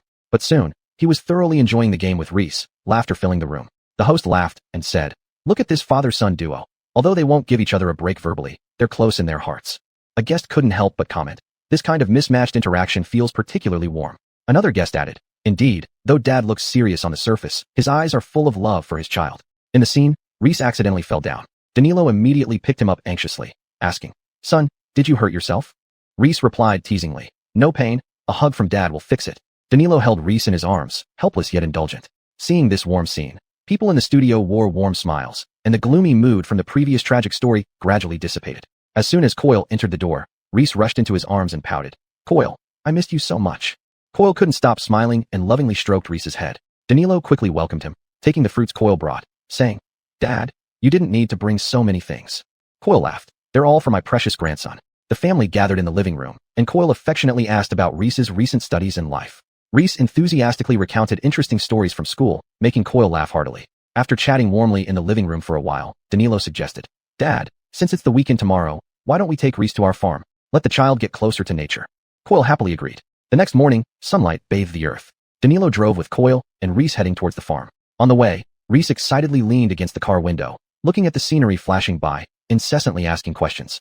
Upon arriving at the farm, fresh air greeted them. The vast green fields stretched before them, refreshing the mind. Reese, like a happy little rabbit, jumped out of the car eagerly. Coyle laughed and held Reese's hand, walking slowly. Danilo followed behind, feeling warmth watching the grandfather and grandson. Entering the orchard, red apples hung heavily from the branches. Reese stared curiously at the apples, wanting to reach for them. Coyle quickly picked him up so he could reach. Reese plucked an apple, smiling happily. His innocent smile seemed to brighten the entire orchard. Then, they went to the vegetable garden. Coyle patiently introduced various vegetables to Reese, who listened intently, occasionally touching the green leaves with his small hands. Danilo, meanwhile, picked up a hoe and began plowing, preparing to plant new vegetables. Reese, seeing his father working, ran over to help, only to get covered in dirt, causing everyone to burst out laughing. At noon, the family sat under a tree on the farm, tasting fresh fruit picked from the orchard. A gentle breeze brought a cool touch. Reese fell asleep in Coyle's arms without realizing it. Danilo gently covered them with a blanket, a content smile on his face. In the afternoon, Reese woke up refreshed. Danilo smiled at him. "Son, how about Dad takes you horseback riding?" Reese's eyes lit up, clapping his hands in excitement. Danilo took Reese to the stable and chose a gentle white horse. He first lifted Reese onto the horse's back, then he mounted the horse himself, sitting behind Reese and holding him tightly. At first, the horse walked slowly, and Reese enjoyed the gentle bouncing, laughing happily. Gradually, Danilo gently squeezed the horse's sides, and the horse started to trot. Reese's laughter echoed in the air as he shouted loudly, "Dad, faster!" Danilo controlled the horse's speed, satisfying Reese's little adventurous heart while ensuring his safety. After a few rounds, they dismounted. Reese's face was flushed with excitement, and he held Danilo's hand, saying, "Dad, I want to ride again next time." At this moment, Danilo looked at Reese's eager and excited eyes and said, "Son, how about Dad teaches you to ride by yourself?" Reese replied, "Okay, but Dad has to protect me." Danilo took his little hand and said, "Don't worry, Dad will definitely protect you." Then he lifted Reese onto the horse. Reese was very nervous, his face tense, but he still tried to sound calm. "It's okay, it's okay." Danilo carefully explained the basic riding techniques and precautions to Reese, then helped him mount the horse again. Sitting on the horse, Reese tightly gripped the reins, his body rigid. Danilo encouraged him from the side. "Son, relax, don't be afraid, believe in yourself." Reese took a deep breath and tried to follow what his father had said, gradually relaxing a bit. Danilo led the horse slowly for a few steps, helping Reese get used to it. Then, he held the horse's lead rope while letting Reese feel the reins. Reese's heart raced, constantly murmuring, "It's okay, it's okay." As time passed, Reese gradually mastered some balance and rhythm, easing his tension. He began to try controlling the horse's direction with the reins, and a confident smile appeared on his face. Chapter 234, Indulgence. Jem looked at his happy face. Just like Coyle, his face was full of smiles. Coyle rode on the horse while Jem led Reese's little horse. The three generations of the family were surrounded by a warm atmosphere. As the sun set in the west, the sky was dyed a bright orange. The family ended their farm trip for the day amidst this beautiful scenery. Back home, although Reese was somewhat tired, he still excitedly told his mother about the day's experiences. Alora listened with a smile, occasionally patting Reese's head. During dinner time, the family sat around the dining table enjoying a sumptuous feast. Reese was eating heartily and kept saying, "Today was so much fun. Let's go again sometime." Jem laughed and said, "Sure, as long as you like it, we can go frequently." Seeing that Reese only ate meat and not vegetables, Alora said, "Reese, eat more vegetables, otherwise, no more meat for you." Hearing his mother's words, Reese pouted and said unwillingly, "Mom, I don't want to eat vegetables. Meat is much more delicious." Alora patiently explained, "Reese, vegetables are very nutritious and will help you grow taller and stronger. You can't just eat meat." Reese still shook his head, holding onto his chopsticks tightly without reaching for any vegetables. Coyle, laughing from the side, interjected, "Oh, the child is tired from today's play. Let him have some meat first." Alora firmly replied, "Dad, we can't indulge him. Balanced nutrition is important." Jem also chimed in, "Son, listen to your mom and eat some vegetables. We can continue our outings tomorrow." After hesitating for a moment and looking at everyone, Reese finally picked up a small piece of vegetable, slowly chewing it. Alora smiled and said, "That's a good boy." After swallowing the vegetable, Reese said, "All right, then I'll eat vegetables from now on too." Everyone laughed, and dinner continued in a warm atmosphere. After dinner, Reese helped Alora clean up the dishes. Though his movements were somewhat clumsy, his earnestness was adorable. After finishing up, the family sat in the living room, watching TV and sharing the happiness of the day. Noticing that Reese was sleepy, Alora hurried to give him a bath. After bathing, Alora asked Jim to dry his hair, and soon Reese fell asleep in his father's arms. Jim gently carried Reese into the bedroom, covered him with blankets, and kissed his forehead. The day came to a perfect end filled with love and warmth. The next morning, sunlight filtered through the curtains, waking Reese with sleep-filled eyes, but he did not see his mother as usual. He walked to the living room in his pajamas and saw his father and grandfather preparing breakfast. Reese asked, "Dad, where's Mom?" Jim answered while arranging the tableware. "Mom is on a business trip. Dad and Coyle will be taking care of you these few days." A flash of disappointment appeared on Reese's face, but he quickly regained his spirit. He bounced over to the dining table, climbed onto a chair, and sat down. Coyle lovingly looked at Reese and hurriedly placed the freshly fried eggs and meat onto Reese's plate, saying, "My little darling, eat up. I made your favorite." Jim frowned and said, "Dad, don't spoil him. He needs to develop good eating habits." Coyle dismissed it with a smile. "He's still young. A little indulgence won't hurt." After breakfast, Jim planned to take Reese to the library to read books and gain knowledge. But Coyle said, "Why go to the library? The child played enough yesterday. Today let him rest at home and watch cartoons." Upon hearing this, Reese immediately ran to Coyle, pulling his hand coquettishly. "Coyle is the best. I want to watch cartoons." Jim shook his head helplessly. At lunchtime, Reese began picky eating again, eating only fried chicken legs and refusing to eat vegetables. Seeing this, Jim sternly said, "Reese, don't be picky and eat your vegetables." Just as Reese was about to protest, Coyle hurriedly said, "Oh well, if the child doesn't like it, then forget it. Eating a few more chicken legs can provide nutrition." Unable to hold back, Jim raised his voice. "Dad, this way you'll spoil him." Coyle retorted, slightly annoyed. "What's wrong with doting on my grandson?" Emboldened by Coyle's indulgence, Reese directly said, "I won't eat vegetables, only meat." Coyle agrees. He finished with a glare at his father. Jim's expression grew even more serious. He squatted down and looked Reese in the eye. He said earnestly, "Reese, regardless of what Coyle says, being picky is wrong. Dad hopes you grow up healthy." Reese turned his head away, not looking at his father. Seeing Reese like this, Coyle felt a bit heartbroken and said, "The child is still young. Teach him gradually. Don't be so harsh." Jim took a deep breath, trying hard to suppress his anger. "Dad, by shielding him like this, you're not loving him. You're spoiling him." At that moment, Reese burst into tears, sobbing, "Daddy is mean to me. I hate you." With that, he ran back to his room and slammed the door shut. In the living room, only Jim and Coyle were left staring at each other in silence for a while. Jim said with a grim face, "Forget about him. Let's eat first. He'll come out when he comes to his senses." Coyle became anxious immediately and hurriedly replied, "That won't do. The child is still young and must feel wronged inside. I need to talk to him." With that, Coyle got up and walked toward Reese's room. Jim wanted to stop him, but eventually said nothing, just shaking his head helplessly. Coyle gently knocked on Reese's door and said warmly, "Reese, Coyle is here. Can you open the door?"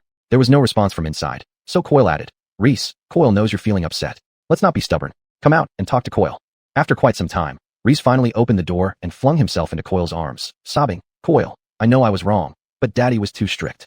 Coyle patted Reese's back, saying, "Good boy, Reese. Daddy did it for your own good. We'll stop being picky eaters from now on, okay?" Reese nodded. Coyle led Reese back to the dining table, and Jim's expression softened as he looked at Reese. He said, "Reese, Daddy shouldn't have been so harsh earlier. I apologize, but remember, being picky is wrong." Reese whispered, "Daddy, I understand. From now on, I'll eat properly." Looking at his dad, Reese hugged him tightly. "Daddy, I love you. Don't be angry anymore." Coyle looked a bit jealous. "What about Grandpa?" Reese then hugged Coyle with a sweet smile. "I love Grandpa too. Love Grandpa very much." Jim laughed too. Who doesn't love such sweet words? Chapter 235. Are you going to beat me to death? After the family reconciled, they finished lunch in a warm atmosphere. Earl, after eating his fill and feeling energetic, started wandering around the house. He meandered into the study and immediately spotted Guy's guitar in the corner. The guitar emitted an enchanting sheen under the sunlight, instantly catching Earl's attention. Excited, he ran over, his small hands eager to reach out and touch it. At this moment, Guy walked into the study to get something. Seeing Earl's move, he immediately shouted loudly, "Earl, don't touch that guitar, Shally broke it before." Startled by his father's sudden shout, Earl stopped with his hand in midair, but his eyes remained fixed on the guitar, filled with curiosity and desire. Pouting, Earl muttered, "Dad, I just want to see it. I won't break it." Guy walked over solemnly, moved the guitar aside, and said, "This isn't a toy. You're too young to know how to handle it. What if you break it? If you do, I'll beat you." Feeling somewhat wronged, tears welled up in Earl's eyes as he murmured softly, "Dad is so stingy, not even letting me play." Coyle, hearing the commotion in the study, also came in. Seeing Earl's pitiful look, he said sympathetically, "Guy, it's just that the child is curious. What harm can there be if you let him touch it?" Guy replied firmly, "Dad, it's not about touching or not. This guitar means a lot to me. I can't let Earl mess with it." Though Earl verbally agreed not to touch the guitar again, his curiosity and desire still led him back to the study when his father and grandpa were distracted. He approached the guitar cautiously, thinking that just a light touch would be fine. However, as he twisted the tuning pegs, he accidentally broke a tuning part. Seeing the broken part of the guitar, Guy was both angry and helpless. He raised his hand to scare him and said, "Earl, I'm going to beat you." Earl looked at him with tearful eyes and cried, "Are you going to beat me to death?" Coyle quickly pulled Earl behind him and said to Guy, "What are you doing? It wasn't intentional. Can beating him solve the problem?" Guy lowered his hand and sighed deeply, saying, "Earl, do you know how much Dad cherishes this guitar? How could you be so disobedient?" Peeking from behind Grandpa, Earl sobbed, "Dad, I know I was wrong. I won't do it again." Looking at Earl's pitiful face, Guy's anger gradually subsided, and he said, "This time, I forgive you. But remember, you mustn't touch things that aren't yours without permission." Earl nodded and said, "Dad, I understand." Coyle patted Earl's head and then Guy's shoulder, saying, "That's enough now. Let's think of a way to fix the guitar."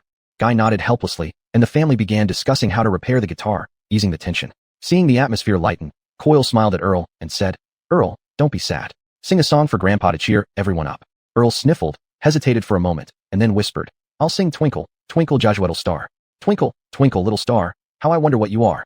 Earl's tender voice rang out, a bit off-key but listened to intently by everyone. After the song, Coyle applauded and said, "Great job, Earl." Just then, the door opened, and Solange returned from her business trip. Earl excitedly ran over to hug her, shouting, "Mommy, you're back." Solange kissed Earl and asked, "Sweetheart, have you been good these past few days?" Earl nodded and told Mom everything that had happened. Guy walked over and said, "You're back. You've worked hard these past few days. I was thinking of taking Earl to the go-kart track." Solange smiled and said, "That sounds great. We can all go together." Thus, the family happily set out for the go-kart track. Upon arriving at the go-kart track, Earl was ecstatic, eagerly wanting to get in the car. Guy patiently explained the basic operations and safety precautions of the go-kart to Earl, who listened attentively, his eyes shining with excitement. Everyone put on professional racing suits and helmets. In his slightly oversized suit, Earl looked incredibly adorable. Solange laughed and said, "Come on, sweetheart." Earl nodded confidently. Guy suggested, "Dad, why don't you take Earl for a few laps first to familiarize him?" Coyle agreed happily, bringing the excited Earl to sit in a go-kart. Earl sat beside Coyle, asking questions one after another. Coyle answered each question with a smile. As the car started, Earl's joyful laughter echoed throughout the karting track. Over here, Isidore took Solange's hand gently and said softly, "Come on, let's get in the car too and enjoy this rare moment of just the two of us." Solange smiled and nodded. They both got into another go-kart. Isidore started the engine, and the car shot forward instantly. Solange gripped the handle tightly, feeling the wind rush past her ears. Seeing that Isidore was driving fast, Solange shouted nervously, "Isidore, slow down a bit. It's too fast." However, Isidore intentionally sped up even more, laughing and saying, "Don't worry, this is where the fun lies." Solange's heart raced faster, and she scolded him, "Stop fooling around. It's really too fast." Only then did Isidore slow down a little and comforted her. "All right, don't be nervous. I know what I'm doing." The two of them felt each other's presence on the go-kart, and their mood was especially joyful. After a few laps, they stopped beside Earl and Coyle's car. Earl excitedly said, "Dad, Mom, Coyle, and I drove so fast." Isidore patted Earl's head with a smile. "Our baby is so awesome." The family took a short break before continuing to enjoy the happy times on the go-karts. As the sky gradually darkened, the lights of the karting track turned on one by one, adding a unique atmosphere to the whole place. Solange suggested, "We've been playing for so long, we should head home. Otherwise, Earl might get tired." Everyone agreed with a nod. Back home, Earl was still immersed in the excitement of karting, constantly describing his feelings to Solange. Isidore and Solange cooked together, with Isidore responsible for washing and cutting vegetables, while Solange skillfully stir-fried dishes. The kitchen was filled with the aroma of food. Isidore, while helping out, laughed and said to Solange, "Today's meal, we should really treat Dad well." Solange responded, "Of course, Dad has been helping us take care of Earl for so long. He must have worked hard too." Chapter 236. Children can also have constipation. One by one, delicious dishes were served. Danilo brought the dishes to the dining table, and Alora dished out the rice. Thornton and his grandfather came to the dining table, drawn by the aroma. Thornton cheered, "Wow, so many yummy dishes." His grandfather also smiled and said, "This food smells delicious." The family gathered around the dining table, happily enjoying dinner. With his mouth full of food, Thornton mumbled, "Mom and Dad's cooking is the best." Everyone laughed at his sight. Hearing Thornton's words, Danilo patted Thornton's head with a smile and said, "Joshua glutton, eat slowly, don't choke." Alora also put some vegetables on Thornton's plate and said gently, "Eat more if you like it, darling." Michael watched Thornton eating with relish, his face full of affection, saying, "Our Thornton is growing up. He should eat well." Saying this, he also put a chopstick of food in his mouth, chewing while nodding. This really tastes great. You two have become better and better at cooking." After swallowing the food in his mouth, Thornton looked at his parents and grandfather with sparkling eyes and said, "Today was fun playing and having meals. I'm so happy. Mom, Dad, Coyle, I love all of you." Everyone laughed again. Danilo poured a cup of wine for his father and said, "Dad, have more. Thank you for taking Thornton go-karting today. You must be tired." Michael lifted his wine glass and sipped, saying, Not at all. Seeing Thornton so happy makes my heart sweeter than anything else. Allura smiled and said, in the future, we will do more fun things and enjoy more delicious meals as a family. Thornton nodded eagerly with his mouth still full, mumbling, good, good, I can't wait. The family ate and chatted, and the warm atmosphere filled the entire room. After dinner, Thornton rubbed his round little belly contentedly, burping. Danilo and Allura started cleaning the table while Michael sat on the sofa, watching them with a gratified smile. Danilo washed the bowls, and Allura wiped beside him. They exchanged smiles from time to time. After finishing in the kitchen, the family sat in the living room. Thornton asked his grandfather to tell stories, and the old man cleared his throat and began telling stories of his childhood. Thornton listened attentively without blinking. Danilo and Allura leaned together, discussing Thornton softly. Then, Allura thought of something and asked, has Thornton had a bowel movement these past 2 days? Danilo pondered and replied, I'm not sure. We should ask Thornton. Allura frowned slightly. We need to watch out. Kids have weak digestive systems. We don't want any accumulation. At this moment, Michael finished the story, but Thornton was still fascinated. Danilo took the opportunity to ask, Thornton, have you had a bowel movement in the last 2 days? Thornton blinked and shook his head. No. Allura became a bit anxious. Then tomorrow, you must eat more fruits and vegetables and drink plenty of water. Thornton nodded obediently. Michael laughed and said, it's fine. It's normal for children occasionally. We just need to be careful tomorrow. The family chatted for a while longer. Time passed quickly. Allura led Thornton to wash up. After brushing his teeth and washing his face, Thornton changed into pajamas and crawled into the warm bed. Danilo and Allura each kissed Thornton on the cheek, saying, good night, sweetheart. Sweet dreams. Thornton closed his eyes and soon fell asleep. Seeing him asleep, Danilo and Allura returned to their room and rested. The next morning, sunlight streamed through the window, and Thornton woke up refreshed.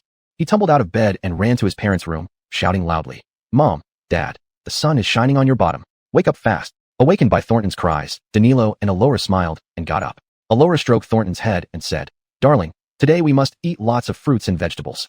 Thornton nodded in response. Okay, Mom, I'll listen. After getting ready, the family went to the dining table for breakfast. Allura specially prepared fresh fruit salad and vegetable congee for Thornton. Thornton ate heartily and didn't forget to say, so delicious. After breakfast, Thornton suddenly held his stomach, frowning. Mom, my tummy hurts. Allura hurriedly said, sweetheart, try to use the toilet and see if you can go. Thornton made a sad face and shook his head. Mom, I can't. Allura was a bit worried, gently rubbing Thornton's stomach. Did you eat too much and too varied foods yesterday? Danilo suggested nearby. Maybe we should take Thornton to the hospital. Michael also walked over. Don't rush. Maybe it's just temporary discomfort. Let's observe for a bit longer. Allura thought for a moment and said, Thornton might be constipated. He hasn't been to the bathroom for a few days. Michael frowned and said, that won't do. We need to think of a solution. Danilo was somewhat surprised and said, kids can also have constipation?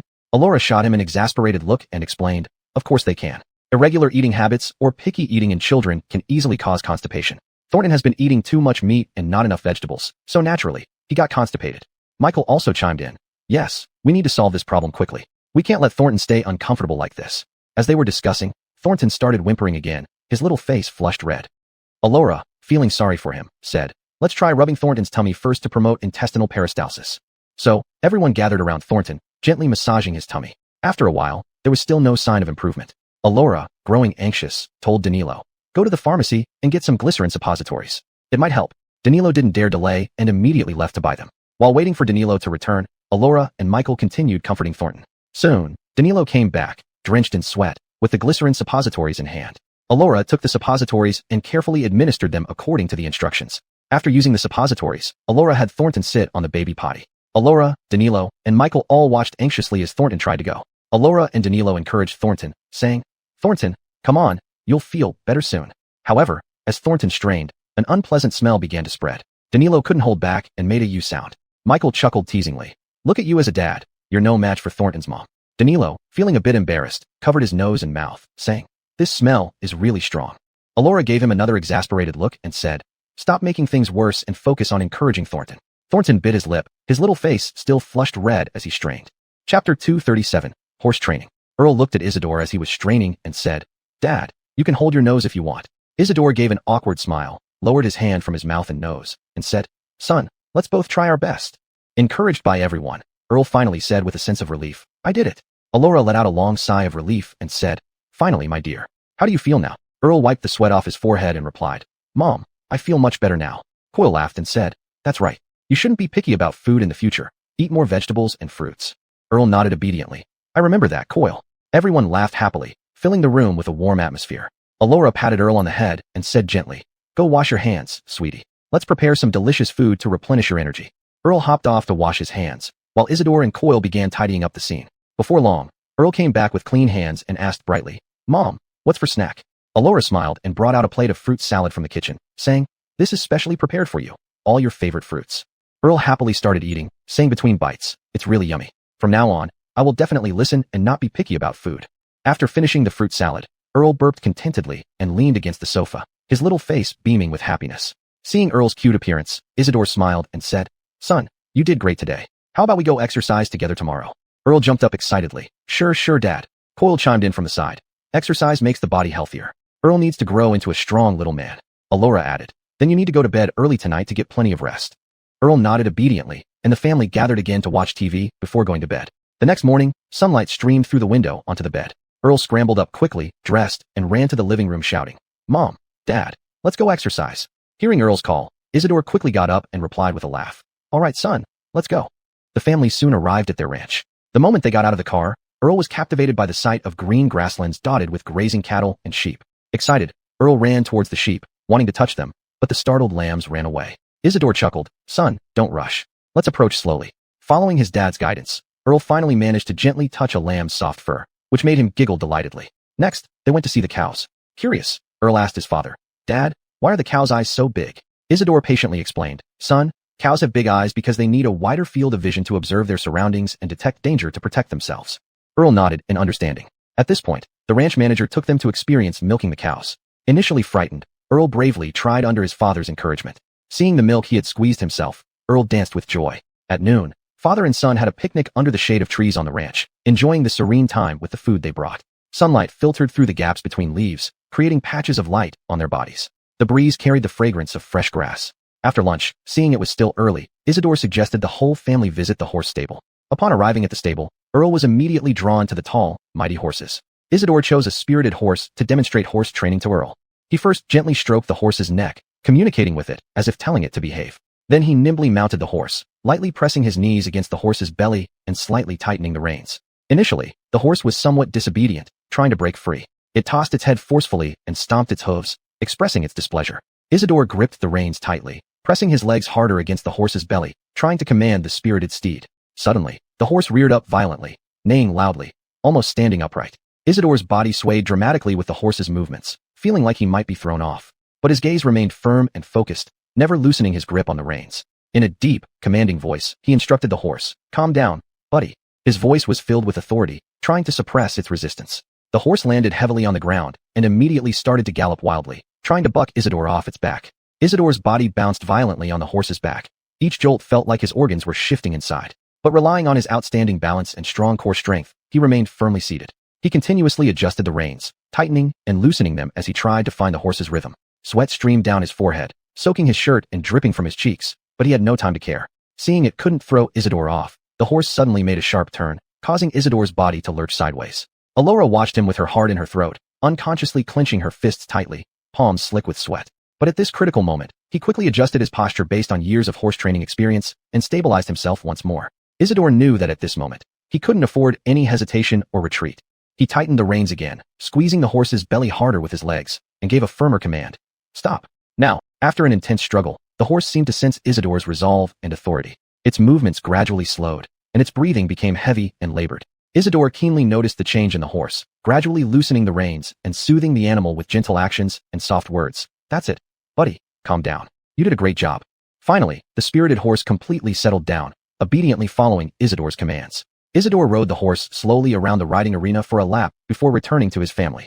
Despite being exhausted, his face beamed with the joy of victory. Earl ran towards Isidore, eyes filled with admiration. "Dad, you're amazing." Isidore smiled and lifted Earl onto the horse, letting him experience what it felt like to sit on a horseback. Earl laughed excitedly, his small hands gripping the reins tightly. Chapter 238 Inborn Deficiency. The host in the studio, while watching Danilo training a horse, said, "Danilo is really too handsome when he's training a horse." Everyone nodded spontaneously. Most of the celebrities they had seen in the entertainment industry were delicate-looking young men, and few of them were this kind of tough-looking handsome men. The scene switched back to the ranch. Alora and her grandfather watched beside, with gratified and blissful smiles on their faces. "In the future, when you grow up, Dad will teach you how to train horses," Danilo said to Reese. "Okay," Reese replied happily. The family stayed at the ranch for a while longer before leaving with reluctance. In the evening, the family returned home. Although Reese was a bit tired, he still excitedly told his parents, Grandpa, about his experiences of the day. Today was really happy. I touched a baby sheep and saw Dad training horses. I want to be as brave as Dad in the future. Reese's little face was full of yearning. Alora smiled and said, all right, then Reese must grow up fast. Michael also smiled and said, today, our Reese learned quite a lot. The family sat around the dinner table, enjoying dinner, while a warm atmosphere spread throughout the room.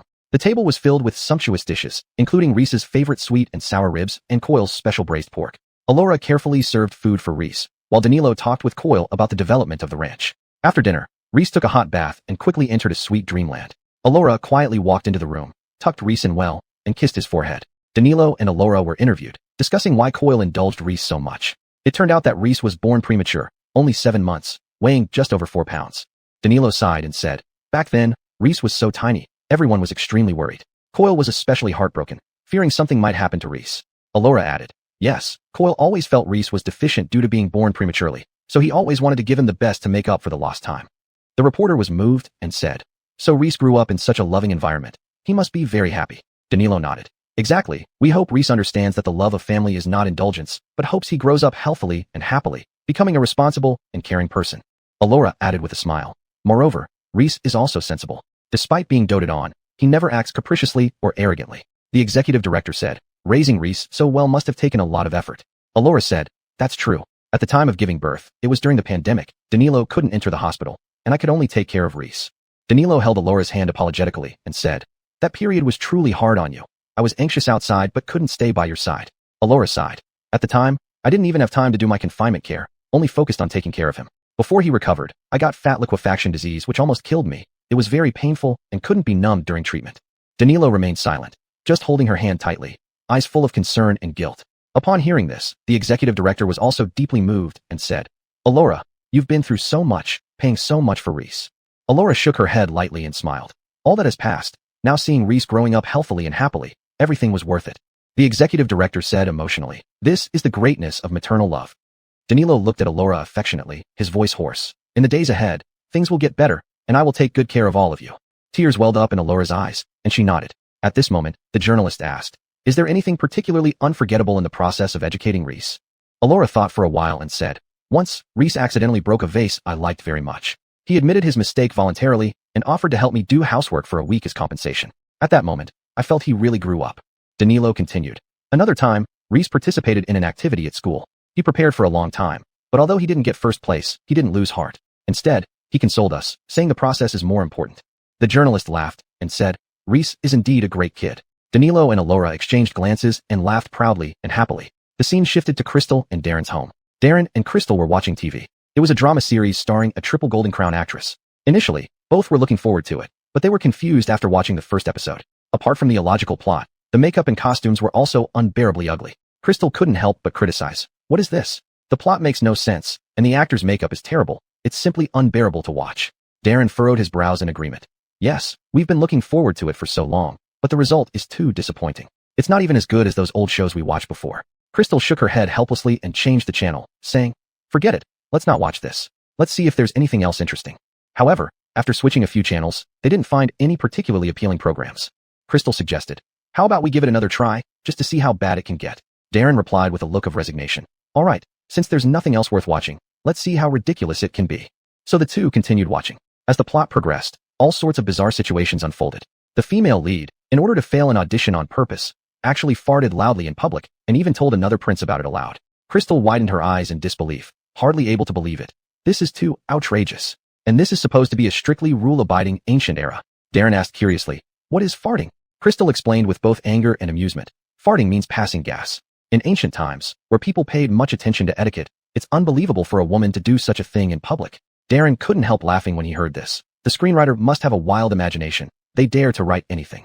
Crystal pouted and said, it's not that their imagination is wild. It's just sheer nonsense, completely illogical. The two continued watching TV. The scene showed the female lead running around freely in the palace, making loud noises. Crystal said helplessly, this doesn't feel like a royal palace at all. It feels like a marketplace. Darren shook his head. The last series edited by this crew was very logical. How did this one turn out so badly? Crystal knew about this. You mean the popular Qing dynasty drama? That show was directed by a famous director whose wife graduated from the Chinese department of Peking University. The lines were revised, which made it so popular. Chapter 239, Falling in Love. Darren sighed. Sigh. It seems that good dramas really do require meticulous refinement. Crystal said, you're right. Nowadays many dramas are poorly made. just thinking about making quick money. Thinking of the gossip she had seen before, she told Darren, "Darren, did you know? There was a young actress who, in order to secure a role in a big production, didn't hesitate to build connections everywhere and even deliberately smeared another actress competing for the same role." Darren frowned. "There's such a thing? I haven't heard about it." Crystal continued, "It's rumored that this young actress often acted diva-like on set and was rude to the crew." Darren shook his head. "People like her may be in the limelight for a while, but they won't last long." Crystal nodded in agreement. "Exactly. One still needs talent and character to firmly establish oneself in the entertainment industry." Darren smiled. "Unfortunately, that's the trend in the entertainment circle now. There are few actors who seriously shoot dramas these days." Crystal said helplessly. "Right? So why don't we revisit some classic old dramas instead?" Darren replied. "Okay, perhaps revisiting them can bring new feelings." Recalling the drama she had just watched, Crystal commented, "Why does this actor always play these kinds of roles? In this drama, she claims to be brothers with the male lead and says it's impossible to participate in his auditions. But when the male lead indeed says he won't choose her, she gets angry. Isn't she somewhat green tea?" After some thought, Darren said, "Maybe the actor wants to break out of their usual image, but hasn't handled the degree well." Crystal pouted. "Breaking out isn't done like this. This character setting is too strange and hard to like." Darren consoled her. "Don't take it too seriously. We watch dramas for entertainment. Don't let this affect your mood." Crystal thought it over and didn't say anything more. Seeing the time was about right, Darren suggested picking up Anders from Coyle's place. Crystal agreed. "Okay, let's go quickly. We shouldn't keep Coyle and Anders waiting." The two tidied up and drove to Coyle's house.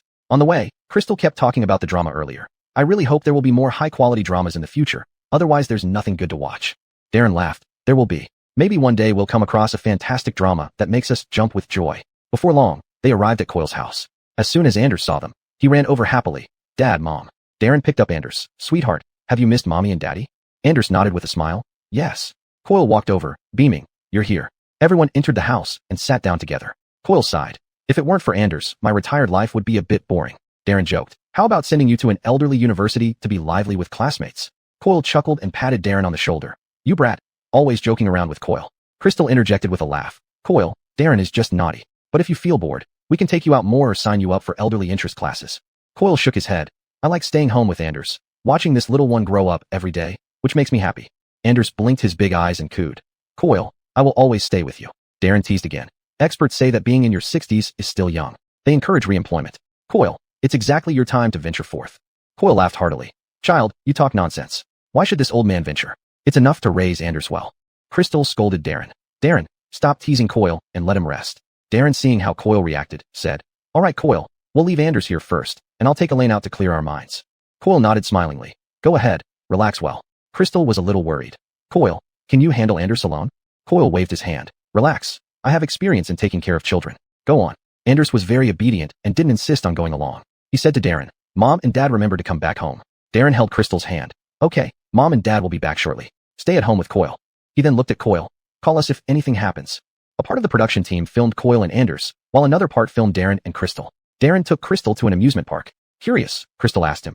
"Darren, why did you think of bringing me to an amusement park?" Darren looked at her affectionately and said, "Elaine, from the day we got married until now, we've never been to an amusement park. Previously, it was delayed. We didn't go out to play properly either. Today, I just wanted to take you out to relax and experience this pure joy." Crystal smiled with emotion. "It's really thoughtful of you to bring me to an amusement park." After buying tickets and walking into the amusement park, they found it bustling with laughter and screams echoing all around. Worried about being recognized, Darren wore a mask. They held hands and first came to the carousel. Crystal excitedly chose a beautiful white horse, while Darren took photos for her nearby. As the music played, the carousel slowly turned, and Crystal's face beamed with childlike joy. Darren watched her, feeling profoundly happy. Next, they went on bumper cars. They bumped left and right in their small carts, laughing constantly.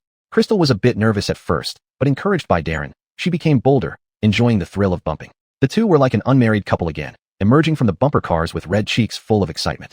Darren held Crystal's hand and said, "Come on, let's ride the Ferris wheel." Crystal nodded happily, and they boarded a Ferris wheel cabin. As the wheel ascended slowly, the city's beauty gradually unfolded before their eyes. Darren gently held Crystal's hand and softly said, "Elaine, look, how beautiful." Crystal leaned against Darren's shoulder and whispered, "Yes, everything looks beautiful with you." Exhausted from playing, they sat down in a shaded area. Darren bought 2 bottles of water and handed one to Crystal. Crystal took a sip and smiled, saying, "Darren, today has been so much fun. It feels like we're falling in love all over again." Chapter 240. The hero saves the beauty plan goes down the drain. Darren said, "As long as you want, I can fall in love again." Crystal pouted at him. "Then you have to perform well. I'm not as easy to fool as Anders." Darren pulled Crystal into his arms. "Of course, my princess." After resting, Darren took her to the haunted house. Crystal wasn't afraid of ghosts. She worked in artifact restoration and had been underground in tombs before. As they entered the haunted house, a chilling atmosphere hit them. Darren held her hand tightly, fearing that Crystal might be scared. Although Darren wasn't afraid in his heart, he whispered to Crystal, "Elaine, don't be afraid. I can protect you well." Crystal smiled softly. "You just take care of yourself."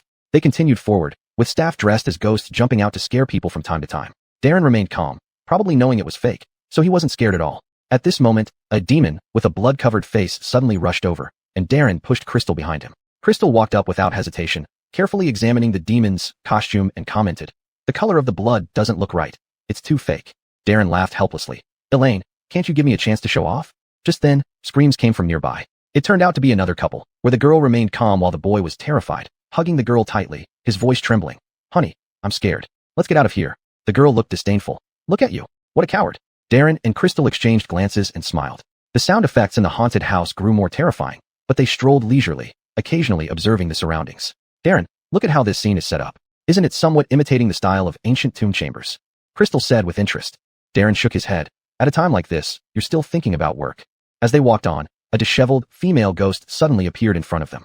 Crystal reached out directly to lift the female ghost's hair, saying, "This wig quality isn't good." Finally, after teasing all the NPCs in the haunted house, the two of them left the haunted house with laughter and talk. Darren hadn't expected Crystal to be so fearless and had hoped to showcase his manliness. Thinking about what happened earlier, Darren chuckled bitterly to Crystal. "Elaine, looks like my plan to save the beauty is thoroughly ruined." Crystal giggled. "Why did you underestimate me? But the way you protected me was cute." In the beautiful sunshine, the two of them strolled hand in hand through the amusement park. Passing by an ice cream stand, Darren bought 2 cones, handing one to Crystal. "Try this one, it should taste good," Darren said. Crystal took a bite, the sweetness spreading in her mouth. Really good." After playing for a while, the two prepared to leave. Darren thought they hadn't had a private date in a long time, and said, "Michael misses Anders very much, so let Anders stay there with him for a few more days." Crystal paused for a moment, then realized, her lips curling upward, "All right, then we can relax properly." Darren called Jean. On the other end of the phone, Jin's cheerful voice quickly came through. "Darren, what's up?" Darren laughed and said, "Michael, has Anders been behaving well at your place?" Jean chuckled. "Yes, this little guy has brought a lot of joy to me." Darren paused for a moment and then said, "Michael, Anders might need you to take care of him for a few more days. Lola and I want to spend some time together." Jean immediately replied, "Sure, you young people relax well. Leave Anders to me. You can rest assured." Darren said, "Michael, could you give the phone to Anders? Elaine and I want to talk to him for a bit." Jean passed the phone to Anders. "Anders, have you been a good boy at Great Michael's?" Crystal asked gently. "Mom, I've been really good." Anders's childish voice came from the other end of the line. Darren added, "Anders, play well at Great Michael's, listen to him, and take care of Great Michael for Mommy and Daddy, okay?" "Dad, I know, you guys have fun too." Anders answered obediently. Crystal smiled. "Good boy, Mommy and Daddy will come pick you up in a few days." Anders happily said, "Okay, Mommy and Daddy, I'll wait for you to pick me up." The experts watching in the studio sighed. It's obvious that Anders doesn't have separation anxiety. They've clearly raised him well. Everyone nodded in agreement. On Darren's side, after hanging up the phone, the two got into the car. Darren started the engine, and soft music flowed inside the car. Crystal leaned back against the seat, turning to look at Darren.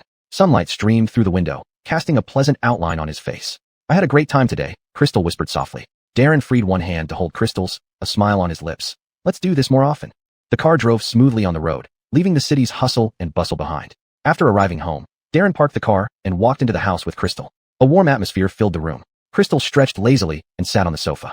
Darren sat down beside her and gently embraced her. "These past days have been hard on you." Darren's voice was gentle and deep. Crystal closed her eyes, savoring this moment of peace and warmth. "It's all worth it as long as you're here." Darren kissed her forehead, and they stayed there in silence, as if time had stopped. After a while, Darren stood up and went into the kitchen to prepare a sumptuous dinner for Crystal. Crystal followed him in and helped out, filling the kitchen with laughter. During dinner, Darren discussed with the production crew. "You guys go ahead and eat. You can focus on filming Anders. We don't need to be filmed here." The head of the production crew looked hesitant. "Dovey, this might not fit our program schedule." Darren frowned slightly, speaking firmly. "My wife and I rarely get such a relaxing moment together. We hope for some private space. Besides, the footage of Anders is also quite engaging, which won't affect the show's effect." Crystal chimed in from the side. "Indeed. After all, the focus of the program is on the child." The crew members exchanged glances and finally agreed. Darren romantically set up candles for dinner and poured some red wine. The flickering candlelight cast a warm and intimate glow on their faces. Chapter 241, Not Puppy Love. Darren raised his wine glass and looked tenderly at Crystal, saying, "Elaine, I toast to us. May we have today every year." Crystal smiled as she clinked glasses with him, sipping the red wine. Her cheeks flushed attractively. "Darren, thank you for all these arrangements for me." Darren reached out to hold her hand and said passionately, "You never need to say thank you to me. By the way, Elaine, eat more." After drinking, Darren gazed ardently at Crystal, as if he could ignite a fire within her by looking at her. This look made Crystal slightly bashful, lowering her head modestly. However, Darren gently lifted her chin so that she had no choice but to face him directly. "Elaine, you're truly beautiful." His voice was low and magnetic, making Crystal's heartbeat accelerate even more. Darren gradually moved closer to her, their breaths intertwining together, creating an air of ambiguity around them. He whispered softly in her ear, "Elaine, I wish I could make you smaller, so that you can always stay with me." Crystal bit her lip lightly, her eyes full of tenderness. "Darren, you're drunk." The corners of Darren's mouth curved into a smile. "I'm not drunk, I'm quite sober. Sober enough to know how much I love you." As he spoke, his hand stroked Crystal's cheek lightly, feeling like silk. That smooth sensation made him unable to help himself from applying slight force, pulling her closer, their distance so close they could feel each other's heartbeats. The rapid beating seemed to express their inner longing. Darren's gaze landed on Crystal's lips. Unable to resist any longer, he leaned down and kissed her. This kiss started very gently, like a feather brushing over, carrying tentative exploration and boundless tenderness. Gradually it turned passionate and deep, as if merging each other's souls. Crystal's hands instinctively wrapped around Darren's neck, responding to his kiss. After an unknown amount of time, Darren reluctantly released her. Their eyes met, filled with boundless love and longing. Darren hugged Crystal tightly, as if trying to blend her into his own body. "Elaine, you are my only one." Leaning against his chest, Crystal held onto him tightly. In this moment, it seemed like the whole world was reduced to just the two of them. Without another word, Darren carried Crystal in his arms like a princess, striding briskly up the stairs. Crystal gave a light cry, her hands unconsciously wrapping around Darren's neck, her heart pounding, both nervous and expectant about what would happen next. Entering the bedroom, Darren gently placed Crystal on the soft bed, looking down at her with a gaze hot enough to burn through anything. Crystal turned her head slightly, not daring to look directly into his desire-filled eyes. Sitting on the edge of the bed, Darren's fingers caressed her cheeks lightly. Then, he slowly bent down and whispered in her ear, "Elaine, you're truly beautiful." His breath tickled her ear, causing a shudder to run through Crystal. During this process, they embraced without needing words to convey their passion and deep affection. Their heartbeats intertwined, composing a melody of love. As the surrounding temperature quietly rose, the air was filled with an indescribable warmth and sweetness. It was the taste of love, intoxicating and captivating. Their bodies gradually moved closer until they were clinging tightly to each other, as if the entire world had paused. Under the dim yellow light, their figures entwined, immersed together in this boundless joy. Sweat soaked their bodies, yet their passion remained unquenched, wave after wave of pleasure pushing them towards the peak of happiness. In each other's embrace, they found their true selves and the purest form of love. Night deepened. Darren and Crystal tightly embraced amidst the tide of passion, as if time stood still for them. At this moment, their world belonged solely to each other, filled only with this profound and burning love. As everything gradually calmed down, Darren gently pulled Crystal into his arms, covering her with a blanket. His movements were gentle and meticulous, afraid to disturb her dreams. Crystal cuddled against his chest like a docile kitten, her face still blushing and wearing a contented smile. Darren kissed her forehead and whispered softly, "Elaine, I will always love you like this." His voice was filled with determination and commitment, expressing their future expectations. Crystal looked up, her eyes brimming with tenderness. "Darren, I do too." Suddenly, she remembered something and said, "I forgot. We are in a relationship. We shouldn't act like this." Darren laughed and said, "We are not in puppy love. Why can't we? Besides, adult relationships can't be purely platonic." Crystal playfully punched Darren's chest.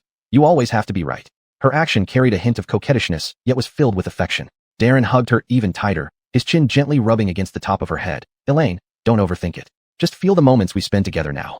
Crystal softly hummed an acknowledgement and found a more comfortable spot in his embrace. After a while, Crystal lifted her head, looking at Darren seriously. "So how are we going to proceed with our relationship?" Her eyes were brimming with curiosity and anticipation. Darren thought for a moment and said, "We'll do many things we haven't done before, visit places we've never been, and create memories that belong only to us." As they chatted, Crystal started to feel sleepy. Darren said, "Sleep now, leave everything to me." His voice was gentle yet firm, giving Crystal a profound sense of security. Watching Crystal fall asleep, he got up and took a towel to clean off the sweat from her body. After tidying up, he lay back down and held her tightly in his arms. They slept entwined, moonlight streaming through the window, casting a serene and beautiful glow over them. The next morning, sunlight quietly seeped into the room through the gaps in the curtains. Darren woke up first. Looking at Crystal still sleeping soundly in his arms, he couldn't help but smile. He quietly got up, not wanting to wake her, and walked into the kitchen to prepare breakfast. When Crystal woke up, she was greeted by the aroma of food. She freshened up, put on one of Darren's shirts, and walked to the dining area where she saw him busily preparing breakfast, feeling immensely happy. "Darling, good morning." Hearing her voice, Darren turned around and smiled. Seeing her wearing his shirt, the loose garment made her look even more petite and charming. Unable to resist, he stepped forward, gently cupping her face with both hands, and kissed her. She was initially startled but then closed her eyes, wrapping her arms naturally around his waist. His kiss was initially gentle and careful, as if handling a priceless treasure. Chapter 242, Ambiguous Swimming. Gradually, the kiss became more passionate and sweet. Her breathing began to quicken, and he held her even tighter, as if wanting to merge her into his own body. Time seemed to stand still. The entire world was reduced to their heartbeats and panting. After what felt like an eternity, he finally released her. Their foreheads remained touching, eyes meeting, filled with love so deep it couldn't be dissolved. Elaine, you are so beautiful. Wearing my shirt, you look like a charming enchantress. His voice carried a hint of hoarseness and allure. She blushed and lightly punched his chest. Only you would say such things. He embraced her again, whispering softly, "It's the truth. I'll only ever say this to you." Morning sunlight filtered through the gaps in the curtains, casting a glow on the dining table where Darren and Crystal sat opposite each other, enjoying breakfast together. Darren frequently served dishes to Crystal, his gaze filled with adoration. "Elaine, eat more." Crystal smiled and responded, "You should eat too. Don't just take care of me." A warm ambience filled the air. After finishing breakfast, the two walked hand in hand to the balcony, savoring this cozy and tranquil moment. "From now on, every day should be as wonderful as this," Crystal said, her face radiating happiness. Darren tightened his grip on her hand, his gaze steady and tender. "It will be. I'll make you happy." Soon, it neared noon, and the sun grew increasingly scorching. "Lola, how about we go swimming this afternoon?" Darren suggested, his eyes brimming with anticipation. A flash of surprise flickered in Crystal's eyes. "Sure, previously we've always gone with Anders, but we've never been alone together." In the afternoon, they prepared their swimsuits and swimming gear, arriving at the swimming pool operated by their family. Since Anders had been kidnapped last time, Darren no longer liked swimming with others. He had invested in a sports center, which included his private swimming pool, and Anders' swimming classes were moved here. Entering the swimming pool, Darren took Crystal's hand and led her to the changing room. Upon emerging from the changing room in her swimsuit, Crystal approached Darren shyly. Her swimsuit was simple yet elegant, perfectly accentuating her figure. Darren's gaze fell upon her, admiration and love filling his eyes. "Elaine, you're truly beautiful." Crystal didn't back down either. "Neither do you look bad," she said, her face tinged with a blush as she lowered her head slightly, giggling out of embarrassment. Darren chuckled at her adorable expression and gently tapped her nose. "Then let's get in the water quickly." They carefully entered the pool, the cool water enveloping them instantly. Darren kept a watchful eye on Crystal, afraid she might feel uncomfortable in any way. "How does it feel?" Darren asked with concern. Crystal replied with a smile, "Very comfortable." Darren began teaching Crystal some basic swimming movements, demonstrating patiently. "Move your arms like this, and your legs should kick along with it." Crystal learned diligently, quickly becoming breathless. "Don't rush, take it slowly.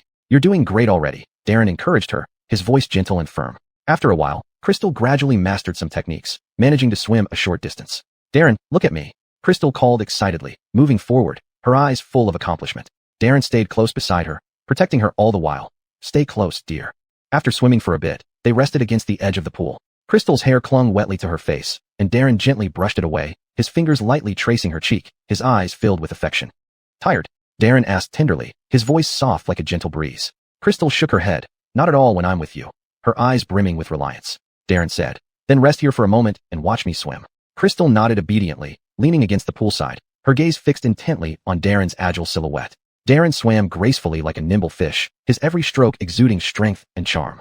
As she watched, Crystal's gaze grew increasingly entranced, her heart full of admiration and fondness for him. After several laps, Darren quietly noticed that Crystal had picked up a water cup to drink. Silently, he swam to her side, and, seizing the moment she finished drinking, pulled her into the water. Crystal yelped, instinctively holding on to Darren as she landed in the water. "You startled me." Crystal pouted, but there wasn't a hint of anger in her eyes. Darren grinned mischievously. "This is much more fun." The two embraced in the water, Darren's hand gently caressing Crystal's back, feeling the smoothness of her skin as if it were the most precious sensation in the world. Crystal's face pressed against Darren's chest, clearly hearing his strong heartbeat. The rhythm made her feel incredibly at ease. Darren slightly lowered his head and whispered in her ear, "Elaine, you make me unable to control myself." His breath grazed her earlobe, sending a shiver down her spine. Crystal's face instantly flushed red as she gently pushed him away. "Stop it." But Darren didn't relent, holding her even tighter, their bodies fitting together perfectly as if they were meant to be one. "I just want to stay like this with you forever." Darren's voice was filled with longing, a desire from the depths of his heart. Crystal no longer resisted, wrapping her arms around his neck and initiating a kiss full of affection. Darren responded passionately to her kiss, and in the water, they seemed isolated from the world, only their love flowing between them. The surrounding water appeared to be influenced by their fervor, rippling in layers. After a long while, Darren finally released Crystal, looking at her tenderly. "Elaine, you are so sweet."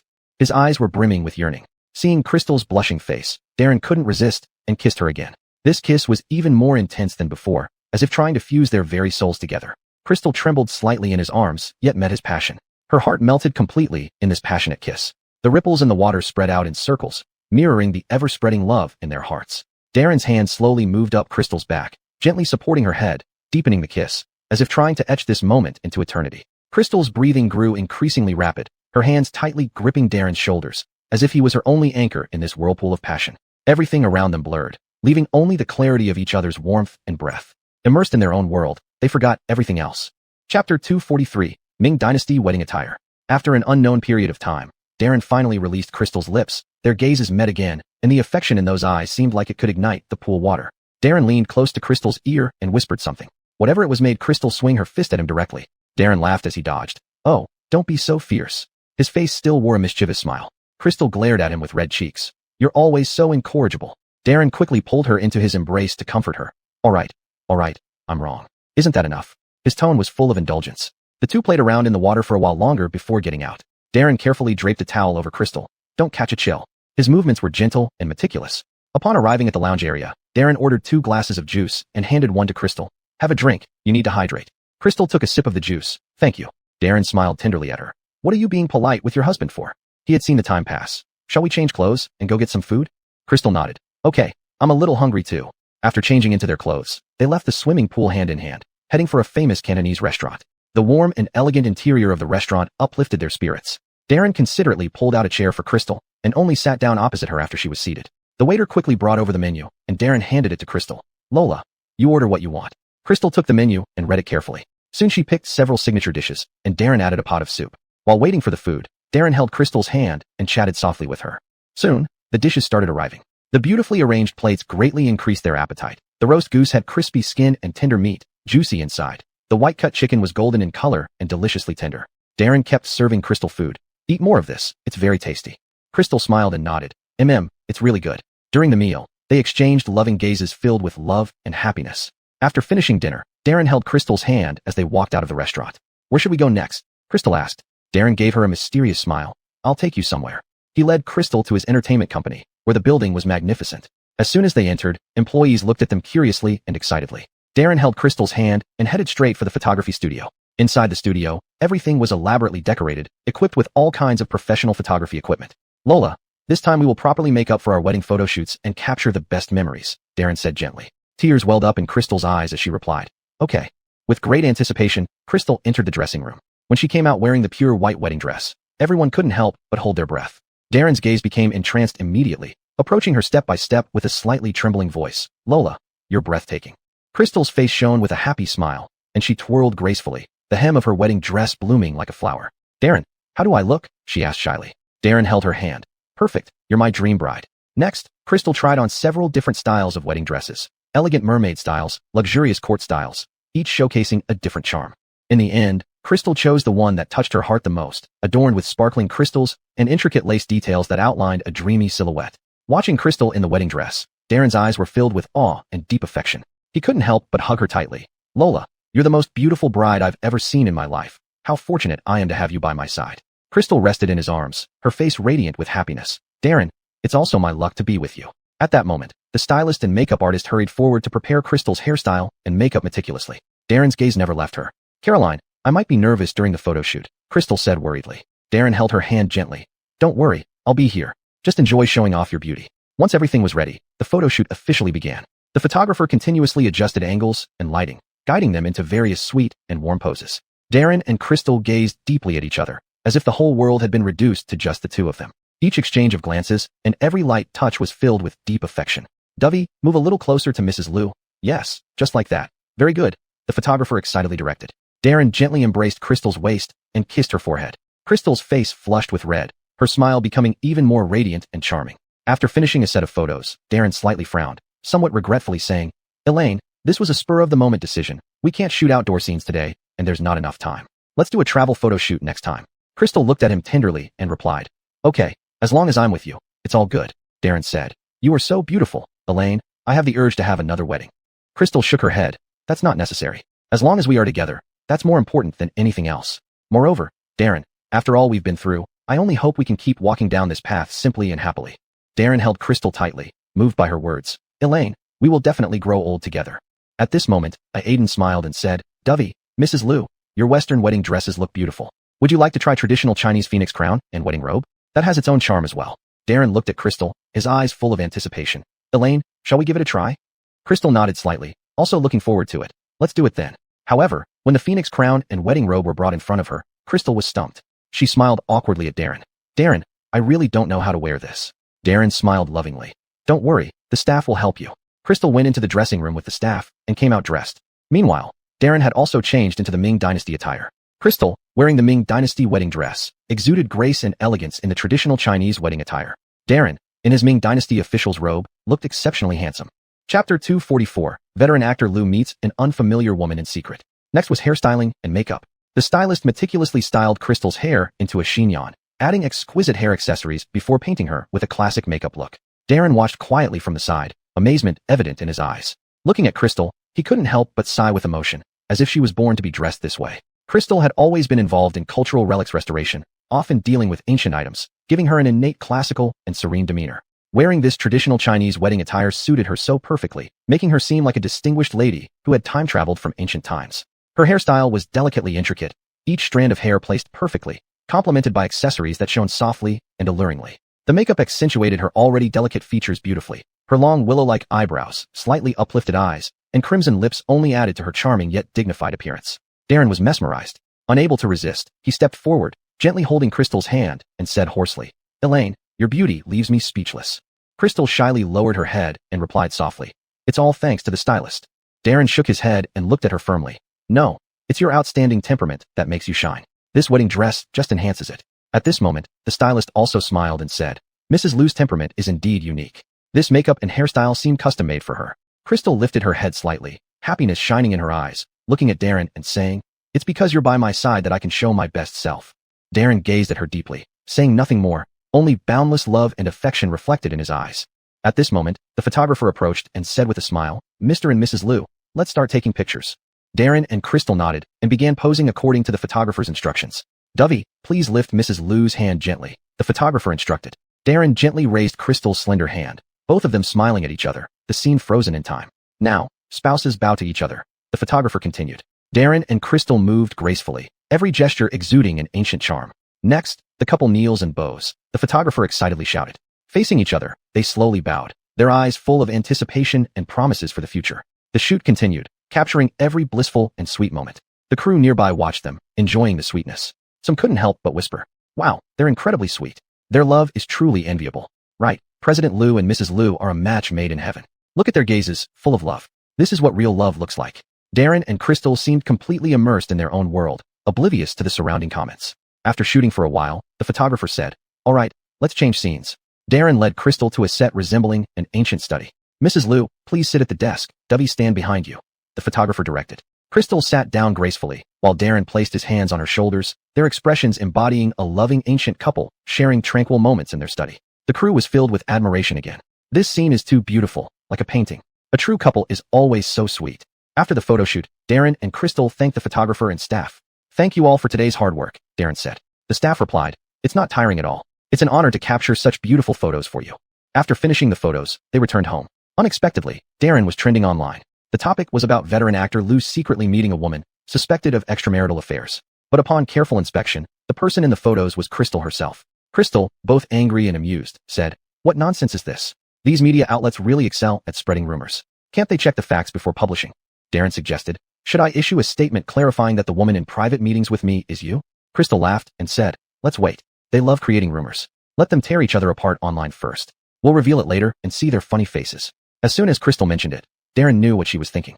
He said, Fine, let's wait and see them eat their words. With the push of online public opinion, comments flooded in, saying all sorts of things about them. Problems with their relationship have been obvious for a while. The remarriage was definitely fake, just for show. They're definitely leading separate lives. There's no real love in the entertainment circle. Actor Lu has always been surrounded by scandals. This time, it's probably another breakup. Darren's company promptly released the photos they had taken, and Aiden's chimed in that their interactions were incredibly sweet. This clarification tweet immediately drew the attention of netizens. In the photos, Darren and Crystal gazed at each other affectionately, their sweetness almost overflowing from the screen. Staff members spoke up one after another. At the shooting scene, President Lu and Mrs. Lu's sweet atmosphere could melt anyone. Their love is genuine. The way President Lu looks at Mrs. Lu, full of adoration, can't be faked. Fans quickly rallied to support them. Those who spread rumors can shut up now. Look at this happy couple. There's no way they are having marital issues. This is true love. Stop malicious speculations. However, some stubborn black fans refuse to give up. Who knows if these are staged? Just for damage control. The staff must have been paid off to say those things. But most netizens chose to believe, and the public opinion gradually turned in favor of Darren and Crystal. Amidst the heated debate online, Darren directly posted a Weibo update, releasing photos of them going out together and having dinner. In the photos, they held hands, smiling broadly, every detail radiating happiness and sweetness. Darren captioned the post. I didn't want to pay attention to these groundless rumors, but to reassure those who genuinely care about us, I feel it necessary to clarify. This is an ordinary yet blissful day for me and my wife. Those who make malicious speculations can rest now. Chapter 245. If we're going to ship, let's ship real couples. Crystal also posted on Weibo. She wrote, Jajuf is ours, and so is happiness. But I still want to thank everyone for your attention. We are doing well, and will continue to do so. However, we also appreciate your concern about their marital status. Under this Weibo post, fans left messages one after another. Seeing you both so happy really makes me feel good. You guys need to slap those haters in the face hard. Wishing you two will always be as sweet as now. At the same time, the previous haters began to lower their voices somewhat, but a few remained unconvinced. Who knows if these photos aren't deliberately posed just to shut our mouths? It might just be for show, and in a few days, there might be new developments. However, such voices were quickly overwhelmed by more supportive ones. No matter what others say, I see true love from the photos. These haters can't stand seeing others happy.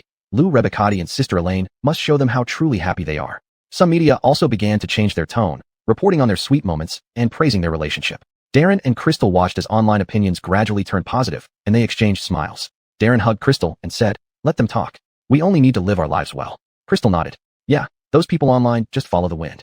Just then, the production team of the reality TV show they participated in saw the buzz and helped share some of their sweet moments during the show. In the show, they took Anders outdoors to play. Crystal's shoelace came undone, which she didn't notice yet, but Darren naturally squatted down to tie it for her. When he stood up, he gently flicked her nose, and Crystal gave him a coquettish look while her face was full of sweetness. At night, with Anders asleep, Darren and Crystal sat on the living room sofa, with Crystal resting in Darren's arms, watching a heartwarming movie together. Darren gently stroked Crystal's hair, and Crystal occasionally looked up at him. They smiled at each other, eyes filled with tenderness. After the production team released these clips, they gained many more CP couple fans. These CP fans started various topics and super topics online, enthusiastically discussing the sweet moments between Darren and Crystal. They are truly the sweetest couple I've ever shipped. Every detail is full of love. This is what true love looks like. Hope they will always be happy. I believe in love again. For shipping CPs, ship real couples. Some CP fans even made beautiful video compilations, combining their sweet moments in the show with romantic music, widely spreading on the internet. Darren and Crystal, learning about their new legion of CP fans, felt surprised and moved. Darren laughed and said to Crystal, looks like we have quite a number of CP fans. Crystal replied, then we must cherish it and not disappoint everyone. To thank their CP fans for their support, they specially posted a hand-in-hand picture on Weibo and wrote, thank you for your love, and we'll keep holding hands. This move excited the CP fans even more, who commented that they would always support them. Darren thought about the online opinions and said, we should pick up Anders tonight to avoid worrying Coyle. Crystal nodded and said, sounds good. Let's get ready and leave soon. The two quickly changed into their clothes and drove to Coyle's house. Upon arrival, when Anders saw them, he ran over and hugged them excitedly. Coyle smiled and said, you've come. This child has been talking about you all day. Crystal linked arms with Coyle and entered the house, sweetly asking, Coyle, how was your day? Coyle replied with a smile, very good. Seeing you all here makes me happier. Everyone sat down in the living room. Darren picked up Anders and asked, baby, have you been naughty at Coyle's? Anders blinked his big eyes and shook his head. No, I've been very obedient. Crystal watched them with warm eyes. Coyle said, Darren, Lola, seeing you two live happily makes me old man very glad. Seeing Coyle so happy, Crystal turned to Darren softly and said, how about moving in with Coyle? Darren nodded in agreement. I think it's a good idea. This way, we can better take care of Coyle, and having everyone together makes things livelier. Crystal looked at Coyle with a smile and said, Coyle, what do you think? If we move in, it'll be livelier for you two. Darren quickly waved his hand, a hint of worry on his face.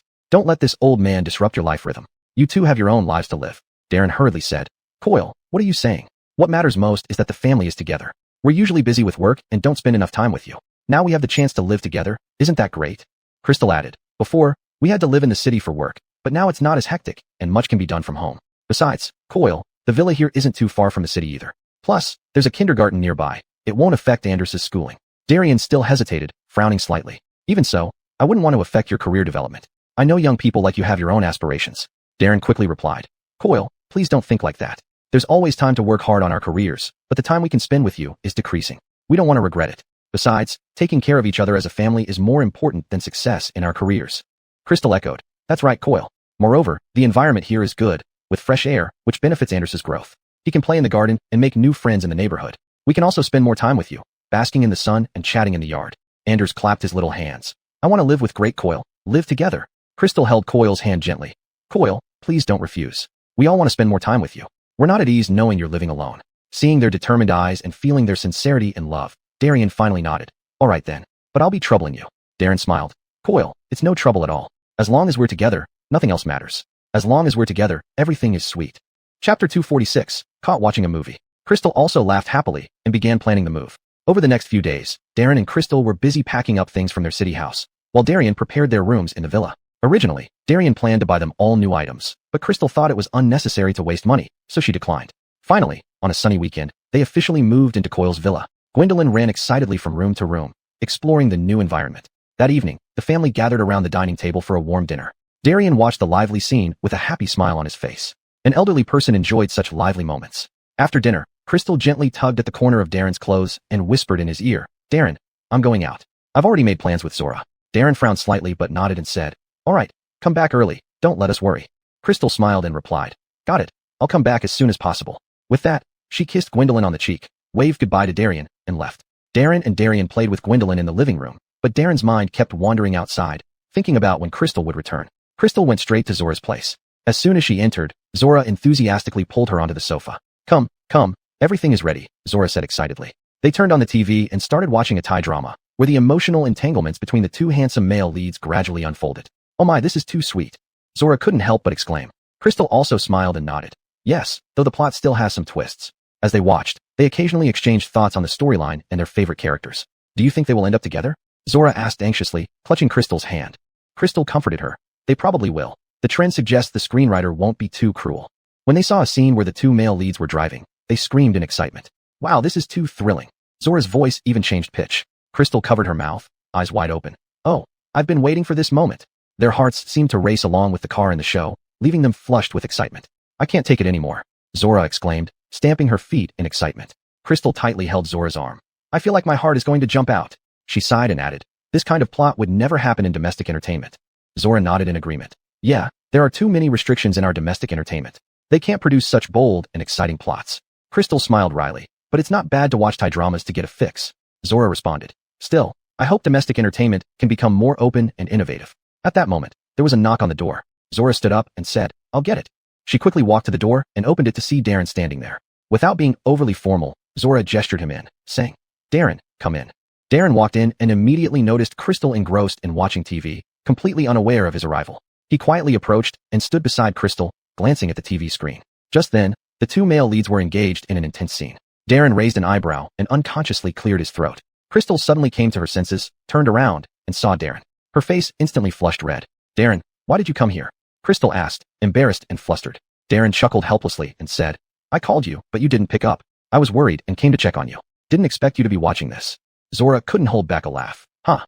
Darren, your timing is perfect. Darren said with a deep meaning. This show is pretty unique. I didn't expect you to like this. Crystal coughed dryly and pulled Darren's hand. Just watching for fun. Darren looked at Crystal affectionately and said, all right, it's getting late. Let's go home. Crystal nodded and got up to say goodbye to Zora. Zora smiled. Okay, go home with Darren now. We'll make another plan next time. As Darren and Crystal left Zora's place, Crystal felt somewhat embarrassed on the way home. Back at home, Gwendolyn and Darian were already asleep. Darren gently closed the door, trying not to wake them. The living room was particularly quiet, with only moonlight filtering through the windows and casting shadows on the floor. Crystal tiptoed to the sofa and sat down, and Darren followed suit. Ian and I got really into the show today, Crystal whispered, a blush still lingering on her cheeks. Darren chuckled and held her hand. I understand. It's good to relax once in a while. Seeing that it was getting late, Crystal said she was going to freshen up. As soon as she entered the bathroom and took off her clothes, Darren followed her in. Crystal gasped and quickly covered herself with a towel, scolding him. Darren, why did you come in? You scared me. Darren grinned mischievously. Honey, it's already late. Why don't we shower together to save time? He teased. Elaine, you seem pretty happy watching that kind of plot. Experiencing it firsthand would be even more enjoyable, right? Crystal's face turned bright red as she shot him an exasperated look. What nonsense are you talking about? You're just teasing me. Darren stepped closer, his eyes burning with intensity. Honey, I'm not kidding. Look at how flushed you are. Crystal was forced backward until her back hit the cold tiles of the wall. Her breathing quickened, and her voice trembled slightly. Darren, stop messing around. But Darren seemed to ignore her plea, gently holding her shoulders and leaning in close to whisper in her ear. Elaine, let's explore the scene we watched earlier. You liked it, didn't you? Crystal's body quivered, unsure if it was from nervousness or anticipation. Darren's hand slowly slid down her arm, lightly caressing her back. His breath was hot and uneven, sending shivers down her spine. Crystal's gaze became hazy, and her body began to soften. Chapter 247, Argument. Her body trembled slightly, uncertain whether from tension or anticipation. Darren's hand slid gently down her arm and softly held the hand that clutched the bath towel. His grip was gentle yet unyieldingly firm, causing the towel to slip quietly and fall to the ground. His gaze burned like flames, sweeping over her from head to toe as if imprinting every inch of her skin into his heart. Crystal's eyes gradually became hazy, her cheeks blushing like the evening sky, and she couldn't help but close her eyes. Darren tightly embraced her, their bodies fitting together perfectly with not a single gap between them. She could distinctly feel his powerful heartbeat, which resonated like battle drums, stirring her blood to boil. The hot water from the shower head filled the entire space, and in the swirling mist, their figures gradually blurred. Darren's lips lightly touched her neck, leaving a trail of delicate kisses. Each kiss was like a flickering flame, making Crystal's body involuntarily shiver. His hands roamed over her body with boundless tenderness and longing, igniting the hidden flames deep within her heart. Crystal's arms tightly encircled his neck, her nails leaving faint traces on his back. Their breathing grew more rapid, and their responses more fervent. In that moment, it seemed as though the world had shrunk to just the two of them, all reason swept away by the flood of desire. After a long while, everything returned to calm. Crystal leaned against Darren's chest, her face flushed with happiness and contentment, her skin still glistening with beads of sweat, like morning flowers adorned with dew. Darren gently lifted her face, gazing at her with tender eyes full of love and care. He adjusted the temperature of the water from the shower head just right, and then carefully rinsed away the sweat and fatigue from her body. The warm water flowed over her skin, and Darren's hands followed the water's course, caressing her as if she were an incomparably precious treasure. His actions were meticulous and focused, each touch brimming with affection. Crystal tilted her head back, savoring this loving care, her face glowing with sweetness and peace. Darren's fingers gently traced along her shoulders, wiping away droplets of water before slowly sliding down her spine, bringing waves of warmth. He carefully combed her hair, letting the water wash away the foam from her strands, his fingers weaving through her hair and massaging her scalp gently. Crystal emitted a soft hum of satisfaction, her body relaxing even further into his embrace. Once the rinse was complete, Darren wrapped Crystal in a soft, large towel, gently drying her skin. His gaze never left her, each look conveying infinite tenderness. "Elaine, you are truly beautiful," Darren whispered, his voice filled with deep emotion. Crystal smiled shyly, her eyes sparkling with happiness. Darren carried Crystal slowly toward the bedroom, laying her gently on the plush bed before lying down himself and pulling her into his embrace.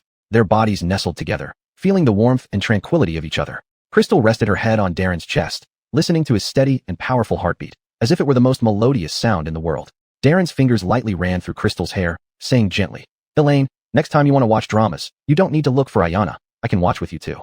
Crystal knew he was teasing her and replied directly, "You're willing to watch gay films too?" Darren chuckled, "As long as it's with you. What wouldn't I be willing to do?"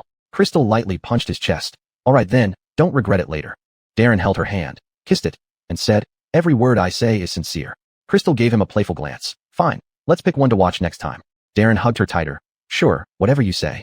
They lay quietly for a while. Then Crystal suddenly remembered something and said, "But seriously, when I was watching dramas with Yayan today, I really didn't expect you to come looking for me." Darren raised an eyebrow. "I was worried about you, afraid you'd get so engrossed you'd forget to come home." Crystal's lips curled up, "Considerate of you." Darren bent down and kissed her forehead. "Sleep now, dear."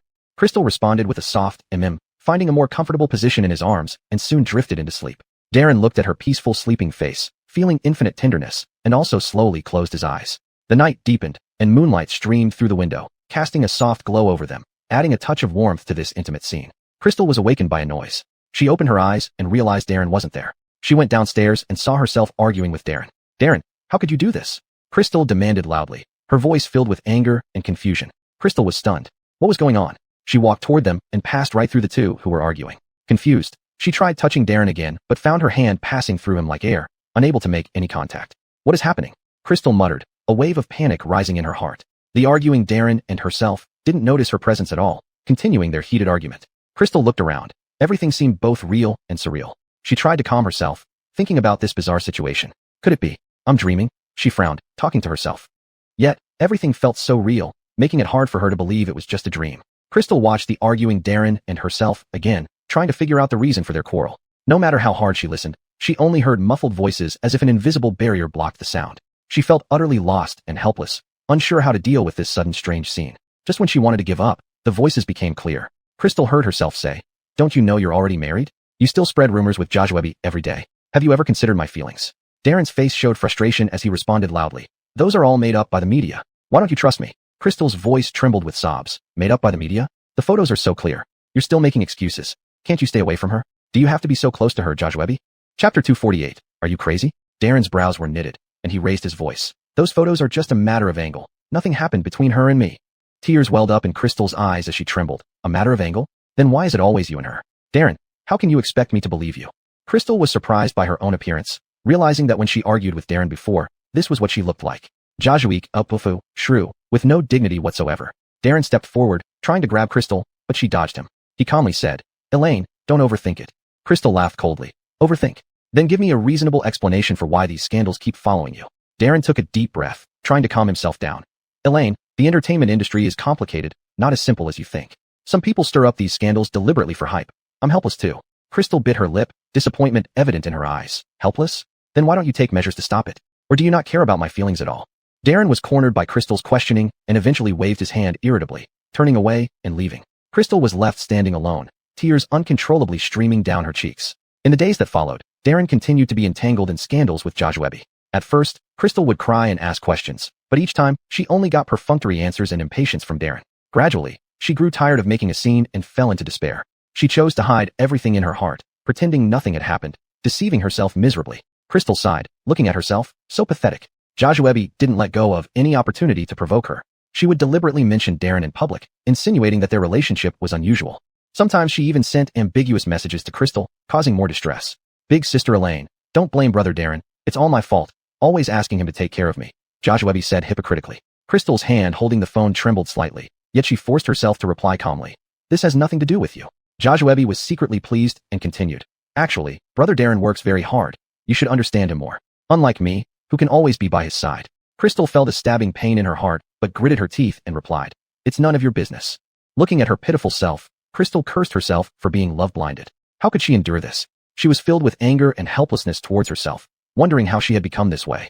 The proud and confident person she used to be seemed to have vanished without a trace. She recalled how she hadn't mentioned divorce to Darren before, feeling like this all along. Every day she wore herself out, constantly worrying if Darren would truly leave her, living in fear and putting on a show with Jajuebi. It was exhausting. When Darren returned home late at night and saw Crystal sitting on the couch lost in thought, he silently changed his shoes to go upstairs without saying much, as usual. Crystal suddenly spoke up.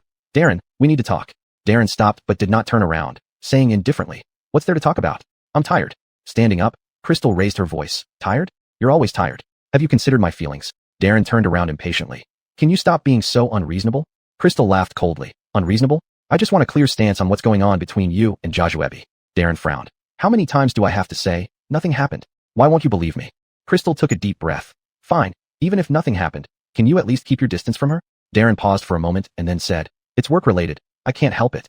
Tears welled up in Crystal's eyes again. Work-related? What about me? What am I to you? Seeing her cry, Darren felt a twinge of regret but hardened his heart. Don't push me. Afterward, he walked upstairs, leaving Crystal crying alone in the living room. Crystal was furious, angered by his lack of resolve. Things had come to this, and they still weren't getting divorced. She couldn't fathom why. Soon, Crystal witnessed the catalyst for their divorce. Darren answered a call and went to see Jajuebi, while she slipped in the bathroom and lost the baby. When she called him, he didn't pick up. Aisha came to save her instead. When she woke up lying on the hospital bed, her eyes were hollow and lifeless. Aisha stood by her side, filled with pity and anger. Elaine, that jerk treats you like this. You must divorce him. Aisha said angrily, her voice trembling. Crystal looked at herself, realizing that as soon as Aisha mentioned divorce, she immediately refused, declaring her love for Darren. Aisha widened her eyes in disbelief, staring at Crystal. Her voice rose with anger and confusion. Elaine, are you crazy? He treats you like this, yet you still love him? Look at what you've become. Crystal's eyes remained hollow, but her tone was firm and resolute. Yen, you don't understand. I love him, I truly do. I can't just give up on him. Aisha stomped her feet in frustration. Elaine, you're making a fool of yourself. He's not worth your sacrifice. Crystal turned away, tears welling up again. Yen, I know you mean well, but my heart just can't let him go. Even if he has hurt me, I still want to be with him. Aisha sighed helplessly, holding Crystal's hand. Elaine, you're going to destroy yourself this way. Crystal shook her head gently. Yen, even if I am destroyed, I accept it. I believe he will come back to his senses. I'm willing to wait. Aisha, seeing Crystal so stubbornly deluded, felt a mixture of heartache and frustration, unsure of how to make her see reason. The ward fell into silence, broken only by Crystal's soft sobs. Crystal also felt as angry as Aisha, knowing that she wouldn't have allowed herself to stay in such a state. It was unbelievable how Aisha could endure it. Crystal heard herself muttering that it was because they didn't have a child. Things would be better if they did. Aisha, hearing this, couldn't help but retort. Elaine, don't be silly. A child isn't the key to solving this problem. Even if you had a child, it might not change anything given how he treats you now. But Crystal was like someone possessed, insisting stubbornly. No, if we have a child, he will settle down and return to the family. Chapter 249, but I love him. Ayana couldn't help but blurt out. Are you crazy, Brianna? She shook her head helplessly.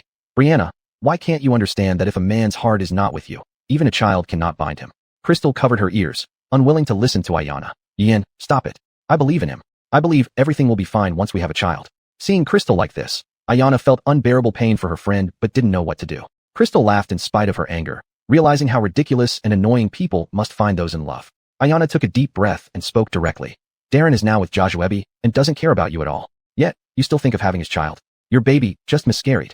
Crystal's face turned deathly pale instantly, her body trembling slightly, tears welling up in her eyes, yet she held them back forcefully. No, he wouldn't do this to me. This must be a misunderstanding. Ayana bit her lip, her tone growing more urgent. Brianna, this isn't a misunderstanding. Darren doesn't even acknowledge your existence. He doesn't care that you lost the baby. What are you still clinging to with such a man? Crystal widened her eyes, filled with stubbornness and defiance. Ian, you don't understand. There must be some reason behind his actions. He has always been so good to me. Maybe he's just confused this time, bewitched by Joshua. I believe if I give him time, he will change his mind. Ayana stomped her feet in frustration. Brianna, can you please be realistic? All his supposed kindness was fake. Isn't everything clear enough? You lost the baby, and he never showed up. How can any excuse explain this away? Crystal raised her voice, shouting with a sob. So what? I love him. I'm willing to wait for him. I believe he will eventually come back to me. Ayana looked at her helplessly and sighed deeply. Brianna, by being so obstinate, you'll only hurt yourself. Crystal turned her head away, refusing to look at Ayana, muttering to herself, No. Ayana felt both angry and heartbroken watching her friend, unsure of what else could snap her out of it. Ayana's expression turned extremely sour as she raised her voice. Crystal, your attitude makes me furious. I've been trying to convince you for so long, yet you won't listen at all. Fine, I'll leave you alone then. Keep banging your head against this wall if you want to.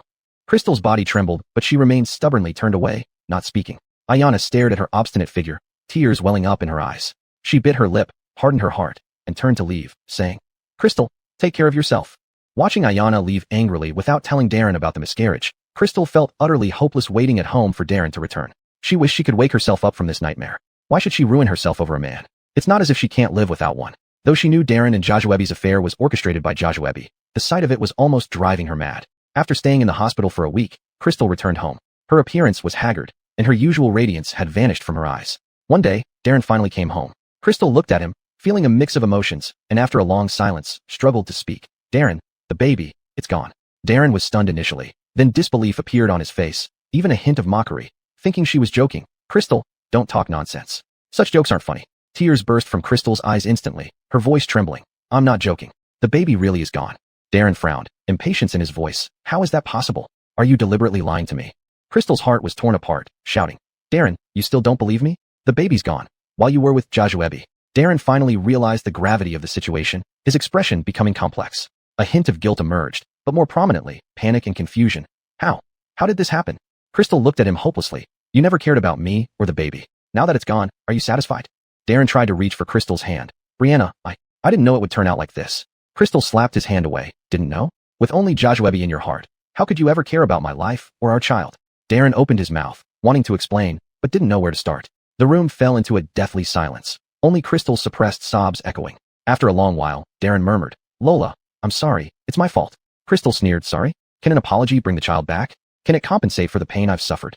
Darren lowered his head, unable to meet Crystal's hateful gaze. Crystal thought that this would lead her to file for divorce. But you always underestimate the extent of a love-blinded heart. She wiped away her tears, and a flicker of hesitation and reluctance flashed in her eyes. Her voice softened. Darren, if you break ties with Joshua, we can start over. Darren hurriedly replied. Elaine, there's really nothing between Joshua and me. It's all a misunderstanding. Don't worry so much. We can still have more children. Believe me. Hearing his words, Crystal's tense nerves seemed to relax suddenly. The hatred in her eyes diminished, and she asked hopefully, Really? You really have nothing with her? Darren nodded firmly and took Crystal's hand. Of course, Elaine. I promise to treat you well from now on. Let's start anew and have another child. Crystal was easily comforted by his words. She leaned against Darren's chest and whispered, Okay, I believe you. I hope you won't lie to me this time. Darren gently patted her back, saying, I won't, Elaine. This time, definitely not. Crystal rolled her eyes. Why did she even bother watching this? Her breasts were feeling tense just thinking about it. Watching this made her almost develop breast hyperplasia. She began to wonder if, had she not filed for divorce, she would have ended up like this, losing herself, always revolving around Darren. Chapter 250. A few days of work and she'll be tamed. She even drove Aisha away. Anyone who saw her act like this would probably gag, thinking, what a messed up love-addled brain. Watching her is unbearable. Crystal laughed bitterly. May all love-addled brains go to hell, alright?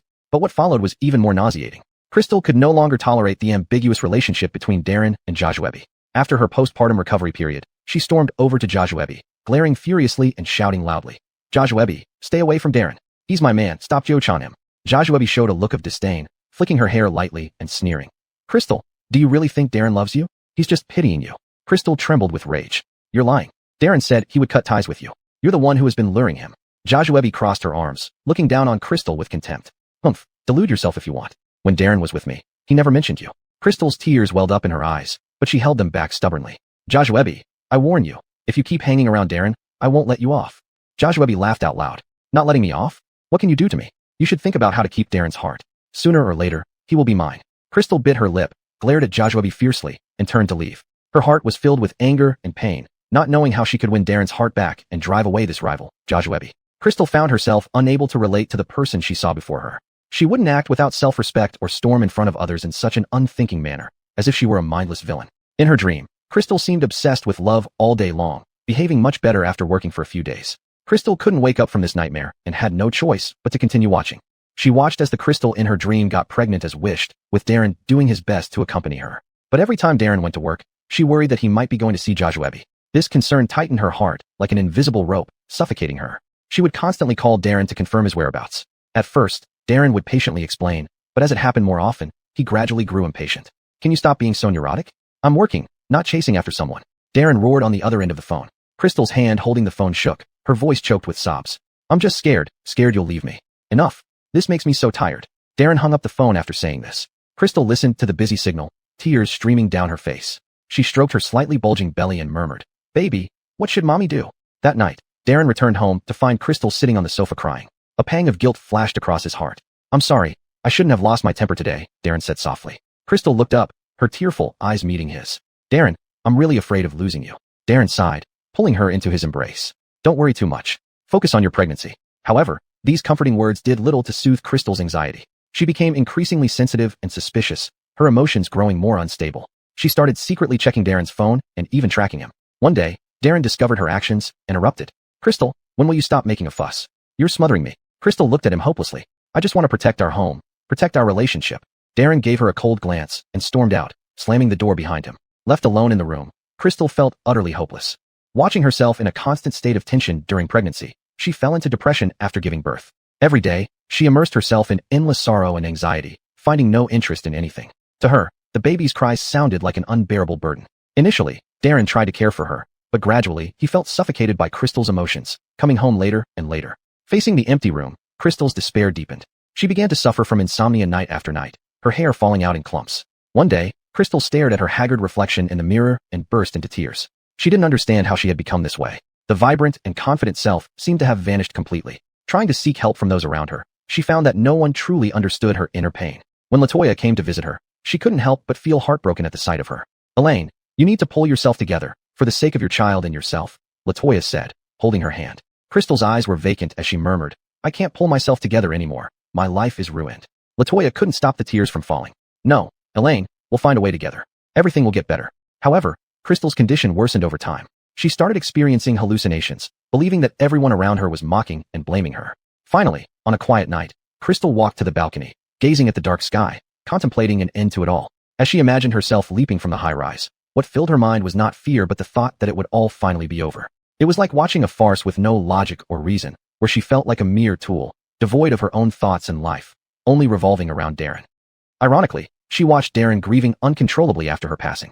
A complex mix of emotions surged within Crystal. There was a hint of satisfaction from this revenge, yet it was intertwined with deep sorrow. She wondered, could Darren's current pain make up for anything? She saw how Darren ignored his child, leaving him with Jean while burying himself in work to numb the pain. Though well cared for by Jean, the lack of parental affection in the child's eyes was heartbreaking. Crystal felt both anger and helplessness, wanting to confront Darren about his irresponsibility, but powerless to do so. Even when the child fell ill, running a high fever, Darren coldly replied when Jean called, just take him to the hospital. I'm busy and don't have time. Chapter 251, Turbulence Arises Again. Gwendolyn grew up under Darren's neglect and gradually became quiet. At this point, she abruptly woke up from her dream, seething with anger at the events that unfolded in it. Though most of the outcome in the dream was due to her own actions, Darren's indifferent expression still hurt her deeply. She woke Darren up. He opened his eyes, thinking something must be wrong. Elaine, what is it? Crystal asked seriously. If I hadn't initiated the divorce back then, following our previous development, do you think we would have ended up divorcing? Darren was taken aback by this sudden question. He rubbed his eyes, sat up, and looked at Crystal, saying, Elaine, why are you bringing this up suddenly? Crystal stared at him with determination and asked again, it doesn't matter. Just answer me, yes or no? Darren fell silent for a moment, then gently held Crystal's hand and shook his head. He said, Elaine, I don't know. No one can predict the past accurately, but I can tell you that after all this, all I want now is to cherish you. Crystal took a deep breath and began telling Darren about the terrible dream. Darren, I dreamed that our relationship deteriorated. I saw myself losing my mind over your affair with Joshua, becoming hysterical. Later, I got pregnant and lived each day in anxiety and fear. After giving birth, I developed depression. You grew increasingly impatient with me, and finally, Crystal's voice trembled. She couldn't continue. Darren, hearing her, was struck with fear and hugged Crystal tightly. Elaine, it's just a dream. It won't come true. Crystal continued. In the dream, our son, Gwendolyn, grew up under your neglect and became withdrawn. He didn't receive the paternal love he deserved, and his personality turned isolated. Stopping there, she looked at Darren and asked, what would you do if you really turned out like that? Determination flashed in Darren's eyes. He embraced Crystal tighter and solemnly said, Elaine, I swear, I will never let that happen. If such a day ever comes, I'll first reflect on my mistakes, work hard to correct them, and try my best to make up for the harm done to you and our child. Crystal said, bring Gwendolyn over and let him sleep with us. Darren paused, then nodded, getting up to carefully carry Gwendolyn over. Gwendolyn, half asleep, remained groggy in Darren's arms. The three of them lay together in bed. Crystal softly held Gwendolyn's little hand while Darren wrapped his arm around both of them. Crystal whispered, from today, we will be a happy family. Darren responded, yes, definitely. Gwendolyn, nestled between his parents, smiled faintly, as if sensing the warmth and affection even in his sleep. Watching Gwendolyn, Crystal thought that as long as she didn't lose herself like in the dream, things could be avoided. Night deepened, filling the room with tranquility and peace, as if all the previous darkness was gradually dissipating. The next day, the kids' variety show began airing. The family gathered around the TV to watch. Darian watched how Gwendolyn and Moses fought over toys, believing they were right not to force children into sharing or compromise their feelings. As the show aired, Crystal and Darren's way of interacting with Gwendolyn also became a hot topic online. Netizens left comments under the related threads. One commenter said, such a warm family atmosphere.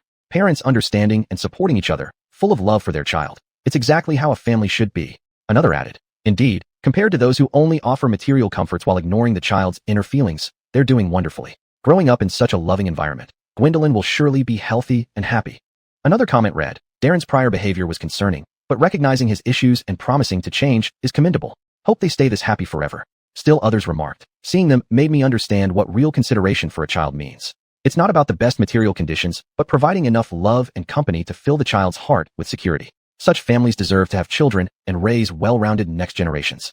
However, soon, a black fan of Crystal jumped out, claiming that during wife's travel, when Gwendolyn was just 1 or 2 months old, Crystal appeared on the show, indicating that she wasn't as devoted to Gwendolyn as shown, merely putting on an act. This statement instantly caused some uninformed netizens to join in, and public opinion became somewhat chaotic for a moment. Some people followed the trend and said, after just giving birth, she would be desperate to spend every day with her child and wouldn't bear to leave. Back then, Gwendolyn was only 1 or 2 months old, still breastfeeding. She could abandon her child for an entertainment show? This seems a bit off. At this point, sensible netizens stood up to rebut, you're talking nonsense without knowing the whole story. Maybe she had compelling reasons, and participating in the show doesn't mean she doesn't love her child. Others commented, exactly, you can't deny her love for her child based on this. Perhaps she made sure that Gwendolyn was well taken care of before leaving. A black fan chimed in. Crystal might have wanted to enter the entertainment industry. She did live streaming before. Now she's even bringing her child on shows. Isn't it just for attention? Immediately, fans countered. What's wrong with live streaming? Participating in parent-child shows is just for attention? That's too cynical. She may just want to record the beautiful moments with her child and share family warmth. Some bystander fans added, though I don't know Crystal, running off to play right after giving birth seems a bit irresponsible, isn't it? Another person commented, as a mother, she should shoulder her responsibilities. Can she really be so whimsical? Darren received a call from assistant Brendan about their trending topic, and his expression turned dark immediately. Brendan, get all negative news about Crystal removed, Darren said resolutely. Assistant Brendan responded over the phone, sure thing, Dovey. It's being handled immediately. Assistant Brendan quickly deleted all negative news about Crystal. Chapter 252, Love Yourself. Darren also issued a statement, explaining the circumstances of his participation in the show at that time. At that time, after Brianna gave birth to Gwendolyn, she showed signs of depression. I was worried about her, fearing her condition would worsen or that she might become desperate, so I thought it would be good for her to go out and clear her mind. As for everyone's comments that Brianna didn't fulfill her duties as a mother, I disagree with this view. Before Brianna is a mother, she is first an independent individual, not just someone's mother. Brianna's care for Gwendolyn has never been less than mine, if anything, more than you can imagine. When Brianna participated in the variety show, I was still there to take care of Gwendolyn. I am Gwendolyn's father, and taking care of a child is never solely the mother's responsibility. Fathers have the same duty. Her participation in the program was a result of our mutual agreement. It's like how when she works outside to support the family, I stay home to take care of them. There was never any question of her being irresponsible. Once Darren's statement was released, public opinion shifted instantly. Netizens gave thumbs up to Darren's sense of responsibility in defense of Crystal. One commenter said, "Darren is truly a real man, responsible and understanding towards his wife." Another remarked, "They are wealthy, so how could they possibly not take good care of their child? Some people are just nitpicking." Yet another netizen commented, "Indeed, it seems like nowadays everyone generally believes that taking care of a child is solely the mother's job, while fathers don't need to bother. For Darren to speak up for his wife like this is really rare." Another netizen added, "Exactly, such outdated views should change long ago. Mothers have their own lives and aspirations, and we shouldn't place all childcare responsibilities on them." Another expressed, "I agree. Why should childcare be assumed to be the sole responsibility of mothers? Darren is right. Fathers share the same responsibility. I hope more families can follow their example and share the responsibility together. Yes, we shouldn't always expect so much from mothers." Darren's words made me rethink household responsibilities. I hope such voices will grow louder and challenge these unreasonable notions. One netizen supplemented, "Strongly support Darren. I hope this incident will make more people reflect on these unfair views, turning childcare into a shared, sweet burden rather than a lone mother's hard labor." An intensely worded netizen agreed strongly. Another pointed out, "In reality, many mothers give up their careers and dreams for their children, but receive little understanding or support." Darren and Crystal's story serves as a reminder that household responsibilities should be shared. Another concurred, "That's right, fathers play a crucial role in a child's growth. Traditional views shouldn't overshadow this point." Darren's statement represents a positive shift.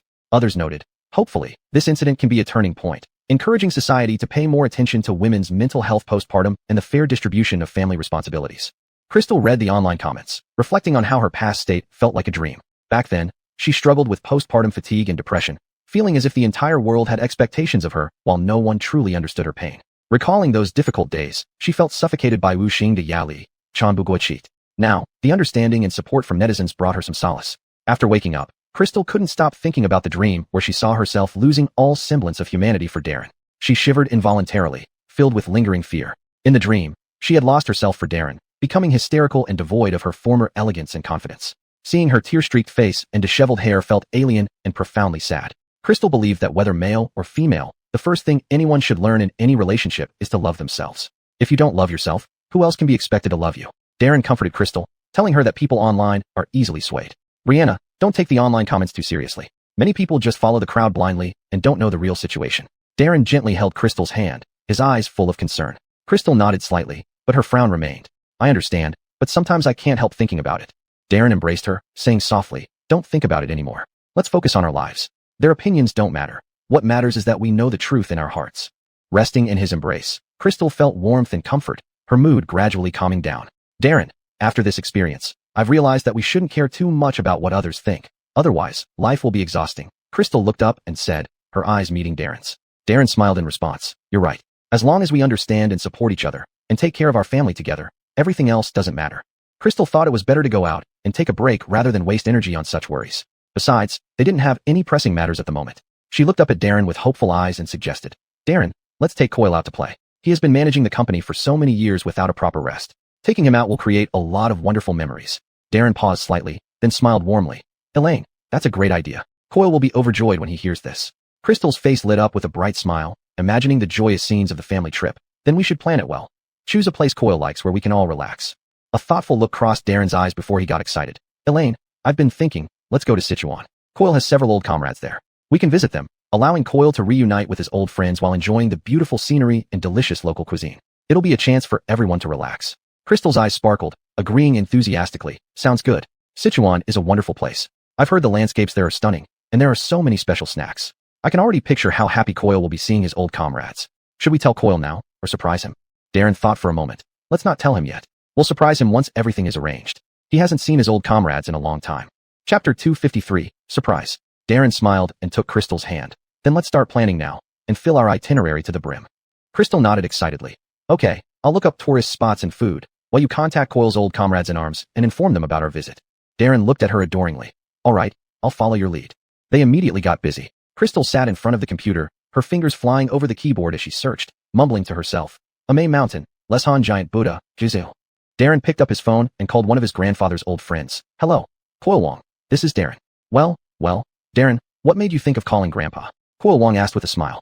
"Coyle Wong, Tracy and I plan on taking my grandpa to Sichuan to visit several of your old comrades in arms. How have you been recently? Darren asked with concern in his voice. When Darren's grandfather's old friends came to attend their wedding, they all met Crystal. Hearing this, Coil Wong's voice grew louder. Good. Very good. You're coming? That's wonderful. Darren continued. Coil Wong, we'll be leaving in a few days. Once the specific date is confirmed, I'll inform you again. All right, Jajuetal Lu, Grandpa will be waiting for you. Coil Wong laughed through the phone. After hanging up with Coil Wong, Darren dialed Coil Josue's number. Who is it? The steady and powerful voice of Coil Josue answered. Coil Josue, it's Jajuetal Lu, Darren. Jajuetal Lu, what brings you to call Grandpa? Coil Josue, we would like to take my grandpa to Sichuan for a reunion with you all. Is it convenient? Darren asked cautiously. On the other end, Coil Josue became excited. Convenient. Very convenient. We've been looking forward to this day. Darren chatted with Coil Josue for a while before hanging up. Then, he contacted the other elderly gentleman. Every one of them was thrilled upon hearing the news, filled with anticipation. Darren ended his call with the last gentleman, letting out a long breath, his face beaming with a radiant smile. He gently walked over to Crystal, seeing her engrossed in searching online information. Unable to resist, he reached out and tousled her hair. Tracy, I've informed everyone. They're all eagerly awaiting our arrival, Darren said tenderly. Crystal lifted her head, excitement sparkling in her eyes. That's great. I've also selected numerous scenic spots and delicacies, ready to plan the itinerary. Darren nodded and said, I'll ask Assistant Ouyang to book the tickets and arrange other matters right away. With that, he picked up his phone and dialed Assistant Ouyang. Ouyang, help me book several flights to Sichuan and reserve a nice hotel. Also, prepare some suitable gifts for the elderly. Got it, Dovey. I'll handle it immediately, replied Assistant Ouyang promptly. After ending the call, Darren walked to Darian's room and knocked lightly on the door. Come in. Darian's voice came from inside. Darren pushed open the door to see Darian reading a newspaper with glasses on. Coil, Tracy and I plan on taking you to Sichuan to visit your old comrades in arms, Darren said with a smile.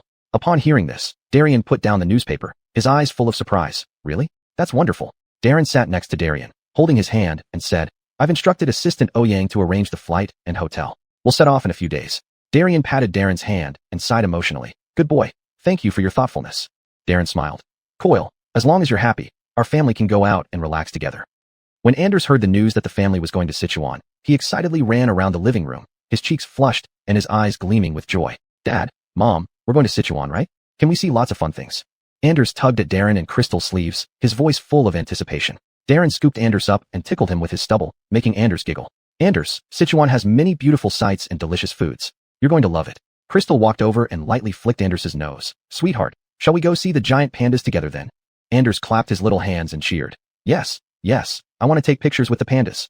The whole family couldn't help but laugh at Anders's innocent exuberance, their laughter echoing through the house. In the following days, Anders would pest Crystal daily to tell him stories about Sichuan and ask Darren when they would depart. Finally, the day of departure arrived. Anders woke up early, dressed himself, slung his little backpack over his shoulder, and waited eagerly to leave. Darren pulled the suitcase, Crystal held Anders's hand, and Darian followed behind. The family walked to the airport, chatting and laughing. Anders looked around curiously along the way, muttering excitedly. We're going to take a plane soon. We're going to Sichuan soon. Upon arriving at the airport, Anders gazed excitedly at the crowds bustling about and the massive airplanes, unable to take it all in. Once on board, Anders sat obediently in his seat, gazing out the window at the clouds and imagining the wonders of Sichuan. Darren and Crystal exchanged amused glances at Anders's adorable behavior, filled with anticipation for this trip. The baby show crew also accompanied them, as the filming was not yet complete. As the plane flew smoothly, Anders occasionally turned to share his new discoveries with Darren and Crystal. Mom, Dad, look, that cloud looks like cotton candy. Anders pointed excitedly out the window. Darren smiled and patted his head. Baby, wait until we get to Sichuan. There will be even more fun things waiting for you. Crystal leaned in. Anders, try to rest a bit so you'll have energy to play when we arrive. But Anders paid no attention, still wide-eyed, curiously observing everything around him. A few hours later, the plane landed at the airport in Sichuan. The family collected their luggage after disembarking. They boarded the car arranged by the production crew and headed straight for the hotel. Along the way, Anders watched the unfamiliar yet lively street scenes outside the window, waving his hands excitedly. Upon arrival at the hotel, Darian felt a bit tired and prepared to rest for a while. Darren and Crystal took Anders for a stroll in the hotel garden. While they were walking, a loud argument erupted nearby. Chapter 254, Joining the Fuss. Darren instinctively held on to Crystal and Gwendolyn, hesitating in his steps. Come on, let's go take a look, Crystal said with eyes full of curiosity. She tugged at Darren's clothing, pulling Gwendolyn along toward the source of the noise. Darren frowned slightly and whispered, Elaine, don't join this commotion. There might be some trouble. But Crystal wasn't listening. Her lively eyes sparkled with excitement as she pouted. Oh, come on. Darren, what's there to fear? We're just going to take a look. Gwendolyn also chimed in. Dad, I want to go too. I want to see what's happening. Darren shook his head helplessly and followed them. As they got closer, they saw a woman dressed in bright colors berating a sturdy man loudly. You heartless man, how much have I suffered because of you, and now you're cheating on me with someone else? The man's face turned red as he stammered, trying to explain. Caroline, don't misunderstand. It's all a misunderstanding. I don't even know that woman. The woman wouldn't listen, sobbing dramatically. Misunderstanding? I saw you holding hands. You need to explain yourself today, or we're not done. At this moment, a heavily made-up woman rushed over and yelled at the first woman. You old hag, unable to keep your man, yet you dare make a scene here. People around them began to point and whisper. Crystal's eyes widened in disbelief as she whispered to Darren. This is too melodramatic. Gwendolyn held onto Crystal's hand. Both their faces were filled with excitement, truly showing they were mother and son, their expressions identical. Darren sighed. Let's stay back a bit. If they start fighting, it would be bad if someone gets hurt. But those three continued arguing intensely, making the scene more chaotic. Crystal seemed captivated by the spectacle, standing still while muttering. Just a little longer, Darren. This is better than TV drama. Her eyes were fixed on the trio, not blinking. Gwendolyn echoed. Dad, I'm not scared. I want to watch. His small face was flushed with excitement. Darren sighed again and tried to reason. Elaine, Gwendolyn, this kind of thing isn't worth watching. It's just domestic quarrels and worries. At this time, the brightly dressed woman became even more agitated, grabbing the man's collar and shouting hoarsely. You must explain to me today, whether you choose me or that vixen. The man staggered, looking flustered, still insisting. Caroline, it's not like you think. My heart is only for you. The heavily made-up woman didn't back down either. She shoved the other woman, cursing. Let him go, you crazy bitch. Instantly, the three tangled together. The woman's hair was messy, and the man's clothes were askew. People nearby started backing away to avoid getting involved.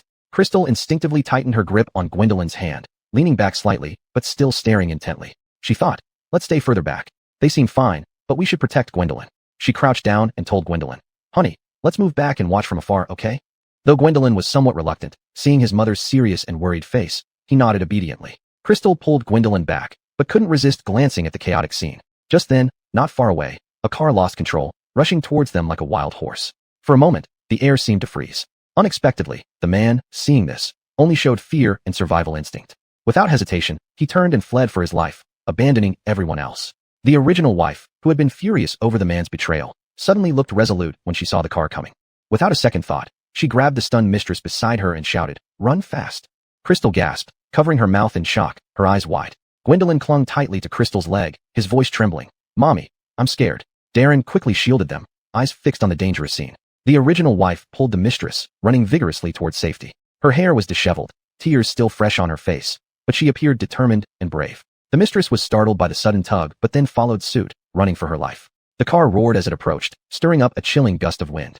It crashed into the road base with a loud bang, sending dust flying. Everyone was stunned by this sudden turn of events. After a brief silence, they snapped out of their daze. Crystal's heart raced. Her hand still tightly covered Gwendolyn's eyes as she said shakily, Honey, don't be afraid, don't be afraid. Darren took a deep breath, steadying himself, and said, Elaine, you stay here with Gwendolyn. I'll go check.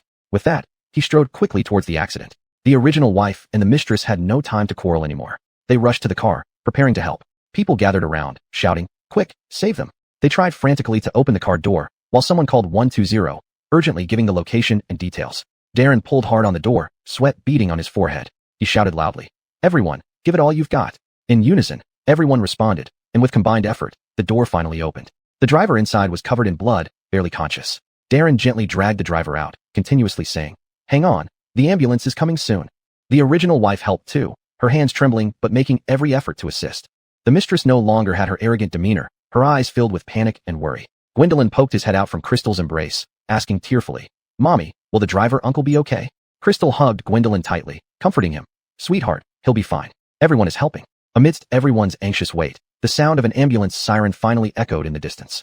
At that moment, everyone felt a glimmer of hope. Chapter 255, The Future of the Ethnicity. The sound of the ambulance grew louder and finally stopped steadily beside the accident scene. Medical staff quickly jumped out of the vehicle, rushing toward the crowd with stretchers and emergency equipment. Darren and others gently lifted the driver onto the stretcher. His clothes were already drenched in sweat, his face filled with tension and concern. Crystal watched this scene with her heart still pounding. She hugged Anders tightly and whispered softly, Honey, the uncle will be fine. Anders bit her lip, nodded, but fear still lingered in her eyes. The medical staff moved swiftly and professionally, providing initial examination and treatment to the driver before quickly lifting him into the ambulance. The ambulance door closed, its siren sounded again, and it sped off towards the hospital. Darren returned to Crystal and Anders, looking slightly exhausted. Crystal handed him a tissue and said, Wipe your sweat. Darren took the tissue and wiped the sweat from his forehead. People around gradually dispersed, and the tense and chaotic scene gradually returned to calmness. The original wife and the mistress stood on one side, both still showing signs of shock and lingering fear. The original wife suddenly looked at the mistress, her tone no longer as sharp as before. Thanks for helping just now. The mistress lowered her head and softly replied. If you hadn't pulled me, I might have. Her voice choked a little as she spoke. Crystal watched them with mixed feelings and said to Darren, after this incident, perhaps they can put aside their past grievances. It's just that the man should lose his place. Darren nodded. Yes, when it comes to life, many things seem less important. Anders tugged at Crystal's clothing corner. Mommy, let's go home. Crystal patted Anders's head, and the three of them walked hand in hand back to the hotel. That night, Crystal lay in bed, tossing and turning, unable to sleep. Darren sensed her unease and hugged her. What's wrong, Brianna? Crystal whispered softly. Every time I close my eyes, I see the scenes from today. Darren comforted her. Don't think about it anymore. Go to sleep. Tomorrow will be a new day. But Crystal still couldn't fall asleep. She sat up. Darren, I suddenly feel that we should cherish our current life more and be kinder to each other. Darren also sat up, holding her hand. Brianna, I will always be good to you. Let's work together to make this family full of love and warmth. Crystal nodded, lay down again, and Darren gently patted her back like comforting a child until she slowly fell asleep. The next morning, sunlight streamed through the gaps in the curtains into the room. Crystal opened her eyes and saw Darren still sound asleep. A gentle smile spread across her face. She got up quietly, walked to the window, and drew the curtains to let more sunlight in. Darren was woken by the sunlight. He stretched lazily. Good morning, Brianna. Crystal turned around. Good morning, dear. A new day has begun. The family finished getting ready and prepared to meet Darren outside. Anders skipped ahead, humming children's songs. Crystal and Darren held hands and followed behind, their faces filled with ease and joy. Arriving at the restaurant, Darren was already waiting there. Great-grandpa, good morning. Anders ran over and hugged Darren. Darren smiled and patted Anders's head. Good girl. Did you sleep well last night? Anders nodded obediently. Great-grandpa, I slept so soundly last night. Darren laughed. That's great. We're about to set out to meet Grandpa's old comrades. The family stood up and got into the car arranged by the production team. Crystal gazed out the window at the receding scenery, feeling particularly content. The car traveled along the winding road, with sunlight streaming through the windows onto everyone's faces. A deep Huinang Yer Zhongjong de Sinqing To Zhu Ye de Yansun, Ta de Sangsho Jinjing de Wo Zai Yichit. Crystal lightly held Darren's hand, sensing a slight tension in it. Anders sat beside them, curiously watching the adults, seemingly feeling the unusual atmosphere. Darren took a deep breath and broke the silence. Coil, we're almost there. Darren nodded slightly, his gaze still fixed forward. Finally, the car stopped at the entrance of the Martyrs' Cemetery. Darren slowly got out of the car, straightened his clothes, and wore a solemn expression. Darren picked up Anders and followed behind Darren. Crystal walked silently alongside them, her heart filled with reverence. Walking into the cemetery, everything was tranquil and peaceful. Lush trees surrounded row after row of neatly arranged tombstones, as if guarding these once brave and fearless souls. Darren walked with heavy yet firm steps, slowly approaching one of the tombstones. His eyes were filled with deep longing and reminiscence, his steps slightly trembling. Coil Wong and Coil Ho Sui, the two elderly men, were already standing there, their postures upright and their gazes solemn. Seeing Darren's family arrive, they nodded slightly in acknowledgement. Old Lu, you're here. Coil Wong's voice was low and hoarse. Darren stepped forward, shaking hands firmly with them. Old buddies, we've gathered here again. Darren gently set Anders down, who stood obediently beside him, her small hand tightly gripping her father's clothes.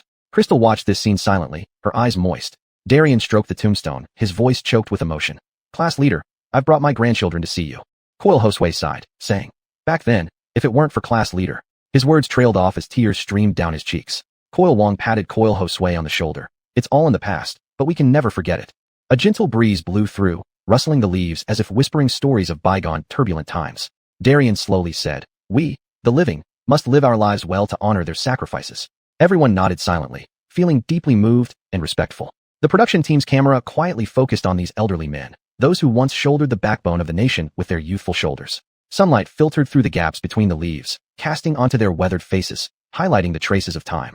Coil Wong lifted his head, gazing at the sky, his thoughts drifting back to distant days gone by. Back then, we were just a bunch of young lads, clueless about anything, but we charged into battle with nothing but fiery passion. His voice trembled slightly, with tears shimmering in his eyes. Darren took a deep breath, saying slowly, class leader always led from the front. He said we couldn't be afraid. Millions of fellow countrymen were behind us. We could not retreat. As he spoke, his voice became choked. Chapter 256, Afraid? Gwendolyn, with his big eyes wide open, listened attentively and asked in a low voice, Great-grandpa, were you all afraid? Darren affectionately patted Gwendolyn's head, with pride in his tone. Child, fear is human nature, but responsibility and conviction made us move forward bravely. Crystal couldn't help wiping the tears from the corner of her eyes. She was deeply moved by the old men's stories. Coil Wong looked into the distance with determined eyes and said, every charge, every battle, we knew we might not return, but none of us became cowards. Coil Ho Sui closed his eyes slightly as if seeing that smoky battlefield again. Our comrades fell one by one, yet we could not stop, for we bore the hope of our nation. Crystal listened quietly beside them, filled with awe and admiration. She thought, these elderly people stood up for their country and nation at such a young age. What a rare and precious courage and responsibility. The Aidens of the program also stood quietly on the side, their faces full of respect and emotion. A foreigner once said that whenever China is in peril, it is well protected by its people. A gentle breeze blew by, rustling the edges of the elders' clothes, as if gently consoling that heavy yet heroic history. Darian sighed. Now the country has grown strong, and we old fellows can rest assured. But children, remember, this peace was hard won. Darren nodded solemnly. Coil, we will always bear it in mind. Gwendolyn puffed out his little chest. Great-grandpa, when I grow up, I want to be brave like you. The old people smiled with satisfaction, their laughter echoing in the martyrs' cemetery, which was both a remembrance of the past and an expectation of the future. Darian slowly took out cherished liquor and cigarettes from his bag. His hands trembled slightly, eyes full of deep emotion. He gently opened the bottle of liquor, slowly pouring it before the tombstones, muttering, Old buddies, we didn't get a chance to taste alcohol back then. Come try it now. The rich aroma of liquor spread through the air, seemingly transporting them back to the days they fought side by side. Then Darian placed each cigarette next to the tombstones. Enjoy these cigarettes. Take your time.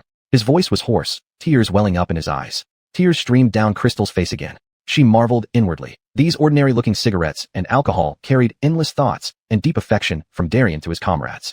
Darren stepped forward, supporting Darian's trembling shoulders. Coil, don't be too sad. Darian took a deep breath, trying to calm himself down. I'm not sad, child. I miss them. Gwendolyn ran over, tugging at Darian's clothes. Great-grandpa, you still have us. Don't be sad. Coil's Wong and Josue watched quietly beside, their eyes filled with sadness and nostalgia. At this moment, in the studio, everyone watched the screen intently, absorbed. The host's eyes glistened with emotion, his voice low. These heroes are truly admirable. A young guest couldn't help but sigh. I only heard about that history before. Seeing the genuine feelings of the elders now, I really feel that greatness. The guests around him nodded repeatedly. Indeed, we can never forget their contributions back then. Another guest remarked, when Darian brought out the liquor and cigarettes, it was heart-piercing, really. Everyone chattered, though simply and honestly, expressing sincere emotion and respect for the elders. Someone added, hope we can always remember them and pass on this spirit. The anti-Japanese war began with the Mukden incident on September 18, 1931, and ended with Japan's surrender ceremony on board the USS Missouri in Tokyo Bay on September 2, 1945, lasting a total of 14 years. 14 whole years, even 9-year-olds went to war. One can imagine how brutal the war was.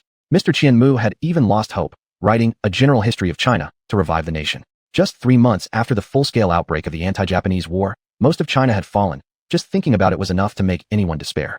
Under such hopeless circumstances, the perseverance of our ancestors was much braver than we imagined. Our forefathers truly fought a 3-generation war for 1 generation to build today's new China. Crystal glanced at her watch. The hour hand pointed silently toward noon. She spoke softly. Coils, it's getting late. Let's go eat something. Don't neglect your health. Her voice was filled with concern and gentleness, like a breeze in spring, gently touching everyone's heart. Darian raised his head, slowly retracting his gaze from the tombstones, with deep attachment still lingering in his eyes. But he still nodded and said, all right, let's go eat something. His voice was slightly hoarse, as if still immersed in the memories of his former comrades. Coil Wong and Coil Josue also nodded slightly, their faces etched with vicissitudes and sighs. Crystal smiled and took Gwendolyn's small hand. Honey, let's go have dinner with the grandpas. Gwendolyn replied obediently. Okay, Mom. The group slowly left the martyrs' cemetery, each step seeming heavy. Arriving at the entrance of the reserved restaurant, Crystal pushed the door open first. Coils, please watch your step. The restaurant was filled with the aroma of food, creating a lively atmosphere that contrasted sharply with their somewhat heavy hearts. Crystal arranged for everyone to sit down, then softly instructed the waiter, please bring us a pot of hot tea first. Soon, steaming hot tea was served. Crystal poured a cup for each grandfather. Coils, have some tea first to warm up. Darian lifted the teacup and sipped gently, his expression easing slightly. At this moment, dishes were brought to the table one after another. Crystal picked up a piece of tender chicken and placed it in Darian's bowl. Coil, try this. The chicken is very fragrant. Darian looked at the chicken in his bowl, with a touch of emotion in his eyes. Good child, you should also eat more. Gwendolyn, imitating his mother, picked up a pair of chopsticks and placed a dish in front of Coil Wong. Coil Wong, have some. Coil Wong squinted his eyes into slits with a smile. Josuetal Gwendolyn is so well-behaved. The atmosphere at the dining table gradually became warm, as everyone chatted happily, temporarily forgetting the previous sorrow. Crystal watched this scene, feeling a hint of happiness in her heart. Chapter 257. In between the old and the young. She knew that, even though that heavy history could not be erased, life still continued. They had to carry forward the spirit of their predecessors and walk on well. After the meal, a hint of fatigue appeared on the faces of the elderly gentlemen. Darian's eyes became somewhat dazed, Coil Wong's back wasn't as straight as before, and Coil Josue leaned gently against the back of his chair, closing his eyes slightly. Crystal keenly noticed the grandfather's weariness and said softly, Coils, everyone is tired today. I've booked rooms for you at our hotel. You should all go rest. Coil Wong waved his hand. No need to trouble yourself, Elaine. Coil Josue also said, no need, Elaine. We can just head home. Crystal hurriedly walked forward and held Coil Wong's hand. Coil, don't refuse. Have a good sleep and get your strength back. Darren echoed. Yes, Coil Wong. Coil Josue, listen to Elaine. Darian persuaded. Let's rest, it's fine. We haven't gathered in a long time. After resting, we can enjoy ourselves. The two grandfathers, hearing the group's persuasion, finally agreed. At the hotel, Crystal meticulously handled the check-in procedures for each grandfather and personally escorted them to their room doors. As Darian entered his room, he looked at Crystal. Elaine, you've worked hard. Crystal smiled. Coil, rest well. It's my duty. Coil Wong and Coil Josue also thanked her profusely. Crystal gently closed the door, praying silently for the grandpas to have a good night's sleep. She and Darren returned with Anders to their room. Anders was already feeling sleepy, resting his head on Darren's shoulder and mumbling. Mommy, will grandpas have good dreams? Crystal gently stroked Anders's hair. Of course, honey. The grandpas will definitely have good dreams.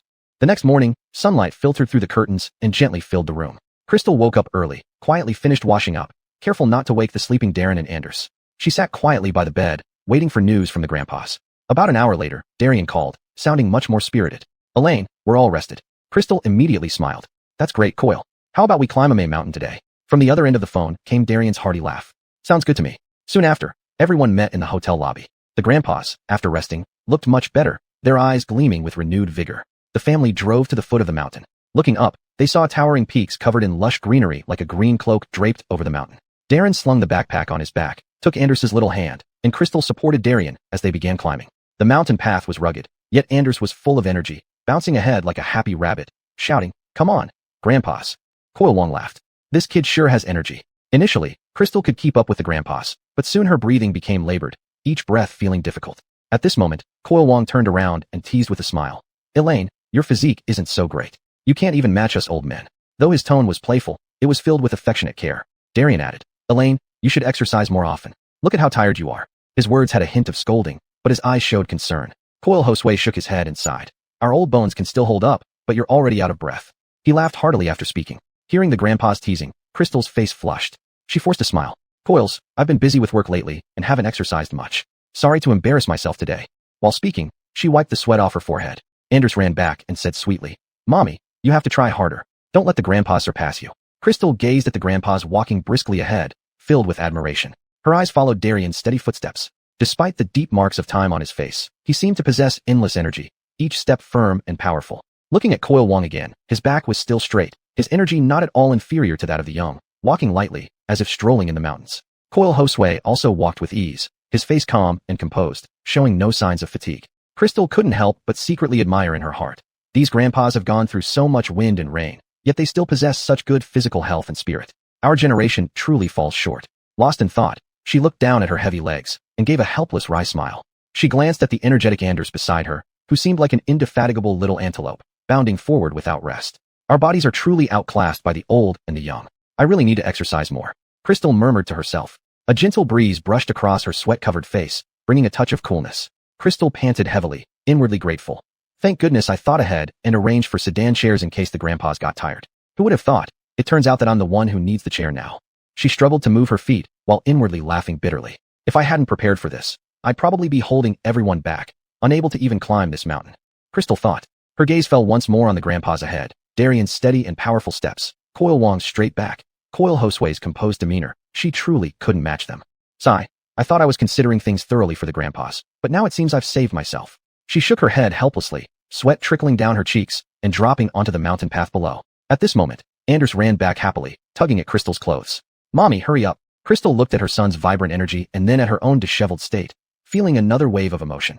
This little guy has so much stamina. I've really been outdone by him. Chapter 258 May Mountain. Beatrix took a deep breath, gritting her teeth and trying hard to keep up with everyone. Anders ran happily ahead, frequently turning back to urge her mother on. Mommy, hurry up. The scenery on the mountain is beautiful. Anders's little face was flushed with excitement. Crystal looked at Anders's expectant eyes and silently encouraged herself. In order not to dampen my child's spirits, I must persevere. Darren also slowed down, looking back at Crystal with concern in his eyes. Elaine, shall I help you along? Crystal stubbornly shook her head, breathing heavily as she said, No need, I can manage. The mountain path grew steeper, and Crystal felt her legs getting heavier like they were filled with lead, every step requiring tremendous effort. Coil Wong noticed Crystal's condition, stopped walking, and smiled. Elaine, let's take a break. Crystal hurriedly waved her hands. Coil Wong, no need. Let's keep going. Don't delay because of me. Coil Josue also came over and handed her a bottle of water. Have some water and rest for a moment. Crystal took the water and gulped down a few big sips, feeling somewhat revitalized. Fortunately, she had pre-booked sedan bearers waiting just ahead. Seeing the sedan bearers, Crystal felt a huge relief. Finally, I can take a breather, she thought to herself. Darren saw the sedan bearers and hurriedly said, Elaine, get on the carrying pole quickly, don't push yourself anymore. A trace of hesitation crossed Crystal's face. She looked at the excited Anders and the concerned grandpas, whispering, Am I being too cheap, delicate? Coil Wong came forward, gently patting her shoulder. Silly child, this isn't being delicate. You've planned ahead by booking the sedan bearers. It's sensible. Don't dawdle. Let's go. Coil Josue urged from the side. Exactly, don't waste time. The sooner we reach the summit, the better. Crystal bit her lip and finally decided to sit in the sedan chair. As soon as she sat down, she felt her exhaustion lessen somewhat. Anders ran over, blinking his big eyes and asked, Mommy, are you comfortable in the sedan chair? Crystal explained to Anders, This is a carrying pole, not a sedan chair, but it's very comfortable. I'm not tired anymore. If you get tired, you can ride it too. She had booked 6 carrying poles, 1 for each person, in case anyone got tired, so they could all reach the summit comfortably. Anders shook his head crisply and said, Mommy, I'm not tired. I can walk up by myself. Then he skipped ahead like a joyful bird. Crystal watched Anders' energetic back and couldn't help smiling. Darren walked beside the sedan chair, occasionally turning to look at Crystal and asking, Elaine, how do you feel? Crystal replied with a smile, Much better. Thank goodness I booked the carrying poles in advance. A gentle breeze blew, bringing a cool sensation. The surrounding trees were lush and green, and birds sang joyfully in the branches. They hadn't gone far when Anders started to tire. His formerly lively steps became heavier, and the excitement on his face turned into fatigue. Mommy, I can't seem to walk anymore, Anders panted, his voice tinged with sadness. Crystal looked at Anders with concern and hurriedly said, Honey, come and sit on the carrying pole. Anders hesitated and shook his little head. Mommy, am I not brave? Darren came forward, squatted down, and said gently, Anders, it's not about bravery. When you're tired, rest. We'll ride the carrying pole up, and it will be equally wonderful. Coil Wong also smiled and encouraged him. Good boy, Anders. Let's sit up, and soon we'll see even more beautiful views at the summit. Anders nodded after hearing this, and Darren carried him onto the carrying pole. Sitting on the carrying pole, Anders' face lit up again. Mommy, this is really fun. Crystal watched Anders' adorable expression, feeling warmth fill her heart. The mountain path twisted and turned as they continued onward. Sunlight filtered through the gaps in the leaves, casting patches of light on the ground. Sitting on the carrying pole, Crystal gradually relaxed. She admired the scenery along the way, her heart full of happiness. This trip is truly worth it, she murmured to herself. Coil Wong gazed at the distant peaks and sighed. What a beautiful view. Coil Josue echoed. Yes, let's put in some effort, and we'll soon be at the summit. Darian looked around. Now that we're older, we should go out more often. It's good for our health. Coil Josue added with a touch of sigh and resignation. Young people today are so busy making a living that they have no time to go out, which is why their health keeps getting worse. Darren nodded slightly and said, Coil Josue, you're right. We're indeed busy with work usually. If not for accompanying you elders and the family this time, I wouldn't know when I'd get such an opportunity again. Crystal echoed. Yes, Coil Josue. In the future, we should organize more activities like this. We can't always stay cooped up at home. Coil Wong smiled and replied. Haha, we old folks have experienced a lot and know that good health is the most important thing. You young people shouldn't wait until you're old to realize this. Darian remarked thoughtfully. Kids these days aren't easy, and we should also understand them. However, no matter how busy they are, they must take care of their health. Anders, sitting on the carrying pole, listened to the adults' conversation half understandingly and said in a childish voice, Then when I grow up, I'll often go out to play too. Everyone was amused by Anders' words, making the atmosphere even warmer and harmonious. Darren looked at the grandpas with concern and said, Coils, why don't you all get on the carrying poles to rest? The mountain path is still long, don't overstrain yourselves. Coil Wong smiled and waved his hand. Darren, Coil can still walk. This bit of road is nothing. Darren hurriedly stepped forward and supported Coil Wong's arm, persuading him. Coil Wong, don't be stubborn. Get on for a while, save some energy, and once we reach the summit, we'll enjoy the scenery properly. Coil Josue also shook his head. No need, no need. Darren, my body is still sturdy. Darren persisted, his tone becoming more sincere. Coil Josue, just listen to me. The carrying poles are waiting here. If you get tired, it would make us uneasy too. Darian also spoke up. Jojuistin to the kids, Old Wong, Rudy. Let's get on the carrying poles and rest. We're all getting on in years. We should know our limits and not try to show off. Chapter 259 Jealousy. Coil Wong and Coil Josue exchanged a glance, their expressions finally softening. Darren hurriedly signaled the sedan bearers and gently helped the 2 grandpas onto the wagon. Coil Wong, seated on the sedan chair, smiled and said, Ah, this is much more comfortable indeed. Coil Josue also sighed with feeling. This child really is considerate. Seeing the grandpas settled into the sedan chairs, Darren felt a bit more at ease. As they climbed the mountain, there were many people around, making it lively and bustling. A man with ill intentions noticed Crystal sitting alone in a sedan chair. His shifty eyes darted around, and a smirk of malice crept across his lips. He quickly took out his phone and secretly recorded the scene, musing to himself, "Haha, this could attract quite a bit of attention." Before long, he posted the video online, along with a sarcastic caption. "Look at this woman, so frail that she has to ride in a sedan chair to climb a mountain. Truly knows how to enjoy herself." The message spread rapidly online, drawing a flood of comments. "This person is too delicate. Exactly, everyone else is walking, but she's riding in a sedan chair." Negative comments soon came rushing in like waves. Meanwhile, Crystal was still on the mountain, completely unaware of all this, enjoying the happiness of climbing the mountain with her family. Due to the incident earlier, Crystal had become a trending topic and garnered some haters.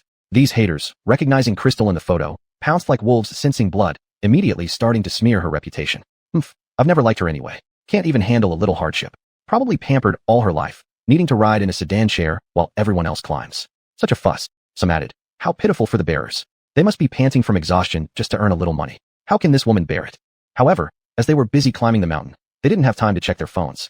Unaware of the situation, they finally reached the top of the mountain. The wind atop the mountain blew fiercely, carrying a hint of coolness. Standing there, Crystal gazed at the magnificent scenery before her, her eyes filled with surprise and enchantment. "Wow, it's so beautiful," she couldn't help but exclaim, temporarily forgetting the troubles below. Anders was excited, waving her arms. "Mom, look, the clouds over there look like cotton candy." Darren walked up beside Crystal and gently put an arm around her shoulders. "It's really wonderful now." Coil Wong gazed into the distance, feeling deeply moved. "To see such scenery in my lifetime, it's worth it." Coil Hosway also nodded with a smile. "Yes, this trip was definitely worthwhile." Darian took a deep breath. The air up here is exceptionally fresh. The family immersed themselves in this wonderful atmosphere, savoring the moment of peace and happiness. Meanwhile, down below, the online world continued its noise, with malicious comments spreading further. But up on the mountain peak, they seemed cut off from the world, only feeling the company of each other and the blessings of nature. Anders tugged at her great-grandpa's hand, jumping joyfully. "We'll come back here again next time." On the way down, Darren suggested, "Let's take the cable car down directly. Everyone is tired, let's rest properly." Crystal nodded and smiled. "Good idea, this will make things easier." Anders clapped her hands happily. "Ride the cable car, ride the cable car." Coil Wong laughed in agreement. "Haha, let's take the cable car then." Coil Hosway added, "All right, we'll listen to Darren." Darian patted Anders's head. "Josuetal troublemaker, you're so happy." The family arrived at the cable car station and boarded the cars one by one. The cable car started moving slowly. Crystal gazed out the window, taking in the scenic beauty of the mountains. In the studio, the host commented, "I used to not be afraid of cable cars, but after seeing an online explanation about how they work, my confidence was shattered." Her voice trembled slightly, as if recalling that unsettling scene. The explanation detailed the construction and operational principles of cable cars, presenting every part and every potential failure point before me. Since then, whenever I think about riding a cable car, those disturbing images flash through my mind, making my heart race. The host frowned, looking tense. The guest beside her empathized. "True, sometimes knowing too much adds unnecessary fear." The host nodded wryly. "Indeed, originally, riding a cable car was to enjoy the view and feel relaxed. Now, I just end up imagining all those scary possibilities." At that moment, the camera switched back to the cable car where Crystal and her family were. Seeing the thin wires supporting the cable car, Crystal also felt a bit uneasy. She turned to look at Darren, her eyes filled with some concern. "Darren, do you think this cable car is really safe?" Darren held her hand tightly and comforted her. "Elaine, don't think too much. We'll be at the bottom of the mountain soon." Anders was not scared at all but excitedly pointed to the distant mountains. "Mommy and Daddy, look, that mountain over there looks like a big monster." Coil Wong smiled and said, "This child has such a rich imagination." Coil Hosway also chimed in. "Yes, kids are truly carefree." Finally, the cable car arrived smoothly at the bottom of the mountain. They got off the mountain, took out their phones to check, and found out that the video of Crystal riding the sedan chair had become a trending topic. Facing this many hot searches, Crystal could remain unperturbed. Darren's brows knitted tightly, full of anger and helplessness. Before they could delete the video, an unexpected turn of events occurred. Some netizens stood up for her and said, "Everyone, don't accuse without knowing the whole story. She didn't steal or rob. She just rode in a sedan chair. What's so wrong with that?" "Exactly, the bearers earn money from this work. If someone rides, they get paid. What's wrong with that? If no one rides, they would be the pitiful ones. Don't easily follow the trend. I think this man is just jealous, envious that someone can afford to ride in a sedan chair, which costs $600 or $700 each time." More rational voices emerged, starting to counter the man who posted the malicious video. "You casually take videos and post them online without considering other people's feelings. How can you spew such malicious words so easily? Don't your conscience hurt?" Many others thought Crystal did nothing wrong. "I think this is quite normal. When you go out to play, it's all about having fun. What's wrong with making things easier for yourself?" Those who criticize, "Haven't you ever been tired yourselves?" Crystal looked at these supportive comments and felt surprised. She was still moved and said, "I didn't expect so many people to understand me." Chapter 260, Jishegu. Darren put his arm around her shoulders and comforted. That's right. People are very rational now, and justice prevails. Coil Wong said approvingly. There are still more good people in the world. Coil Hosway nodded in agreement. Exactly. Don't be sad because of those negative comments. We should be able to sleep soundly at night with a clear conscience. Darren suggested. Let's go to Jushegu, Sichuan's famous scenic spot next. I've heard that the scenery there is very beautiful. I've only heard about it before, but never got a chance to visit. Crystal's eyes lit up, and she nodded and said, good idea. It's also a perfect opportunity for everyone to relax. Anders clapped her little hands happily. We can go to a new place again. Darian smiled and said, let's get going then. Everyone got into the car and headed towards Jushegu. On the way, everyone was chatting and laughing happily. Looking out of the window at the passing landscape, Crystal gradually relaxed. As Darren drove, he introduced the features of Jushegu to everyone. I've heard that Jushegu's lakes have colorful waters like fairyland, he said. Coil Wong sighed with admiration. We should really take a good look at this. Coil Hosway was full of anticipation as well. I can't wait to see it. Previously, Crystal heard from the two grandpas that despite both being from Sichuan, they hadn't visited many scenic spots. When they were young, they didn't have time. When they grew old, they didn't want to bother their children. If not for this invitation, these two elders would rarely have had the chance to come out and play. Finally, they arrived at Jushegu. The moment they entered the scenic area, the picturesque beauty made everyone feel entranced. The emerald green lake water, colorful forests, and snow-capped mountains in the distance seemed to form a breathtaking painting. Crystal couldn't help but exclaim, it's too beautiful. It feels like a dream. Anders ran ahead happily and shouted, Coils, come quick. Darren followed with a smile and scooped up Anders, saying, sweetheart, run slowly, don't fall. Crystal watched the father and son, her face filled with happiness. She slowly walked to the lakeside, squatted down, and gently touched the lake water with her hand. The cool sensation made her shiver slightly. This water is so cold, she murmured softly. Coil Wong also came over and looked at the calm lake surface, feeling sentimental. Such beautiful scenery truly soothes the mind and soul. Coil Hosway took out his phone and started taking pictures, muttering to himself, I must record all this beautiful scenery and appreciate it later. Standing aside, Darian took a deep breath and said, in this place, I feel completely refreshed. Anders wriggled in Darren's arms, anxious. Dad, put me down. I want to play on my own. Darren gently set him down and reminded, then don't run far away. Stay close to mommy and daddy. Anders nodded and darted off like a happy little deer. The family strolled along the lakeside, a gentle breeze carrying the fragrance of flowers. After touring Jushegu, everyone still felt somewhat reluctant to leave. Holding Darren's hand, Crystal said wistfully, this place is so beautiful. I really don't want to leave. Darren smiled in response. We'll have other opportunities to come back. Anders ran over, his face flushed with excitement. Mommy, Daddy, I want to come here again next time. Coil Wong chuckled. Sure, we'll come back. Coil Hosway nodded and added. But let's not talk about that now. Let's go try the Sichuan hot pot I recommended. Guaranteed you won't forget the taste after trying it. At the mention of hot pot, everyone's eyes brightened. The group arrived at the hot pot restaurant, and the rich aroma of hot pot hit them as soon as they walked in. Darian couldn't help but take a deep breath and commented, this smell is truly authentic. They found a seat, and the waiter warmly handed over the menu. Coil Hosway skillfully ordered the dishes. We want the Nyanggo, Inyang pot, one portion of each signature dish. Since there was Anders who couldn't eat spicy food, they chose the Inyang pot. Crystal smiled. Coil Hosway, looks like you're an expert. Soon, the hot pot was served, with the red broth bubbling enticingly. Darren put the ingredients in the pot and said, don't rush, it will be ready soon. Anders stared at the food in the pot, almost drooling. Daddy, is it ready yet? Crystal carefully set up the utensils for Anders. Anders, remember to eat slowly and avoid getting burned. Anders obediently nodded, his eyes fixed on the bubbling pot. Darren laughed. This little guy is really craving it. Finally, the first batch of food was cooked. Darren picked up a piece of tripe, dipped it in the dipping sauce, and placed it in Crystal's bowl. Lola, try this. He immediately added some food to Anders's bowl. This little guy was almost drooling. Crystal put the food in her mouth and was instantly conquered by the spicy, numbing, fresh, and fragrant flavors. It's so delicious. Anders watched the adults savoring the food, couldn't wait any longer, and grabbed his chopsticks, eager to try. Be careful, it's hot, Crystal reminded him. Coil Wong was sweating from the spiciness, but kept saying, so satisfying, so satisfying. Coil Hosway smiled and said, how about that? My recommendation wasn't wrong, right? The family enjoyed the delicious hot pot with laughter and warmth, a cozy atmosphere filling the entire restaurant. Anders saw everyone enjoying the spicy food with such delight that his little eyes were full of curiosity and desire. He spoke in his childish voice, Daddy, I want to try the spicy food too. Darren looked at the expectant look on his face and understood that this little guy was just curious. So he picked up a slice of cooked beef, lightly dipped it in the oil sauce, then offered it to Anders and said, Anders, it's a bit spicy. Just taste a little bit. Anders eagerly opened his mouth for a small bite, and instantly, the spiciness spread in his mouth.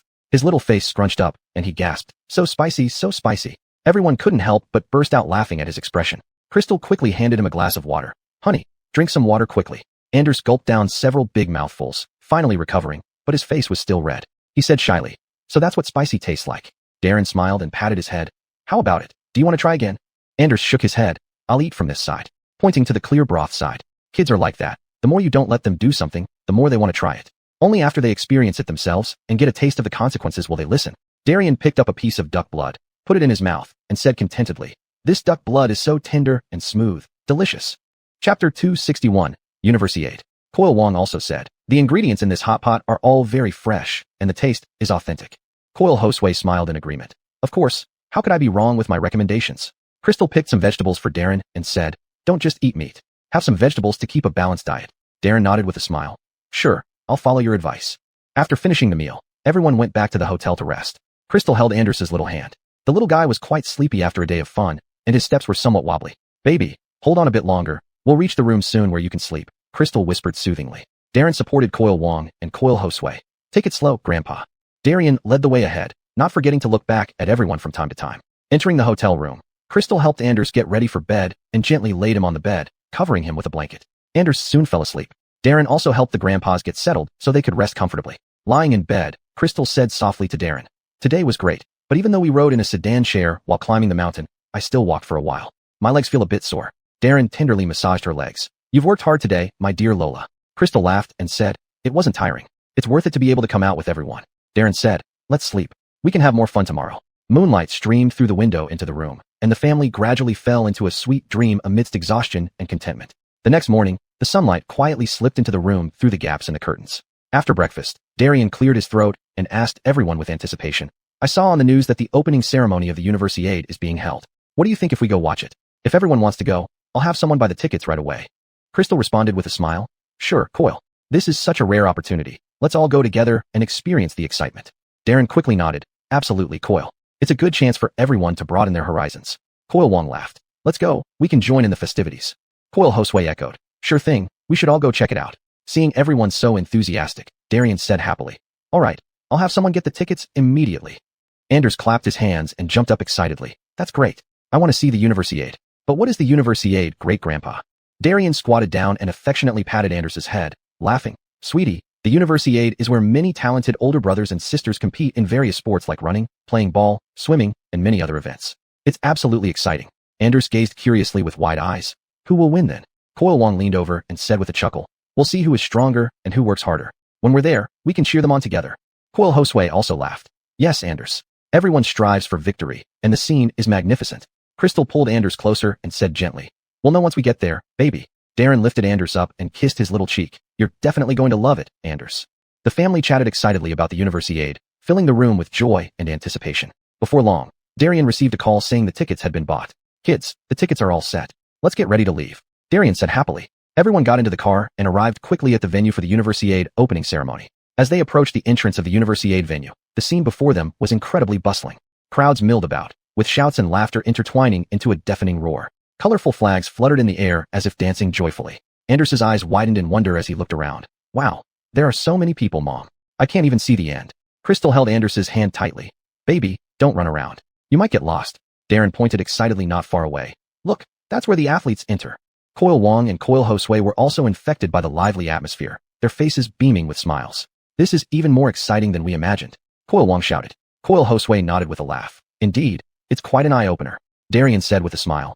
"Let's find our seats inside quickly. We don't want to miss the opening ceremony." Navigating through the crowd, the family finally found their seats. No sooner had they sat down when Anders couldn't help but stand up and wave the little flag in his hand. "I want to cheer for the athletes." Crystal smiled and gently pulled him back to sit. "Baby, the competition hasn't started yet. Don't be too eager." The venue was soon filled with people. At this moment, the host's passionate voice came through the speakers, and the entire venue fell silent instantly as everyone held their breath in anticipation.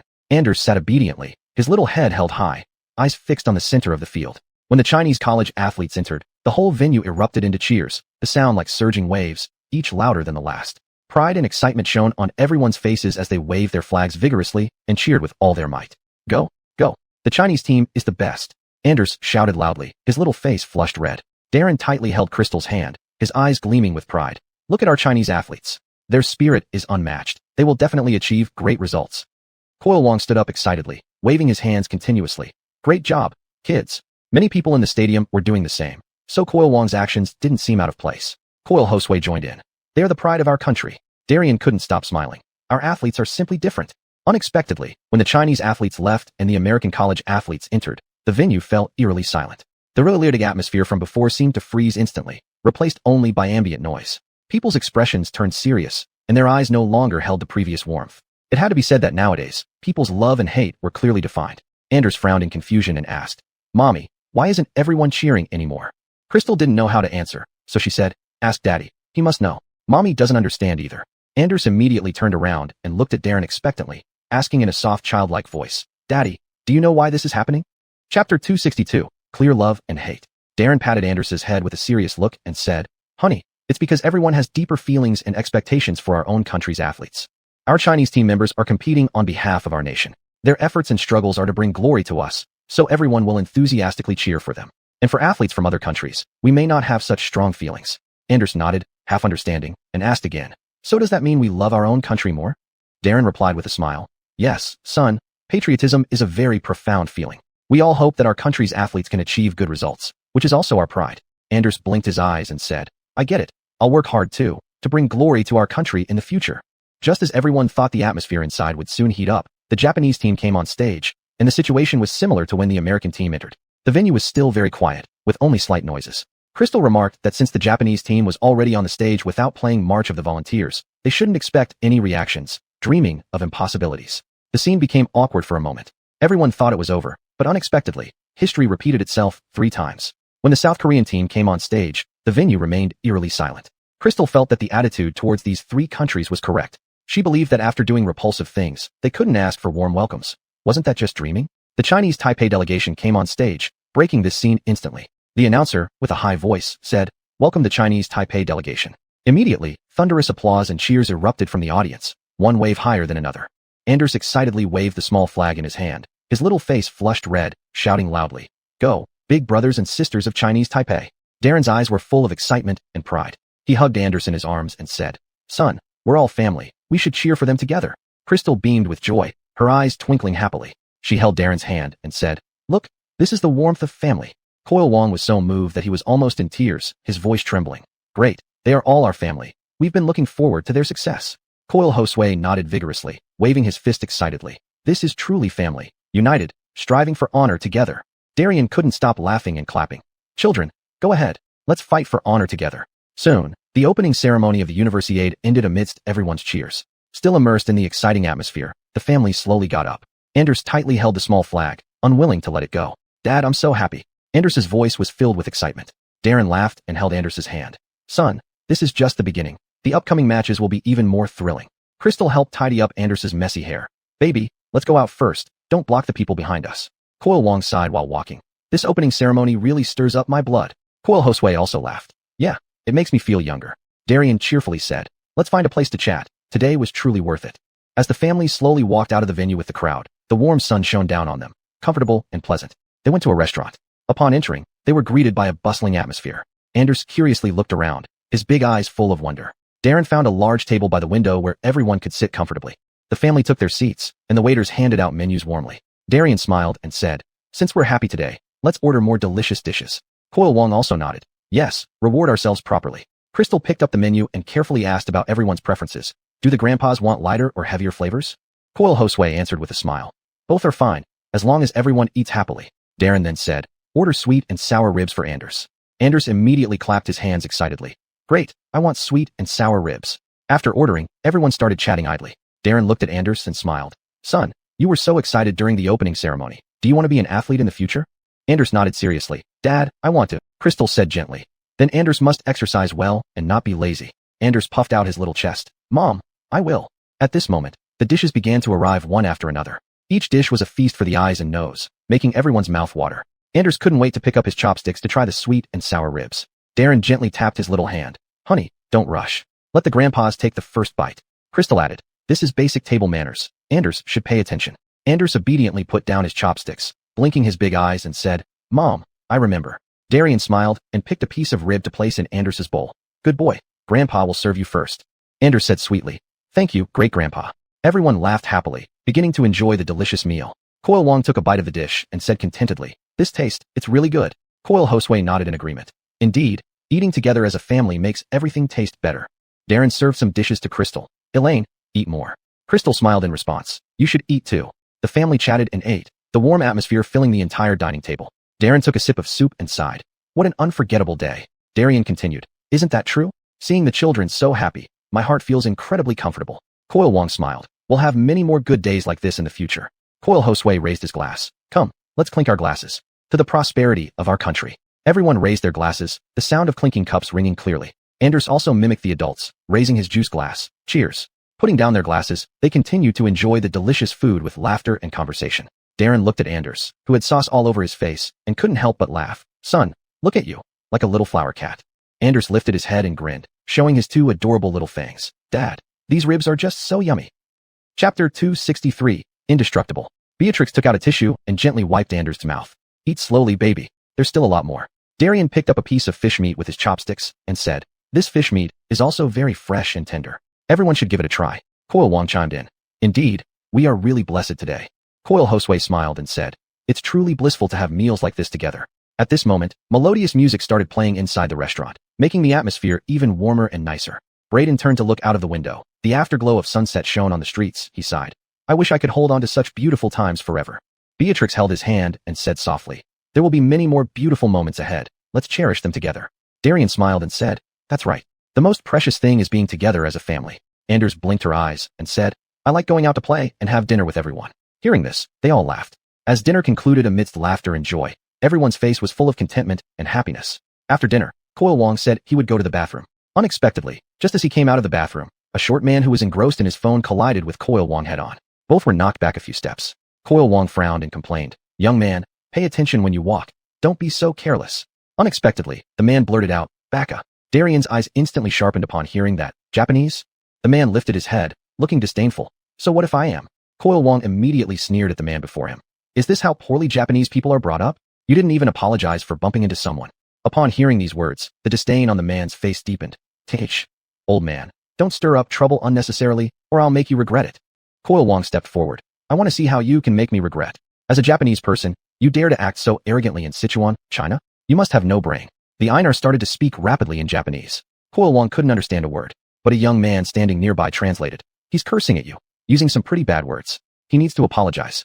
Hearing this, Coil Wong got so angry that his beard stood up, shouting, you little Jap, cursing like that on Chinese soil. Apologize now. The Einar replied in Chinese, apologize for what? Why should I apologize to you? A bunch of Chinese pigs. Anger shook Coil Wong's body. How dare you say such things? You better apologize today, or you won't leave here. Seeing this, the Einar tried to push Coil Wong away. At this moment, Braden approached. Seeing the Einar cursing in Japanese, he pulled Coil Wong aside for fear that Coil might get hurt if things escalated physically. Just then, the Einar's companions arrived and started talking frantically. The young man nearby said, they are insulting and saying that this grandpa deserves to die. Adjusting to the young man's words, Braden moved forward and swung a punch at the Einar. Some passers-by, including the young man, joined in, attacking the Japanese group while shouting, get lost, you Japs, being so arrogant on Chinese soil. Teach this ignorant guy a lesson. Let him know we Chinese aren't to be messed with. How dare you insult us Chinese? We'll punish you good today. Those few Japanese men were instantly intimidated by the overwhelming crowd and started panicking. One companion tried to stop the beating, shouting, stop hitting, stop hitting. Braden roared, you have to pay for your actions today. One Japanese person ran out to find the owner, saying that his phone was broken and asked the owner to call 110 for help. The owner hesitated to step in, but a waiter whispered beside him, boss, those few Japanese men were too arrogant. They didn't apologize after bumping into someone and even cursed and tried to hit someone. People couldn't help themselves and fought back. We can't favor them. Upon hearing this, the owner's expression changed, and he put on a fake smile. Sure, rest assured. Immediately, the boss ordered the waiter to turn off the surveillance cameras. The waiter looked shocked and whispered, boss, is this right? If we turn off the surveillance, we won't have any evidence. The boss glared at the waiter and lowered his voice. Don't nag. Do as I say. The waiter hesitated but reluctantly went to turn off the cameras. He wanted to join the fight too. Then, the boss took off his work uniform and joined the fray as well. The boss stormed in while shouting loudly, this is outrageous. How dare you act so arrogantly in my store? He kicked the first Einar who caused the trouble, angrily saying, my small shop won't tolerate your unruly behavior. The few Japanese people were even more at a loss due to this sudden situation. One of them shouted, boss, how can you hit people too? The boss replied without any courtesy, it's you ill-mannered Japs that I'm hitting. Seeing this tense situation and being beaten until they were bruised, the few Japanese men immediately panicked. Their arrogance and disdain vanished without a trace, replaced by looks of fear and flattery, and they started begging for mercy immediately. The first troublemaker, now pale-faced and trembling, with his previously straight back now hunched, spoke in a sobbing voice. Sorry, we were wrong. Please let us go. As he said this, he kept bowing deeply, almost touching the ground with his forehead. His companions also followed suit, muttering constantly, "Really sorry, we shouldn't have been so arrogant. We were too impulsive. Please be magnanimous and don't take it to heart." One of them, eyes filled with terror and voice quivering, said, "We will never do it again. Really, we will never do it again. Please let us go. We apologize. We are willing to apologize." Another one, full of regret and speaking with a sobbing voice, said, "It's all our fault. We failed to recognize the true strength, offended everyone. Please be lenient and forgive us this time." These few Japs seemed to have a good understanding of Chinese culture. Their pleas for mercy flowed quite smoothly. While begging for forgiveness, they looked around pitifully, like startled rabbits, completely losing their previous rudeness and insolence. Chapter 264, Surveillance Camera Breakdown. Darren said, "It's too late, little devils. You should just enjoy the Chinese hospitality now." He glared at the Japanese who were pleading for mercy. "Do you think begging will help now? Where did your arrogance go earlier?" Seeing that begging was useless, the Japanese started apologizing. They kept bowing and speaking various words of apology. "We are really very sorry. Our behavior was unacceptable, causing a bad influence on everyone. We have reflected deeply and promise it won't happen again." Seeing that no one around them was moved, despair flashed in their eyes before turning into a hint of anger. The first troublemaker among the Japanese lifted his head secretly to observe everyone's reaction, silently contemplating how to get out of this situation. At this moment, Einar muttered "Baku" under his breath. Although the voice was low, it was still heard by Darren, whose hearing was acute. Though the sound was faint, everyone still caught it. These words ignited everyone's fury. A young man opened his eyes wide in rage and shouted loudly, "Damn it, you're cursing even now. If we don't beat it out of you, you'd be clean." Everyone rushed forward to assault the Japanese, making them scream in pain. Darren's punches rained down on the first troublemaker like wind-driven rain, each punch carrying endless anger. "That's for your arrogance and your filthy mouth." The Einar curled up on the ground, groaning in agony. Crystal, changing from her usual gentleness, kicked the Einar with force, shouting, "This is what you deserve." Coil Wong, despite his advanced age, had surprising strength as he slapped the Einar's face, roaring, "You caused trouble on Chinese soil." Coil Josue didn't show any mercy either. He continuously kicked the Japanese while cursing, "You ungrateful bastards." Darien also swung his cane towards the Japanese, hitting them while saying, "Let you know Chinese aren't easy to bully." The Japanese were beaten until they were bruised all over, pleading incessantly, "Stop, stop. We truly acknowledge our mistake." But the enraged crowd wasn't about to stop easily. Fists and feet continued to land on the Japanese.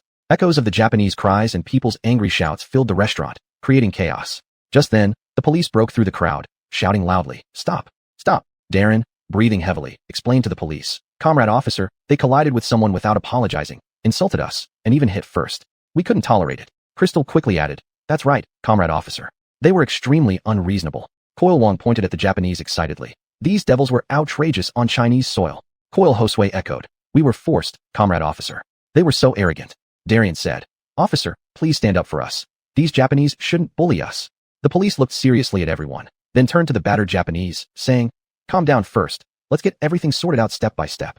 The first young man who stepped forward waved his arms and said loudly, "Comrade officer, I saw this Japanese collide with Coil without apologizing, swearing and acting arrogantly, which was unbearable." Another person who joined in yelled, "Yes, comrade officer. Not only did they insult him, but they also tried to hit Coil. How could we watch our fellow citizens be bullied?" An upset lady with a sharp voice chimed in. "Police uncle, you can't imagine how excessive they were, looking down on us as if we're easy to bully." A young man with red eyes clenched his fists. "Police brother, they don't respect us at all. If we don't teach them a lesson, they'd think we're weak." At this point, other people in the restaurant also joined in, describing the Japanese's unruly behavior. The police frowned and raised his voice, "Quiet down, everyone. Let's hear what these Japanese have to say." The Japanese hung their heads, stuttering, "Officer, it's our fault. We drank and got carried away, and we genuinely acknowledge our mistake." Another nodded hastily, "We promise not to do it again." The police sternly said, "No matter the reason, disrupting public order is wrong. Everyone come back to the police station for further investigation." Coil Wong said, "The few of us will go with you. Everyone is just helping out." The police officer looked at Coil Wong and said, "Sir, since this has happened, all related parties must cooperate with the investigation." Darren nodded and said, "Comrade officer, you're right. Everyone should go together to clarify the matter. We won't wrong them, but we also can't let them escape responsibility easily." Crystal looked at Darren with some concern and said, "All right, let's go and settle this without causing more trouble." Darien also agreed, "Right, we have nothing to fear from an investigation as long as we've done nothing wrong." Thus, everyone followed the police to the station.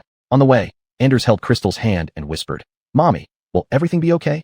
Crystal comforted her, "Don't worry, sweetheart. We are on the side of justice. Nothing bad will happen." At the police station, the police questioned and recorded statements from everyone. Coil Wong said, "I'm a veteran, and I couldn't stand the Japanese arrogance.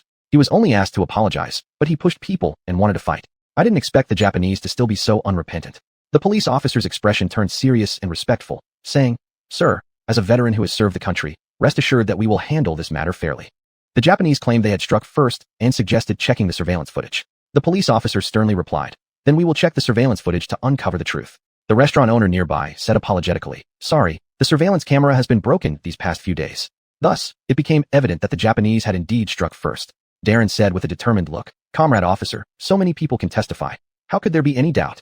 The police officer nodded. "Your testimonies are indeed convincing, but we will further investigate to ensure fair handling." Chapter 265. Wishing they had been there. Crystal continued, "This is an obvious fact. Everyone saw their arrogant attitude."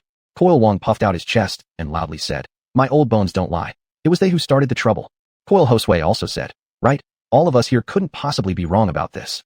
The few Japanese people exchanged glances at that moment, a hint of panic in their eyes.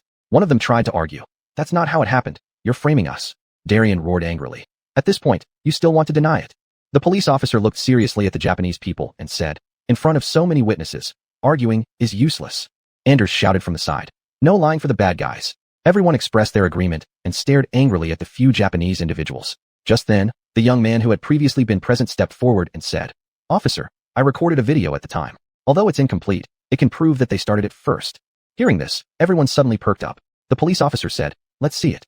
The young man hurriedly took out his phone and played the video. Although the video was a bit shaky, it clearly showed the Japanese pushing Coil Wong. After watching, the police officer said, "Evidence is clear. What do you have to say now?" The few Japanese finally lowered their heads, saying nothing. The police officer sternly looked at them and said, "Your actions are illegal. We will deport you back to your country." Upon hearing this, the Japanese looked ashen-faced, with one of them pleading tearfully, "Please give us another chance." Darren snorted coldly, "Another chance? You've been so arrogant on Chinese soil. You deserve what's coming." Crystal also said, "Mistakes must come with consequences. You brought this upon yourselves." Coil Wong glared, "Don't count on our sympathy." Coil Hosway waved his hand. "Just go away. Don't disgrace yourselves here in China." Leaning on his cane, Darien thumped the ground hard. "Go back to your own country." Anders joined in shouting, "Bad uncles, go away." The police officer solemnly said, "This is a legal decision, no negotiation. Reflect on your mistakes when you return."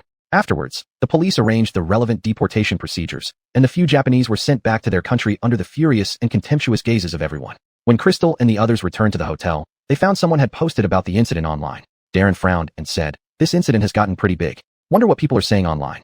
Crystal browsed the comments on her phone and said, "Most netizens are condemning those Japanese people's behavior and supporting us." Coil Wong came closer. "Let me see. Humph. It's good to expose their ugly faces to everyone." Coil Hosway added, "But we should be careful not to get led astray by some people with ulterior motives." Darien nodded. "Right? We should keep an eye on public opinion." Anders blinked and asked, "Daddy, Mommy, will everyone support us?" Darren stroked Anders's head. "Sweetheart, justice always prevails." This incident even trended on social media, with varied comments online. Some netizens commented, "Well deserved. Such arrogant Japanese need a lesson to know Chinese aren't easy to bully." Others wrote, "Even though using violence isn't right, facing such provocation makes it hard to control anger." Some rational voices also appeared. Problems should be solved legally, but the Japanese did go too far this time. One netizen wrote, "Support righteous retaliation. They can't run wild in China." However, there were also doubts. Regardless, violence is never the best solution. Some felt regretful for not being present. If I'd been there, I would have given these arrogant Japanese a lesson." One netizen wrote angrily. Another added, "Yeah, what a pity to miss such a satisfying moment." Looking at the comments, Darren remarked, "It seems everyone has a strong sense of justice." Crystal replied, "It reflects people's zero tolerance for uncivilized behavior." Coil Wong grunted, "These little devils are unwelcome anywhere." Coil Hosway said, "While everyone is angry, we should still advocate for lawful handling." Darien nodded in agreement. "Yes, rules mustn't be broken." Anders asked curiously, "What should we do if this happens again?" Darren thought for a moment and answered seriously, "Honey, first we need to stay calm, then solve the problem through proper channels. We mustn't act on impulse." The host of the studio saw this and commented, "If I had been there, I would have lost control and taken action too." At this moment, a guest at the scene offered a different opinion. "But everyone needs to understand that acting on impulse can't fundamentally solve problems. It may instead drag us into unnecessary trouble. We should protect our rights while adhering to legal and moral standards." The host also nodded, saying, "That's right. In today's rule of law society, everything should be done according to law." Although the situation at the time was infuriating, retaliatory violence often brings more problems. Darren said thoughtfully, "Indeed, while we vented our anger this time, in retrospect, it was a bit impulsive." Crystal also said, "In the future, when faced with similar situations, we need to control our emotions first and find appropriate ways to handle them." Subsequently, Darren talked to the program's executive director. "Let's cut this part out. Airing it might not leave a good impression." The executive director frowned and said, "Dovey, this is a hot topic. Cutting it might affect the ratings." Darren firmly replied. We can't sacrifice influence just for ratings. While we were justified, using physical force isn't the best solution. Broadcasting this could send the wrong message. Crystal added beside him. Director, we hope to promote more positive and rational ways of solving problems. The executive director pondered for a moment and nodded. All right, since you insist, we respect your opinion. Darren and Darian exchanged glances. While they felt no regret, if this incident escalated to an international level, it could become difficult to manage. Chapter 266, Irrelevant to Gender. After matters were settled, everyone got in the car back to the hotel. Crystal noticed that Coil Wong wasn't in a good mood and started to look for topics to chat.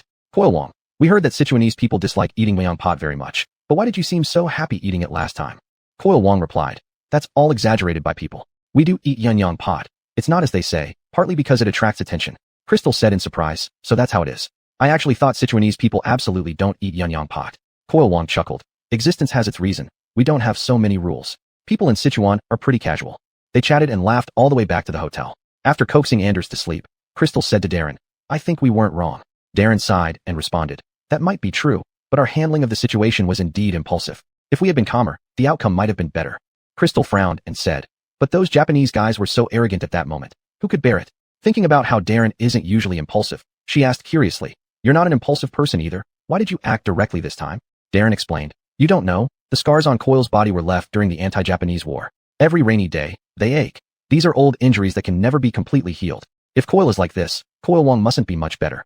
When I saw those Japanese being so arrogant, and even hitting Coil Wong, images of Coil's scars flashed in my mind, carrying the history and suffering behind them. At that moment, anger completely took over my rationality. I just wanted them to know that on Chinese soil, we absolutely cannot tolerate such arrogance. The injuries and humiliations endured by the older generation must not happen again. Crystal felt uncomfortable too and changed the topic. It's still early. How about we go out for a walk? Darren thought for a moment and nodded. Sure, a walk will help us change our moods. They walked out of the hotel. The night streets were brightly lit with people coming and going. They walked side by side but remained silent, the events still lingering in their minds. Crystal broke the silence, pointing to a nearby snack shop. How about we try some snacks there? Darren looked in the direction she pointed and agreed. Sure, let's check it out. Entering the snack shop, they found a seat. The owner greeted them enthusiastically, but both seemed distracted. Crystal picked up the menu and ordered a few items casually, then looked at Darren, asking, do you think we'll encounter similar situations in the future? Darren shook his head. I hope not, but if we do, we must handle it more rationally. Crystal placed her order and looked up, noticing two boys dining together. With her years of experience, she instantly recognized they were a couple. She subconsciously glanced at Darren, finding that he had also noticed. Darren frowned slightly, seeming a bit uneasy. Crystal softly said, society is becoming more inclusive now. Everyone has the right to pursue their own happiness. Darren fell silent for a moment, then said, you're right, but I'm still not quite used to it. I've only seen such couples on TV before. Crystal gently held his hand, saying, we need to learn to respect and understand different people. They aren't bothering anyone. They are just enjoying their time. Darren nodded thoughtfully. You're right, it's narrow-minded of me. As the snacks started arriving, both were temporarily distracted by the food.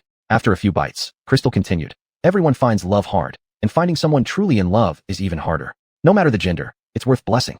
Darren smiled. After today, it feels like you've become more understanding. Crystal rolled her eyes. Was I not understanding before? They shared a smile, and the atmosphere lightened up. Crystal, recalling something she read online, remarked, the internet says the proportion of same-sex couples in Sichuan is high. Seems it's not false. Darren observed the two boys beside them, noting how everyone seemed unbothered. He said, I don't know about others, but this province is indeed very inclusive. Crystal nodded. Yes, this inclusive atmosphere makes people feel warm, unlike some places where they might give odd looks. Darren pondered and said, this shows society is progressing, and people's views are gradually changing. Crystal continued, yeah, I hope that in the future, no matter where we are, everyone can treat every kind of love with equality and respect. Darren smiled gently. Yeah, I believe there will be such a day. After finishing their snacks, they left the shop and continued to stroll along the street. Crystal looked up at the stars in the sky and sighed. Sometimes I think about it. The world is so big, and everyone is striving hard to pursue their own happiness. It's really not easy. Darren put his arm around her shoulders. So we should cherish what we have now. Crystal leaned into Darren's arms. Yeah, it was a great idea to come out for a walk today. My mood feels much better, Darren said.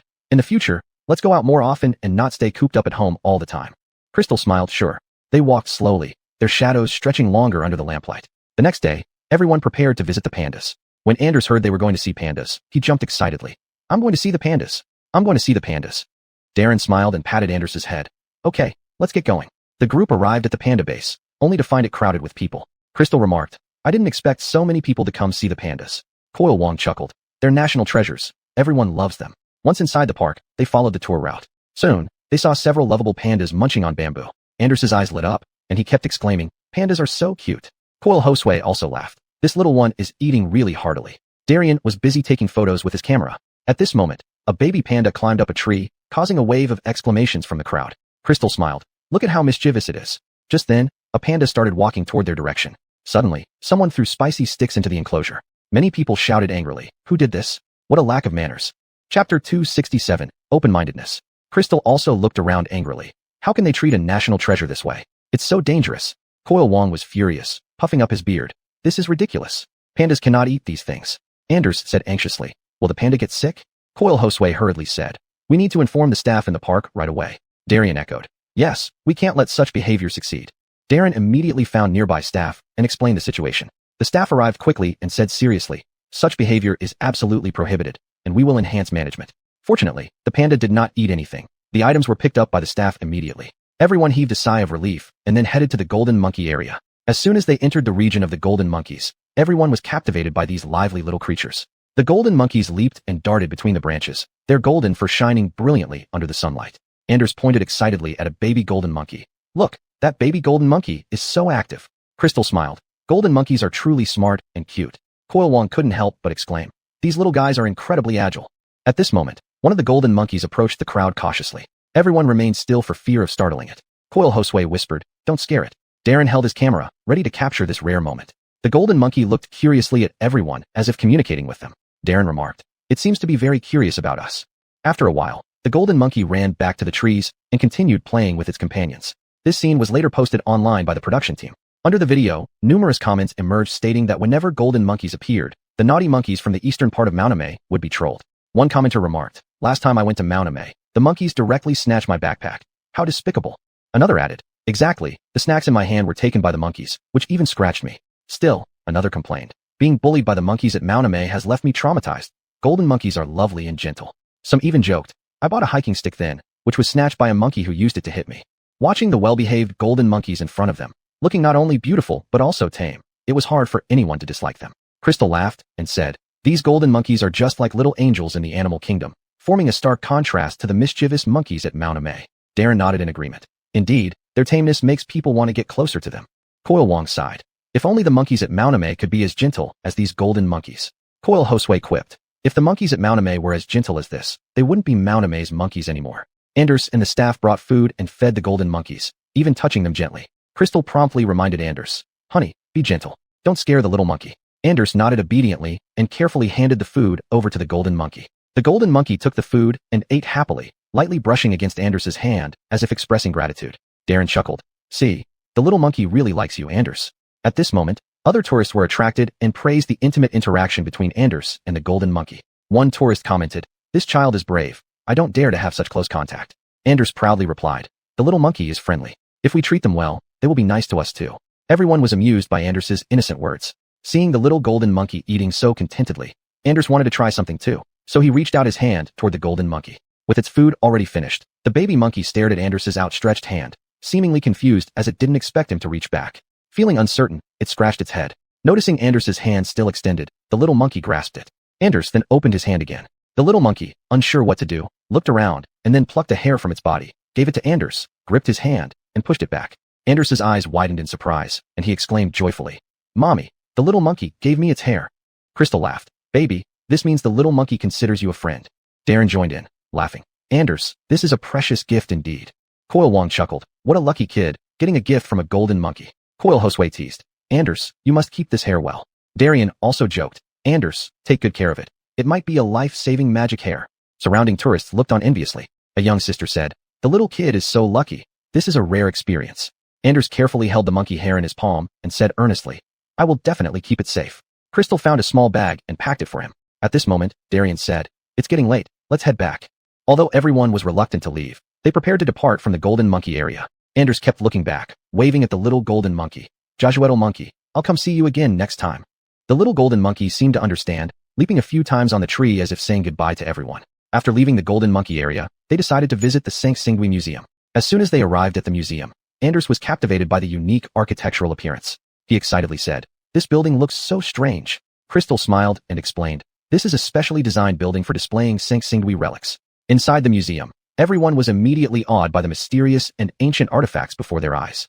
Coil Wong couldn't help but exclaim, "How many years of history do these things have?" Darren looked at the exhibits seriously and introduced. It said that the Sangxingdui civilization can be traced back several thousand years. Anders pointed at a bronze mask curiously and asked, "Why is this mask so big?" Coil Josue answered, "It might have been used for rituals or had some special purpose back then." As they admired and discussed, everyone felt a sense of curiosity and reverence for the mysteries of the Sangxingdui civilization. Crystal looked at the exquisite bronze divine tree and said, "This craftsmanship is simply amazing. It's hard to imagine how the ancients accomplished it." Darien also nodded in agreement. Yes, this fully demonstrates the wisdom of the ancients. Some people think that the ancients were not as advanced as modern people, assuming they were less smart. In fact, it's just that the productivity of the ancients was lower than now, but many ancient craft technologies were quite advanced. Many ancient ideas were also very open-minded. Chapter 268, Flag Raising. Coil Wong said with emotion, "That's true. We shouldn't underestimate the wisdom and creativity of our ancestors."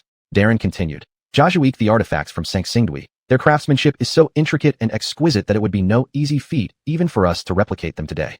Crystal nodded in agreement. Moreover, there were many advanced ideas in ancient times. For instance, Confucian benevolence and Taoist non-action have profoundly influenced future generations. Coil Josue added, "Indeed, we shouldn't discredit the achievements of our ancestors just because they belong to a different era. They achieved remarkable results under their conditions." Anders blinked and asked, "So what other amazing things did the ancients have?" Darien answered with a smile, "Ancient architecture, literature, medicine, and more. There are many astonishing aspects. For example, the majestic Great Wall, beautiful poetry, and miraculous traditional Chinese medicine." As they continued visiting the museum, everyone's admiration for the ancients grew deeper. At this moment, Darren saw an exhibition board introducing ancient water conservancy projects and commented, "Projects like Dujianjian still function after thousands of years. This is the crystallization of ancient wisdom." Crystal responded, "And the ancient astronomical calendar was also remarkably accurate." Coil Wong remarked, "We must inherit and promote these excellent achievements from our ancestors well." After finishing the tour, they headed out. On the way, Anders kept exclaiming excitedly, "I saw so many incredible things today." Crystal patted his head with a smile. "Yes, honey. I hope you can remember these great achievements of the ancients." Darren added, "Once back home, we should find more related books and materials to further understand ancient culture." Coil Wong agreed, nodding. "That's a good idea. Learning more allows us to better pass down these traditions." Coil Josue also said, "Right. We can also share with others to make more people aware of how impressive the ancients were." Darien looked at everyone and remarked with feeling, "Today has been truly rewarding." At the museum entrance, everyone took group photos as keepsakes. Crystal said, "These photos will be cherished memories." Looking at the photos, Darren commented, "When we look at them in the future, we'll surely have new feelings." Then, everyone got in the car and left the museum. In the car, Anders fell asleep, still holding tightly to the small bag containing golden snub-nosed monkey fur. Coil Wong whispered softly, "This child must be exhausted." The conversation continued as the car steadily drove back to the hotel. After arriving home, Darren gently picked up Anders and put him to bed. The adults then sat in the living room, reminiscing about the day. Considering that their Sichuan trip was coming to an end, Darren suggested to the grandfathers, "Let's take Coil Wong and Coil Josue to Tiananmen Square to watch the flag-raising ceremony." Eyes lighting up, Coil Wong replied, "Watching the flag raising at Tiananmen has always been my dream." Coil Josue also became excited. "Sure, I've always wanted to go but never had the chance. It's going to be magnificent." Darien then proposed, "Let's rest today, depart tomorrow, and go the day after." Everyone agreed, nodding. While Coil Wong and Coil Josue prepared, Darien assured them, "No need to pack. Everything is ready at home." Sitting on the side, they discussed Tiananmen Square enthusiastically. Coil Wong said, "I heard the Tiananmen Square is enormous, capable of accommodating many people." Coil Josue responded, "Yes, and the flag-raising ceremony is particularly solemn. We should arrive early to get a good spot." Upon waking, Anders joined in, excited by the discussion. "I want to watch the flag-raising too and stand right at the front." Everyone laughed at his innocent remarks. For the two elderly men, watching the flag-raising at Tiananmen was sacred, a long-cherished wish in their hearts. Considering the number of people, Darren arranged for a private flight ahead of time to save trouble. The production crew returned on their own. On the plane, Coil Wong and Coil Josue marveled at the convenience of modern transportation and the advancements in technology. Coil Josue reminisced, "Back in the day, traveling far was not easy. Who would have thought we could fly home so quickly now?" Coil Wong nodded. "Yes, it's all thanks to societal progress." Darren smiled and said, "Coils, once we land, let's rest at home first." After reaching home and resting briefly, Darren started explaining the next day's flag-raising etiquette to Anders. He said, "Tomorrow we'll need to wake up very early, possibly around 3 or 4 in the morning. Everyone needs to prepare mentally." Puffing his chest out confidently, Anders replied, "I can definitely get up." Everyone laughed at his serious expression. As night fell, they all went to bed early with anticipation for the flag-raising ceremony the next day. In the early hours of the next morning, a gentle alarm broke the silence. Everyone quickly got up, freshened up briefly, and set off for Tiananmen. On the way, although Anders was still somewhat drowsy, He immediately perked up at the thought of the upcoming flag-raising ceremony. When they arrived at Tiananmen Square, it was still dark, but quite a few people had already gathered there. Many people were sleeping on the ground. Some even brought pillows, which showed they were well prepared. It was almost time, and someone kindly woke up those who had fallen asleep, making sure they didn't miss the event. Darren carefully guided Darian through the crowd, helping everyone find a relatively good spot. Coil Wong and Coil Josue looked around at the expectant faces and felt deeply moved. Anders whispered curiously to Crystal, "They must really want to see the flag raising." Crystal softly replied, "Because it's a very sacred and worthwhile experience." As they waited, Anders couldn't contain his impatience, repeatedly asking, "Why hasn't it started yet?" Darian comforted him, "It will be soon, dear, don't worry." Finally, the solemn national anthem played, and the 5-star red flag slowly rose in the dawn light. At that moment, everyone fell silent, watching the flag with reverence. Tears glistened in the eyes of Coil Wong, Coil Josue, and Darian as they saluted. Anders stood straight and followed the adults in giving the flag a respectful gaze. After the flag-raising ceremony ended, everyone remained emotionally moved for a long time. Darren said, "This is a symbol of our country. Every time we see it, it stirs the blood." They slowly left the square, still savoring the thrilling moment. Chapter 269, Being a Teacher. Back at home, everyone gathered around and began chatting. Coil Wong said excitedly, "I have no regrets in my life now that I've seen the flag-raising ceremony at Tiananmen." Coil Josue also remarked emotionally, "Looking at the fluttering national flag, it reminds me of the days when I was young. Our country is getting stronger, and we citizens are living better lives." Anders blinked her big eyes and said, "I want to be like the PLA uncles in the future and guard the national flag." Crystal smiled and said, "It's great that you have such aspirations, baby. You need to work hard then." Darren added, "This experience is too precious for all of us. In the future, we should travel more and see the beautiful landscapes of our motherland." Over the next few days, Darren thought about how the two grandfathers didn't get enough time to enjoy Beijing, so he took them to visit other historical sites in Beijing. They visited the Forbidden City, feeling the solemnity and grandeur of the ancient imperial palace. They went to the Summer Palace, admiring the garden's beauty, and to the Badaling section of the Great Wall, experiencing both the hardship and joy of climbing the Great Wall. During these trips, Anders learned a lot and developed a deeper love for her country. Darian said, "This trip has truly broadened the children's horizons." Coil Wong nodded. "Yes, we should come out more if there's an opportunity in the future." Time flew by quickly, and it was time for Coil Wong and Coil Josue to go home. Darren was concerned, so he arranged for them to take a private plane back. Coil Wong and Coil Josue left on the private plane. Darren stood at the airport with Anders and Crystal, watching the plane take off until it disappeared into the sky. "Dad, when will Coil Wong and Coil Josue come play with us again?" Anders tugged at Darren's hand, her face filled with reluctance. Darren squatted down and gently patted Anders's head, saying, "Maybe very soon, sweetie." A trace of longing appeared in Crystal's eyes as well. The time spent with the grandfathers was really enjoyable. "I don't know when we'll meet again." With the departure of the two grandfathers, their participation in the kids' variety show officially ended. Reflecting on this period, there were laughs, emotions, and growth. Back home, Darren and Crystal sat on the sofa, while Anders played with the souvenirs from the trip. Darren sighed. "This kids' variety show has given us all a lot, and made Anders understand and love our country more deeply." Crystal nodded. "Yes, I hope there will be more opportunities like this for us to experience more beautiful moments together." Anders ran over and snuggled into their embrace. "Mom and Dad, I want to go through many fun things like this with you in the future." The three hugged together, warmth filling the entire room. Just then, the doorbell rang. Darren got up to open the door and saw the director of the kids' variety show standing there. "Director, what brings you here?" Darren was somewhat surprised. The director walked in smiling and said, "Dovey, the effect of this kids' variety show was wonderful, and your family did an outstanding job." Right after it ended, another variety show reached out to us. Darren and Crystal exchanged glances, curious.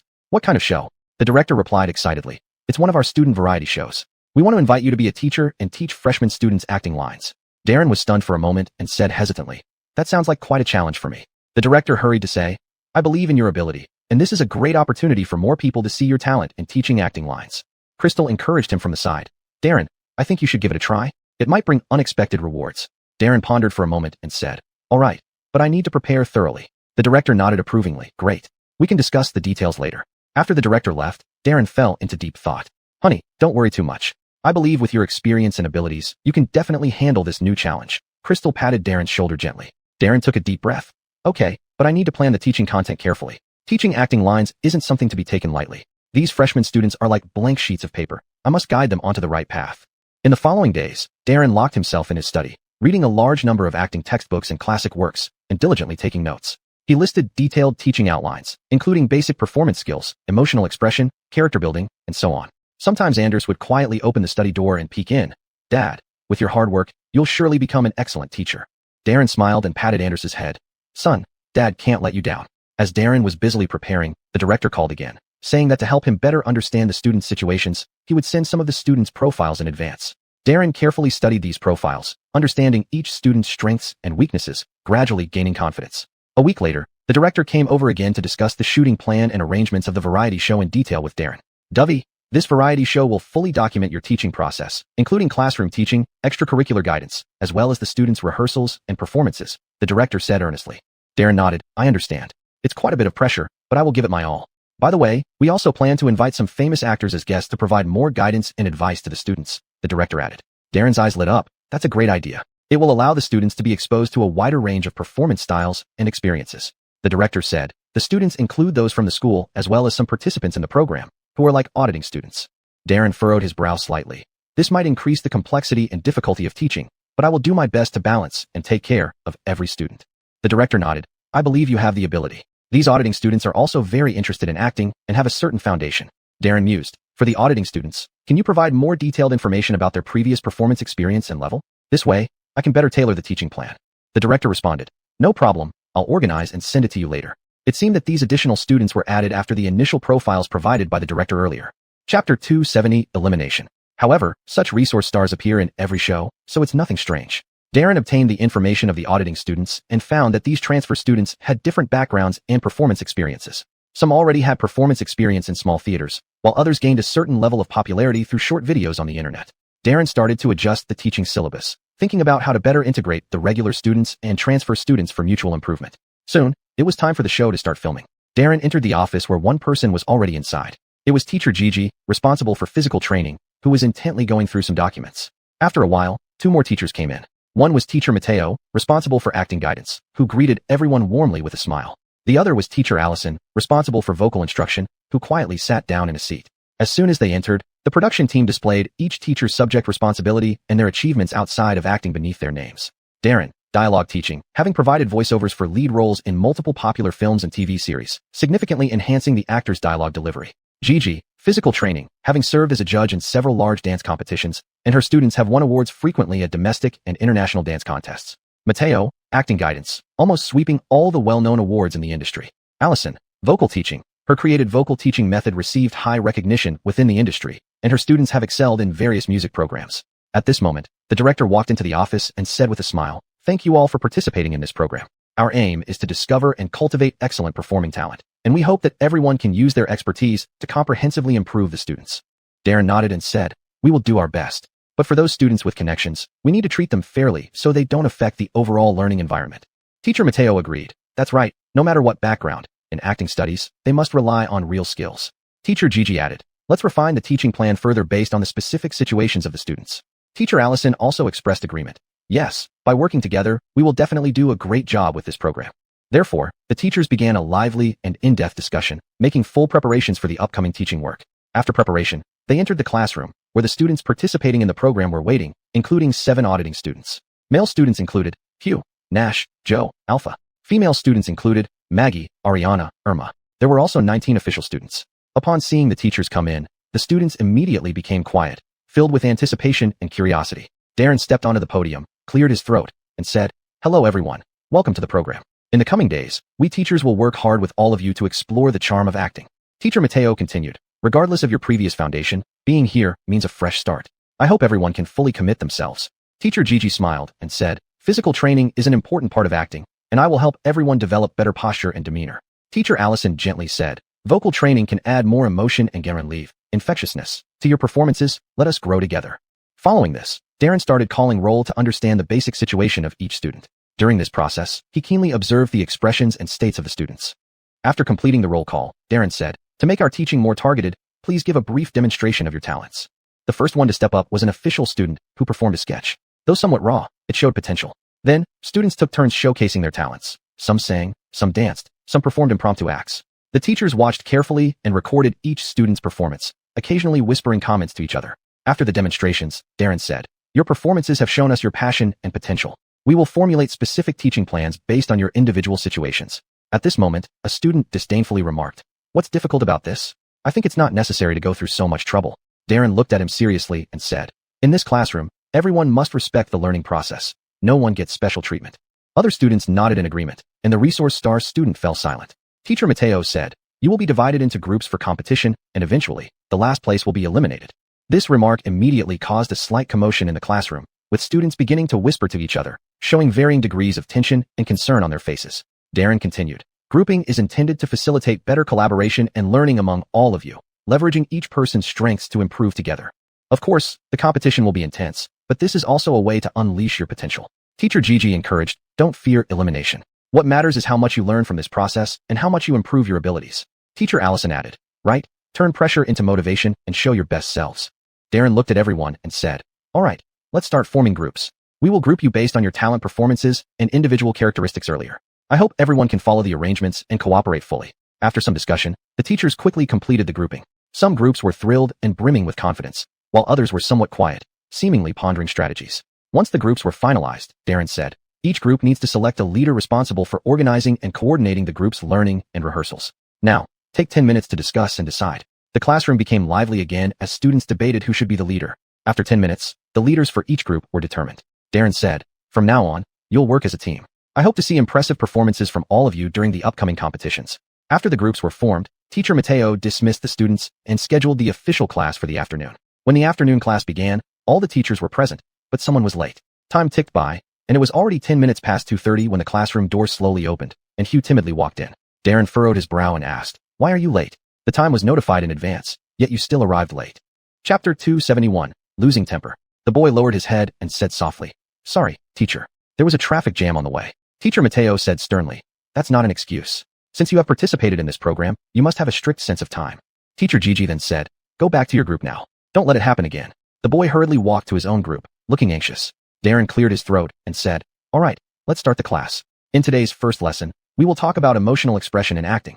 The teachers began teaching one after another, and the students listened attentively. However, during the practice session, the boy who was late obviously seemed distracted and kept making mistakes. Teacher Allison went over and patiently said, classmate, focus. Don't let being late affect your state.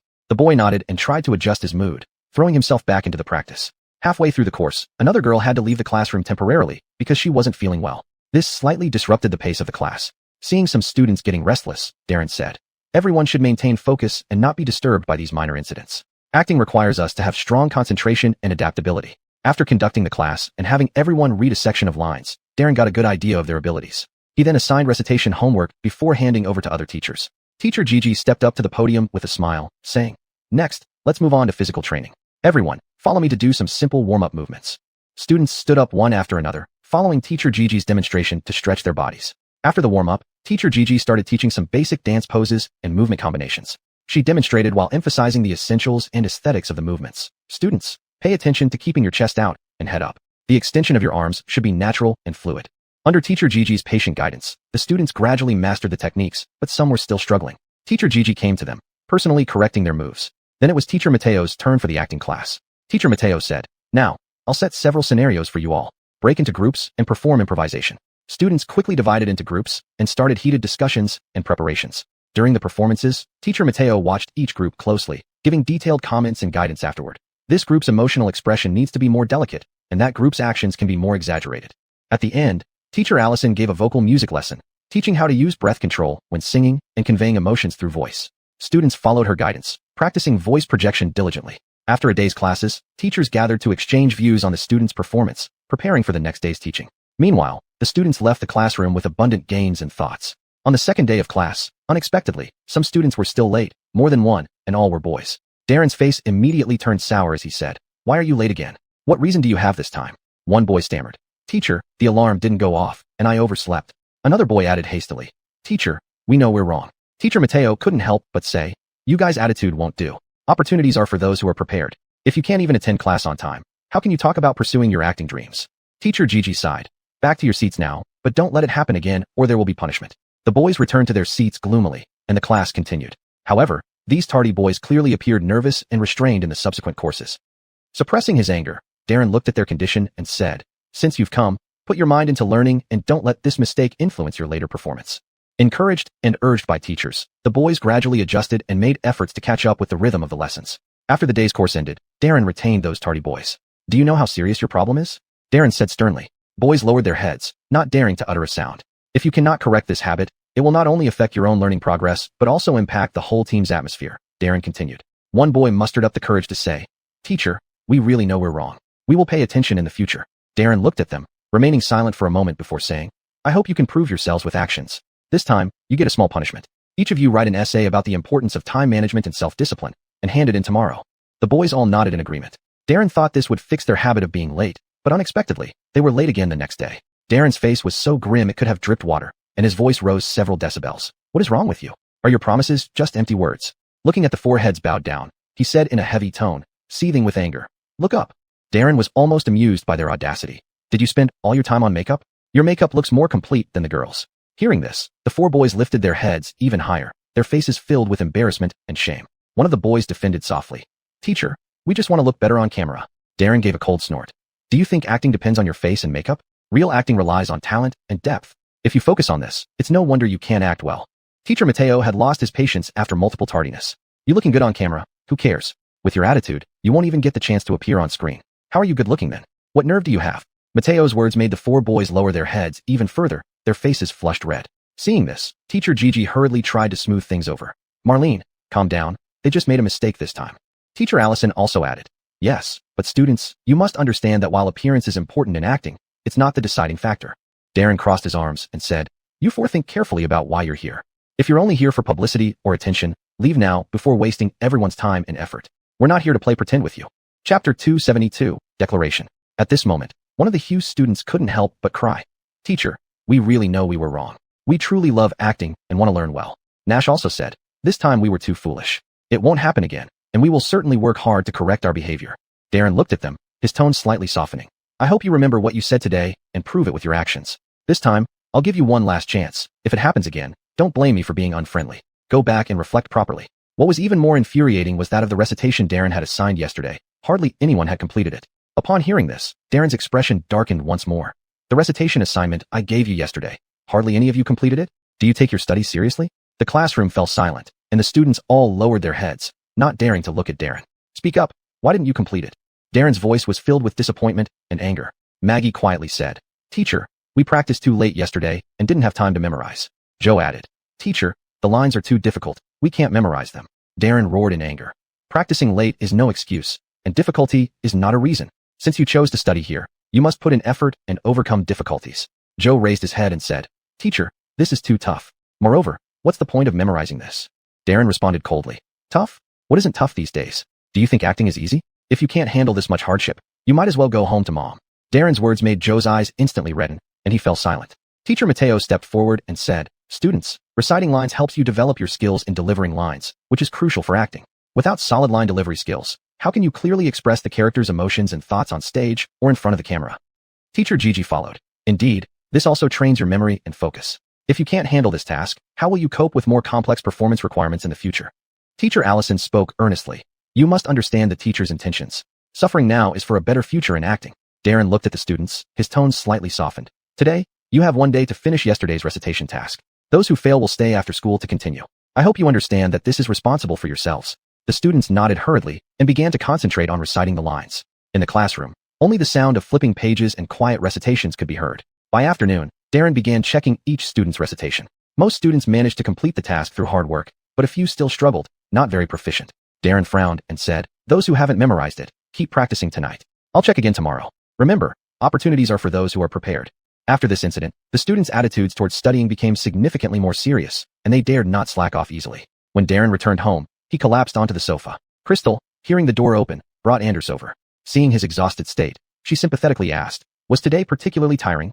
Darren smiled helplessly. These kids, they really worry me. Crystal gently sat beside him, massaging his shoulders. Don't rush. They'll gradually understand. Darren sighed. I know, but those few rascals really get under my skin. Anders stood obediently by, saying softly, Daddy, don't be angry. Anger will make you have wrinkles. Darren couldn't help but laugh at his son's words. Only my son knows how to cheer me up. Crystal continued. Stop worrying so much. Wash your hands quickly and prepare for dinner. Darian also said, Nowadays, if someone wants to advance, give them a hand. But if they don't, pulling them up won't stop them from falling again. There's no need to waste time on them. Josh extending to his grandfather. Darren pondered for a moment and replied, Michael, you're right. Their paths cannot be walked for them, so there's no need to get so worked up. After dinner, Darren chatted with his family for a while before retiring early to his room to rest. The next day, when Darren entered the classroom, his mood had already calmed. He looked at the students and said, Everyone should know how the recitations went yesterday. I hope those who weren't proficient will seize the day today. Now, let's begin today's lesson. Darren continued. Today, We start with basic acting techniques. Everyone, focus. The students responded together. Yes, teacher. He began to explain in detail the key points of mastering movements, expressions, and demeanor in acting. The students listened attentively, taking notes from time to time.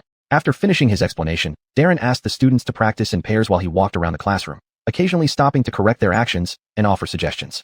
Pay attention to your gaze. It needs to convey emotion, not be vacant, Darren said to one student. Your movements shouldn't be too stiff. They need to be natural and fluid, he instructed another. At the end of the class, a boy approached the teacher, saying that Hugh liked Ariana and wanted to perform a declaration scene, hoping the teachers could help. Darren was slightly taken aback. Then his expression turned serious. This is a crucial time for learning acting. You should focus more on improving your professional skills rather than personal relationships. Nash muttered discontentedly. But teacher, this is hard to control. Darren frowned. You have to control it, even if it's difficult. You're young, with a long road ahead. If you don't lay a solid foundation now, how can you walk steadily on the path of acting in the future? The boy lowered his head and remained silent. Gigi stepped in to mediate. This could be a good thing. Will definitely help. Darren glared at Gigi. Teacher Sue, how could this be a good thing? This would seriously distract them. Allison chimed in. Yes, Teacher Gigi, we shouldn't encourage such behavior.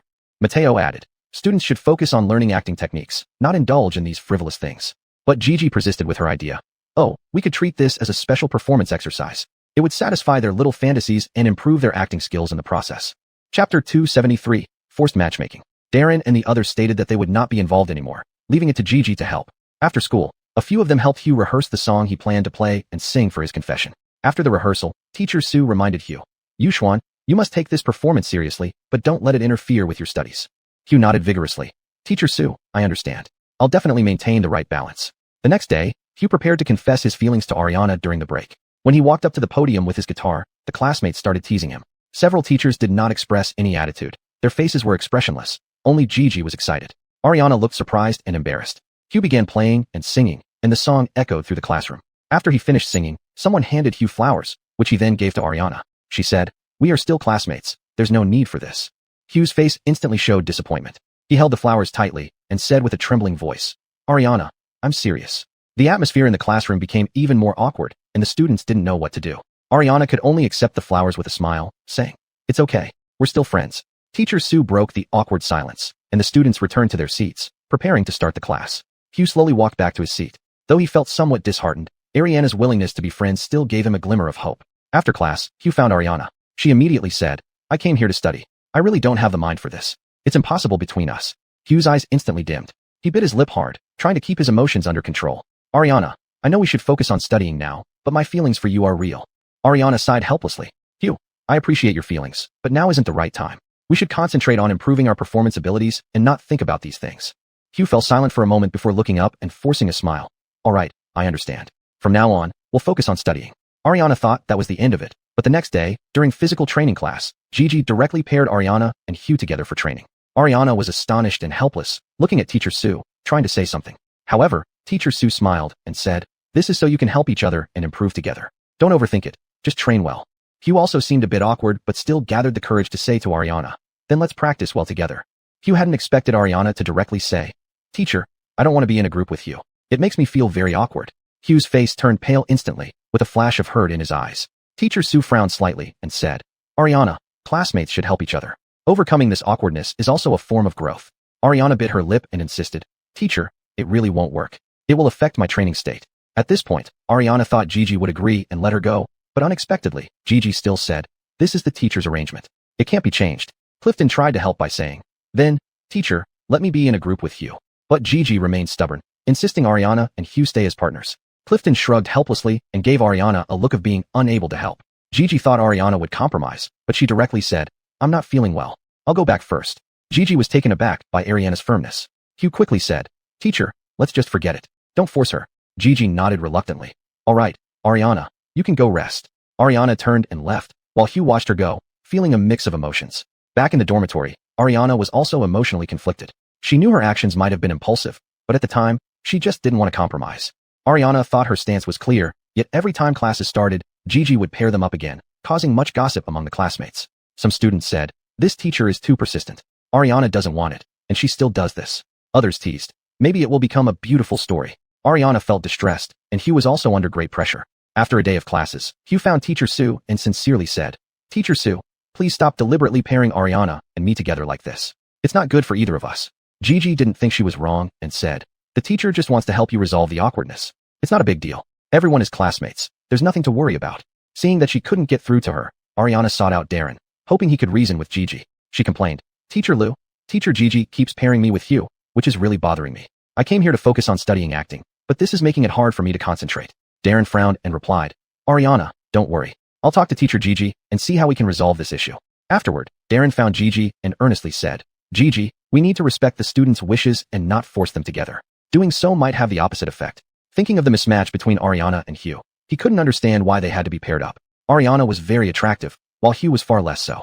Not that one should judge by appearance, but when someone clearly doesn't like it, forcing them together seems inappropriate. Hearing Darren's words, Gigi looked somewhat embarrassed and puzzled and said, "Teacher Lou, I really only wanted them to interact more and overcome the previous awkwardness so they could study and improve better together. I didn't think it would go this far." Darren shook his head helplessly and said, "As teachers, we can't just act based on our own ideas. We need to consider the students' feelings. Ariana has already clearly expressed her unwillingness, and we should respect that." Gigi was silent for a moment before nodding and saying, "All right, it was my lack of consideration. I'll pay more attention in the future." Darren added, "We should still focus on teaching and improving their acting skills, which is the key." Gigi responded, "I understand. This time, I did what was inappropriate, acting too presumptuously without considering their feelings." Chapter 274 Birthday. Afterwards, Gigi found Ariana and Hugh, sincerely apologizing to them. "Ariana, Hugh, my actions were inappropriate before. I did not fully consider your thoughts.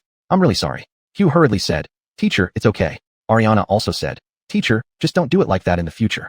From then on, Gigi no longer deliberately arranged for them to be together. And Hugh and Ariana could also concentrate on their performance studies, and the atmosphere of the class became more harmonious and cordial. On this day, it was Gwendolyn's birthday. There were no classes, and Darren and Crystal prepared to take Gwendolyn to make a cake. The family of 3 came to the cake shop. Gwendolyn jumped around excitedly, his little face full of anticipation.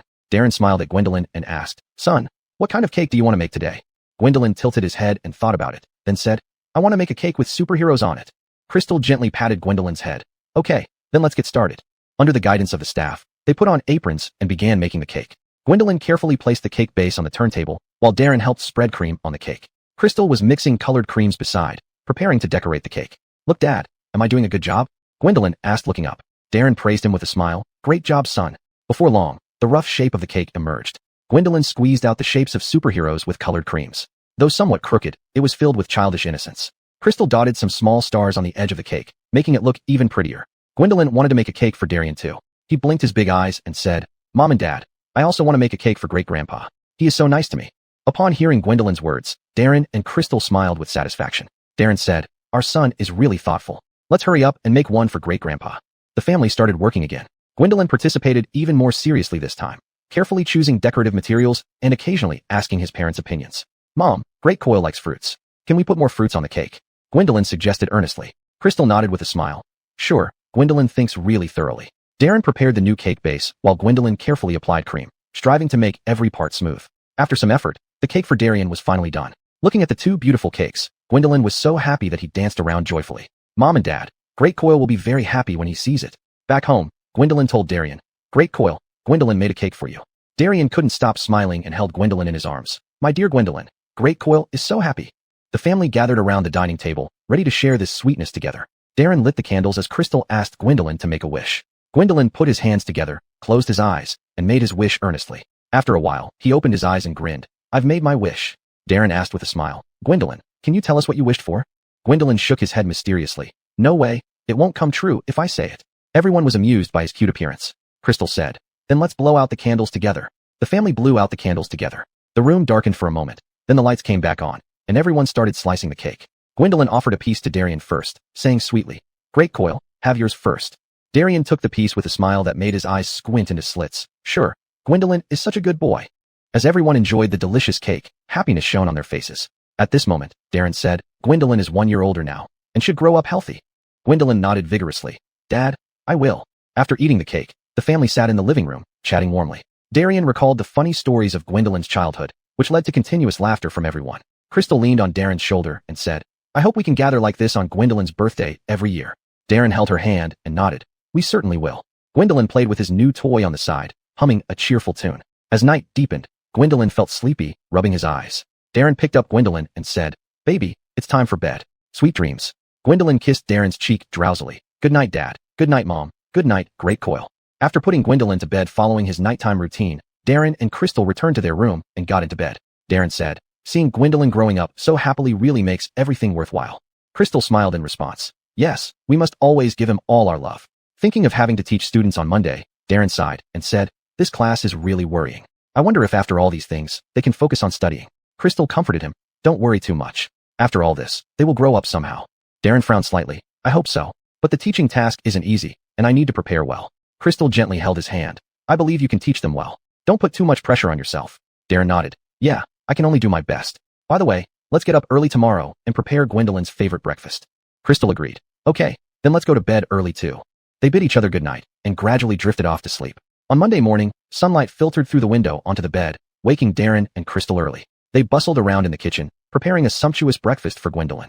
When Gwendolyn got up and saw the delicious food on the table, he beamed with joy. Darren patted Gwendolyn's head. "Honey, eat more. Dad has to go to school and teach the older students." Gwendolyn nodded obediently. "Dad, good luck." Darren arrived at the school and walked into the classroom, finding all the students sitting quietly at their desks. He felt secretly reassured. It seems the previous incident did have some effect. In class, the students listened intently and answered questions actively, completely different from before. Darren's mood gradually improved as well. He became even more engrossed in delivering his lessons. Chapter 275 Qualifications. After a day of classes, Darren returned to the office. Teacher Mateo smiled and said, "The students performed quite well today. It seems our previous efforts weren't in vain." Darren replied with a smile. "Yes, I hope they can keep up this momentum." When it was time, Darren hurried home. As soon as he walked in the door, Anders ran over and hugged him. "Dad, I was very well behaved at kindergarten today too." Darren kissed Anders's cheek. "Good job, sweetie." The family gathered around the dinner table, enjoying a warm family dinner. The next day, Darren felt that he had been too optimistic too early, as trouble arose again. Assigning roles to students for them to perform and write character sketches led to another wave of complaints. "Teacher, this is way too difficult. How are we supposed to write?" One student complained. "Exactly, can we do something simpler?" Another student chimed in.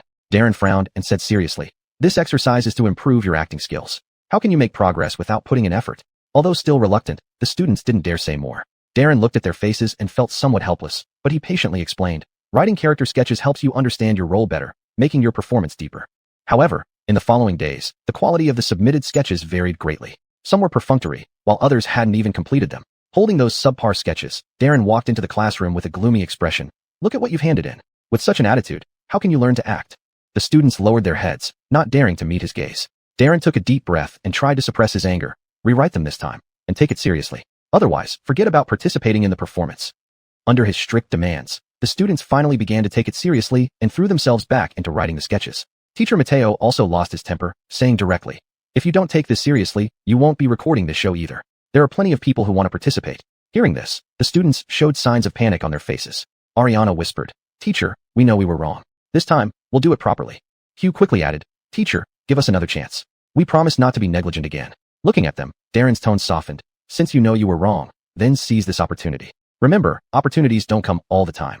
In the following days, the students indeed became much more serious, and the quality of the submitted sketches improved significantly. Darren felt that these students had stubborn personalities, needing to be pushed to move forward and pulled to stay on track. Yet, seeing them become more earnest brought some comfort to him. Soon, it was the day to present the character sketches. The students took turns sharing their creations on stage, while Darren and other teachers listened attentively and took notes. Some students demonstrated a profound understanding of their characters with detailed emotional expressions, prompting Darren to nod slightly in approval. But some performances were less than satisfactory, leading Darren to jot down suggestions for improvement in his notebook. After the presentations, Darren stepped onto the podium. "Classmates, most of you have made improvements in this character sketch presentation, but there's still room for improvement. I hope everyone continues to put in the effort and maintain this seriousness." The students expressed their determination to continue working hard. In subsequent lessons, the students were indeed more committed to performance training. Whether in terms of dialogue or physical expression, there was noticeable improvement. Darren and other teachers could see and feel the joy in the students' progress. However, the students wouldn't let them be too pleased. When it came to the group performance, someone started causing trouble again. Maggie pouted, dissatisfied with not getting the lead role, and complained, "Teacher, why am I not the main character? I think my ability isn't worse than others." Darren furrowed his brow and replied, "There are no small roles. Each has its importance and potential. The key lies in how you interpret it." Maggie still looked unwilling. "But teacher, I've always worked hard, and I just want a chance to showcase myself as the lead." Teacher Mateo joined in. "Zishuan, understand that proving your strength by excelling in minor roles demonstrates true capability." Maggie remained silent, clearly still struggling to accept it. At this moment, Ariana came over to console her. "Zishuan, let's focus on doing our best this time. Maybe we'll get the lead role next time." Hugh followed. "Yeah, Don't let this affect the group performance. Maggie glanced at her classmates and teachers. Although still unhappy, she kept quiet. She still insisted on playing the lead role, her voice tinged with a sob. Teacher, I really want to play the lead role. It's a rare opportunity for me. Please let me. Darren's face darkened. Maggie, this is not the time for you to be capricious. The arrangement for the group performance has been carefully considered. You can't just do whatever you want. Maggie bit her lip and stubbornly said, then I won't perform. There's no point in performing if it's not the lead role. As soon as she said this, the atmosphere immediately became tense. Teacher Mateo was angry. What kind of attitude is this? This is a group performance, not your personal stage. Ariana anxiously pulled Maggie's hand. Zishuan, don't be like this. Everyone has put in a lot for this group performance. You can't just give up because of this. Hugh also advised beside her. Yes, we are a team. We can't quarrel over this little thing. Maggie remained unmoved, standing there motionless. Allison's temper flared up directly. If you want to be the lead, invest in your own show and act however you want. What qualifications do you have to pick roles now? Maggie was startled by Allison's sudden anger, tears welling up in her eyes, stuttering. Teacher Tong, I just wanted to play the lead. Seeing this, Teacher Gigi hurried over to mediate. Teacher Tong, don't be angry. Zishuan might be confused for a moment. Let's talk to her nicely. Allison was still seething. What's there to talk about? If you're so undisciplined, why study acting at all? At this moment, the other students also gathered around, persuading Maggie one after another. Zishuan, don't be capricious. It's hard for everyone. Yes, the most important thing is that we work together to make the group performance successful. Allison couldn't help but add. If you still have this attitude, you don't need to stay in this industry. With this behavior, you won't get far. No one here is your parents who will indulge you. Chapter 276, Talking Back. Maggie's body trembled slightly at Teacher Allison's stern words, and tears uncontrollably streamed down her face. She sobbed while looking at everyone's faces and cried. Teacher, I know I was wrong. I shouldn't have been so capricious. I shouldn't have only thought about myself. Gigi looked at Maggie, her tone softening a little.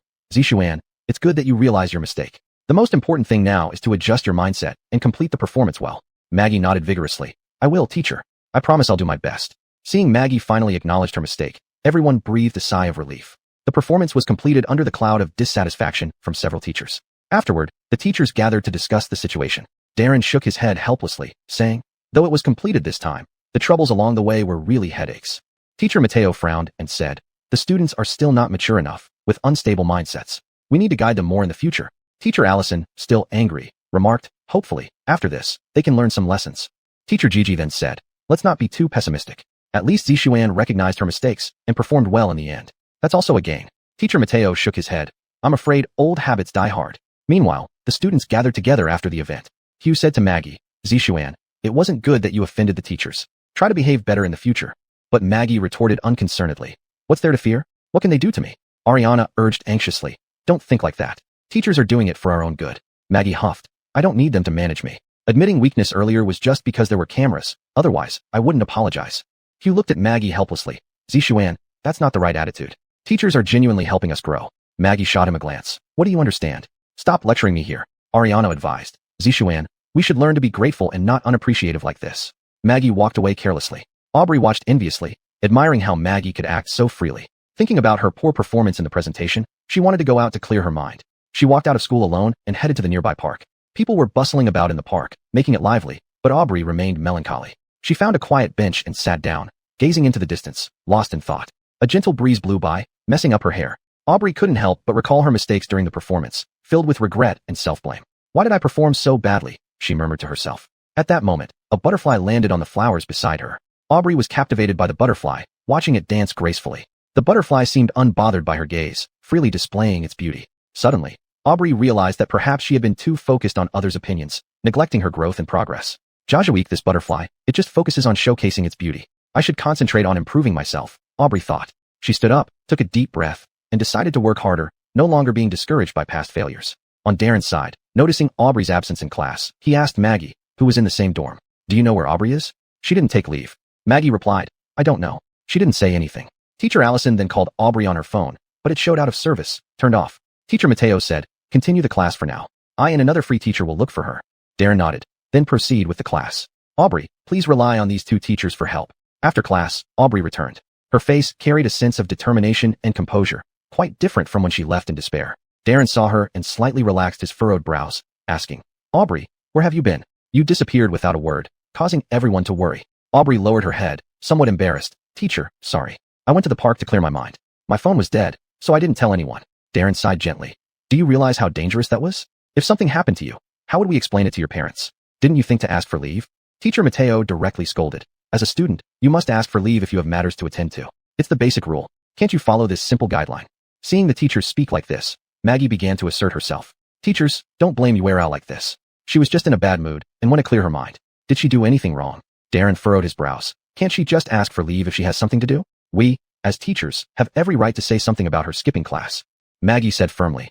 But you can't scold her like that. Nothing bad happened, after all. Darren lost his patience. She is a student, and we are teachers. If we can't even speak up, then maybe you should be the teacher. Caught off guard by Darren's rebuke, Maggie was speechless but still stood there stubbornly without lowering her head. Aubrey hurriedly said, Teacher, it's my fault. I promise it won't happen again. Maggie was just defending me. Please don't blame her. Feeling emboldened by this, Maggie continued. We thought we were good friends with you, but it seems we weren't. Teacher Mateo glanced at Maggie. We are teachers, and you are students. It's simple and straightforward, not complicated at all. If you want to make friends, go home and make some. We don't have room for your grand presence here. Maggie's face turned red as she shouted. You teachers look down on us students and think you're so great because of your position. At this moment, Teacher Gigi, who had been silent all along, spoke up. Maggie, calm down. Teachers criticize Aubrey out of concern for her safety and to remind her of the importance of discipline. There's no intention to belittle you. Maggie pouted. Anyway, you're always targeting me. Darren raised his voice. If you keep thinking like this, no one can help you. We focus on issues, not individuals. Think about it yourself. With that, the teachers turned and left, leaving Maggie and Aubrey standing there. Aubrey tugged at Maggie's sleeve and whispered, Zishuan, stop it. We were in the wrong indeed. Maggie huffed. Why are you siding with them now? Aubrey sighed helplessly. I know you mean well, but we shouldn't talk back to teachers like that. Chapter 277, Lack of Ambition. Maggie was silent for a moment, seemingly realizing she had gone too far, but still stubbornly said, Anyway, I didn't do anything wrong. No one had the time to attend to her feelings as the rankings for the performance were about to be announced, and everyone was focused on that. During class, the students anxiously waited for the results, creating an intense atmosphere in the classroom. Darren walked up to the podium, holding the list of rankings. He cleared his throat and said, Students, the rankings for this performance have come out. Everyone held their breath, their eyes fixed on Darren. The rankings are separated into auditing students and official students. The top auditing student is Ariana, Darren announced. Ariana's face lit up with surprise, and the classmates clapped to congratulate her. Second place goes to Alpha. His improvement has been very noticeable, with a unique understanding of his role. Alpha scratched his head modestly, bowing to thank everyone. Third place. Darren continued reading out the rankings. Some were happy while others worried. Maggie's ranking wasn't ideal, placing her last, and her expression soured. Irma ranked in the middle, which surprised her since she thought she would be at the bottom. Relieved, she told herself she needed to work harder. After announcing the rankings, Darren said, These rankings are just a summary of this stage. Regardless of the results, I hope everyone can learn from them and continue improving. Mateo glanced around and added, These scores will be combined with the next round scores. Those who rank last twice will be eliminated. Hearing Marlene's words, a low murmur spread through the classroom. Maggie bit her lip, feeling boo-foo cheat, unconvinced, but knowing she performed poorly this time. After class, Ariana was surrounded by classmates asking for advice on performing techniques. Alpha sat quietly at his desk, pondering how he could improve further. Following the performance review, teachers like Darren took everyone to experience real-world roles, immersing them in character portrayal and interpretation. Maggie was assigned to the police station and found herself with Alpha, being sternly instructed by a police officer. First, you must strictly adhere to regulations during patrol and follow orders without taking any unauthorized actions. In case of emergencies, stay calm and don't panic. Next, observe your surroundings and report any unusual activities promptly. Be polite when interacting with citizens, showing our professional demeanor. Lastly, prioritize your safety and avoid risky behavior. Got it. With that, they started patrolling, Maggie and Alpha nodding seriously in response. Understood. The officer added, All right, let's get moving. They began their patrol, with Maggie and Alpha staying alert and observant. Suddenly, commotion erupted ahead. The officer gestured them to follow as they hurried over. Two vendors were quarreling over boundaries, neither willing to give way. The officer intervened swiftly. Stop arguing. Let's talk calmly. Maggie and Alpha watched tensely. The officer turned to them. In such situations, you need to calm both parties down, understand the issue, and find a solution. After resolving the conflict and completing the patrol, the leading officer said, Tonight, you're on night duty. Remember, no falling asleep on watch. At the mention of night duty, Maggie frowned and grumbled. Night shift? That sounds exhausting. Alpha looked at her and said, Zishuan, stop complaining. This is a rare opportunity to experience police work. Maggie pouted. I know, but it feels hard to endure. The officer, overhearing them, sternly replied, Night duty is part of the job, where many important incidents occur. There's no room for negligence. Maggie paused, quietly acknowledging, Okay, I understand. As night fell, the police station grew quiet. Struggling to stay awake, Maggie and Alpha sat in the duty room. Unable to resist, Maggie lay down on the sofa in the duty room to sleep. Alpha cautioned, Don't sleep yet. If something happens, it'll be troublesome. Annoyed, Maggie retorted, We'll deal with it if something happens. I'm too sleepy now. Seeing her attitude, Alpha kept quiet, focusing on his duties. Teacher Allison, overseeing their group, came to check on them at the police station, concerned about the night shift. She found the leading police officer and asked about the two students' performance. I am their supervisor, teacher. I want to ask how they are doing. The police officer replied. The boy is okay, but the girl seems a bit moody and not very proactive. Allison nodded and thanked him. Upon entering, she saw Maggie sleeping and became very angry. She walked briskly up to Maggie and loudly said, Maggie, get up now. Startled awake by the sudden shout, Maggie looked at Allison with sleepy eyes, utterly confused. Allison sternly said, This is a work experience program, not a place for you to sleep. Do you know what you're doing? Maggie rubbed her eyes and softly defended herself. Teacher, I'm really too tired. Allison glared at her. Tired? Others can manage, why can't you? How can you improve with such an attitude? Alpha hurriedly interjected. Teacher, she might just be too exhausted. Allison glanced at Alpha, then turned back to stare at Maggie. Opportunities are earned, not given. It seems you didn't take our earlier words to heart. Seeing Maggie as hopeless, Allison felt it was pointless to lecture her further. She didn't care whether Maggie wanted attention or anything else. She wasn't going to waste more words on her. She began to walk away, with Maggie following out, while Alpha still tried to defend her. Maggie loudly said, There's no need to talk anymore. In her eyes, taking a nap makes me useless. I only slept for a bit, and it feels like I committed a crime. Allison stopped in her tracks, turned around, and coldly looked at Maggie, saying, If that's what you think, do as you please. But with your attitude, if I were your parents, I would have beaten some sense into you long ago. Maggie retorted, I shouldn't have come. I have to stay up all night, and they made it sound so easy. When we came here, they never mentioned staying up all night. Chapter 278, Serving the Audience. Allison sneered coldly. Humph, do you think everything can go as smoothly as you wish? Jajuf never goes exactly the way you want it to. You meet a little difficulty and immediately retreat. What will become of you? Maggie's tears welled up in her eyes, but she defiantly replied, I admit I'm not much of a success. All right. At this moment, Alpha hurriedly said, Teacher, Zishuan was just impulsive for the moment. Please don't be angry. Zishuan, stop saying that. Since we're here, let's finish the experience properly. Allison took a deep breath and suppressed his anger. Alpha, you don't need to speak for her. Maggie, if this is what you want, no one will pay for your life. With that, Allison turned around and left. Alpha looked at Maggie's appearance and couldn't be bothered to say anything further. If even the teacher couldn't get through to her, what effect would he have? Don't joke around. He shook his head helplessly and turned to head back to the duty room. Seeing this, Maggie panicked and shouted, Alpha, are you ignoring me too? Alpha stopped walking, turned his head back, and looked at her with a complicated expression. Zishuan, it's not that I'm ignoring you, but you've been soaring, indulgent, and won't listen to advice. The teacher is right. No one can take responsibility for your life. Only you can change yourself. Maggie bit her lip, fell silent for a moment, then whispered, I know I was wrong. Junkai, don't leave, help me. Alpha smiled. You didn't listen to what the teacher said. How could my words be useful? Your issues should be handled by yourself. Otherwise, who would bear the consequences when something happens? You're not a child anymore, Maggie. On Darren's side, he led everyone to the ancient costume theater for learning. Ariana and Irma were very serious, and Darren earnestly explained the more critical aspects of ancient costume dramas. Students, the key to ancient costume dramas is to understand the culture and etiquette of that era, Darren explained earnestly. From the details of the costumes to the behavior and actions of the characters, everything should align with the historical context. Ariana nodded while listening and occasionally jotted down notes in her notebook. Irma stared intently at Darren, afraid to miss any key points. Darren continued. Additionally, the dialogue in ancient costume dramas is often quite refined, requiring a certain level of literary foundation and understanding. At this point, a student asked, Teacher, how do we grasp the emotional elements of an ancient costume drama character? Darren smiled slightly and answered, This requires you to put yourselves in their shoes, imagine yourselves in that time, facing the same situations, and consider how you would feel. Darren thought of something and added, Another important aspect in ancient costume dramas is demeanor. Look, ancient people had strict norms for walking, standing, and sitting. Darren demonstrated as he spoke. Walking should be light and steady, standing should be upright, and sitting should be graceful. These details can effectively portray a character's identity and personality. The students started imitating, and Darren patiently corrected their movements on the side. And different characters have different manners depending on their status.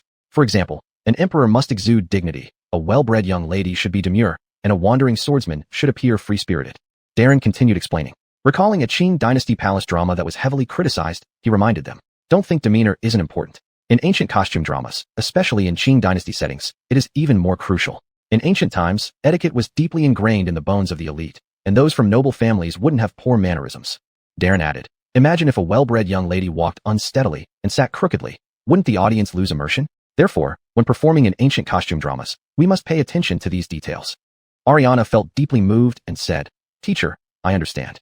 Demeanor is not only about external presentation, but also reflects inner temperament. Darren nodded approvingly. Yes, Ariana hit the nail on the head. Also, you need to manage your expressions.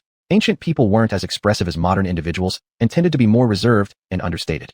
Irma asked, Teacher, how do we grasp such reserved and understated expressions? Darren pondered for a moment and replied, "This requires you to study ancient paintings, poetry, and understand the emotional expressions of the ancients. Meanwhile, in performance, learn to control your facial muscles without being overly exaggerated." Another student raised their hand. "Teacher, aren't the etiquettes and demeanors of different dynasties different?" Darren smiled and said, "That's definitely true. For example, the Tang dynasty was more open and grand, while the Song dynasty was relatively more elegant and refined. Therefore, when you receive a specific role in a historical drama, it's essential to understand the corresponding era's background thoroughly." He continued, "Regardless of what play it is, you must treat it seriously. Even if it's not a good script, doing a great job can showcase your skills. Students don't always pick at scripts, finding fault with this and that.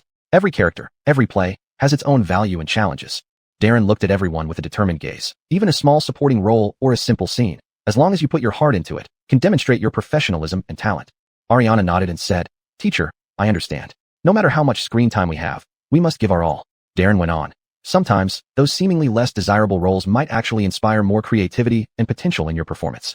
Through your efforts, you might turn an overlooked play into something outstanding. That's true ability."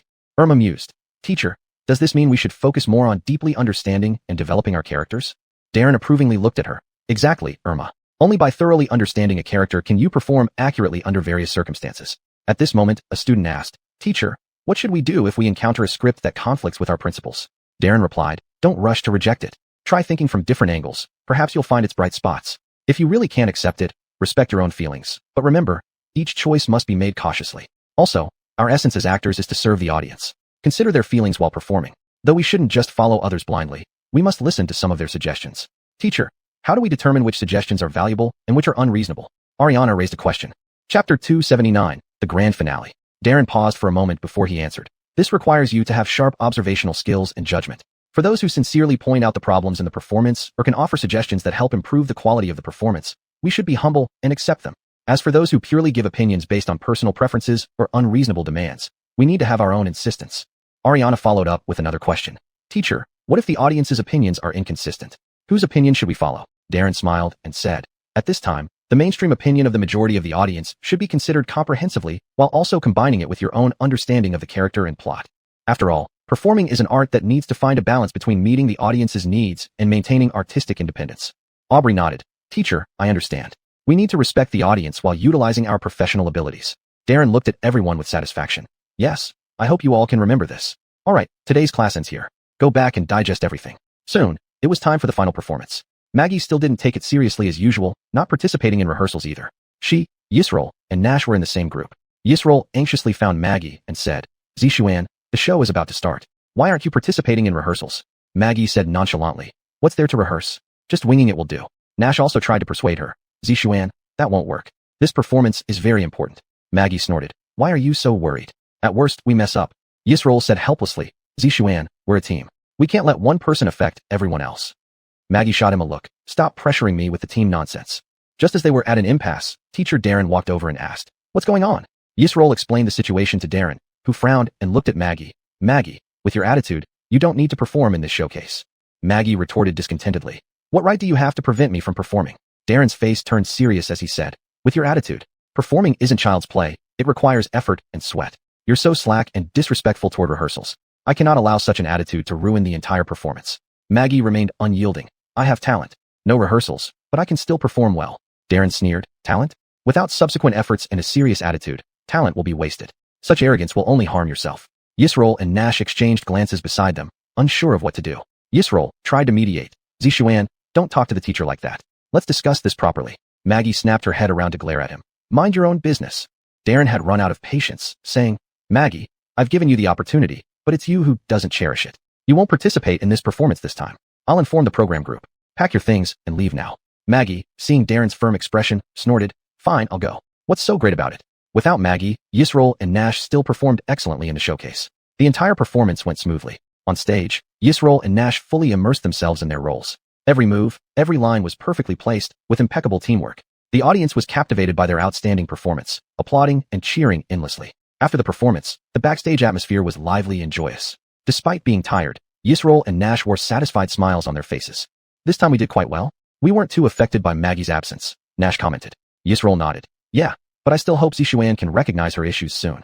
At this moment, Teacher Darren walked over with a gratified look on his face. "You two did great today. You didn't disappoint anyone." Yisroel responded, "Thank you, teacher." We were a bit worried that Maggie's absence might affect the overall performance. Darren patted their shoulders. You've proven with your strength that as long as you put in sincere effort, you can overcome difficulties. I believe Maggie would be touched by your performance. After the showcase, the next day, the teachers announced the elimination list, including Hugh and Maggie. When the news was announced, the classroom fell into silence. Hugh's face revealed disappointment and helplessness as he quietly packed his belongings. Ariana and Aubrey exchanged glances, showing sympathy for the eliminated students as well as self-alertness. Alpha sighed lightly, thinking of his previous experiences with Maggie. He felt a bit uncomfortable. Darren looked at everyone seriously and said, "Students who have been eliminated, don't be discouraged. This is just a small setback in your life. The remaining students should work even harder because the competition is still ongoing." Maggie wanted to argue using the program's contract. She shouted loudly, "Teacher, the contract doesn't say I can be eliminated for not participating in rehearsals." Darren looked at her calmly and replied, "While the contract does not specify this clearly, it does require adherence to the program group's arrangements and rules and diligent completion of performance tasks. Your behavior has severely violated these principles." Maggie was still unwilling and shouted, "That doesn't mean you can easily eliminate me like this." At this moment, Teacher Mateo stood up and said, "Maggie, this decision wasn't made lightly. Your attitude and actions have had a negative impact on the entire team, and you didn't cherish this opportunity." Maggie bit her lips, tears welling up in her eyes, but she stubbornly said, "I don't agree. This isn't fair." Darren shook his head and said, "Maggie, fairness isn't what you think. Everyone is working hard while you chose to give up. This is the result." Looking around and seeing no one supporting her, Maggie loudly said, "I didn't want to participate in this lousy show anyway." She then stormed out of the classroom without looking back. After watching her leave, Darren looked at everyone. This episode of the show ends here. Our time together ends here as well. Seeing everyone's vibrant spirits, Darren couldn't help but say, "In this industry, there are many with talent, but those who go far rely on their own efforts. Remember, always strive upward and remain humble. That's my advice to you." Everyone listened intently to Darren's words, lost in thought, then responded in unison, "We remember, teacher." The show ended, and Darren returned home. As soon as he entered the door, he heard a bang. It turned out that Crystal and Darian had set off a party popper. Anders said, "Welcome home, Dad." Surprised by this sudden welcome, Darren's face quickly showed a warm smile. "What's this?" Darren asked with a smile. Crystal stepped forward, took his bag from him, and said, "Knowing how hard you worked on the show, we specially prepared this to celebrate the end of your teaching." Darren smiled, feeling nothing could be better than this moment. The story ends here, yet their lives continue. The end.